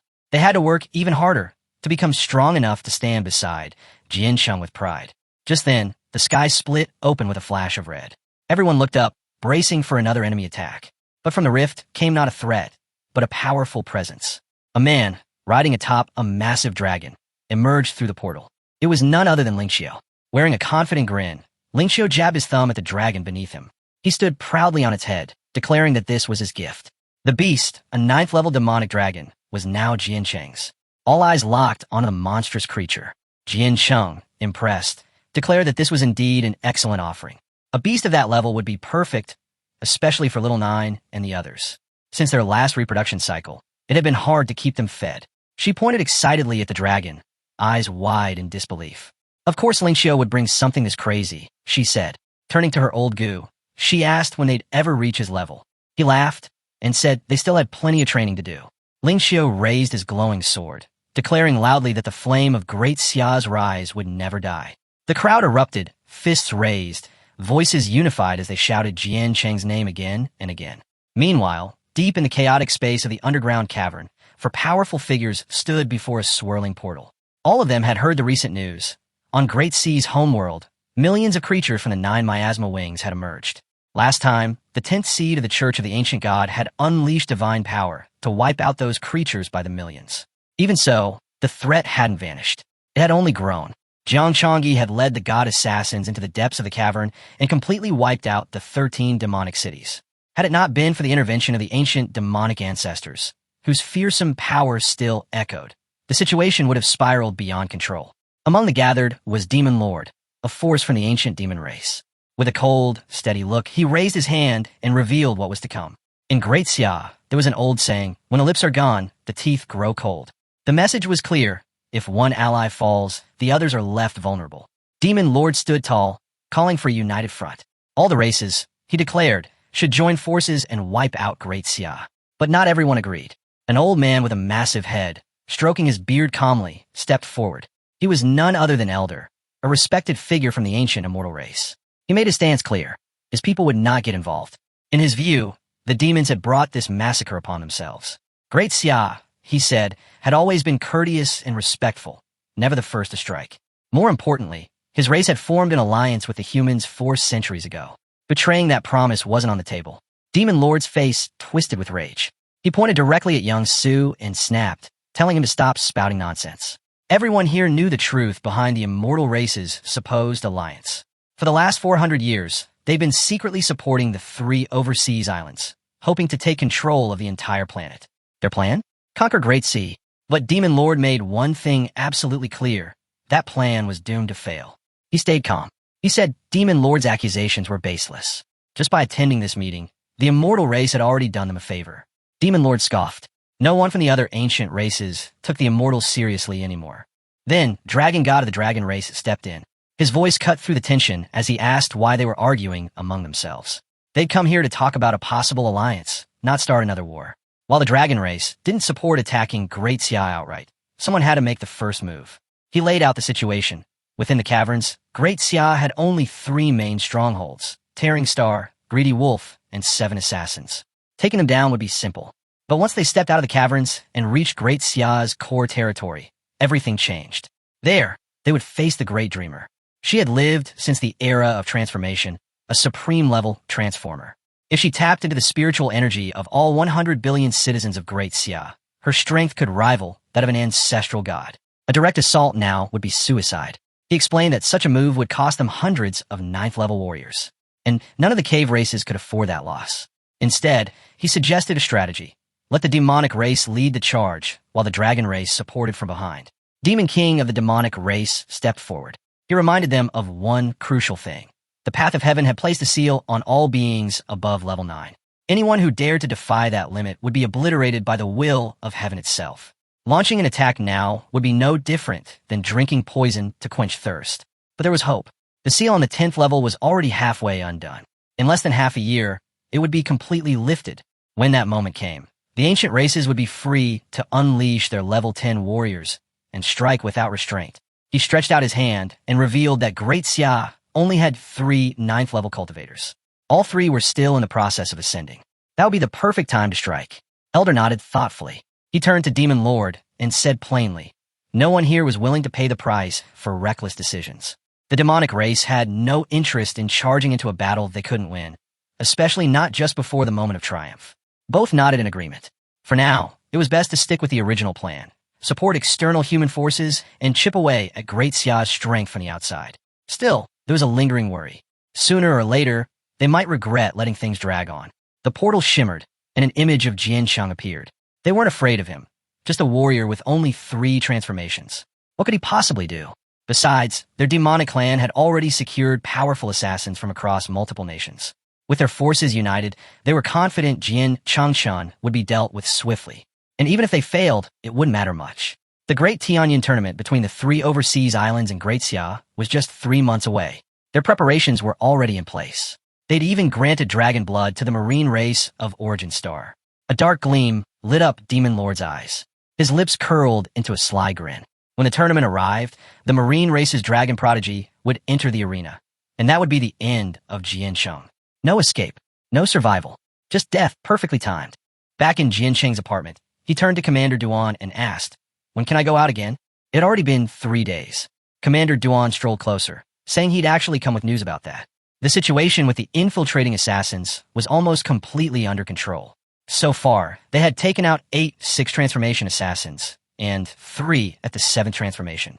Jiancheng dropped onto the sofa and asked, so, am I safe now?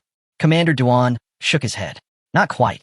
One assassin at the 8th transformation was still at large, and the higher-ups were worried that if these attempts failed, even stronger ones might be sent next.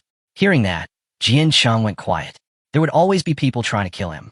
Would he really have to live his life like this, sheltered, constantly watched, unable to grow freely? He clenched his fists and spoke with clarity. I've got plenty of skills, plenty of hidden cards, but even so, I can't handle everything alone. Still, being protected like this, isn't it just another kind of cage? Doesn't it limit how far I can go? Without warning, Jiancheng reached into a rift beside him and pulled out her by the cheek. She yelped in surprise. My dad told me to stay hidden. Jiancheng smiled and thanked her, but gently told her to rest. She nodded, embarrassed, and headed toward the door. Old Gu blinked in disbelief and pointed. Wait, when did she hide there? Jiancheng, still calm, said, she's been there for a while. She suppressed her energy, but she couldn't hide from me. Commander Duan looked even more confused now. What's going on here? Jiancheng's face turned serious again. Do you remember Songchanga? Commander Duan's eyes narrowed. That guy from the Heavenly Tribe? Jiancheng nodded. Do you know how I tricked him? He raised a hand, and with quiet confidence, explained, within a 30,000-meter radius, my eyes can see everything. Every detail about anyone. Old Gu, now sitting beside him, slung an arm over Jiancheng's shoulder. He laughed. Well, I didn't see that coming. Jiancheng's hidden ability caught even his old Gu off guard. But rather than dwell on it, Commander Duan made a decision. He would let Jiancheng handle the assassin problem himself. With the chaos brewing across the 3 overseas islands, Great Xia was stretched thin. If Jiancheng was willing, they needed his strength. A thrill ran through Jiancheng. His face lit up with excitement. Instead of waiting around to be attacked, he was going to strike first. Passive defense wasn't his style. He was going hunting. Old Gu raised an eyebrow. Youth and courage were great, sure, but he reminded Jiancheng not to let that courage turn into carelessness. Underestimating an enemy could get him killed. Jiancheng nodded, taking the advice seriously. Just then, she entered, placing 2 cups of tea on the table. She offered it with a gentle smile. Commander Duan blinked, surprised to see her here. Jiancheng casually explained, Luo Sandao's making my bed. On the other side, Ji Xuanyue's using her firepower to roast meat. That's when it clicked for Commander Duan. Our boy wasn't just living well, he was soaking in the pleasures of life. Standing up, Jian Chung stretched and grinned. Today's work is done. Take tomorrow off. New mission. Head to the secret sanctuary. Hunt the fiercest beasts you can find. The stronger, the better. Luo Sandow and the others gave a firm nod. Far away, 2,000 kilometers southwest of Manhua's border city, a knight crossed the desert with urgent news. The good news, he said, is that Great Xia has relaxed its watch over Jiansheng. He's finally free to leave his apartment. The bad news, he added, almost all the assassins sent by various nations have been eliminated. This knight was part of the Order of the Templars. He had been tasked with ensuring the next phase of the plan went smoothly, and most importantly, that no internal conflicts broke out. If this operation worked, every participating nation would receive a key to enter the 9th turn. Looking around at the gathered warriors, he noted the numbers. We have 6. The other countries only brought 3 each. And yet, the reward is equal. Seems fair enough to me. Just then, a man with a ponytail appeared, challenging the knight's words. What's unfair about it? He asked. He was from Sakura, home of the Sakura Assassin Corps. Their god-ranked assassin, Mr. Saito, had also arrived. The knight's gaze shifted. He recognized the man. This wasn't just any fighter. It was Kato AI, ranked 7th among the world's top assassins. He extended a hand in greeting, smiling coolly. If it weren't for the divine artifact I wield, he said, raising a flute, none of you could stand against Jian Changqin's army of 9 miasma wing insects. The flute of summoning worms. Its reputation alone was chilling. The knight gave a grudging nod. Impressive, he admitted. But where is this so-called god of assassins? I don't see him. One of the men scoffed. That guy's all talk now. He's ancient. His title's more ceremonial than real. Before anyone could blink, the air turned deadly. Someone had overheard their insults. In a flash, the knights who had spoken were dead, cut down without hesitation. The killer stepped forward, sword gleaming. Speak again, and I'll silence the rest of you. He was Mr. Saito from the Sakura country, ranked 8th among the elite assassins. And now, the number of players in this deadly game had increased once more. Saito stood calmly, not at all bothered by the earlier disrespect. He even told everyone to greet him properly. The knight stepped forward and bowed respectfully. I apologize, he said. It was my fault. I failed to control my men. Saito nodded, accepting the apology. With that out of the way, it was time to discuss strategy and divide responsibilities. Just then, a woman walked over with a bright smile and a magical crystal ball in her hands. Her name was Yun Jin, from the Frozen Nation. She was at the peak of the 7th transformation and ranked 5th among the world's top assassins. Beaming, she announced that her country, Han, had already sent 2 assassins deep into Great Xia, sent specifically to hunt Jiancheng. She declared her intention to take Great Cold as her origin element, and the crystal ball she held was designed to trap Jiancheng's thunder-based abilities. Saito turned toward her, his tone shifting. Let's not talk origin just yet, he said flatly. Still, seeing her potential to restrict Jiancheng's thunder powers, he admitted she might actually be useful. He went on to explain that the 9 miasma wings would be controlled by a member of his own country, Kato EI. He also shared intel. A genius from the Sasagen clan had challenged Jin Changchun and narrowly escaped with his life. That encounter had revealed a critical detail. Jian Cheng possessed a darkness attribute skill, and that made him far more dangerous than they thought. High on a mountain nearby, a monk was meditating. From the realm of Shiva, also ranked 4th in the assassin hierarchy, he too had reached the peak of the 7th transformation. With glowing eyes, he spoke softly to the divine forces of Shiva. The darkness element, he explained, did not belong to this world. It had to be pulled in from the 9 underworlds of hell. If they could seal off the dark fissures, they could block Jian Cheng from using his shadow-based abilities, especially that deadly spear. Back on the ground, Saito turned to the knight with a more serious look. He had 2 questions. First, how do they plan to deal with the dark demon of 9 transformations?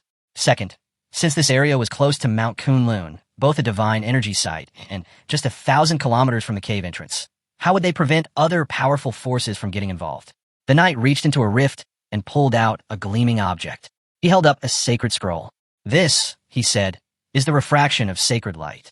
Everyone leaned in as a light mist formed around him. He explained that this divine artifact would hide all aura and energy signatures. Unlike normal concealment techniques, this one didn't just block detection. It transported them into a mirror dimension. He activated the artifact. A brilliant flash lit up the sky, and a barrier shimmered into place. Gasps echoed. No one knew what was happening, or if they had just been sucked into another realm. The knight reassured them. Even if the old goo of the cave, due to his role, couldn't physically leave it, they had a plan. If they could lure Jian Chengchun into the mirror world first, then it wouldn't matter how many times he transformed. Outside, there would be no sign of him. He would be completely isolated. And as for the dark demon of 9 transformations, this time they would do the opposite of before. The moment it appeared, they would strike without hesitation. They planned to layer another round of sacred light refraction, this time to trap the dark demon temporarily. The effect wouldn't last long, but even 10 seconds was enough. If it stayed confined that long, the heavenly Tao would erase it completely. Approaching Saito, the knight explained the full scope of the plan. With this, he said, we don't need to worry about the 9 miasma wings, thunder powers, dark energy, or even the abyssal demon. Saito nodded slowly, realizing the implications. Even if Jian Cheng managed to hit the 7th transformation using ancient god blood, he was confident he could still finish him in a single strike. Meanwhile, back at Jian Cheng's base, crowds are beginning to gather. Everyone's eyes turned to the sky. Among them stood a strikingly beautiful woman and a small girl. The streets buzzed with awe. The sovereign of calamities was walking openly through Great Xia. Floating above the city, Jian Cheng hovered atop a sea of poisonous mist. His intent was clear. If he wanted to draw the assassins out and crush them, he had to make himself a target. On his shoulder, Little Nine and Xiao Jia appeared. Are we going on a trip? They asked. Jian Cheng gave a sharp nod, eyes focused, mind set. As they soared through the air, Xiao Jia pointed to a group of children walking below. They look like us, she said. Why do they all have backpacks? They're going to school, Jian Cheng replied. Xiao Jia looked up. Can we go too? We'll talk about it later, he said, gliding through the city. Little Nine leaned closer. So what's the plan? Jian Cheng's voice dropped. We're looking for a mom. Just then, his gaze landed on the woman and girl below. They smiled and waved cheerfully at him. The system chimed in. The woman was Jean Meiji, a 6th transformation assassin from the Geld Nation. Beautiful, deadly, obsessed with killing. The little girl beside her was Quan Zixuan, another assassin from the same nation. She was 7th transformation, skilled in disguise, stealth, escape, and silent execution. Jian Cheng didn't linger. He flew off, knowing better than to provoke a fight in the heart of the city. If they wanted him, he'd give them a chance, but not here. Somewhere remote, somewhere empty, where innocent people wouldn't get caught in the crossfire. Jean Meiji's eyes gleamed with malicious delight. His location's no secret, she said. No guards, no escort. He's completely exposed. Her voice sharpened with ambition. Our superiors said we should try to kill him ourselves. If we succeed, the name of our icy nation will soar. But if it's too difficult, she added, we'll fall back on the plan. Lure him to the Gobi Desert and ambush him. She glanced at Quan Zixuan. You ready? Quan Zixuan's eyes sparkled with thrill. Already on it. Hours later, Jian Cheng reached a dense forest. He slowed the swarm of insects behind him, just enough to make sure his pursuers wouldn't lose his trail. Down below, Jean Meiji sat on the ground, clutching her leg. A snake bite. Beside her, Quan Zixuan's eyes welled with tears. Please help, she cried to Jian Cheng. She's been bitten. She's dying. Despite how pitiful the scene looked, Jian Cheng descended into the forest clearing, observing the scene with quiet disbelief. These two, their performance was sloppy, clearly amateurs. Still, he approached calmly. Seeing him draw near, Quan Zixuan's eyes sparkled. She looked genuinely relieved. Jian Cheng knelt beside Jean Meiji, offering a warm smile. You're a beautiful girl, he said gently. Don't worry, I'm here to help. Tears welled in her eyes. She looked up at him, joy and hope written all over her face. Jian Cheng met her gaze with quiet intensity. There's something about you, he murmured. The moment I saw you, something moved in my heart. I don't just want to save you. I want to marry you. He sat down in front of her, hand over his heart. Come here, he said with soft sincerity. I'll carry you to the hospital. As she leaned forward, Jean Meiji's hand shifted behind her back. A sudden gleam flashed. The weapon she'd kept hidden was now in her grip. With a deceptively grateful smile, she whispered, Thank you. At the same time, Quan Zixuan launched her strike from behind, her eyes glowing as she moved in for the kill. You really are kind, she said sweetly, just before her blade came down. Jian Cheng simply smiled. In a flash, he shifted, his elbow crashing into Quan Zixuan, followed by a crushing punch that struck Jean Meiji square in the cheek, sending her reeling. Suddenly, clouds of poisonous mist began creeping in around them. Quan Zixuan's face twisted in fear. She'd been tricked. She turned to flee, moving at lightning speed. Don't kill me, she shouted. I'll give you every treasure I've hidden. I swear. But Jian Cheng was already moving. He activated his thunderclass skill, poisonous mist swirling from his body as he surged forward. He watched her vanish through the trees. Even he was caught off guard. Her speed exceeded his lightning flash. That move was ideal for short bursts, but for long-distance pursuit, it required constant repositioning. Slower overall. His eyes lit up, and a sly grin crept across his face. She was leading him into an ambush. Perfect. It meant he wouldn't have to hunt them all down one by one. He'd take them out in one strike. Far to the north, in the depths of Tianyuan Demonic Valley, 70,000 li from Pejun City, chaos had erupted underground. A red-haired man sprinted through the flooded tunnels, laughing wildly. His name was Ding Chuanxiao, a fifth transformation warrior. "Run for your lives," he shouted gleefully. "The Sea of Desires is coming." Behind him, the flood he'd unleashed tore through the caverns. He had diverted a channel of water from the Sea of Desires directly into the valley. The others weren't fast enough. The current caught up quickly. Shouts of rage echoed behind him. "Ding Chuanxiao, you bastard. You deserve to die." But Ding Chuanxiao only laughed harder. "You think 6 transformation elites like you can catch me?" he yelled back. "You can't even outrun a dog." After some time, the soaked, furious warriors emerged from the rushing waters and collapsed in a nearby cave, gasping for breath. They were exhausted and confused. Why had Ding Chuanxiao risked his life pulling a stunt like this? Ding sat down beside a rock, smiling smugly. "Here's the deal," he said. "According to what I've heard, the Tanking Divine Clan lost one of their divine sons at Great Xia's headquarters." The others looked at him, still trying to catch their breath. He continued, "A few days ago, another divine son showed up here in Demon Valley with a full team. They're looking for revenge. Try to wipe us out." He leaned back against a rock. "But we're not easy prey. If we can't win in a straight-up fight, they had no choice but to fight dirty. That's why Ding Chuanxiao unleashed the current from the Sea of Desires, drowning the valley in its power." Among the group stood a green-haired woman, Nangong Yin, a 6th transformation warrior. She stepped forward, clearly irritated. "You're not afraid that your own desires will drag you under?" she asked sharply. Ding Chuanxiao smirked. "I'm a dark water mage. As long as I stay focused, I'll be fine." He casually mentioned he'd already wiped out over 90 enemies this time. Unfortunately, the divine sun slipped away. Nangong Yin walked ahead, brushing past him. "You just got lucky," she said bluntly. Then, turning to the others, she called out, "Get ready. We're heading back to the Great Sea. The next battle's bigger. We're up against the 3 overseas islands. And this time, we're fighting for our nation's pride." Ding Chuanxiao's expression grew serious. "That won't be easy," he warned. "Those islanders, they follow a completely different path. They've surpassed us in discovering new classes, elements, and inscription techniques. While his people had the upper hand in complex battle environments, straight-up combat was a different story. They were at a clear disadvantage." Nangong Yin frowned. "Why are you giving up before we've even started? It's been 50 years. You really think their new generation is unbeatable?" Ding Chuanxiao extended his hand slowly, mulling it over. "You're right. A lot can change in 50 years. His gaze sharpened. "Word is, the reset this time was triggered by a prodigy who appeared at headquarters." He paused, then added with a glint in his eye, "A boy named Jian Cheng, leader of the Genius Rankings, 793rd generation. One of our own. Rumors said this Jian Cheng wielded a double divine-level class and could control the forbidden plague of the 9 Miasma wings. That plague had already infected millions." Nangong Yan's eyes narrowed. Even the god of war, Jian Cheng, stepped in for him, modified Grand Z's forbidden laws on his behalf. Ding Chuanxiao pointed over his shoulder with his thumb, chuckling. "So, you do know your stuff. No wonder you led the 793rd generation of geniuses." He had heard all about that generation's strength. Nangong Yin had single-handedly led the Kingland War Zone to victory, claiming the top spot with overwhelming force. Nangong Yin stared at him. "You weren't bad yourself," she said coolly. "Second place in the 788th generation rankings isn't easy." Ding Chuanxiao scowled. "Why'd you have to bring that up?" He crossed his arms. "Trying to provoke me?" She waved him off. "Stop talking. Even if you tried, you couldn't beat me. And I'm not here for trouble." Her tone turned serious. "This time, the top 3 from every generation between 781 and 792 will be competing. But from the 793rd, only Jian Cheng remains." She hesitated.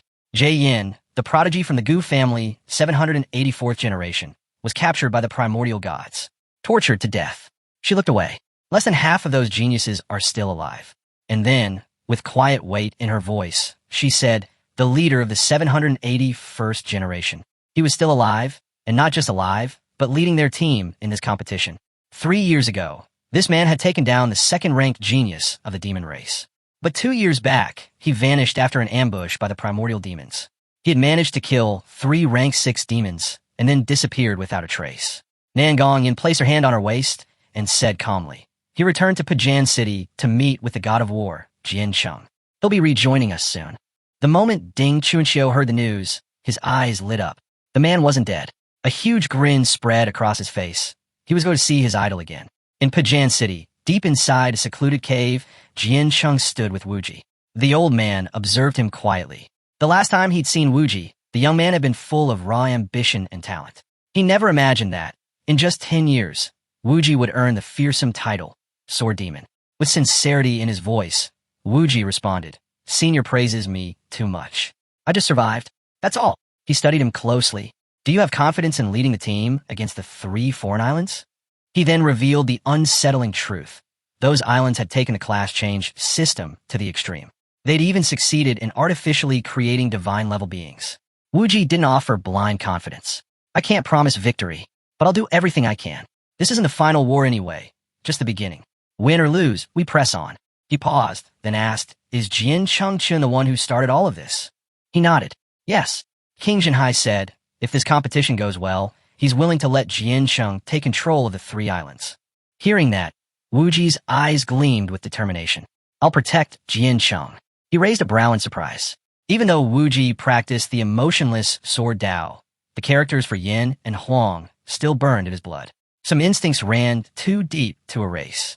Jian Chengchen carries our hopes, he said quietly. He's the future of Great Xia. Keeping him safe, that's your duty now. For the first time in a while, he felt at ease. He leaned back against a railing and looked out. We'll take the long route. First stop, Go Bai Desert, 2,000 li southwest of Mu City. He explained he had sensed a strange energy there, an unfamiliar aura that flared up and vanished. It smelled like a trap. Worse, that was exactly where they were taking Jian Chengchen. Wuji looked confused. Why didn't Kuji stop them? Because Jian Cheng's old goo believes he needs challenges, he said, even if it means getting hurt. The boy's holding on to many hidden cards. He won't fall that easily. He sighed. All we can do is shadow him, not interfere. That's what his old goo asked for. Wuji furrowed his brow.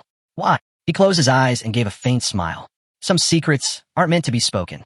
Meanwhile, Jian Chengchen had already stepped into the Gobi Desert. He was alert. The woman he was chasing was absurdly fast. Since fleeing the base, she had already changed direction 3 times. And now here, at this vast, open wasteland, she'd vanished once again. She was gone. Not a trace of her aura remained. Even the Eye of the Void couldn't locate her. Something wasn't right.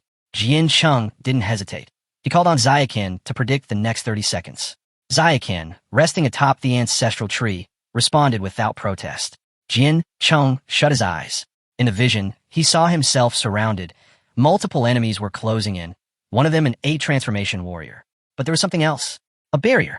It blocked everything from the outside perfect. Within it, he could strike without holding back. High above, watching from the cliffs, the knight and her group kept their eyes locked on Jian Cheng. Quanzi turned to Decius. Why isn't he moving?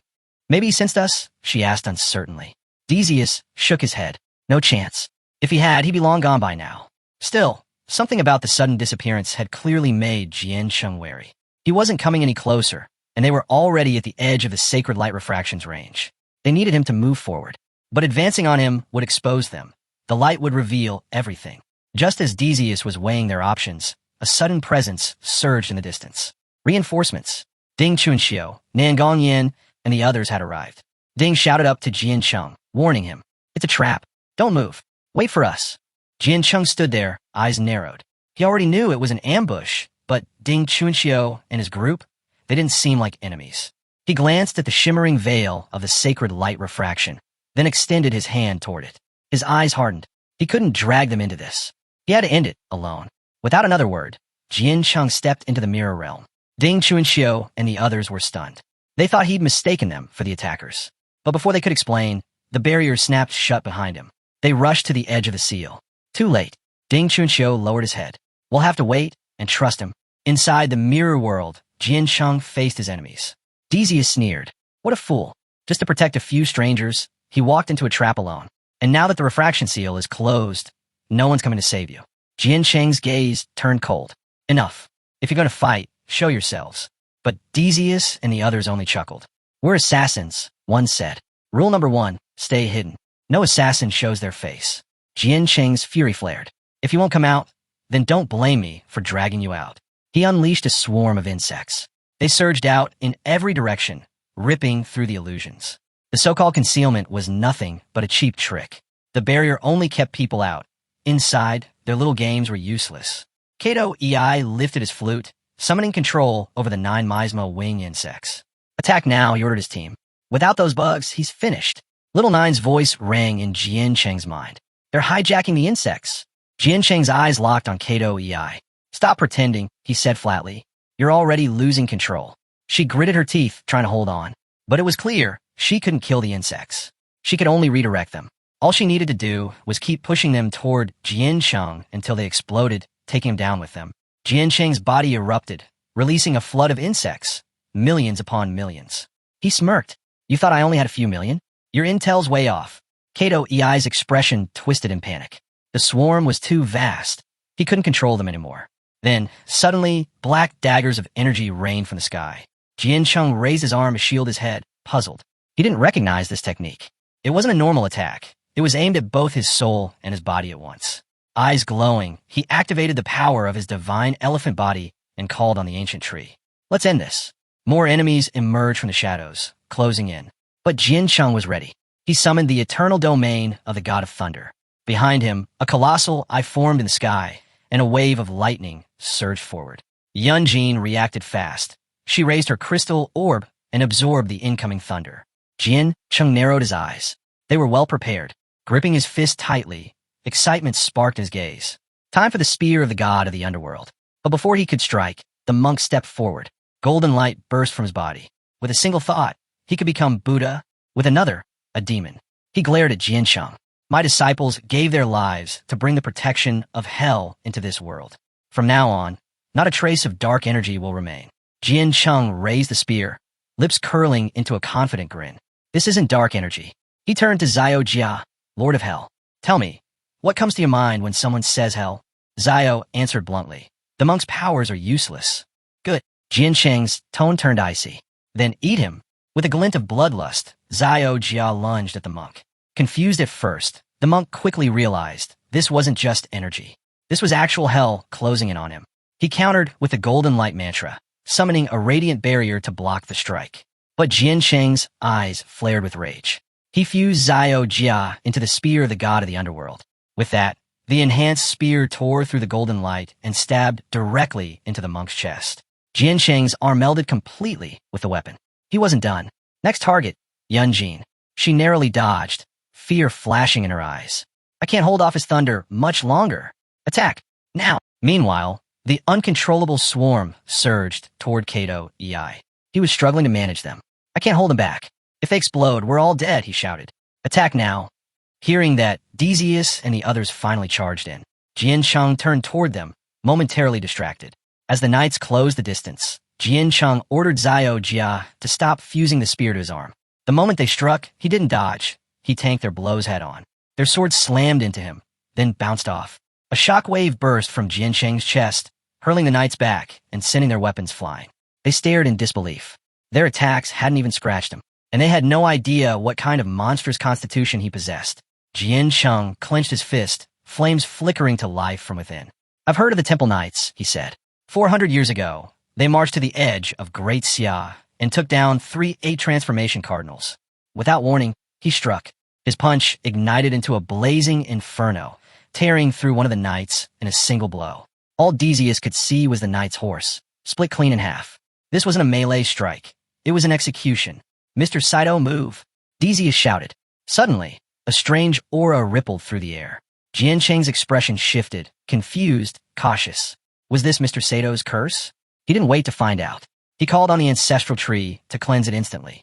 Hidden behind a boulder, Mr. Saito watched in disbelief. The curse had failed? Was Jian Cheng immune? If he couldn't kill him in one strike, he might be the one in danger. Jian Cheng's fury surged. His eyes burned with rage. He had to act fast. One mistake, and they'd surround him. He couldn't afford to be flanked. Xiaojia, shouted Parboy. Summon the infernal demon. A monstrous entity erupted onto the battlefield, roaring furiously. Mr. Saito peeked from cover. His face went pale. It's here. Now, he shouted to Decius. Decius launched the refraction of sacred light. The light flared up, shimmering violently. In the blink of an eye, it began drawing the demon in. No, destroy that space now, Jin Chung ordered. But it was too late. The infernal demon was sucked away, completely consumed. Jin Chung stood frozen. His eyes flared, fists trembling with fury. Enough. He charged with the fist of the divine elephant, his next target, the knights. Seeing no other choice, Theseus hurled the mirror of transmutation into the air. It was a sacred artifact, sacrificed in desperation. Jian Cheng's fist surged toward them, only to collide with the mirror. Boom! He was thrown backward by his own power. The mirror glowed, reflecting his attack perfectly. Jian Cheng examined it quickly. It didn't take long to figure out the trap. He couldn't attack head-on, but they were wide open from the back. He smirked. No more holding back. He summoned another strike from the divine elephant's fist. And this time, he funneled 6 million red armor beetles into the infernal god's spear. Meanwhile, Xiao Jia, on the verge of launching an attack at Yun Jin, paused and turned back toward Jian Cheng. Yun Jin exhaled in relief. The spear was gone. She could finally breathe. Jian Cheng's fist blazed with fire once more. Theseus raised the mirror again, convinced Jian Cheng had lost his mind, blinded by his own strength. This ends here, he muttered. Jian Cheng's fist struck the mirror, softly. It lacked force. Theseus blinked in confusion. Then he heard it. A scream. He spun around. Xiao Jia, now fully transformed into a spear, had struck the knights from behind. Theseus froze in panic. And Jian Cheng? His eyes were glowing. His lips curled into a smile. This isn't over yet, Jian Cheng said coldly. He appeared behind them, spear in hand, and with one swift strike, shattered the mirror from behind. He knew its weakness. The back couldn't reflect. Breathing out, Jian Cheng relaxed for a moment. That trap was done. From the rocks, Mr. Saito stepped out. Strange energy flowed from his body as he stared directly at Jian Cheng. It didn't take him long to understand. The spear's structure was tightly linked to Jian Cheng's own physical power. And now, he realized something else. This was the moment when Jian Cheng's body was at its most vulnerable. Suddenly, behind Jian Cheng, a giant skull appeared. He turned to look and froze. He felt nothing. No presence. No aura. Just emptiness. Then, as quickly as it had come, the skull vanished. A surge of energy burst from Jian Cheng's body. He stretched out his hand, and, to his surprise, the source of faith had activated. On its own, Mr. Sato's eyes widened in horror. He was sweating now, unable to believe how many layers Jian Cheng still had left. Trick after trick. It seemed endless. Fueled by fury, Jian Cheng launched an attack with the infernal spear. All of this. You made me waste the trust Jiang gave me. And the people of Chu Jian Cheng, he said through clenched teeth. He struck. The spear pierced through Yun Jin's chest, shattering her crystal ball. In that instant, the Thunder Domain surged back into the battlefield. Blood poured from Yun Jin's mouth. Kato Ei reacted, throwing up a barrier around himself. Jian Cheng turned to him. Little Nine, quit slacking. Release every last insect. Now, or no food for 3 days. And forget the new house. That did it. Little Nine stopped holding back. She unleashed the entire swarm. The insects surged at Kato Ei's barrier, hammering it from all sides. Fear consumed his face. The shield began to break, bit by bit, under the relentless onslaught. He scrambled, putting the flute to his lips, pouring every ounce of strength into his last song. Desperate. This was it. His final chance. He was ready to sacrifice everything. But just then, Mr. Saito appeared behind Jian Cheng. Hands clasped together, he summoned a strange, shifting energy that filled the air. Destiny is coming for you fast, he said calmly. Even the strongest fall when they repeat their tactics. Jian Cheng locked eyes with him. This fight was far from over. He called on Zayakin again. Still perched beside the ancestral tree, Zayakin gave a quiet nod. Sato's summoned skull finished opening its mouth. A blindingly bright light shot out. Its eyes burned with pure anger. Jiang Chun watched it carefully, his face serious. Without wasting time, he used his flashing lightning ability. His body instantly turned into crackling electricity, letting him dodge the skull's deadly beam. Right after dodging, Jiang Chun called upon the ancestral tree. He needed it to handle the curse Saito had unleashed. The massive tree appeared with a deep rumble. Powerful energy pulsed out from it like waves, spreading rapidly across the entire battlefield. Seeing the ancestral tree, Sato's eyes filled with rage. He gritted his teeth hard, feeling completely confused. How did Jiang Chun dodge my ultimate attack so easily? Saito thought, struggling to understand. He tried to regain control over his summoned insects. Nearby, Little Nine had just finished her fight. Catahide's body lay motionless on the ground. Her swarm of insects covered him, eating with obvious satisfaction. She turned towards Jiang Chun, her voice cheerful. Master Jiang Chun. Katahide is defeated. Jiang Chun gave her a quick nod of approval. Good work, little nine. He then focused back on Saito. He stretched out his hand and summoned the spear of the god of the underworld. Xiao Jia, he commanded. Capture Sato's soul. Xiao Jia, who usually looked like a small beetle, instantly transformed into a dark, menacing spear. His eyes glowed with a dangerous light as he shot straight toward Saito. Sato's escape and shock.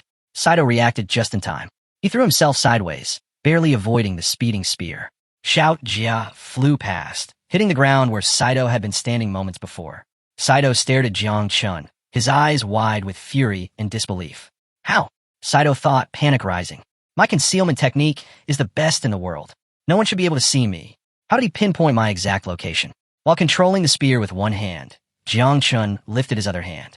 Crackling thunder gathered around his fingers, sparking dangerously. His gaze was deadly cold. Little Nine, he ordered. Release the insects. Attack. Little Nine obeyed instantly. Her massive swarm buzzed angrily and surged forward like a dark wave, rushing straight towards the stunned Saito. Meanwhile, outside the glowing barrier trapping Jiang Chun and Saito, a group of powerful warriors arrived. They saw the barrier still standing and Jiang Chun hadn't come out yet. Some of them started talking. He must be dead by now, one warrior said dismissively. He looked foolish, not like the stories say. Another warrior shook his head. Don't be so sure. He has the 9 miasma wings. He might still turn this around. A third warrior chimed in, sounding worried. But the enemy set this ambush. They planned everything carefully. They were ready for him. Fengyan Wuji, the leader of the group, stared intensely at the shimmering barrier. His expression was grim. Even if all of us went in together, he stated flatly, there's no guarantee we'd win. Jiang Chun stands even less chance. He's only a warrior with 3 transformations. He sounded almost scornful. He might be talented, but he lacks brains. Fighting mindless soldiers in the caverns is one thing. Coming with us to challenge the 3 foreign islands? He'd just be a burden. Fengyan Wuji turned away, clearly disappointed. It's a shame Xian Nation placed their hopes on someone like him. He gestured for the others to follow. Let's go. This boy isn't worth our time. The other warriors nodded, starting to move away. Only one, Ding Chunxiu, hesitated. He looked sadly back at the barrier. I don't want to leave Jiang Chun alone, he thought, feeling torn. Just as they were about to leave, a tremendous crack echoed through the air. The glowing barrier shattered into thousands of pieces, like broken glass. It dissolved into nothingness. Everyone spun around, eyes wide with shock. A huge cloud of dust and smoke billowed out from where the barrier had been. A figure emerged from the smoke, his eyes glowing with an unsettling, dark light. He stared directly at the group. The warriors immediately sensed the overwhelming power radiating from him. An awakened one, Fengyan Wuji realized with a jolt. 8 transformations. He drew his sword instantly, his voice sharp with command. Prepare for battle. Now, Ding Chunxiu also drew his sword. On the other side, Nan Gongyin, her face furious, gathered swirling energy in her hands, ready to strike. As the smoke began to clear, the scene became visible. Kaido was kneeling on the ground, his head bowed. Standing calmly in front of him was Jiang Chun. Behind Jiang Chun stood Xiao Jia, back in his beetle form. Ding Chunxiu stared at Jiang Chun, his mouth dropping open in disbelief. He defeated them all? By himself? He was stunned. Nan Gongyan's eyes were equally wide with surprise and confusion. What just happened? A minute ago, he was trapped, rewinding just a minute inside the crumbling barrier. Jiang Chen's crackling thunder and Little Nine's swarming insects were closing in on Kaido. Overwhelmed by terror, Saito dropped to his knees. He threw his hands up in surrender. Wait, he yelled desperately. Stop. I surrender. I'm sorry. Please, spare me. Jiang Chun walked slowly towards him, a slight smile on his face. That's a classic trick, he said coolly. Trying to buy time? Play dirty? Do that and you die right now. His gaze hardened. If you truly want to save yourself, just saying sorry isn't enough. Saito looked up, utterly confused. Then, what do I have to do? Jiang Chen's eyes gleamed. He pulled out an ancient-looking scroll from his robes. This, he announced confidently, is the soul contract scroll. You sign this. You become my servant. That's how you live. Saito hesitated, his pride warring with his fear. A warrior can be killed, he protested weakly, but not humiliated like this. Mist began to swirl around Jiang Chen's body. His smile remained. Become my servant, he offered, and I'll help you break your limits. I'll help you ascend to the 9 transformations. Sato's eyes widened. 9 transformations? That was the dream of every powerful warrior. But could Jiang Chen really do that? He was deeply confused. Is this a trick? To prove his point, Jiang Chun stretched out his hand. Power gathered, and he summoned the Void Stone. Its dark surface shimmered. Saito stared at it, recognition dawning. That's the key. The key the great Xia awakened need to advance. Suddenly, a magnificent golden door materialized right in front of Saito. Brilliant light poured from it. Saito instinctively reached out towards the door, his heart pounding. Is this the door to the 9 transformations realm? Jiang Chun stepped close. He placed a firm hand on Sato's shoulder. The golden door instantly slammed shut and vanished. Sato's eyes filled with utter despair. His chance was gone. Jiang Chun watched him closely. He's desperate for power, Jiang Chun realized. Do you want the 9 transformations?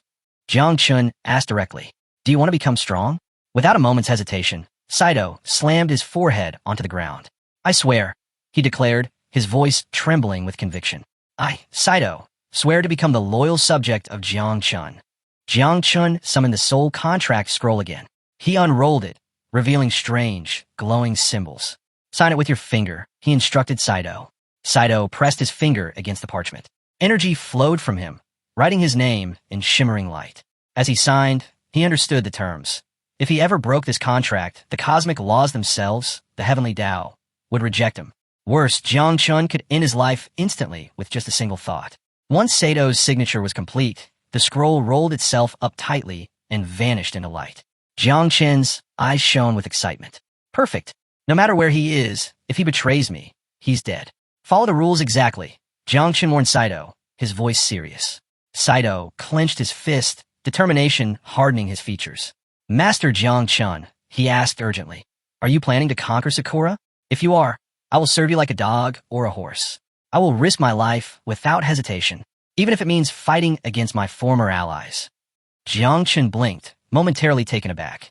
Whoa, that's enthusiastic. He coughed lightly to hide his surprise. Deep down, his plan was much simpler. He just wanted Saito to be a spy inside Sakura. But hey, he thought, remembering Sakura's culture, they do admire strength above all else. This might work even better than I hoped. As Saito pledged his loyalty, the last remnants of the magical barrier created by the Sakura Knights shattered completely. It dissolved into sparkling dust and disappeared. Jiang Chun looked around curiously. I wonder if the underworld demon summoning was destroyed by the cosmic laws? Xiao Jia, perched nearby, chirped in. Because it couldn't manifest fully within 5 seconds, he explained matter-of-factly, I ate the underworld demon. Jiang Chun wasn't angry. Actually, he thought it was pretty useful. One less problem. Saito, however, stared at Xiao Jia in utter shock. He ate the underworld demon. That was supposed to be an immensely powerful entity. Jiang Chun saw Sato's stunned expression and coughed again.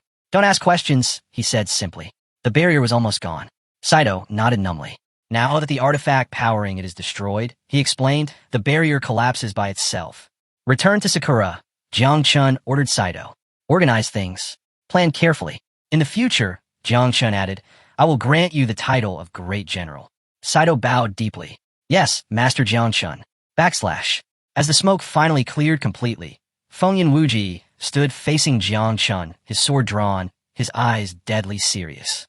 This outcome was completely unexpected for him. Behind Jiang Chun, Saito knelt respectfully. Fengyan Wuji's gaze locked onto Saito. That's Saito, he exclaimed, recognizing the infamous assassin, first on the wanted list. He was utterly confused to see Saito kneeling before Jiang Chun. Is this a trick? Fengyan Wuji demanded, pointing his sword at Saito. Are you planning a surprise attack? Jiang Chun stepped forward calmly. Saito is my subordinate now. Fengyan Wuji lowered his sword slightly, still wary. Who are you? He asked Jiang Chun directly. Jiang Chun met his gaze. Who are you? Fengyan Wuji crossed his arms. I am Fengyan Wuji, he announced formally. Leader of Grand Xia's Genius List, 781st edition. He gestured to the powerful warriors behind him. These others? They were all top 3 in past editions. You, Jiang Chun, are coming with us. You will represent Grand Xia in a competition against the 3 overseas islands. Nangong Yin nudged Ding Chunxiu, looking annoyed. Is this how weirdos talk? She whispered loudly. Ding Chunxiu was still staring at Jiang Chun, amazed he was alive and seemingly unharmed. He was also baffled that Fengyan Wuji seemed to believe Jiang Chun so readily. Master Fengyan Wuji, Ding Chunxiu said, stepping forward. Asking questions is just a way to observe the situation. Nangong Yin rolled her eyes. It's a miracle you survived so many years in the caves, she retorted sharply. Ding Chunxiu, flushed with anger. Why does she always pick on me? He wondered, frustrated. Jiang Chun and Fengyan Wuji ignored the others. They stared intently at each other. An intense, invisible energy began to build between them, making the air feel heavy. The other warriors shifted uncomfortably. Should we step in? They wondered. Nan Gongyin sighed, understanding what was happening. They're just silently sizing each other up, she explained to Ding Chunxiu, silently admiring each other's strength. Ding Chunxiu looked impressed. The 9 miasmal wings, they're even more formidable than I imagined. Jiang Chun finally broke the silence. He nodded towards Fengyan Wuji. You're strong, he acknowledged. Your sword, it makes a good impression. Fengyan Wuji's expression remained serious. I am a warrior of 6 transformations, he stated. You only have 3. Yet, I'm not certain I could defeat you in a fight. He paused, a new respect in his eyes. No wonder God Jiang Chun Wu is training you as a successor. His voice turned cautionary. But know this, in the competition against the 3 islands, you might not be able to use your 9 miasmal wings. Be careful. Fengyan Wuji struck his fist firmly against his chest. Determination shone in his eyes. When the time comes, I will protect you with everything I have. That is the promise I made to God Jiang Wu. Ding Chunxiu stepped closer, looking at the darkening sky. Nightfall is coming, he reported. We should return to the city's main base. We can talk more there and plan properly. Jiang Chun turned to Saito. Go back to Sakura, he instructed, his voice calm but firm. Follow the plan we discussed. Saito placed his hand over his heart and bowed deeply. As you command, Master Jiang Chun. He rose and quickly disappeared into the gathering shadows. Jiang Chun, Fengyan Wuji, Ding Chunxiu, Nin Gongyin, and the other warriors turned and began walking away from the battlefield. Behind them, Saito paused and let out a long, shaky sigh of relief. Fengyan Wuji is a fool, Saito thought, a smirk touching his lips. He thinks Jiang Chun is only strong because of those wings. He has no idea of the real power Jiang Chun commands. As Jiang Chun walked beside Fengyan Wuji, he thought carefully. Fengyan Wuji was 29 years old and at the absolute peak of the 6 transformations level. Could I have beaten him today, Jiang Chun wondered, without the insect system? Without Little Nine and Xiao Jia? He wasn't sure. And if the Great Xia tournament has rules limiting extreme powers like the insects, if I have to rely only on my own strength, what chance will I have? He felt a flicker of doubt. He had just over 2 months left. He needed to level up his core skills, from level 1 to level 3. His thoughts shifted. He appeared within his own mind, in his sea of consciousness. Before him stood the immense ancestral tree. He looked at it carefully. I remember, he thought the ancestral tree gave another fruit recently. Last time, eating that fruit had granted him a spark of divinity and activated a major skill, setting him on the path towards the legendary 10 transformations. Xiao Chan, who could transform into a human, floated down from the tree branches towards Jiang Chun. Jiang Chun looked at her curiously. What power will this new fruit give me? He reached up and carefully picked the glowing fruit. He held it, examining it closely. Last time, he recalled, it ripened because of the scattered souls Xiao Jia collected on the battlefield of Chuzhong. He frowned, but this time, it ripened all by itself. Why? Xiao Chan's eyes widened in surprise. When you made Saito your subject, she explained, the ancestral tree absorbed all the leftover soul energy on the battlefield. That's what made the fruit ripen so fast. Jiang Chun was stunned. The tree can collect souls by itself? That was a powerful and unexpected ability. Xiao Chan smiled and gently hugged Jiang Chun from behind. Jiang Chun closed his eyes, focusing his energy into the fruit. It began to pulse with a brilliant, warm light. A clear, mechanical voice, his system, spoke in his mind. Functional fruit unlocked. Special item obtained. Steel Faith Seal. Information flooded Jiang Chun's thoughts. Activation requirement. Destroy its deity. Break its spine. Ruin its civilization. Effect. This seal can be used on an entire race or a specific group of living beings. Jiang Chun stared at the system window, stunned. He now had the ability to control an entire species or a force, binding them at the soul level. No matter how powerful they became, even across time itself, once marked by the Steel Faith Seal, their loyalty would be eternal. Not even reincarnation could undo it. Rebirth, bloodlines, descendants. None of them could escape the effect of the Steel Faith Seal. Its power was absolute. Another system window popped up, outlining the activation condition. Destroy their gods, crush their backbone, and dismantle their civilization. Jiang Chun stroked his chin thoughtfully.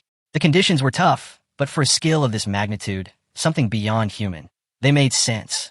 He reflected further. Destroying their gods. In the case of the 3 overseas islands, for example, That might mean taking down the Lord of Flames. The rest of the requirements still needed confirmation. The system asked if he wanted to link the Mark of Faith. Jiang Chun didn't hesitate. Moments later, a pitch-black symbol etched itself into the center of his palm. He examined it closely. A strange, pulsing energy began to radiate from it. Xiaochan stepped forward, noticing the change. She leaned in, curiosity in her voice, and asked if he was okay. Jiang Chun reassured her. It was nothing urgent, just deep thoughts. He raised his hand slowly, expression growing serious. His master had once told him a massive shift was coming. A new era was on the horizon. Xiaochan had urged him to use this time, while his influence was rising, to build real power. But Jiang Chun understood the danger of trust.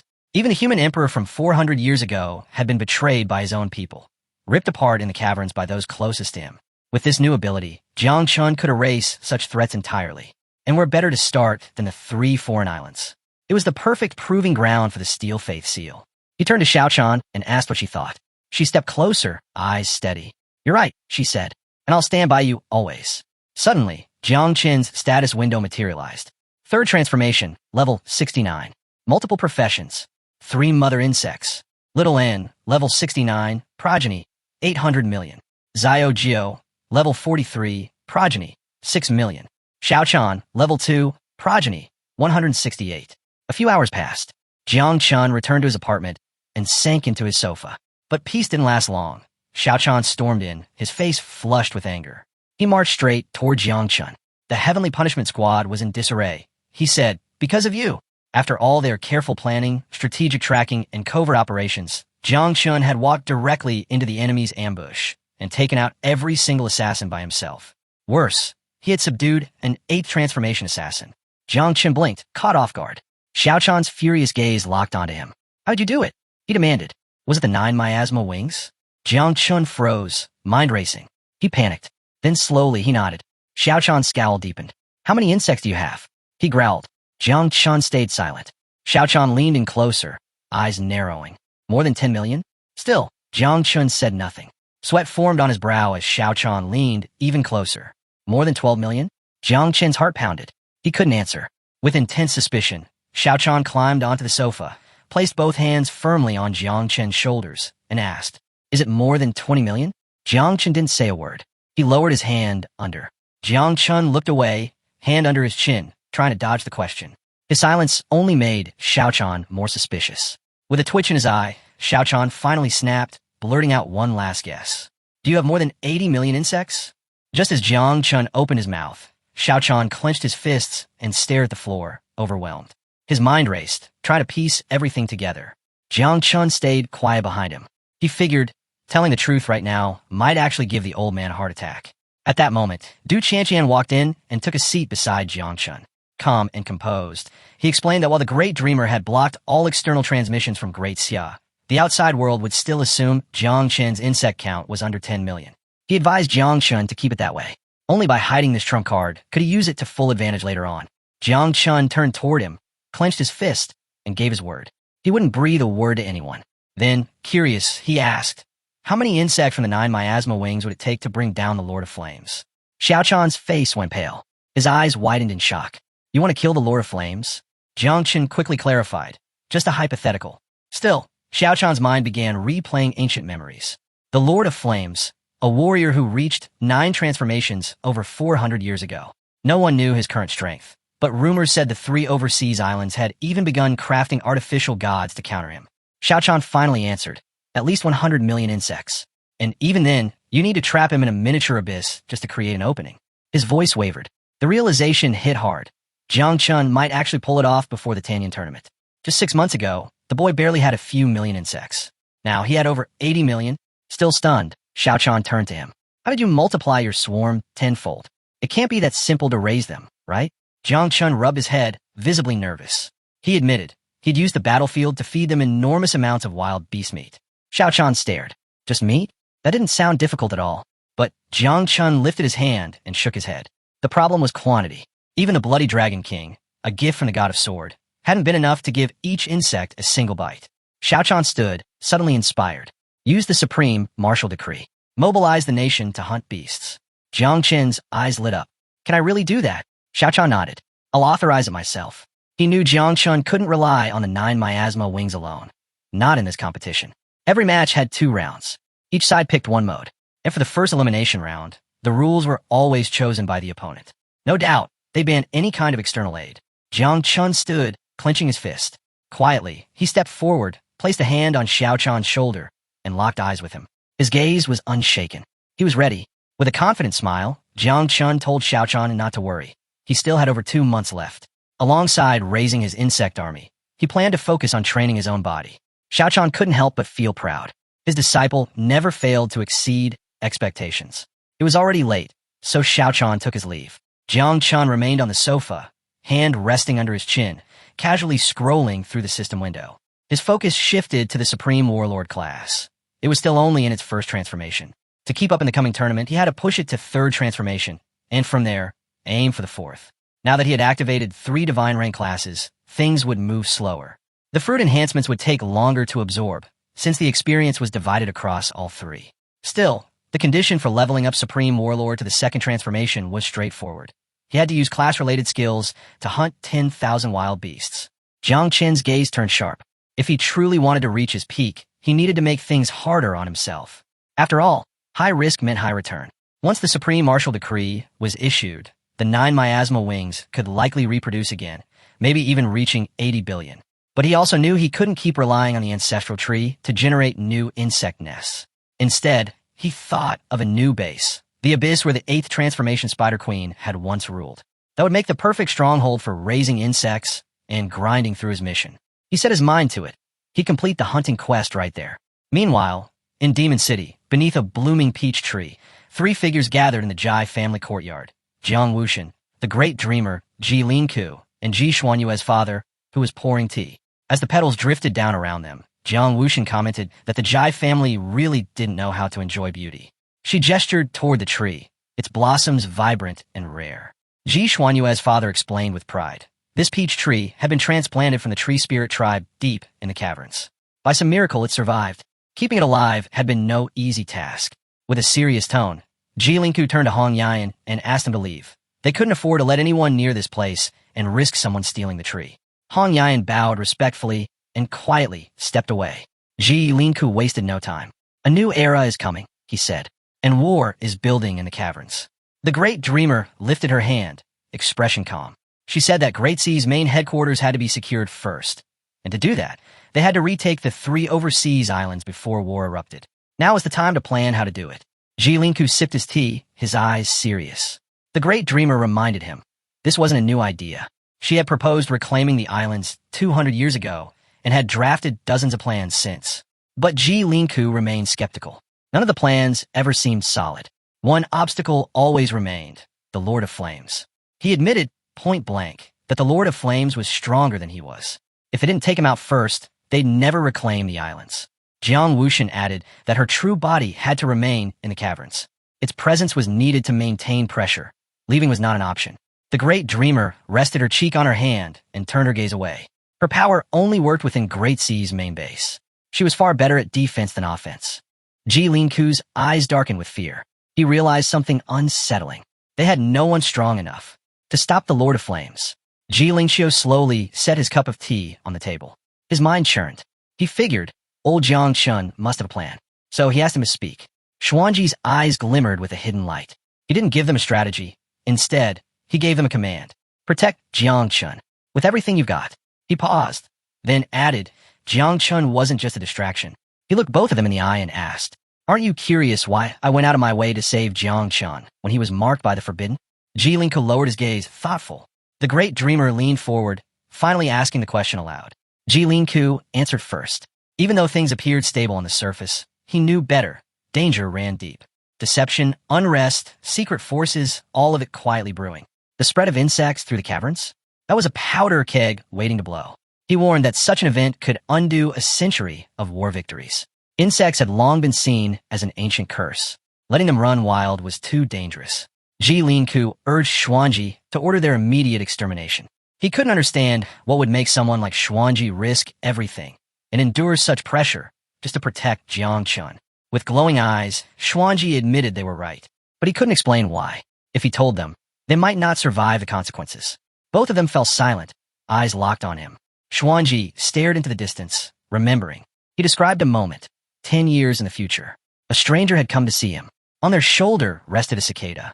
The great dreamer slammed her hands on the table, realization hitting her hard. A warrior from the future, at least a 10 transformation level. But Xuanji raised his hand to silence her. No more questions. If I keep talking, karma will kill all three of us. The room stilled.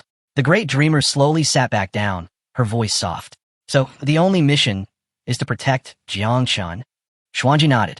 Protect him, with the full strength of the nation. Ji Linku, still confused, questioned the logic. If Jiang Chun was that important, wouldn't it be better to keep him out of the Great Tanyan competition? But the great dreamer, her face full of dread, explained. The three overseas islands could create beings on divine levels. Even with Fengyan Wuji by his side, she feared Jiang Chun wouldn't survive the first round. Xuanji made one thing clear. They were to protect him, but not interfere. Intervening would cause karmic backlash for Jiang Chun himself. In short, support him, protect him, don't control him. With that, Xuanji stood, ready to return to the caverns. As he walked away, his eyes shimmered, not with fear, but with something darker. Amusement, maybe even malice. The great dreamer rose, saying nothing. Behind her, Ji Linku called out. Is the future of Great Xia promising? Xuanji didn't answer right away. Instead, a vision filled his mind, a battlefield strewn with corpses. His own head, impaled on a sword. Ji Linku's body, pierced by countless blades. The great dreamer, turned completely to stone. And yet, with a calm smile, Xuanji turned back and said, the future of Great Xia is always promising. In the ceremonial temple of the sanctuary on Pinglai Island, one of the 3 sacred islands abroad, an assembly of powerful figures stood gathered. At the front, a man with a long ponytail took his place behind the podium. Seated before him were several high-ranking figures. In the name of Sovereign Yin, the man at the podium had summoned the high commands of the 7 armies and the 12 great families. His name was Yang Ming, the bloody Azura, and the first great disciple of Sovereign Yin. He stood calmly, eyes closed, smile faint, and wasted no time getting to the point. We're not just entering the Great Tanyan tournament to win, he said. We're going to crush them. He glanced toward old Jiang and added with a smirk. Word was, despite being Sovereign Yan's first disciple, Yang Ming was supposedly the least talented of them all. Old Jiang turned to his companion, confused. Yang Ming didn't even seem to have surpassed the 7th transformation. How could someone like that represent Sovereign Yin at a meeting of this scale? The bearded man beside him looked uneasy. Be quiet, he whispered sharply. Yang Ming rarely showed up in public. The Mo family, tucked away in some far-flung region, likely didn't know the full story. He pictured it clearly. Yang Ming, standing over a corpse, sword in hand, body radiating overwhelming energy. Talent aside, Yang Ming was the most terrifying of Sovereign Yan's disciples. 400 years ago, he had served as the personal guard to the human emperor of Great Sea, and he betrayed him. It was Yang Ming who allowed the warriors of 10,000 races to descend and tear the emperor apart. Then he disappeared, only to resurface as a disciple of Sovereign Yin, eventually rising to become his most trusted follower. Cruel, unshakable, unforgiving. Yang Ming's reputation as Sovereign Yan's mouthpiece was no exaggeration. Now, he stood at the podium, hands pressed flat on its surface, and a kind smile tugging at his lips. The entire room fell silent, shocked. This man was that legendary traitor. Suddenly, a wave of suffocating energy pulsed from his body. He opened his eyes, dead serious. Any elder here disagree with me taking the floor? Not a single one dared respond. In fact, they quickly insisted, of course not. They wouldn't dare. Yang Ming relaxed, scanning the hall. Then, he gave his real orders. Before the Great Tanyan tournament, all undercover agents within Great Xia were to be activated. At the same time, they would spread chaos, twist the image of the human emperor, portray him as weak, corrupted, a puppet of the past. According to Yang Ming, the 3 overseas islands were the true heirs of Great Sea's legacy. And during the tournament, Fengyan Wuji, the sword demon, must die. So must King Zhenhai and Jiangchun. That, he said, was the will of Sovereign Yin. He then asked plainly, is that clear? A roar of voices responded. Some shouted in confusion, some in acceptance. Many didn't know if this tournament was just a prelude to something bigger. Others thought it was all too sudden.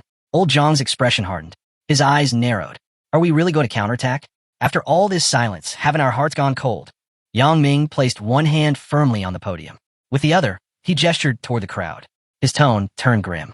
A great shift is beginning. A new era is rising. Over 4 centuries have passed. Great Xia gave you everything. And now, It's time to collect what's owed. Old Jiang's eyes widened. Old Jiang stared at Yang Ming, eyes filled with doubt and unease. His voice was low but firm. Even if our top-tier power outclasses the enemy, what about the mid and low-level ranks? If a full-scale war breaks out, I'm not sure we can hold the line. And then he added, don't forget, Great Xia still has the Great Dreamer. Yang Ming's response came with a confident grin.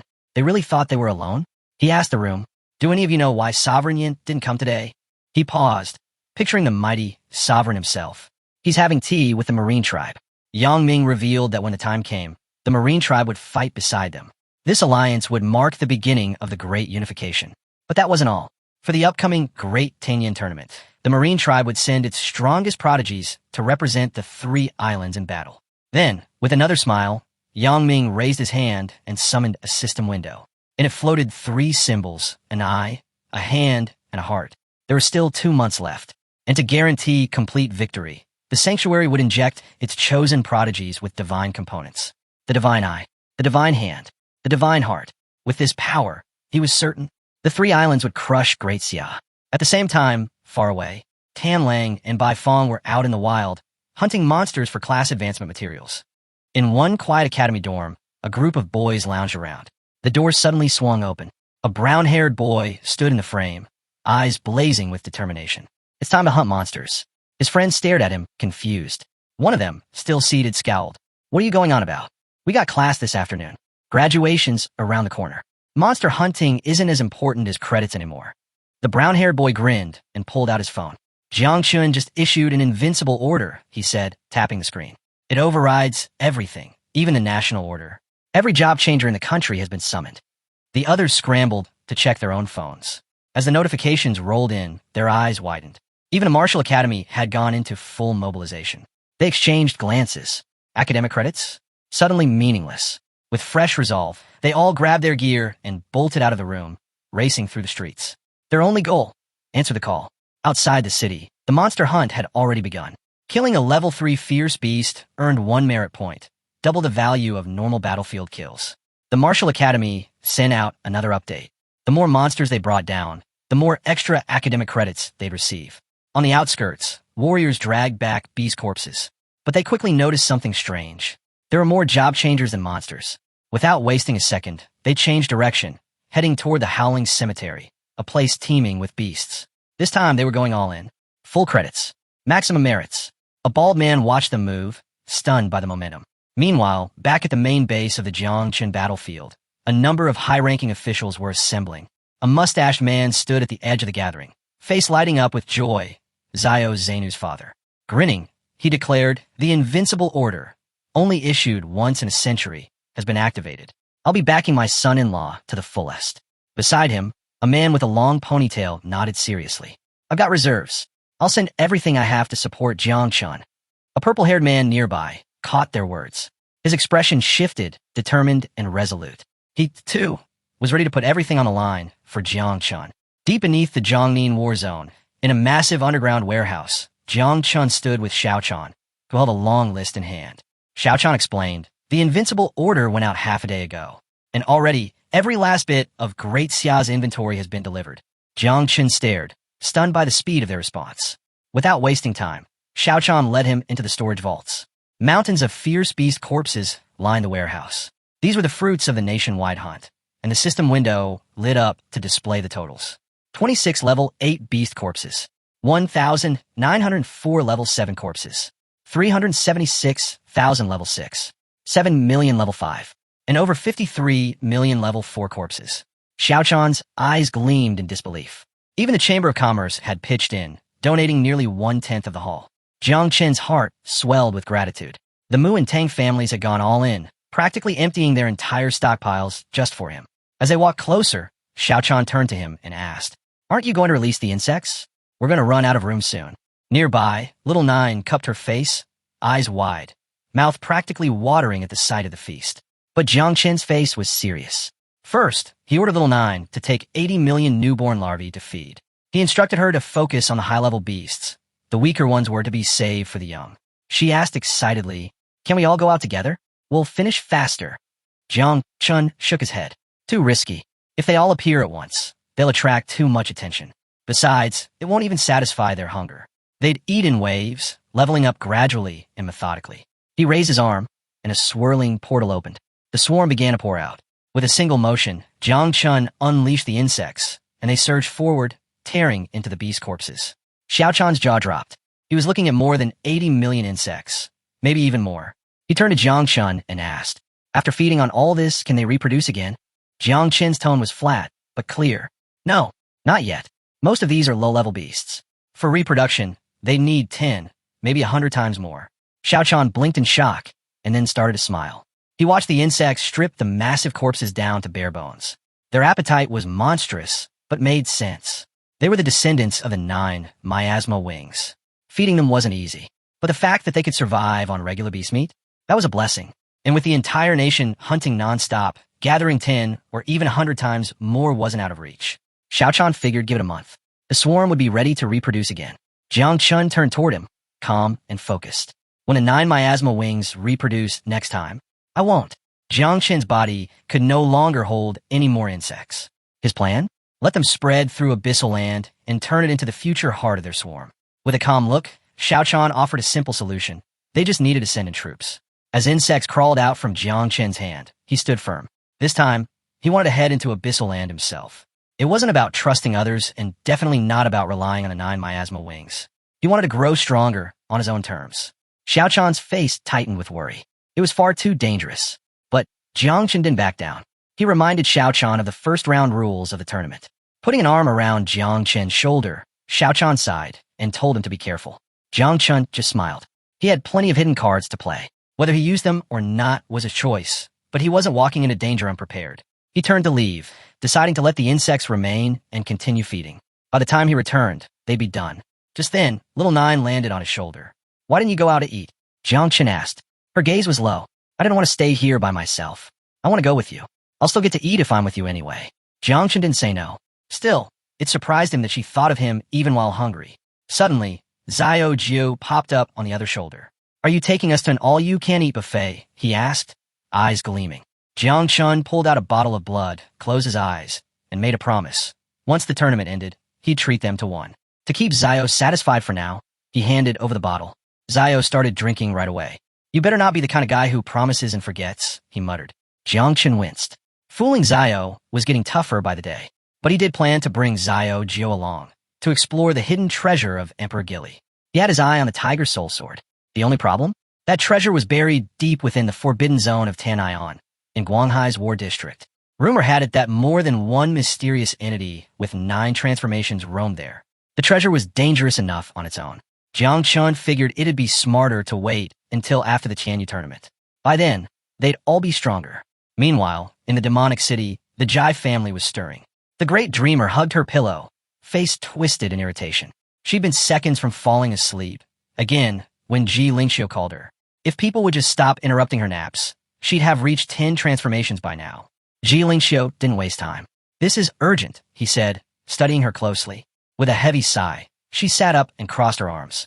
He explained that across the Daxia territory, voices had erupted, fueling wild discussions about the Tianyu tournament. Some had even linked it to the injustice surrounding Yin Wang, claiming the 3 islands were the rightful heirs. The great dreamer narrowed her eyes. This wasn't just a tournament anymore. It was turning into a battlefield of opinions. The chaos had been stirred up by troublemakers. And in times like these, the great dreamer believed in dealing with such people harshly. Elimination was on the table.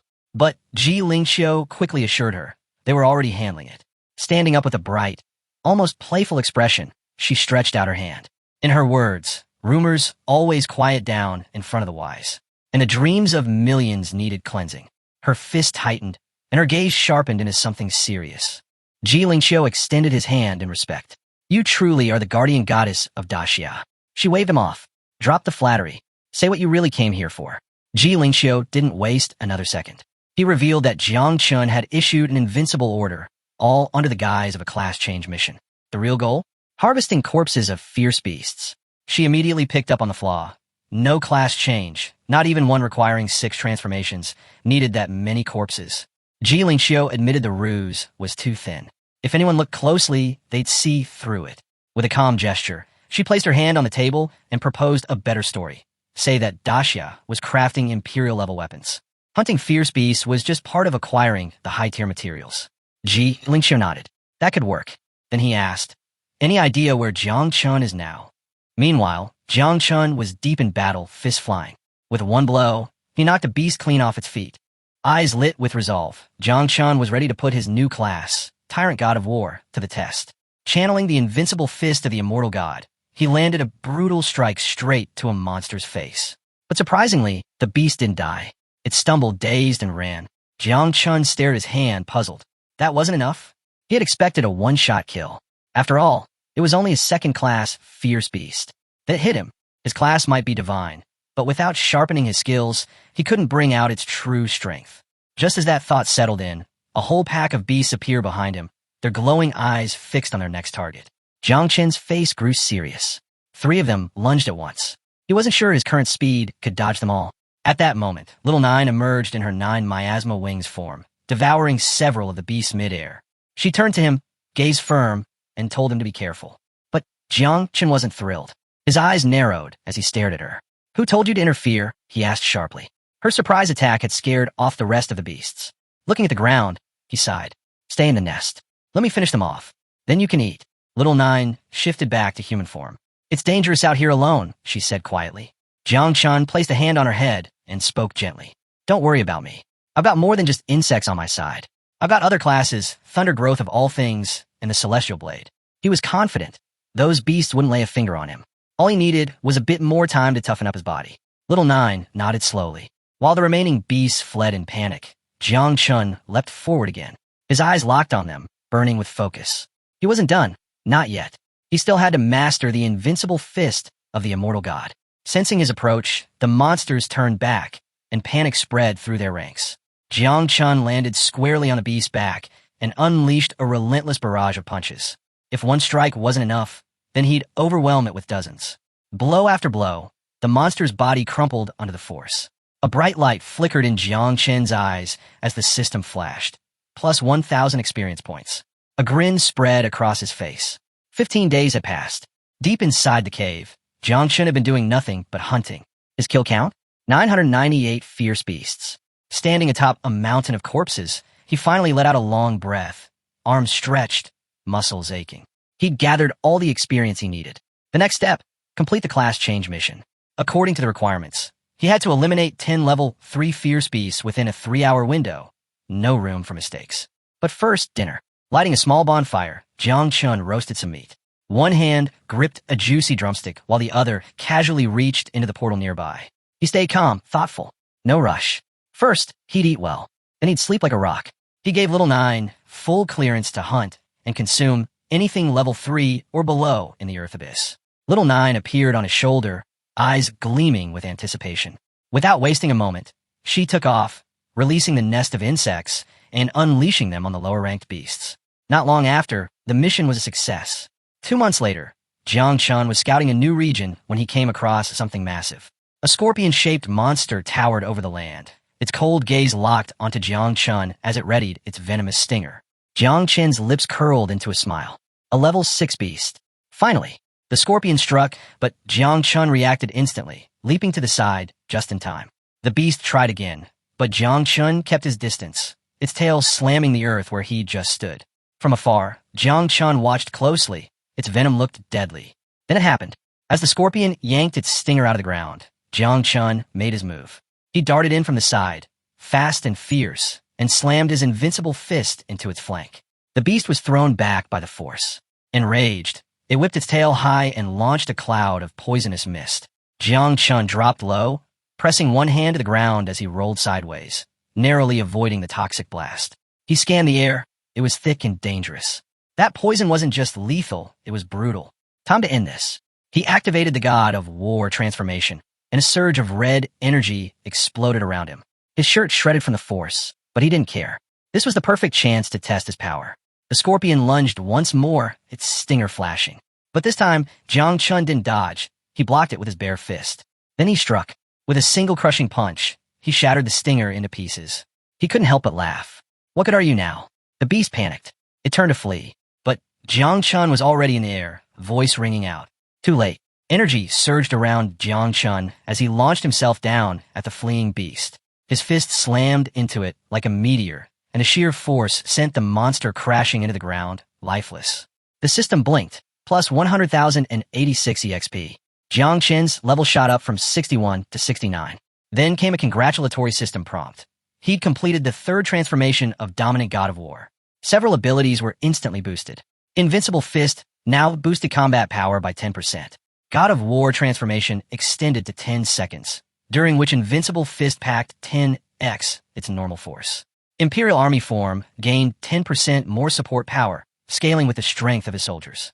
Standing on the beast's corpse, Jiang Chun stared at the system window, face darkening with confusion. This time, there was no further advancement unlocked. No additional class path. Is this already the pinnacle? He wondered. His thoughts were cut short as a group of high-level beasts began to charge in his direction, eyes filled with bloodlust. The earthly abyss was teeming with threats, and the tournament was just around the corner. He didn't have time to spare. He gave the command. Little Nine and the insects were free to devour any beast they wanted, regardless of level. This place is your new home, he said. Little Nine reappeared, and from her body swarmed a tide of insects that flooded across the battlefield, overwhelming everything in sight. Hours later, Jiang Chun arrived at Zhongyin's underground warehouse. Tired, shirt in tatters, he peeled the torn cloth from his body while scanning the ground with a weary expression. First priority, new clothes. Xiaochan stood with arms crossed, eyes gleaming with amusement as he looked over Jiang Chen's near-naked state. Clearly, the earthly abyss hadn't gone easy on him. Jiang Chun snapped out of his thoughts when he heard Xiaochan's voice. He turned, caught off guard, and gave a small nod. What he didn't say, he was the one who tore his clothes during transformation. With a chuckle, Xiaochan pushed open the warehouse door.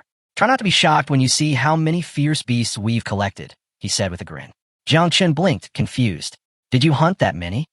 Xiaochan admitted he hadn't entered the secret realm recently, but when he checked the records, it looked like nearly every fierce beast in the Daxia realm had already been wiped out.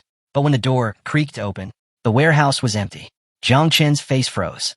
What happened? Xiaochan's jaw dropped. His eyes widened in disbelief. The insects had devoured everything. Jiang Chen closed his eyes, let out a sigh, and shook his head. Their appetite had clearly grown, again. He raised his hand and summoned the gluttonous swarm back, commanding them to return to the nest. Beside him, Xiaochan stood in stunned silence. Little Nine cupped her hands near her mouth, glowing with delight. The feast had been a success. Jiang Chun looked over the horde, watching closely. Some of the insects had now gained the ability to reproduce 2 or 3 times in succession, and a massive swarm in the abyss was already preparing to multiply. Things were only getting started. Xiaochan raised an eyebrow, curious. With this batch, could the 9 miasma wings finally hit 100 million? Jiang Chun glanced at his hand, confidence radiating in his eyes. He gave a firm nod. Xiaochan's jaw nearly hit the ground. 100 million? He gasped. With that many, you could create a small abyss, one strong enough to challenge the Lord of Flames himself. But Jiang Chun wasn't even close to finished. He explained that with the blessing of evolution toward complexity, the number of insects could multiply 100-fold. His swarm wouldn't stop at 100 million. It could go far beyond. As the insects continued tearing into beast corpses, Jiang Chun made a decision. For this round of mass reproduction, he'd need to return to the earthly abyss. He turned to his master. I'll need your help. Without hesitation, Xiaochan declared the earthly abyss a forbidden zone. From now on, no one else could enter. Jiang Chun looked down at the ground and gave the command. Begin reproduction. And then it began. Millions of insects poured from his body, swirling into the air like a black tornado. The countdown flashed in his mind. 10 minutes. 9. When it dropped to 3, a strange sensation surged through him. Jiang Chun raised a hand to his face, his eyes burning with energy. Suddenly, a voice echoed inside his head, cold and overwhelming. The calamity will sweep across the world. All shall be consumed. Panic gripped him. He felt as if his mind, his very soul, was being swallowed by something dark. 80 billion insects. That was the number now. Was it getting out of control? Then, something even more disturbing happened. An unknown force began devouring the ancestral tree. Sitting on one of its branches, Xiaochan sensed it immediately. Her eyes narrowed with worry. She called out to Jiang Chun. It's the desire for annihilation from the 9 miasma wings. If this keeps going, it'll consume you. Only Little Nine can't suppress it. Jiang Chen's body began trembling. His vision blurred. His strength faltered. He collapsed to his knees, hand clutching his chest. Little Nine, he gasped. And she answered. Her gaze sharp. Little Nine appeared above him, wings spread wide. She soared into the sky and activated her skill, Abyss Concentration. With her arms extended, she focused on every single insect, commanding them, controlling them. While Jiang Chun lay on the ground, breath ragged, Xiao Chan and Zio appeared at his sides, hands on his shoulders, faces tight with concern. Jiang Chun pressed his palm against the earth, struggling to catch his breath. The power of the abyss, it was overwhelming. Not even the 9 transformations had pressed him like this. Then came the system alert. Reproduction complete. Total swarm size, 80 billion insects. Slowly, Jiang Chun stood. Looking at his hand, he issued a new command. All elite insects, return to the nest. The rest, head to the earthly abyss. Continue the purge. No one retreats unless I say so. Excitement surged through him. He touched his neck, and a wicked smile spread across his face. 80 billion. More than enough to erase Emperor Yin and destroy the 3 foreign islands. Meanwhile, at Jiang Chen's main base, the ground began to tremble violently. Xiao Chan and Duanfang froze, alarm flashing across their faces. The rumbling grew louder, deafening. What's going on? Duanfang shouted. The earth beneath them quaked, and instinctively, they knew. This wasn't a natural disaster. Jiang Chun was up to something again. And whatever it was big.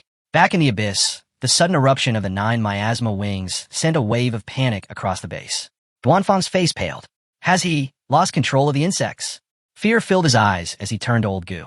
What's going on? He demanded. We need backup. Call Giant Qin immediately. But Xiao Chan stayed calm. Without saying a word, he drew his sword. His eyes glinted with sharp focus as he drove the blade deep into the ground.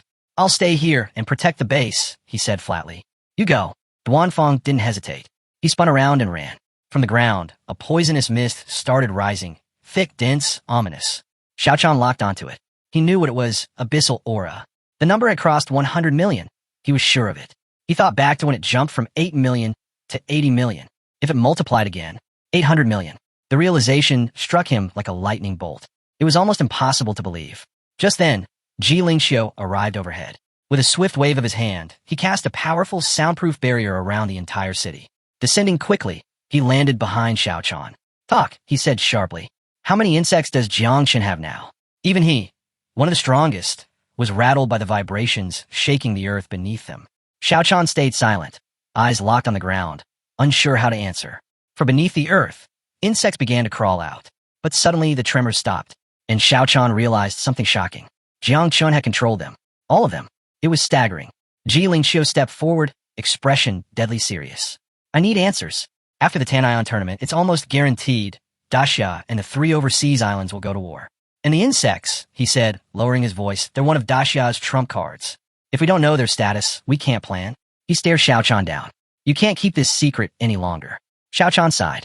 He rubbed his chin, turned slightly, and with a reluctant expression muttered, Jiang Chun has 800 million insects. Ji Lingxiu froze. His eyes widened in disbelief. 800 million, he whispered. It's an estimate, Xiao Chan said, still stunned himself. As the two stood in tense silence, a powerful aura approached. Jiang Chun emerged, calm and composed, surrounded by a heavy pressure that radiated from his very being. He greeted his master first. Then his eyes landed on Ji Lingxiu. I just got back, he said casually. The streets were in chaos. I saw the city's defensive formation has been activated. What happened? Ji Lingxiu spun to face him, eyes still wide. Xiao Chan stared as Jiang Chun calmly approached, his presence monstrous. There was no wild fluctuation of energy, yet just standing near him, Xiao Chan felt his own spirit tremble. An unconscious instinct to bow clawed at his chest. Ow! How does he still have the nerve to ask what happened? Xiao Chan thought. Ji Lingxiu narrowed his eyes. Jiang Chun, do you even know what destiny rank pressure is? Jiang Chun stood still, puzzled. He had no idea what destiny rank pressure even meant. As the wind swirled around them, Ji Lingxiu explained. It's a kind of suppression, exerted without using any energy at all. You just exist, and your presence alone overwhelms others. He paused, eyes narrowing. An entity like that has already surpassed the destiny rank. Whether it's a god or something else entirely, no one knows. But one thing is certain. He looked Jiang Chun dead in the eye. 400 years ago, when the human emperor fell, it was an entity of that level who intervened. A vision formed in his mind. Jiang Wuxian, standing within the caverns during the beast tide of Chu Jiang Chun. The war god, enraged, led the God-Slayer army into the heart of Demon City. And in their path stood an old man in a tattered cloak, silent and still. He extended one hand, and from it, a radiant red sigil shimmered into the air. Ji Lingxiu still remembered the dread. Just the appearance of that mark from the void had filled both him and the dreamer with an indescribable fear. Hearing this, Jiang Qin's gaze turned grim. He might have 80 billion insects, and among humans, that number was overwhelming. But deep within the underground caverns, there were still forces far beyond anything he could handle.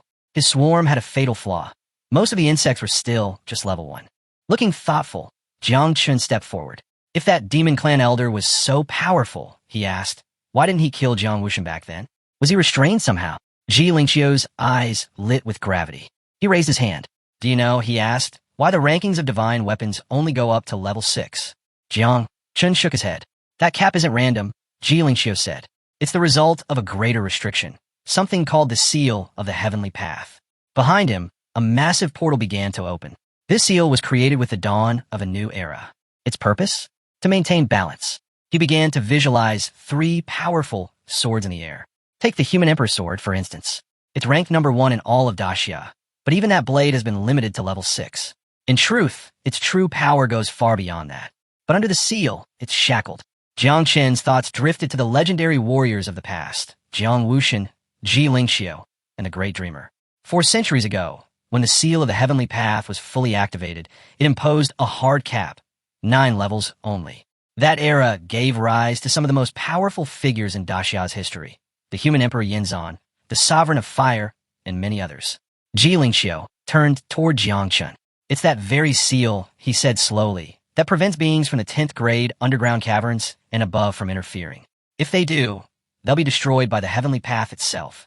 Beside them, Xiaochan turned his head, eyebrows raised. I'm not even a job changer, he admitted, and this is the first I've ever heard of any of this. Jiang Qin stood silently, absorbing it all. That hit him. His system had recently flashed a warning, prohibiting further reproduction after the last wave. And now he understood why. The Seal of the Heavenly Path. Ji Lingqiu extended his hand and summoned a colossal sword, driving it into the earth. There are only a few days left until the Great Tanyan tournament, he said. When the time comes, I'll be departing from the war zone port in Demon City. Ji Lingqiu asked Jiang Qin to return with him first. They needed to regroup. Xiaochan nodded in agreement. Raising his hand, Jiang Qin asked, then take me with you. With that, they all climbed aboard the flying sword. As they soared through the sky, Jiang Qin glanced at Ji Lingqiu, curiosity in his eyes.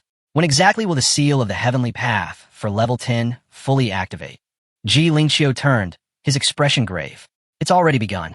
Slowly, he said, but according to prophecy, in 3 months, the seal will be fully awakened. He looked away, voice quieter now. I once found a path to the 10th level, deep within the sea of consciousness of the ancient god. But someone took it, completely erased it. Jiang Qin's eyes widened, a flicker of regret passing over his face. That's a shame. They continued flying over the city. Jiang Qin, still deep in thought, asked, what happens when the 10th level seal is fully unlocked? Even Du Qianqian leaned in, eager to know. Ji Lingqiu explained, once the seal is fully opened, the divine source buried in the depths of Clan will fully awaken. Images of the ancestral tree flashed in their minds. Ji Lingqiu continued, the divine source is a shortcut, a direct path to level 10. When a seal breaks, the clan divine source tree will immediately produce 10 divine fruits. After that, it will bear 1 new fruit each year. He paused before giving the warning. Consuming a divine fruit gives you a high chance of breaking into the 10th level. But his voice dropped, the cost is steep. If you use the fruit to ascend, you'll be trapped at that level forever. No further advancement. No exceptions. Daylight bathed the streets of Demon City as they arrived. A voice called out to Jiang Qin from ahead. It was Ji Xinhua, dressed in vibrant red. She waved at him cheerfully, a gentle smile lighting her face. Jiang Qin blinked in disbelief. That's Ji Xinhua? She smiled sweetly, eyes closed in amusement. But Xiaochan didn't share the mood. His expression twisted in anger as he pointed at her. Ji Lingqiu, this is the kind of respect the Jai family shows now. Ji Lingqiu, calm with his hands behind his back, replied evenly. Enough, old man. No need for the drama. Qianqian tried to smooth things over, chuckled, and reminded them that the great competition was close. No harm in relaxing a bit, as long as they stayed alert. Jiang Qin simply covered his face with his hand, staying silent. Meanwhile, Xinhua waved goodbye to Xiaochan and smiled. Don't worry, she said playfully. Demon City is my domain. Nothing will happen to Jiang Qin while he's here. Jiang Qin glanced at her, still puzzled. You misunderstood, he said. He's not worried about me. He's worried about you. Do you get that? Xinhua froze. Her eyes went wide with surprise and confusion. She looked away, flustered, not knowing how to respond. Jiang Qin's mind spun with questions. Without saying another word, she stepped forward and slipped a ring onto Jiang Qin's finger.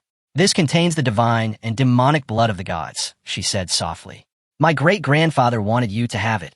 Inside the ring was the entire inventory of the Jai family. "Please," she added, "accept it." Jiang Chun stared at her, smile tugging at his lips, eyes narrowing as he tried to make sense of it all. Jiang Chun stared at the ring on his finger, puzzled. Why was she being so generous? He turned to Xianyue and asked bluntly, "What's the catch? Why give me all this divine and demonic blood?" She clasped her hands together, her eyes steady and glowing with sincerity. "There's no condition," she said with a gentle smile. "My great-grandfather only said this. If you ever have children, they should take the Jiangchen surname. And if you have any extras, maybe let them take the Jai surname instead." Before Jiangchen could respond, she grabbed his hand and tugged him forward. "Come on, we'll talk later," she said, already pulling him along. "I want you to meet some new sisters I just made friends with." Jiangchen blinked, caught completely off guard. They headed toward a sleek car. Inside, seated calmly in the trunk area, was a stunning woman with a foxtail draped beside her. Xianyue turned to him, smiling. "This is Su Qianqian, the saint of the King Fox tribe from 10,000 B City," she said. "Her great-grandfather arranged for her to support you during the Great Tianyan tournament. She's promised to take very good care of you." Qianqian's eyes sparkled with warmth. "I've heard a lot about you," she said softly. "You're younger than I expected, and even more handsome." Jiang Chun scratched the back of his neck, giving her a nervous smile. Then it all clicked. That's why Xuanyue's been acting differently. She'd made friends with a fox. "All right, you two, get in the car," Xianyue said, opening the door with a grin. "And just so you know," she added, "Qianqian's already at the peak of the 6th level. She's not weaker than Fengyu and Wuji." She held up a finger playfully. "Everyone knows you're only at the 3rd level. Competing in the Tianyan tournament like that. Let's just say it's a bit of a stretch. But hey, no pressure," she continued with a teasing smile. "If you can't win, we'll just take the loss and move on." Jiang Chun didn't reply. He stayed quiet. Qianqian smiled, brushing her tail lightly. "Let's head to the hotel first." Sliding into the car, Jiang Chun looked around, then asked curiously, "Why are we going to a hotel?" Xianyue instantly turned red. She looked away, flustered and silent. Qianqian spoke up smoothly. "We're heading for Pinglai Island, one of the 3 overseas islands." At that same moment, on a distant, scorched battlefield, Sebastian, the first celestial prodigy of the Divine Academy, stood waist-deep in lava. Burns streaked across his back, not from the molten rock, but from battle. Above him, a flock of monstrous bird-shaped beasts dove toward him, bloodlust in their eyes. Without hesitation, Sebastian turned. Raising his arms, he activated his secret power, Eye of the God of Fire. Lava surged upward, flowing straight into his eye socket. Then with a single burning gaze, he unleashed his technique, Fire of Purgatory.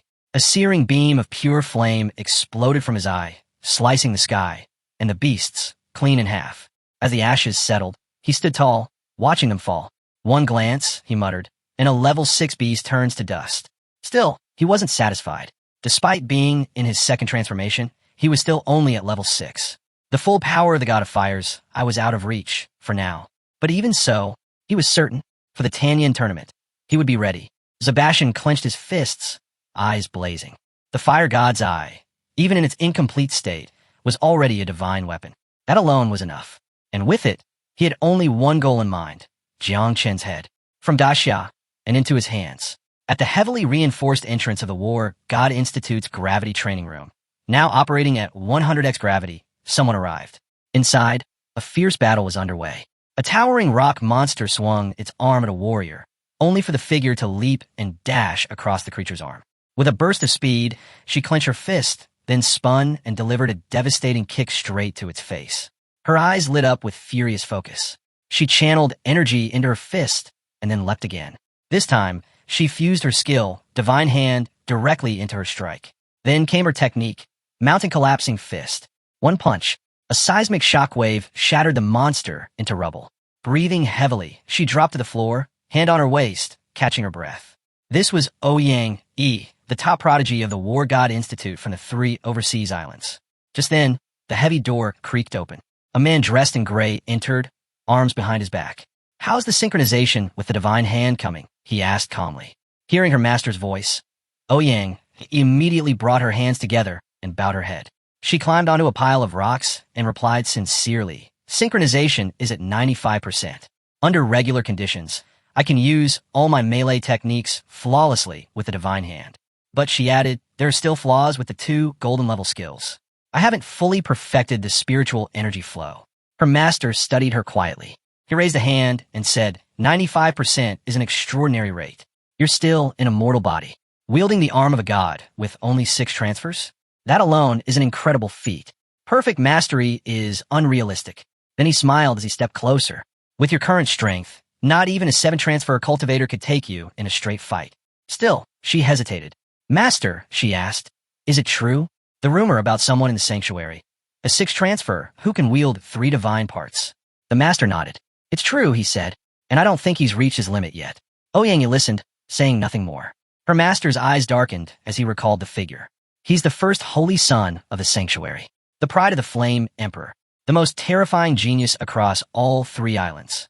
In Wuxia. He visualized In Wuxia sealed in divine magic. This time, the Flame Emperor sent him for one purpose only, to make the Daxia team break and kneel. He went on, the entire tournament will be broadcast live. I want to see the looks on their faces, the moment they realize who they're up against. October 24th, year 739.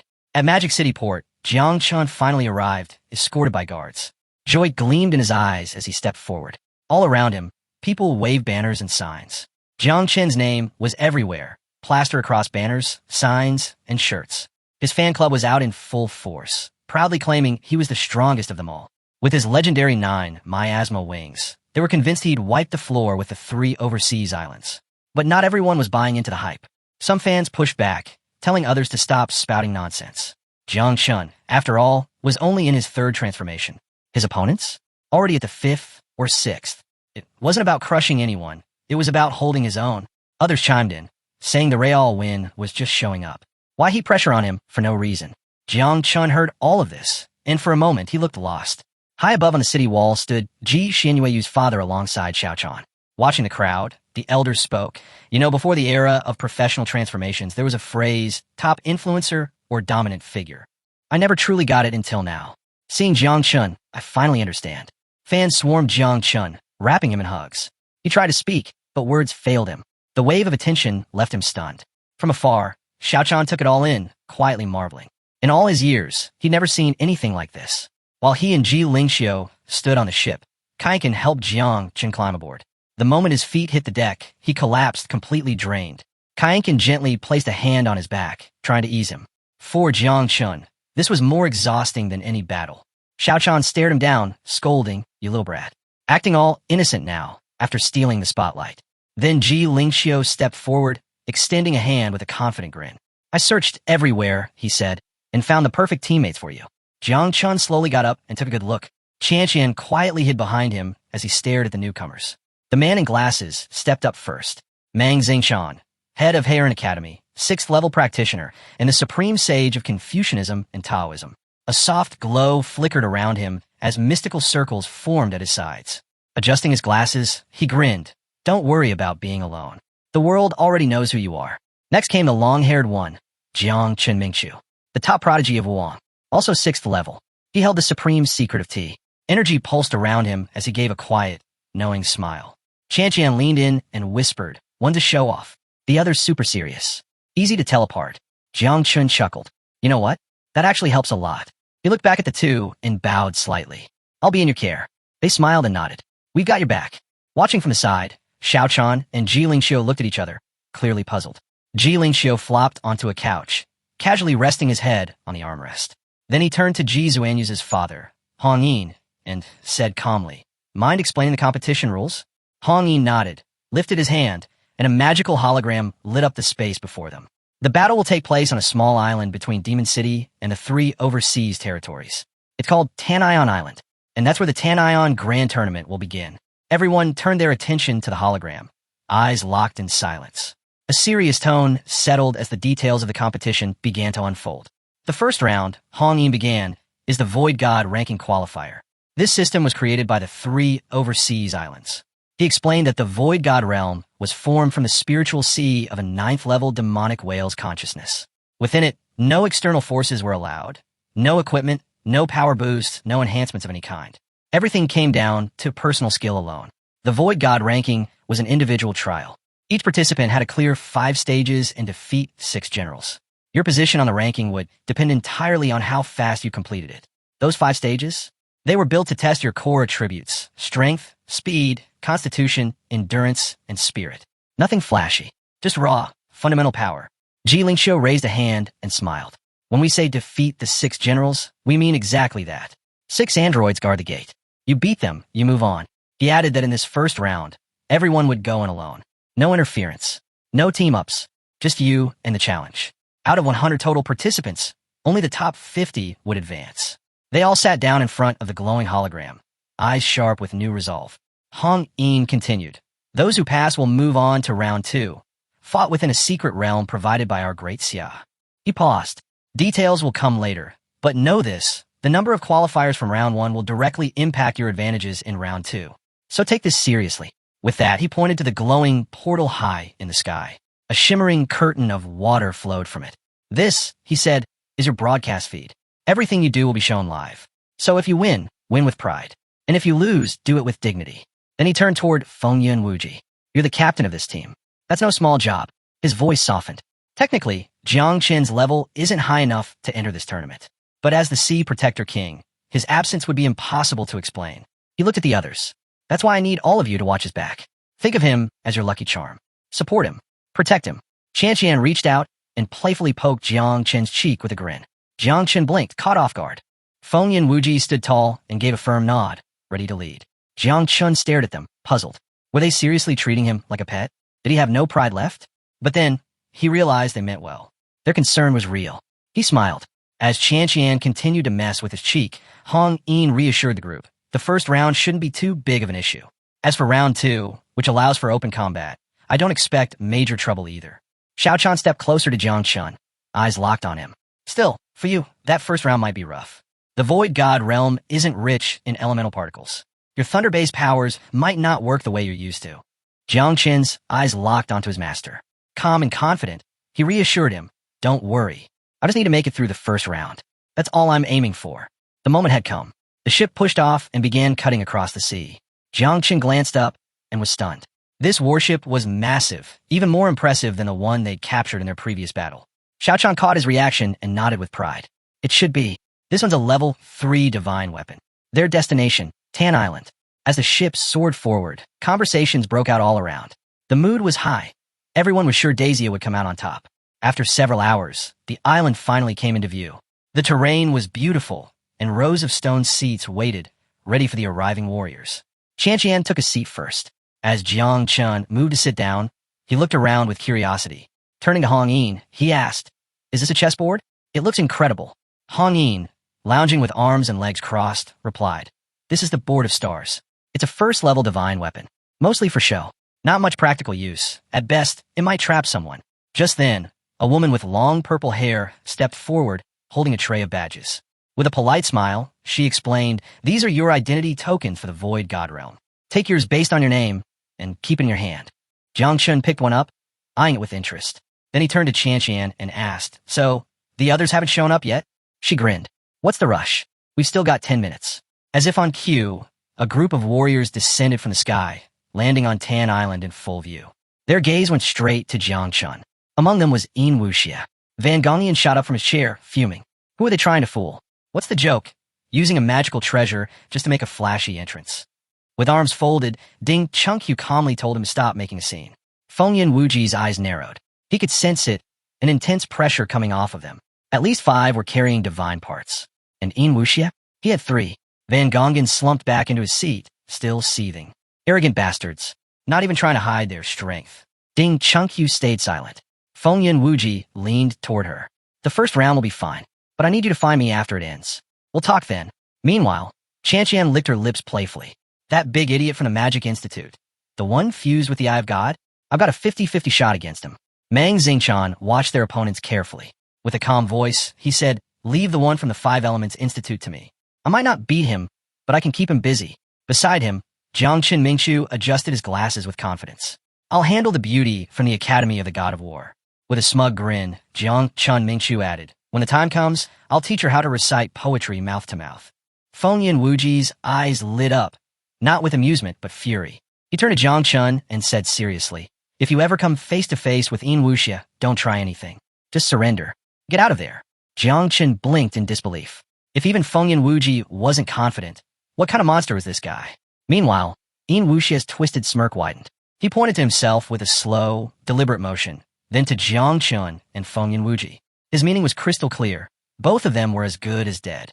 Jiang Chun narrowed his eyes and gave a bold thumbs down. "Are these guys really that terrifying?" he asked, smirking. "I'd better memorize every one of their faces, just in case I forget to finish one off." Suddenly, the sky split open. A swirling red portal appeared above them. As the crowd stared in confusion, someone muttered, "So many old friends. Seems like it's time for a proper reunion." All eyes locked onto the portal. From it stepped a man with a ponytail, smiling as if returning to an old neighborhood. It had been years. His name was Yang Ming, the traitor of Daxia. Ji Zhenguis's father immediately stood and unleashed a surge of energy from his hand, ready for battle. Ji Lingqiu unsheathed his sword, eyes like steel, locking onto Yang Ming. The moment his identity was clear, the crowd buzzed. So, he really had been hiding on the overseas islands all these years. "You're going to die today," someone called out. Xiaochan didn't hesitate. Sword in hand, he declared coldly, "Don't bother. I'll handle him myself, with one strike." Behind Yang Ming, a glowing system window began to materialize. He raised his hand and chuckled. "No need to get worked up. If you want to catch up with me, do it after the tournament." His smile turned razor sharp. "If you win the grand tournament," he said, "I'll accept my death. No arguments." The system interface fully took form. Yang Ming pointed at it. "This is the virtual god ranking. Through it, everyone will see the first round play out live." He paused, then delivered the catch. "No one is allowed to quit midway. Once it begins, you either pass or die. There is no time limit," he clarified, "but the last 50 ranked participants? They'd be eliminated. No exceptions." Xiaochan's face went pale. His eyes widened, jaw clenched. "Wait, they never said anything about no early withdrawals," he muttered. Did they plan this just to trap Jiang Chun? He began to panic. With no outside support allowed in the Void God realm, Jiang Chun could be in real danger. Maybe it was best to pull him out now. But Ji Lingqiu turned to him, calm as ever. If he withdraws before it starts, Daxia's morale and reputation will take a massive hit. Xiaochan clenched his fists, torn between reason and instinct. Then, eyes burning with worry, he moved toward Jiang Chun. "I don't care about morale. My disciple's life means more than anything." Seeing Xiaochan step forward, the others followed. He was right. What mattered most now was Jiang Chen's safety. Suddenly, a timer lit up above the arena. 9 seconds left. Hovering in the air with a wicked grin, Yang Ming pointed at the countdown. "Better get ready," he said. "The divine virtual realm is about to open." The numbers ticked down. Xiaochan rushed to Jiang Chen's seat. His face was tight with worry. "Take off the teleportation ring," he urged. "We're pulling out." Jiang Chun sat still, arms crossed, staring at the floor. Then he slowly lifted his head, eyes burning with resolve. "If I leave now," he said, "Daxia loses everything, and we can forget about reclaiming the overseas islands." The teleportation ring began to activate. Xiaochan placed a firm hand on his shoulder. "If you don't leave now, it'll be too late." But Jiang Chun just closed his eyes and said nothing. In a flash, the portal swallowed him whole. From across the sky, Xiaochan reached out desperately. His heart pounded. There was nothing he could do now. Yang Ming floated above it all, watching like a god. Xiaochan turned away from the portal, fists clenched in rage. "If anything happens to him," his voice trembled, "I swear I'll spill blood across all 3 islands." Ji Zhenguis's father stepped beside him. Calm and steady, he placed a hand on his arm. "Let it go. Fear only clouds the mind. At this point, all we can do is wait. Who knows? Jiang Chun might surprise us all." Inside the divine realm, Jiang Chun appeared before a colossal stone door, a glowing symbol carved deep into its center. He stared at it, puzzled. A system notification appeared. First trial, outer exam. Break through 50 stone doors to escape the corridor. Simple and brutal.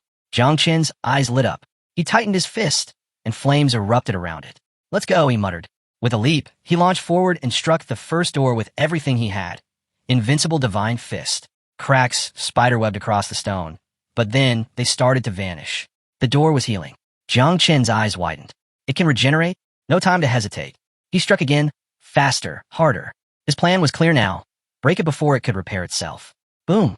The first door exploded into rubble. Moving on, Jiang Chun paused before the second door. This one was different. More intricate carvings, stronger aura. He studied the symbol. These are going to get harder. It dawned on him. The door's strength matched the level of 5th and 6th transformation cultivators. His eyes narrowed. He gathered thunder in his fist. The energy in this realm was thin, but not gone. Sparks lit up around him. He lunged forward. Invincible thunder fist. A blinding strike smashed the second door clean through. Without hesitation, he spun, raised his arm again, and unleashed a bolt of thunder. Jiang Chun crushed through the third stone door without much effort. Seeing that his plan was working, a spark of satisfaction lit up in his eyes. Still, he knew brute force alone wouldn't cut it for long. He placed a hand on the fourth door, eyes narrowing in thought. If he relied only on power and instinct, he'd fall behind the fifth and sixth transformation cultivators in no time. He needed precision, a strategy. Earlier, he'd noticed something. When he struck different parts of the door, the inscriptions glowed at varying intensities. The dimmer the glow, the weaker the structure. That had to be it. He decided to analyze each door, searching for a pattern or weak point. Sharpen the axe before chopping the wood, he reminded himself. If he was right, the technique could save time and energy. Meanwhile, the leaderboard appeared on the system window. At the very top was Yin Wuxia from the 3 overseas islands, already clearing door 17. Close behind were Yang, Yi, and Zhu Beishan, both also from the islands, sitting at door 15. Daxiao's best performer, Feng Yinwuji, held 4th place with 13 doors cleared. Su Qianqian trailed in 10th, having broken through 11. But the very bottom, ranked 100th, was Jiang Chun. Only 3 doors completed. The room tensed. With only 2 Daxia representatives in the top 10, the situation didn't look good. Su Qianqian pointed toward the display, frowning. This isn't fair, he said flatly. No one can use outside support. But divine classes? They're allowed. Zhak Xuanyu's father, arms folded, explained, if a divine class can be fused into the body, it's considered part of the individual.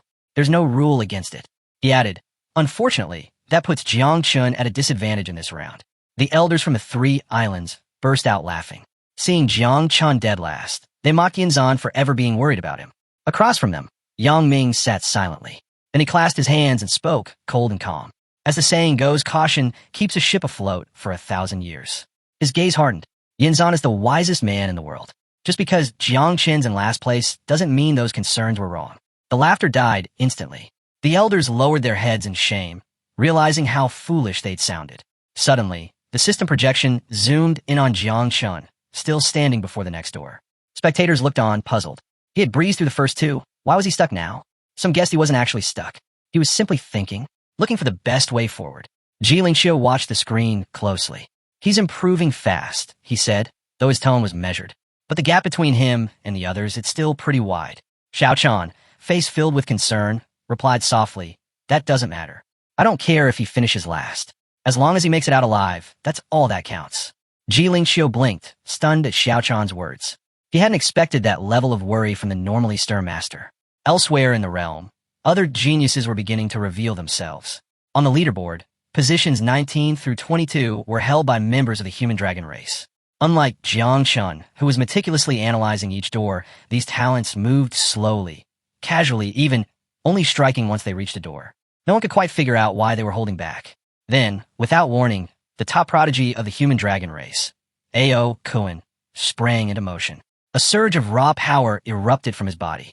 With confident eyes and immense force, he hurled himself at the stone door ahead. It shattered instantly. That was the signal. The others followed suit, picking up their pace and quickly climbing the rankings. Ao Kuan smashed through the stone doors like they were nothing more than dry leaves. Though not in the top ranks yet, his momentum was undeniable. He was quickly closing in on the top 10. By the time the system refreshed, Ao Kuan had reached stone door number 23, putting him in 11th place. Close behind him was Alcan, now in 13th after clearing his 21st door. Zhak Xuanyu's father stroked his chin thoughtfully, his eyes dark with realization. In less than 2 minutes, he muttered, he's already overtaken Feng Yinwuji. Even Xiao Chan blinked in disbelief, stunned by how quickly Ao Kuan was rising. Ji Lingxiu, arms crossed, said nothing, his silence louder than any words. Then, all eyes turned back to Jiang Chen's screen. Nothing but trails of lightning. Everyone stared, confused. Where had he gone? Suddenly, boom, a flash of thunder lit up the system feed as Jiang Chun shattered another stone door with ease. His fist crackled with electricity. The elders watched closely. Thunder energy wasn't abundant here. Not nearly enough to break through a stone door in one hit. Something else had to be going on. Was this a thunder displacement technique? The leaderboard updated. Jiang Chun moved from rank 51 to 49. He'd passed door 19. Ziku and Yu's father tapped Xiao Chan's shoulder. Look again. Xiao Chan blinked and looked up. His jaw dropped, and then a smile spread across his face. Jiang Chun was climbing. Fast. He was in the top 50 and still rising. Within moments, Jiang Chun reached position 30. Walking down the corridor, he rubbed his wrist. The doors were getting harder. Each one drained more energy. He realized something. This pace wasn't sustainable. He could push through, but not for long. And using his ancient god essence? That would leave him unconscious for a week. Not an option. If only I could merge with the red armored beetle colossus particles, he thought. That would help. But that wasn't possible here. Then, suddenly, he heard a voice. One of his mother insects was reaching out. His eyes widened. Xiaochan. He hadn't expected her to contact him in this realm. It shouldn't have even been possible. But high above, sitting atop the branches of the ancestral tree, Xiaochan extended her hand with a puzzled expression. Don't joke around, she said gently. My essence is made of light and time. No realm can limit me. She paused, then dropped the real revelation. I've discovered something. The divine classes your enemies have fused with their bodies? They can be used here. Jiang Chen's eyes went wide. He appeared inside his sea of consciousness. His mind raced. How could he forget something like that? Divine classes, if fully merged without passing through an external channel, could indeed function in this realm. Xiaochan slowly descended from the tree, nodding calmly. Xiaochan calmly explained, the red armored beetle colossus can't manifest physically in this realm, but that doesn't mean it can't fuse with you. She added with a smirk. Honestly, the only thing in here that can truly be restricted is your 9 miasma wings. Jiang Chun ran a hand through his hair. Then his eyes lit up, followed by a grin. He gave the command. Fuse all the red armored beetles into my body. But Xiaojia, who was nearby adjusting his glasses, shook his head. Sorry, I'm busy studying right now. No time. Jiang Chun blinked. What? Xiaojia was seated on a branch, calmly flipping through a book. Jiang Chun stared, utterly confused. When did this little guy even get all that stuff? Adjusting his glasses again, Xiaojia muttered. Last time I saw you, the other kids were heading off to school. Jiang Chun stepped forward, placed his hands firmly on Xiaojia's shoulders, and spoke evenly. We don't have time for this. He leaned in. Start the fusion now. And when this is all over, I'll take you to school myself. Xiaojia's eyes widened at the promise. Cut the chatter, Jiang Chun said, or I'll use the insect race's family discipline on you. That did the trick. With a dramatic sigh, Xiaojia finally agreed. The fusion began. All 6 million red armored beetles were absorbed directly into Jiang Chen's body. Red energy began to pulse from his skin. His fist clenched tightly as a crimson aura flared around him. He could feel the power rising, violent, raw, unstoppable. His eyes narrowed. His body tensed. If just a few hundred beetles let me unlock the nervous network of the ancient god, he thought, then with 6 million, these stone doors are nothing. Focused and calm, Jiang Chun raised his arm and summoned his strength. Dominant, divine fist of the heaven of the prison. A surge of red power exploded from his fist. Then boom, the stone doors shattered like glass under his strikes. One after another, they crumbled like paper before him. Back in the system's control center, the virtual god ranking updated. First place, Jiang Chun of Daxia. He had finished the strength test and already moved into the next phase, the speed trial. In second place was Yin Wui from the 3 overseas islands, stuck at stone door 50. Behind him came Jian Jiang at door 47, O Yanging at 46, and Shambadai at 45. Sixth place was held by Fengyan Wuji of Daxia, also at 45. All eyes locked onto the ranking board. Gasps filled the room. Jaws dropped. Whispers turned into stunned silence. Jiang Chun had completed the entire strength test in just 1 second. Unbelievable. Xuan Yu's father stood frozen, eyes wide, speechless. He turned to Xiaochan, completely baffled. How is this even possible?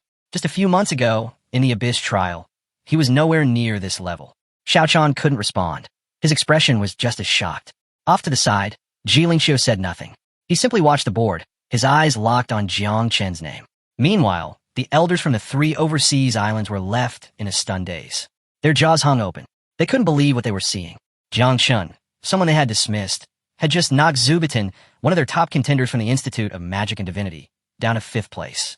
As soon as Jiang Chun shot to the top of the rankings, accusations erupted. He's cheating, one elder shouted. No way he did that clean. He must have taken something. But while suspicion spread like wildfire, Yang Ming just sat back and smiled, visibly amused, and maybe a little excited. Inside the realm, Jiang Chun had entered a massive hall filled with towering stone pillars. Each one pulsed with glowing runes. Just as he was taking it all in, a system window appeared. Second trial initiated. Speed test. The rules were clear. Option 1. Stand still and endure the barrage for 3 minutes. Take more than 3 hits, and you're out. Option 2. Navigate the labyrinth and find the exit. 5 its max. And one final rule. Destroy even a single pillar and you're immediately disqualified. Jiang Chun frowned. Sword waves in a maze? Twisted design, he muttered. But honestly, sounds like a gift. He activated Void Eye. His vision instantly expanded, revealing the full map of the labyrinth. The pillars lit up, releasing a cascade of glowing sword waves. Jiang Chen's eyes sparkled with excitement. Without hesitation, he activated his thunderclass, electricity crackling through the air as he launched himself forward at full speed. Shirao Jiang, he called out calmly, give me a 3-second future scan. Inside his sea of consciousness, Shirao Jiang closed her eyes, placed a hand to her chest, and summoned her power. Insects flowed from her form like stardust. Thanks to her Chu Jiang insects, Jiang Chun could now see 3 seconds into the future. With a calm grin, he dashed through the waves like it was a playground. Every blast missed. Every turn, perfect. As long as he had Shirao Jiang's ability, no attack could touch him. He became lightning itself, gliding through the maze, reacting before anything even happened. Then, just like that, the virtual god ranking updated again. Jiang Chun of Daxia has completed the speed test. Now entering. Trial 3, Constitution. The entire audience froze. He'd passed the second test in 1 second. Impossible. Everyone knew that the maze reset for each individual. There were no shortcuts. The director of the 3 Islands Institute of Engineering stood up, jaw slack, utterly stunned. Even he didn't know the way out of the maze, and he built the system. As murmurs grew louder, several elders from the islands stormed over to Yang Ming. This is cheating, one of them demanded. He must be suspended for a full investigation. Yang Ming remained silent, staring down at the floor without a word. That's when Gu stood. He pointed directly at the accusing elders, face steady and bold. You're just mad he's better. He kept going. Let's not forget, you're the ones who designed this exam. You set the rules. You control the system. And now that one of our own is breaking your expectations, you're crying foul. The elders flinched. One of them stepped forward, eyes burning with fury. Watch your mouth. Jiang Chun is only in his 3rd transformation. There's no way he did this without cheating. Gu's gaze snapped to him, sharp, unflinching. His anger began to rise. Gu stood his ground and stared coldly at the elder. 8 transformations and still spouting nonsense, he scoffed. Tell me, does someone that impure even deserve to call himself an elder of the Divine Warriors Institute? The elder's expression darkened. And you, he added, you know I'm a pillar of Daxia, and yet you still question my dignity? His rage was barely contained. Then, with a bold smirk, Gu slid into his seat and casually flipped them the middle finger. He'd had enough of their baiting. To think you've been the lapdogs of the immortal and marine races for so long, he muttered. It's no wonder your minds have rotted. The elder's eyes lit with fury. One of them jabbed a finger toward Gu, ready to retaliate. But before the conflict could explode, Yang Ming finally stood up. He raised his hand. Enough. His voice silenced the chaos. As acting referee for this round, he said, I'm ordering a pause in the competition to investigate suspicions surrounding Jiang Chun. Gu's eyes narrowed. Fury exploded through his veins. He stood once more, golden energy pouring off his body. In a flash, he drew his sword and unleashed a powerful energy slash aimed directly at the elder. But the elder was quick. With a steely expression, he raised his hand and countered with his own wave of energy. Seeking death, are we? The clash was seconds away from erupting, until a wave of power surged between them. Everyone froze. A massive burst of energy had cut clean through the center of the arena, halting both attacks mid-air. Eyes shifted toward the source. Ji Lingxiu had arrived. Calmly, he tossed a wooden log to the ground, took a seat, and said plainly, clear the area. I'm drinking tea. Don't interrupt. The arena fell silent. All eyes locked onto him in stunned silence as he lifted a cup to his lips and began sipping. Yang Ming grit his teeth. Rage flared behind his eyes. Are you trying to set a trap, Ji Lingxiu? Is that what this is? But Ji Lingxiu didn't flinch. With a single flick of his power, Yang Ming was blasted backward, sent flying straight into his seat. Still sipping tea, Ji Lingxiu said coolly, you don't belong at this table. Flies should stay in their place. The impact left the elders frozen in disbelief. What had just happened? Suddenly, a voice echoed inside Yang Ming's mind. Calm. Steady. Don't do anything rash. It was Prince Jiang Chun. Yang Ming furrowed his brows. Why was the prince trying to stop him now? Was he really suggesting they sit back and let Jiang Chun run ahead, especially when this entire round was taking place on their turf? But Jiang Chen's voice remained composed. Yang Ming's aggressive, I'll admit, but he doesn't know how to keep calm. This is only the second trial. No need to panic. Elsewhere in the realm, Jiang Chun continued walking with casual curiosity, unaware of the uproar outside. Prince Jiang Chun continued. He's just having his moment. That's all it is. If we're going to eliminate him, we'll do it in the stage of the 6 generals. That's the real test. That's where we strike. He paused. If we lose our grip now, it'll be hard to justify the rest of our plan. Yang Ming remained silent, but a question gnawed at the back of his mind. What exactly is this elimination of the 6 generals? It finally became clear what Prince Jiang Chun had meant earlier. Jiling Xiao, watching from the sidelines, called out to both him and Yang Ming. Come, he said calmly. Let's talk. He'd heard the name Jiang Chun countless times, but had never seen the man in person. Both Jiang Chun and Yang Ming turned to him, their expressions marked by surprise and uncertainty. From a swirling portal, Prince Jiang Chun emerged, hands clasped behind his back. A subtle joy lit his face when he noticed the tea set Ji Lingxiu had prepared. With a small smile, Jiang Chun joined him and took a seat. Ji Lingxiu studied him in silence. To see the real Jiang Chun, it felt like a legend from 4 centuries ago had come alive. In his mind, he thought, if the human emperor were still alive, Daxiao might have become a glorious empire. But Jiang Chun's expression turned sharp. Glory, he said, to me, that means destruction. Any nation obsessed with war is bound to fall. And Daxiao's no different. He didn't hold back. You cling to the past. You cry for the emperor like dogs who lost their master. You've forgotten your ancestors' teachings. Ji Lingxiu remained calm, eyes drifting down to the cup in his hand. He smiled. Maybe the emperor loved war, he said, because his knees refused to bend. To be destroyed while standing is better than living on your knees. Jiang Chun's eyes sparkled with curiosity. Oh, he replied with a grin. Are you challenging me to a debate? Ji Lingxiu placed the teacup gently on the wooden log. With that same serene smile, he shook his head. Not at all. I only invited you here to make sure the young ones get a fair fight.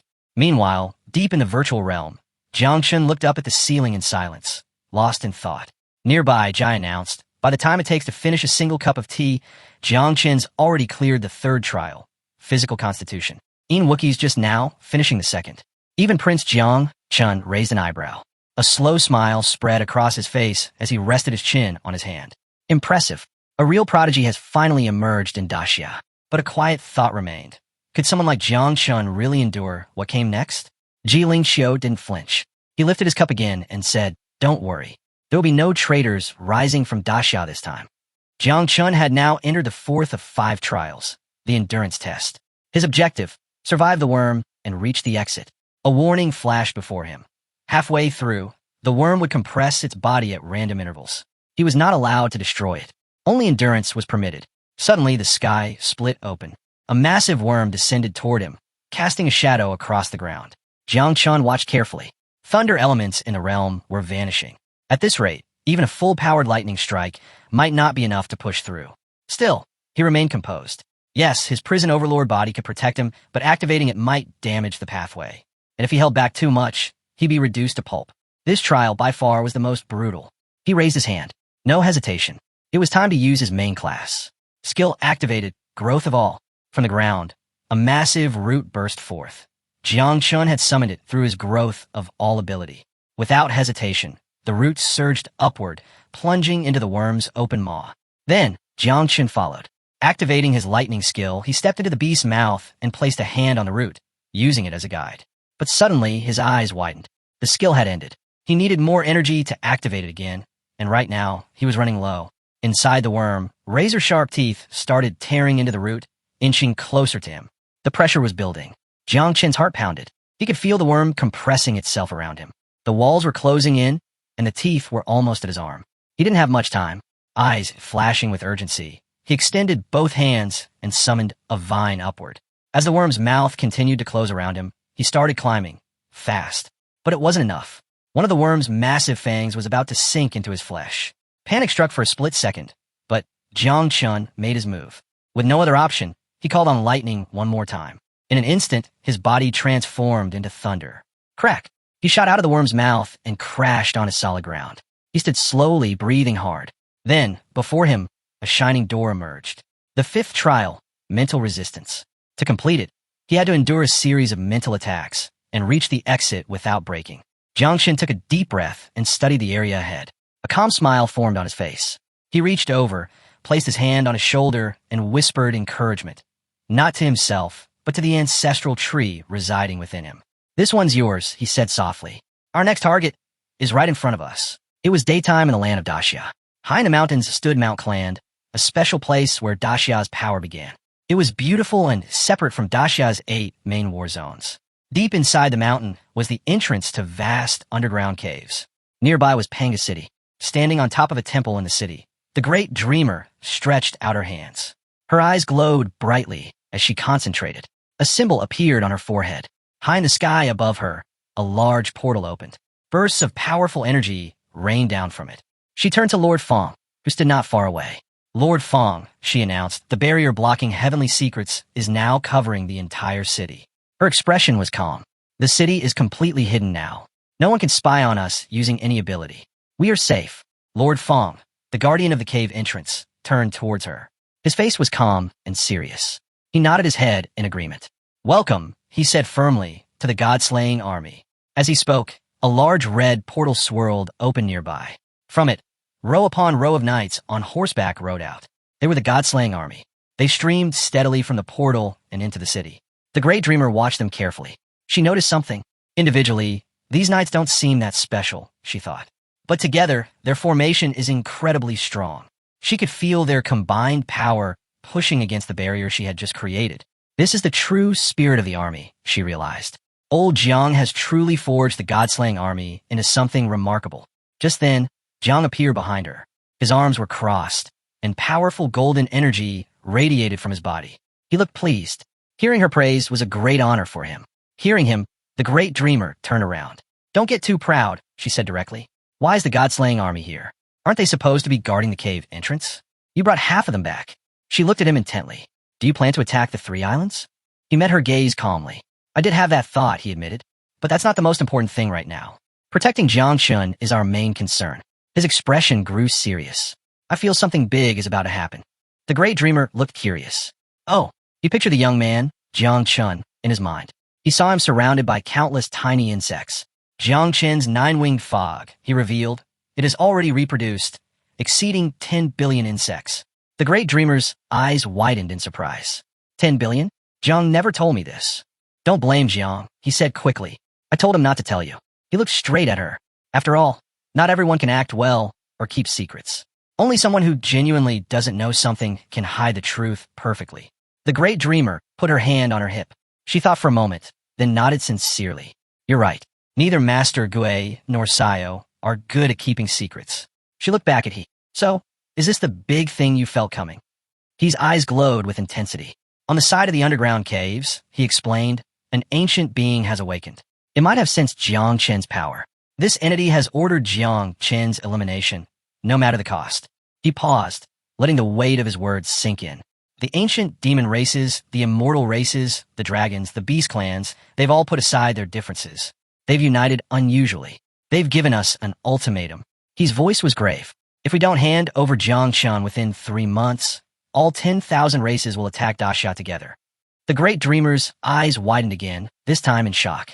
But her expression quickly hardened into fierce resolve. No matter how many come, she declared, her voice sharp, I will kill them all. He shook his head slightly. He pictured Little Nine, Jiang Chen's fog. This time is different, he said. Our enemies could have waited the full 3 months until the heavenly path seal lifts. But they are impatient. Why? Because of the 9-winged fog. He looked at her meaningfully. That fog is far more terrifying than they ever imagined. When it grows beyond a certain point, it evolves. It becomes the 9 abysses.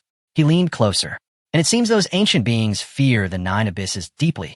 Understanding dawned on the great dreamer's face, mixed with concern. So, you mean Jiang Chun, while on the 3 islands this time, he might actually encounter those ancient beings? He closed his eyes briefly. He walked past her, then nodded.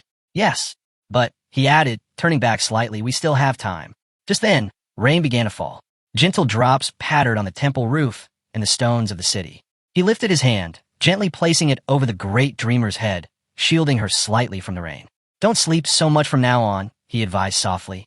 His tone was caring but firm. Look more at the lands of Daxia. Travel more, and... Jiang Chun took a moment to appreciate the time spent with his daughter. He truly valued it. An old saying echoed in his mind. At 3 years old, a daughter was worth a bar of gold. At 30, she'd be worth a kingdom. At 300, she'd be worth an immortality potion. The thought warmed him briefly. Back inside the virtual challenge realm, Jiang scanned his surroundings, the environment shimmering with unstable energy. Then, the system's voice boomed, announcing the fifth test. Mental evaluation. The rule was straightforward. Resist the mental attacks within the designated area and reach the exit. That was all. Jiang's eyes widened slightly, but his expression radiated confidence. This should be manageable, he thought internally. He wasn't worried at all. Losing the ancestral tree's direct help might be inconvenient, but he felt certain it wouldn't hinder him significantly. This test seemed easy to him. Just then, the air before him rippled violently. A huge, grotesque monster materialized, blocking his path. Its eyes glowed with a palpable evil intent. It threw its head back and roared, a sound meant to shatter nerves and instill terror. Jiang stayed perfectly calm, his body relaxed. Inside the shared space of his mind, Xiaochan reacted differently. She instinctively hugged the old tree tightly, her small form trembling. It's scary, she thought desperately, silently pleading with the tree to destroy the terrifying beast. Outside, in the physical space of the trial, Jiang simply raised his hand and covered one side of his face, leaving one eye exposed. He stared hard at the monstrous illusion. His exposed eye began to glow with an intense, deep red light. He focused his formidable mental power. A powerful beam of crimson energy lanced from his eye. It struck the monster and passed straight through its illusory body as if it were made of smoke. The beast dissolved instantly, utterly overwhelmed and vanishing without a trace. It was no match for his focused will. Watching this display through the viewing portal, Shishuanyu's father abruptly stood up from his seat. His eyes shone with unmistakable joy and pride. Beside him, Master Gu clenched his fist tightly, a broad smile breaking across his face, feeling intensely happy and relieved. They exchanged a glance, both struggling to believe Jiang Chun had passed yet another test within mere seconds. The display clearly showed he was now a solid 5 minutes ahead of the second-place contender. The atmosphere was different among the elders from the three islands. They felt furious, their faces darkening. They clenched their jaws tightly, grinding their teeth in frustration. This is impossible, one thought vehemently. Even a cultivator specializing purely in mental powers couldn't dismantle an attack that quickly. They silently agreed amongst themselves. Jiang Chun must be cheating somehow. There was no other explanation. Nearby, Ji Lingxiu sat with his head resting heavily on his fist, looking bored. He noticed a tiny mosquito land clumsily on the surface of his expensive, fragrant tea. Disgust twisted his features. With a flick of irritation, he deliberately knocked the cup over, spilling the precious liquid onto the polished table. The prince, seated close by, noticed the deliberate action. He stared at Ji Lingxiu, a flicker of confusion crossing his composed features. Was the tea not to your liking? The prince inquired smoothly, his tone neutral. Ji Lingxiu didn't answer directly. He simply reached out his hand in a dismissive gesture. Perhaps my eyesight fails me, he admitted dryly, his voice flat. Maybe it was just a trick of the light. You are correct, Prince. With esteemed company, such as yours present, no mere fly would dare intrude upon this moment. Yang Ming then leaned closer to the prince, genuine fear showing in his eyes. Jiang Chun has far surpassed the holy prince's time, he whispered urgently. The gap widens. Are you absolutely certain your plan will work? Are you sure you can kill him in the 6-cut stage? The doubt was evident in his voice. The prince's calm facade cracked instantly. Anger flashed across his face at being questioned so directly. Yang Ming immediately dropped to his knees on the floor. Please calm your anger. Your Highness, he begged, his voice tight with apprehension. I meant no disrespect. The prince visibly forced himself to relax, the anger receding. He didn't understand Yang Ming's sudden haste. The 5 trials, he explained patiently, his voice regaining its controlled calm, are not truly about combat lethality. They test endurance, mental fortitude, elemental affinity. With the aid of potent, lucky medicines or unique artifacts, even a mediocre cultivator can scrape through. But the 6 cuts, he paused for emphasis, are entirely different. He continued, outlining the brutal reality. Jiang Chun is only a 3-transformation warrior. He will face 6 attackers simultaneously, each possessing the strength of a 6-transformation level fighter. He must rely solely on his physical body and innate techniques within the virtual space. No external aids. Defending against 6 attackers of that caliber, with just his physical form? That borders on the impossible. The prince revealed the core of his strategy. Among the 6 attackers Jiang will face, I have personally concealed one who is not a simulation. He is a divine spirit warrior, loyal. Jiang watched the knights carefully. He realized they were strong warriors, known as warriors of 6 transformations. Using Xiaochan's power to see a few seconds into the future, he jumped sideways. He barely dodged their attack. The knights attacked again immediately. This time, Jiang jumped high into the air. From above, he saw clearly that 3 knights carried swords. His eyes focused intently. He clenched his fist tightly. He decided to use his strongest defense, the divine elephant body technique. Jiang landed hard on the ground. He slammed his fist down with full force. The impact crushed one knight instantly. Another knight tried to sneak attack him from behind, but Jiang was ready. He moved quickly to the side. He grabbed the knight's spear. With a powerful twist, Jiang snapped the spear in half. Before the surprised knight could react, Jiang drove his knee hard into the knight's face. The force sent the knight flying backwards. He landed right in the strange red liquid nearby. The liquid started burning the knight's body immediately. He screamed and twisted in terrible pain. 2 more knights began charging straight at Jiang. Watching the knight burn in the liquid, Jiang thought to himself, do these guys even feel fear? Using Xiao Chan's power again, Jiang threw a massive punch. The punch hit both charging knights squarely, knocking them off their feet and into the deadly red liquid. These guys won't learn until it's too late, Jiang realized grimly. Just then, the last knight, the one holding a sword, fixed a cold, evil stare on Jiang. This is the end for you, the knight declared. He sneered, adding, though I admit, the fact you managed to wake me up shows you have some skill. Outside the battle, observer room, Master Gu put his hand under his chin, watching the screen closely. He smiled. Jiang already defeated the 4th general, he said. So this round is secured. Xiao Chen's father stood nearby with his arms crossed. A smile appeared on his face too. In Wuxia has also sped up, he admitted, but he's fallen too far behind. He won't catch up to Jiang now. The elder of the 3 islands looked furious. If things keep going like this, he growled, clearly worried, I fear we're going to lose. Yang Ming rested his head on his fist, looking completely confident. He smiled. Elder, don't panic, Yang Ming said calmly. Remember, the real winner is the one who laughs last. Ji Lingxiu picked up a cup of tea, looking very serene. He smiled at Venerable Yinzun.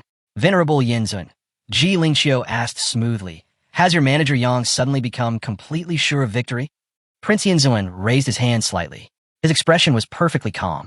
This is merely a small lesson I gave him, Prince Yinzun explained. He added, in any competition, keeping a good attitude is the most important thing. Back in a virtual battle inside the virtual realm, the remaining knights gripped their swords tightly. Powerful energy began glowing around their bodies. They charged straight at Jiang once more. Jiang stayed calm. Xiao Chan, he thought urgently, predict the next 3 seconds for me. The knights attacked. Their sword strikes were incredibly fast and aimed perfectly. But thanks to Xiao Chan's future sight, Jiang dodged each swing without too much trouble. He watched their sword moves closely. Honestly, he thought, with skills like that, they couldn't even earn money doing street performances. Suddenly, one knight leaped high above Jiang. Tyrant saber slash, the knight yelled. He started falling towards Jiang, sword raised for a devastating blow. Jiang looked up and his heart pounded. This is bad. Panic shot through him. The knight descended slowly but powerfully. Jiang's eyes widened with fear. He quickly realized the attack was actually incredibly fast. Dodging was impossible. Jiang braced himself. He decided to block it directly. The knight swung his sword down hard. A huge wave of destructive energy burst from the blade. Jiang reacted fast. He crossed his arms tightly in front of his chest. Using Xiao Chan's power again, he managed to block some of the attack's force. But it wasn't enough. The sword energy sliced deep into Jiang's chest. Pain exploded through him. Ack! He gritted his teeth, mind racing with shock and confusion. This sword energy, it's different. Why can't I move? He was frozen in place. He couldn't block. He couldn't dodge. Seeing their chance, 2 other knights attacked instantly. Tyrant saber slash, they both shouted. They unleashed 2 more massive waves of sword energy. The energy slammed directly into Jiang's injured chest. No! Fear surged through him. He knew he was in terrible danger. The brutal force hit him like thunder. It hurled his body backwards violently, straight towards the pool of red liquid. Jiang cried out as he flew through the air. Blood poured from his mouth. He was badly hurt. Observer room reaction, Master Gu stared at the screen, horrified. His eyes widened with deep worry. His jaw dropped open in shock. Something's very wrong, he thought frantically. That sword energy didn't hurt him before. What's happening now? Nearby, Xiao Chen's father clenched his fist tightly. His face showed a fierce, confident expression. He believed the situation was turning. The accusations of cheating slammed into Gu like a physical blow. Every instinct screamed at him to charge forward, to smash through whatever barrier stood between him and Jiang, to rescue his friend from whatever trap was unfolding. He lunged, muscles coiling, but the older man's arm clamped around his waist like an iron band, halting him mid-stride. Gu twisted, frustration and fear making him reckless. Let go, he snarled, his voice tight. The older man's face was a mask of stern authority, his grip unyielding. Calm down, Gu, he commanded, his tone low and urgent. Rushing in blind helps no one. The competition rules are clear. Outsiders cannot interfere until it's officially concluded. You'll only cause more trouble or get yourself disqualified. Gu's chest heaved, his eyes blazing with a fierce, almost desperate resolve. He glared past the man, towards the projection showing Zhang's peril. Rules be damned, he spat, the words raw. If they're cheating to kill him, then even if it kills me, I'll find a way into that virtual realm. Watch me. Nearby, the prince observed the scene with detached amusement. He leaned his head languidly on one hand, a smirk playing on his lips. He extended his other hand in a mocking, sweeping gesture towards Xiao. Seems the shoe is on the other foot now. Master Xiao, he taunted, his voice dripping with false sympathy. Can't handle the possibility of your champion losing fair and square, resorting to baseless accusations. Xiao met the prince's gaze without flinching, his own expression unreadable as stone. He took a deliberate sip from his teacup, the simple act radiating a chilling calm. If you truly cannot accept the concept of defeat, Prince, he replied, his voice level and cool, then you already know the truth of it in the deepest recesses of your heart. No words of mine will change that. The prince's smirk hardened into a sharp, brittle line. He gave a single, sharp nod. Oh, I know perfectly well what the outcome will be, and I intend for the entire world to witness it. Clearly, Xiao set his cup down with precise control, his eyes never leaving the prince's face. Internally, a cold nod of concern tightened. The competition's result meant nothing to him. Only Zhang's survival mattered. If the boy dies in there, Xiao thought, the weight of the responsibility settling heavily, explaining it to Gu will be impossible. The fallout alone. Meanwhile, inside the virtual realm, Jiang was in freefall, the ground rushing up to meet him in a terrifying swirl of churning crimson liquid. Panic seized Xiaochan. Her form flickered wildly as she screamed. Jiang, look out, below you. The sound pierced Zhang's adrenaline-dulled senses. His eyes snapped open, instantly stinging with the salty tang of his own sweat. The sensation of the energy-blocking barrier was abruptly gone, vanished the moment he'd been hurled downwards. Movement, his mind screamed. Milliseconds before impact, instinct took over. He thrust his hand downward, palm out, channeling his growth of all things skill with desperate focus. Thick, gnarled roots erupted violently from the surrounding stone walls with a tearing sound. They snaked and wove together with astonishing speed, forming a dense, springy platform directly beneath him just as he hit. He landed hard on the makeshift net, the impact driving the air from his lungs in a painful gasp. He lay there for a second, blinking sweat from his eyes, his heart hammering against his ribs. Then, forcing calm, he pushed himself up onto one elbow. His expression smoothed into analytical focus. These knights, they registered as only 6 transformation warriors. They shouldn't possess the raw power to breach my city prison body defense. Something else is at play. He decided his best move was observation. Let them think they had him cornered and weakened. Their overconfidence could be his sharpest weapon. His gaze, sharp and calculating, locked onto the 3 armored figures standing below. Almost instinctively, his eye of the void activated. His left eye pulsed with a brief, intense light. From his elevated perch on the root platform, their vital statistics materialized before him like ghostly system readouts. Knight A315. Strength 6 transformation level. Knight A316. Strength 6 transformation level. Knight A317. Body strength 6 transformation level. Spiritual soul strength 8 transformation peak. Name Hu Qiandao. Origin 3 Foreign Islands.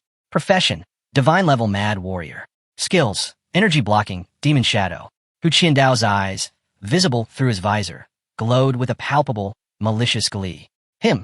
He's the core of this, Jiang realized with chilling clarity. The stats confirmed his suspicion. Hu Qiandao had concealed a peak 8 transformation spiritual soul within the shell of a 6 transformation knight's physical form. Clever, Jiang conceded internally. Dangerously so. His true killing power is masked within the sword energy itself. To any observer outside, it will look like I was simply overwhelmed by 3 simultaneous, mundane 6 transformation attacks. A perfect, deniable assassination attempt. This wasn't just cheating, it was a meticulously crafted death trap designed solely for him. Jiang glances down at his chest and sees a deep X-shaped cut carved into his flesh. His eyes widen with shock and confusion. He turns to Xiaojia, asking how they managed to break his defense. Xiao Jia explains that the low-level insects fused into his chest have been wiped out by the energy, and now he is focusing on repairing father's wounds. Spotting the injury, Little Nine's expression twists into fury. Without hesitation, she declares, "You dare hurt my daddy, I'm going to eat him." Jiang retreats into his sea of consciousness, uncertainty clouding his eyes. He is not sure if she can even manifest herself here. Little Nine's gaze burns with rage. She tells him, "Before I could not, but now I can, and I can even tear this virtual realm apart." Jiang reaches out, gently patting her head, a faint smile tugging at his lips. He urges her to calm down, explaining that it is not yet the right time to reveal herself. This is not the moment, and it would not be proper. He asks her to wait a little longer, as he already has a plan to overcome this trial. Her fists clenched tight, eyes still blazing.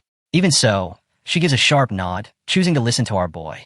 Then she steps toward Xiao Jia, fixing him with a deadly stare. The air around her thickens with murderous intent as she warns that if Jiang is injured again, she will eat him and his offspring without hesitation. Fear pricks at Xiao Jia's heart. He can tell she means it, as she is not even speaking in her usual sweet cutesy tone anymore. Meanwhile, Xiao Chan's eyes glimmer with calm as she approaches Jiang. She says, "I have a plan of my own." Jiang's eyes soften, quiet confidence settling over him. He cannot help but smile, because he too already has a plan in mind. Jiang's eyes burned with an intense, unnatural light as a spike of cold fear shot through him. Is Jiang still alive? Did he fall into that thing? Driven by this urgent dread, he started moving cautiously towards the edge of the swirling red liquid, needing visual confirmation. Suddenly, thick, whip-like roots erupted from the ground, lashing towards them with terrifying speed. Reacting instantly, Jiang tapped into his class growth of all things skill. "Clones," he commanded mentally. 3 perfect replicas of himself materialized in a shimmer of displaced air, their eyes mirroring his own furious glow. Without hesitation, the copies lunged at the bewildered knights. The knights were utterly confused. One moment they were facing a single opponent, the next there were 4 identical figures attacking. What kind of sorcery is this? Their training faltered momentarily under the unexpected assault. One knight, gritting his teeth with fierce determination, swung his heavy broadsword in a powerful horizontal arc. The blade connected cleanly, shearing one clone diagonally from shoulder to hip. The two halves dissolved into shimmering motes of light before hitting the ground. Seeing it wasn't the real Jiang, the knight froze, his eyes wide with shock and disbelief. An illusion? That split second of hesitation was fatal. While his focus was shattered, the real Jiang materialized right beside him. Jiang felt power surge through his arm as he focused his energy, coiling it tightly into his fist. He drove it forward with brutal force, punching squarely into the knight's armored chest. There was a sickening crunch of metal and bone. The knight was hurled backwards as if hit by a battering ram, crashing hard onto the unforgiving stone floor, unmoving. The knight crumpled lifelessly. First, Jiang thought grimly, his eyes fixed on Huqi and Dao. I eliminate these annoying obstacles protecting him. Huqi and Dao stood impassively nearby, merely observing the carnage. Jiang stretched out his hand towards a discarded sword lying near a fallen knight. Instantly, a thick root snaked across the ground, coiled around the hilt, and delivered the weapon into his waiting grasp. Seeing Huqi and Dao still maintaining their deceptive facade, hiding his true nature, anger flared in Jiang. I'll completely destroy your soul, he snarled. He shouted directly at the figure. Keep pretending then. Jiang gripped the sword's hilt tightly, his knuckles turning white, his eyes blazing with that intense light. Huqi and Dao flinched, genuinely startled. How does he know my name? Panic surged through him. This is dangerous. He knows too much. I can't let him leave this place alive. Just then, the glowing ranking board embedded in the cavern wall flickered and updated. The new information displayed clearly. First place, Ding Cheng, Great Xia. Eliminated 6 generals, latest, 6th general. Second place, In Wuxia, 3 overseas islands. Also eliminated 6 generals, latest, 2nd general. Nearby, watching through a scrying portal or similar means, Gu couldn't contain his excitement. A wide grin split his face as he clenched his fist triumphantly. Xiao Chen is doing great, he exclaimed, practically bouncing. Even without making a huge spectacle, this is seriously impressive work. He quickly scanned the implied rules in his mind, reassuring himself. Picking up a discarded weapon, that's definitely within the bounds. It's resourceful, not cheating. He leaned forward, cupping his hand around his mouth as if Jiang could hear him, and yelled, use the heaven-opening blade against him. Finish it. Across the observation area, Xiao Chen's father felt a rare smile touch his lips. He was a man renowned for his unshakable calm, a pillar of stoicism. Yet, Watching this brutal, high-stakes confrontation had sent his heart pounding erratically against his ribs. The tension was physically agonizing. He felt a cold sweat prickle his skin and a tightness in his chest that bordered on terrifying. "It feels like I might have a heart attack just watching," he admitted silently, forcing himself to take a slow, steadying breath. Guiling's attention locks on the ranking board. A faint smile curves his lips as he turns to the prince, asking who could possibly afford to lose now, since the answer should be obvious. Yinzuan lowers his gaze to the ground, a loss for words. The soldier focused their energy, unleashing the technique known as Tyrant Blade Slash. Uproot the grass from its roots. A violent surge of power sweeps across the ground, tearing the roots apart and scattering them into the air. Jiang takes a step back, his eyes beginning to gleam. Our boy cannot believe he is still keeping up the act. Determined to force him into revealing his true form, he orders Xiao Chan to activate full prediction at 3-second intervals. She nods without hesitation. Jiang then commands Xiao Jia to fully activate the divine elephant domain body. In response, his rival's facade shatters and his true form emerges. He is a man with white hair, eyes burning with excitement as a sinister energy seeps from his body. Seeing this, Jiang wastes no time. He triggers the full power of the war god transformation and summons the heaven-cleaving blade. Jiang Chun, now fully transformed, draws his sword and steadies himself for the attack. The warrior gathers momentum, surging forward toward our boy. Jiang unleashes the prison-suppressing blade, dropping to the ground as his strike tears through the earth. A wave of force erupts, sending deadly slashes bursting from the ground right behind his rival. He spins around, eyes widening in shock.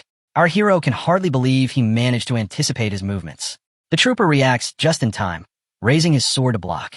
The impact sends him flying backwards and the ground shattering beneath him. He swung it hard several times, sending powerful blasts of energy straight towards Hu Oyendeo. Hu Oyendeo quickly stood up, grabbing his own sword tightly to block the attack. But Jiang didn't stop attacking. Hu Oyendeo tried desperately to defend himself, but it was useless. The energy slashes from Jiang's sword hit Hu Oyendeo with full force. The impact lifted Hu Oyendeo off his feet and threw him backwards. He crashed down into the pool of bubbling red liquid. His body started sinking into the thick liquid. The pain was instant and terrible, making him scream loudly. Jiang walked calmly to the edge of the cliff.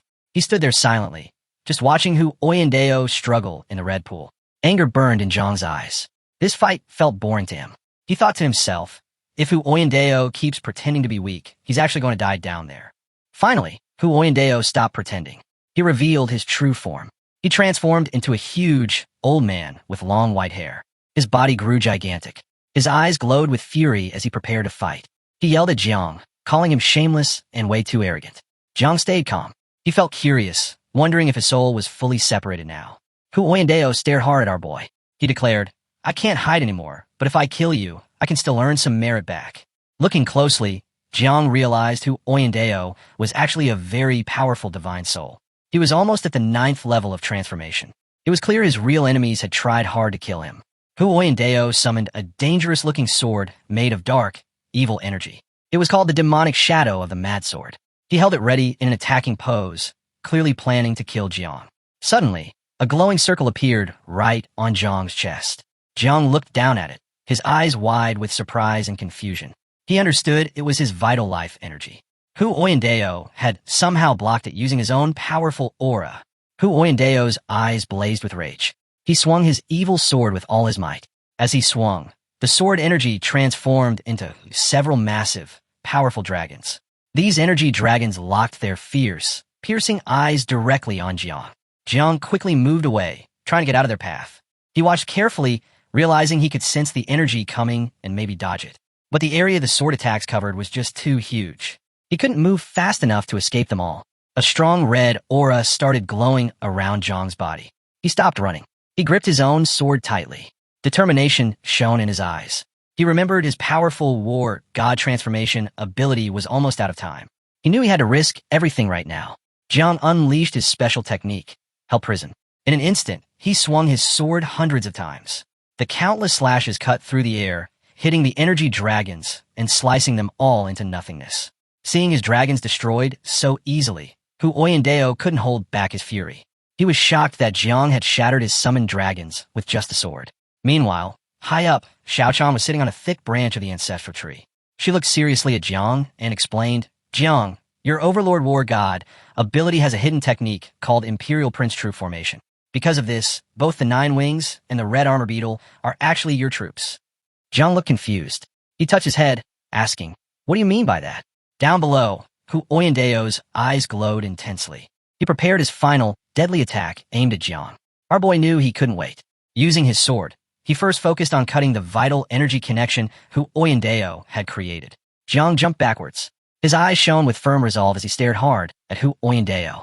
He activated his defensive technique, Imperial Armor of 1,000 Shields. Fire burst out from his clenched fist. Hu Oyendeo swung his sword again, creating more powerful energy dragons that roared towards Jiang. Jiang decided to meet them head-on.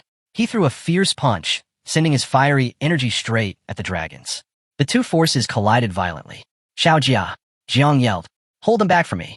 Instantly, Xiao Jia appeared. His eyes glowed brightly as he stretched out his hands, straining to block the massive energy attack from the dragons. Our boy added firmly, "If you don't hold them, my sister will devour you." Once Xiao Jia successfully blocked the dragon attack, Jiang focused all his energy. It was time for his counterattack. He unleashed his power and completely destroyed the remaining dragons, shattering them into pieces. Little Xiao Jia quickly transformed back into his beetle form and flew safely out of the way. Jiang couldn't help but praise him. "Good job." Jiang decided to use his powerful attack called the Supreme Divine Fist of Hell Domination. Hu Qiandao stared at him, eyes wide with fear and surprise. He didn't understand what was happening. Before he could do anything, Jiang, covered in strong, glowing energy, punched him hard in the face. Hu Qiandao was confused. How could this young guy be so strong? Jiang then focused his energy. He used the Imperial Army Formation technique, gathering power into his fist. His fist started glowing bigger and bigger. Hu Qiandao fell to the ground. He quickly realized this was very bad news. Jiang's giant glowing fist suddenly changed shape. It turned into a powerful energy dragon. The dragon slammed down forcefully, attacking Hu Qiandao right on the neck. Hu Qiandao cried out in terrible pain, his mouth wide open. While the dragon attacked, Hu Qiandao's eyes suddenly looked confident. He felt sure that Jiang couldn't actually kill him. Hearing this confidence, Jiang decided not to hold back at all. He started throwing a rapid chain of punches. Each punch transformed into another energy dragon. The dragons kept hitting Hu Qiandao. Poor Hu Qiandao screamed in agony again and again. Seeing that Hu Qiandao couldn't take much more, Jiang noticed something important. Hu Qiandao's divine soul, his core power and life force, was getting weaker and weaker. Jiang looked at his own fist next. He was surprised to see that his own energy was fading fast too. Hu Qiandao's soul was almost completely destroyed. Hu Qiandao stared at Jiang and, strangely, couldn't help but smile weakly. Exhausted, Jiang placed his hand on the ground. His powerful god of war, fighting state deactivated. Hu Qiandao felt relieved. He had been seconds from death. Hu Qiandao and Hu Qiandao both silently watched Jiang. They saw he was completely out of strength. Now that Jiang was weak, Hu Qiandao looked at him with an evil expression. He prepared to attack. Hu Qiandao was certain Jiang was about to die. Jiang panicked. Was this really the end? Just then, Jiang noticed little Xiao Chan sitting on his shoulder. He felt confused about why she was there. Inside Jiang's mind, in his sea of consciousness, Hu Qiandao's leftover soul was like a tiny fly buzzing around. Near the big ancestral tree in this mental space, Xiao Chan turned around. She looked serious and spoke to her master, the tree. "Master," she said, "Hu Qiandao's soul is too noisy. It's disturbing your nap." As the fly-like soul buzzed closer to the ancestral tree, something happened. The soul of Hu Qiandao began getting pulled into Jiang's real body. Jiang was still sitting there, exhausted. Suddenly, Hu Qiandao started screaming like a madman. He couldn't believe it. His divine soul was being absorbed. He was being sucked in. A glowing system window popped up in front of Jiang. It gave him an update. His Overlord War God power had advanced to Heaven-Slaying War God. The power of his unbeatable Divine Fist War God transformation and Imperial Execution battle formation techniques had increased by 30%. Jiang stared at the system window, filled with surprise. His Overlord War God had just leveled up, but reaching the 3rd stage before hadn't caused an upgrade. He thought, this must be because the ancestral tree absorbed Hu Qiandao's leftover soul and gave some of its power to me. Feeling relieved, Jiang wiped sweat from his face. He wondered, if the tree has this ability, why didn't it help me earlier? At the same time, the system updated the global virtual god ranking list. 1. Jiang Chun Daxia. Time, 32 minutes, 17 seconds. 2. In Wuxia oversees 3 islands for killing the 6th general. The people of Dachau watching the rankings erupted in celebration. They shouted loudly about God Zhang's victory. Amazing Sea King, they cheered. They mocked the overseas 3 islands, calling them shameless. Even cheating couldn't help them win, people yelled. Shouts of devotion for Chunba filled the air. A glowing portal appeared. Jiang stepped out of it. He touched his head and smiled at his master, Gu. Master, he said, my ranking is pretty good, right? Gu, along with Xiao Chen's father, stared at Jiang. Gu spoke firmly, not just pretty good, Jiang. You got absolute first place. Gu looked serious. You almost scared me to death. I'm sure you went through hell in that fight. Let me check your injuries. Ji Lingqiu watched Jiang, his eyes shining with happiness. He thought, I bet Prince Yanzuan didn't expect Jiang Chen to come out alive. He must be really upset now about losing that powerful 8th level peak, Divine Soul. Indeed, Prince Yanzuan's eyes burned with rage. He thought about Hu Qiandao. Useless piece of trash, he fumed. He deserved to die 1,000 times over. His death is no loss at all. He completely ruined my great plan. Yin Wuxia emerged from the shimmering portal, blinking against the brighter light of the arena. His confident stride faltered slightly. The prince himself is waiting? He hadn't expected such a direct audience. Seeing the prince's focused gaze land on him, Yin Wuxia quickly strode forward. He dropped to one knee, pressing his forehead low against the cool stone floor in a deep, formal bow. Your disciple, we won first place, he declared, pride ringing clear in his voice. He didn't disgrace you. He awaited praise. Instead, the prince's eyes narrowed, burning with sudden, cold anger. Yin Wuxia felt a chill. Nearby, Ji Lingqiu couldn't contain his amusement. He threw his head back, laughing loudly. You really should have glanced at the ranking board before celebrating, no matter how sure you were. He mocked, pointing a finger. Even if you're too blind to look, just listen. Whose name is the crowd roaring for? Ji Lingqiu's words hit Yin Wuxia like a physical blow. Panic surged. He whipped his head around, desperately scanning the massive, floating ranking screen. First place, Jiang Chun. Second place, Yin Wuxia. He hadn't won. The shock was so profound, so utterly devastating, that a metallic taste filled his mouth. He choked, and a spray of crimson blood spattered onto the floor before him. The prince rose smoothly from his seat. Control yourself, Yin Wuxia, he commanded, his voice firm and cutting through the younger man's daze. The second round remains the battle inside the secret realm. Focus. Yin Wuxia didn't look up, his gaze locked on the bloodstains on the stone, silent. Young Ji shimmers with magic and tells him to come on, explaining that in war, victory and defeat are just 2 sides of the same coin, and there is no need to get so worked up. Senior Yanzun speaks next, asking if he is leaving so soon and calling him his Young Ji friend.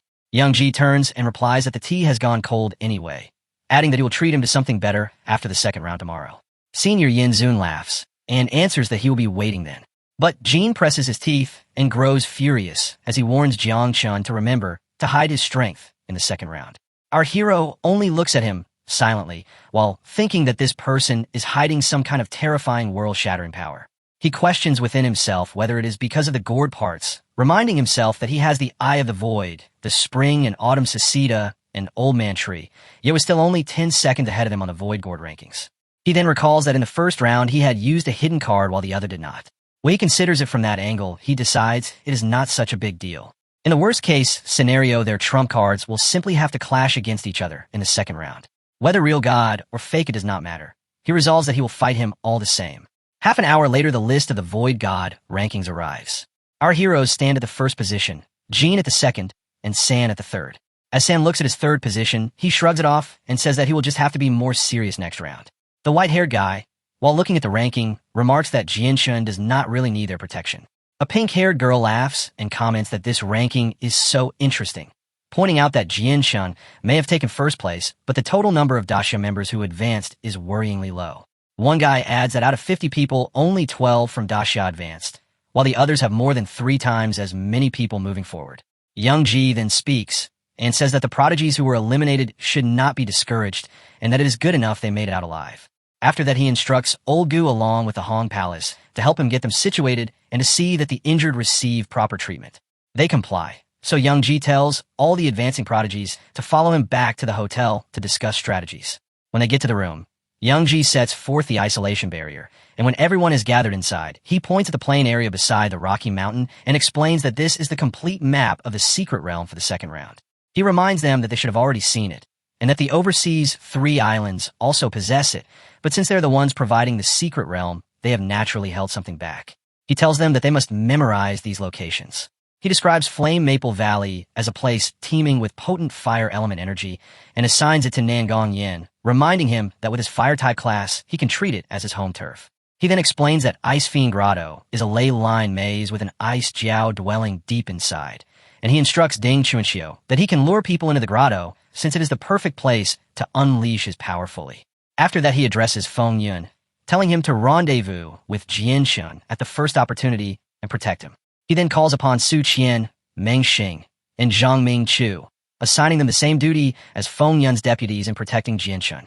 The pink-haired girl voices her doubt by asking if Sword God really thinks Jian Shun needs their protection, and the glasses-wearing guy agrees, pointing out that Jian Shun's performance in the Void God realm was stronger than any of theirs, and that he can also use the 9-wing miasma within the secret realm. Young Ji says that he understands what they mean, but they have to prepare for the worst.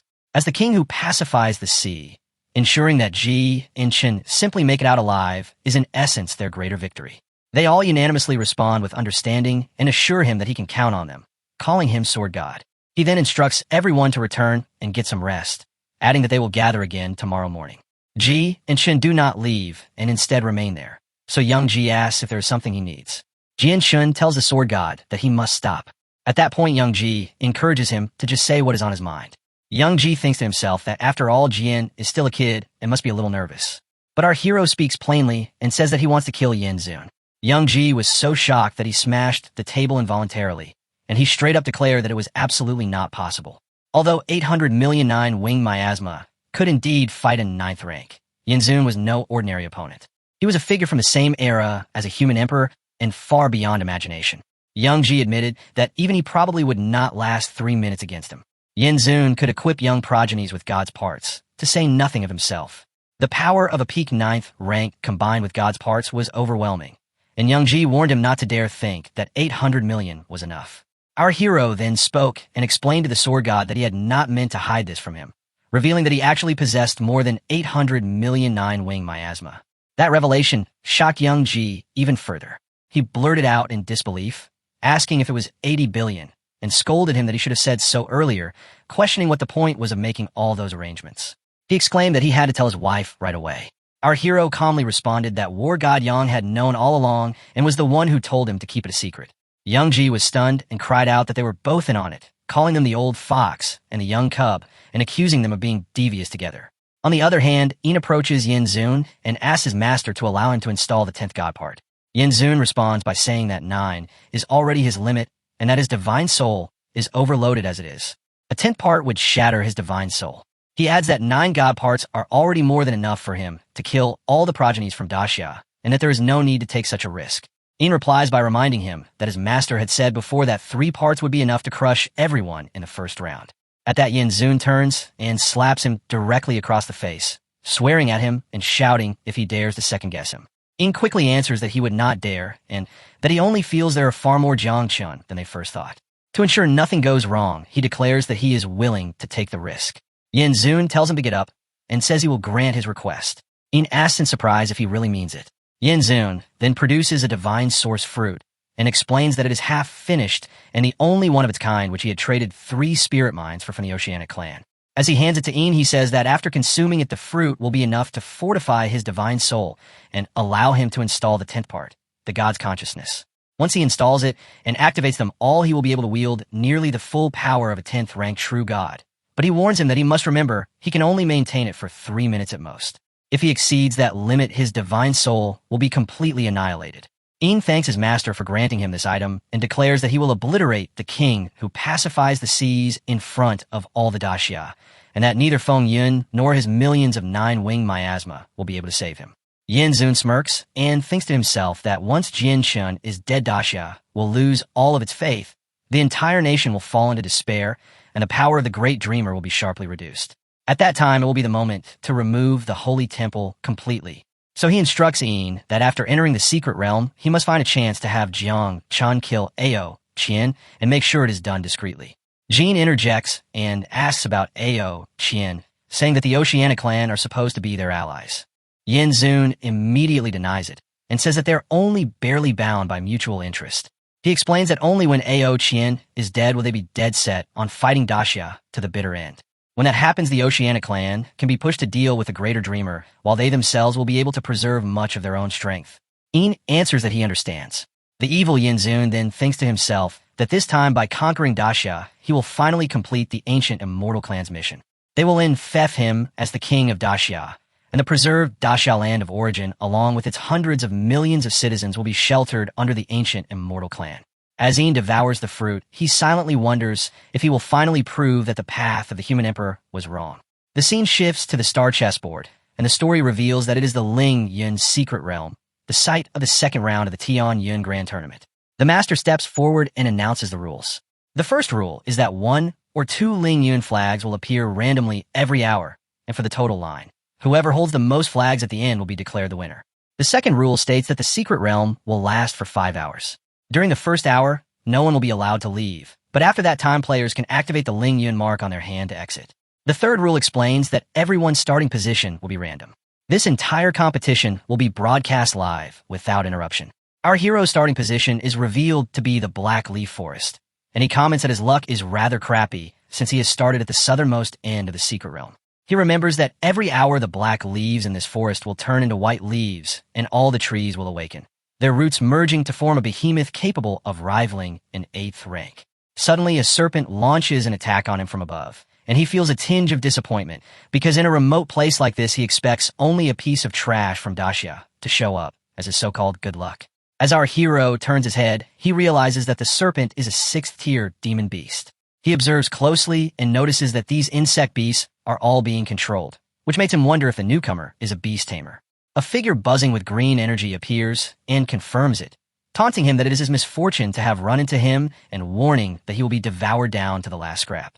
He declares his ability is beast taming, though he admits that he has not yet installed any god parts.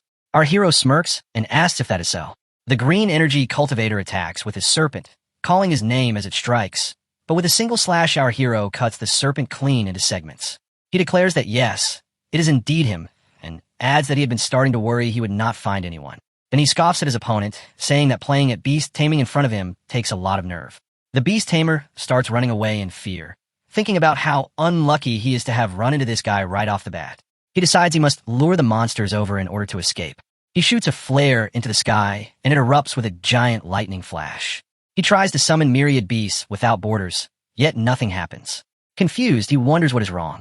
Our hero laughs and points out that the entire place is filled with dark energy, telling him that he will admit defeat if the beast tamer can find a single beast nearby. Our hero adds that if he were not interested in that single flare of his, he would already be dead 2 seconds ago. Our hero reflects that before the tens of millions of 9-winged miasma, a mere 5th rank is nothing more than a free skill and a free kill. He thinks that now he only needs to wait for the others to arrive so that he can kill them, and decides not to release any more 9-winged miasma for now, since there is no need to shock everyone and derail the competition. On the other hand, among the 3 masters, one of them is furious, declaring that there must be tens of millions of these 9-winged miasma. He calculates that there must be more than 10 million, but admits he would rather keep some hidden for now, because he cannot let them see all of his trump cards. Then he watches our hero killing the beast tamer and cannot understand what he is doing. He questions why, if he could crush him with the tens of millions of 9-winged miasma, he would instead let the man send out a signal. He wonders if our hero actually believes that tens of millions of 9-winged miasma make him invincible. At the same time, he acknowledges that Gu has raised a fine disciple, but thinks that he has ruined the entire plan because now everyone will rush to the Black Leaf Forest, that godforsaken place, where there will truly be 12 of them against more than 30. Young Ji cuts in and dismisses the panic, saying there is nothing to be worried about. He advises them to sit back and enjoy the show, especially since one of them has already crowned himself as the king of faking it, and should play the part properly. He says there is no need for all this fuss. They should just wait and watch as Jiang Chun presents them all with an appetizer. The old monster widens his eyes in shock, questioning what the grandpa means by that. He wonders if Jiang Chun is being reckless, but then recalls that the grandpa was the one who laid out the previous plan. So why is he so calm now? He suspects that Jiang Chen's trump card may not just be the tens of millions of 9-winged miasma. The white-haired master feels flustered at Jiang Chen's actions, but the sword god remains calm. The sword god thinks back to how he himself had been the one to tell her about the 800 million, and yet even when facing a siege of a horde of 6th tiers fused with god parts, she still appears to hold complete confidence. At the Lingyun secret realm's central region in the human world, the greatest creation must be its cuisine.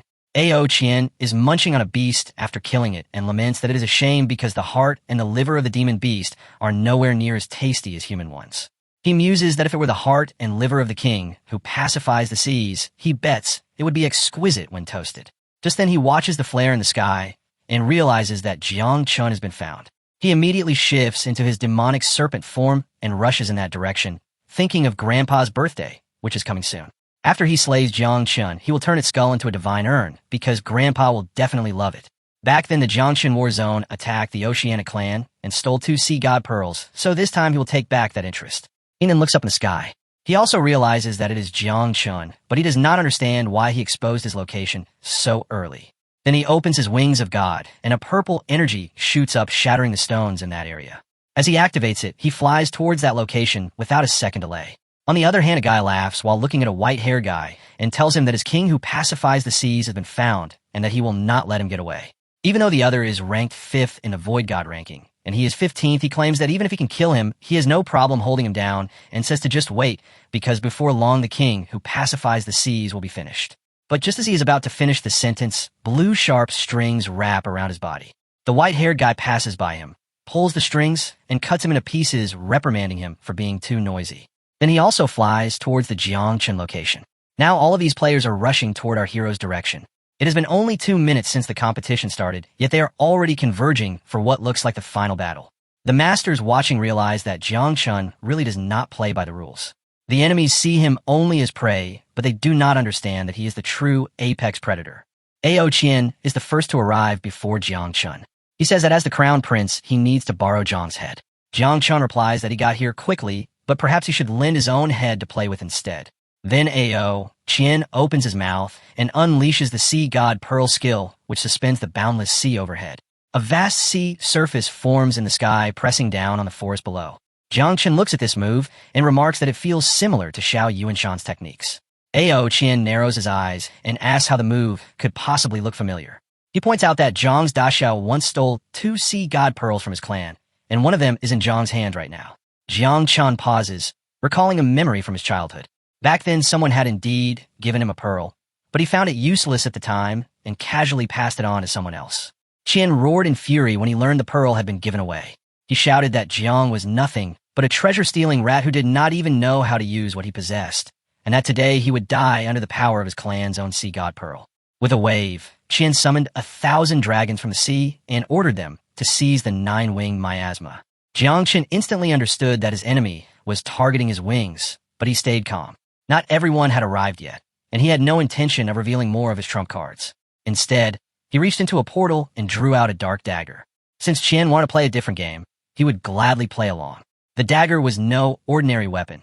It was tied to the prison-suppressing physique, a divine armament said to descend from the underworld king himself. With one strike, the blade of great Tao sent out ripples of red energy, splitting apart the boundless sea Qian had summoned. Jiang Chun leapt forward and unleashed his technique, the 3,000 thunder tribulations, his eyes glowing with malevolent glory. The heavens split apart as thunderbolts fell, striking Qian and locking down his body. Even his divine sense was bound, severing his connection to the sea god pearl. Qian ground his teeth in fury as Jiang hovered above him. He activated his dragon-scale body protection through his divine weapon and lunged to stab Jiang directly. Jiang only smirked, saying that without relying on his 9-wing miasma, he could still kill him without ever needing the sea god pearl. Qian swore that no mere human could dare challenge a dragon in close combat. But just as their blows were about to meet, Jiang's body surged with black energy. He transformed into a war god, his fist hardened like a boulder of divine steel. With a single slash, he carved across Qian's chest. Blood burst forth as Qian howled in agony, his dragon scales shattering under the blow. Shock spread through him as he realized Zhang's physical strength had grown to an unimaginable level, far beyond anything he had prepared for. From a distance, Yin watches the entire fight and remarks that Qian is merely being used as a tool. That suits him fine because the killing of Qian by Jiang Chun serves part of his mission. Now that he has seen Zhang's move, he decides it is his turn to put him down. Qian eats the sea god pearl, and that makes Jiang pause for a moment. Jiang activates his defensive blessing, while Qian says that Jiang is no longer worthy or strong enough to fight him. Jiang gives him a calm look and says Qian has already lost his skills, and now all he can do is talk big. Their weapons clash, and lightning bursts out around them. Qian declares that he will cut Jiang down today. Someone watching starts to think that Cheyenne with the pig's thigh that carries the true dragon bloodline along with the sea god pearl is definitely a powerful opponent. Old Gu watches and thinks even he wouldn't be confident going head-to-head with Qian, but Jiang is managing it. He remembers that Jiang was first in the opening round, and that means something. Jiang tries to slash Qian again, but Qian commands the sea god edges to protect him. Qian realizes his heaven-cleaning blade, even in war god mode, can't break through the sea god purge defense. He thinks he needs to tell his uncle about this, so they can study the technique. Jiang watches as Qian becomes angrier and notices the signs of the true dragon bloodline awakening. Qian believes that this is the end for Jiang, and the dragon form takes shape. Qian tells Jiang that he is not just going to kill him, but will also slaughter his entire family and drown Da Xiao in despair. But Jiang looks at the dragon with no sign of fear. Jiang reminds himself that he got carried away in the fight and forgot that war god transformation has a time limit. Still, it doesn't really matter to him. He notes that he has only used 1 million red armored elephant beetles for his current suppressing physics. The sword master begins to wonder if Jiang is taking things too far. Even though the human dragon clan has impure blood, it still carries some true dragon blood, and that can be used to trigger a terrifying divine ability, especially if it's burnt. The dragon wraps itself in a blue globe made of mana. Qian tells Jiang to stop wasting time and release the 9-wing miasma already. If he doesn't do it now, it might be too late. But Jiang just keeps going forward and attacks with Thunder Flash. Qian then activates the combustion of his true dragon bloodline, and the dragon opens its mouth. Everyone watching shouts out Jiang's name in fear. Jiang suddenly appears right on the green eye of the dragon. Qian realizes that Jiang is trying to keep up with his speed, but believes Jiang is not on his level. Jiang looks at him, unleashing a strong wave of mana, and says that after fighting with him for this long, he now understands all of Qian's moves and that they don't matter anymore. Jiang calls out a powerful red mana and activates the divine elephant's prison, suppressing physics. He then releases 6 million 9-winged miasma beetles. Qian is stunned, seeing the prison suppressing command and the 1,000 armors appearing together. Jiang doesn't hesitate and launches an attack on the dragon. Qian quickly activates his Heaven Cleave Edge and the Heavenly Dragon Cloth. Jiang counters with his Imperial Annihilation formation and cuts into the dragon. A flash of red mana slices through part of the dragon, but Qian refuses to back down. Qian tells Jiang to just wait and watch as he wins, and says that the Dragon Imperial from the Sea Tribe will kill every single person from Jiang's clan. Jiang powers up again and charges forward, striking the dragon 1,000 times and making it bleed. He then tells his little bugs in the water to stop messing around and come eat the dragon. The 9-winged miasma surrounds the dragon from behind. Vuji appears and compliments Jiang on his performance. Jiang gives Vuji a side glance and asks if he is done enjoying the show from the sidelines. Vuji appears beside him and tells Jiang to die peacefully. Jiang gives a small smirk and says if it's Vuji, then he can definitely rest easy. Just then someone else shows up and tells Vuji to come with him, but another person interrupts and tells him not to get involved in the Holy Sun's battle. That person turns to Jiang and says that Jiang's opponent is him and that no one is coming to rescue him. Jiang looks at them and says it's a good show. Jiang then loses all restraint and goes wild. He calls out all of his bugs and orders them to come out. The 9-wing miasma covers the entire area. Jiang tells the bugs to surround everyone and eat based on their faith, but to leave their own people alone. Jiang starts to feel nervous when he realizes he has more than 10 million 9-wing beetles. Vuji looks at the massive swarm and wonders if this is Jiang's final trump card. He tries to count the 9-wing miasma and feels shocked. Everyone else watching is amazed and can't believe what they're seeing. The girl says it looks like Jiang doesn't need any help from them anymore. The rare thing is Jiang has great taste in men, and even she feels like she's about to fall for him. The old man adjusts his glasses and says that with Jiang's body, which has fought across 1,000 leagues, 9-wing miasma is strong enough to go against 1 million soldiers. The sword god jumps in and tells the old man to stop being poetic and just start killing people already, or they'll miss out on the fresh ones. Old Gu laughs and says this is exactly how it should be, and adds that Jiang's control and discipline is incredible. The man beside him wonders if he's the only one who doesn't know what Jiang's real trump card is. He thinks Jiang is planning something big, but he still trusts him. He starts to wonder if it's a good thing that Jiang has 10 God's parts inside him. Maybe that gives him a real chance of winning. He sees the hundreds of millions of 9-winged beetles flying around and says they're an overwhelming force. Now he understands why the catacombs want Jiang dead so badly. If this is Jiang's trump card, then it might not scare him, but it sure explains a lot. Then, right in front of everyone, Jiang activates his divine body. His eyes glow with the power of the eyes of God. His hands become the hands of God. His feet stomp with the force of the foot of God. His wings stretch out with the wings of God. His blood flows like the blood of God. His heart beats like the heart of God. Jiang activates every one of his abilities. His divine soul shines at its peak. Standing tall, he tells all of his enemies to die. He has become a god himself. As Yin activates his divine soul, thunder lightning shows up on him and reflexes of himself appear. He shouts that it's equal to 10, 100, and 1,000 standing tall in front of him. Yin says the 9 god parts already let him push open the door to the 9th rank, and he still has one more. A mark shines on his forehead as Yin activates his god's consciousness, creating reflexes of himself and fully deploying his domain. It brings out a strong aura around him. Everyone feels amazed at his divine power, and they cheer saying the Holy Sun is mighty and has to achieve godhood today, and the 3 islands will prevail. Yin says hundreds of millions of 9-winged beetles are unexpected, but still not enough to change the tide. He calmly enjoys the view of the battle. The next moment his eyes spark with an evil thought, and he thinks that once his domain is open it will cut off everything. Even if all the 9-winged beetles self-destruct, they can only slow him down for a few seconds. By then his opponents will already be long dead.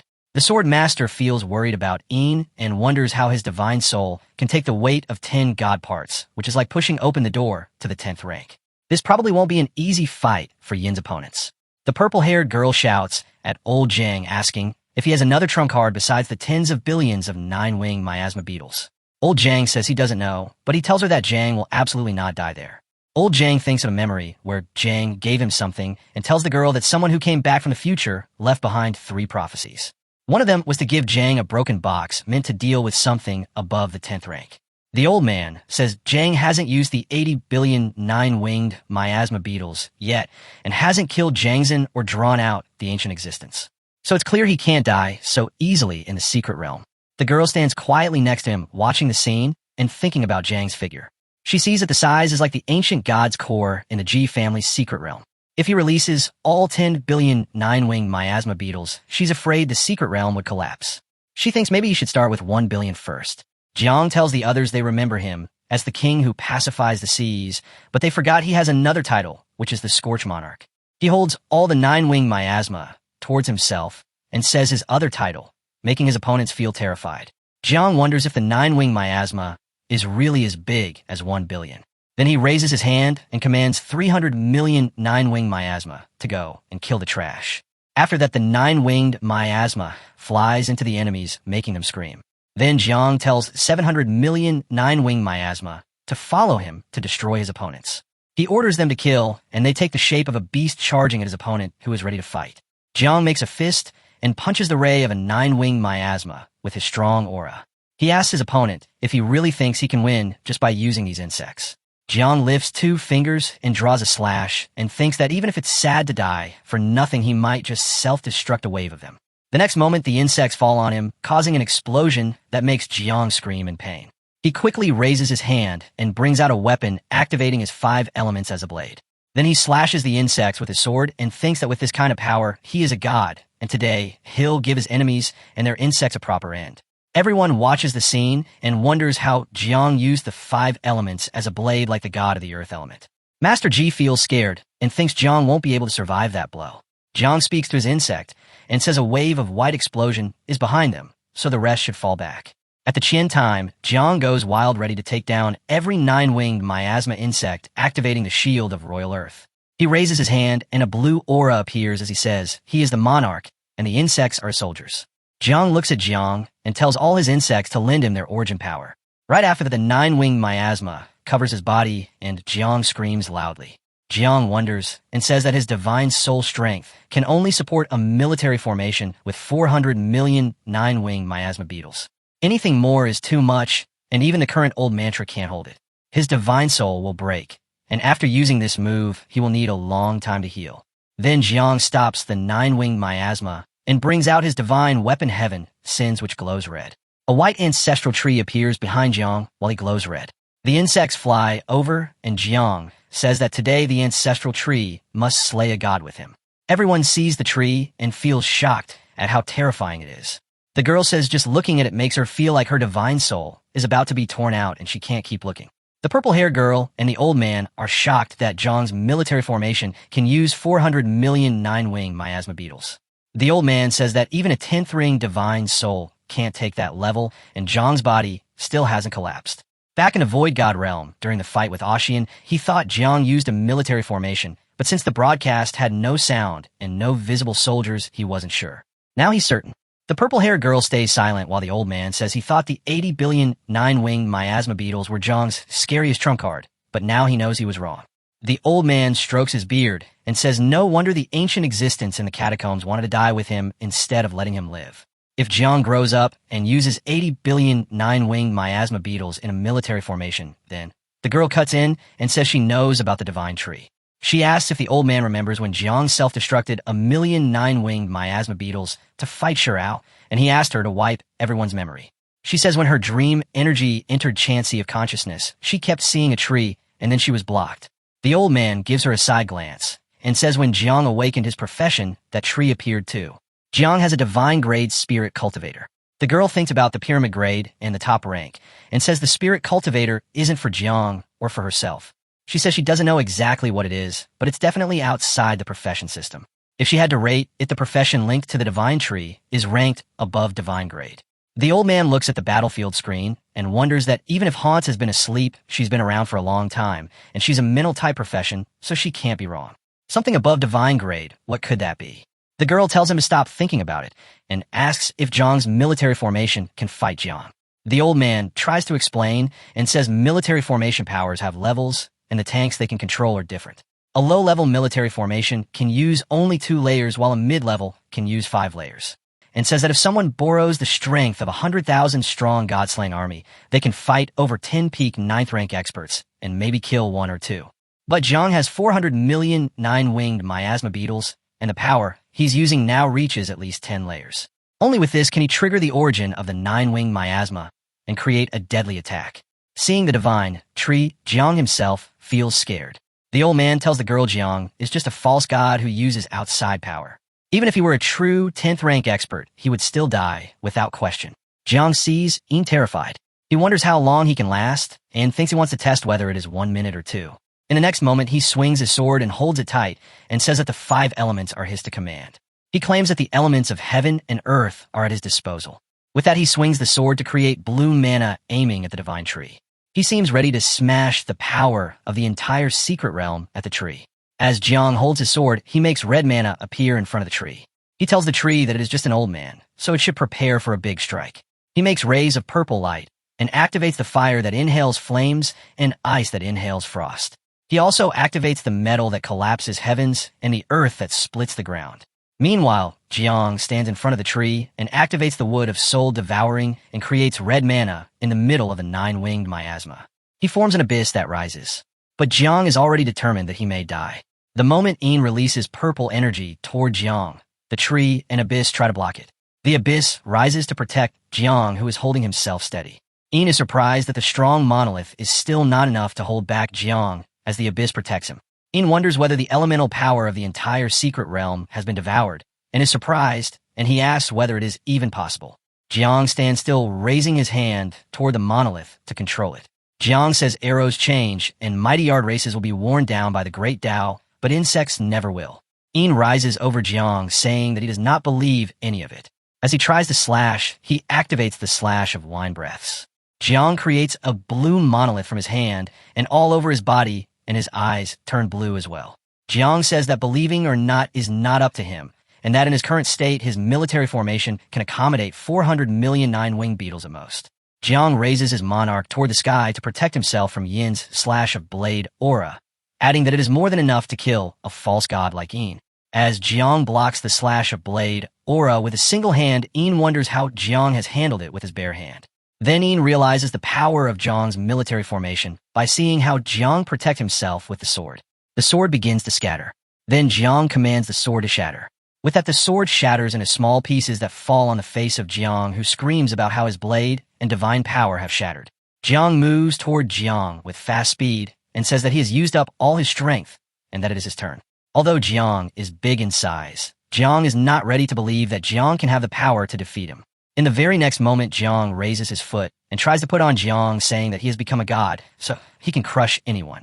Jiang does not feel scared and immediately moves toward Jiang, saying that he does not care if Jiang has become a god. Jiang activates the blade of the great Tao to wake up and help him, and with that he slashes the back of Jiang with his sword, making Jiang scream in pain. Jiang screams loudly, unable to keep his balance.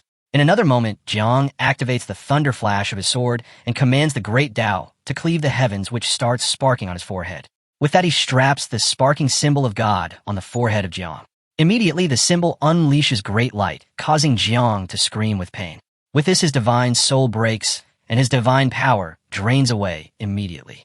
Jiang's divine power is draining, and he shows that he cannot accept this ending and cannot hold on. With an explosion on the scene, all of his divine power is removed. Everyone wonders at the immense energy, and they tell others to avoid getting hit by the explosion energy, commanding them to dodge it quickly. Everyone becomes aware of the danger, and it is clear that it is hazardous for all the players. So the players activate their protection, creating a blue globe around everyone. They're afraid that if this wave hits the entire secret realm, might collapse. They wonder at the scene and ask whether Jiang will be alright. From outside the globe, someone tells everyone not to let their guard down, as there might be a delay in holding everything. The girl puts her hand under her chin, saying that it is fine now and that everyone should get up. She tells everyone to have a look at themselves to make sure that everyone is safe. In the next moment, the scene shifts to Jiang, who commands the abyss to devour and absorb all that energy. Jiang says that if the handsome guy wants to get fresh with her, he should just say so, but instead keeps quiet. The guy asks whether she has a boyfriend, and she replies that she does not have one. However, the red hair guy interrupts, asking why they are looking at him, and telling them to look at who is more handsome. Jiang has overused his power, which hurts him a little, causing him to fall over the ground. Everyone sees him, and the girl increases her hair length and runs toward him to save him. She immediately catches him and comments that it seems Jiang has someone to look after him. Weiju looks at the nine-wing miasma and says that Jiang is exhausted and the nine-wing miasma is following him back. Weiju observes the scene and comments that there are still a few remnants on the field with god parts barely hanging on, and she knows what that means. Everyone turns toward Weiju, and he instructs them to leave the place as soon as possible so Jiang can receive proper treatment. The members follow the captain's command. The scene shifts to another location where a Yinzuan crushes a chair with his hand, becoming aggressive and wild. He thinks that Jiang has killed his beloved disciple, and today he will not let him leave the island. One of the opponents jumps high into the sky to go after the man with glasses, activating the foot of the god to crush the mountains and press down the peaks. The man fixes his glasses with a relaxed gesture, calling his move a desperate struggle. The boy shows off his power, saying their general is raising his banner and his advance can't be stopped. He says he can take over kingdoms with a laugh. But the man just lifts his sword and lets out strong yellow mana, slashing the guy and knocking him back. He can't even get through it.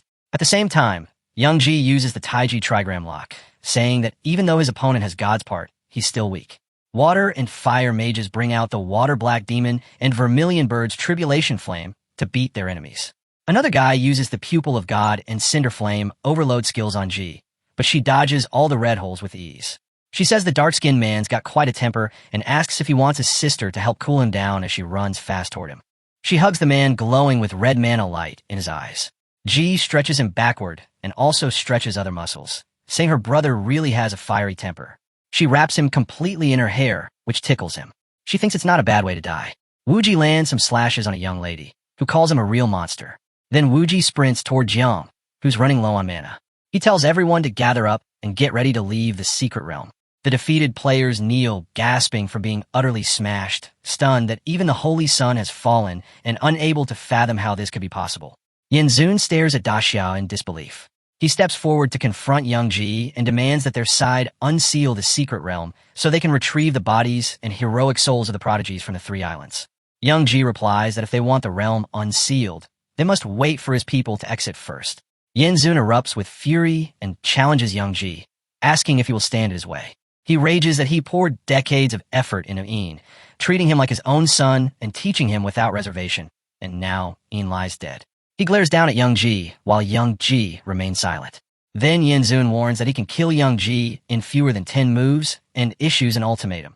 Hand over Jiang Chun and Da Xiao's safety will be guaranteed, otherwise Young Ji will die and everyone there will perish, and even the Da Xiao mainland will face catastrophe.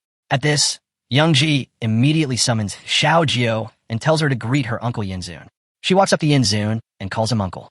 Yinzun asks Young Ji what the meaning is of calling out a little girl. She angrily declares, do not think he will not kill her just because she is a little girl. He then demands Jiang Chun be handed over, asking which is the best option for Da Xiao to choose right now. Young Ji then tells Xiao that this bad uncle wants her daddy killed and asks what she's going to do. She answers that of course she will eat this guy and turns toward him with palpable killing intent. Suddenly Yin Zun notices a swarm of insects moving toward him and realizes they are the 9-winged miasma, numbering in the tens of billions. He understands that this is not a little girl at all, but the original mother insect of the 9-winged miasma, and concedes that Young Ji was right. He erupts with brute force and summons fire while shouting that someone who tries to kill him is not worthy, invoking the heavenly cinder fire art. Young Ji steps up and tells Zhao to go play with Grandpa Gu first, and Zhao agrees. Yin Zun summons the 9 heavens dragon flame and orders the dragon to kill her, intending that the 9 dragon wing miasma be reduced to leaderless worms and corpses. Suddenly Young Ji erects a sky-high astral wall that blocks the fire dragon path and commands 10,000 swords, turns to the origin to hold it back for him, having already expected such energy from the human emperor level of combat. Grandpa Gu declares that this is no longer something he can partake in. The other masters have seen many kinds of fire, yet this reaches an insane level, and they wonder aloud whether grandfather can endure it. Zhao scoffs that Yin Zun is merely a fire starter and questions whether he is truly that impressive. The masters can only hiss in reaction. Yin Zun snarls that Young Ji is not even worthy of being called the sword god of Daxia, and rages that in a time without heroes a mere knave dares to make a name for himself. He then unleashes Amaterasu's myriad karmic flame, surrounding the area in hellish fire as he orders the sea to burn and the heavens to boil. Young Ji struggles under the overwhelming pressure and pleads with old Jiang to make a move, because if he does not, they will die right in front of him. Suddenly a slash cleaves through the hellish fire and stuns Yin Zun. An old man laughs that he was merely testing Yin Zun's true strength and finds him unable to take 2 moves. Yin Zun looks up to see Jiang Xuanji arriving from the catacombs and grows further enraged as Xian declares he returned just to slaughter a god like Yin. Yin seethes with anger and swears revenge. Meanwhile, our hero finally rises with the support of other players. Yin Zun, watching him, turns furious and calls his name, but then Xian slashes and warns that if Yin wants to kill Jiang Chun, he must kill Xian first. Yin dares him to intervene and insists that Jiang Chun needs to die. Jiang's ally cuddles him as he returns. Others ask if he is all right. Jiang Chun replies that he is fine, but exhausted, and admits fear that he cannot face Yin Zun in battle. Xiao reassures him that he need not worry, because when her insects arrive, she will eat Yin Zun alive. Yin Zun burst out in flames and called in his 3 elite forces of the island. A massive warship appeared, packed with tens of thousands of soldiers charging in as Yin shouted to wipe out Grand Xia. The soldiers roar that they will prove to be victorious. Xian grips his axe and shoots golden aura and says although Yin had an ace up his sleeve, he must not forget that he is not only ace here. Xian called the Elder Fong, saying he needs his help. Elder Fong says he understands and it's no trouble at all. Then he uses his staff and forms the teleportation array. A red energy surges out from the staff, and from this gate, many soldiers in armor march out, leaving the cloud of dust behind. Then he welcomes his god-slaying army, which he brings to counter 3 elite forces of islands. The second elder was shocked to see Elder Fong, the legendary space element mage from 600 years ago and master of the human emperor. He could hardly believe he was still alive, remembering him as the guardian of the catacomb passage during his youth. The team on our hero's side observes that 200,000 people have gathered from Kunlun Punga City to Heavenly Cloud, Iceland, a district with more than 100,000 residents. Such a feat could only be achieved by a 9th-ranked expert. While munching on the food Xiao gives her, our hero looks disappointed, realizing that their Grand Xia Punglun City had been hiding an invincible 9th rank all along.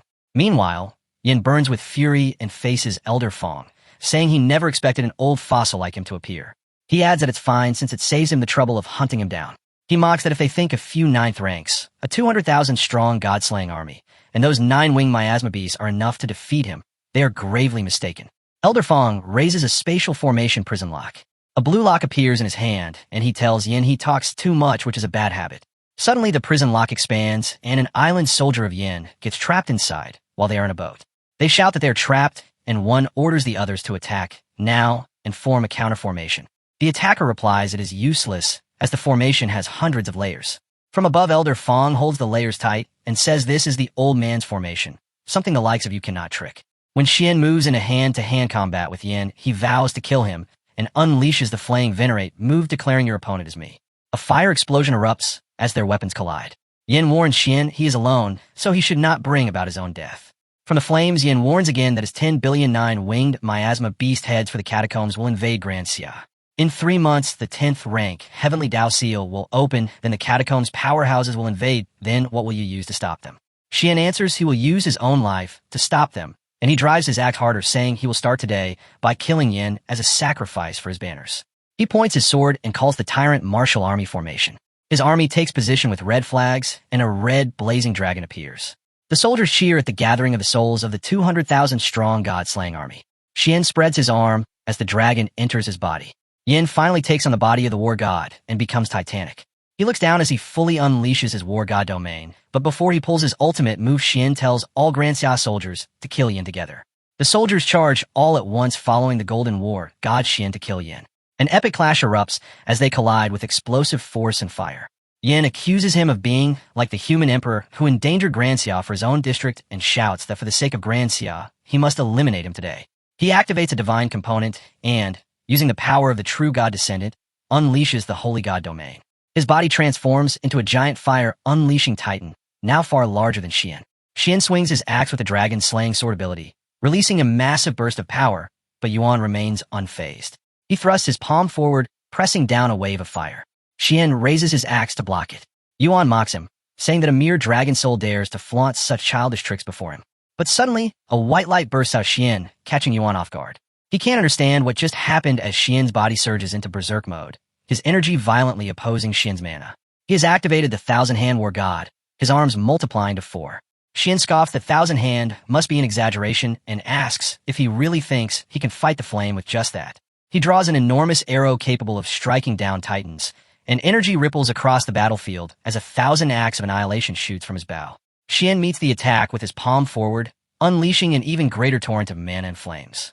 He laughs that it's a joke for an ant to try to shake a tree, then summons the endless karma flame. The second elder commands the other players to retreat, saying this battle belongs only to him, while the enemy forces roar and launch the endless assault. Elder Gu pulls the 1,000 swords, pierce the heart skill, and sends sharp blazing blue waves that ripples though air and strikes on enemy, dead, seething in pain. Elder Gu stabs Yang Ming from behind, calling him a traitor, and says by killing him, he meant what he once said. One guy from the enemy throws giant rocks on the old man, but the heaven-dipped formation of the old Gu blocks any impact. The enemy is furious at him and lifts more rocks to slam towards old Gu while swearing on him. Meanwhile, from the ground, my boy watching the fight with curious Xiao says that Master Gu and Sword God shouldn't have trouble dealing with these people, but he observes Yan's flame venerate to be too strong, and he fears that Xian might be in a tough spot in a combat. While Yan's is actually fighting with all might, Xiao reassures our hero not to worry because her bugs babies will be arriving soon, and then they can eat up Yanzun alive. Our hero asks if she is sure she can eat him because Yin has a tough body. He says he is afraid that Zioa might need to self-destruct nearly half of the 9-winged miasma beast this time. But Xiao says she worked pretty hard to raise the baby bugs, so she didn't plan to blow them up. Even though he doesn't taste good, Little Nine is still very strong. She even tells our boy that if her Little Nine eats away Yin's son, he might be able to meet her for a while. As she looks above, she is shocked because her Little 9 bug babies finally arrive. As she proclaims, Xian feels relieved because he is getting dominated by Yin. Xian's sight the bugs are finally here. But the colossal dragon of Yin appeared and burst out fire at Xian, while Yin says to him that his army pressure and God War physique is at his limit. Resultantly, Xian caught up in fire and slams away. Elder Fong leaps up to save him by using a heavenly evolution dipper wall. But when Yin throws his flame at everyone, the insects halt the flame like nothing. Enter Xiao in a dramatic way and loudly proclaim that she's going to eat Yin now. She immediately uses 9-winged miasma, a nascent 9 serenities, and looks at Yin with playful killing eyes. Deep inside the immortal clan, one elder warned that letting the hundreds of billions of 9-winged miasma multiply in a 9 nether would one day bring disaster. They had fought Heaven Dao to survive, not to become food for monsters. Another voice agreed, saying the plan was clear. Jiang Chan must die, and Yin Zun must be saved, since they were still important pieces on the board. Elder Yin Su scoffed, asking who among them could actually do it. Crossing the barrier of space and time was only possible if they woke the slumbering ancestor. One guy says the name of an immortal elder of ruins, but a red-robed immortal snapped back, reminding everyone that beneath the seal of Heaven Dao, of the ancestor, takes action death certain. A black-haired elder suggested waiting 3 months until the 10th seal was lifted, saying they could recover divine bodies and 10th-tier cultivation, and also they could sweep through crushing Grand Xia easily then. But the platinum-haired sovereign frowned, asking who could promise that in 3 months the 9-winged miasma wouldn't become a nightmare. He questioned why the patriarch couldn't sacrifice for them instead. Voices clashed until Yin Su cut them all off. He told them this was a game of patience. Others were even more restless than them, and whichever side moved first would have to pay the price. The palace shook as a dark aura ripped through the clouds, leaving the immortals on edge, wondering if the Nether clan had made their move.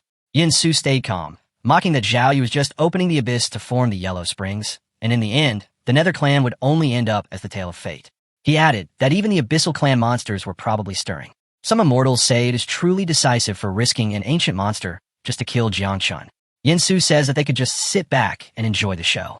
Down in the abyss, Yin sneered as the prototype of Nine-Wing Massima pulled off. Our boy, while sitting, casually scattered 80 billions of mites like trash and dared Yin to survive it. Then Xiao lit up, becoming the heart of the swarm as she rose into the sky and ripped space apart, declaring the birth of her divine realm. Yin panicked, realizing his plan had been shattered. The Grand Xia elders trembled at the sight of entire domains collapsing, something never seen before. Other warriors also panicked and asked the captain what was happening, and the captain also just sighed, telling them to stay quiet since they were powerless here.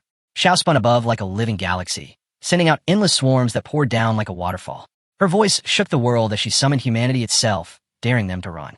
Yin roared back, summoning a fire dragon and unleashing a sea of flames. But when it clashed with the 80 billion insects, the fire fizzled out like nothing. Shocked, he shouted that his power had become useless. Xiao smirked, teasing that his meat was tough and disgusting.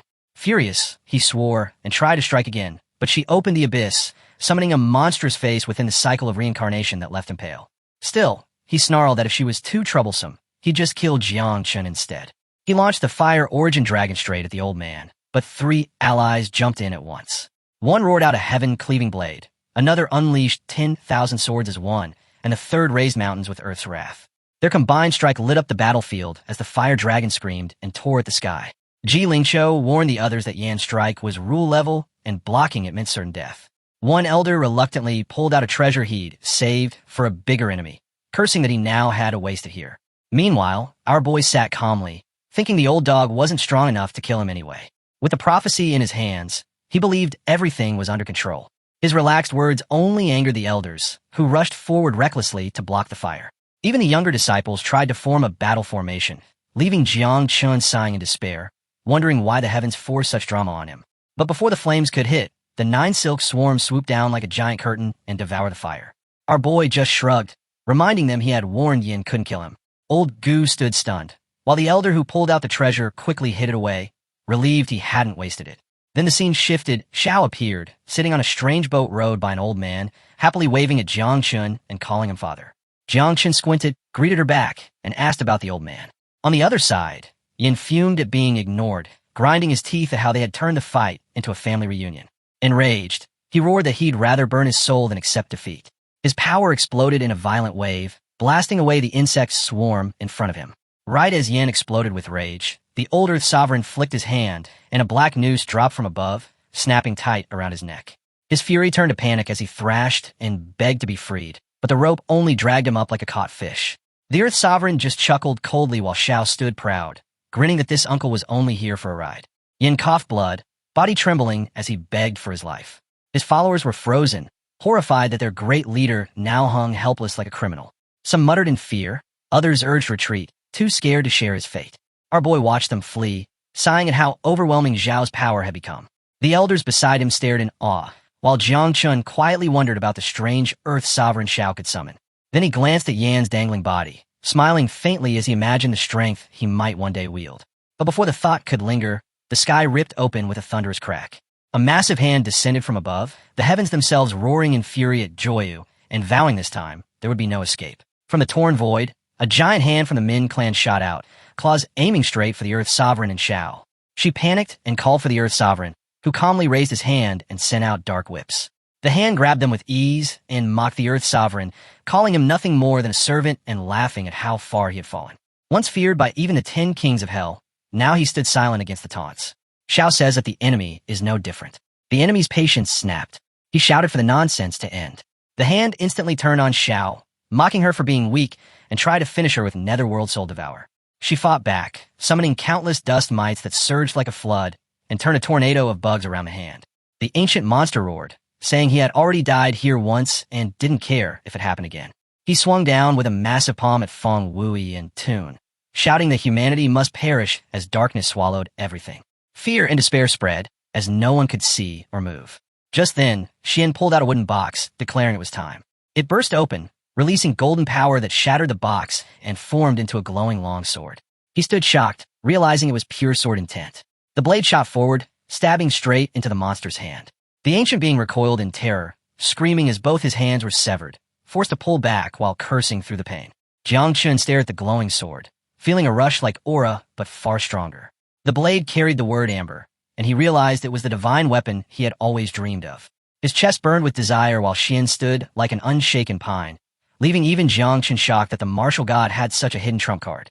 Xiao grinned at the severed hands dropping and quickly sent the dust bugs to feast, calling it the perfect tonic.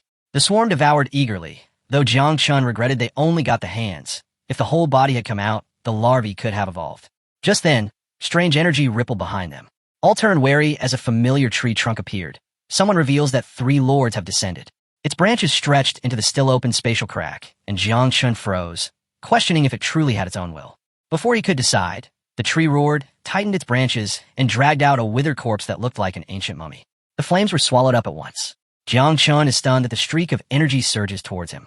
Suddenly, our hero finds himself in a different dimension where he looks at a colored flower in a tree. He wonders if it's tree lord. He can't believe they are throwing honor like this. He asks if it's alive. It must answer. In answer, the creature only listens and laughs. The scene shifted to Xiao, sitting on a strange boat rowed by an old man. She asked the old dude if he was leaving. The old dude's name is Earth Sovereign, who just glared back without saying a word. In the ground, our boy observes the Earth Sovereign look. All the elders are around our boy asking if he is right. Our hero's mind is racing with the thought that if the Earth Sovereign knew him. Suddenly, he watches the 9 nether prototype vanished. He wonders where the little 9 is gone. Xiao says to our boy that she wants to sleep after a hefty enemy. Her body starts to condense into energy, so our hero days he will definitely get her to lunch after she revives. Our hero asked the girl standing behind him to assist in looking after Xiao, and she assured him there was no need to worry. The second handler was left stunned and confused, asking if anyone could explain what he had just witnessed, as he hadn't even blinked yet still couldn't understand what had happened. He then turned to the old man, asking for an explanation of that strange dream. Xian calmly replied that the secrets of heaven cannot be revealed.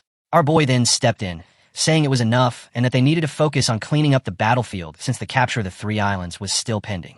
He also mentioned that some enemies had escaped and told everyone not to dwell on it. Finally, our hero warned the remaining foes to surrender or die, unleashing a swarm of insects that attacked them mercilessly. The enemies screamed in agony, crying out that they weren't even given the chance to surrender.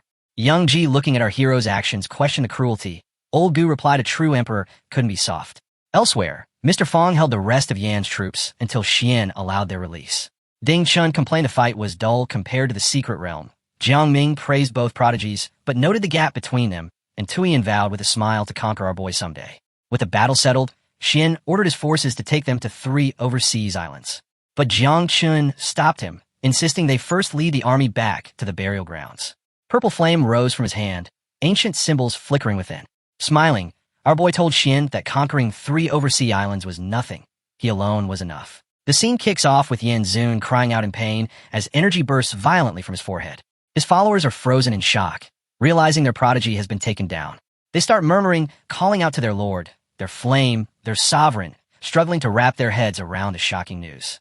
Suddenly, one of them breaks down, admitting that their god is dead, and everyone collapses to the ground, trembling in despair, questioning what the future holds for the 3 islands. They're filled with doubt about whether there's any hope left, but their thoughts are interrupted when someone spots something in the sky.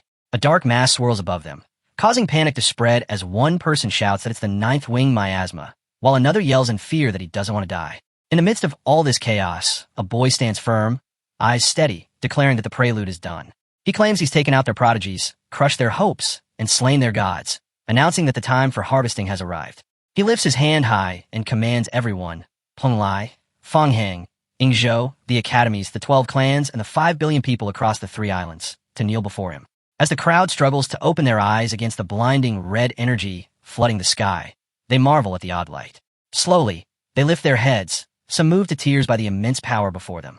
The boy lowers his hand, smiling calmly, and admits it feels like nothing has changed, yet those around him find their hearts ignited with hope, reminiscing about their past lives. Suddenly, They all kneel, calling out in unison, welcoming their new lord and offering up prayers to Jiangchun. The boy chuckles lightly, declaring that the big threat has finally been taken care of, giving credit to the Zanahi king. He thought it would be a fierce battle and wasn't expecting such a sudden finish. Jokingly, he mentions that his disciple resolved a conflict that lasted centuries in just a few minutes, which must excite those who oppose them. He proclaims that everyone will now carry the identity of Daxia forever, insisting their actions should always benefit Daxia. The crowd echoes back to him, chanting blessings for Daxia and the Zanahi king. Turning to his buddies, the boy insists Uncle Jiang and Uncle Ji should just call him Xiao Chun, admitting that otherwise his master would scold him nonstop. Surprised by his words, they realize he's back, and Old Goo steps up with a playful rebuke, calling him a little brat who's only polite on the surface. The old man then asks when he ever scolded him, laughing when he realizes he fell into a word trap. Jiang warmly thanks Xiao Chun for his hard work and reassures him not to stress about managing the overseas islands. He promises to send someone to look for the fragments Xiao Chun has been waiting for. The boy nods, admitting he almost forgot about them, and thanks his uncle for handling it. Old Fong jumps in, insisting they get back to the abyss fast before things get messy. Jiang gives him a nod for his work and commands the God-slaying army to head back to Kunlun right away. The scene shifts to the chaos of the abyss, where folks from the top 50 races are all gathered. One guy remembers how he once pushed everyone to band together and attack Pajun City, but now he's calling the others cowards. The Immortal of Cloud Runs tries to cool things down, saying nobody wants to get killed before the big events coming up. Suddenly, the red-eyed Demon Lord blows up, accusing Cloud Runs of secretly backing the Flame's sovereign and cashing in, leaving everyone else with nothing now that the sovereign is gone. Cloud Runs just laughs it off and suggests they focus on how to solve their issues instead of blaming one another. He pitches the idea of each tribe sending 10 warriors to take down the 3 major cities of Pajun, Tanlang, and Chisha when the Heavenly Dao Seal opens up in 3 months. One by one, the clans agree, including primordial demons, dragons, 5 elements, underworld, and abyss clans, some even offering 20 warriors instead of just 10. The Demon Lord is all for it, thinking that with 500 level 10 warriors, taking the 3 cities should be a breeze. Then, the strategy talk kicks in, and Cloud Run suggests using the ancient Immortal clan as the front line, promising they'll bring along level 10 warriors and Imperial soldiers to smash the Great Dreamer. The narrative flips to a parallel world, 10 years later, where the blue star has bloomed massively as it keeps evolving into nothingness. By then, Daxia is all ripped apart and erased, its sacred lands split among feuding clans. Back in Tianfeng City, a kid asks Xiao Chan if Tianfeng City sounds cooler than Chujiang City. She coughs but says Chujiang is better, so he sweetly tells her to lean on him if she's struggling. He then declares that since Chujiang City is gone, this place doesn't need to stick around either. With that, he raises his golden tiger swords and unleashes their blade intent. Memories of Jiang and Zanaji hit him hard, filling him with grief as he realizes Daxia is no more. Overwhelmed by despair, he hopes Daxia is doing all right somewhere else. Right then, an angry member of the ancient Immortal clan accuses him of wiping out their people and vows revenge. The kid calmly calls out to Chan, saying it's time to split, and she agrees, reminding him she's always been looking for him. He tells her all the time that fragments are gathered, and now he can help her transition to a new life. Standing before her, blue energy spreads out, and he kicks off the process. The system checks the conditions and confirms they can move forward. The divine evolution happens, and the life transition of the Chrono Cicada. The scene opens with the girl standing in front of the boy, her voice steady as she tells him he needs to get a handle on things right away. A glowing screen pops up, showing all kinds of details about her, and the boy realizes that the talent column has finally unlocked. He checks it out and sees that the sub-cicadas reproduce every hour and are mainly for everyday battles, but there's not much else special about them. Then he spots the 2 bigger talents listed. One lets the sub-cicadas rewind time within 100 meters for a minute, while the other is a crazy ability to time travel, but it costs 30% of the host's life. As he thinks it over, he knows these abilities are super powerful, but the downsides are hard to ignore. Time reversal takes 10 million sub-cicadas, which Xiao Chan can only produce over 1,000 years. He could trade years of his life for cicadas. 1 year equals 1 million insects, but he thinks that's a pretty foolish choice. Even if he could live longer and reach higher levels, there's no way he'd trade away his life like that. Plus, it would really mess with Xiao Chan's health. Still lost in thought, he hears the girl tilt her head and ask what's on his mind. Without missing a beat, he says he's thinking about her. She looks surprised, covers her mouth, and quickly flies up to a tree branch. He wonders if he messed up, but she just looks down, murmurs that Xiao Jiao is still asleep, and thanks him for his help. Then he glances at the tall ancient tree, calling it Grandpa, and asks if the rainbow fruit hanging there came from the ancestor of the Nether clan. This time, the tree responds right away, saying the fruit grew naturally without any spiritual help. Suddenly, a little boy runs up, calling him Dad and reminding him about the promise to take him to school. The boy smiles faintly, confirms he meant it, and tells the kid he can choose any school he likes. Just say his name and he's in. The child thanks him and runs off excitedly, leaving the boy shaking his head, muttering that the kid's thought process is definitely unique. The ancient tree rumbles softly, noting that every child has to find their own blessings and it won't step in. With a serious look, the boy lifts his hand and says that as a responsible master, he has duties to attend to first. A bright screen then shows up, announcing that the function fruit rainbow is unlocked, giving him a special item called the Eternal Light Tower. Another screen explains that the tower can be put anywhere, allowing him to set rules for entry, trials, pacing, and more. Other notes come up, saying that time inside the tower doesn't count against lifespan, and dying in there means rebirth. But the pain? That's fully real and pretty relentless. The boy can't believe his eyes as he holds the glowing rainbow fruit in his hand. He exclaims that this is way too incredible. With all the races restless and gearing up for war, this tower is exactly what he and Dacia need right now. He decides to tell his master and friends ASAP so they can pick a spot and start testing it out. Looking up at the huge tree, he feels like Grandpa Tree has been looking out for him all along, since the good stuff always shows up just when it's needed most. He hugs the massive trunk, calling it his dear grandpa, playfully accusing it of being cold-hearted if it doesn't like him. Then, we jump to the G family in Magic City. G speaks seriously, saying time is running out. In just 3 months, the Heavenly Dao Seal will open up the path to 10th advancement, yet the tribes from the Abyssal Catacombs are gearing up to attack Dacia. They all wonder how to stop them. Manhua says with a sigh that her abilities only work at Dacia's headquarters, and if she could have just hibernated for a few more centuries, she might have grown stronger. Jiang insists there has to be another option, while Ji explains that sure, they might be able to take down a level 10 enemy, but the Abyssal Catacombs has more than one, and the mother insect is sleeping too deeply to use her 9th art. The mood shifts when they bring up the Kunlun Shinyan source, which, once the seal opens, will produce 10 fruits that can elevate a cultivator to the 10th level. But that advancement is final, cutting off all future paths. Ji explains that it's like drinking poison to quench your thirst, admitting that without it, Dacia might not make it. Jiang thinks about setting up a proper formation after advancing, while Ji points at Manhua, reminding them that, unlike them, she gets stronger simply by sleeping, making her Dacia's secret weapon. Suddenly, a soldier rushes in, asking the 3 invincible warriors to head to the Jiang War Zone main base. When Jiang asks why, the soldier reveals that young disciple Jiang Chun has found something that could save Dacia, a structure called the Eternal Light Tower. He mentions that Lord Gu has already gone inside for a trial. In the tower, they can choose different trial modes based on their level, from newbie monster hunting to enlightenment for higher levels, and even duel and challenge modes. The best part? The tower speeds up time 100 times faster without cutting anyone's lifespan. With some focus, the acceleration can be thousands of times. Ji realizes in amazement that 3 days outside could be like a whole year inside, while Jiang figures out that if they focus, the tower could give Dacia hundreds of years of training in just a few months. The excitement builds as they hurry to the tower. At the top, Jiang Chun greets them with a smile, serves tea, and invites them to sit. Ji is taken aback, calling him a stinky little brother and asking if he's really the master of the Eternal Light Tower, to which he confidently replies, "Yep, that's me." They ask him more questions, and he explains that the tower can help even 9th level cultivators, but to hit the 10th level, they need to condense godhood. Inside the tower is a trial called the Leader to God mode, which is 108 steps, and completing it will almost complete one's godhood. He jokingly reminds Ji that last time he was in Magic City, he cleared out the ancient god crops from Ji's place, and this tower should make up for it. Ji pats him on the shoulder, approvingly, but they all agree they need to fine-tune the acceleration functions before diving deeper into trials. The boy figures out that if only a few strong folks enter, the tower's energy can boost their cultivation 1,000 times over. That means 3 days outside could turn into 3 years of training inside. Plus, with multiple levels sped up at once, a few months could become 300 years of progress. Huan Yue gives a faint smile, musically saying that such a stretch will be just enough for her to snooze until the stars fade.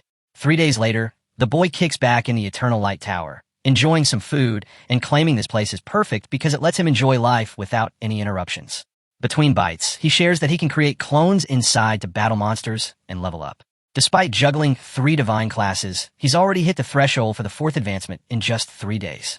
Then a glowing screen pops up, announcing that it's time for the 4th job advancement assessment, which he needs to complete to keep leveling up. Just as he reads this, another card shows up, the exemption card that Grandpa Tree thoughtfully gave him the night before. With a grin, he skips the task and levels up instantly. Another screen lights up, showcasing the insect Overlord system, and he has just announced that he wrapped up the 4th upgrade, which means he can now draw a random mother insect. His hand is buzzing with excitement as he hovers over the draw button, pumped to see what the 4th mother has in store.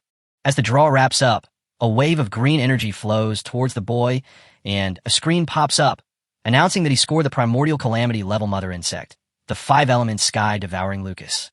Another screen reveals that this being was around in the ancient prehistoric era, soaking up the essence of the 5 elements and creating the first of those catastrophic trophies, which eventually led to the Zur Calamity disaster. There's even a note saying it was ultimately wiped out for trying to devour the Heavenly Tao.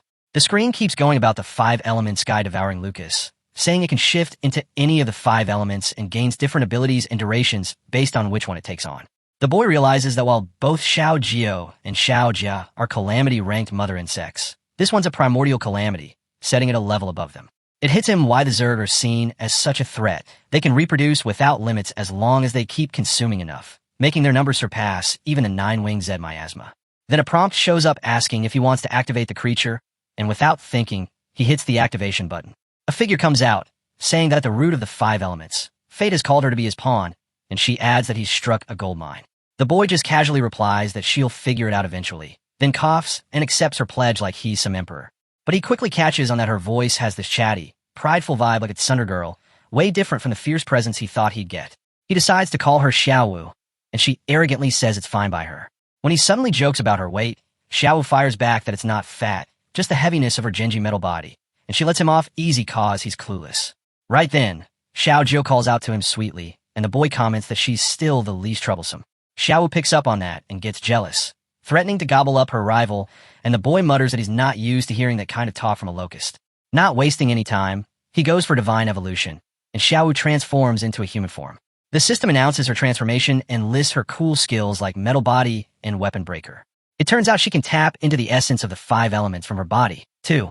The boy is blown away to learn that her Weapon Breaker skill lets her munch on divine weapons like they're snacks, making her both an unbeatable healer and a flexible fighter who can heal, hit hard, and team up with others. He thinks Xiaowu is the ultimate fighting asset, but she can't help but brag that her emperor-like power is already known throughout the heavens. He rolls his eyes at her endless boasting and checks the requirements for her life transition. He sees several conditions for sacrifice, and his heart sinks when he realizes the first 3 are almost impossible to get, even in the catacombs. The last requirement? The Qinyuan elixir, which is super rare. Only one is in Daxia, and there's probably one in each nearby nation, too. When Xiao sees his worried face, he brushes it off and tells her to go hang out in her insect nest. She brags that only the best place is good enough for her, but she agrees to do what he says. Out of nowhere, the boy's phone rings, snapping him back to reality. On the line, Jiang Xiao, Jia's teacher, introduces herself and asks if he's the boy's dad. She explains that ever since Xiao Jia started school, different women have been picking him up every day, and when she asked him about it, he called them all his mother. She lists their names, Lu Sundao, Mu Hanxiu, Tang Ying, Xuanyu, and Su Kaian, and points out that the last one seems kind of weird. The boy coughs awkwardly and explains that kids say silly stuff sometimes. Those women were just friends who comforted Xiao Jia after his mom passed. The teacher seems to buy it, but he can tell she has her doubts. Once the call ends, Xiao gets all fired up, saying anyone who talks trash about her master needs to be eaten. He quickly shuts her and the others down, feeling overloaded. But before he can collect his thoughts, he suddenly drops to his knees as a sharp pain hits his head. A new screen pops up, warning him that he's being attacked by some unknown force using soul corrosion. But thankfully, the ancestral tree of all things is blocking the damage. Still, it feels disgusting, and he figures this soul curse must be linked to Saito Kinshi and is probably coming from Kinshi country. A follower rushes in, saying that the Saito family has shown up outside the Eternal Light Tower. A girl drops to the ground and introduces herself as the granddaughter of the Saito Kenichi family. She tells him that her clan got wiped out by the 8 great shrines, and that her ancestor was corrupted and taken to Takamagahara. Before everything went downhill, her ancestor told her to seek shelter in Daxia, so she's now pledging to be his servant. Xiaowu rolls her eyes at the thought of someone so crude serving the same master, but the boy shuts her down and tells the girl to follow him into the tower. Another guy shows up, confirming that the Saito family has been completely taken out, and this girl is the last one standing. The boy figures the Yamada might have set this whole thing up to draw him into Sakura country, but he reassures his followers that he knows what he's doing. Deep down, he thinks that Xiao Wu's life change needs 5 containers of Chun Yuan elixir, and since he can't steal Daxia's only stash, his only choice is to snag one from somewhere else. Meanwhile, far away in the Yamada Shrine Council Hall, Saito Kinshi is locked up in Takamagahara. The elders admit they've fully dealt with the Saito family, and that they intentionally let the girl, Ayaka, escape so she would run to Daxia and ask Jiang Chun for help. They figure Jiang Chun will take the bait because if he doesn't, his soul curse will get to him. A few of them are worried, though, since Jiang Chun is said to control hundreds of millions of 9-winged miasma, and they wonder if he could turn into a demon king. President Yiya brushes off their worries, bragging that Sakura Country now has a 10th advancement god and the divine Kazang sword, so if Jiang Chun shows up, he'll just meet his end and won't get out alive. The scene kicks off in the main conference room of the Jiangnan War Zone's base, where everyone's feeling the heat but also determined. The commander announces that they just got a message from the Heavenly Blade King a few minutes ago, telling them to gather materials of the 5 elements for the Jinahi King. He reminds everyone that the last time the Jinahi King asked for this, they fell behind in collecting the precious beasts, so now that this info is only known within their zone, they've got to step up and reclaim their honor. One officer immediately stands up and declares he'll take his team to hit all the relevant dungeons and secret realms nationwide, while a young woman jumps in, saying she'll contact all the major chambers of commerce to start buying up materials. Another guy admits that his transport capacity let them down last time, but he promises it won't happen again. Their leader gives an approving nod, signaling that the race is on. The focus shifts to other war zones, where people are running around in a frenzy. One guy is shouting that the Jiangnan War Zone is being sneaky and trying to hog the task for themselves. Another scoffs, saying their efforts to keep things quiet failed since the chaos they're causing is catching everyone's attention. Before long, other zones are gearing up, ready to take the lead in this collection race. Meanwhile, Jiang Chun, the Jinahi King, stands perplexed in front of his master. He recalls how that morning he casually mentioned bringing back some 5-element materials from the Jiangnan War Zone, and now it's turned into a massive nationwide effort. His master smiles slightly and says this just shows how much influence Jiang Chun has, since his word alone are enough to rally the whole nation without making an official order. Jiang Chun chuckles, realizing his plan to keep it low-key has totally backfired, and decides to treat this as a big military training exercise to boost national unity. He jokingly brings up Yun Jintian, the proud guardian of the Guanghai War Zone, who's now sending agents overseas to grab materials. His master replies it's not surprising. Those Eternal Light Tower perks are hard to resist. Jiang Chun mentions he heard the guardian from the Wuxian War Zone broke through the 9th level right after entering the tower. He wonders why his master hasn't checked it out, and the master explains it's because, as a non-job advancer, he hasn't made much progress and doesn't want to waste a spot. The master talks about the Abyssal Catacombs, a mysterious place called the Eternal Blade Domain that's filled with the legacies of countless blade masters. Jiang Chun asks if his master is planning to go there. The master gives a nod, saying his time in Daxia has come to a close, and he's off to find new chances in the Abyss, where the 5 big rankings, Divine, Heavenly, Earth Profound, and Yellow, are up for grabs for the brave. He shares that his senior brother, Ji Gang, is already in the top 10 of the Profound ranking with the Heaven-Splitting Sword, and is close to hitting the 7th level. With a smile, the master declares that he wants to at least reach the Heavenly ranking, too. Jiang Chun looks at him with admiration, saying that just his existence is a miracle deserving of the Divine ranking. The master laughs and appreciates the compliment, but then gets serious, warning him that his journey is going to be tougher and way heavier than anyone else's. He reassures Jiang Chun that he won't be alone. His friends and mentors will always have his back. Jiang Chun bows deeply and thanks his master for everything as the master bids him farewell. A week later, in the underground warehouse of the Jiangnan War Zone, Xiao Wu grumbles that the food they've gathered isn't enough to even fill the gap in her teeth. Jiang Chun notices that while the sky-devouring Lucas has insane combat power, its appetite is just as monstrous. Even with 5-element materials they've gathered from all over, they've fed it only once or twice. He realizes that creating a beast of that level comes with a huge price tag. Xiao Wu smirks and asks if he's unhappy with these results, but Jiang Chun fires back that the transformation of the 5 elements isn't their best strength. Curious, Xiao Wu raises her arm and explains that the real danger of the sky-devouring Lucas is its ability to merge the 5 elements into one. Jiang Chun's eyes widen as he starts to grasp the full potential of the creature. When he asks if it can unleash the power of the 10th level, Xiao Wu snorts, saying that the beast is already ranked 10th among all beings, and its power even breaks past the Heavenly Tao's seal, though can only hold that power for 10 seconds.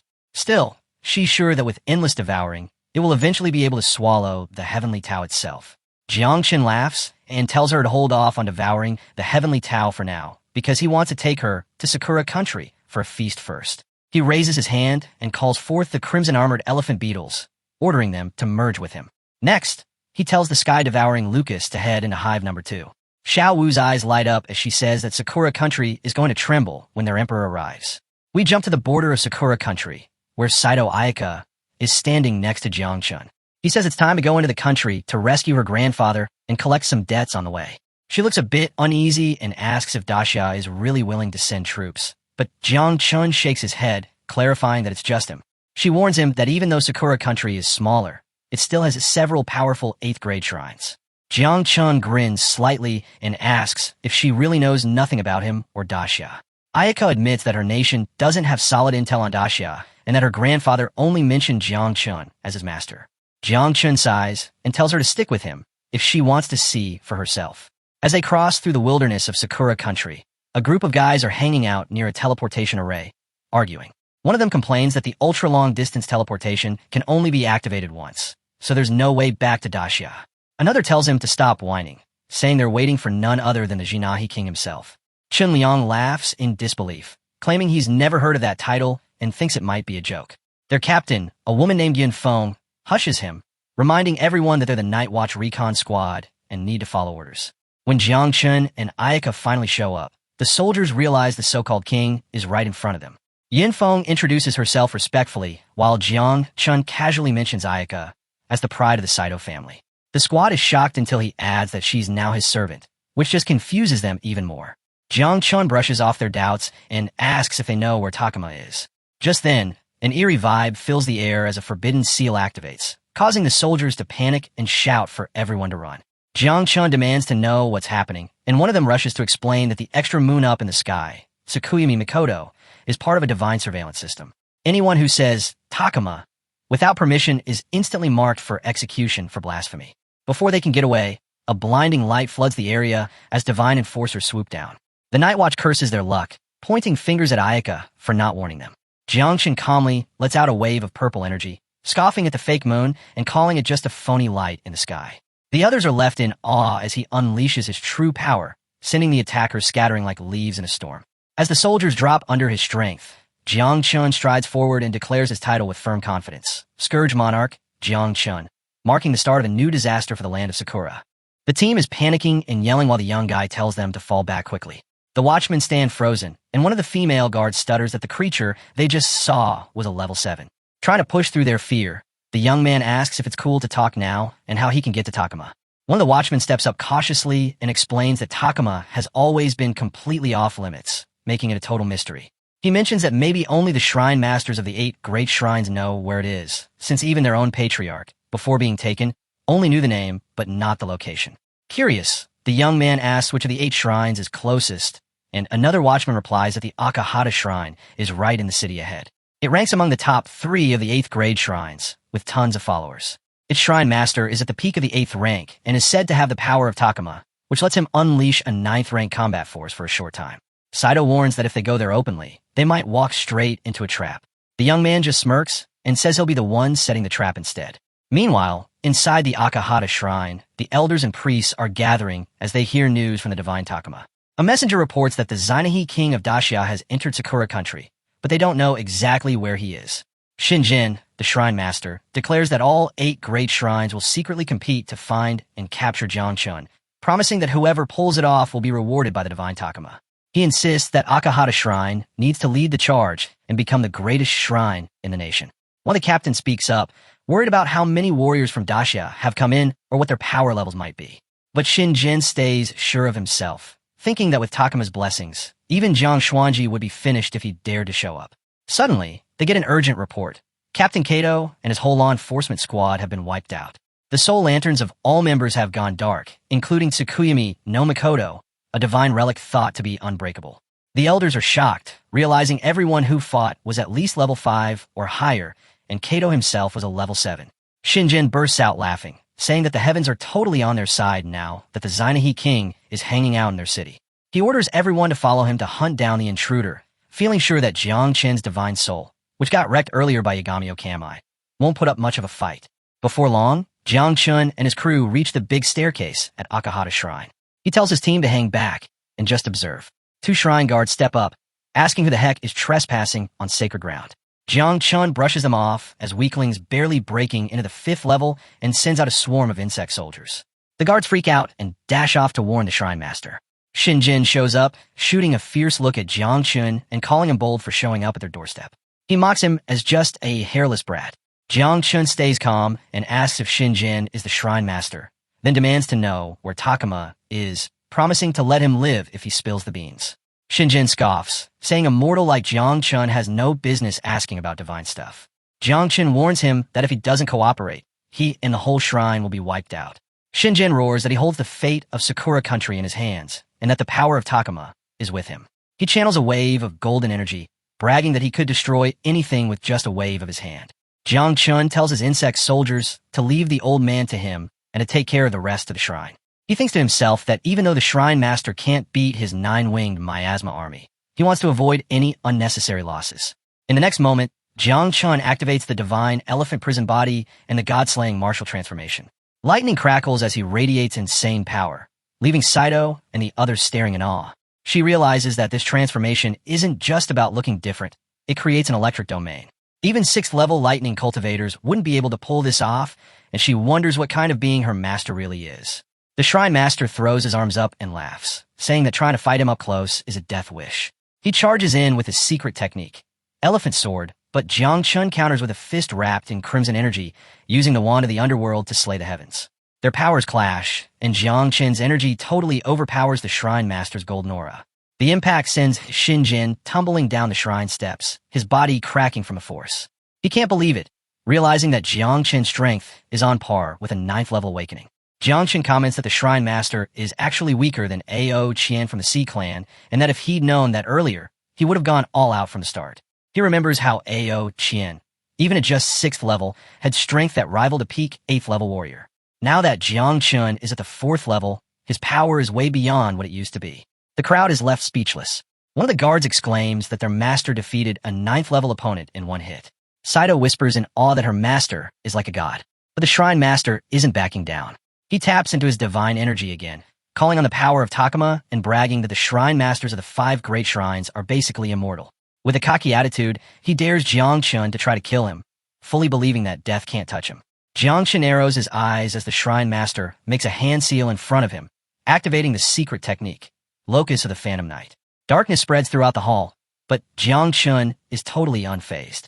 He sees right through the illusion and thinks that this kind of trick is just a child's game against the eyes of void. The scene opens with the shrine master using a secret forbidden technique called the Golden Vajra Shock on the Empress monster. But the monster remains unhinged. Xiao says this tiny bit of gung metal power isn't enough even for this Empress to fill the gap between her teeth. The shrine master is stunned that his secret technique was swallowed like nothing. The monster moves in close. The shrine master yells and tries to run in panic, but Xiao Wu attacks him fast and cut off his arm, leaving a green area behind. Xiao orders its monster to eat the shrine master alive, while runs away yelling in pain. Xiao Wu comments the taste is just average, not worthy of this empress, but since she is magnanimous, she'll tolerate it.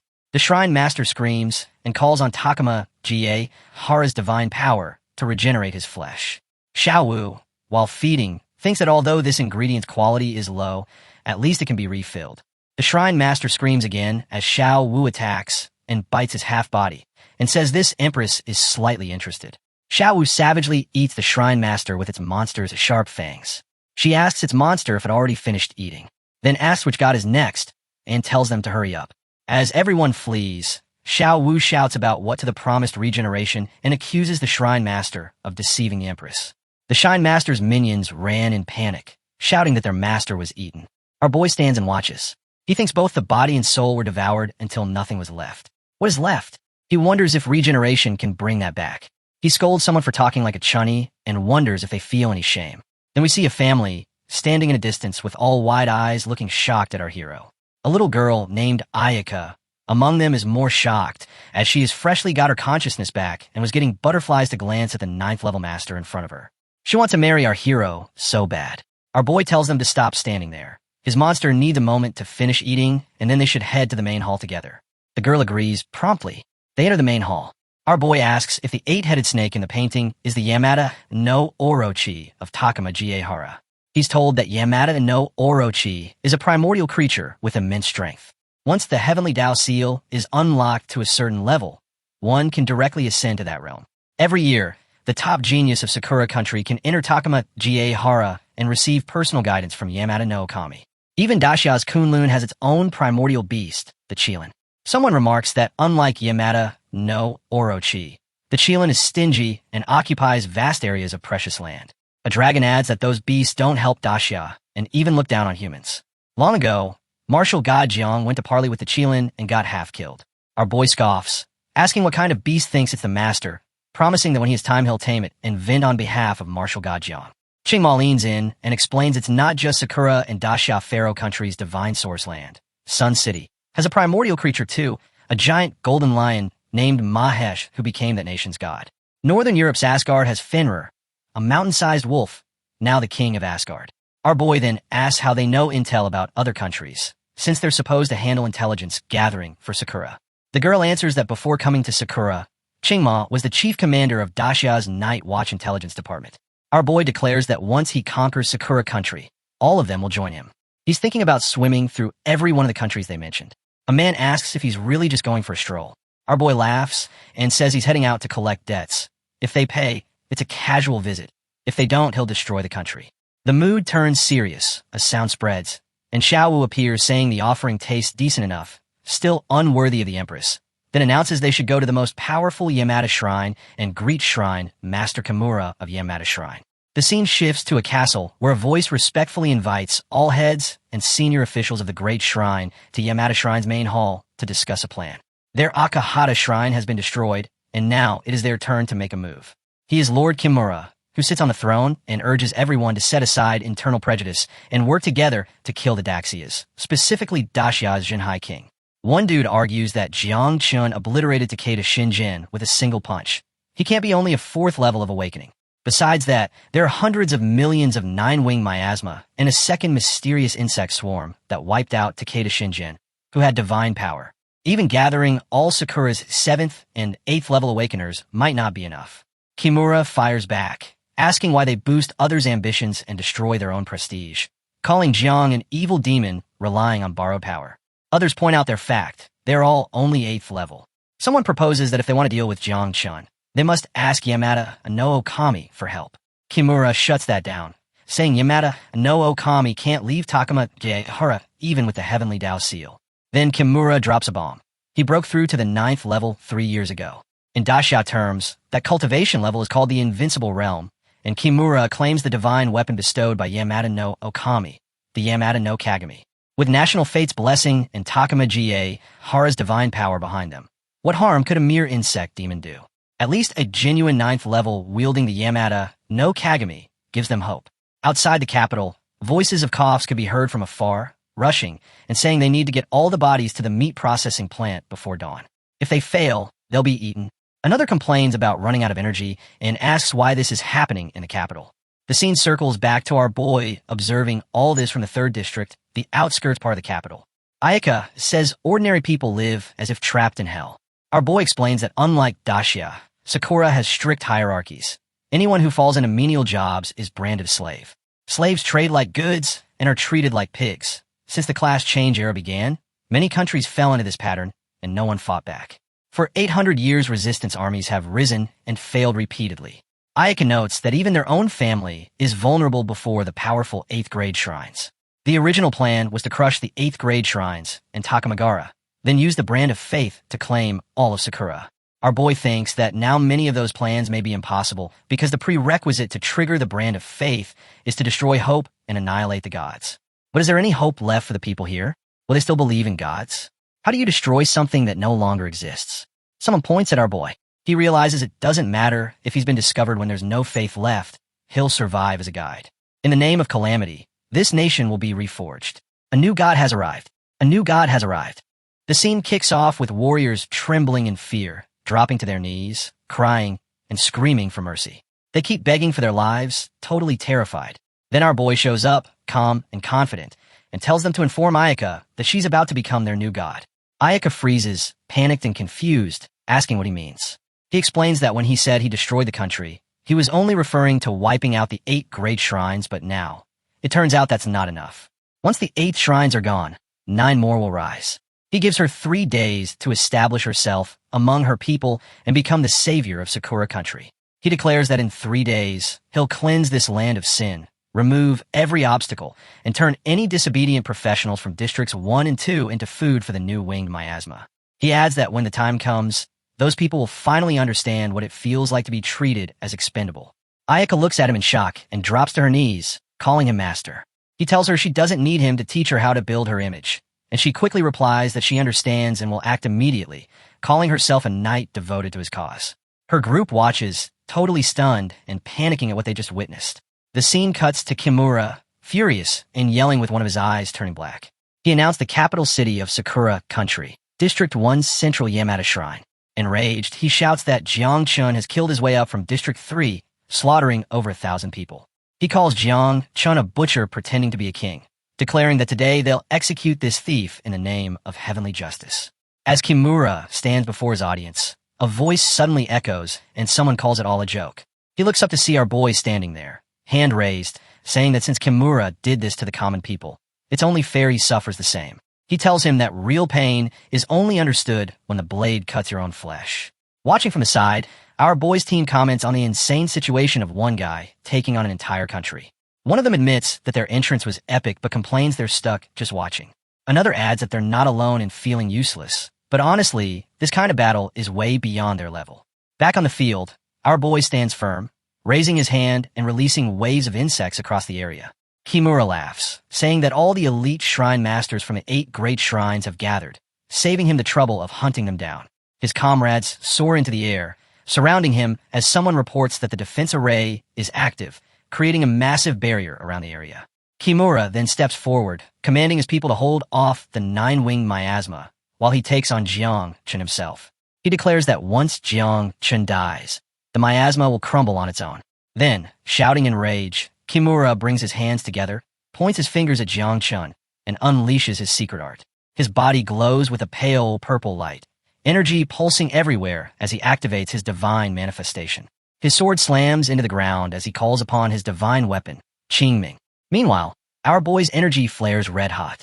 He smirks, saying that a real 9th rank opponent is just right for practice. He activates his techniques Divine Elephant Prison, suppressing Body Heaven, and slaying Martial God Transformation all at once.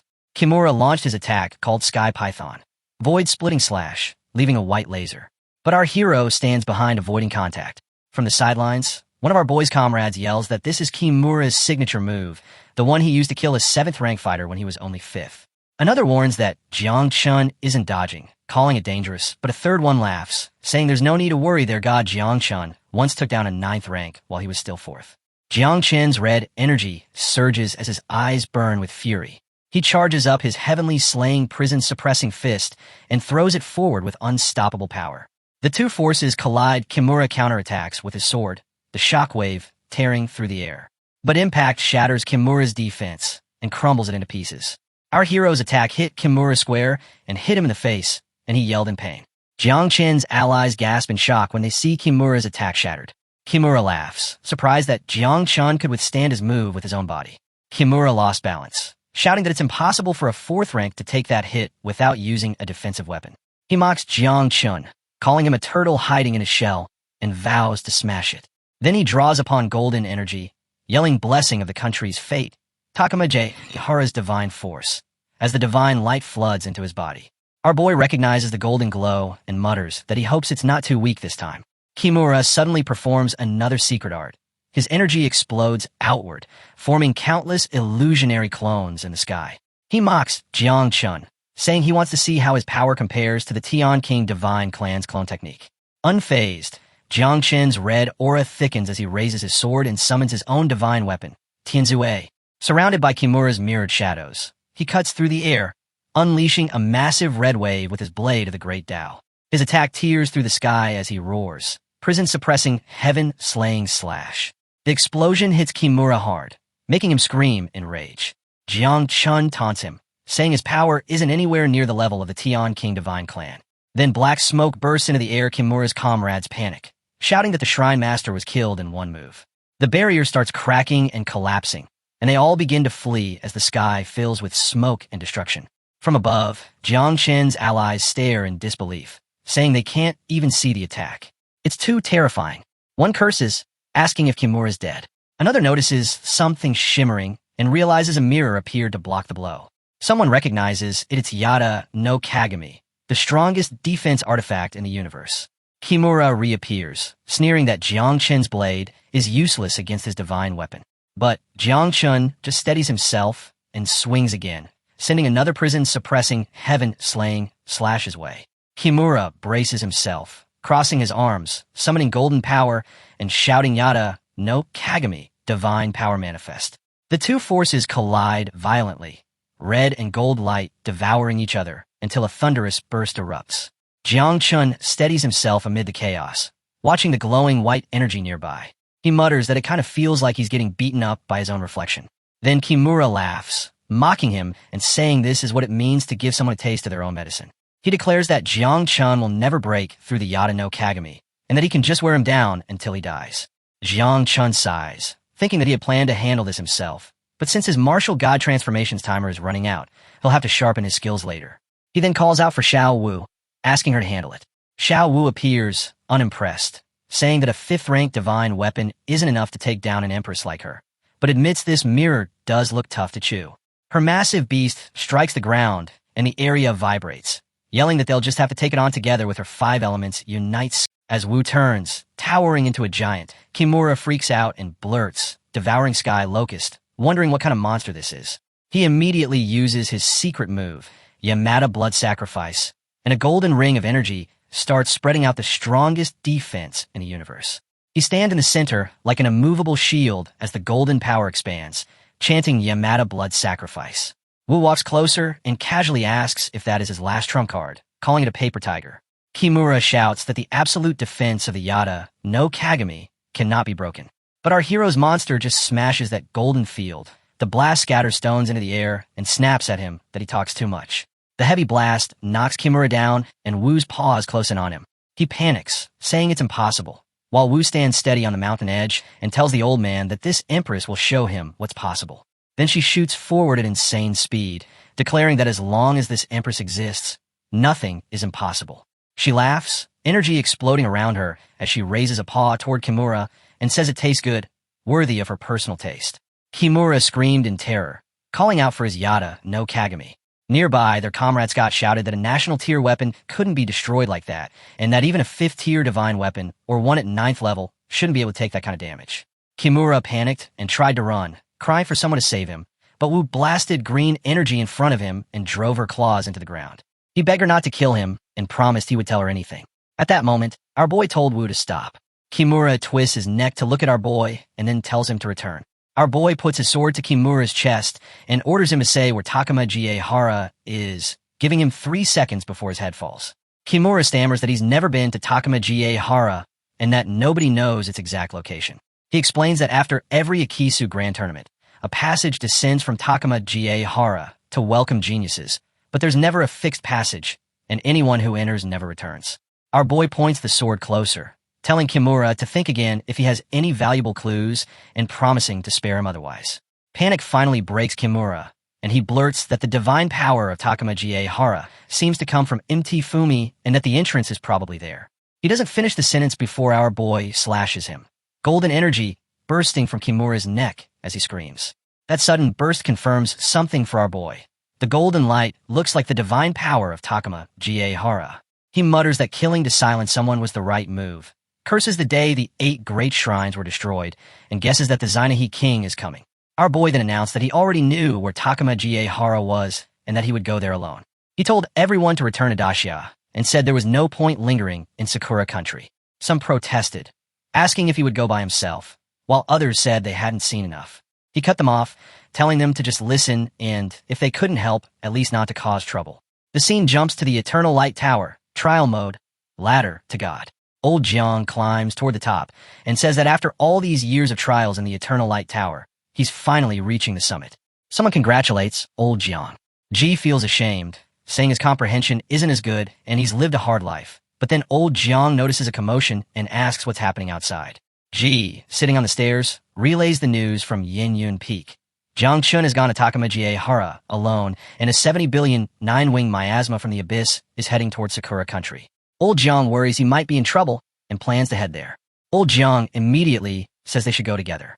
Ji objects, pointing out that Old Jiang is about to condense his godhood and enter the 10th level, and that a delay could affect his path. Daxia can't afford delays. Old Jiang argues back that making the 10th level is icing on the cake for Daxia. If anything happens to our boy, Daxia will collapse. He is their only hope. They can all die, but he cannot. He insists on going. Back at Takamaji Hara, someone mentions Saito Kenichi and how considerate his master has been, and how people are actually coming to Takamaji Hara. Kenichi weeps that his lord is coming.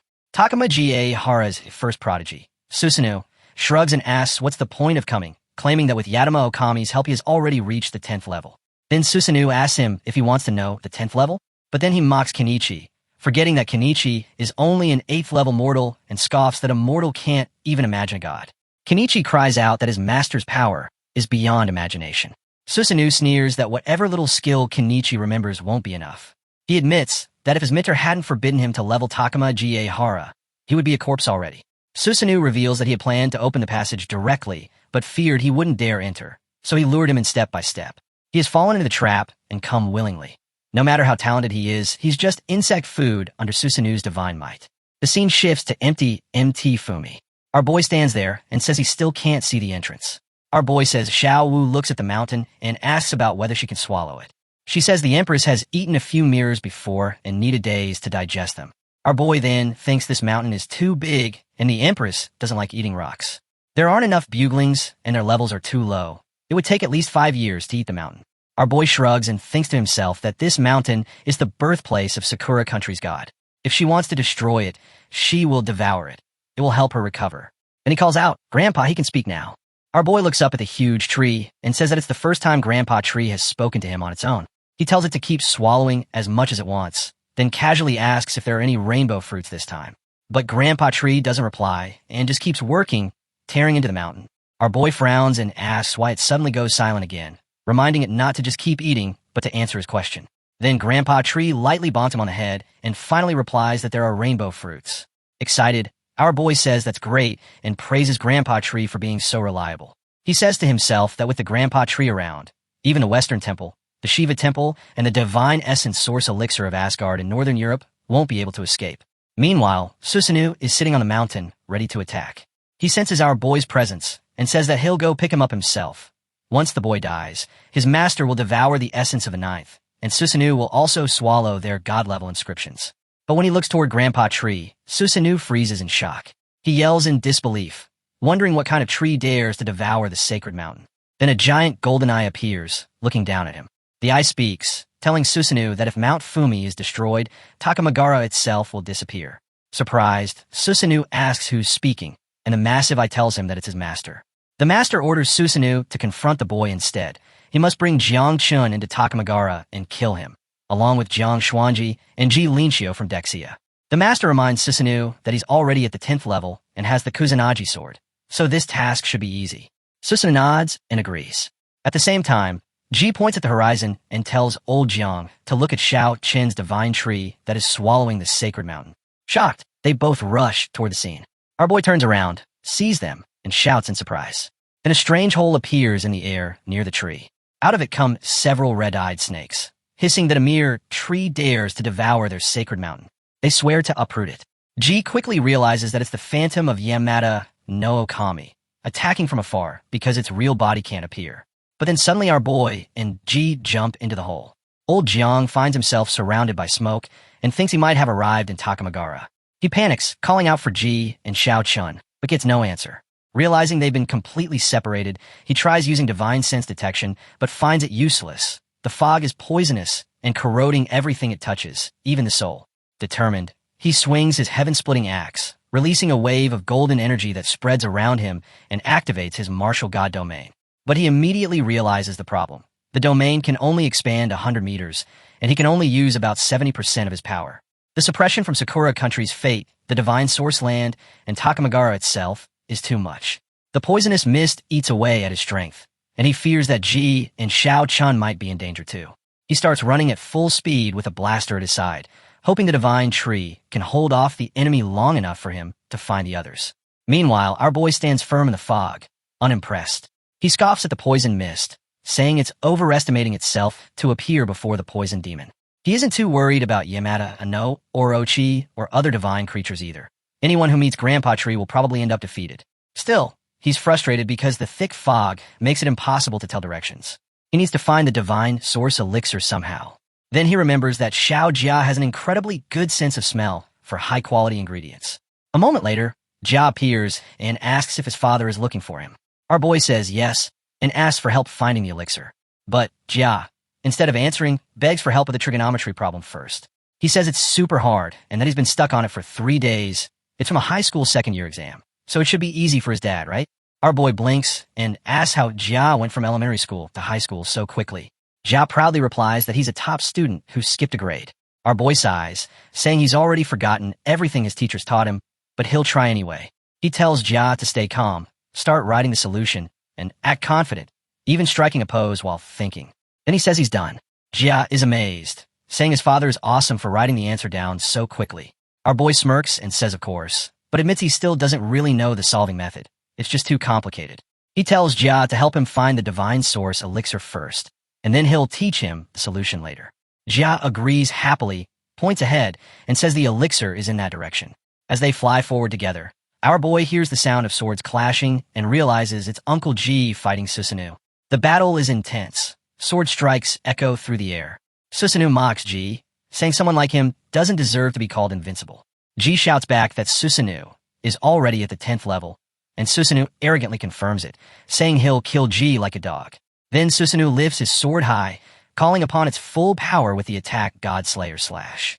Encounters with Myriad Sword return to the origin, but Susanoo's strength completely overwhelms him. G's sword shatters, and he slams into the ground. He looks heartbroken, seeing his blade destroyed. Susanoo approaches him, energy crackling around him, ready to strike again suddenly. But then our boy appears and shouts for Uncle G. The scene kicks off with our hero heading toward Uncle G, but before he can get close, Susanoo suddenly releases a thick, poisonous fog that swallows everything around them. The mist is so dense it basically blinds the entire area. Meanwhile, Uncle G is trapped inside a glass-like structure, a divine, soul-burning heaven wall, unable to break free. Susanoo stands there laughing like a maniac and tells our boy that he will handle things here, so he shouldn't come any closer and should hurry to find Uncle Jiang.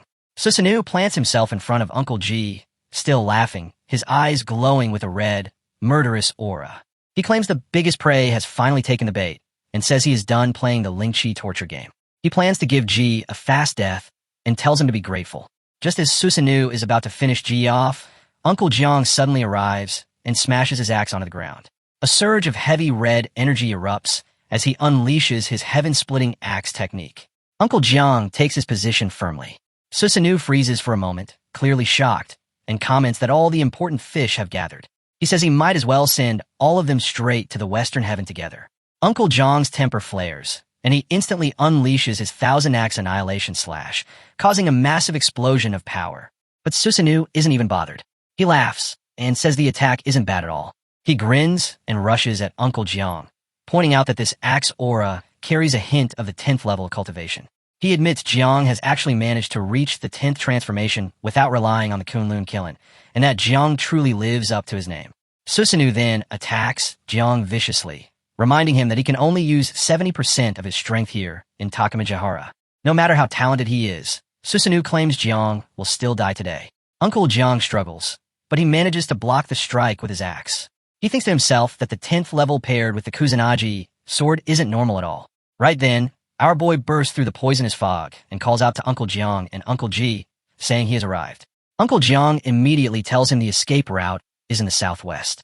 He pushes the boy to run, repeating something someone once told him, that the boy will one day make their land, Yanhuang, forever remembered. As Jiang tries to run, Susanoo shoots toward him, yelling at him for trying to escape. He strikes Jiang down, slamming him hard onto the ground. Susanoo then turns toward our boy and Xiao Wu, blocking their path and asking if they are trying to run. Our boy gets furious and tells Uncle Jiang and Uncle G to rest now, promising he will handle this bastard himself. Susanoo responds calmly, almost chillingly, saying he admires the boy's courage. Since they aren't planning to run, He says he will take his time torturing them all. Our boy turns to Xiao Wu and orders her to go. She obeys instantly. He catches her hand and tells her he wants Susanoo to die in the most painful way possible so she better understand him clearly. Xiao Wu stares at him, widens her eyes, and reminds him who she is. She says she is the eternal supreme devourer of the heavenly Tao. She inches closer and tells him not to worry because she will personally make sure the task is done perfectly. She then looks toward the sky and summons the buglings. A green, mysterious fog spreads around her, and a giant locust fused from 5 elemental forces appears, with huge red eyes. These are the 5 elements devouring sky locusts. Xiao Wu hops onto its back and says that to complete the master's mission properly, the Empress herself will participate this time. She flaps her massive wings, creating a shockwave across the entire area. Susanoo stares at the Empress in disbelief. The aura she releases stirs up a storm in Takamijihara. He recognizes the power, at least 10th level, and launches an attack at her. He wonders how she is completely unaffected by Takamijihara's suppression. Deciding he has to act quickly, he leaps toward her with the Kusanagi sword, using God-slaying slash, hoping to get the upper hand since they are both 10th level existences. The sword hits her, but the Empress snaps back in anger, asking if he really thinks he can fight her with that broken weapon. Susanoo's eyes widen as he realizes his sword is being completely controlled. The Empress mocks him and says that these so-called 3 national godly warriors of Sakura country think too highly of themselves, calling themselves gods when they are basically just snakes. She strikes Susanoo with her claws and sends him crashing to the ground, telling him to try slicing her to death before talking big.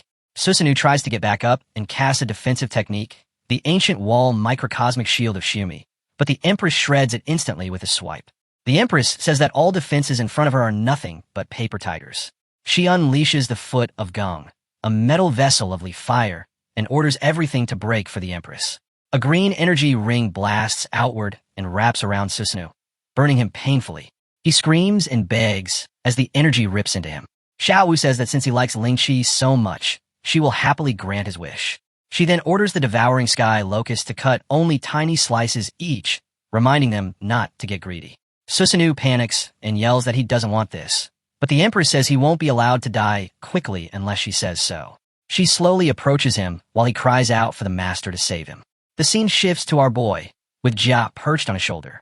Jia watches everything unfold and says that while the master can probably handle anything thrown at him, Grandpa Tree definitely can't. He admits that their new little sister is way more ruthless than expected. Uncle Jiang is also watching, stunned, saying this is a 5-element core, being close to the peak of the 10th transformation. It is terrifying. He realizes now why the boy has nearly emptied out all the resources from Daxiao recently. He shakes his head and says it is ridiculous that they thought they were saving the boy when in reality the boy has been raising an actual god. Now, they're the ones who need rescuing. Uncle Ji cuts in, saying they can talk about that later and that Jiang should take care of him first. Jiang sighs, telling Ji that his handsome face finally looks ugly for once. But he reassures him he won't die. He says he will help stabilize him, but the sinister sword chi inside Ji is too violent. It refuses any external healing and is already corroding his soul. Not only can it not be removed quickly, but it will also block his future advancement. Right then a sword slams into the ground nearby, and he says that if they want to break the sword chi, there is only one way. Uncle Jiang explains calmly that when the sword chi naturally returns and merges back into the blade, the person standing there will not be harmed. Uncle Ji immediately turns toward Uncle Jiang as the wild energy rages in every direction. Uncle Jiang suddenly reacts, shaking his head and saying no. This sword belongs to Xiao Chun. It is a spoil of war, and as an elder, how could he possibly accept something like that? Before he can even finish his words, something shocking happens. Right there, in front of the towering Empress, our boy steps forward, takes hold of the sword, and calmly says that Uncle Ji can keep it because he doesn't need it. Uncle Ji freezes and blurts out that this is a 5th-tier divine weapon, yet its true potential is clearly far beyond that. It is absolutely not limited to the 5th tier alone. Staring at our boy, he adds that once the Heavenly Tao seal is broken, the weapon will be able to evolve endlessly. This immediately alarms Uncle Ji, who says this is no small matter at all. But Uncle Jiang cuts in, telling him to stop making such a fuss and just accept it, since the gift is being offered sincerely. Uncle Ji laughs, saying that watching him act innocent after gaining such an enormous bargain is honestly hilarious. Uncle Ji finally turns serious and thanks Xiao Chun, but before he can finish, our boy interrupts and says this is simply what he deserves. He reminds him that he himself gained a great deal from the ancient god's corpse back of the Ji family, and without those gains, he would never have grown this fast. As he reflects on it, He recalls how the ancient god's blood and internal organs directly pushed the crimson armored elephant beetle to rapidly evolve into its 9th transformation. The Nether Demon also played a key role during the Beast Tide in Shujing City. Every gain comes with cause and effect, and nothing in this world is truly free. At that moment, Uncle G suddenly grips the sword, slams the Kasangi blade into the ground, and an overwhelming wave of energy erupts instantly. He drops to one knee as his hair whips violently in the raging aura, silver light pouring out as the sword completes its master recognition. Uncle Jiang walks over and praises Uncle G, saying that not only has the poison been completely cleansed, but his wounds are also clearly healing. Once he fully recovers, his strength will rise dramatically. This time, he truly turned disaster into a hidden blessing. Uncle G turns his head and says that all of this is thanks to Xiao Chun. Our boy then turns back and tells Uncle G and Uncle Jiang to rest a little longer, saying that he will take care of everything else. As he walks away, his voice turns ice cold, promising that he will repay everything they have done tenfold, even 100-fold. Every ounce of suffering will be returned in full. Uncle G lets out a deep, helpless sigh. Watching our boy disappear into the distance, Uncle Jiang, standing behind Uncle G, remarks that Uncle G truly struck gold today by managing to anger Xiao Chun on his behalf. Uncle G gives a wry nod, admitting that no one could deny that. The scene then shifts to Susanoo, writhing in unbearable agony. The Empress shows him no mercy at all as he screams and cries, his body convulsing under her assault. Our boy walks over and casually comments that Susanoo seems to have lost quite a bit of weight in a very short time. Xiao Wu immediately reports that Susanoo's physical body has already been completely destroyed, and his soul has been sliced into thousands of fragments by the Empress. If this continues, his death is inevitable. Hearing this, our boy simply nods and calmly tells Xiao Wu that she has done well and can return. He adds that the rest will be left to Xiao Jia, who should be extremely interested in a divine soul at the 10th level of godhood. Xiao Wu turns toward the small figure and freezes, instantly refusing. She says this prey was something the Empress hunted with great effort herself. At that moment, Xiao Jia steps forward and calls out cheerfully, asking if his father summoned him. Xiao Wu sighs, saying that since he is still a junior, this Empress will reluctantly be generous just this once. As she flies away, she warns him to be more self-aware in the future and not provoke her again. Xiao Jia looks up excitedly and asks if this is a gift prepared by his younger sister. Without hesitation, terrifying energy pours straight out of his mouth like a solid beam, shooting directly into Susanoo's eyes. Susanoo lets out a scream of pure agony. Xiao Jian watches in disbelief and blurts out that this is madness, calling it an unbelievable feast, and enthusiastically thanks the little sister. Xiao Wu moves closer and coldly asks who he just called little sister. She warns him that if he does not control his mouth, he will end up digging his own grave. Xiao Jia immediately nods obediently and agrees, only to call her little sister again anyway. Xiao Wu turns away, thinking to herself that this kid is truly hopeless. On the other side, Uncle G stands completely stunned. He presses a hand to his head and mutters that tearing apart a 10th level divine soul so easily is absurd, and that this insect is outrageously overpowered. Uncle Jiang is equally shocked and asks if that little boy just devoured the divine soul outright. Uncle G admits that he honestly has no idea. They begin analyzing the situation, realizing that the 9-winged miasma is the origin of the 9th netherworld, and that the boy's aura seems to be on the same level. Xiao Qin's new insects, infused with the essence of the 5 elements, are far more terrifying than they had ever imagined. At this point, our boy tells Uncle G and Uncle Jiang to stop guessing, saying there's no need to overthink it anymore because he'll explain everything himself. Holding on to both of them, he starts speaking when suddenly a burst of golden energy spreads through the area. Our boy immediately says the timing couldn't be better and that he'll set up a barrier right away. Once the barrier takes shape, he finally introduces everything properly. He explains that Xiao Wu is the 5 elements devouring sky locust, his neo-bug. Then he places his hand on the small child and says this one is Xiao Jia, the infernal crimson armored elephant beetle, a being capable of merging with his body to massively enhance his physical strength. He adds that the so-called dark god, tier professions they suspected before were actually caused by Xiao Jia's existence. Uncle G is completely stunned and mutters that everything finally makes sense now. Uncle Jiang nods in agreement, saying that with this explanation, every strange detail lines up perfectly. He then looks at Xiao Chun and says that he truly represents the future of Xia. Within the golden barrier, everything becomes blurry and indistinct from the outside. Uncle G suddenly senses something wrong and asks what that disturbance is. Our boy replies that it must be Grandpa Tree fighting the primordial creature, Yamada no Orochi. The ground begins to tremble violently. Uncle G asks if they should go help, but our boy calmly shakes his head and says there's no need, because that snake is already in serious trouble. Uncle G asks in disbelief whether there really exists a power greater than the insect swarm, something that surpasses even a primordial creature. He recalls how that mysterious tree on the overseas islands once took away the divine souls of an ancient being and asks Xiao-chun what that divine tree truly is. Our boy explains that Grandpa Tree has existed within his consciousness ever since the day he awakened. It is the source of his god-level profession, spirit nurturer, though even he doesn't fully understand what it truly is. All he knows is that it is extremely mysterious and unimaginably powerful. Uncle G tells him not to rush, saying that one day, he will understand it naturally. Our boy then turns serious and says that this space won't last much longer. He reminds them that he came here to find the divine source elixir and that this task takes absolute priority. When he asks if there are any leads, Uncle G replies that there are and orders Xiao Jia to lead the way. Xiao Jia responds excitedly, calling him father without hesitation. The perspective shifts to the battlefield.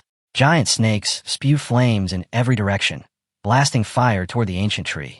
Countless serpents fill the area, their flames scorching everything around them as they sneer arrogantly, mocking the tree for daring to stand tall despite its ugly form. They unleash even fiercer flames, declaring that the tree will reap what it has sown. In response, the ancient tree roars in fury. It retaliates by releasing water-soaked poison that pours down like a decaying waterfall, bypassing flesh and striking directly at the snake's souls.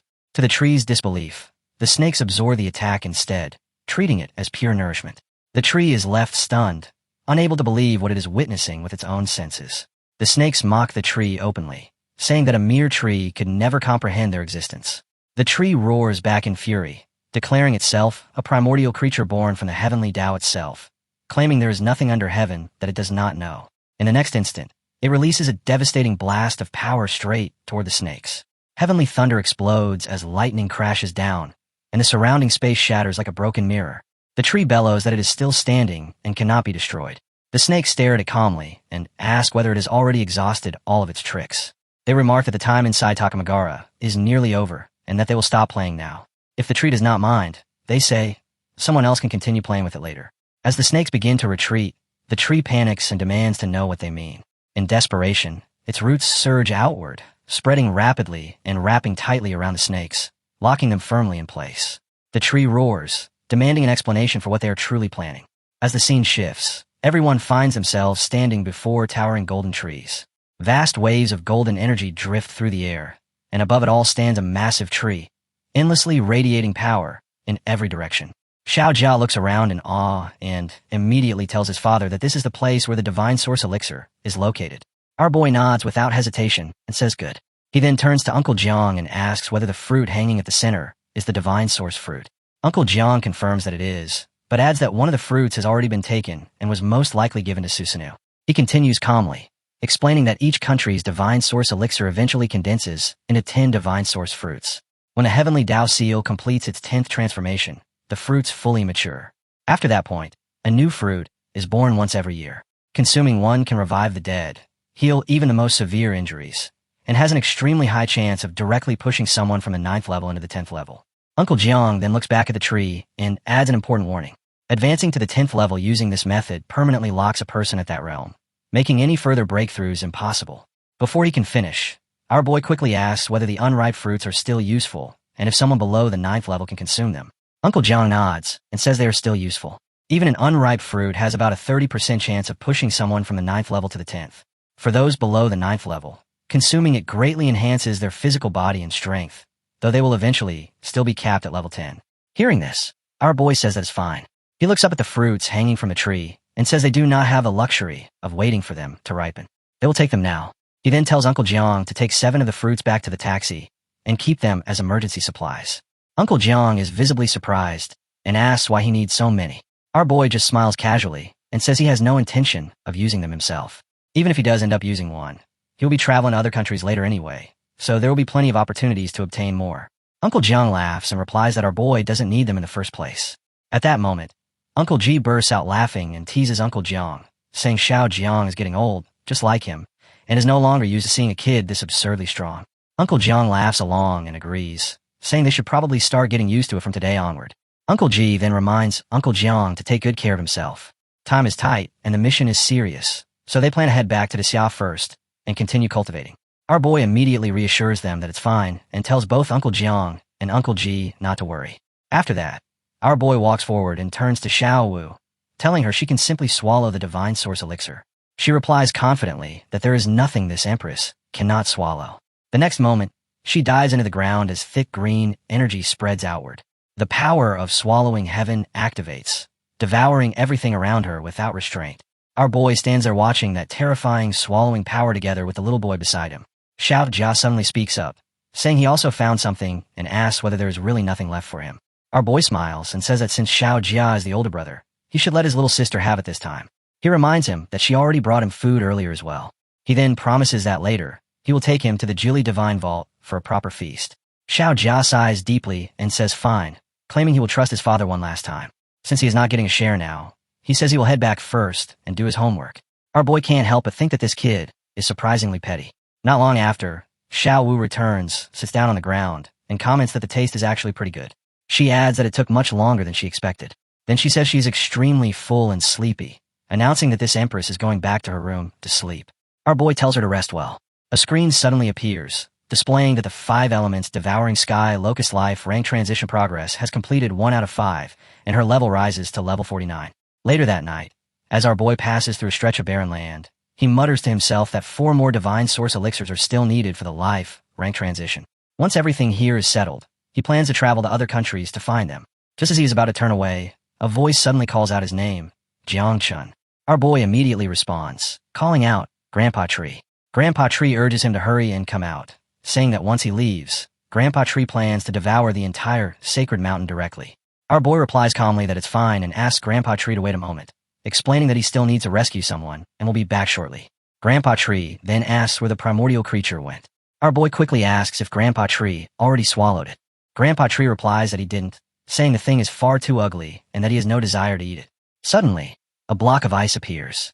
Grandpa Tree explains that he refined the creature into a divine pet fruit and reminds our boy to pick it up later, repeating once again that it's simply too ugly. Our boy can't help but think that Grandpa Tree is actually quite picky when it comes to appearances. He says it doesn't matter, that they can collect the fruit later, since rescuing old Saito comes first. The scene shifts to Saito, tightly bound by thick ropes.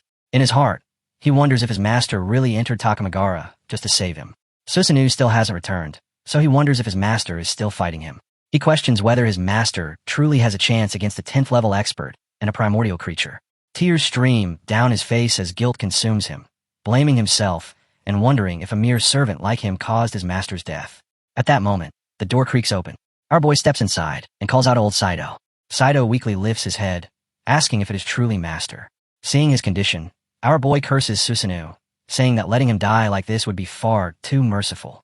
He sits down beside Saito, and Saito asks in disbelief whether Susanoo was really killed by master.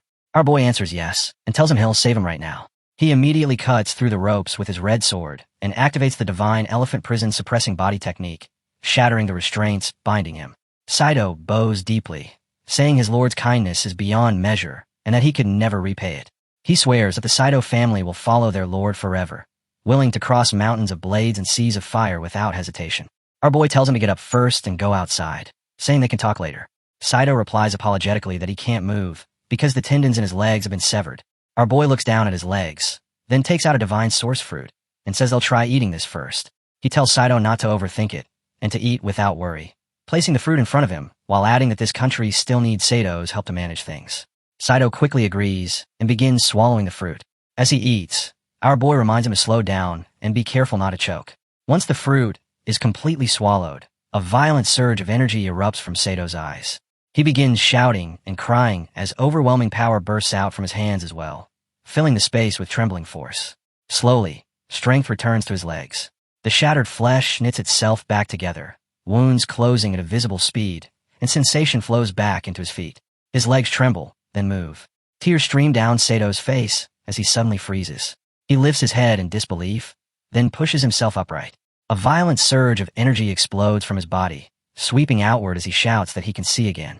Not only has he fully recovered, but in that same instant, he breaks through to the 9th level. Our boy smiles and says that's good, but this place is about to collapse, so they need to leave immediately. Saito doesn't hesitate for a second. The two of them rise into the air and fly away together. As they move, our boy thinks quietly to himself that the divine source fruit truly lives up to its name, especially for those below the 9th level. Even though Saito will eventually be permanently capped at the 10th level, that is still the highest realm he could ever hope to reach in this lifetime. More importantly, if Saito were ever to develop disloyal thoughts in the future, eliminating him would be effortless. The scene shifts to Mount Fumi. Roots suddenly burst from the earth as the tree atop the mountain shines brilliantly, spreading overwhelming energy in every direction. The roots tear through rock and soil, growing wildly, and then an intense wave of pink energy erupts from the upper slopes. A massive ring of pink and purple light expands across the sky, shaking the heavens. From a distance, our boy and Saito stare in shock. Sato's eyes widen as he asks what they're witnessing, wondering aloud if this is the legendary phenomenon spoken of in ancient records. Saito asks if what they're seeing could be the ancestral vein of heaven and earth. They stand before the towering tree as waves of spiritual energy continuously radiate outward. Amarpo immediately confirms it, explaining that to be precise, this is only a fragment of the ancestral vein of heaven and earth. According to legend, at the dawn of the era, ancestral veins of varying sizes formed upon the original divine plant. These veins nurtured everything between heaven and earth, giving rise not only to lands, but also to spiritual beings, prayers, heavenly realms, and even ancient primordial creatures. Amarpo gazes up at the tree, speaking thoughtfully as he wonders whether Grandpa Tree intends to swallow this fragment of the ancestral vein. As he watches, Grandpa Tree's branches extend forward, and the surrounding energy grows increasingly violent, saturating the entire area. Amarpo recalls that Grandpa Tree once mentioned this sacred mountain would aid in its recovery. Watching the tree dominate the mountain peak, Amarpo realizes that Grandpa Tree must have suffered severe injuries in the past. Suddenly, dense green energy erupts above the tree and spreads outward like a tidal wave. In the next moment, the massive tree vanishes completely, leaving behind only a single branch suspended in the air. Hanging from that branch is one fruit. The instant our boy sees it, he understands. Another rainbow fruit has appeared, exactly as Grandpa Tree had promised. The scene shifts abruptly. At the ruins of the Yamata Shrine, a man strides forward with his sword raised high, shouting for his team to follow him and kill. His subordinates roar back in unison, screaming the word kill as they charge ahead, declaring that once the Ahashi family stands supreme, anyone who renders meritorious service will be rewarded generously. Moving as one, they decide to push toward the mountain peak to secure a better vantage point. On the other side, someone desperately urges their people to hold on, insisting that their lord will definitely come to save them. Shinto snaps back sharply, asking whether the 3-day deadline has already passed, and whether the so-called master they keep talking about will truly appear. He says he believes the master will keep his word, then immediately turns cold, telling Saito Ayaka to stop dreaming. He claims flatly that the so-called bug demon was reduced to ashes long ago by the wrath of the gods. At that moment, a girl steps forward and calls his words complete nonsense. She plants herself firmly in front of him and shouts that her master can do anything, and that it is absolutely impossible for him to die. The man casually rests his sword on his shoulder and points it at her, saying her master went to Takamagara to rescue Grandpa Tree. He adds that Mount Fumi has already been blown apart entirely, so there is no way her master could still be alive. She yells back that this only proves the battle was unimaginably fierce and does not mean anything happened to her master.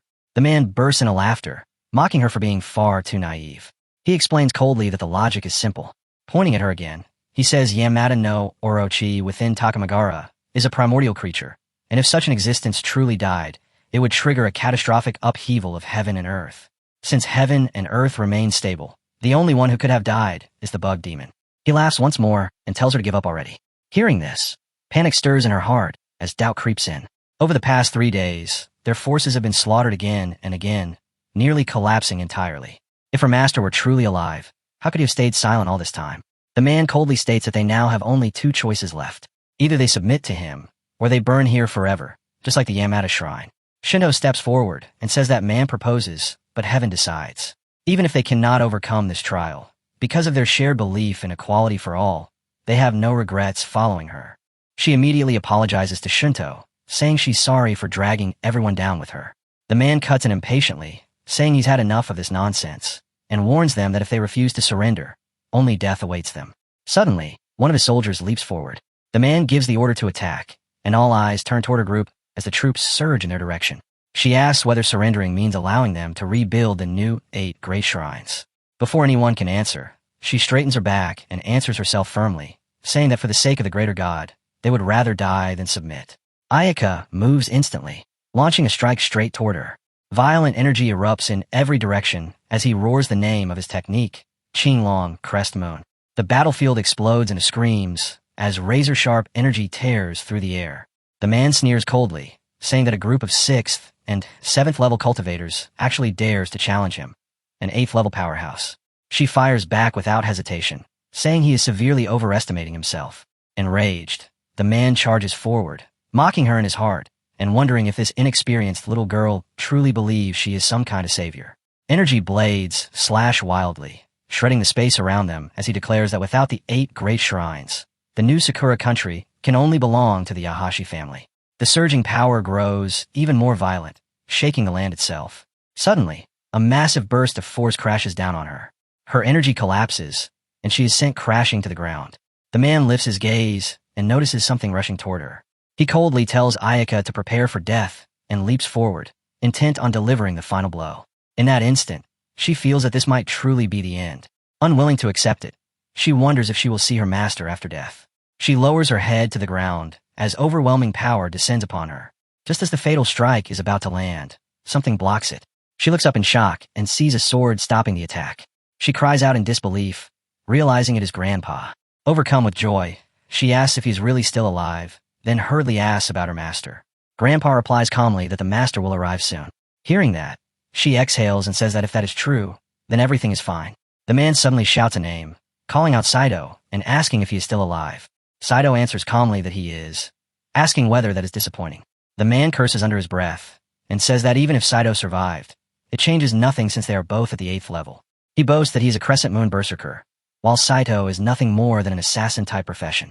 Holding his sword casually, Saito asks him why. If that's the case, he can't even draw his blade.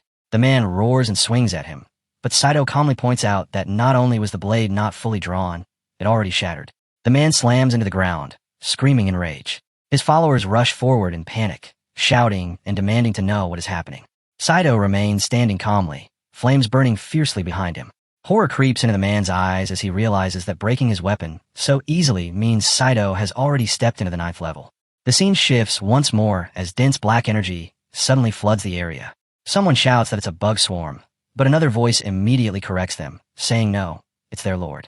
Our boy steps forward and explains calmly that because time flows differently inside Takamagara compared to the outside world, rumors spread that he was already dead. Saito immediately drops to one knee, bowing deeply as he welcomes his lord's return.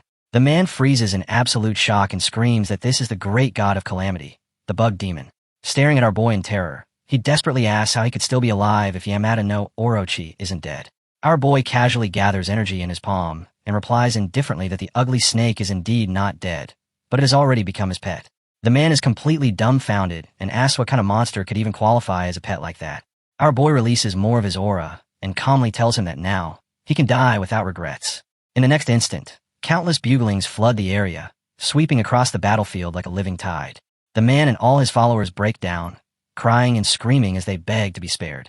Seeing his subordinates fall into chaos, the man collapses to his knees, wailing as he repeatedly bows and begs for mercy, declaring that they are willing to follow our boy from now on. Our boy responds coldly, saying that Saito Ayaka was already given a chance 3 days ago, and it was rejected. Now it's far too late. As his words fall, overwhelming energy engulfs the man. His screams echo briefly before being completely swallowed, leaving nothing behind. Our boy then gives a single command to clean everything up and leave no trace behind. The scene opens with a man screaming in unbearable agony as violent energy tears through his body, erasing him completely until not even ashes remain. Immediately after, their thoughts turn to the heavenly Tao Seal. Under its restrictions, increasing the number of 9-winged miasma creatures is nearly impossible. The only realistic path forward is to strengthen their quality instead. After consuming this batch of nutrients, the buglings should be able to level up once more. At that moment, she freezes in shock. Both of them stare at our boy, utterly stunned. They thought what they witnessed earlier was already terrifying enough, yet they never imagined that it still wasn't his full strength. This level of power is no different from a natural disaster. The master's true strength always lies far beyond common understanding. Our boy calmly turns his neck and looks at them, asking why they're still kneeling. Are they planning to stay there and watch forever? He reminds them that the future of Sakura country is now in their hands.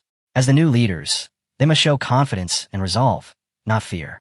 They immediately stand up straight and answer solemnly, saying, "Yes, master, we understand." Our boy nods in satisfaction and says that's good. As his feet settle on the ground, Saito steps forward and declares his oath to the heavens. As the new leader, Kenichi Saito swears he will rebuild a beautiful Sakura country, where all people are born equal and even ordinary citizens are granted basic human rights.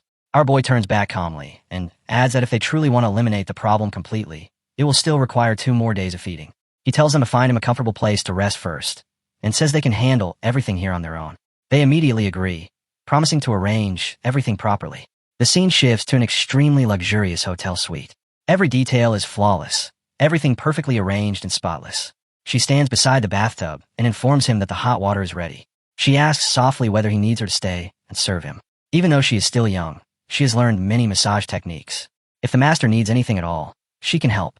Our boy looks at her calmly as the water continues flowing into the tub. He tells her there's no need and asks her to step outside for now. She responds politely and leaves without another word. The scene changes again. A small, adorable girl stands atop Grandpa Tree, commenting that the other ladies are far too sensitive. Her lord was never that kind of person to begin with. At the same time, she admits that her lord never harbored those kinds of feelings for them either. With a hint of pride, she adds that no one understands him better than Zio-chan. Standing below, our boy hears her words. She tells him not to tease her, saying it's just shyness and nothing more. After a brief pause, she admits that it's actually kind of cute. She looks at him quietly, her gaze lingering. Our boy then turns his attention back to Grandpa Tree. He notices that it seems larger and shinier than before, and this time it even produced 2 rainbow fruits. It really didn't deceive him. His eyes narrow slightly as he wonders if one of them is the divine pet fruit with snake-like patterns. He raises his hand toward the fruit. A screen immediately appears, announcing that the divine pet fruit rainbow has been opened. The primordial spirit beast Yamada no Orochi has been obtained, rank 10. Thick smoke instantly spreads in all directions. Our boy notices that the gray fog looks similar to Takamagara, yet far purer.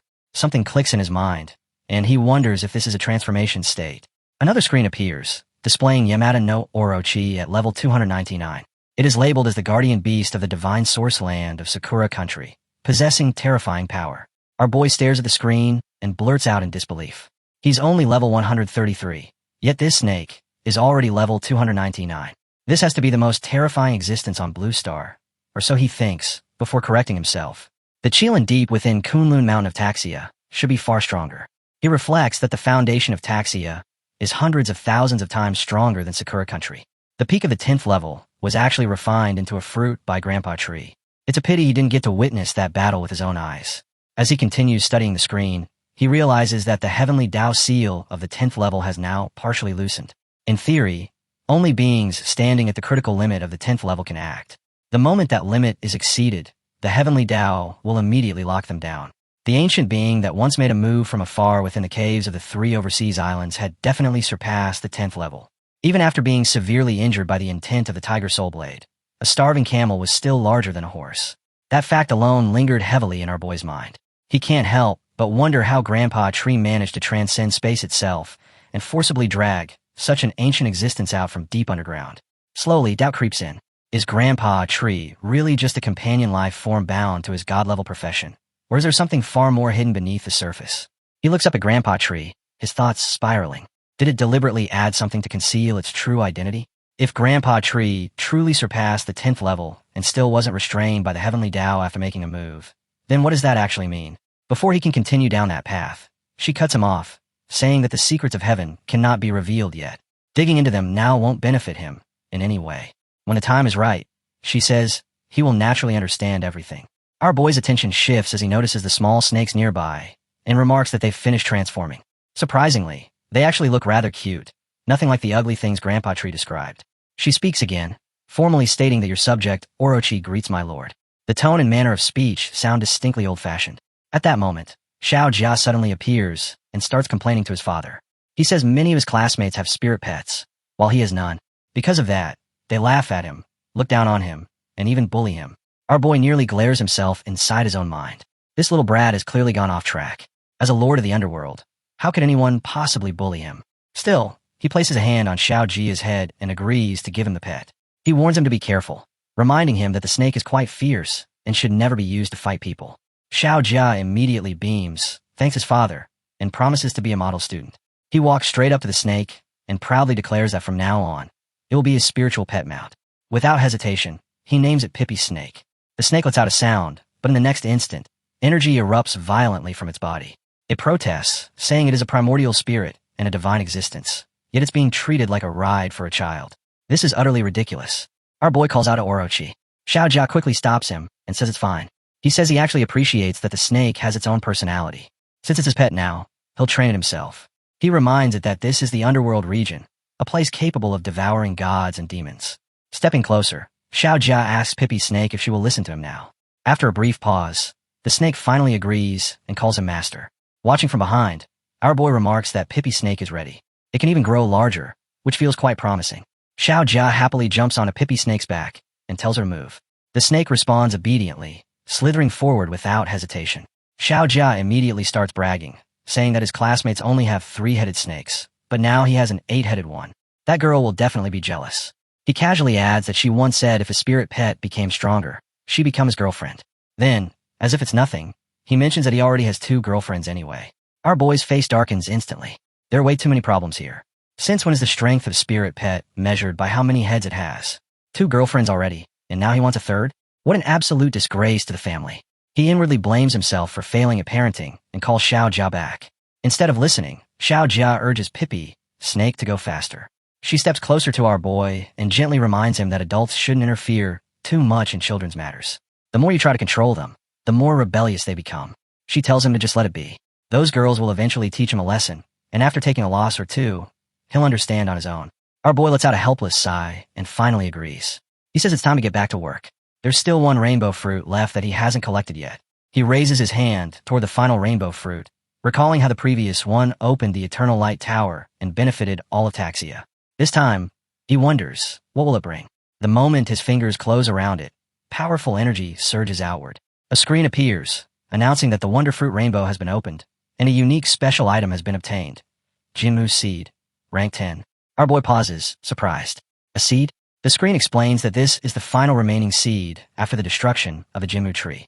Once grown and fully matured, it can serve as a heavenly pillar. It can also increase fortune and greatly accelerate the expansion of the enshrined beings of heaven and earth within a country. Our boy releases the seed, and it immediately radiates overwhelming energy in all directions. Another screen appears, stating that the fruit produced contains an immense amount of heavenly Tao laws. Consuming it allows one to directly comprehend laws at the Tao level. The scene opened with him standing perfectly still, his hands slowly lifting into the air. A pale green glow mixed with a ghostly white light burst from his body, spreading outward in silent waves, rippling through the space around him. His voice followed, calm yet unshakable, as he spoke of strengthening the nation's fate, widening the ancestral veins of heaven and earth, and bringing all things into harmony with the heavenly Tao. Even he felt his heart tremble at the force of it. What kind of existence could bend the heavens themselves like this? When the light finally faded, he fell into deep thought. The meaning of building the heavenly court upon the Jinmu tree no longer felt simple. Was it truly the same heavenly court he had always imagined, or something entirely different? He remained there in silence, his mind turning over the possibilities, until a sudden realization struck him and his eyes widened. This was never meant to be a mere space at all. It was something far more intricate, something far more terrifying. Later, he stood before the grandpa tree, his feet resting on the surface of the water as if it were solid ground. Lifting his gaze, he asked if the ancient tree was finally willing to explain everything. Ambition burned fiercely in his eyes, yet beneath it lingered a quiet helplessness.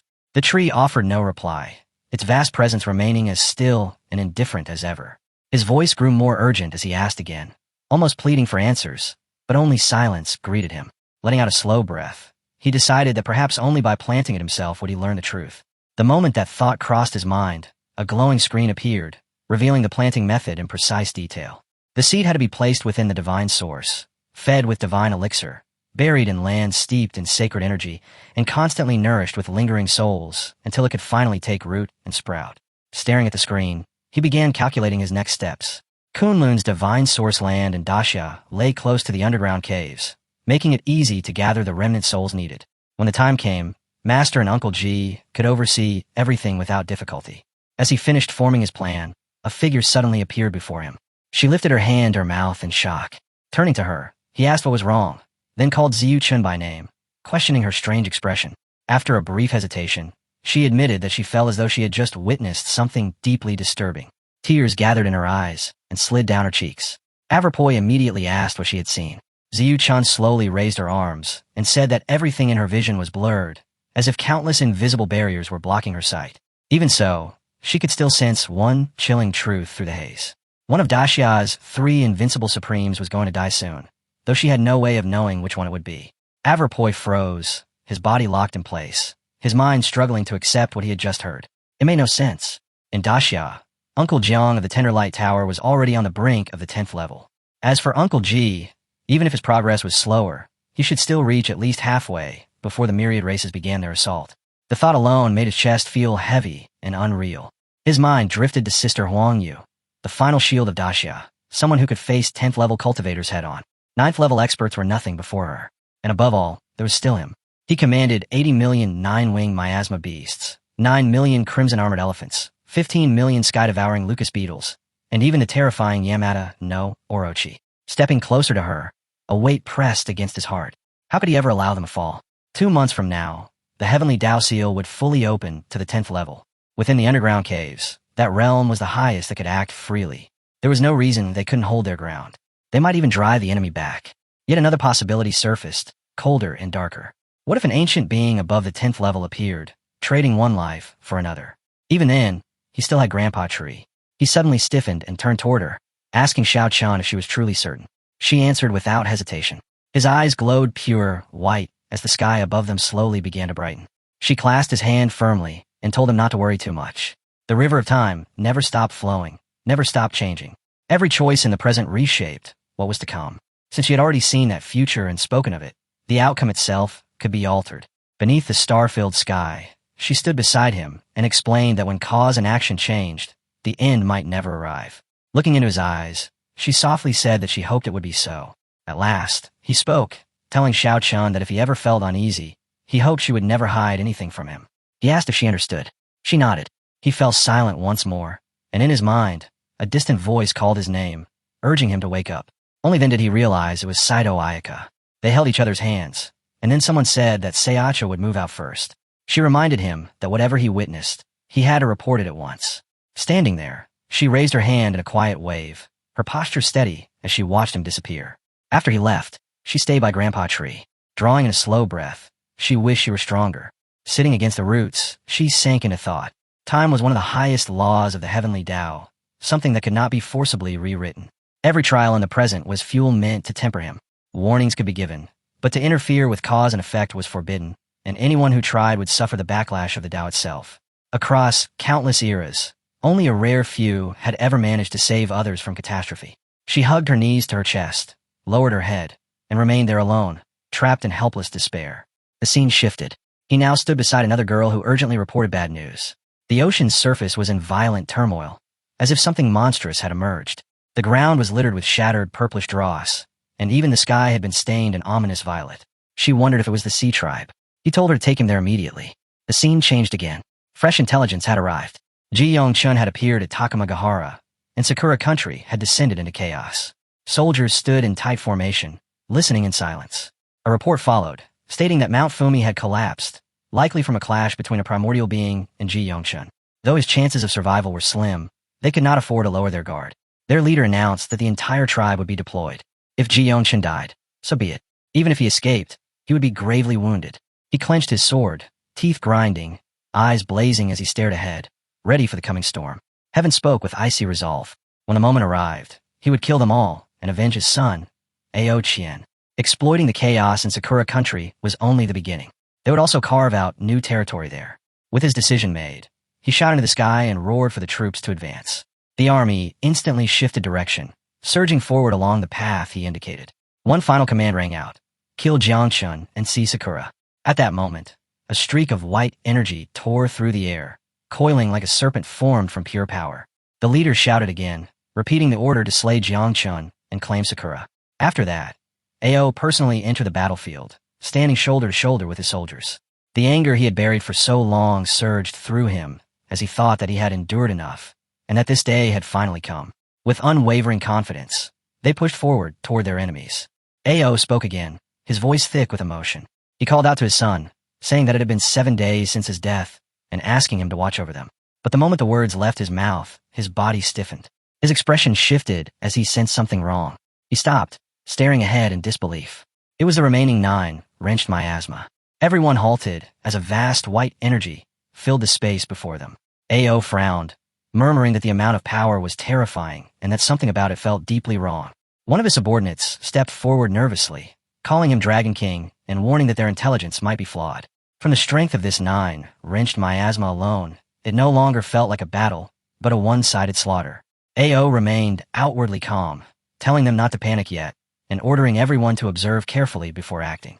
He reasoned aloud that if Jinsheng's death had driven the 9 vengeful Yamata into a frenzy, attacking everything in sight, then the wisest choice was to wait. Let them tear each other apart first.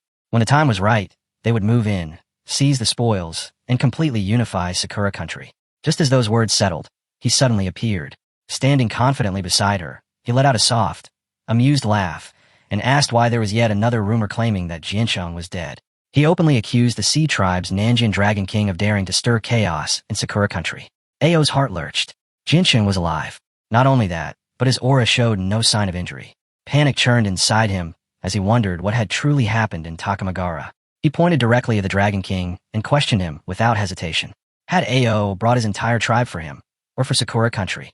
Since Sakura country now belonged to him, Ao needed to decide whether he was prepared to see his entire clan wiped out.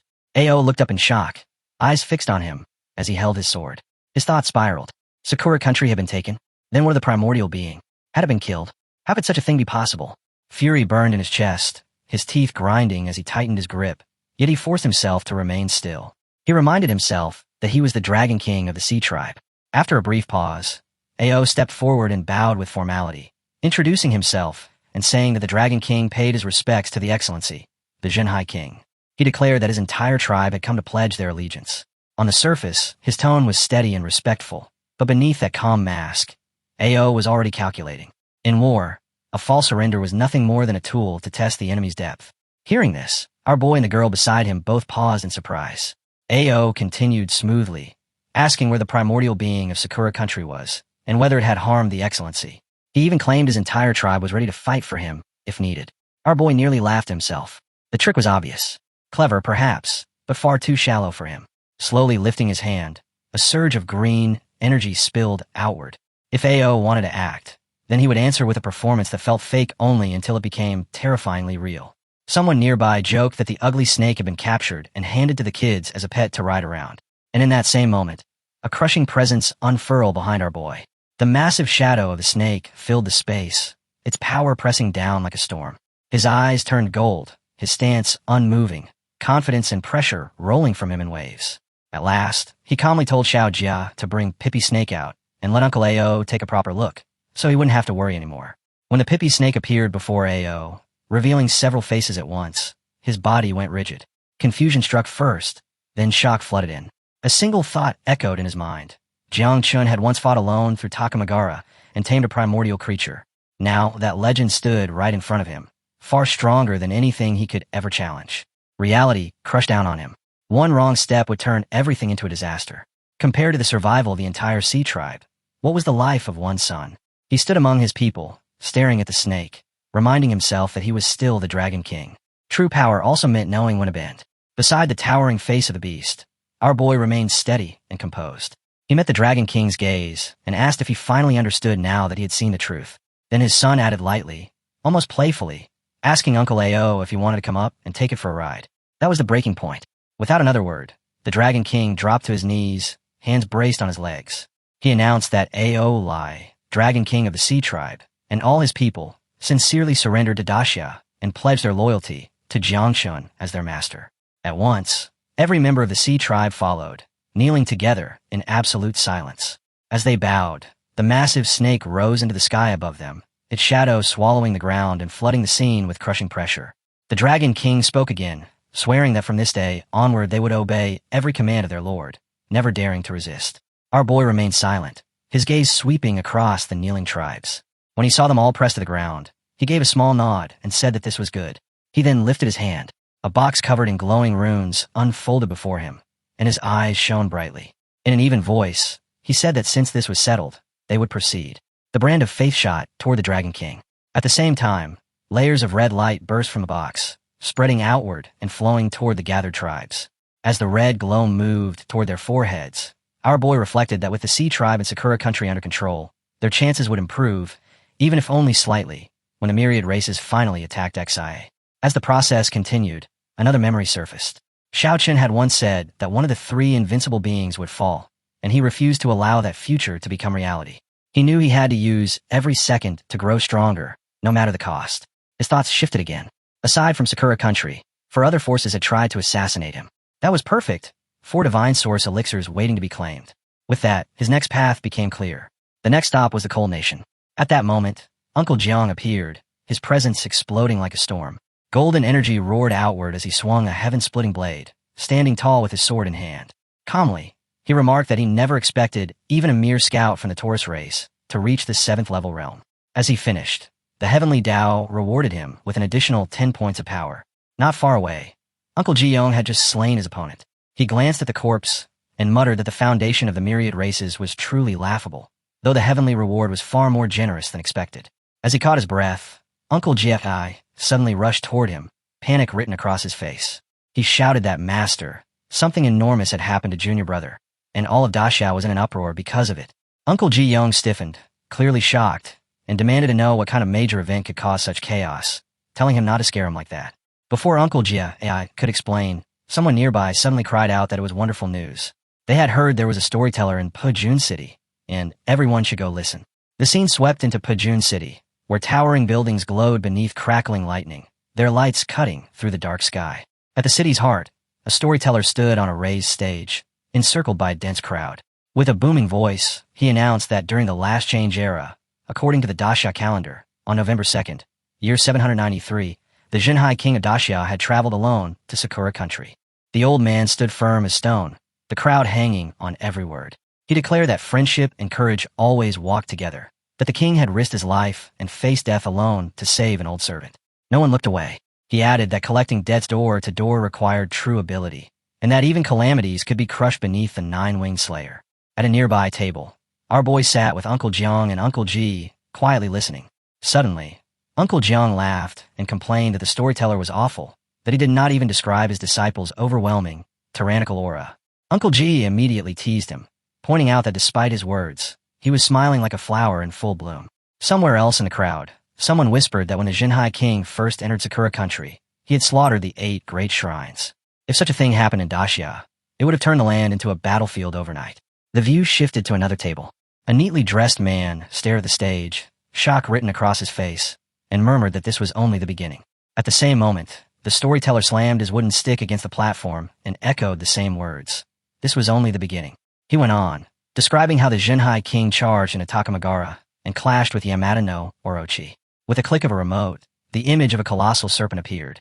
The old man explained that Yamada no Orochi was a primordial existence, equal to Daxia's Qilin, and that the battle had been so violent it shattered all of Mount Fumi.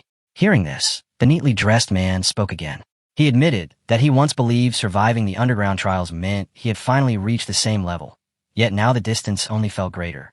The person beside him replied calmly, telling him not to lose heart, that having someone worth chasing was itself a blessing. The man drew a deep breath, steadied his mind, and said that way of thinking made sense. It only meant he had to push himself harder from this moment on. The focus returned to the old man on the stage.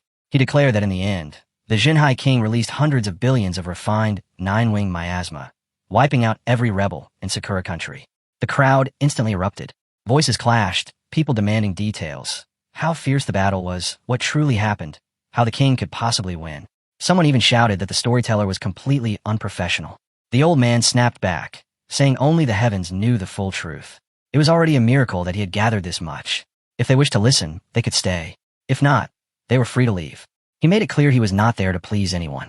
That last line set Uncle Jiang off. He slammed the table, stood up, and cursed loudly, declaring he was done with this nonsense. Uncle Jian shot to his feet, anger flashing in his eyes, telling Ji to come with him so they could go ask Xiaoqun directly. But Uncle Ji did not move. Uncle Jiang leaned his head against Jian's shoulder, shut his eyes, and ground his teeth in frustration. When Ji still refused to rise, Uncle Jiang finally exploded. He stormed away, shouting that Ji was a spineless coward, and that if he would not leave, then he would go alone. Every gaze followed Uncle Jiang as he walked out. Soon, the scene returned to the old storyteller. With a steady voice, he announced the date clearly: Glass Change Era, Daxia Calendar, November 9th, year 793. He proclaimed that the Zhenhai king of Daxia was marching toward the cold country, weapon in hand, determined to shatter the so-called human enclosure. He paused and asked if anyone knew what a human enclosure was. Then he explained simply, saying that just as there were pigeon cages, sheep pens, and chicken coops, those cursed lands trapped ordinary people at the very bottom, raising them like livestock and treating them as beasts. Behind the door, Uncle Jiang stood quietly, listening, a cold sneer forming as he wondered what other nonsense would follow. At that moment, our boy quickly spoke up, agreeing and offering to pour tea. The old man nodded and continued. He said that by the same ruthless method, hundreds of billions of nine-wing miasma swept across the cold country like a massive plow, tearing through fields. Every evil sect and corrupt power was crushed, and they deserved it. Because of this, countless poor and oppressed lives in the cold country were saved. Not long after, the Zhenhai king carved his way straight into the cold country's divine source land, Mtfu. There, he clashed with the terrifying 10th level primordial, the unicorn. The battle shook the heavens, and when the dust settled, the Zhenhai king still stood. Mtfu, however, was reduced to ruins. By chance, on November 15th, he advanced into the Pharaoh country.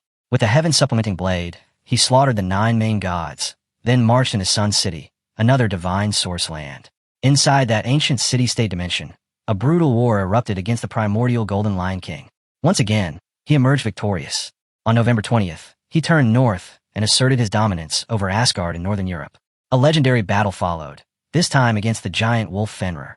The ending did not change, victory. Rumors spread that after that, the Zhenhai king had already set his sights on the Shiva country. The storyteller stressed that Shiva's power rivaled Daxia itself, leaving everyone wondering if the king could still achieve an overwhelming triumph there. To know what came next, they would have to wait for the following episode. By now, Uncle Jiang was completely shaken. In his heart, he could hardly believe that so many earth-shattering events had unfolded in such a short time. Brad Zayukin had clearly stepped onto the road of the human emperor. The old man then raised his voice and recited with fervor.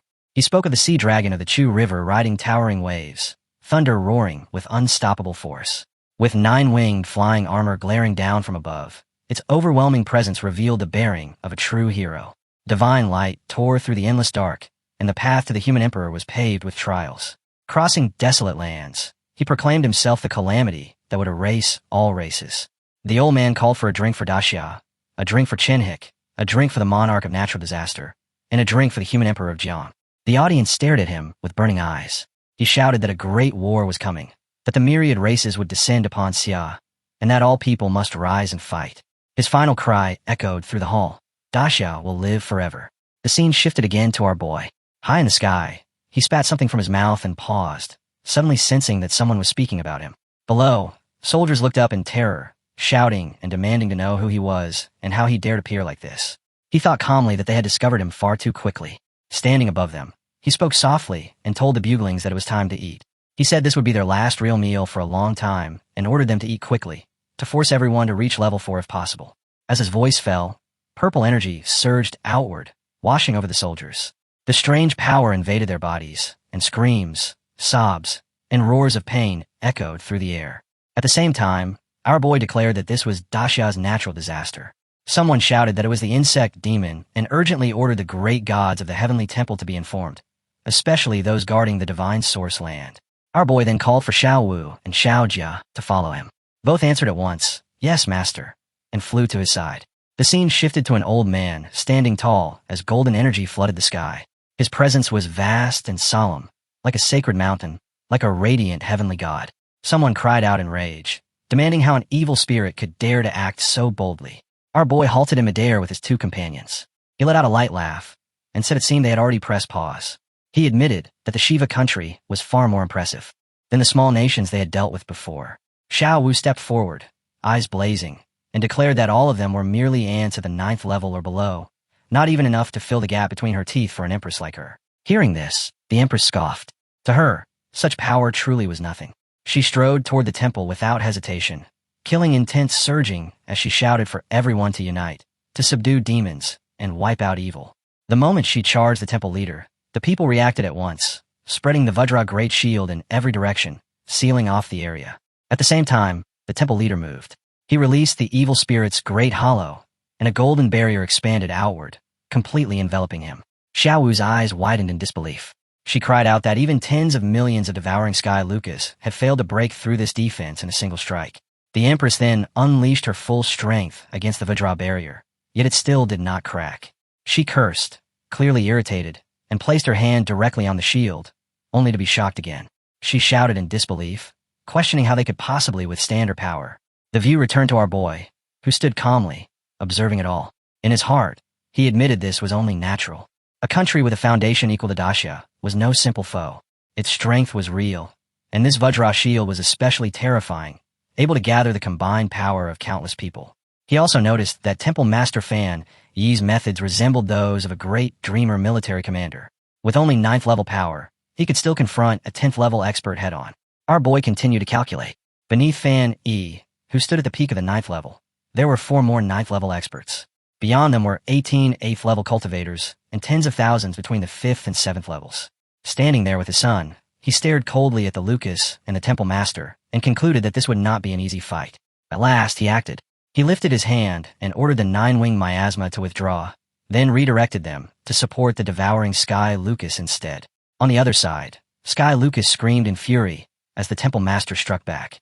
She took the blow head-on, yet roared defiantly, proclaiming that this Empress could even devour the heavenly Tao and needed no one's help. Our boy said nothing, only watching her closely. Then he spoke her name calmly, calling her the devouring Sky Beast. In that instant, the Empress expanded into a colossal form and launched another savage assault. Xiao cried out, urging the devouring Sky Beast to rise. A gigantic Empress appeared, roaring madly, driving herself to strike harder, to tear everything apart, to crush all resistance. Her massive body burned with rage, eyes glowing blood red. She swore that if she could not break the barrier today, she would lose all face. With a thunderous crash, the Empress hurled herself into the Vajra barrier, shouting that she would devour them all. This time the force was overwhelming. The shield cracked, then shattered, fragments scattering in every direction. The released energy was so violent that the defensive formations collapsed on the spot.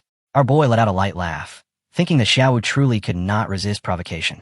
Once stirred, she went all out, making everything much easier. Just then, his son suddenly complained that his head was hurting. Inside the crumbling barrier, the Temple Master's followers screamed in terror, crying that they could no longer hold on. The Temple Master looked up grimly and pulled out a strange device, waves of purple energy surging as he shouted for the Vajra Dharma wheel to protect them. Meanwhile, the Empress continued charging forward, smashing and tearing through everything in her path. She moved with terrifying speed, her blows ripping apart anyone who came near the Temple Master. Her hiss was filled with killing intent. Seeing the danger grow, our boy shouted urgently that Xiao was in trouble. He ordered the 9-wing miasma to rush in and help her, adding that if it was still not enough, Xiao Wujia should join the fight as well. At the same time, the Temple Master was already calculating.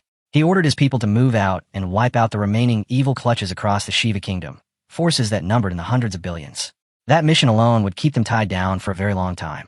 When Xiao Wujia heard this, he looked at his father and said calmly that it sounded like reverse psychology and that he understood what was really happening.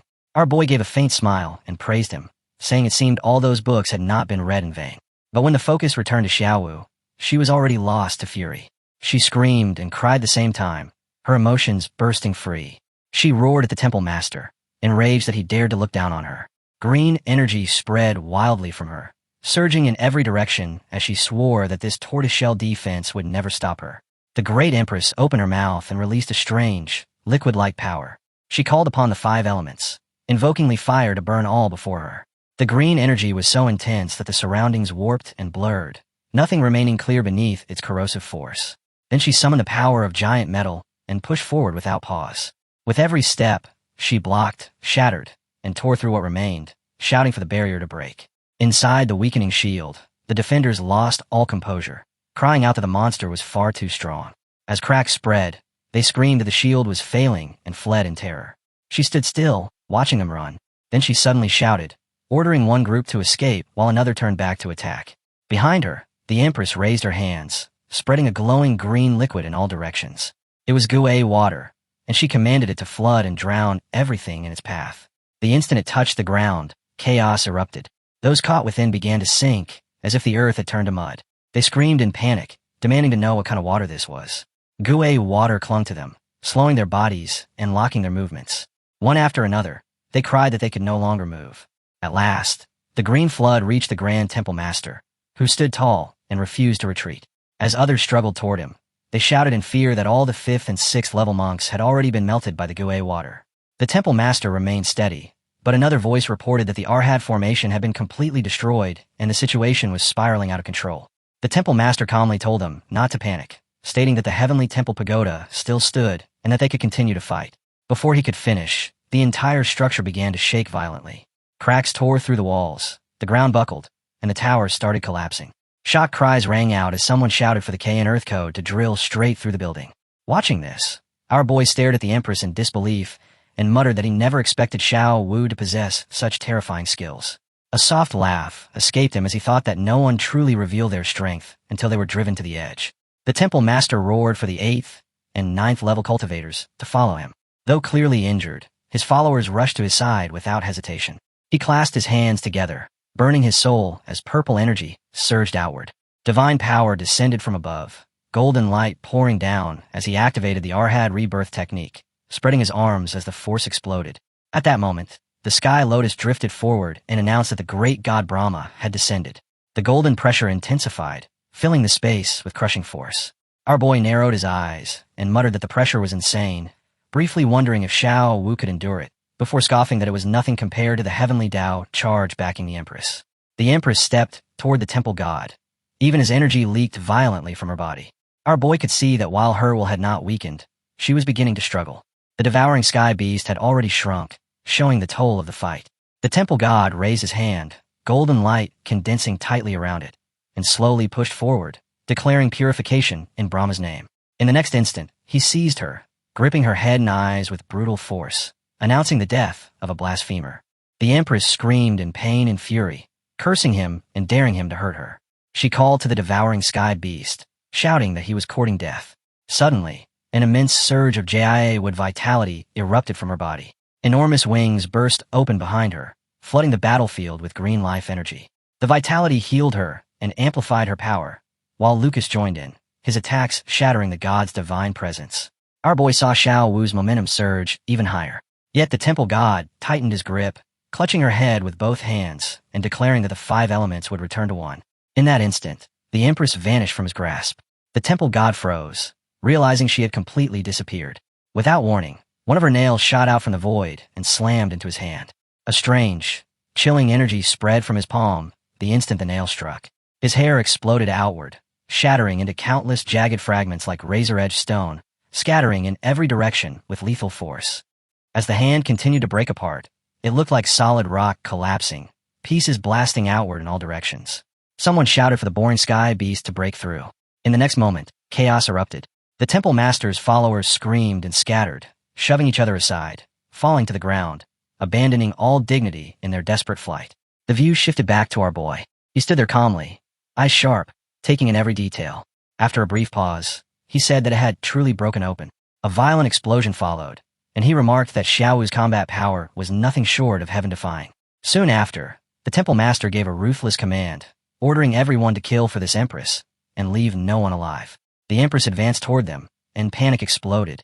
People cried out and ran, shouting for each other spread out. Someone yelled that there was no other choice and that they had to use their trump card, the divine source fruit. As the Empress closed in, they pulled out the fruits. They claimed that even at only 80% maturity, eating 2 would push them into the 10th level. While swallowing them, some muttered that unstable cultivation was better than death. Others snarled that anyone who ruined their foundation would be killed without mercy. At the same time, Brahma's divine power surged and broke into the 10th level as the Empress kept advancing. Brahma's phantom appeared. The serpent god descended as its 10th level strength was restored. A powerful girl manifested as Vishnu returned. A man bathed in golden light emerged. Then Mahakala appeared, swords in hand, radiating ferocious energy. After that, Ganesha descended as well, a towering elephant form wielding twin blades. Through it all, our boy observed without missing a single detail. He realized that they had all stepped into the 10th level. A trace of unease rose as he wondered if Xiao Wu could handle this. The scene shifted to her. She stood firm, calm and unshaken, staring straight at them. Our boy activated Chirono's 3-second prediction, and his eyes widened in shock. She was still standing there, but he sensed that Xiao Wu was about to be hurt. The skills the Sky Lucas had used earlier were clearly reaching their limit. As she stepped forward, she coldly asked who they thought they were trying to scare. Lined up before her, the newly advanced enemies faced the Empress head-on. She sneered and said that just because they had reached the 10th level did not mean they could threaten her. In her eyes, they were nothing but frauds. Her voice rose, the pressure thickening. Our boy shouted for her to come back. She turned and asked why. Before anything else could happen, the divine domain unfolded. The demon-slaying staff struck with killing intent, purple energy crashing toward her. The UMI whip followed, then the chakra blade. The Dandana sword came next, along with the tiger claw. Attacks closed in from every direction, yet she stood alone, meeting them head-on without retreat. Our boy shouted again for her to return. At that moment, the divine elephant prison fully activated, suppressing her body. He stepped forward, seized her, and spread his hand as his martial god transformation erupted. Immediately, the army formation power of the 9th Netherworld burst forth. As all their forces collided with his energy, he glared at them with absolute dominance. She said that the devouring sky locusts had already scattered. In the next instant, countless locusts poured out across the battlefield. She grabbed our boy's hair, shaking his head and shouting for him to let her go, insisting she could still fight. He snapped back for her to be quiet and ordered all devouring sky locusts to return to the bug nest. Then he turned to the girl and called her by name, Xiaochan. Xiaochan lost control and went berserk. You, Grandpa Tree. And I rushed to hold her down to protect her and keep the situation from worsening. She quickly answered our boy, telling him not to worry and calling him her lord, clinging to him tightly. As our boy moved forward, the temple master's comrades appeared and blocked his path. They called out his name, Jiang Chun, demanding to know where he thought he was going. One by one, they stepped out, declaring that with the combined strength of the 5 of them, he would surely die today. Our boy stopped. He planted his feet, looked at them, and calmly asked if that was truly so. In his mind, he had planned to save some of his trump cards for the coming battle with the Primordial. Grandpa Tree had already said he was tired, but since these people were rushing to their own deaths, he decided to deal with them first. With a single thought, he summoned his 4 divine pets. As the idea formed, the snake, the unicorn, the lion, and the wolf appeared at once. They stood tall and declared that they were ready to fight and die for their lord. The instant the divine pets appeared, the entire temple side froze. Faces drained of color as they stared in disbelief. Someone cried out that these were all peak, 10th rank primordial creatures. To them, it felt unreal, like a nightmare made real. The lion moved first. His roar shook the sky itself, golden energy bursting from his voice. When his paw slammed into the ground, waves of power rippled outward, cracking the air. The temple master stepped forward to face him, gripping a strange device as thick purple energy poured out, activating the demon-slaying curse. When the lion advanced, the two stood locked against each other, their forces colliding and pressing evenly. Seeing this, the temple master shouted for his comrades to spread out. In the next instant, the lion's blazing sun golden eyes flared. A sharp beam of light shot straight into the temple master's eyes. He screamed, stumbled, and clawed at his face, crying out as he lost all control. Then the great sun-buried sand technique descended. Razor-edged golden energy stormed toward him. He could not resist. His body was torn apart within the raging light, flesh shredded until only a skeleton remained. When the lion finally stood still, the remaining comrades were left in shock. Some cried out for their master, others stared in disbelief, shouting that he had died just like that. Not wanting the lion to take all the glory, they yelled for everyone to attack. One pointed ahead, declaring that he would handle the snake woman, claiming he was stronger than Binu. The battlefield split apart. The wolf, the snake, and the unicorn charged toward different enemies. One foe shouted that he would judge Haishi. The snake answered by releasing a mist mixed with white energy, while the girl unleashed her divine frenzy. At the same time, Wolf Fong surged forward, golden power spreading as he activated the Golden Will Protector. The unicorn followed, releasing chains of sin that bound their targets. Elsewhere, the temple comrade Dena activated demon-slaying arts, while Xingbi turned and fled without hesitation. Soon after, the spirit of the Grand Temple Master appeared, urgently ordering them to go to the divine Snow Mountain to summon Garuda. The others responded at once, agreeing without question. The scene returned to our boy, who stood calmly, watching everything unfold before him. After quickly judging the situation, he spoke casually and told them to go ahead. It would save him the trouble of hunting them down later. Grandpa Tree pulled her back properly. She struggled, shouting for him to let go, swearing that she would personally kill those jerks. Grandpa Tree warned her coldly that if she kept disturbing him while he rested, he would turn her into a fruit. She sat near the roots, still trembling. When he said that, she finally stopped. Closing her eyes, a tear slipped down her cheek. Then she cried out that it was all because she was too weak, that her level was not high enough. Otherwise, she would have devoured them in a single breath. Zhao Chen stepped closer and told her gently to behave, saying those jerks would be dealt with, and that for now, they should just watch the show together.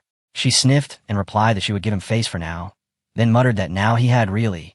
The scene shifted back to our boy, standing with his divine pets. He said calmly that they now had two choices: surrender or die. Someone answered that they would rather die than surrender. Our boy turned his head and replied that they were still clinging to hope, believing Garuda would avenge them and free their souls. He nodded and said that was fine, that he would set them free and see where their souls would go. As he spoke, a golden line shot outward, waves of golden energy roaring as they tore through everything. The power shook the heavens, reducing their defiance to dust. The focus shifted to the snake, who used a shadow secret art on the girl, locking her throat so she could not speak. But snakes from all sides shouted surrender, seized her, and forced the sound in her ears. The secret technique, eternal slumber, began devouring her. Then it shifted to the wolves. Fallen Fong broke through, slaughtering another group of temple comrades. They tried to fight back, but he was stronger. With a roar, he released his power, seized a man by his clothes, and devoured him. A voice declared that Fenrir had completed his mission. On another side, the unicorn bound a man with chains as he screamed in terror. Then the unicorn charged, driving his horn through him. A voice rang out, announcing the punishment of justice and the breaking of illusions. Our boy watched quietly and said that they were doing well. He ordered them to take all the divine weapons. Then he added that all the souls belonged to Xiao Jia. Xiao Jia replied that even a mosquito's leg was still meat, thanking his father as he spread his energy outward. Our boy thought to himself that these little brats had even learned sarcasm. Then, all at once, the sky locust burst out complaining, calling him biased, shouting that he would not even let this empress swallow a single one. Our boy immediately felt another headache forming in his sea of consciousness. Too many troublemakers, he thought. He sighed, worried about the empress, then said for her to stop shouting, that all of it was her food. She froze in disbelief, then huffed that she would forgive him for now, but this would not happen again, and that even eating could not shut him up. When she was done, she swore she would deal with him properly. As the divine beasts gathered around him, our boy frowned and muttered that Garuda was taking far too long. Maybe he could not leave the divine snow mountain at all. Then he called out for the divine beasts to follow him there. They understood immediately. Moments later, his eyes widened. He asked what was going on as the scene shifted to a mountain-filled battlefield, energy surging everywhere. He said this must be Garuda's domain, and that the force field was restricting their abilities.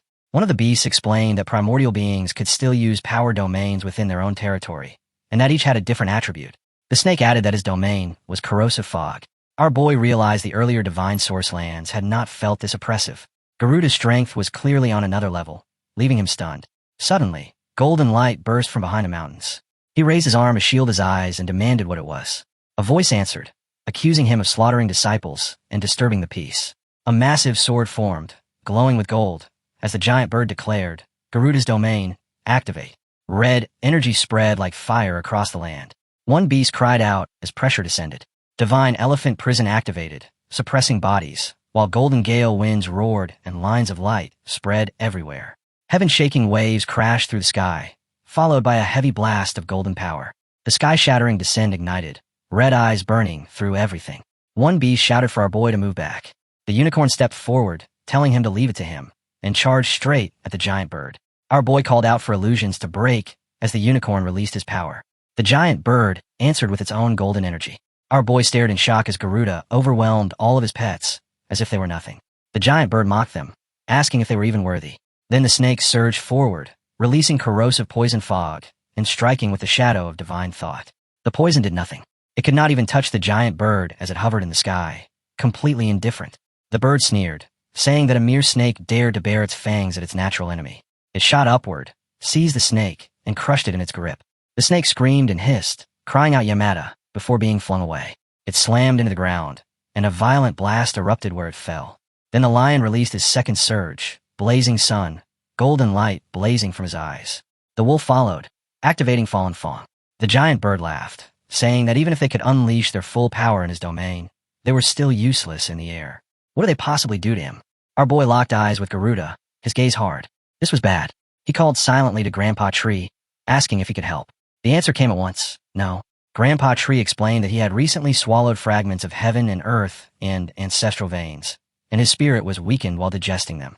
The ancestral vein here was even more violent, and he needed time to stabilize. Still, he added that if the bird was defeated, he could help grow another rainbow fruit. Our boy accepted it and stood his ground. He told himself that if he wanted to win, he could not fight blindly. Numbers and plans flashed through his mind.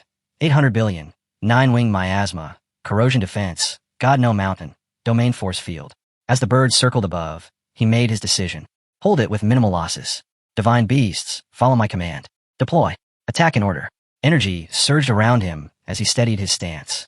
He refused to believe this was something he could not overcome. The golden eagle tore through the sky, only to be swallowed by a sudden storm of dust and crawling shadows. In a single heartbeat, its vision vanished as countless insects clung to its body. It shrieked in shock, wings beating wildly as it tried to shake them off, but the swarm only thickened, turning the air into a living cage. Snapping back to its senses, the eagle surged forward, massive wings slicing the heavens as it curved around the cliff, dodging strike after strike. No matter how many there were, it refused to believe such creatures could bring it down. Sensing something was wrong, the eagle climbed higher, realizing the swarm was not a distraction but a drain, leeching its strength with every second. With escape cut off, it chose to fight. Its wings slammed downward, and waves of scorching fire burst outward, flooding the battlefield in blazing heat. Fireballs detonated as they struck the insects, shockwaves ripping through smoke and flame, lighting the sky with violent explosions. Then it noticed the truth. The creatures were destroying themselves. Fire and ash twisted together, forming a dark vortex as the wind devoured the flames, until the world fell into an eerie silence. The golden eagle recoiled as the pressure deepened. Even Karma's fire was smothered by the 9 nether vortex. Just as despair seemed certain, Shin moved. He drew upon a terrifying force, and, as his hand fell, a burning red matrix flared to life around him. His body transformed as he entered the war god state, power surging so fiercely that the land itself seemed to glow. He shouted for the divine beast to act before the golden-winged divine eagle could interfere with Kai. His strength surged back, his horn blazing as it radiated overwhelming authority. In an instant, the divine beasts were restored to their peak, and the entire faction returned to full fighting power. From the chaos below, 9 winged insects rose in endless waves, hurling themselves at the golden-winged divine eagle and detonating in violent bursts that turned the sky into a curtain of smoke and fire. Orders echoed for the eagle to reveal itself. Beneath the Jia tree, Xiao Jiao curled into herself, sobbing for the children she had lost. Xiao Chan saw her and whispered her name. Xiao Jiao lifted her head, wiped her tears, and slowly stepped forward. Xiaowu tried to follow but was caught in the roots. When Xiao Chan wrapped Xiao Jiao in a trembling embrace, she cried that it felt like she had finally awakened after an endless sleep. At the sound of her name, Xiaowu froze, memories crashing back. This was the Xiao Jiao her master had spoken of. Shock and anger flared in her eyes as Xiao Jiao bared her teeth, ready to strike. Before either could move, a figure leapt between them, seizing Xiaowu by the neck. Calm words followed, breaking the tension. This was not prey, but family. The outsiders were still locked in battle beyond the barrier, and if Xiao had truly recovered, then she needed to return to the fight. The moment she heard this, her expression darkened. In her mind, the children had only been hurting themselves after waking up. Without hesitation, her body dissolved into a streak of light and shot into the sky, worry for her father burning in her chest, leaving only a promise that she would come back and settle everything later. Behind her, Xiao Chan tried to restrain Xiao Wu, who was still struggling and shouting that fear had no place in her heart. The world shifted back to the battlefield. Shin stood at its center, commanding the flow of war. His silver hair lashed wildly in the wind, red eyes sharp as he issued the order for remote suppression. The moment his signal fell, everything moved. Chains descended from the heavens, while waves of mist and toxic smoke poured in, layered with corrupt spells and vicious curses. The golden-winged divine eagle was caught and staggered, but it roared, flames erupting as it burned the chains to nothing and unleashed a slicing gale in return. As it turned, Jiangshun barked for greater output. Fenrir surged forward like a launched arrow, his form splitting into multiple shadows that closed in from all sides. With flashing fangs and blinding speed, Fenrir struck, releasing the Sun Munjal Devar. The eagle convulsed, then spread its wings wide, karma flames tearing through the oncoming form. Fenrir's clone vanished in a coil of black smoke, and the eagle looked down in scorn, as if mocking something so fragile. But its expression froze. The smoke was not fading, it was gnawing at its divinity.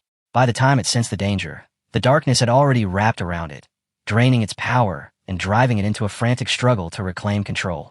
Seeing the shift, Shun ordered the suppression to close in. The chains tightened, poison thickened, and the eagle hissed in fury.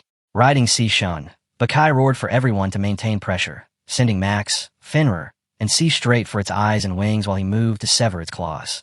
With the enemy bound and weakening, Max dove first, locking onto its gaze and firing a beam that burned into its pupils, forcing a scream of agony. As one eye collapsed, Fenrir ripped through a wing. Tsitsi followed with a venom-laced horn strike, and now blinded, the eagle lost another wing, its howl tearing through the sky. Zhang Shan seized the opening and brought his blade down with crushing force. One of the eagle's claws was already split in two.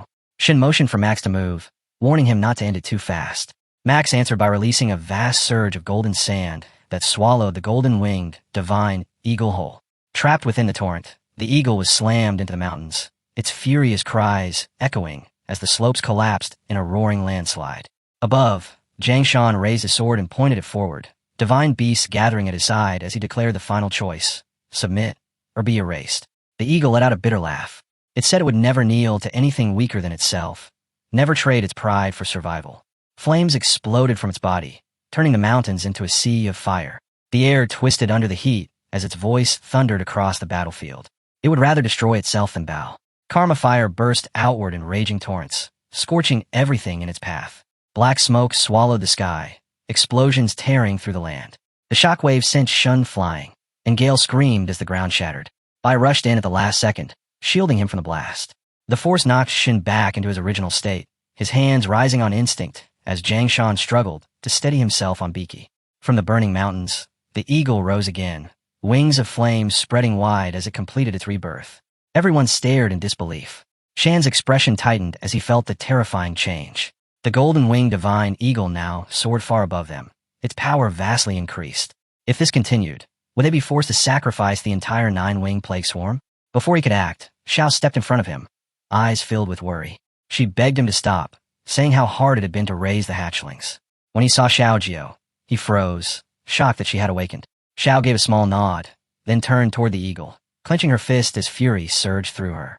Zhang Shan grabbed her shoulder, warning that using the 9 nether shadow form would cast her into a deep sleep. Xiao understood, but her resolve did not waver. The insect's self-destruction had already decided this for her. She stared at the eagle, ready to pay any price to protect them. Shin reached out and gently brushed her cheek, offering a calm smile. He told her she would not need to fall into a deep sleep. She only had to draw on the 9 void power and leave the rest to him. Xiaojiao asked if he truly had a plan. Shin raised his hand, and a glowing system panel appeared, the one his clone had refined through endless training within the cosmic time flow tower. The moment had come to shatter the barrier and ascend to the triple god realm. As he spoke, the barrier-breaking process began. 2 massive golden beams tore into the sky as Zhang Shan descended from the mountain. The golden-winged divine eagle twisted aside while mountains and seas trembled, spiritual currents erupting in a violent surge. The system's voice echoed again and again, announcing the completion of the 5th and 6th ascensions. Authority to withdraw the Mother Swarm was unlocked, and the system presented the final prompt, requesting confirmation to begin the withdrawal. And as the lines take shape, a gentle, light blue energy begins to drift and coil around him until, without warning, a screen flashes into existence announcing that the drawing is complete and congratulating him for obtaining the primordial mother insect, the void soul devouring ant, and almost immediately another interface follows with fuller details. The name reads Void Soul, Devouring Ant. Its origin is listed as Primordial Void. Intimacy is locked at 100%. It is described as extremely bound to him. Its level is marked LVO, and its devouring value sits at 0%. From that same glowing blue aura, a tiny light blue ant slowly forms, as if condensing out of mist. And then yet another screen pops up to lay out additional stats, stating that the number of offspring is 0, that its talents include bearing the void shackles and devouring void inscription, and that its reproduction conditions are tied to void power. Things like divine souls, seeds of consciousness, and the 7 emotions and 6 desires, while also making it clear that reproduction can only occur once the devouring level reaches 100%. Our boy leans in and studies the little insect carefully, but the more he examines it, the more his expression turns uncertain, because he mutters that the information feels far too limited, with not even a hint about combat strength. He wonders what devouring the void is even supposed to mean, and after a moment of thought, he looks at the tiny blue ant again and doubts out loud whether something so small can fight at all, before finally letting the worry go and deciding that instead of overthinking it, he should evolve it first and see what happens. He lifts his hand, and in an instant a drifting blur of light blue energy streams outward as he activates something called divine evolution. The process begins, carries through, and when it finishes the glow gradually thins and fades, and the moment he looks again, shock locks him in place, because on the ground there is no longer a little ant at all, but a cute, gentle-looking girl. The insect has transformed into someone soft and innocent, sitting there as she calls him father. He stays stunned, nearly frozen for a beat, then bends down to inspect her more closely and remarks that she looks like a weak little kid, so timid, and he questions whether someone like her could really step onto a battlefield. Even so, he reaches out and lightly rests his hand on her hair, and noticing her blue appearance, he decides on a name, Xiaolon, only for her to answer at once, obediently, calling him father again. He sits down beside her and, with a serious tone, asks her to explain exactly what her fighting style is, and she looks up calmly and tells him that her way of fighting is simple. She eats until she is full, a reply that leaves him shocked and confused for a moment before he asks whether she means she has to eat the power of the void, and with stress creeping into his voice, he wonders where he is supposed to find something like that right now. She pauses to think briefly, then says bluntly that there is some available, and with her big eyes, she points toward the grandpa tree and asks if she can eat that tree. Hearing that, he instantly shouts in disbelief, anger flaring as he demands to know what she means by wanting to eat the grandpa tree, and he draws a hard line, insisting she absolutely cannot eat it, so panicked and frustrated that he even grabs her arms tightly as he questions her. Lon stays calm and tells him that he has some really good food on him, and right after those words, Xiao Wu suddenly flies out toward our boy, while at the same time the grandpa tree speaks up and calls out to Jiang Chun, telling him to let her come over, which only makes our boy panic harder as he blurts out at grandpa tree to ask if he's serious, and whether he's planning to turn her into fruit or something.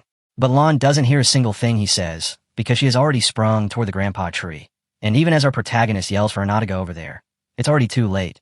Lon leans against the grandpa tree and starts licking it, happily saying it tastes delicious while she keeps licking the green fluid seeping out.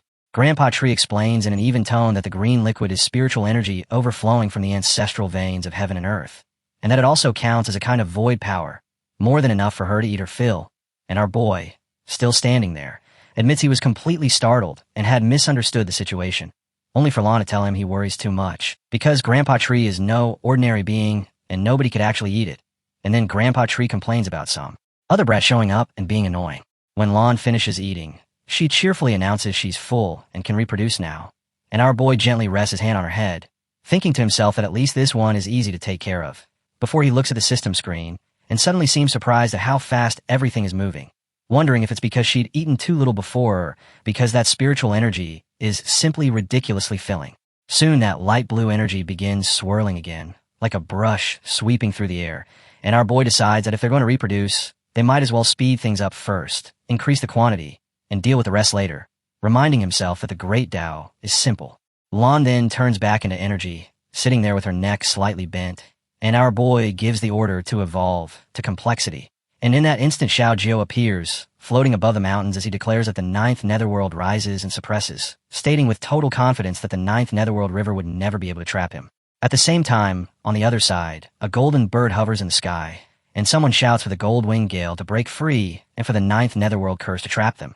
And Xiao Jiao releases his energy and calls on the karmic flames of reincarnation, sending them surging toward the golden bird to restrain it, before Jiao turns nervous and tells his father that if he doesn't use the ninth netherworld killing technique, he can only keep it trapped for 1 minute. Our boy reassures him to behave and says he understands, then immediately turns his attention toward Yin Yang and does the math in his head, realizing they've only got 1 minute.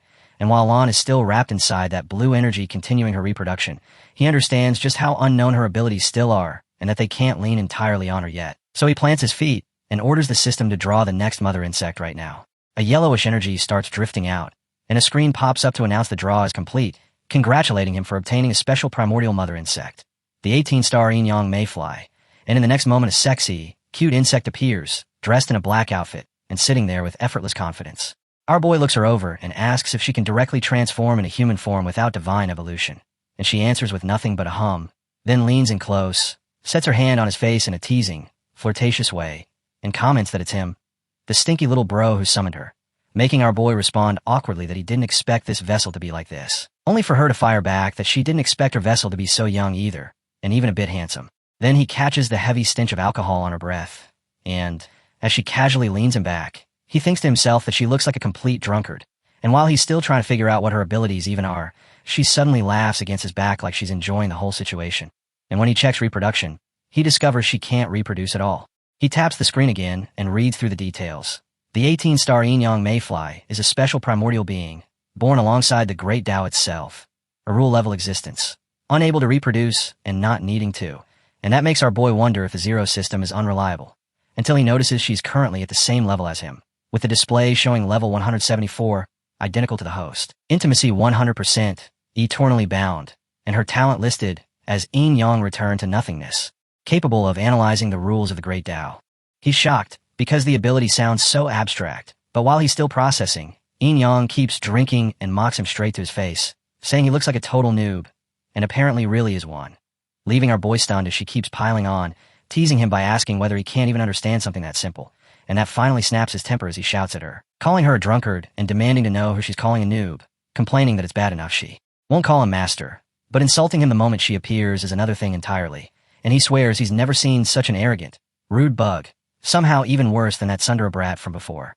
Off to the side, Xiaowu looks surprised while Yin Yang continues drinking like none of it matters, and our boy, forcing himself back into control, formally addresses her as the 18-star Yin Yang Mayfly, and, as her master, orders her to demonstrate her abilities, and she turns her neck toward him and agrees, saying that even though he's a noob, he's still her master for now. She lightly slips her hand beneath his chin and says she'll treat him the way you'd soothe a little kid, and he immediately demands to know what she just said, only for her to counter with a question of her own. Doesn't he want to get rid of the bird outside? Catching him off guard as she finally starts laying it out for him. That bird's power to rise from the ashes hinges on the core hidden in its sea of consciousness, and it draws on the echoes and inscriptions it once carved into the world, above the divine snow mountain back when it was still a god. So, with the resonance of that core, even under a heavenly Tao seal, it can still be reborn by relying on those inscriptions.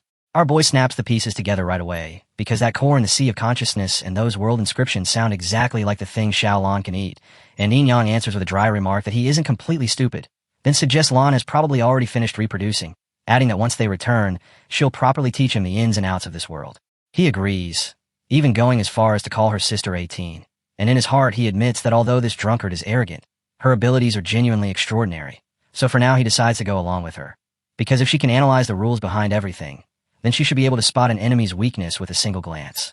With that decided, he calls out to Xiao Lan, telling her to bring the buglings and come with him to handle the Garuda, and grabbing Lan, he immediately starts striding forward as she follows obediently, replying that she understands and calling him father.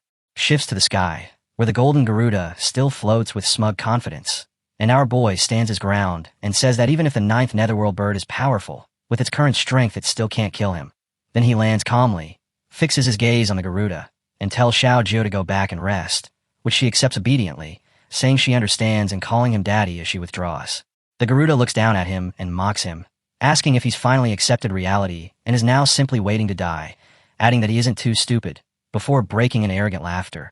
And our boy just chuckles back and tells the bird it's misunderstanding something, staring it down as he says he isn't stupid, but the bird isn't very smart either. That line lights the Garuda's fury instantly, and it snaps that there's been enough nonsense, and orders him to prepare to die. Then, without a trace of hesitation, it surges straight at him at full speed.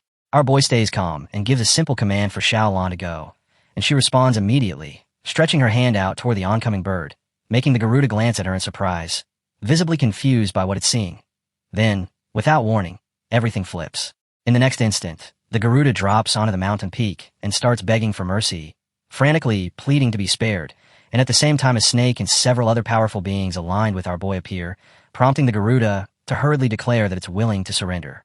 Our boy is completely dumbfounded, because the fight hasn't even truly begun, and yet the bird is already on its knees, so he can't stop himself from wondering how the Garuda ended up kneeling so smoothly without putting up even the slightest resistance. Right in front of him, several spiritual manifestations stand lined up in a neat column, and the wolf is the first to speak, pointedly asking what happened to the Garuda's earlier promise that it would never bow or scrape, mocking the bird's old vow that it would rather be shattered jade than remain an intact tile. The snake answers immediately, warning that this isn't a joke at all, and explains that those are void soul-devouring ants. Even if their numbers are still small right now, they're capable of swallowing the inscriptions that had once been imprinted in the void. Another voice joins in, adding that without the heavenly Tao seal, they could have been resurrected through those void inscriptions even after death, and it suggests the bird must have exploited some loophole earlier. But the moment the void inscription gets devoured, resurrection becomes impossible, even if the heavenly Tao seal is lifted someday, because to restore that inscription, you'd have to lower your cultivation level and return to the void to re-imprint it, which is basically the same as starting cultivation all over again. The unicorn draws a deep breath, visibly shaken, and then the lion admits it's true, saying that if it were in that position, it would have knelt too, and the unicorn agrees, explaining that this has stopped being only about life and death, and now touches future cultivation levels as well. Our boy hears all of it, but the more they talk, the more lost he feels because he still doesn't even understand what a void inscription actually is, and he admits to himself that he has no idea what they're discussing. In the end, he decides to shelve it and just ask that drunkard later when he gets back. Then the scene shifts to the lion flying through the mountains, and it looks toward him and asks father whether it can still eat this. Meanwhile, the Garuda that just surrendered is still in front of our boy, and he stands atop the snake's head and answers calmly that he needs to think about it. But all of a sudden the Garuda begins shrinking as it floats in the air, hurriedly calling out for him to wait, and our boy stares, surprised, asking why the Garuda is getting smaller. The Garuda begs in desperation, pleading with him not to let her eat its void inscription, promising that from now on it will obey whatever he says, no matter what, and then it immediately drops down to the ground and clings to his feet. Our boy can't help reacting to the whiplash of the sudden personality flip, wondering if the mood swing really has to be that fast, and whether such a dramatic change in attitude is even necessary. And he even teases the bird, asking why it suddenly sounds so street smart, and where it learned to talk like that, before telling it to stop wiping snot on his leg, and admitting that he almost preferred the rebellious version of it.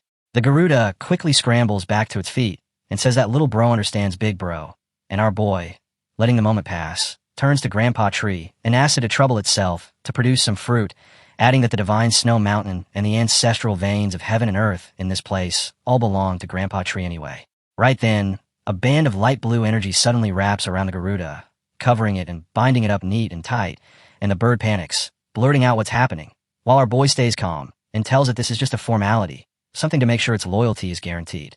A golden sphere appears, and the Garuda compresses into that golden ball, dropping to the ground in front of him as it hesitates and starts to say that, "Father, the babies haven't yet."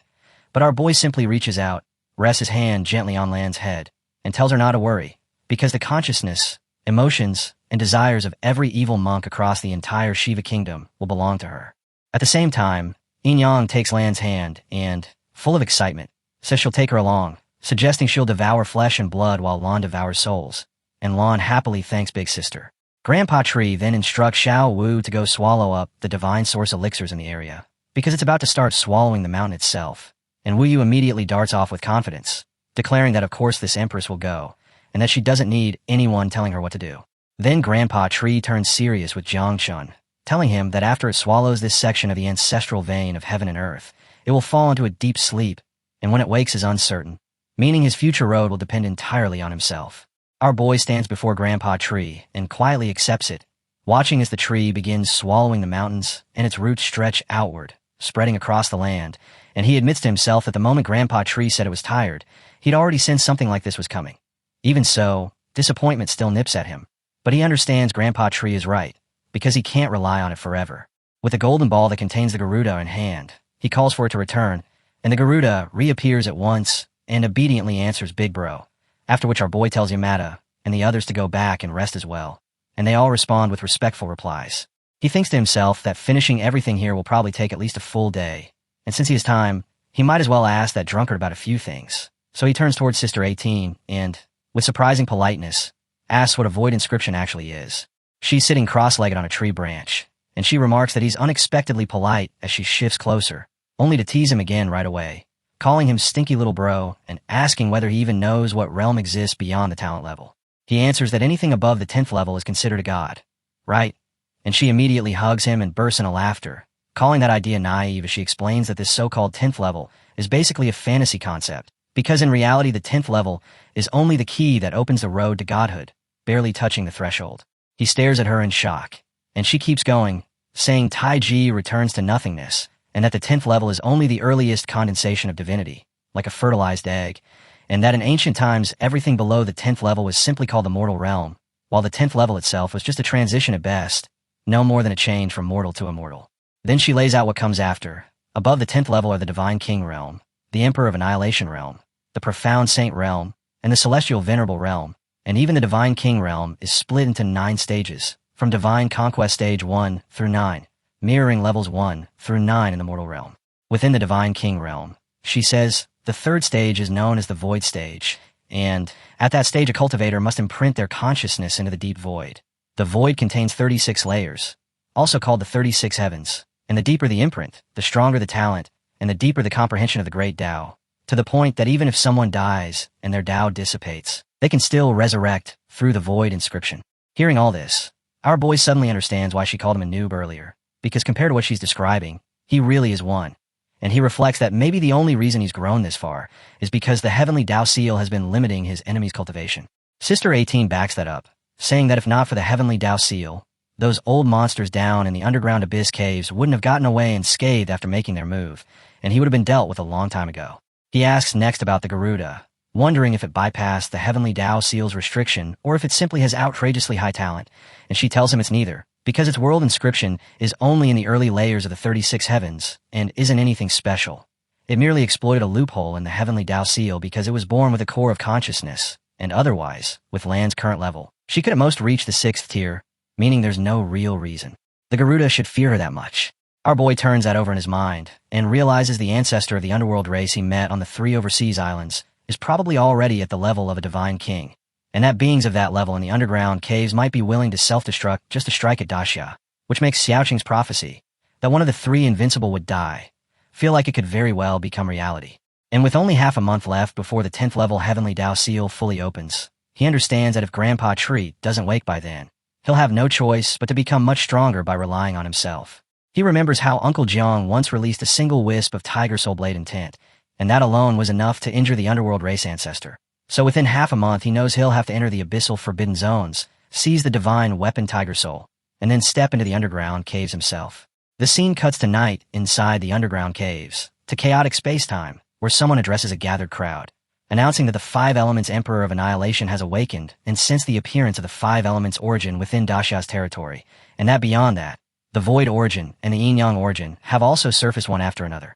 They call an extremely unusual situation, and to be safe, they say they need to raise their bargaining chips ahead of time. Shifts to the Demon Clan, specifically the 9 Peaks Demon King, and he frowns as he questions whether all the origins have truly appeared, because it makes no sense to him. By the heavenly Dao's order, everything should progress from rules, to laws, to origin, and only then to the great Dao. Yet the new era hasn't even begun, and the rules and laws that govern the operation of all things in the world are still in the middle of developing. So how could so many origins be showing up this early? On the other side stands the 5 Elements Clan Elder, the 5 Elements Fire King, flames burning around him as he says their clan doesn't know the exact reason either, only that the origin of the 5 Elements has indeed appeared in the world, and he adds that this era is packed with strange happenings, and almost every one of them is tied to Jiangchen. If this keeps going, and the new era truly opens, the 5 Elements Clan will end up as slaves, a fate they refuse to accept. The Fire King then declares angrily that their ancestor, the Emperor of Extinction, has awakened, and that the ancestor has even stated he's willing to use the Emperor Origin Fruit as a reward. So the Fire King announces to everyone present that whoever kills Jiangchen will receive this Emperor Origin Fruit. All the kings are stunned, because the Emperor Origin Fruit is an unimaginably rare treasure of heaven and earth, containing the Emperor Origin power of all 5 attributes, and no matter what path someone cultivates, they can use it to transcend realms and push even further. The Fire King keeps going, saying their ancestor also ordered them that if they fight, they must fight with everything they have and not fear losses, because this time they must completely annihilate Daxia and make the Yanhua people vanish from this era. And with that, the 5 Elements Clan proposes an even heavier commitment. On top of the previously agreed joint development of over 500 levels, every clan present should send 10 members, and beyond that, each should add 1 more expert from each of the 1st, 2nd, and 3rd stages of the Divine King realm, with the Fire King even declaring that even if he's annihilated by the Heavenly Dao after making his move, it will still be worth it. They all understand that the greater the force they deploy right now, the greater the benefits they'll harvest later when they invade Daxia again. So one clan after another voices agreement. The Underworld Clan agrees, the Ancient Immortal Clan agrees, the Demon Clan agrees, the Abyssal Clan agrees, the Dragon Clan agrees, and together they all back the Demon King's decision. The scene cuts back to Divine Snow Mountain, where Xiao Wuyu floats high above the peaks and proudly announces that this Empress is back, and as she speaks, a heavy green energy spreads across the entire area. Our boy lifts his hand, drawing that green energy toward himself, and a system screen appears to state that the 5 Elements Devouring Sky Lucas has completed its life transition, and that the host can now extract the origin of the 5 element from the insect's body, with the degree of extraction depending on the host's level and the number of offspring. Our boy's eyes light up as he says this is great, because it means his own combat power can rise by a huge margin, and when the screen asks whether he wants to extract abilities, offering yes or no, he immediately chooses yes and confirms extraction.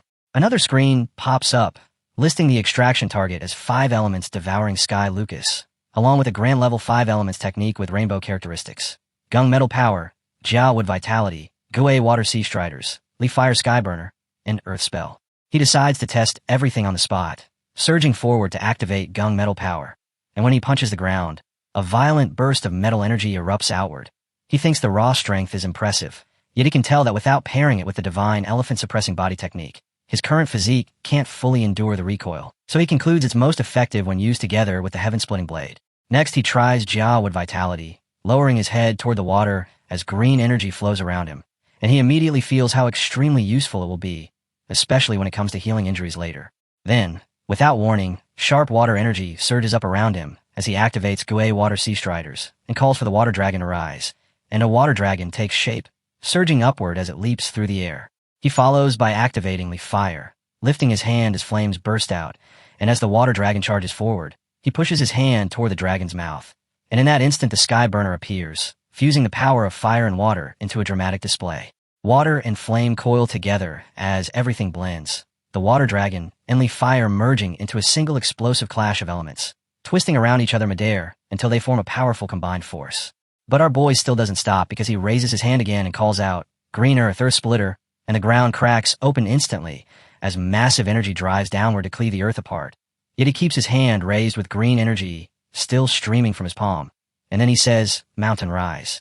In the very next second, the land trembles violently, and a towering mountain erupts from the ground, climbing higher and higher until it stands unbelievably tall, majestic, and overwhelming as it looms over everything.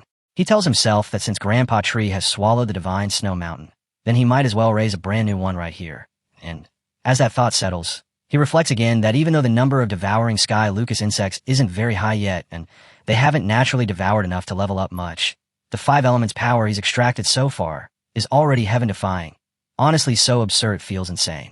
Right then, Xiao Wu shows up and complains, asking why he isn't hurrying up to win this Empress's favor, and he pauses, thinking it over for a moment, when Grandpa Tree speaks again, telling Jiang Chun that it has finished devouring everything and is about to fall into a deep sleep, but before it goes, it has a few crucial things to say. First, it warns him that Tian Yuan's road is full of danger, so he must be extremely careful. Second, it reminds him that there are always higher realms beyond the heavens, and that some things he might think are useless right now will one day become absolutely necessary. And no matter what, it tells him he must never go to the underground caves. Then Grandpa Tree adds a third point. If there's a chance, he should explore prehistoric history. And our boy looks genuinely confused, saying he understands the first two. But what does that last one even mean? What exactly is prehistoric history? And what's the point of searching for it? And he asks if Grandpa Tree is already asleep. Before he can get an answer from the tree, Sister 18 speaks up instead, explaining that prehistoric history is the trace of the manhwa, people existing in other eras, the lost record of the human race in this era. And as for what it's truly used for, she says she can't explain any further at his current level, because if she talks too much, she'll die. He nods and says that no matter what, as long as there are clues, he'll go search for them. And with that, the scene shifts to the borders of Daxia at the Himalayas Pass, where the air feels tense and heavy as the Night Watch commander in charge, Duan Xinghai, asks Hong Yao about the situation, and she is an 18th level country guardian named Nian. Nian reports that the beast tide is already 100 miles from the border, and that they've detected 10 8th tier demonic beasts so far. But she adds that this beast tide is extremely strange, because every beast wears an expression of fear, as if some foreign force is driving them here, which makes her worry that something far more terrifying is behind them. Commander Duan activates his divine sense and sweeps the area, silently measuring out distances. 30 miles, 300 miles, 500 miles. And yet even with his divine sense pushed to the limit, he still can't see the end of the beast tide, and in that moment he understands the situation is far more complicated than he imagined, more than 10,000 times worse than what happened in Chujian. Nian asks if they should notify the 3 lore invincibles, but Duan tells her the decisive battle in the underground caves is about to begin, and the 3 invincible existences are all on the verge of breaking through, so they absolutely cannot be disturbed right now, leaving them with no choice but to fight to the death. Nian draws a deep breath and murmurs quietly that if only her little junior brother were here. And just as that thought leaves her, Commander Duan receives urgent news. The director has sent over images showing insects appearing 800 miles away. Nian jolts and blurts out what. And even Duan is stunned at first, but then he recognizes the 9-wing miasma and realizes it's little Chun. And in that instant he understands something. What they believe was a life-or-death crisis might actually turn into food supplies being delivered straight to them. And he can't help thinking that Jiang Chen's return this time is so grand that maybe only the title of Human Emperor truly suits him now. Opens with the realization spreading across all of Blue Star that only one person holds that kind of terrifying power. The human sovereign, Jiang. And with that, everything finally clicks into place, because what sort of existence could frighten even an 8th-ranked demonic beast? The answer is simply human sovereign Jiang, and the moment everyone understands he has returned, all the fear about the mired race attacking XIA dissolves on the spot, replaced by a feeling of safety, so immediate it's almost physical.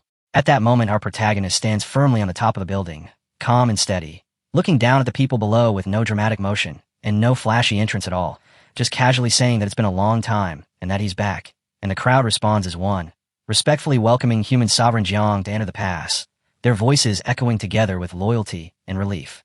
As he stands there, he quietly thinks about how it's already been a full month since he traveled from the Sakura nations to the Shiva nation, and the longer he stays away, the harder it becomes to leave his homeland behind, that emotional pull sinking deeper than he expected. Then, suddenly, Nuan rushes forward in tears, calling him a stinky brat, and saying that if he was going to come back, he should have just come back properly instead of scaring his senior sister half to death, her emotions spilling out in that familiar mix of worry and anger. And right then Duan gently places a hand on Wanakamer, while our protagonist steps closer and lightly teases her, saying it's been so long since they last saw each other that even if she doesn't want to admit she missed him, she doesn't have to start by yelling at him, only for that to irritate her even more as she steps forward with an even angrier look and snaps that she can't be bothered with him, calling him a single brat. And all the while, she secretly thinks to herself that this brat is getting more and more charming, and it's honestly becoming ridiculous. Duan walks up to the protagonist next, and says he's finally returned. Then he immediately switches into a serious report. Most of the slots that were previously handed out for the internal night tower have already been filled, including the ones on the 3 overseas islands, and altogether there are now 12 people at the 8th level of cultivation, with 8 of them already having broken through to the 9th level, while the remaining 4 are so close that they'll definitely break through before the big battle begins. He continues that among the overlords, 28 people have successfully advanced to the 8th level, including Duan himself and Yin Hongyao, and he explains he's arranging for the overlords to enter in rotations according to the quota system, estimating that they can add another batch before the big battle arrives. Our protagonist answers calmly, telling Uncle Duan to arrange everything however he sees fit, and then he asks about Uncle Jiang and the others.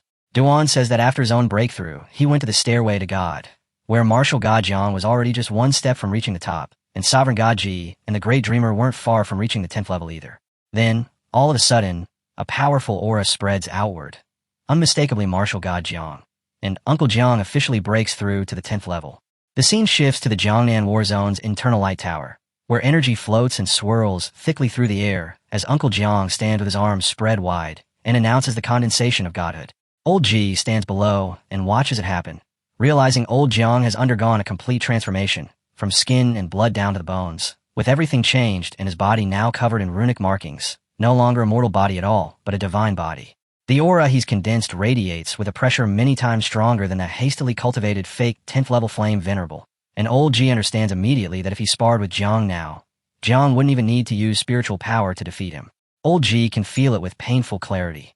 Jiang could crush him using nothing but pure physical strength, and even though the difference between them is only one level, 9th to 10th, it feels like an endless abyss is open between them, a gap that isn't small in the slightest, but completely unreachable.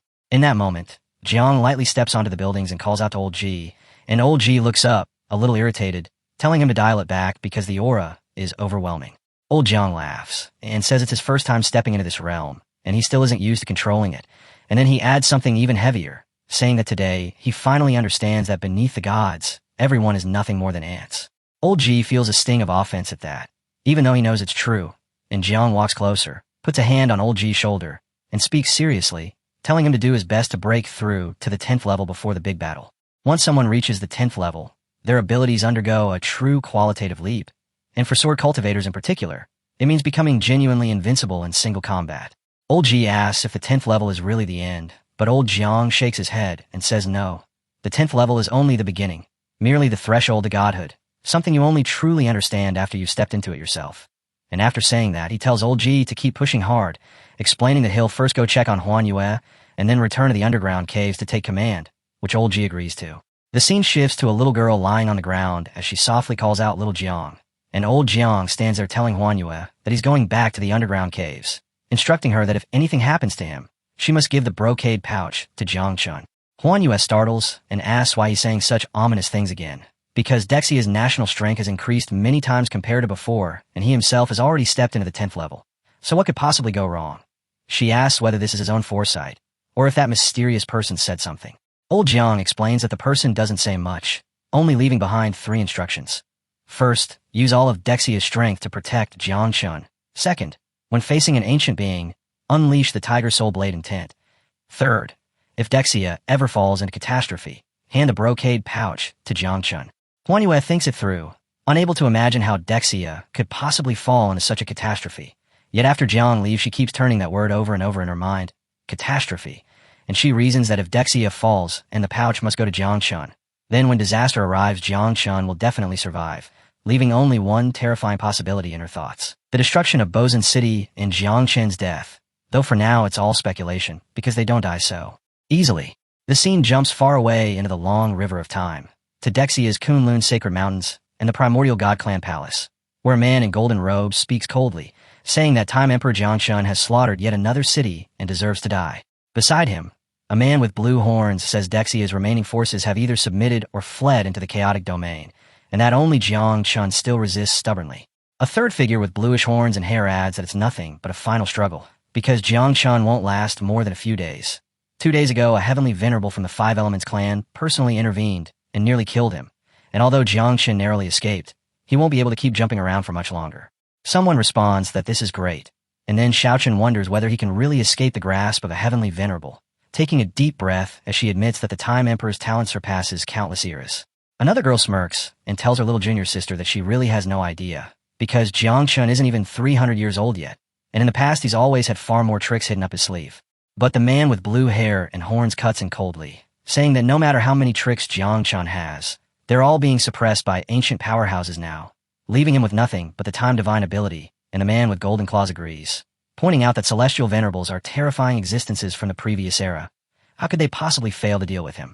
The scene shifts again to a massive tree, bending slightly as a voice calls out, "Master," and our protagonist is shown sitting there in long black robes, while the girl beside him notices his hair has turned completely white, and she suddenly begins coughing. He tells Zyojin that he's fine and that she shouldn't worry, then hesitates and adds, "But you?" only for her to quickly answer that she's fine too, and as he calculates the timing, he says the myriad races will soon attack Xi, which she confirms, saying there's only half a month left. He then states that Uncle Jiang will die soon, and she asks if Master wants to return, but he hesitates because of Xiao Shanu and reaches out to grab her hand, prompting her to ask if he's afraid she'll also fall into a deep sleep like Xiaojiu and Xiaojia. She reassures him there's no way that happens, and says Xiaochan is truly amazing, then suggests they return in a few days, calling it a shame that Uncle Jiang will die like that. And when she says Xiaochan's name so casually, he looks at her in surprise, visibly shaken by something deeper than he lets on. Riding atop his swarm of insects, our hero calculates the time left, knowing that only half a month remains before the heavenly Dao seal shatters and the great war within the underground caves erupts. And as the thought settles, he recalls Xiao Chan's earlier prediction that Uncle Jiang might not survive what is coming. Even though Xiao Chan once said that everything is in constant flux and nothing is truly fixed, the unease refuses to leave him, lingering in his mind as he decides that before stepping into the Tianyuan Forbidden Zone, he must first make a detour to Pajuan City and see Uncle Jiang at least once. Luckily, after subjugating the 5 nations, his overall strength has surged, and aside from Xiao Chan and Xiao Jia, every bugling under his command has undergone significant growth, prompting a full reveal of everyone's current stats. As he reviews them, his attention locks onto Jiang Chen, now at level 164 and carrying the title of Scourge Monarch, a class embodying the origin of all things, the Thunder God, and the tyrannical heavenly martial deity, with abilities such as martial god, transformation, an imperial army, and the growth of all things, alongside equipment that include a heavenly saint blade. Next, the 9-wing miasma is introduced as Zhao Jiui, whose level has reached an astonishing 128, with an offspring count of 80 billion, and power over 9 netherworlds and sealing curses. Following that is Xiao Jia, the crimson-armed elephant beetle, whose level stands at only 45 yet commands 10 million offspring, wielding abilities like Divine Elephant Prism and Suppressing Body, along with the Spear of Hades. When Xiaochan's stats appear, she is at level 30 with just 1,500 offspring, possessing the ability known as Eyes of Time, and soon after, Xiao Chanwu is revealed as the 5 elements devouring Sky Locust, boasting a level of 121, 150 million offspring, and abilities that include Devouring Beast and the Great 5 Elements technique. Another enemy enters the frame, Xiaolan, at level 68 with 20 million offspring, wielding Void Breathing and Inscription Devouring, followed by yet another foe named 18, from the 18-star Yin-Yang Mayfly, who stands at level 164 with no offspring yet possesses unusual abilities of her own. As he finishes reviewing these overwhelming stats, the hero realizes that the Tianyuan Forbidden Zone holds the Tomb of Gods and Demons, a place that could provide a massive opportunity to further strengthen Xiaojia. And with a divine weapon, the Tiger Soul, now in his possession, his confidence in protecting Uncle Jiang and the others rises even further. Before long, he arrives at the Kunlun Mountains, where the entrance to Pejuan City lies just ahead. Yet before meeting Uncle Jiang, he decides to first head to the Divine Origin Land to plant a Jinmu seed and take the chance to meet Qilin while he is there. Thinking it through, he concludes that since the opportunity presents itself, he should confront Qilin, the one who once defeated Uncle Jiang, and give Uncle Jiang a chance to vent his anger. And with that decision made, he summons all the buglings and announces that their next destination is the Divine Origin Land of Daxia.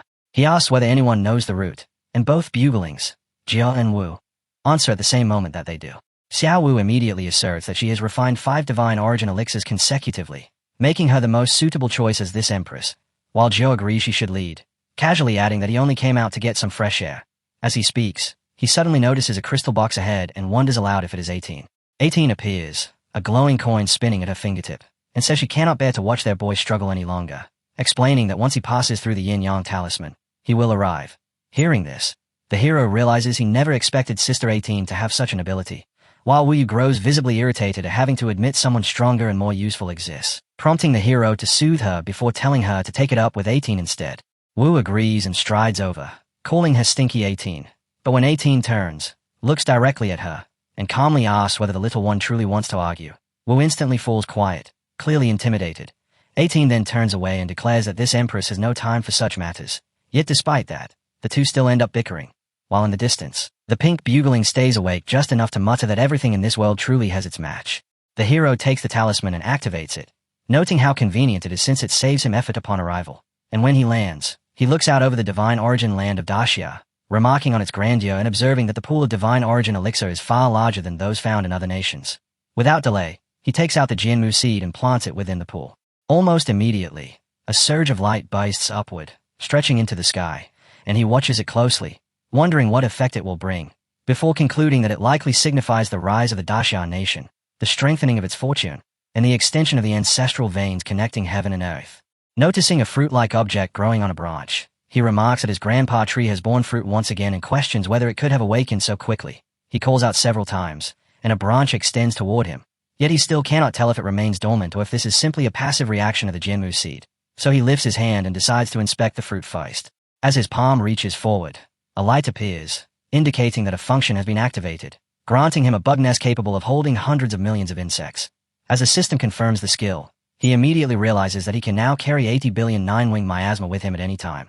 And when the light condenses into a tattoo on his hand, he reflects that Grandpa Tree remains considerate as ever, even while asleep.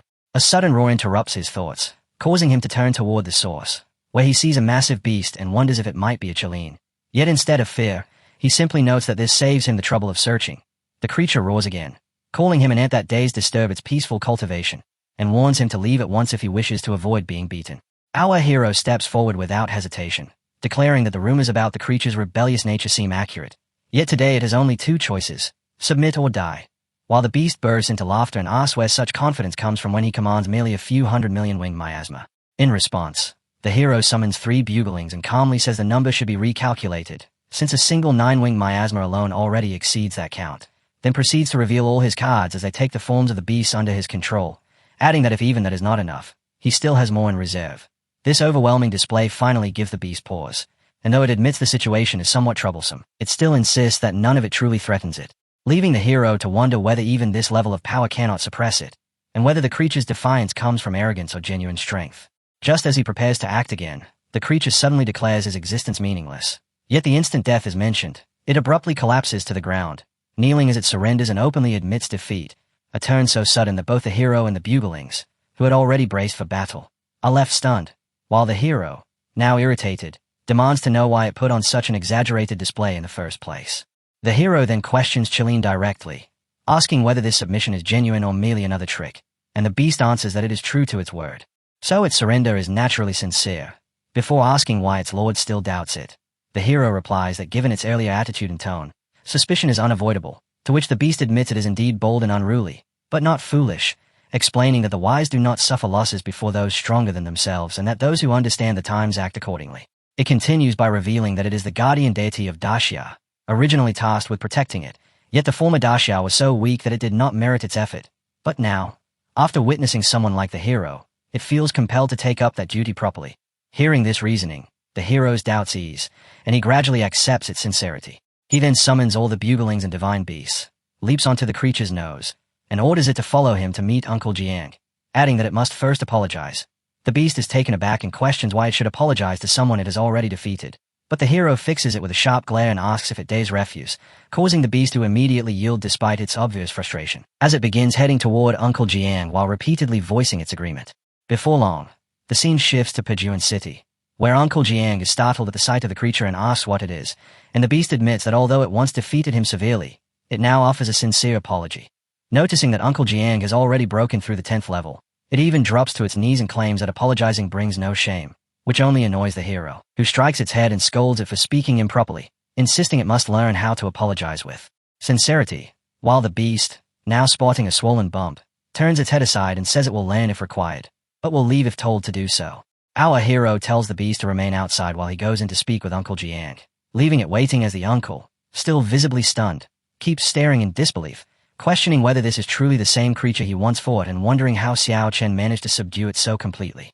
Inside, the hero informs him that the beast will stay by his side from now on, prompting Uncle Jiang to laugh and remark that such a gift is both excessive and deeply satisfying, after which the hero asks if something has been weighing on his mind.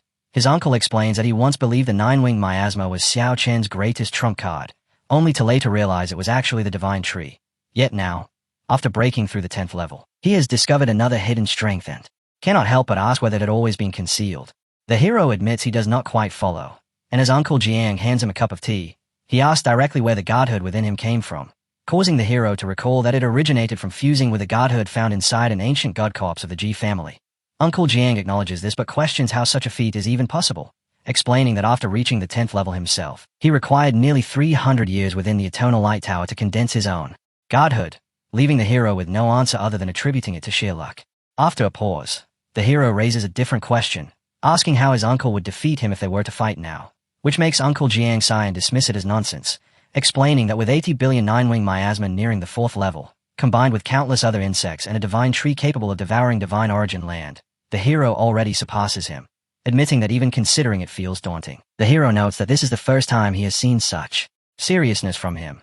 Yet Uncle Jiang continues, adding that if he were to reach the 3rd stage of the Divine King realm, and if the divine tree did not interfere, then the outcome would tilt in his favor with a 70-30 advantage. Accepting this, the hero shifts the topic and asks about the ancient history of the Yunuang people, and Uncle Jiang explains that the prehistoric Yunuang race once stood as the overlord of all races, but that their modern history has been deliberately erased and turned into a forbidden subject, with rumors stating that 400 years ago, the human sovereigns were torn apart by countless races after uncovering that very history. When the hero asks what secrets lie behind it, his uncle admits he does not know, as every attempt to investigate has failed. Hearing this, the hero realizes that the answers can only be found after fully exploring the underground caves, so he says that he will soon depart for Tianyuan and will meet again after he returns, asking his uncle to take care. Uncle Jiang understands that the boy has already sensed something deeper, something possibly tied to fate and causality, and chooses not to weigh him down further, instead reassuring him that with his current strength, along with the god-slaying army in Qilin, there should be no danger, adding that the Great Dreamer and Jilinkyu are also nearing the 10th level, which will ensure Daxia's safety. With that, the hero finally feels at ease, while Uncle Jiang reminds him to remain cautious, emphasizing that the future of the city rests on his shoulders, and after exchanging these final words, they part ways. Later, our hero arrives at the Guanhai battle zone, where a man greets him with respect, expressing gratitude for the opportunity to enter the Eternal Light Tower and proudly announcing that he has broken through 9 levels, only for the hero to cut him off and tell him to skip the formalities and speak directly about the Tianyuan Forbidden Zone. The man complies, explaining that as Daxia's first Forbidden Zone, Tianyuan is extraordinarily unique and divided into 9 layers of extreme danger, and that even the Yun family has paid a heavy price, having only reached the outer edge of the 9th level without ever setting foot in the first 8, describing that outermost region as a vast burial ground filled with corpses, demons, and endless graves, while anything closer to the core simply ceases to exist. Hearing this, the hero immediately suspects that somewhere among those countless tombs lies the hidden treasure of the duly divine emperor. Yun apologizes, admitting that this is all he knows about Tianyuan and that it may not be of much help, but the hero replies that it makes no difference, as he will uncover the truth himself once he enters. Before long, he arrives at another location where a woman in a red dress greets him warmly, and he quickly recognizes her as Xian Yu, wondering why she is here, while she shyly brushes her hair aside and explains that Uncle Jiang informed her adding that she heard he is heading toward the Julie divine treasure, and since her family carries a trace of Julie clan blood, she believes she may be able to assist him on this journey. As the hero heads toward the cruise ship, he remarks that there is no time to waste and suggests they speak while moving, which she agrees to, and soon the two step through a portal. Just before entering, he reminds her that once inside, she must follow his instructions carefully, and she agrees, after which both vanish into the portal. They emerge onto a vast green field beside a wide sea, and both are surprised to find that the place looks entirely different from what they expected, as the girl observes that aside from the distant tombstones, the surroundings resemble a peaceful paradise, while the hero agrees but warns her not to let her guard down, reminding her that his uncle described this place as extremely dangerous. She nods, but suddenly senses something strange and begins to question it. And at that same moment, the hero notices it as well, his eyes widening instantly as he shouts her name in alarm. He calls out to her, but she is already gone, vanishing without any warning, leaving him disoriented and uncertain of his own surroundings. Without hesitation, he summons all his buglings and spreads them across every corner of the area, ordering them to search for her immediately, and soon countless windows appear before him, displaying every part of the region, yet she does not appear in any of them. He checks every possible location, but there is no sign of her, not even the faintest trace of a living presence, which makes him question why the entire 9th level feels completely empty, and as unease begins to build, fear creeps into his thoughts at the possibility that something may have happened to Xianyu, though confusion remains, because he had sensed no killing intent from that light earlier. He calls over one of his buglings, Shizhan, and asks whether it is possible to glimpse Xuanyue's future by consuming cicadas, but she apologizes, explaining that her current level is too low, and even if she exhausts all her larvae, she can only peer 7 minutes ahead.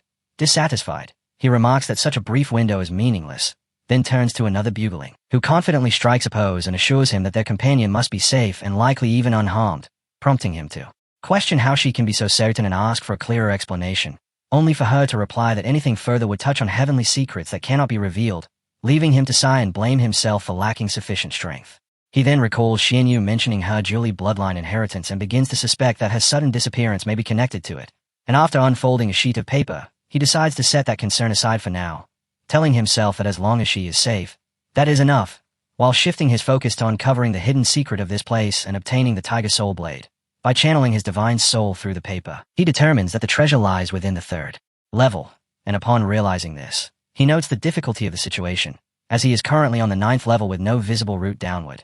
Yet despite that, he summons a shield and advances toward the massive stone structures ahead, stepping forward without hesitation into what is clearly a graveyard of gods and demons. He calls forth Xiao Jia, who immediately complains about not having finished homework, but the hero cuts him off and says to forget studying because he has brought him out for a feast, only for Jia to respond bluntly that there is no need for empty words and ask directly what he is supposed to do, which irritates the hero enough that he orders Jia to lift his head and look ahead. As Jia does so, his eyes light up the moment he senses the demonic aura emanating from the graveyard, where darkness spreads outward and reveals towering stone markers etched with glowing inscriptions, the names carved into them belonging to sea gods, angels, and demons. At once, Jia rushes forward, thrilled by what he calls a heavenly feast, clearly realizing that this time the promise is real, while the hero, watching from behind, wonders how beings of such legendary status could have ended up buried here despite their overwhelming origins, and judging by the names alone, they must have once held immense authority, leaving him uncertain how Jia will handle them. The moment Jia hovers above the graveyard, the tombs of the principal gods begin to withdraw, while the lesser graves shift into defensive formations, a sight that shocks the hero as it suggests that these gods and demons may still retain some form of life. Yet Jia shows no concern at all, treating them merely as food. Suddenly, countless skeletal warriors armed with weapons rise from the ground, declaring that anyone who dares offend the 12 main gods will be sentenced to death. But Jia only smirks and calls for their divine souls to emerge, convinced it will make devouring them even easier. These skeletal warriors are enormous, far from insignificant, and they roar at Jia, calling him an ignorant child and warning him not to advance any further or suffer merciless consequences. But before they can finish their threat, a black spear infused with crimson energy rips through them, revealing the Spear of Hades. The skeleton is instantly reduced to fragments as Jia summons a colossal creature, leaving the remaining skeletons momentarily stunned, though they quickly resume mocking him, only for Jia to dismiss them coldly as nothing more than food, annoyed that they are wasting his time when he still has homework waiting after the meal. The summoned elephant begins devouring the skeletons as if they were brittle snacks, and the survivors soon recognize it as the underworld crimson-armored elephant beetle, a creature long believed to have gone extinct, leaving them unable to comprehend how such a being could stand before them.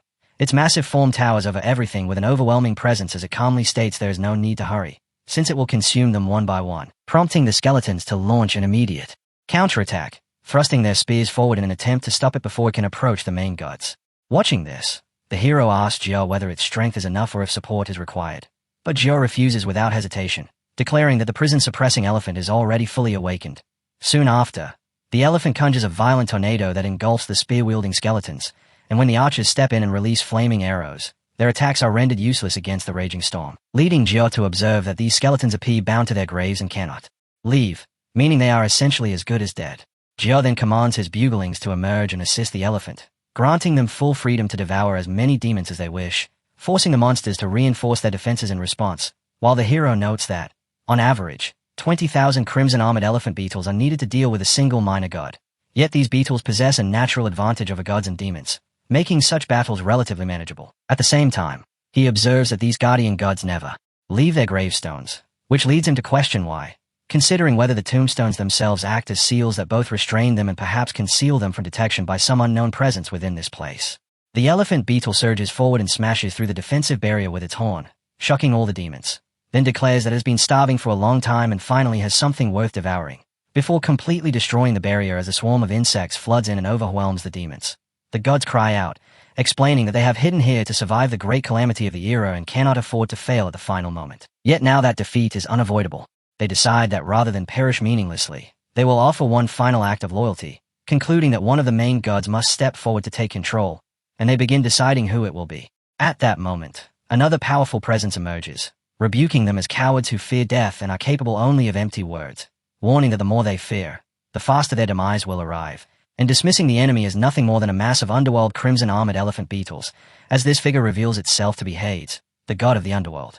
Hades declares that it will act personally, proclaiming that anyone who dares defile the tombs of gods is destined for eternal damnation, then questions how mere insects could possibly comprehend the power of the underworld before commanding the altar of the underworld to rise. Lifting its weapon high, it asserts absolute authority and orders all the guardian gods to offer themselves as sacrifices.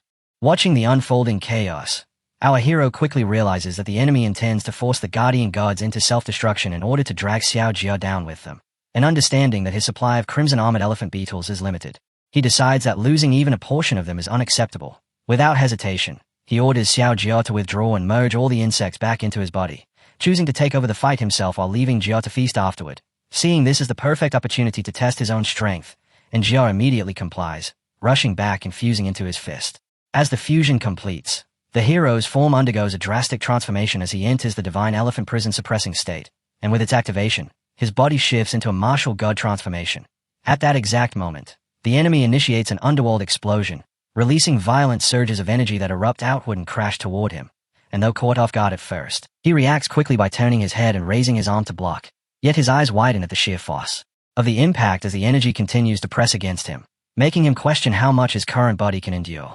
At the same time, Hades steps forward and declares that someone at such a level dares to directly withstand an underworld explosion, stating that since he does not understand the vastness of heaven and earth, he will be left to die without even a place of burial, and immediately follows with another attack, unleashing a devastating crush-shaped explosion.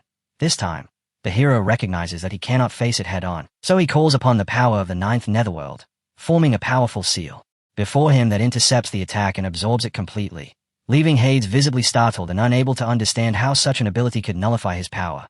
Before Hades can respond further, the hero retaliates by summoning a curse and striking forward, but as the swarm of blue insects surges in, Hades counters with underworld karmic fire, burning the attack away entirely as the clash distorts the surrounding space, leaving the hero breathing heavily while the enemy stands firm against the power of the ninth netherworld, creating a tense stalemate. At this point, the hero begins to question whether Hades has already reached the Divine King realm, or if his own current control and strength are still insufficient to defeat such an opponent.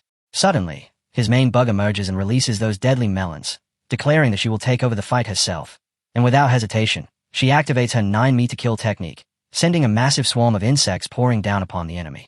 The enemy lets out a cry of pain but quickly responds by summoning a barrier of holy light that repels all evil, forming a green shield above itself that blocks the entire swarm, leaving our hero and his pet shark both surprised that such a powerful attack could be stopped. As they focus on the source, they realize that the one responsible is the goddess of wisdom, Athena, who has appeared to counter the power of the ninth netherworld and its overwhelming insect swarm, and she declares that in the name of wisdom, she will cleanse all evil from this world. Recognizing that another god has stepped in, the hero notes that this holy light appears capable of suppressing dark abilities, which leads him to wonder whether Xiao Wu's grade 5 elements technique could be effective against her. But at that very moment, his unexpected pet, 18, suddenly appears and asks whether someone has invoked wisdom, expressing curiosity about who would dare mention such a thing in her presence. He is caught off guard that she has entered the battle on her own without being summoned, while Athena studies 18 and questions whether she is even human, suspecting instead that she may be another insect-like being. In the next instant, 18 appears behind Athena, laughing as she remarks that Athena cannot even recognize her yet still calls herself the goddess of wisdom, which she finds absurd, leaving Athena visibly startled as she realizes that her opponent ignored the holy light entirely and approached without being detected, something she could not sense at all, prompting her to question what kind of existence 18 truly is. Meanwhile, 18 casually asserts dominance, commenting on Athena's beauty and suggesting she would be more suited to the title of goddess of beauty rather than wisdom, which immediately provokes Athena into anger as she declares that no one in this world may insult her wisdom. With a swift motion, Athena strikes and cuts 18 cleanly in half, causing the hero to react instantly as he rushes forward and calls out, aware that 18 does not possess conventional combat strength. Yet in the next moment, an explosive aura erupts from her as she laughs, calling him her stinky little brother and questioning why he underestimated her, before her body fully regenerates and she reappears before Athena, acknowledging the decisiveness of the attack but stating plainly that she cannot be killed, leaving Athena shocked that such a direct strike had no effect. At the same time, the hero feels both surprised and slightly irritated that he had worried for nothing, while 18 calmly takes a drink and remarks that her statement is not directed at Athena alone but at all of them together, claiming that even if they combined their strength, they still would not be able to kill her. Hearing this, the hero glances toward the surrounding stone graves where the other gods remain, as Hades grows irritated and shouts for 18 to be silent, declaring that he will personally send her to the underworld for punishment. Yet the goddess of wisdom intervenes and warns Hades that he is still injured and should not act recklessly. At that moment, 18 bursts into laughter, mocking Hades as a foolish god of the underworld and saying he would be better off listening to Athena, who, even if not the wisest, is still far superior to someone as brainless as him. Hades is immediately enraged, hurling curses at 18. But Athena remains composed and reminds him not to be provoked by her words, while at the same time, our hero senses something unusual in 18's presence, a strange and almost toxic aura that feels like a method of attack unique to her, leaving him quietly impressed by her domineering nature as he considers that someone like her could likely curse multiple gods to death without much effort. 18 then releases her full aura and declares that despite everything she has said, these so-called gods are still pretending to remain dormant, warning them that time is running out and that if they continue like this, they will lose their final chance to act. As her words settle, the ground begins to tremble and the surrounding stone structures shake violently, prompting Athena to realize that 18 is not merely provoking them but is intentionally trying to trigger something, causing her to question what 18 meant by time and whether she should stop the others from emerging, even wondering if she and Hades alone would be enough to suppress them. Before she can make a move, her thoughts are cut off as all the remaining gods burst free from their stone forms, and at that moment, their leader, Zeus, appears, clearly angered as he demands to know who dares to behave so arrogantly before them. Seeing this, the hero is taken aback, realizing that 18 has provoked every one of them at once, and he cannot understand her intentions, questioning whether she truly has a plan to handle them or if she is simply acting recklessly. Regardless of her motives, he wastes no time and summons all his pets, calling forth the 5 divine beasts and preparing for battle, as one of his strongest companions steps forward and declares that now the king has finally released the empress, then looks upon the gathered enemies with disdain, dismissing them as nothing more than insignificant trash and expressing full confidence that she alone is enough to deal with them, resolving to give everything she has in this, her first battle since being unleashed. Our hero and his swarm of insects quickly form a powerful formation as the assembled gods watch from a distance, recognizing the terrifying forces before them, identifying beings such as the world-destroying devouring locusts, the soul-devouring ants, and other primordial creatures originating from different nations. The goddess of wisdom demands to know his identity and questions how he is able to control so many natural disasters at once, and he answers calmly, declaring himself Jiang Chen, the Lord of Calamity, stating that unfortunately he will not give them any choices today, as their only destiny is to become nutrients. With that, he draws a sword from a portal and steps forward into a combat stance, calling for Shao Jie to coordinate with him in bringing down Zeus, while at the same time assigning Xiao Ju to confront Hera and directing Xiao Wu to face Athena. He then orders Xiao Lan to deal with Apollo and allows the remaining mythical beasts to freely select their own opponents. At last, he gives a final order, commanding them to eliminate every enemy without devouring them, leaving all the corpses behind for Xiao Jie to deal with afterward. Without hesitation, all of them accept their master's command, though Wu casually remarks that serving such a troublesome master hardly makes her interested in any rewards. And at the same time, the hero leaps forward toward the battlefield as Wu charges straight at Athena, dismissing her as nothing more than a foreign goddess and questioning how she dares to act arrogantly before an empress, then ordering her buglings to follow and eliminate the target.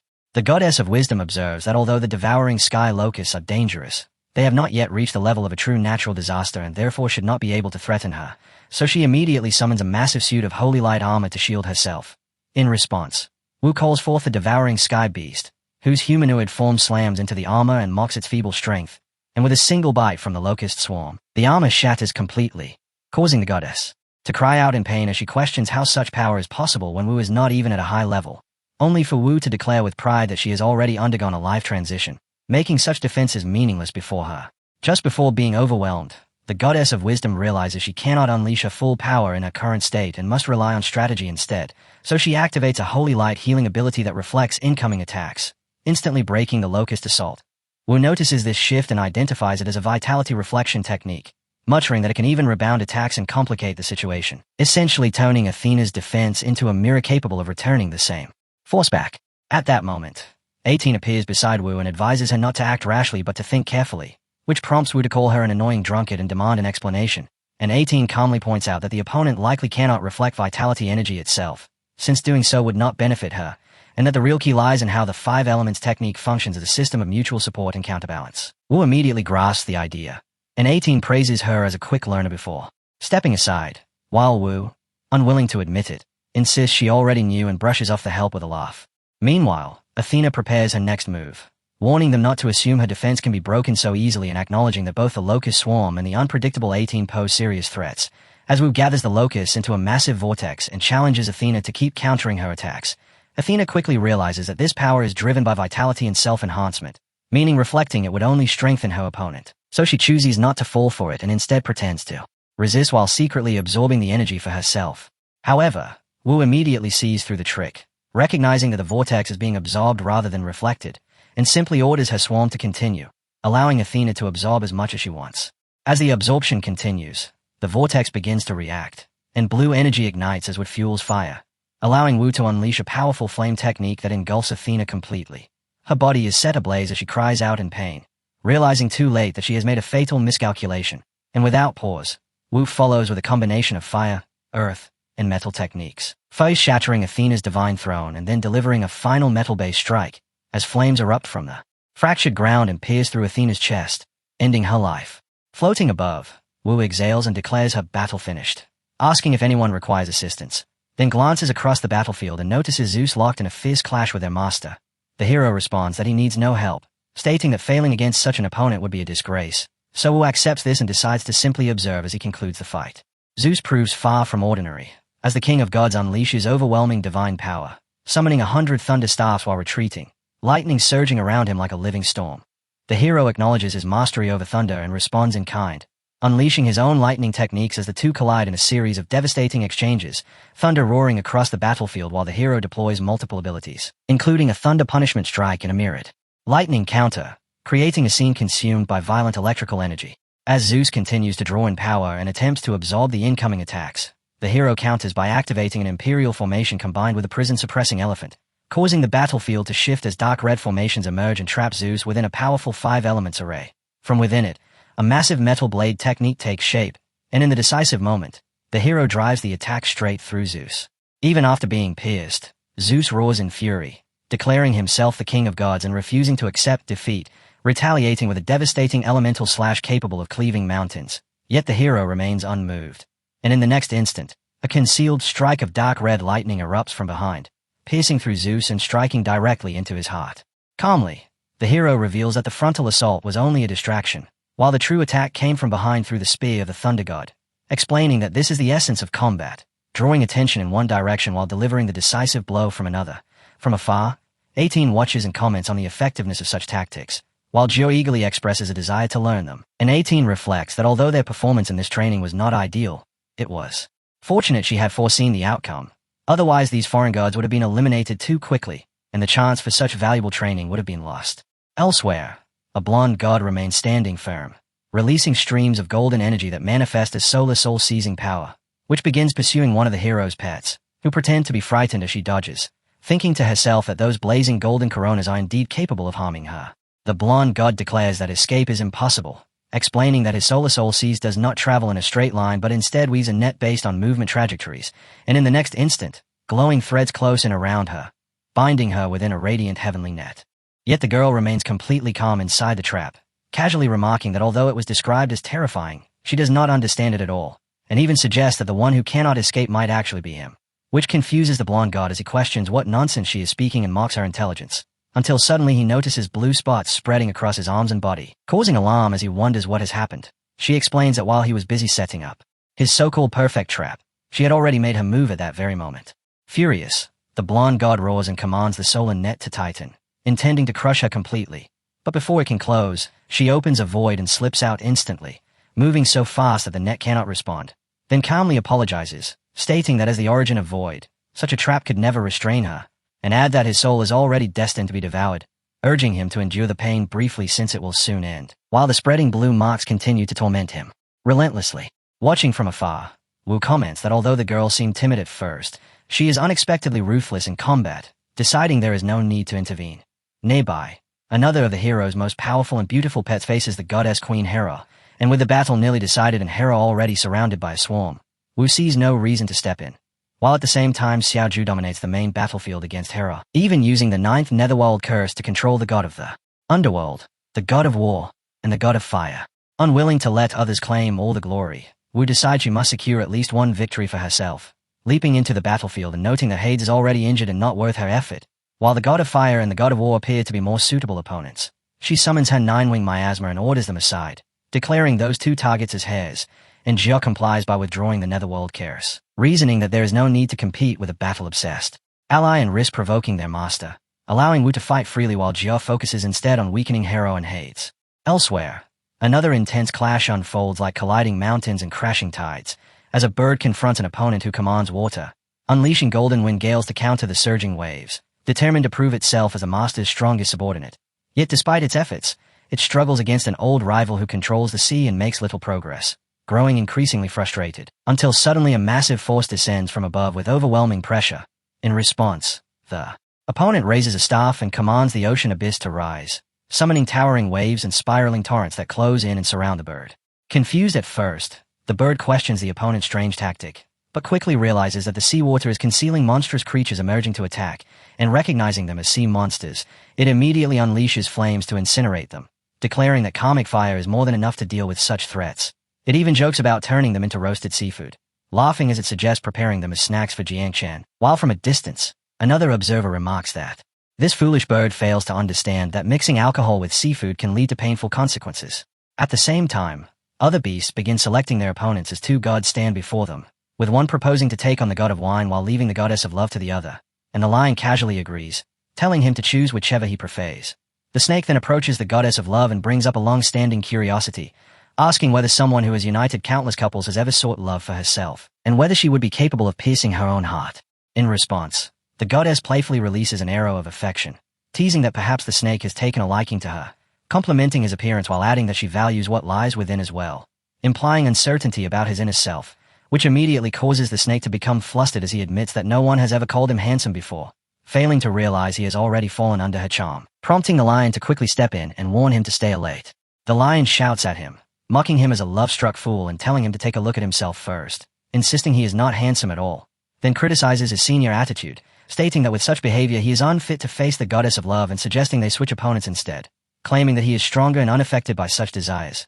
The snake agrees to the change, deciding to take on the other god, but warns that if he wins first, the lion must apologize for those remarks, to which the lion insists that at the very least he is somewhat handsome, only for the snake to react with disgust, calling him an ugly freak and telling him to stop spouting nonsense. The snake then approaches the god of wine, who is calmly drinking, and remarks that such a creature would be ideal for brewing medicinal wine, prompting the god to mock him in return. Irritated, the snake immediately releases a corrosive mist, but the god of wine blocks it effortlessly with a barrier formed from his drink, known as a whiskey shield, leaving the snake surprised as he wonders what kind of wine could resist such a potent attack, while the god, seated upon his throne, proudly explains that it is a rare brew aged for 10,000 years and suggests the snake should feel honored. At that moment, Aiding overhears this and becomes intrigued, repeating the mention of such ancient wine before immediately commanding her cup to absorb it, and the cup begins draining the wine at once, leaving the god of wine stunned and confused.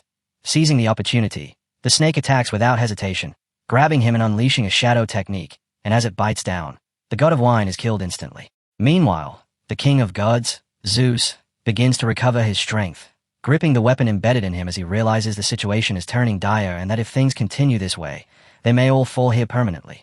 Despite his injuries, he gathers his power, pulls out the attack lodged within him, and regains momentum, then calls out to the remaining gods, ordering them to hold back momentarily before commanding them to reveal their true forms, even if it means sacrificing their lifespan, in order to survive this battle. As the group was driven into a desperate state, their bodies torn apart by the enemy's assault, pain forced groans from all of them while Zeus issued a harsh command, urging everyone to reveal their true forms and burn through their lifespan to launch a final, full-force counterattack.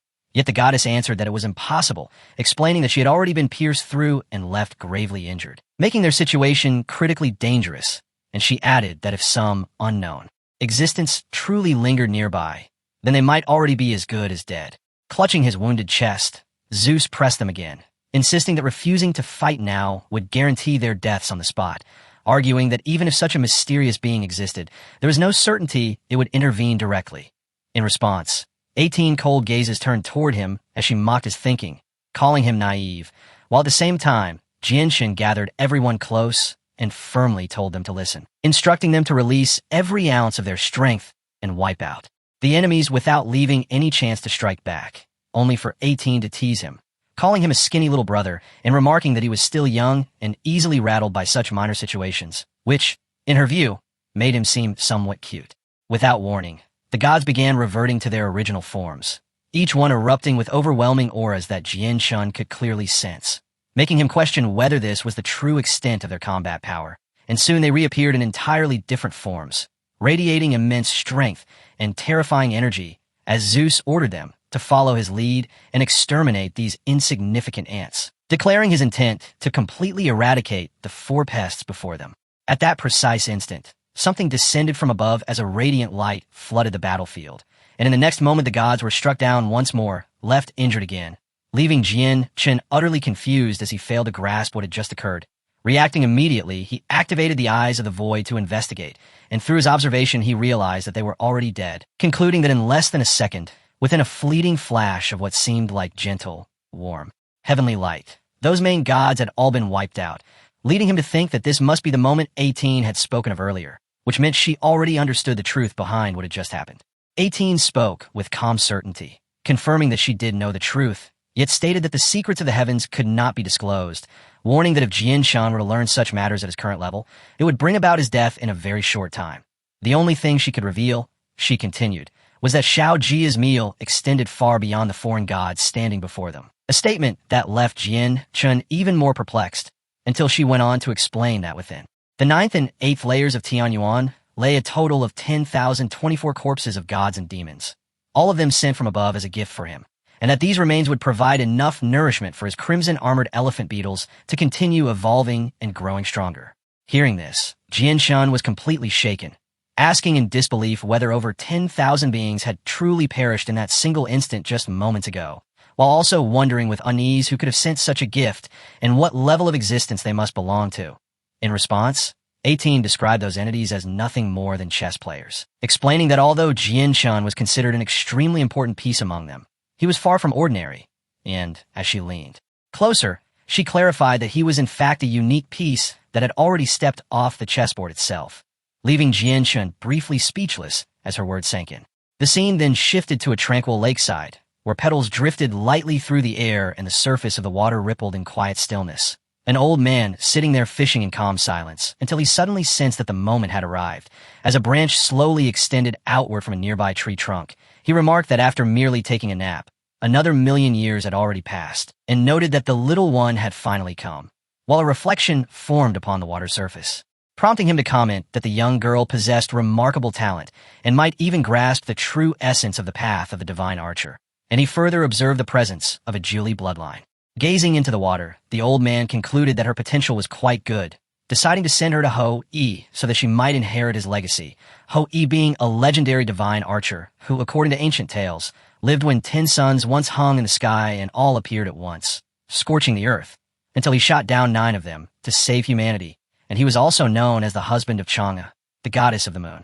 Another figure spoke up, saying that after countless years of meticulous preparation, this child had finally arrived, prompting the man to bow with deep respect, while within the water the old man's reflection observed that, Aside from their own involvement, there seemed to be yet another presence aiding him from downstream in the river of time, though the identity of this helper could not be discerned. It suggested that the child carried many hidden secrets, and whether this was a contingency left behind by those individuals or something else entirely remained unclear, yet was not viewed as a bad sign. It was then noted that the child possessed the crimson-armored elephant beetle and had wiped out every god and demon within the 9th and 8th levels of Tianyuan, offering all of them as nourishment to cultivate as insects, presenting it as a small gift for their first meeting, after which the old man declared that this world ultimately belonged to the Yanhuang race, adding that over the vast stretch of time, many who had interfered with the heavens had secretly slipped into this place to evade the heavenly Tao and that they deserved to be eradicated. However, Heavenly Venerable had slain so many 8th rank and 9th rank divine kings in a single move, along with several emperors of annihilation, raising concern that those ancient adversaries might eventually uncover the truth. Heavenly Venerable said it did not matter since he would personally take action. Soon all of Tianyuan would enter the chaotic currents of the river of time, and once that happened, nothing occurring there would be noticed by anyone outside. The old man, standing on the shore, respectfully said this disciple understood and thanked Heavenly Venerable for going through the trouble. Then the man thought that even Heavenly Venerable was preparing such an incredible congratulatory gift. He felt that he should also prepare something himself. It was rare for all those old monsters to remain in secluded cultivation at the same time, so he could not waste such a perfect opportunity. But then he wondered what kind of gift would truly be worthy. Even the enrichment tree felt far from enough. Looking at the glowing fragments resting in his palm, he suddenly realized the perfect choice. He decided to offer every 9 netherworld fragment he had gathered throughout countless eras. A streak of purple light suddenly burst out from the tree as the old man laughed and said that Heavenly Venerable had even captured foreign gods and demons to nurture the crimson-armored elephant beetles for him. In return, he would gift the fragments of the ancient 9 literal word to nurture the 9-winged miasma. Meanwhile, our boy stood beside Xiao Jia and reminded him that his father had once promised to take him out for a grand buffet, and today he was finally keeping that promise. All those gods and demons had been prepared for him and his buglings. Little Jia grabbed our boy's hand and respectfully called him father while asking forgiveness for all the misunderstandings, curses, and insults he had secretly carried in his heart before. He promised that he would never again question why father could handle 18 wives while he himself could not even manage 3. Our boy froze in confusion and asked what curses, insults, and wives he was even talking about. Little Jia said that none of that was important right now. What truly mattered was that he finally admitted father was genuinely an incredible man. Our boy thought this kid was once again focusing on completely useless things. So he pulled his hand away and told him fine. He understood now. So he should hurry up and eat already because he still needed to retrieve the tiger soul blade afterward. Little Jia immediately charged toward the gods and demons together with his buglings while shouting for them to eat as much as they wanted since this was a buffet. The enormous swarm of buglings crashed into the divine stones as Little Jia told them they could devour however much they were capable of handling. From afar, our boy watched the scene together with his insects. He thought that after this feast, the buglings would multiply enough to become a true natural disaster, while Little Jia himself would likely advance to level 50 and complete his second life transition. When our boy suddenly noticed a streak of purple light cutting across the sky, he wondered what exactly it was. The next moment, the light grabbed his minion Xiao Jio before she could even speak. She desperately struggled against the force, yet could not break free. Our boy was shocked and called out to her while asking why she was panicking. Then the voice told him those were 9 netherworld fragments, and they were extremely valuable. Our boy was stunned after hearing that. From the outside, Xiao Jio appeared to be resisting with all her strength, but inside, she felt completely relaxed, as if resting in endless comfort. She realized this was the phantom of the 9 nether palace that had appeared when she used the embryonic form of the 9 netherworld to kill the flame sovereign. She wondered if the palace was currently reforming and solidifying itself. A moment later, she was suddenly thrown back out as the fragment vanished instantly. She looked around after landing on the ground, finally regaining full awareness after waking from that strangely comforting state. Our boy immediately asked whether the 9 netherworld had finally been completed. 18 looked at her and said not yet because several 9 nether fragments were still missing. 18 further explained that the Emperor of Fengdu and the 10 Kingdoms of Hell had still not returned to their rightful positions. Our boy asked what exactly that meant and how they were supposed to return. She calmly told him not to worry because he would naturally understand everything once he left that place. The scene shifted to the shore where a commander asked his guard whether the entrance to Tianyuan had disappeared. The guard replied, "Yes, Commander." He explained that not long after that young man anchored himself there, the entrance to Tianyuan suddenly vanished. There had been no warning and no fluctuation at all. It merely flashed for a moment before completely disappearing. The commander instantly felt despair creeping in. Sweat poured down his face as he kept muttering that it was over while thinking about the underground cave war approaching soon, and if anything would happen to Jiangchun, there would be unimaginable consequences. The guard carefully stepped closer and said that everyone present there was one of their own people. They could absolutely trust them. He suggested suppressing the matter for now, because maybe Tianyuan would. The commander did not even let him finish before smashing him with a heavy blow and roaring that suppressing it was impossible. He demanded to know whether the guard even understood who that young man was. That had been Daxia's Zhenhai king, human sovereign Jiang. The commander furiously asked how he could even think about suppressing something like this, and whether he was trying to drag the entire Yun family to their deaths. The commander immediately gave the order to send word to the great dreamer sword god Jia and martial god Jiang. He commanded every member of the family to follow him because they had to locate human sovereign Jiang at all costs. The guard instantly obeyed the command. The news quickly reached Xiao Ji, leaving him completely stunned after hearing it. Huan Yu could not believe that both Xiao Chun and Tianyuan had vanished. Elder Jiang immediately ordered every national-level professional to abandon everything else and focus entirely on finding Jiang Chen's whereabouts. Then within a single instant, all of them gathered at one location.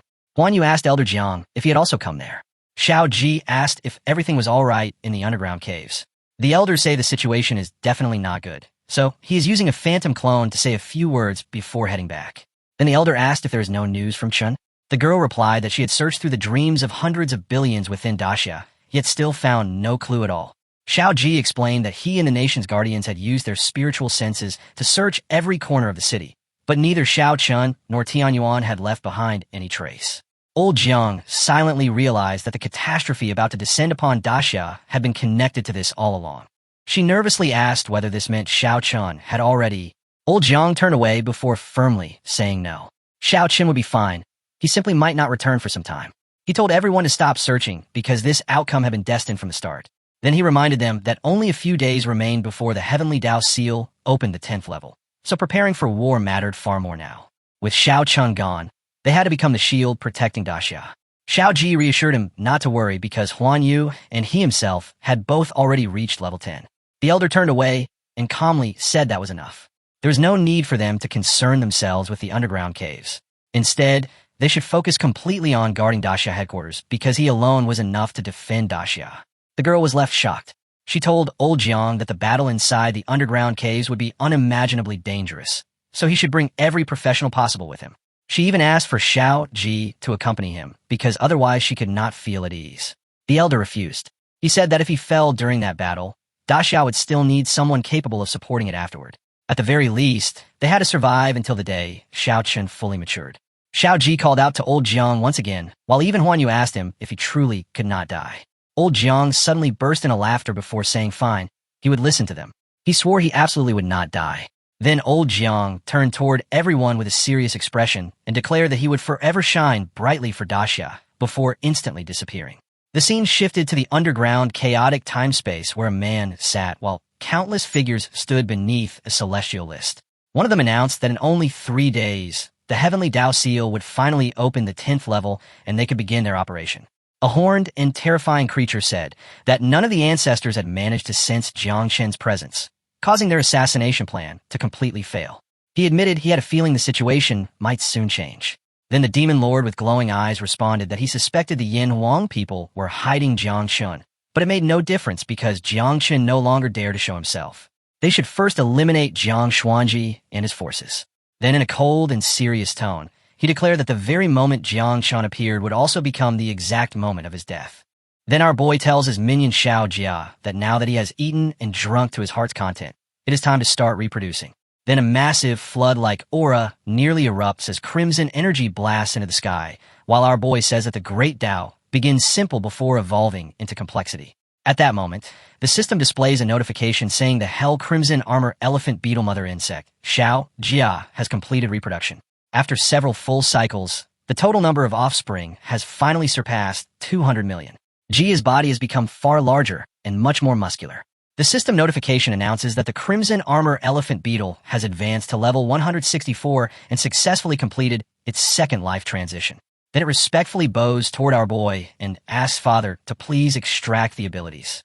Our boy praises him as a good kid and says he has not only become more handsome, but also far more filial. Then our boy places 2 fingers against Jia's forehead and begins the extraction. Suddenly, he feels a violent surge of power rushing into his body. The system congratulates him for obtaining a new ability called Infernal Smelting Cauldron. Right after that, a huge swarm forms above him. The system explains that Jia has completed its second life transition, and the host can now extract his abilities once again. It also adds a special note saying the refining time is 10 seconds, while the attack duration is 3 seconds. A warning follows saying that if it absorbs attacks beyond the mother insect's realm, the offspring insects must be refined to strengthen the feedback. Our hero's eyes widened in shock. He realizes this ability is absurdly powerful. This is basically the legendary fight fire with fire. That strange structure still hovers above his head, while our boy thinks that if he encounters an overwhelmingly powerful enemy, he will still have to sacrifice some buglings during refinement. It is practically the same as the self-destruction ability of the 9-winged miasma. Both are suicidal techniques and should only be used when there is absolutely no other choice. Then the massive cauldron shrinks back down, and our boy catches it in his hand, while thinking that thankfully it is still extremely effective against opponents below the Divine King realm. Then from the ground beneath our boy, a gigantic swarm suddenly bursts upward. The system reveals that the elephant beetle offspring reproduction has finished, and the total count has now reached 100 billion. Our boy stares at it in shock. It is finally beginning to resemble a true natural disaster. Our boy controls the endless swarm while wondering how powerful his physical body would become after merging with all of them. So he activates the full merge scale. His eyes instantly light up as the divine elephant prison suppressing body fully activates. As the fusion begins, he drops to his knees from the overwhelming pain while veins bulge across his body. Then the swarm vanishes and our boy starts growing wings from his back. His ears enlarge dramatically while his entire body turns crimson red. Even his eyes begin changing. Before he realizes it, his H18 has increased to a monstrous level towering far above the trees behind him. From a distance, 18 observes him and says he really does have a good body. Jia comments that Father's body already carries 80 vibes, but asks if this transformation might be a little excessive. Meanwhile, all the buglings become incredibly excited seeing their dad grow this huge. The green one says it is only slightly bigger than her devouring sky locust and wonders what the big deal is since she sounds obviously jealous. The pink bugling is the most shocked of all and says this appearance is way too explicit even though it looks incredibly sexy. Our boy completely ignores them and throws out a devastating punch to test his strength. The moment his fist strikes the ground, the earth explodes apart as violent shockwaves send sharp dust storms spiraling into the sky. The scene then shifts to the old man sitting near the shore. He sighs and says this little guy is causing another huge disturbance, which means he will have more work to handle again. The scene then cuts back to our hero who has already blasted a massive crater into the ground. Our boy says this kind of power could probably kill an 8th or 9th level professional with a single punch. 18 walks toward him and asks whether he plans to let them continue watching his bird walking livestream for the entire time. Our boy finally hears her words and wonders what she means by bird walking. Then he glances downward and suddenly realizes he is completely naked. His face instantly pales in panic the moment he notices it. He immediately crouches down and covers himself with both hands while the nearby beasts burst into laughter at him. They say they do not understand why humans feel embarrassed since all creatures are born the same way and nobody else feels the need to hide anything. Then a unicorn casually walks over and asks whether constantly being trapped inside clothes is not uncomfortable. A serpent nearby replies that the unicorn simply has not evolved enough to understand shame yet. The lion suddenly joins in and laughs while saying that someone without shame should not be talking about shame in the first place.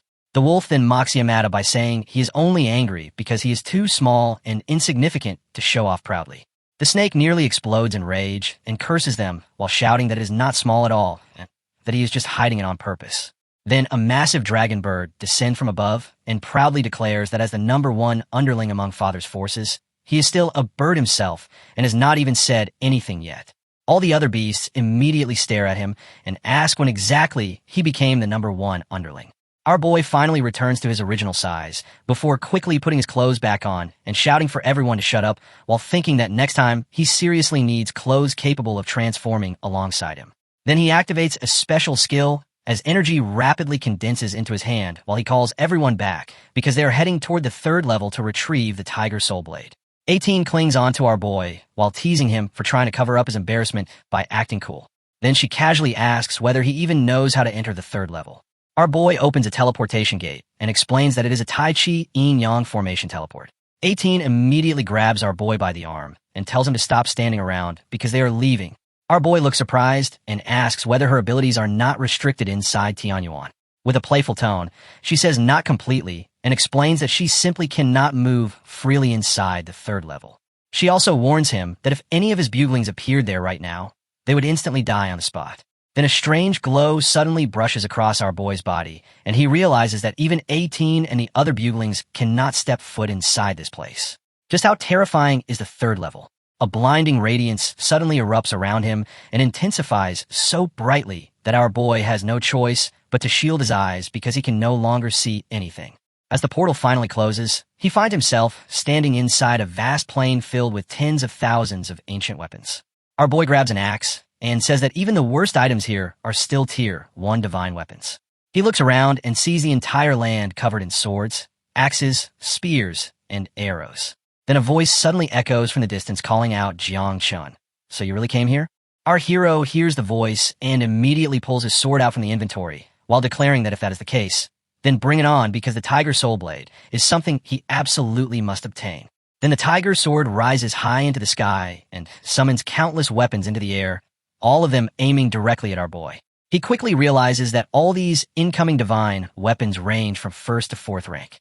Then our boy leaps forward with his sword prepared to strike, while thinking that he is already at the 6th rank, and the Heavenly Sin Blade itself is a 4th rank divine weapon, meaning these attacks are nothing to him. Our boy unleashes a circular slash from his blade and instantly shatters every incoming weapon rushing toward him. Then he follows up with Thunder Slash and tears through countless flying swords and spears with repeated strikes. This is the Great Tao Rainbow Blade, which releases endless slashes one after another and continuously destroys the attacking swords. Then the Tiger Sword suddenly summons even more spears from every direction across the battlefield. Our boy instantly notices that these are now 5th and 6th ranked divine weapons. The weapons suddenly split into 2 separate groups. Our hero notices the formation has shifted and wonders whether the blade itself actually understands battlefield tactics. Then he realizes this is most likely the Divine Emperor secretly controlling everything behind the scenes. At that moment, the Divine Emperor suddenly speaks and says that is not exactly true because although the Tiger Sword is his weapon, as an imperial weapon, it already possesses its own sentience and independent will. Our boy is shocked after hearing how much the weapon itself is capable of doing. Then the spears shoot toward him from every direction while our boy remains perfectly still as he calculates his next move. Then he suddenly jumps high into the air and uses the Great Tao Thunderblade once again. All the spears instantly chase after him through the sky. Then our boy slams his sword directly toward the incoming spears, and a blinding crimson light bursts out at explosive speed.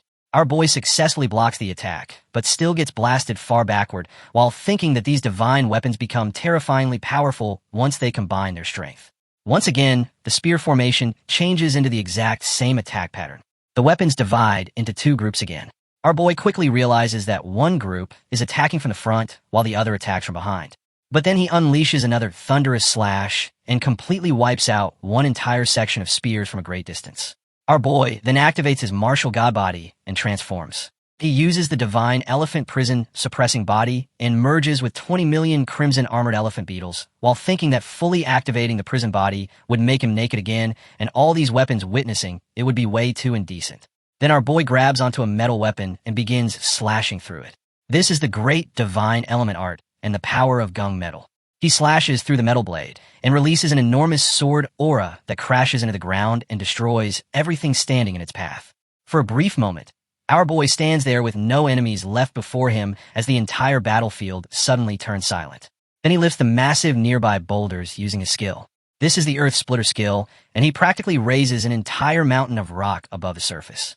Now, while staring at the spears stuck across the ground, our boy thinks that if he can hold out for 3 breaths, he will be able to charge up his power once again. Then he unleashes the Great Tao Ji Ding metal blade and cuts straight through them. He completely wipes out all the remaining spears as well. Now there is absolutely nothing left blocking his path. He points his sword toward the tiger blade and asks whether it is finally convinced now. Suddenly, the The Tiger Blade summons even more high-tier weapons. Then, out of nowhere, a gigantic sword materializes before him. Our boy stares at the yellow blade and says that its aura is absolutely terrifying. He wonders whether it could actually be a divine weapon of 6th rank or even higher.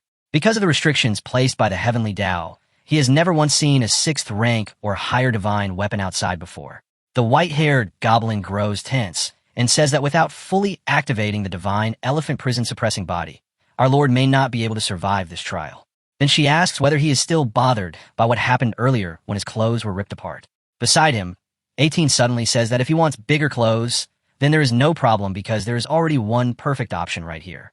She stares directly at the bird standing in front of her, who immediately gets irritated and asks why she is looking at her as if she could actually be turned into clothing. Suddenly, the gigantic celestial sword crashes into the ground, and our boy cries out the moment the attack strikes him.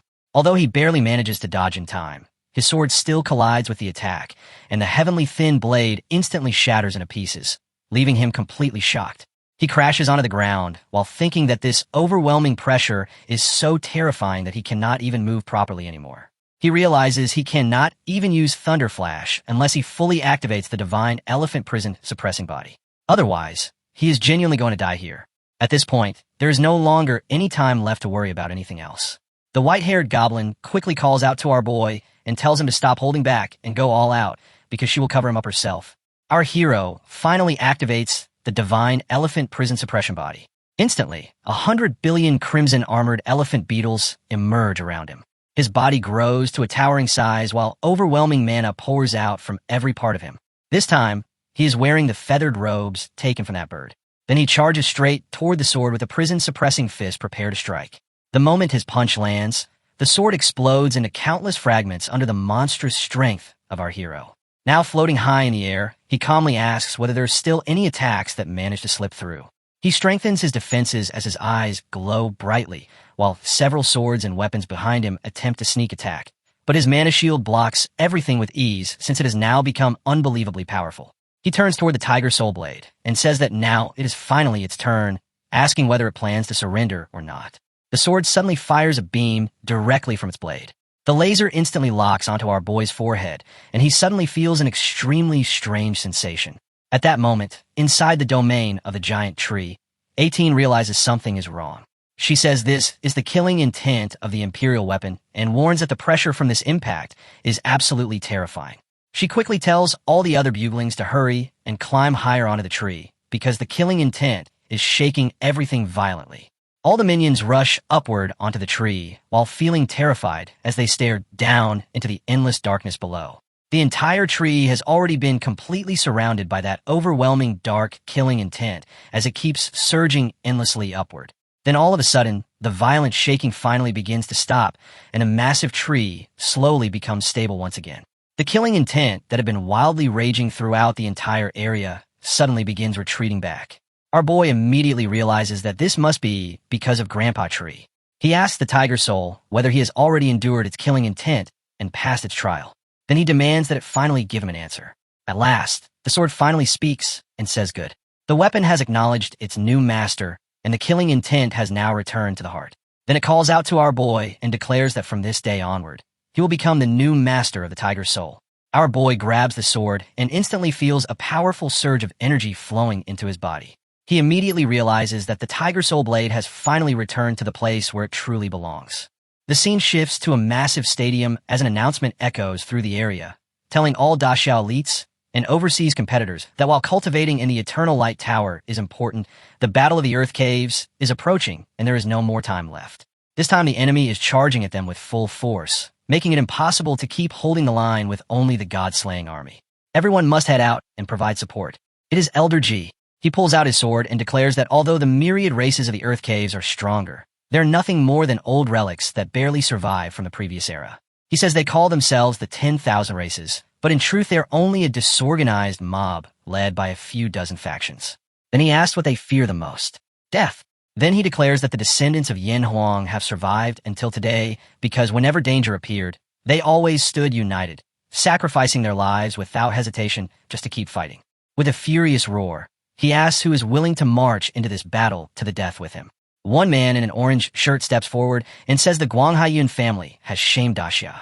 In this battle, until every last member of the Yun family dies, the front line will never collapse. Those men immediately shoot into the sky, leaving behind streaks of yellow light as the announcement declares that the Yun family of Guanghai has entered the sinner's camp and is heading toward the earth caves. Then a red-haired man in a suit steps forward and says he is Feng Zheng, former captain of the Human Sovereign Guard. Back then he followed the Human Sovereign into battle within the earth caves, and now it is time to slaughter those barbarians once again. He launches forward like a bird wrapped in blinding, crackling energy as the announcement declares that the Ying family of the capital and the Human Sovereign Guard are heading into battle with him. Then, 4 more people step forward. A girl proudly says the Tianfu War Zone and the Brothers of Chuan could never miss something like this. Right after that, the Huangfu family joins in along with the Qinluo Wu family and the Song family. Then 3 different beams of light shoot into the sky as 3 more bloodlines declare their loyalty to defend their land and Lord Ji Ying Chung. Huan Yu walks up to Ji and asks if he's going too. Ji nods and says this time he cannot listen to old Jiang. He explains that he has already taken away most of the people in Daxia who are 5th rank or above. If anything happens afterward, everything will truly depend on her alone. She looks disappointed, but says even if he takes away every single job changer, it still does not matter. She explains that all her abilities exist within Dreamscape. As long as the tens of billions of ordinary people in Daxia still carry dreams and faith in their hearts, they can continue supporting her. Right after saying that, she reveals her power. A massive dragon rises behind her as she declares that although those people cannot fight on the front lines, they are still the greatest strength protecting their homeland. Then Ji tells her that after hearing those words, he can finally rest easy. Out of the 3 of them, Jiang is actually the youngest, yet he always acts like the eldest brother while taking care of both of them. They think back to him and realize he has always carried every burden alone.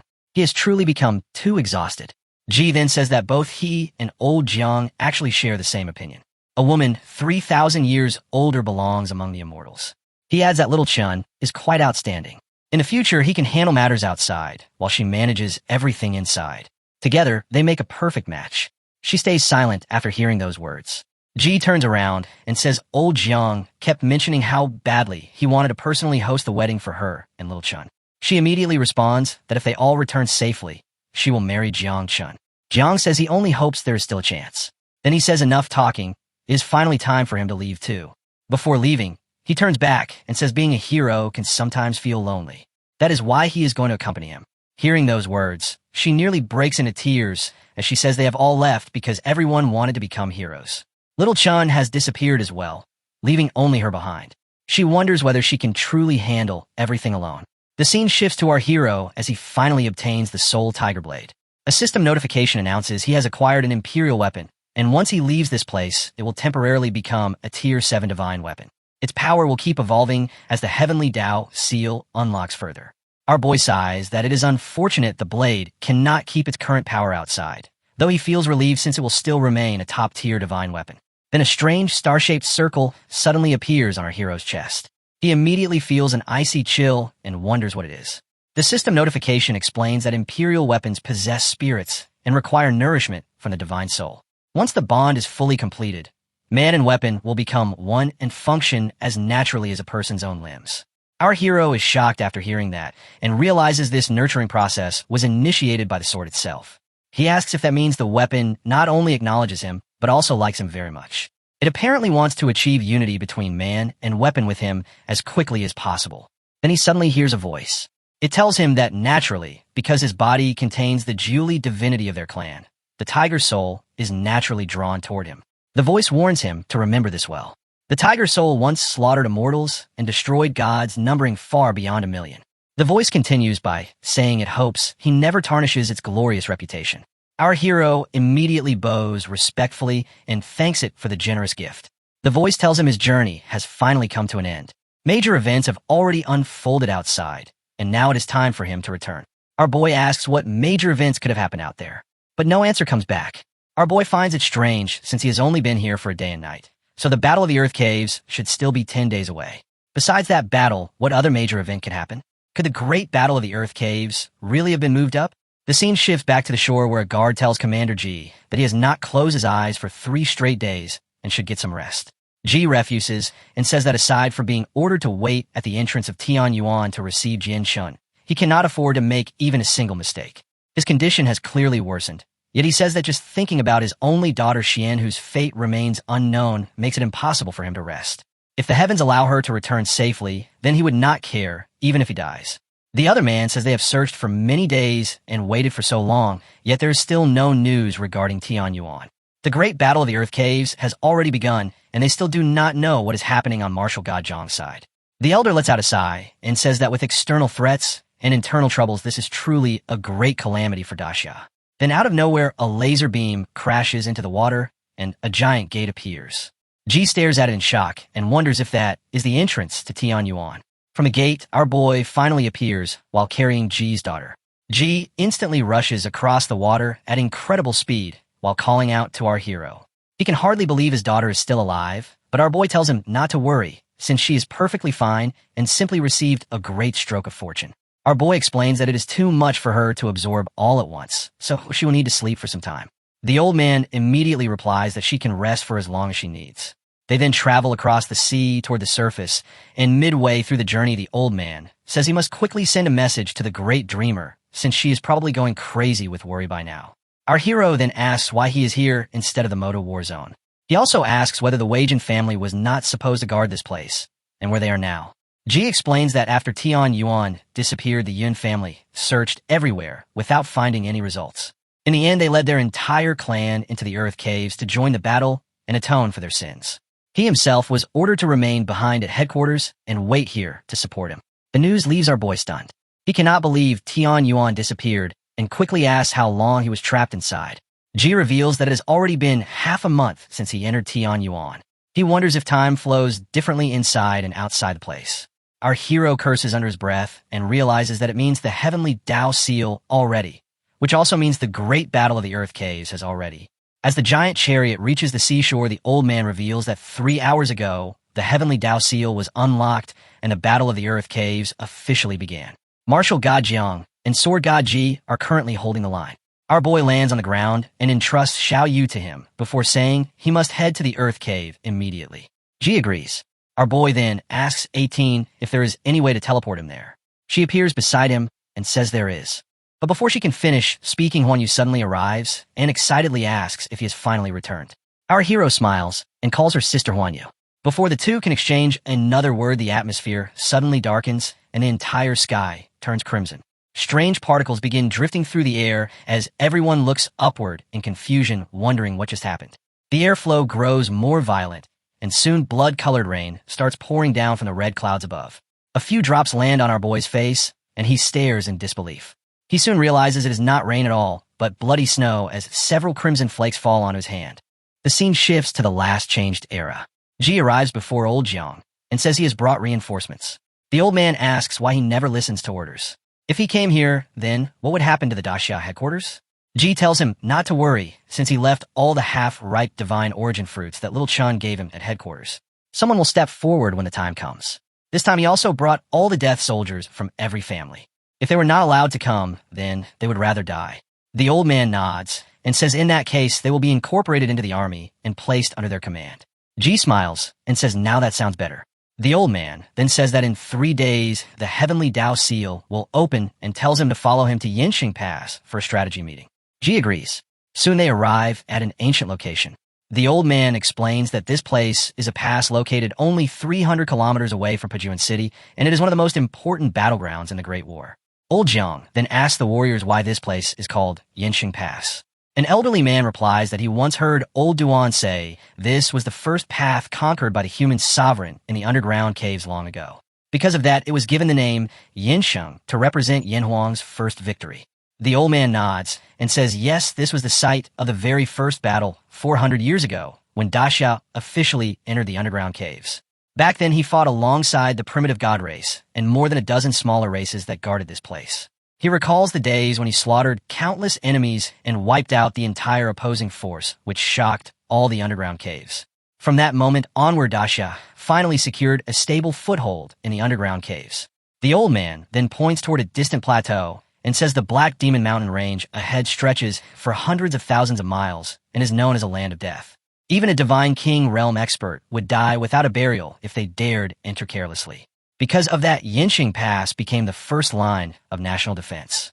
The old man says if the myriad races ever launch an attack on Pejuan City, then aside from the main battlefield, Yinshang Pass is the only remaining route left besides the fallen demon Abyss. The Abyss got its name because a terrifying, powerful member of the demon race died there 10,000 years ago. For hundreds of years, this place has remained a land of death for the young geniuses of the myriad races. According to the laws of the heavenly Tao, the top experts of every race are forbidden from interfering in the conflict within the fallen demon Abyss. A young man then steps forward and asks old Jiang whether this kind of battle between the myriad races is not a little too childish. The old man replies that it is not childish at all. This is an opportunity granted by the heavenly Tao for the younger generation of every race to clash against each other. Whoever wins the battle at the fallen demon Abyss gains control over its teleportation channel for an entire year. If the geniuses of the myriad races achieve victory, then even if they manage to hold Yinshang past the enemy armies, can still march straight from the fallen demon Abyss all the way to Pejuan City. Ji then asks Jiang whether this is not far too risky. The geniuses of the myriad races all possess powerful inheritances, and there is no shortage of divine sons, divine daughters, or even holy sons and holy maidens among them. Instead of taking such a gamble, why not gather all their forces and retreat directly to defend Pejuan City instead? The old man replies that Pejuan City is the final line of defense protecting the main base of Daxia, so absolutely no mistakes can be allowed there. They will fight with everything they have at Yinshang Pass and the Fallen Demon Abyss first, but there will still be a buffer zone before the enemy can ever reach Pejuan City. Even if they are eventually wiped out, the myriad races will still suffer devastating losses. He grips his staff tightly and further explains that even if the remaining forces of the myriad races manage to break into Pejuan City, they still possess one final method to stop them from entering the heart of Daxia, and that is to have Elder Feng detonate Pejuan City itself. Standing before a massive magic circle, he reveals that Pejuan City is actually an ancient imperial weapon, and once it detonates, its destructive power will be unimaginable. It will definitely inflict heavy damage on the surviving forces of the myriad clans and completely halt their invasion. By that time, even if a few enemies manage to slip through, he believes that with Huan Yu guarding Daxia's base, they can still be dealt with. Ji nods and says he now understands a plan. Old Jiang then explains that the battle at the Fallen Demon Abyss is restricted to level 6 fighters, and whichever side loses half its forces will be declared the loser. He tells them they must win this battle. This time the younger generation will take the lead in the Fallen Demon Abyss, while Wu Shuang will act as the deputy commander. He further says they are not aiming for total victory, and as long as they can stall the enemy and force a draw, that will already be enough. Everyone immediately answers in agreement. Ji says that although this battle is extremely dangerous, there is still hope of delaying the enemy, or at least forcing a draw. After all, back then he and old Jiang killed many divine sons and divine daughters during the battle of the Fallen Demon Abyss. The old man tells them he believes they will all become even stronger than they were in the past. The two men immediately bow and declare that this junior will definitely not fail the mission. Then the old man takes out a manuscript and says that besides Yinsheng Pass and the Fallen Demon Abyss, he also plans to open a third battlefield behind enemy lines. He possesses an ancient talisman capable of teleporting a few people across the Black Demon Mountains directly into the enemy's core territory. This guerrilla squad will be able to create chaos behind enemy lines and disrupt the enemy's battle rhythm. He then explains that the ancient talisman only works one way and cannot bring anyone back. In other words, this journey is guaranteed death. This battlefield may end up changing everything, or it may become completely meaningless. The old man bursts into laughter after hearing this, and says to count him in, because this kind of mission is exactly what he enjoys most. If little Chun knew his master was this fierce, he would definitely feel proud. That kid keeps getting stronger and stronger, so as his master, he absolutely cannot fall behind. The black-haired man also steps forward and says to count him in as well. Otherwise, if little Chan discovers that he let Master go alone, he would definitely get scolded to death. A white-haired man then declares that he will go too. Old Jiang looks at them and says that as long as Daxia still has people like them, it will never fall. The scene then shifts to the era of changing classes where the old man gathers all the warriors and declares that the Heavenly Dao Seal is on the verge of opening. The armies of the myriad clans have already arrived before their gates. Every soldier is immediately ordered to get ready for war. The commanders from every camp are instructed to follow him and establish the first defensive line. The 600,000 God-slaying army will serve as the second line of defense, while Old Ji commands the main legion as the third line. Jiang then shouts that if the myriad races want to pass through Yinshang Pass, they will have to walk over their corpses first. As long as the city remains standing, he will stand with it, and if the city collapses, then he will fall alongside it. Meanwhile, on the enemy side, a man rises into the sky and announces that the heavenly Dao seal is about to open. As the demon clan's elite force in this war, they remind every race present that this battle will only end with either victory or death. The rewards distributed afterward will depend completely on the battle achievements earned by each clan. He then reveals that during the joint offensive, 500 level 10 soldiers will lead the charge as the vanguard.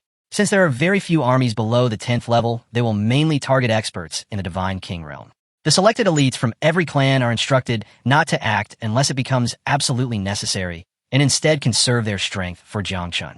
From the crimson sky, a streak of light suddenly crashes onto the battlefield. It is the heavenly Dao seal, and the level 10 restriction has finally been unlocked. That old man immediately orders his forces to charge and slaughter the enemy. Now, both armies rush toward each other head-on, and every single soldier has only one word in their mouth. Kill, kill, and kill. Old Jiang then activates a skill called Divine Origin Fruit, and the moment it appears, countless glowing yellow spheres emerge above the army. Old Jiang orders all the commanders to take those spheres. Suddenly, streaks of light descend directly before the troops, and the old man reveals that the level 10 barrier has finally broken. He unleashes the martial god body, causing his size to grow enormous enough to shield the entire army from attacks on his own. He transforms into a martial god domain, and after fully releasing his power, he roars for the 10th grade god-slaying army commanders to follow him out of the formation. He commands one leader to follow the great marshal and slaughter the enemy, because he plans to kill 10 opponents today. Another commander from the Jiulu camp says, "What is so impressive about killing 10 enemies? If he does not kill 100, then how could he ever face his elder?" When old Jiang unleashes the Crimson Flame, Tian Yuan, it cuts through a monster with ease. The enemy commanders are left shocked after seeing one of their level 10 experts get killed by a single strike from Jiang. They cannot understand when he became this powerful. Their leader coldly says that from his point of view, it simply means the monster race is too weak. The leader then orders the demon race to charge forward and kill Jiang first to seize the momentum. The commanders immediately obey his command. One of them rushes straight toward Jiang and loudly declares that he is about to die. Old Jiang swings his sword toward him, and the sudden flash leaves the enemy completely stunned. The attack crashes into him and sends him flying backward while blood pours from his mouth. The old man continues slashing his blade while declaring that anyone who dares offend Da Xiao will be killed without mercy. From a distance away, one of the enemy commanders asks the Demon Lord whether he still believes the monster race is weak now. The Demon Lord says something is clearly wrong because even if Jiang already broke through to level 10, he should not possibly be this strong. They quickly realize that old Jiang burned his divine soul the moment he stepped onto the battlefield. Does he want to create a powerful opening and raise morale from the start?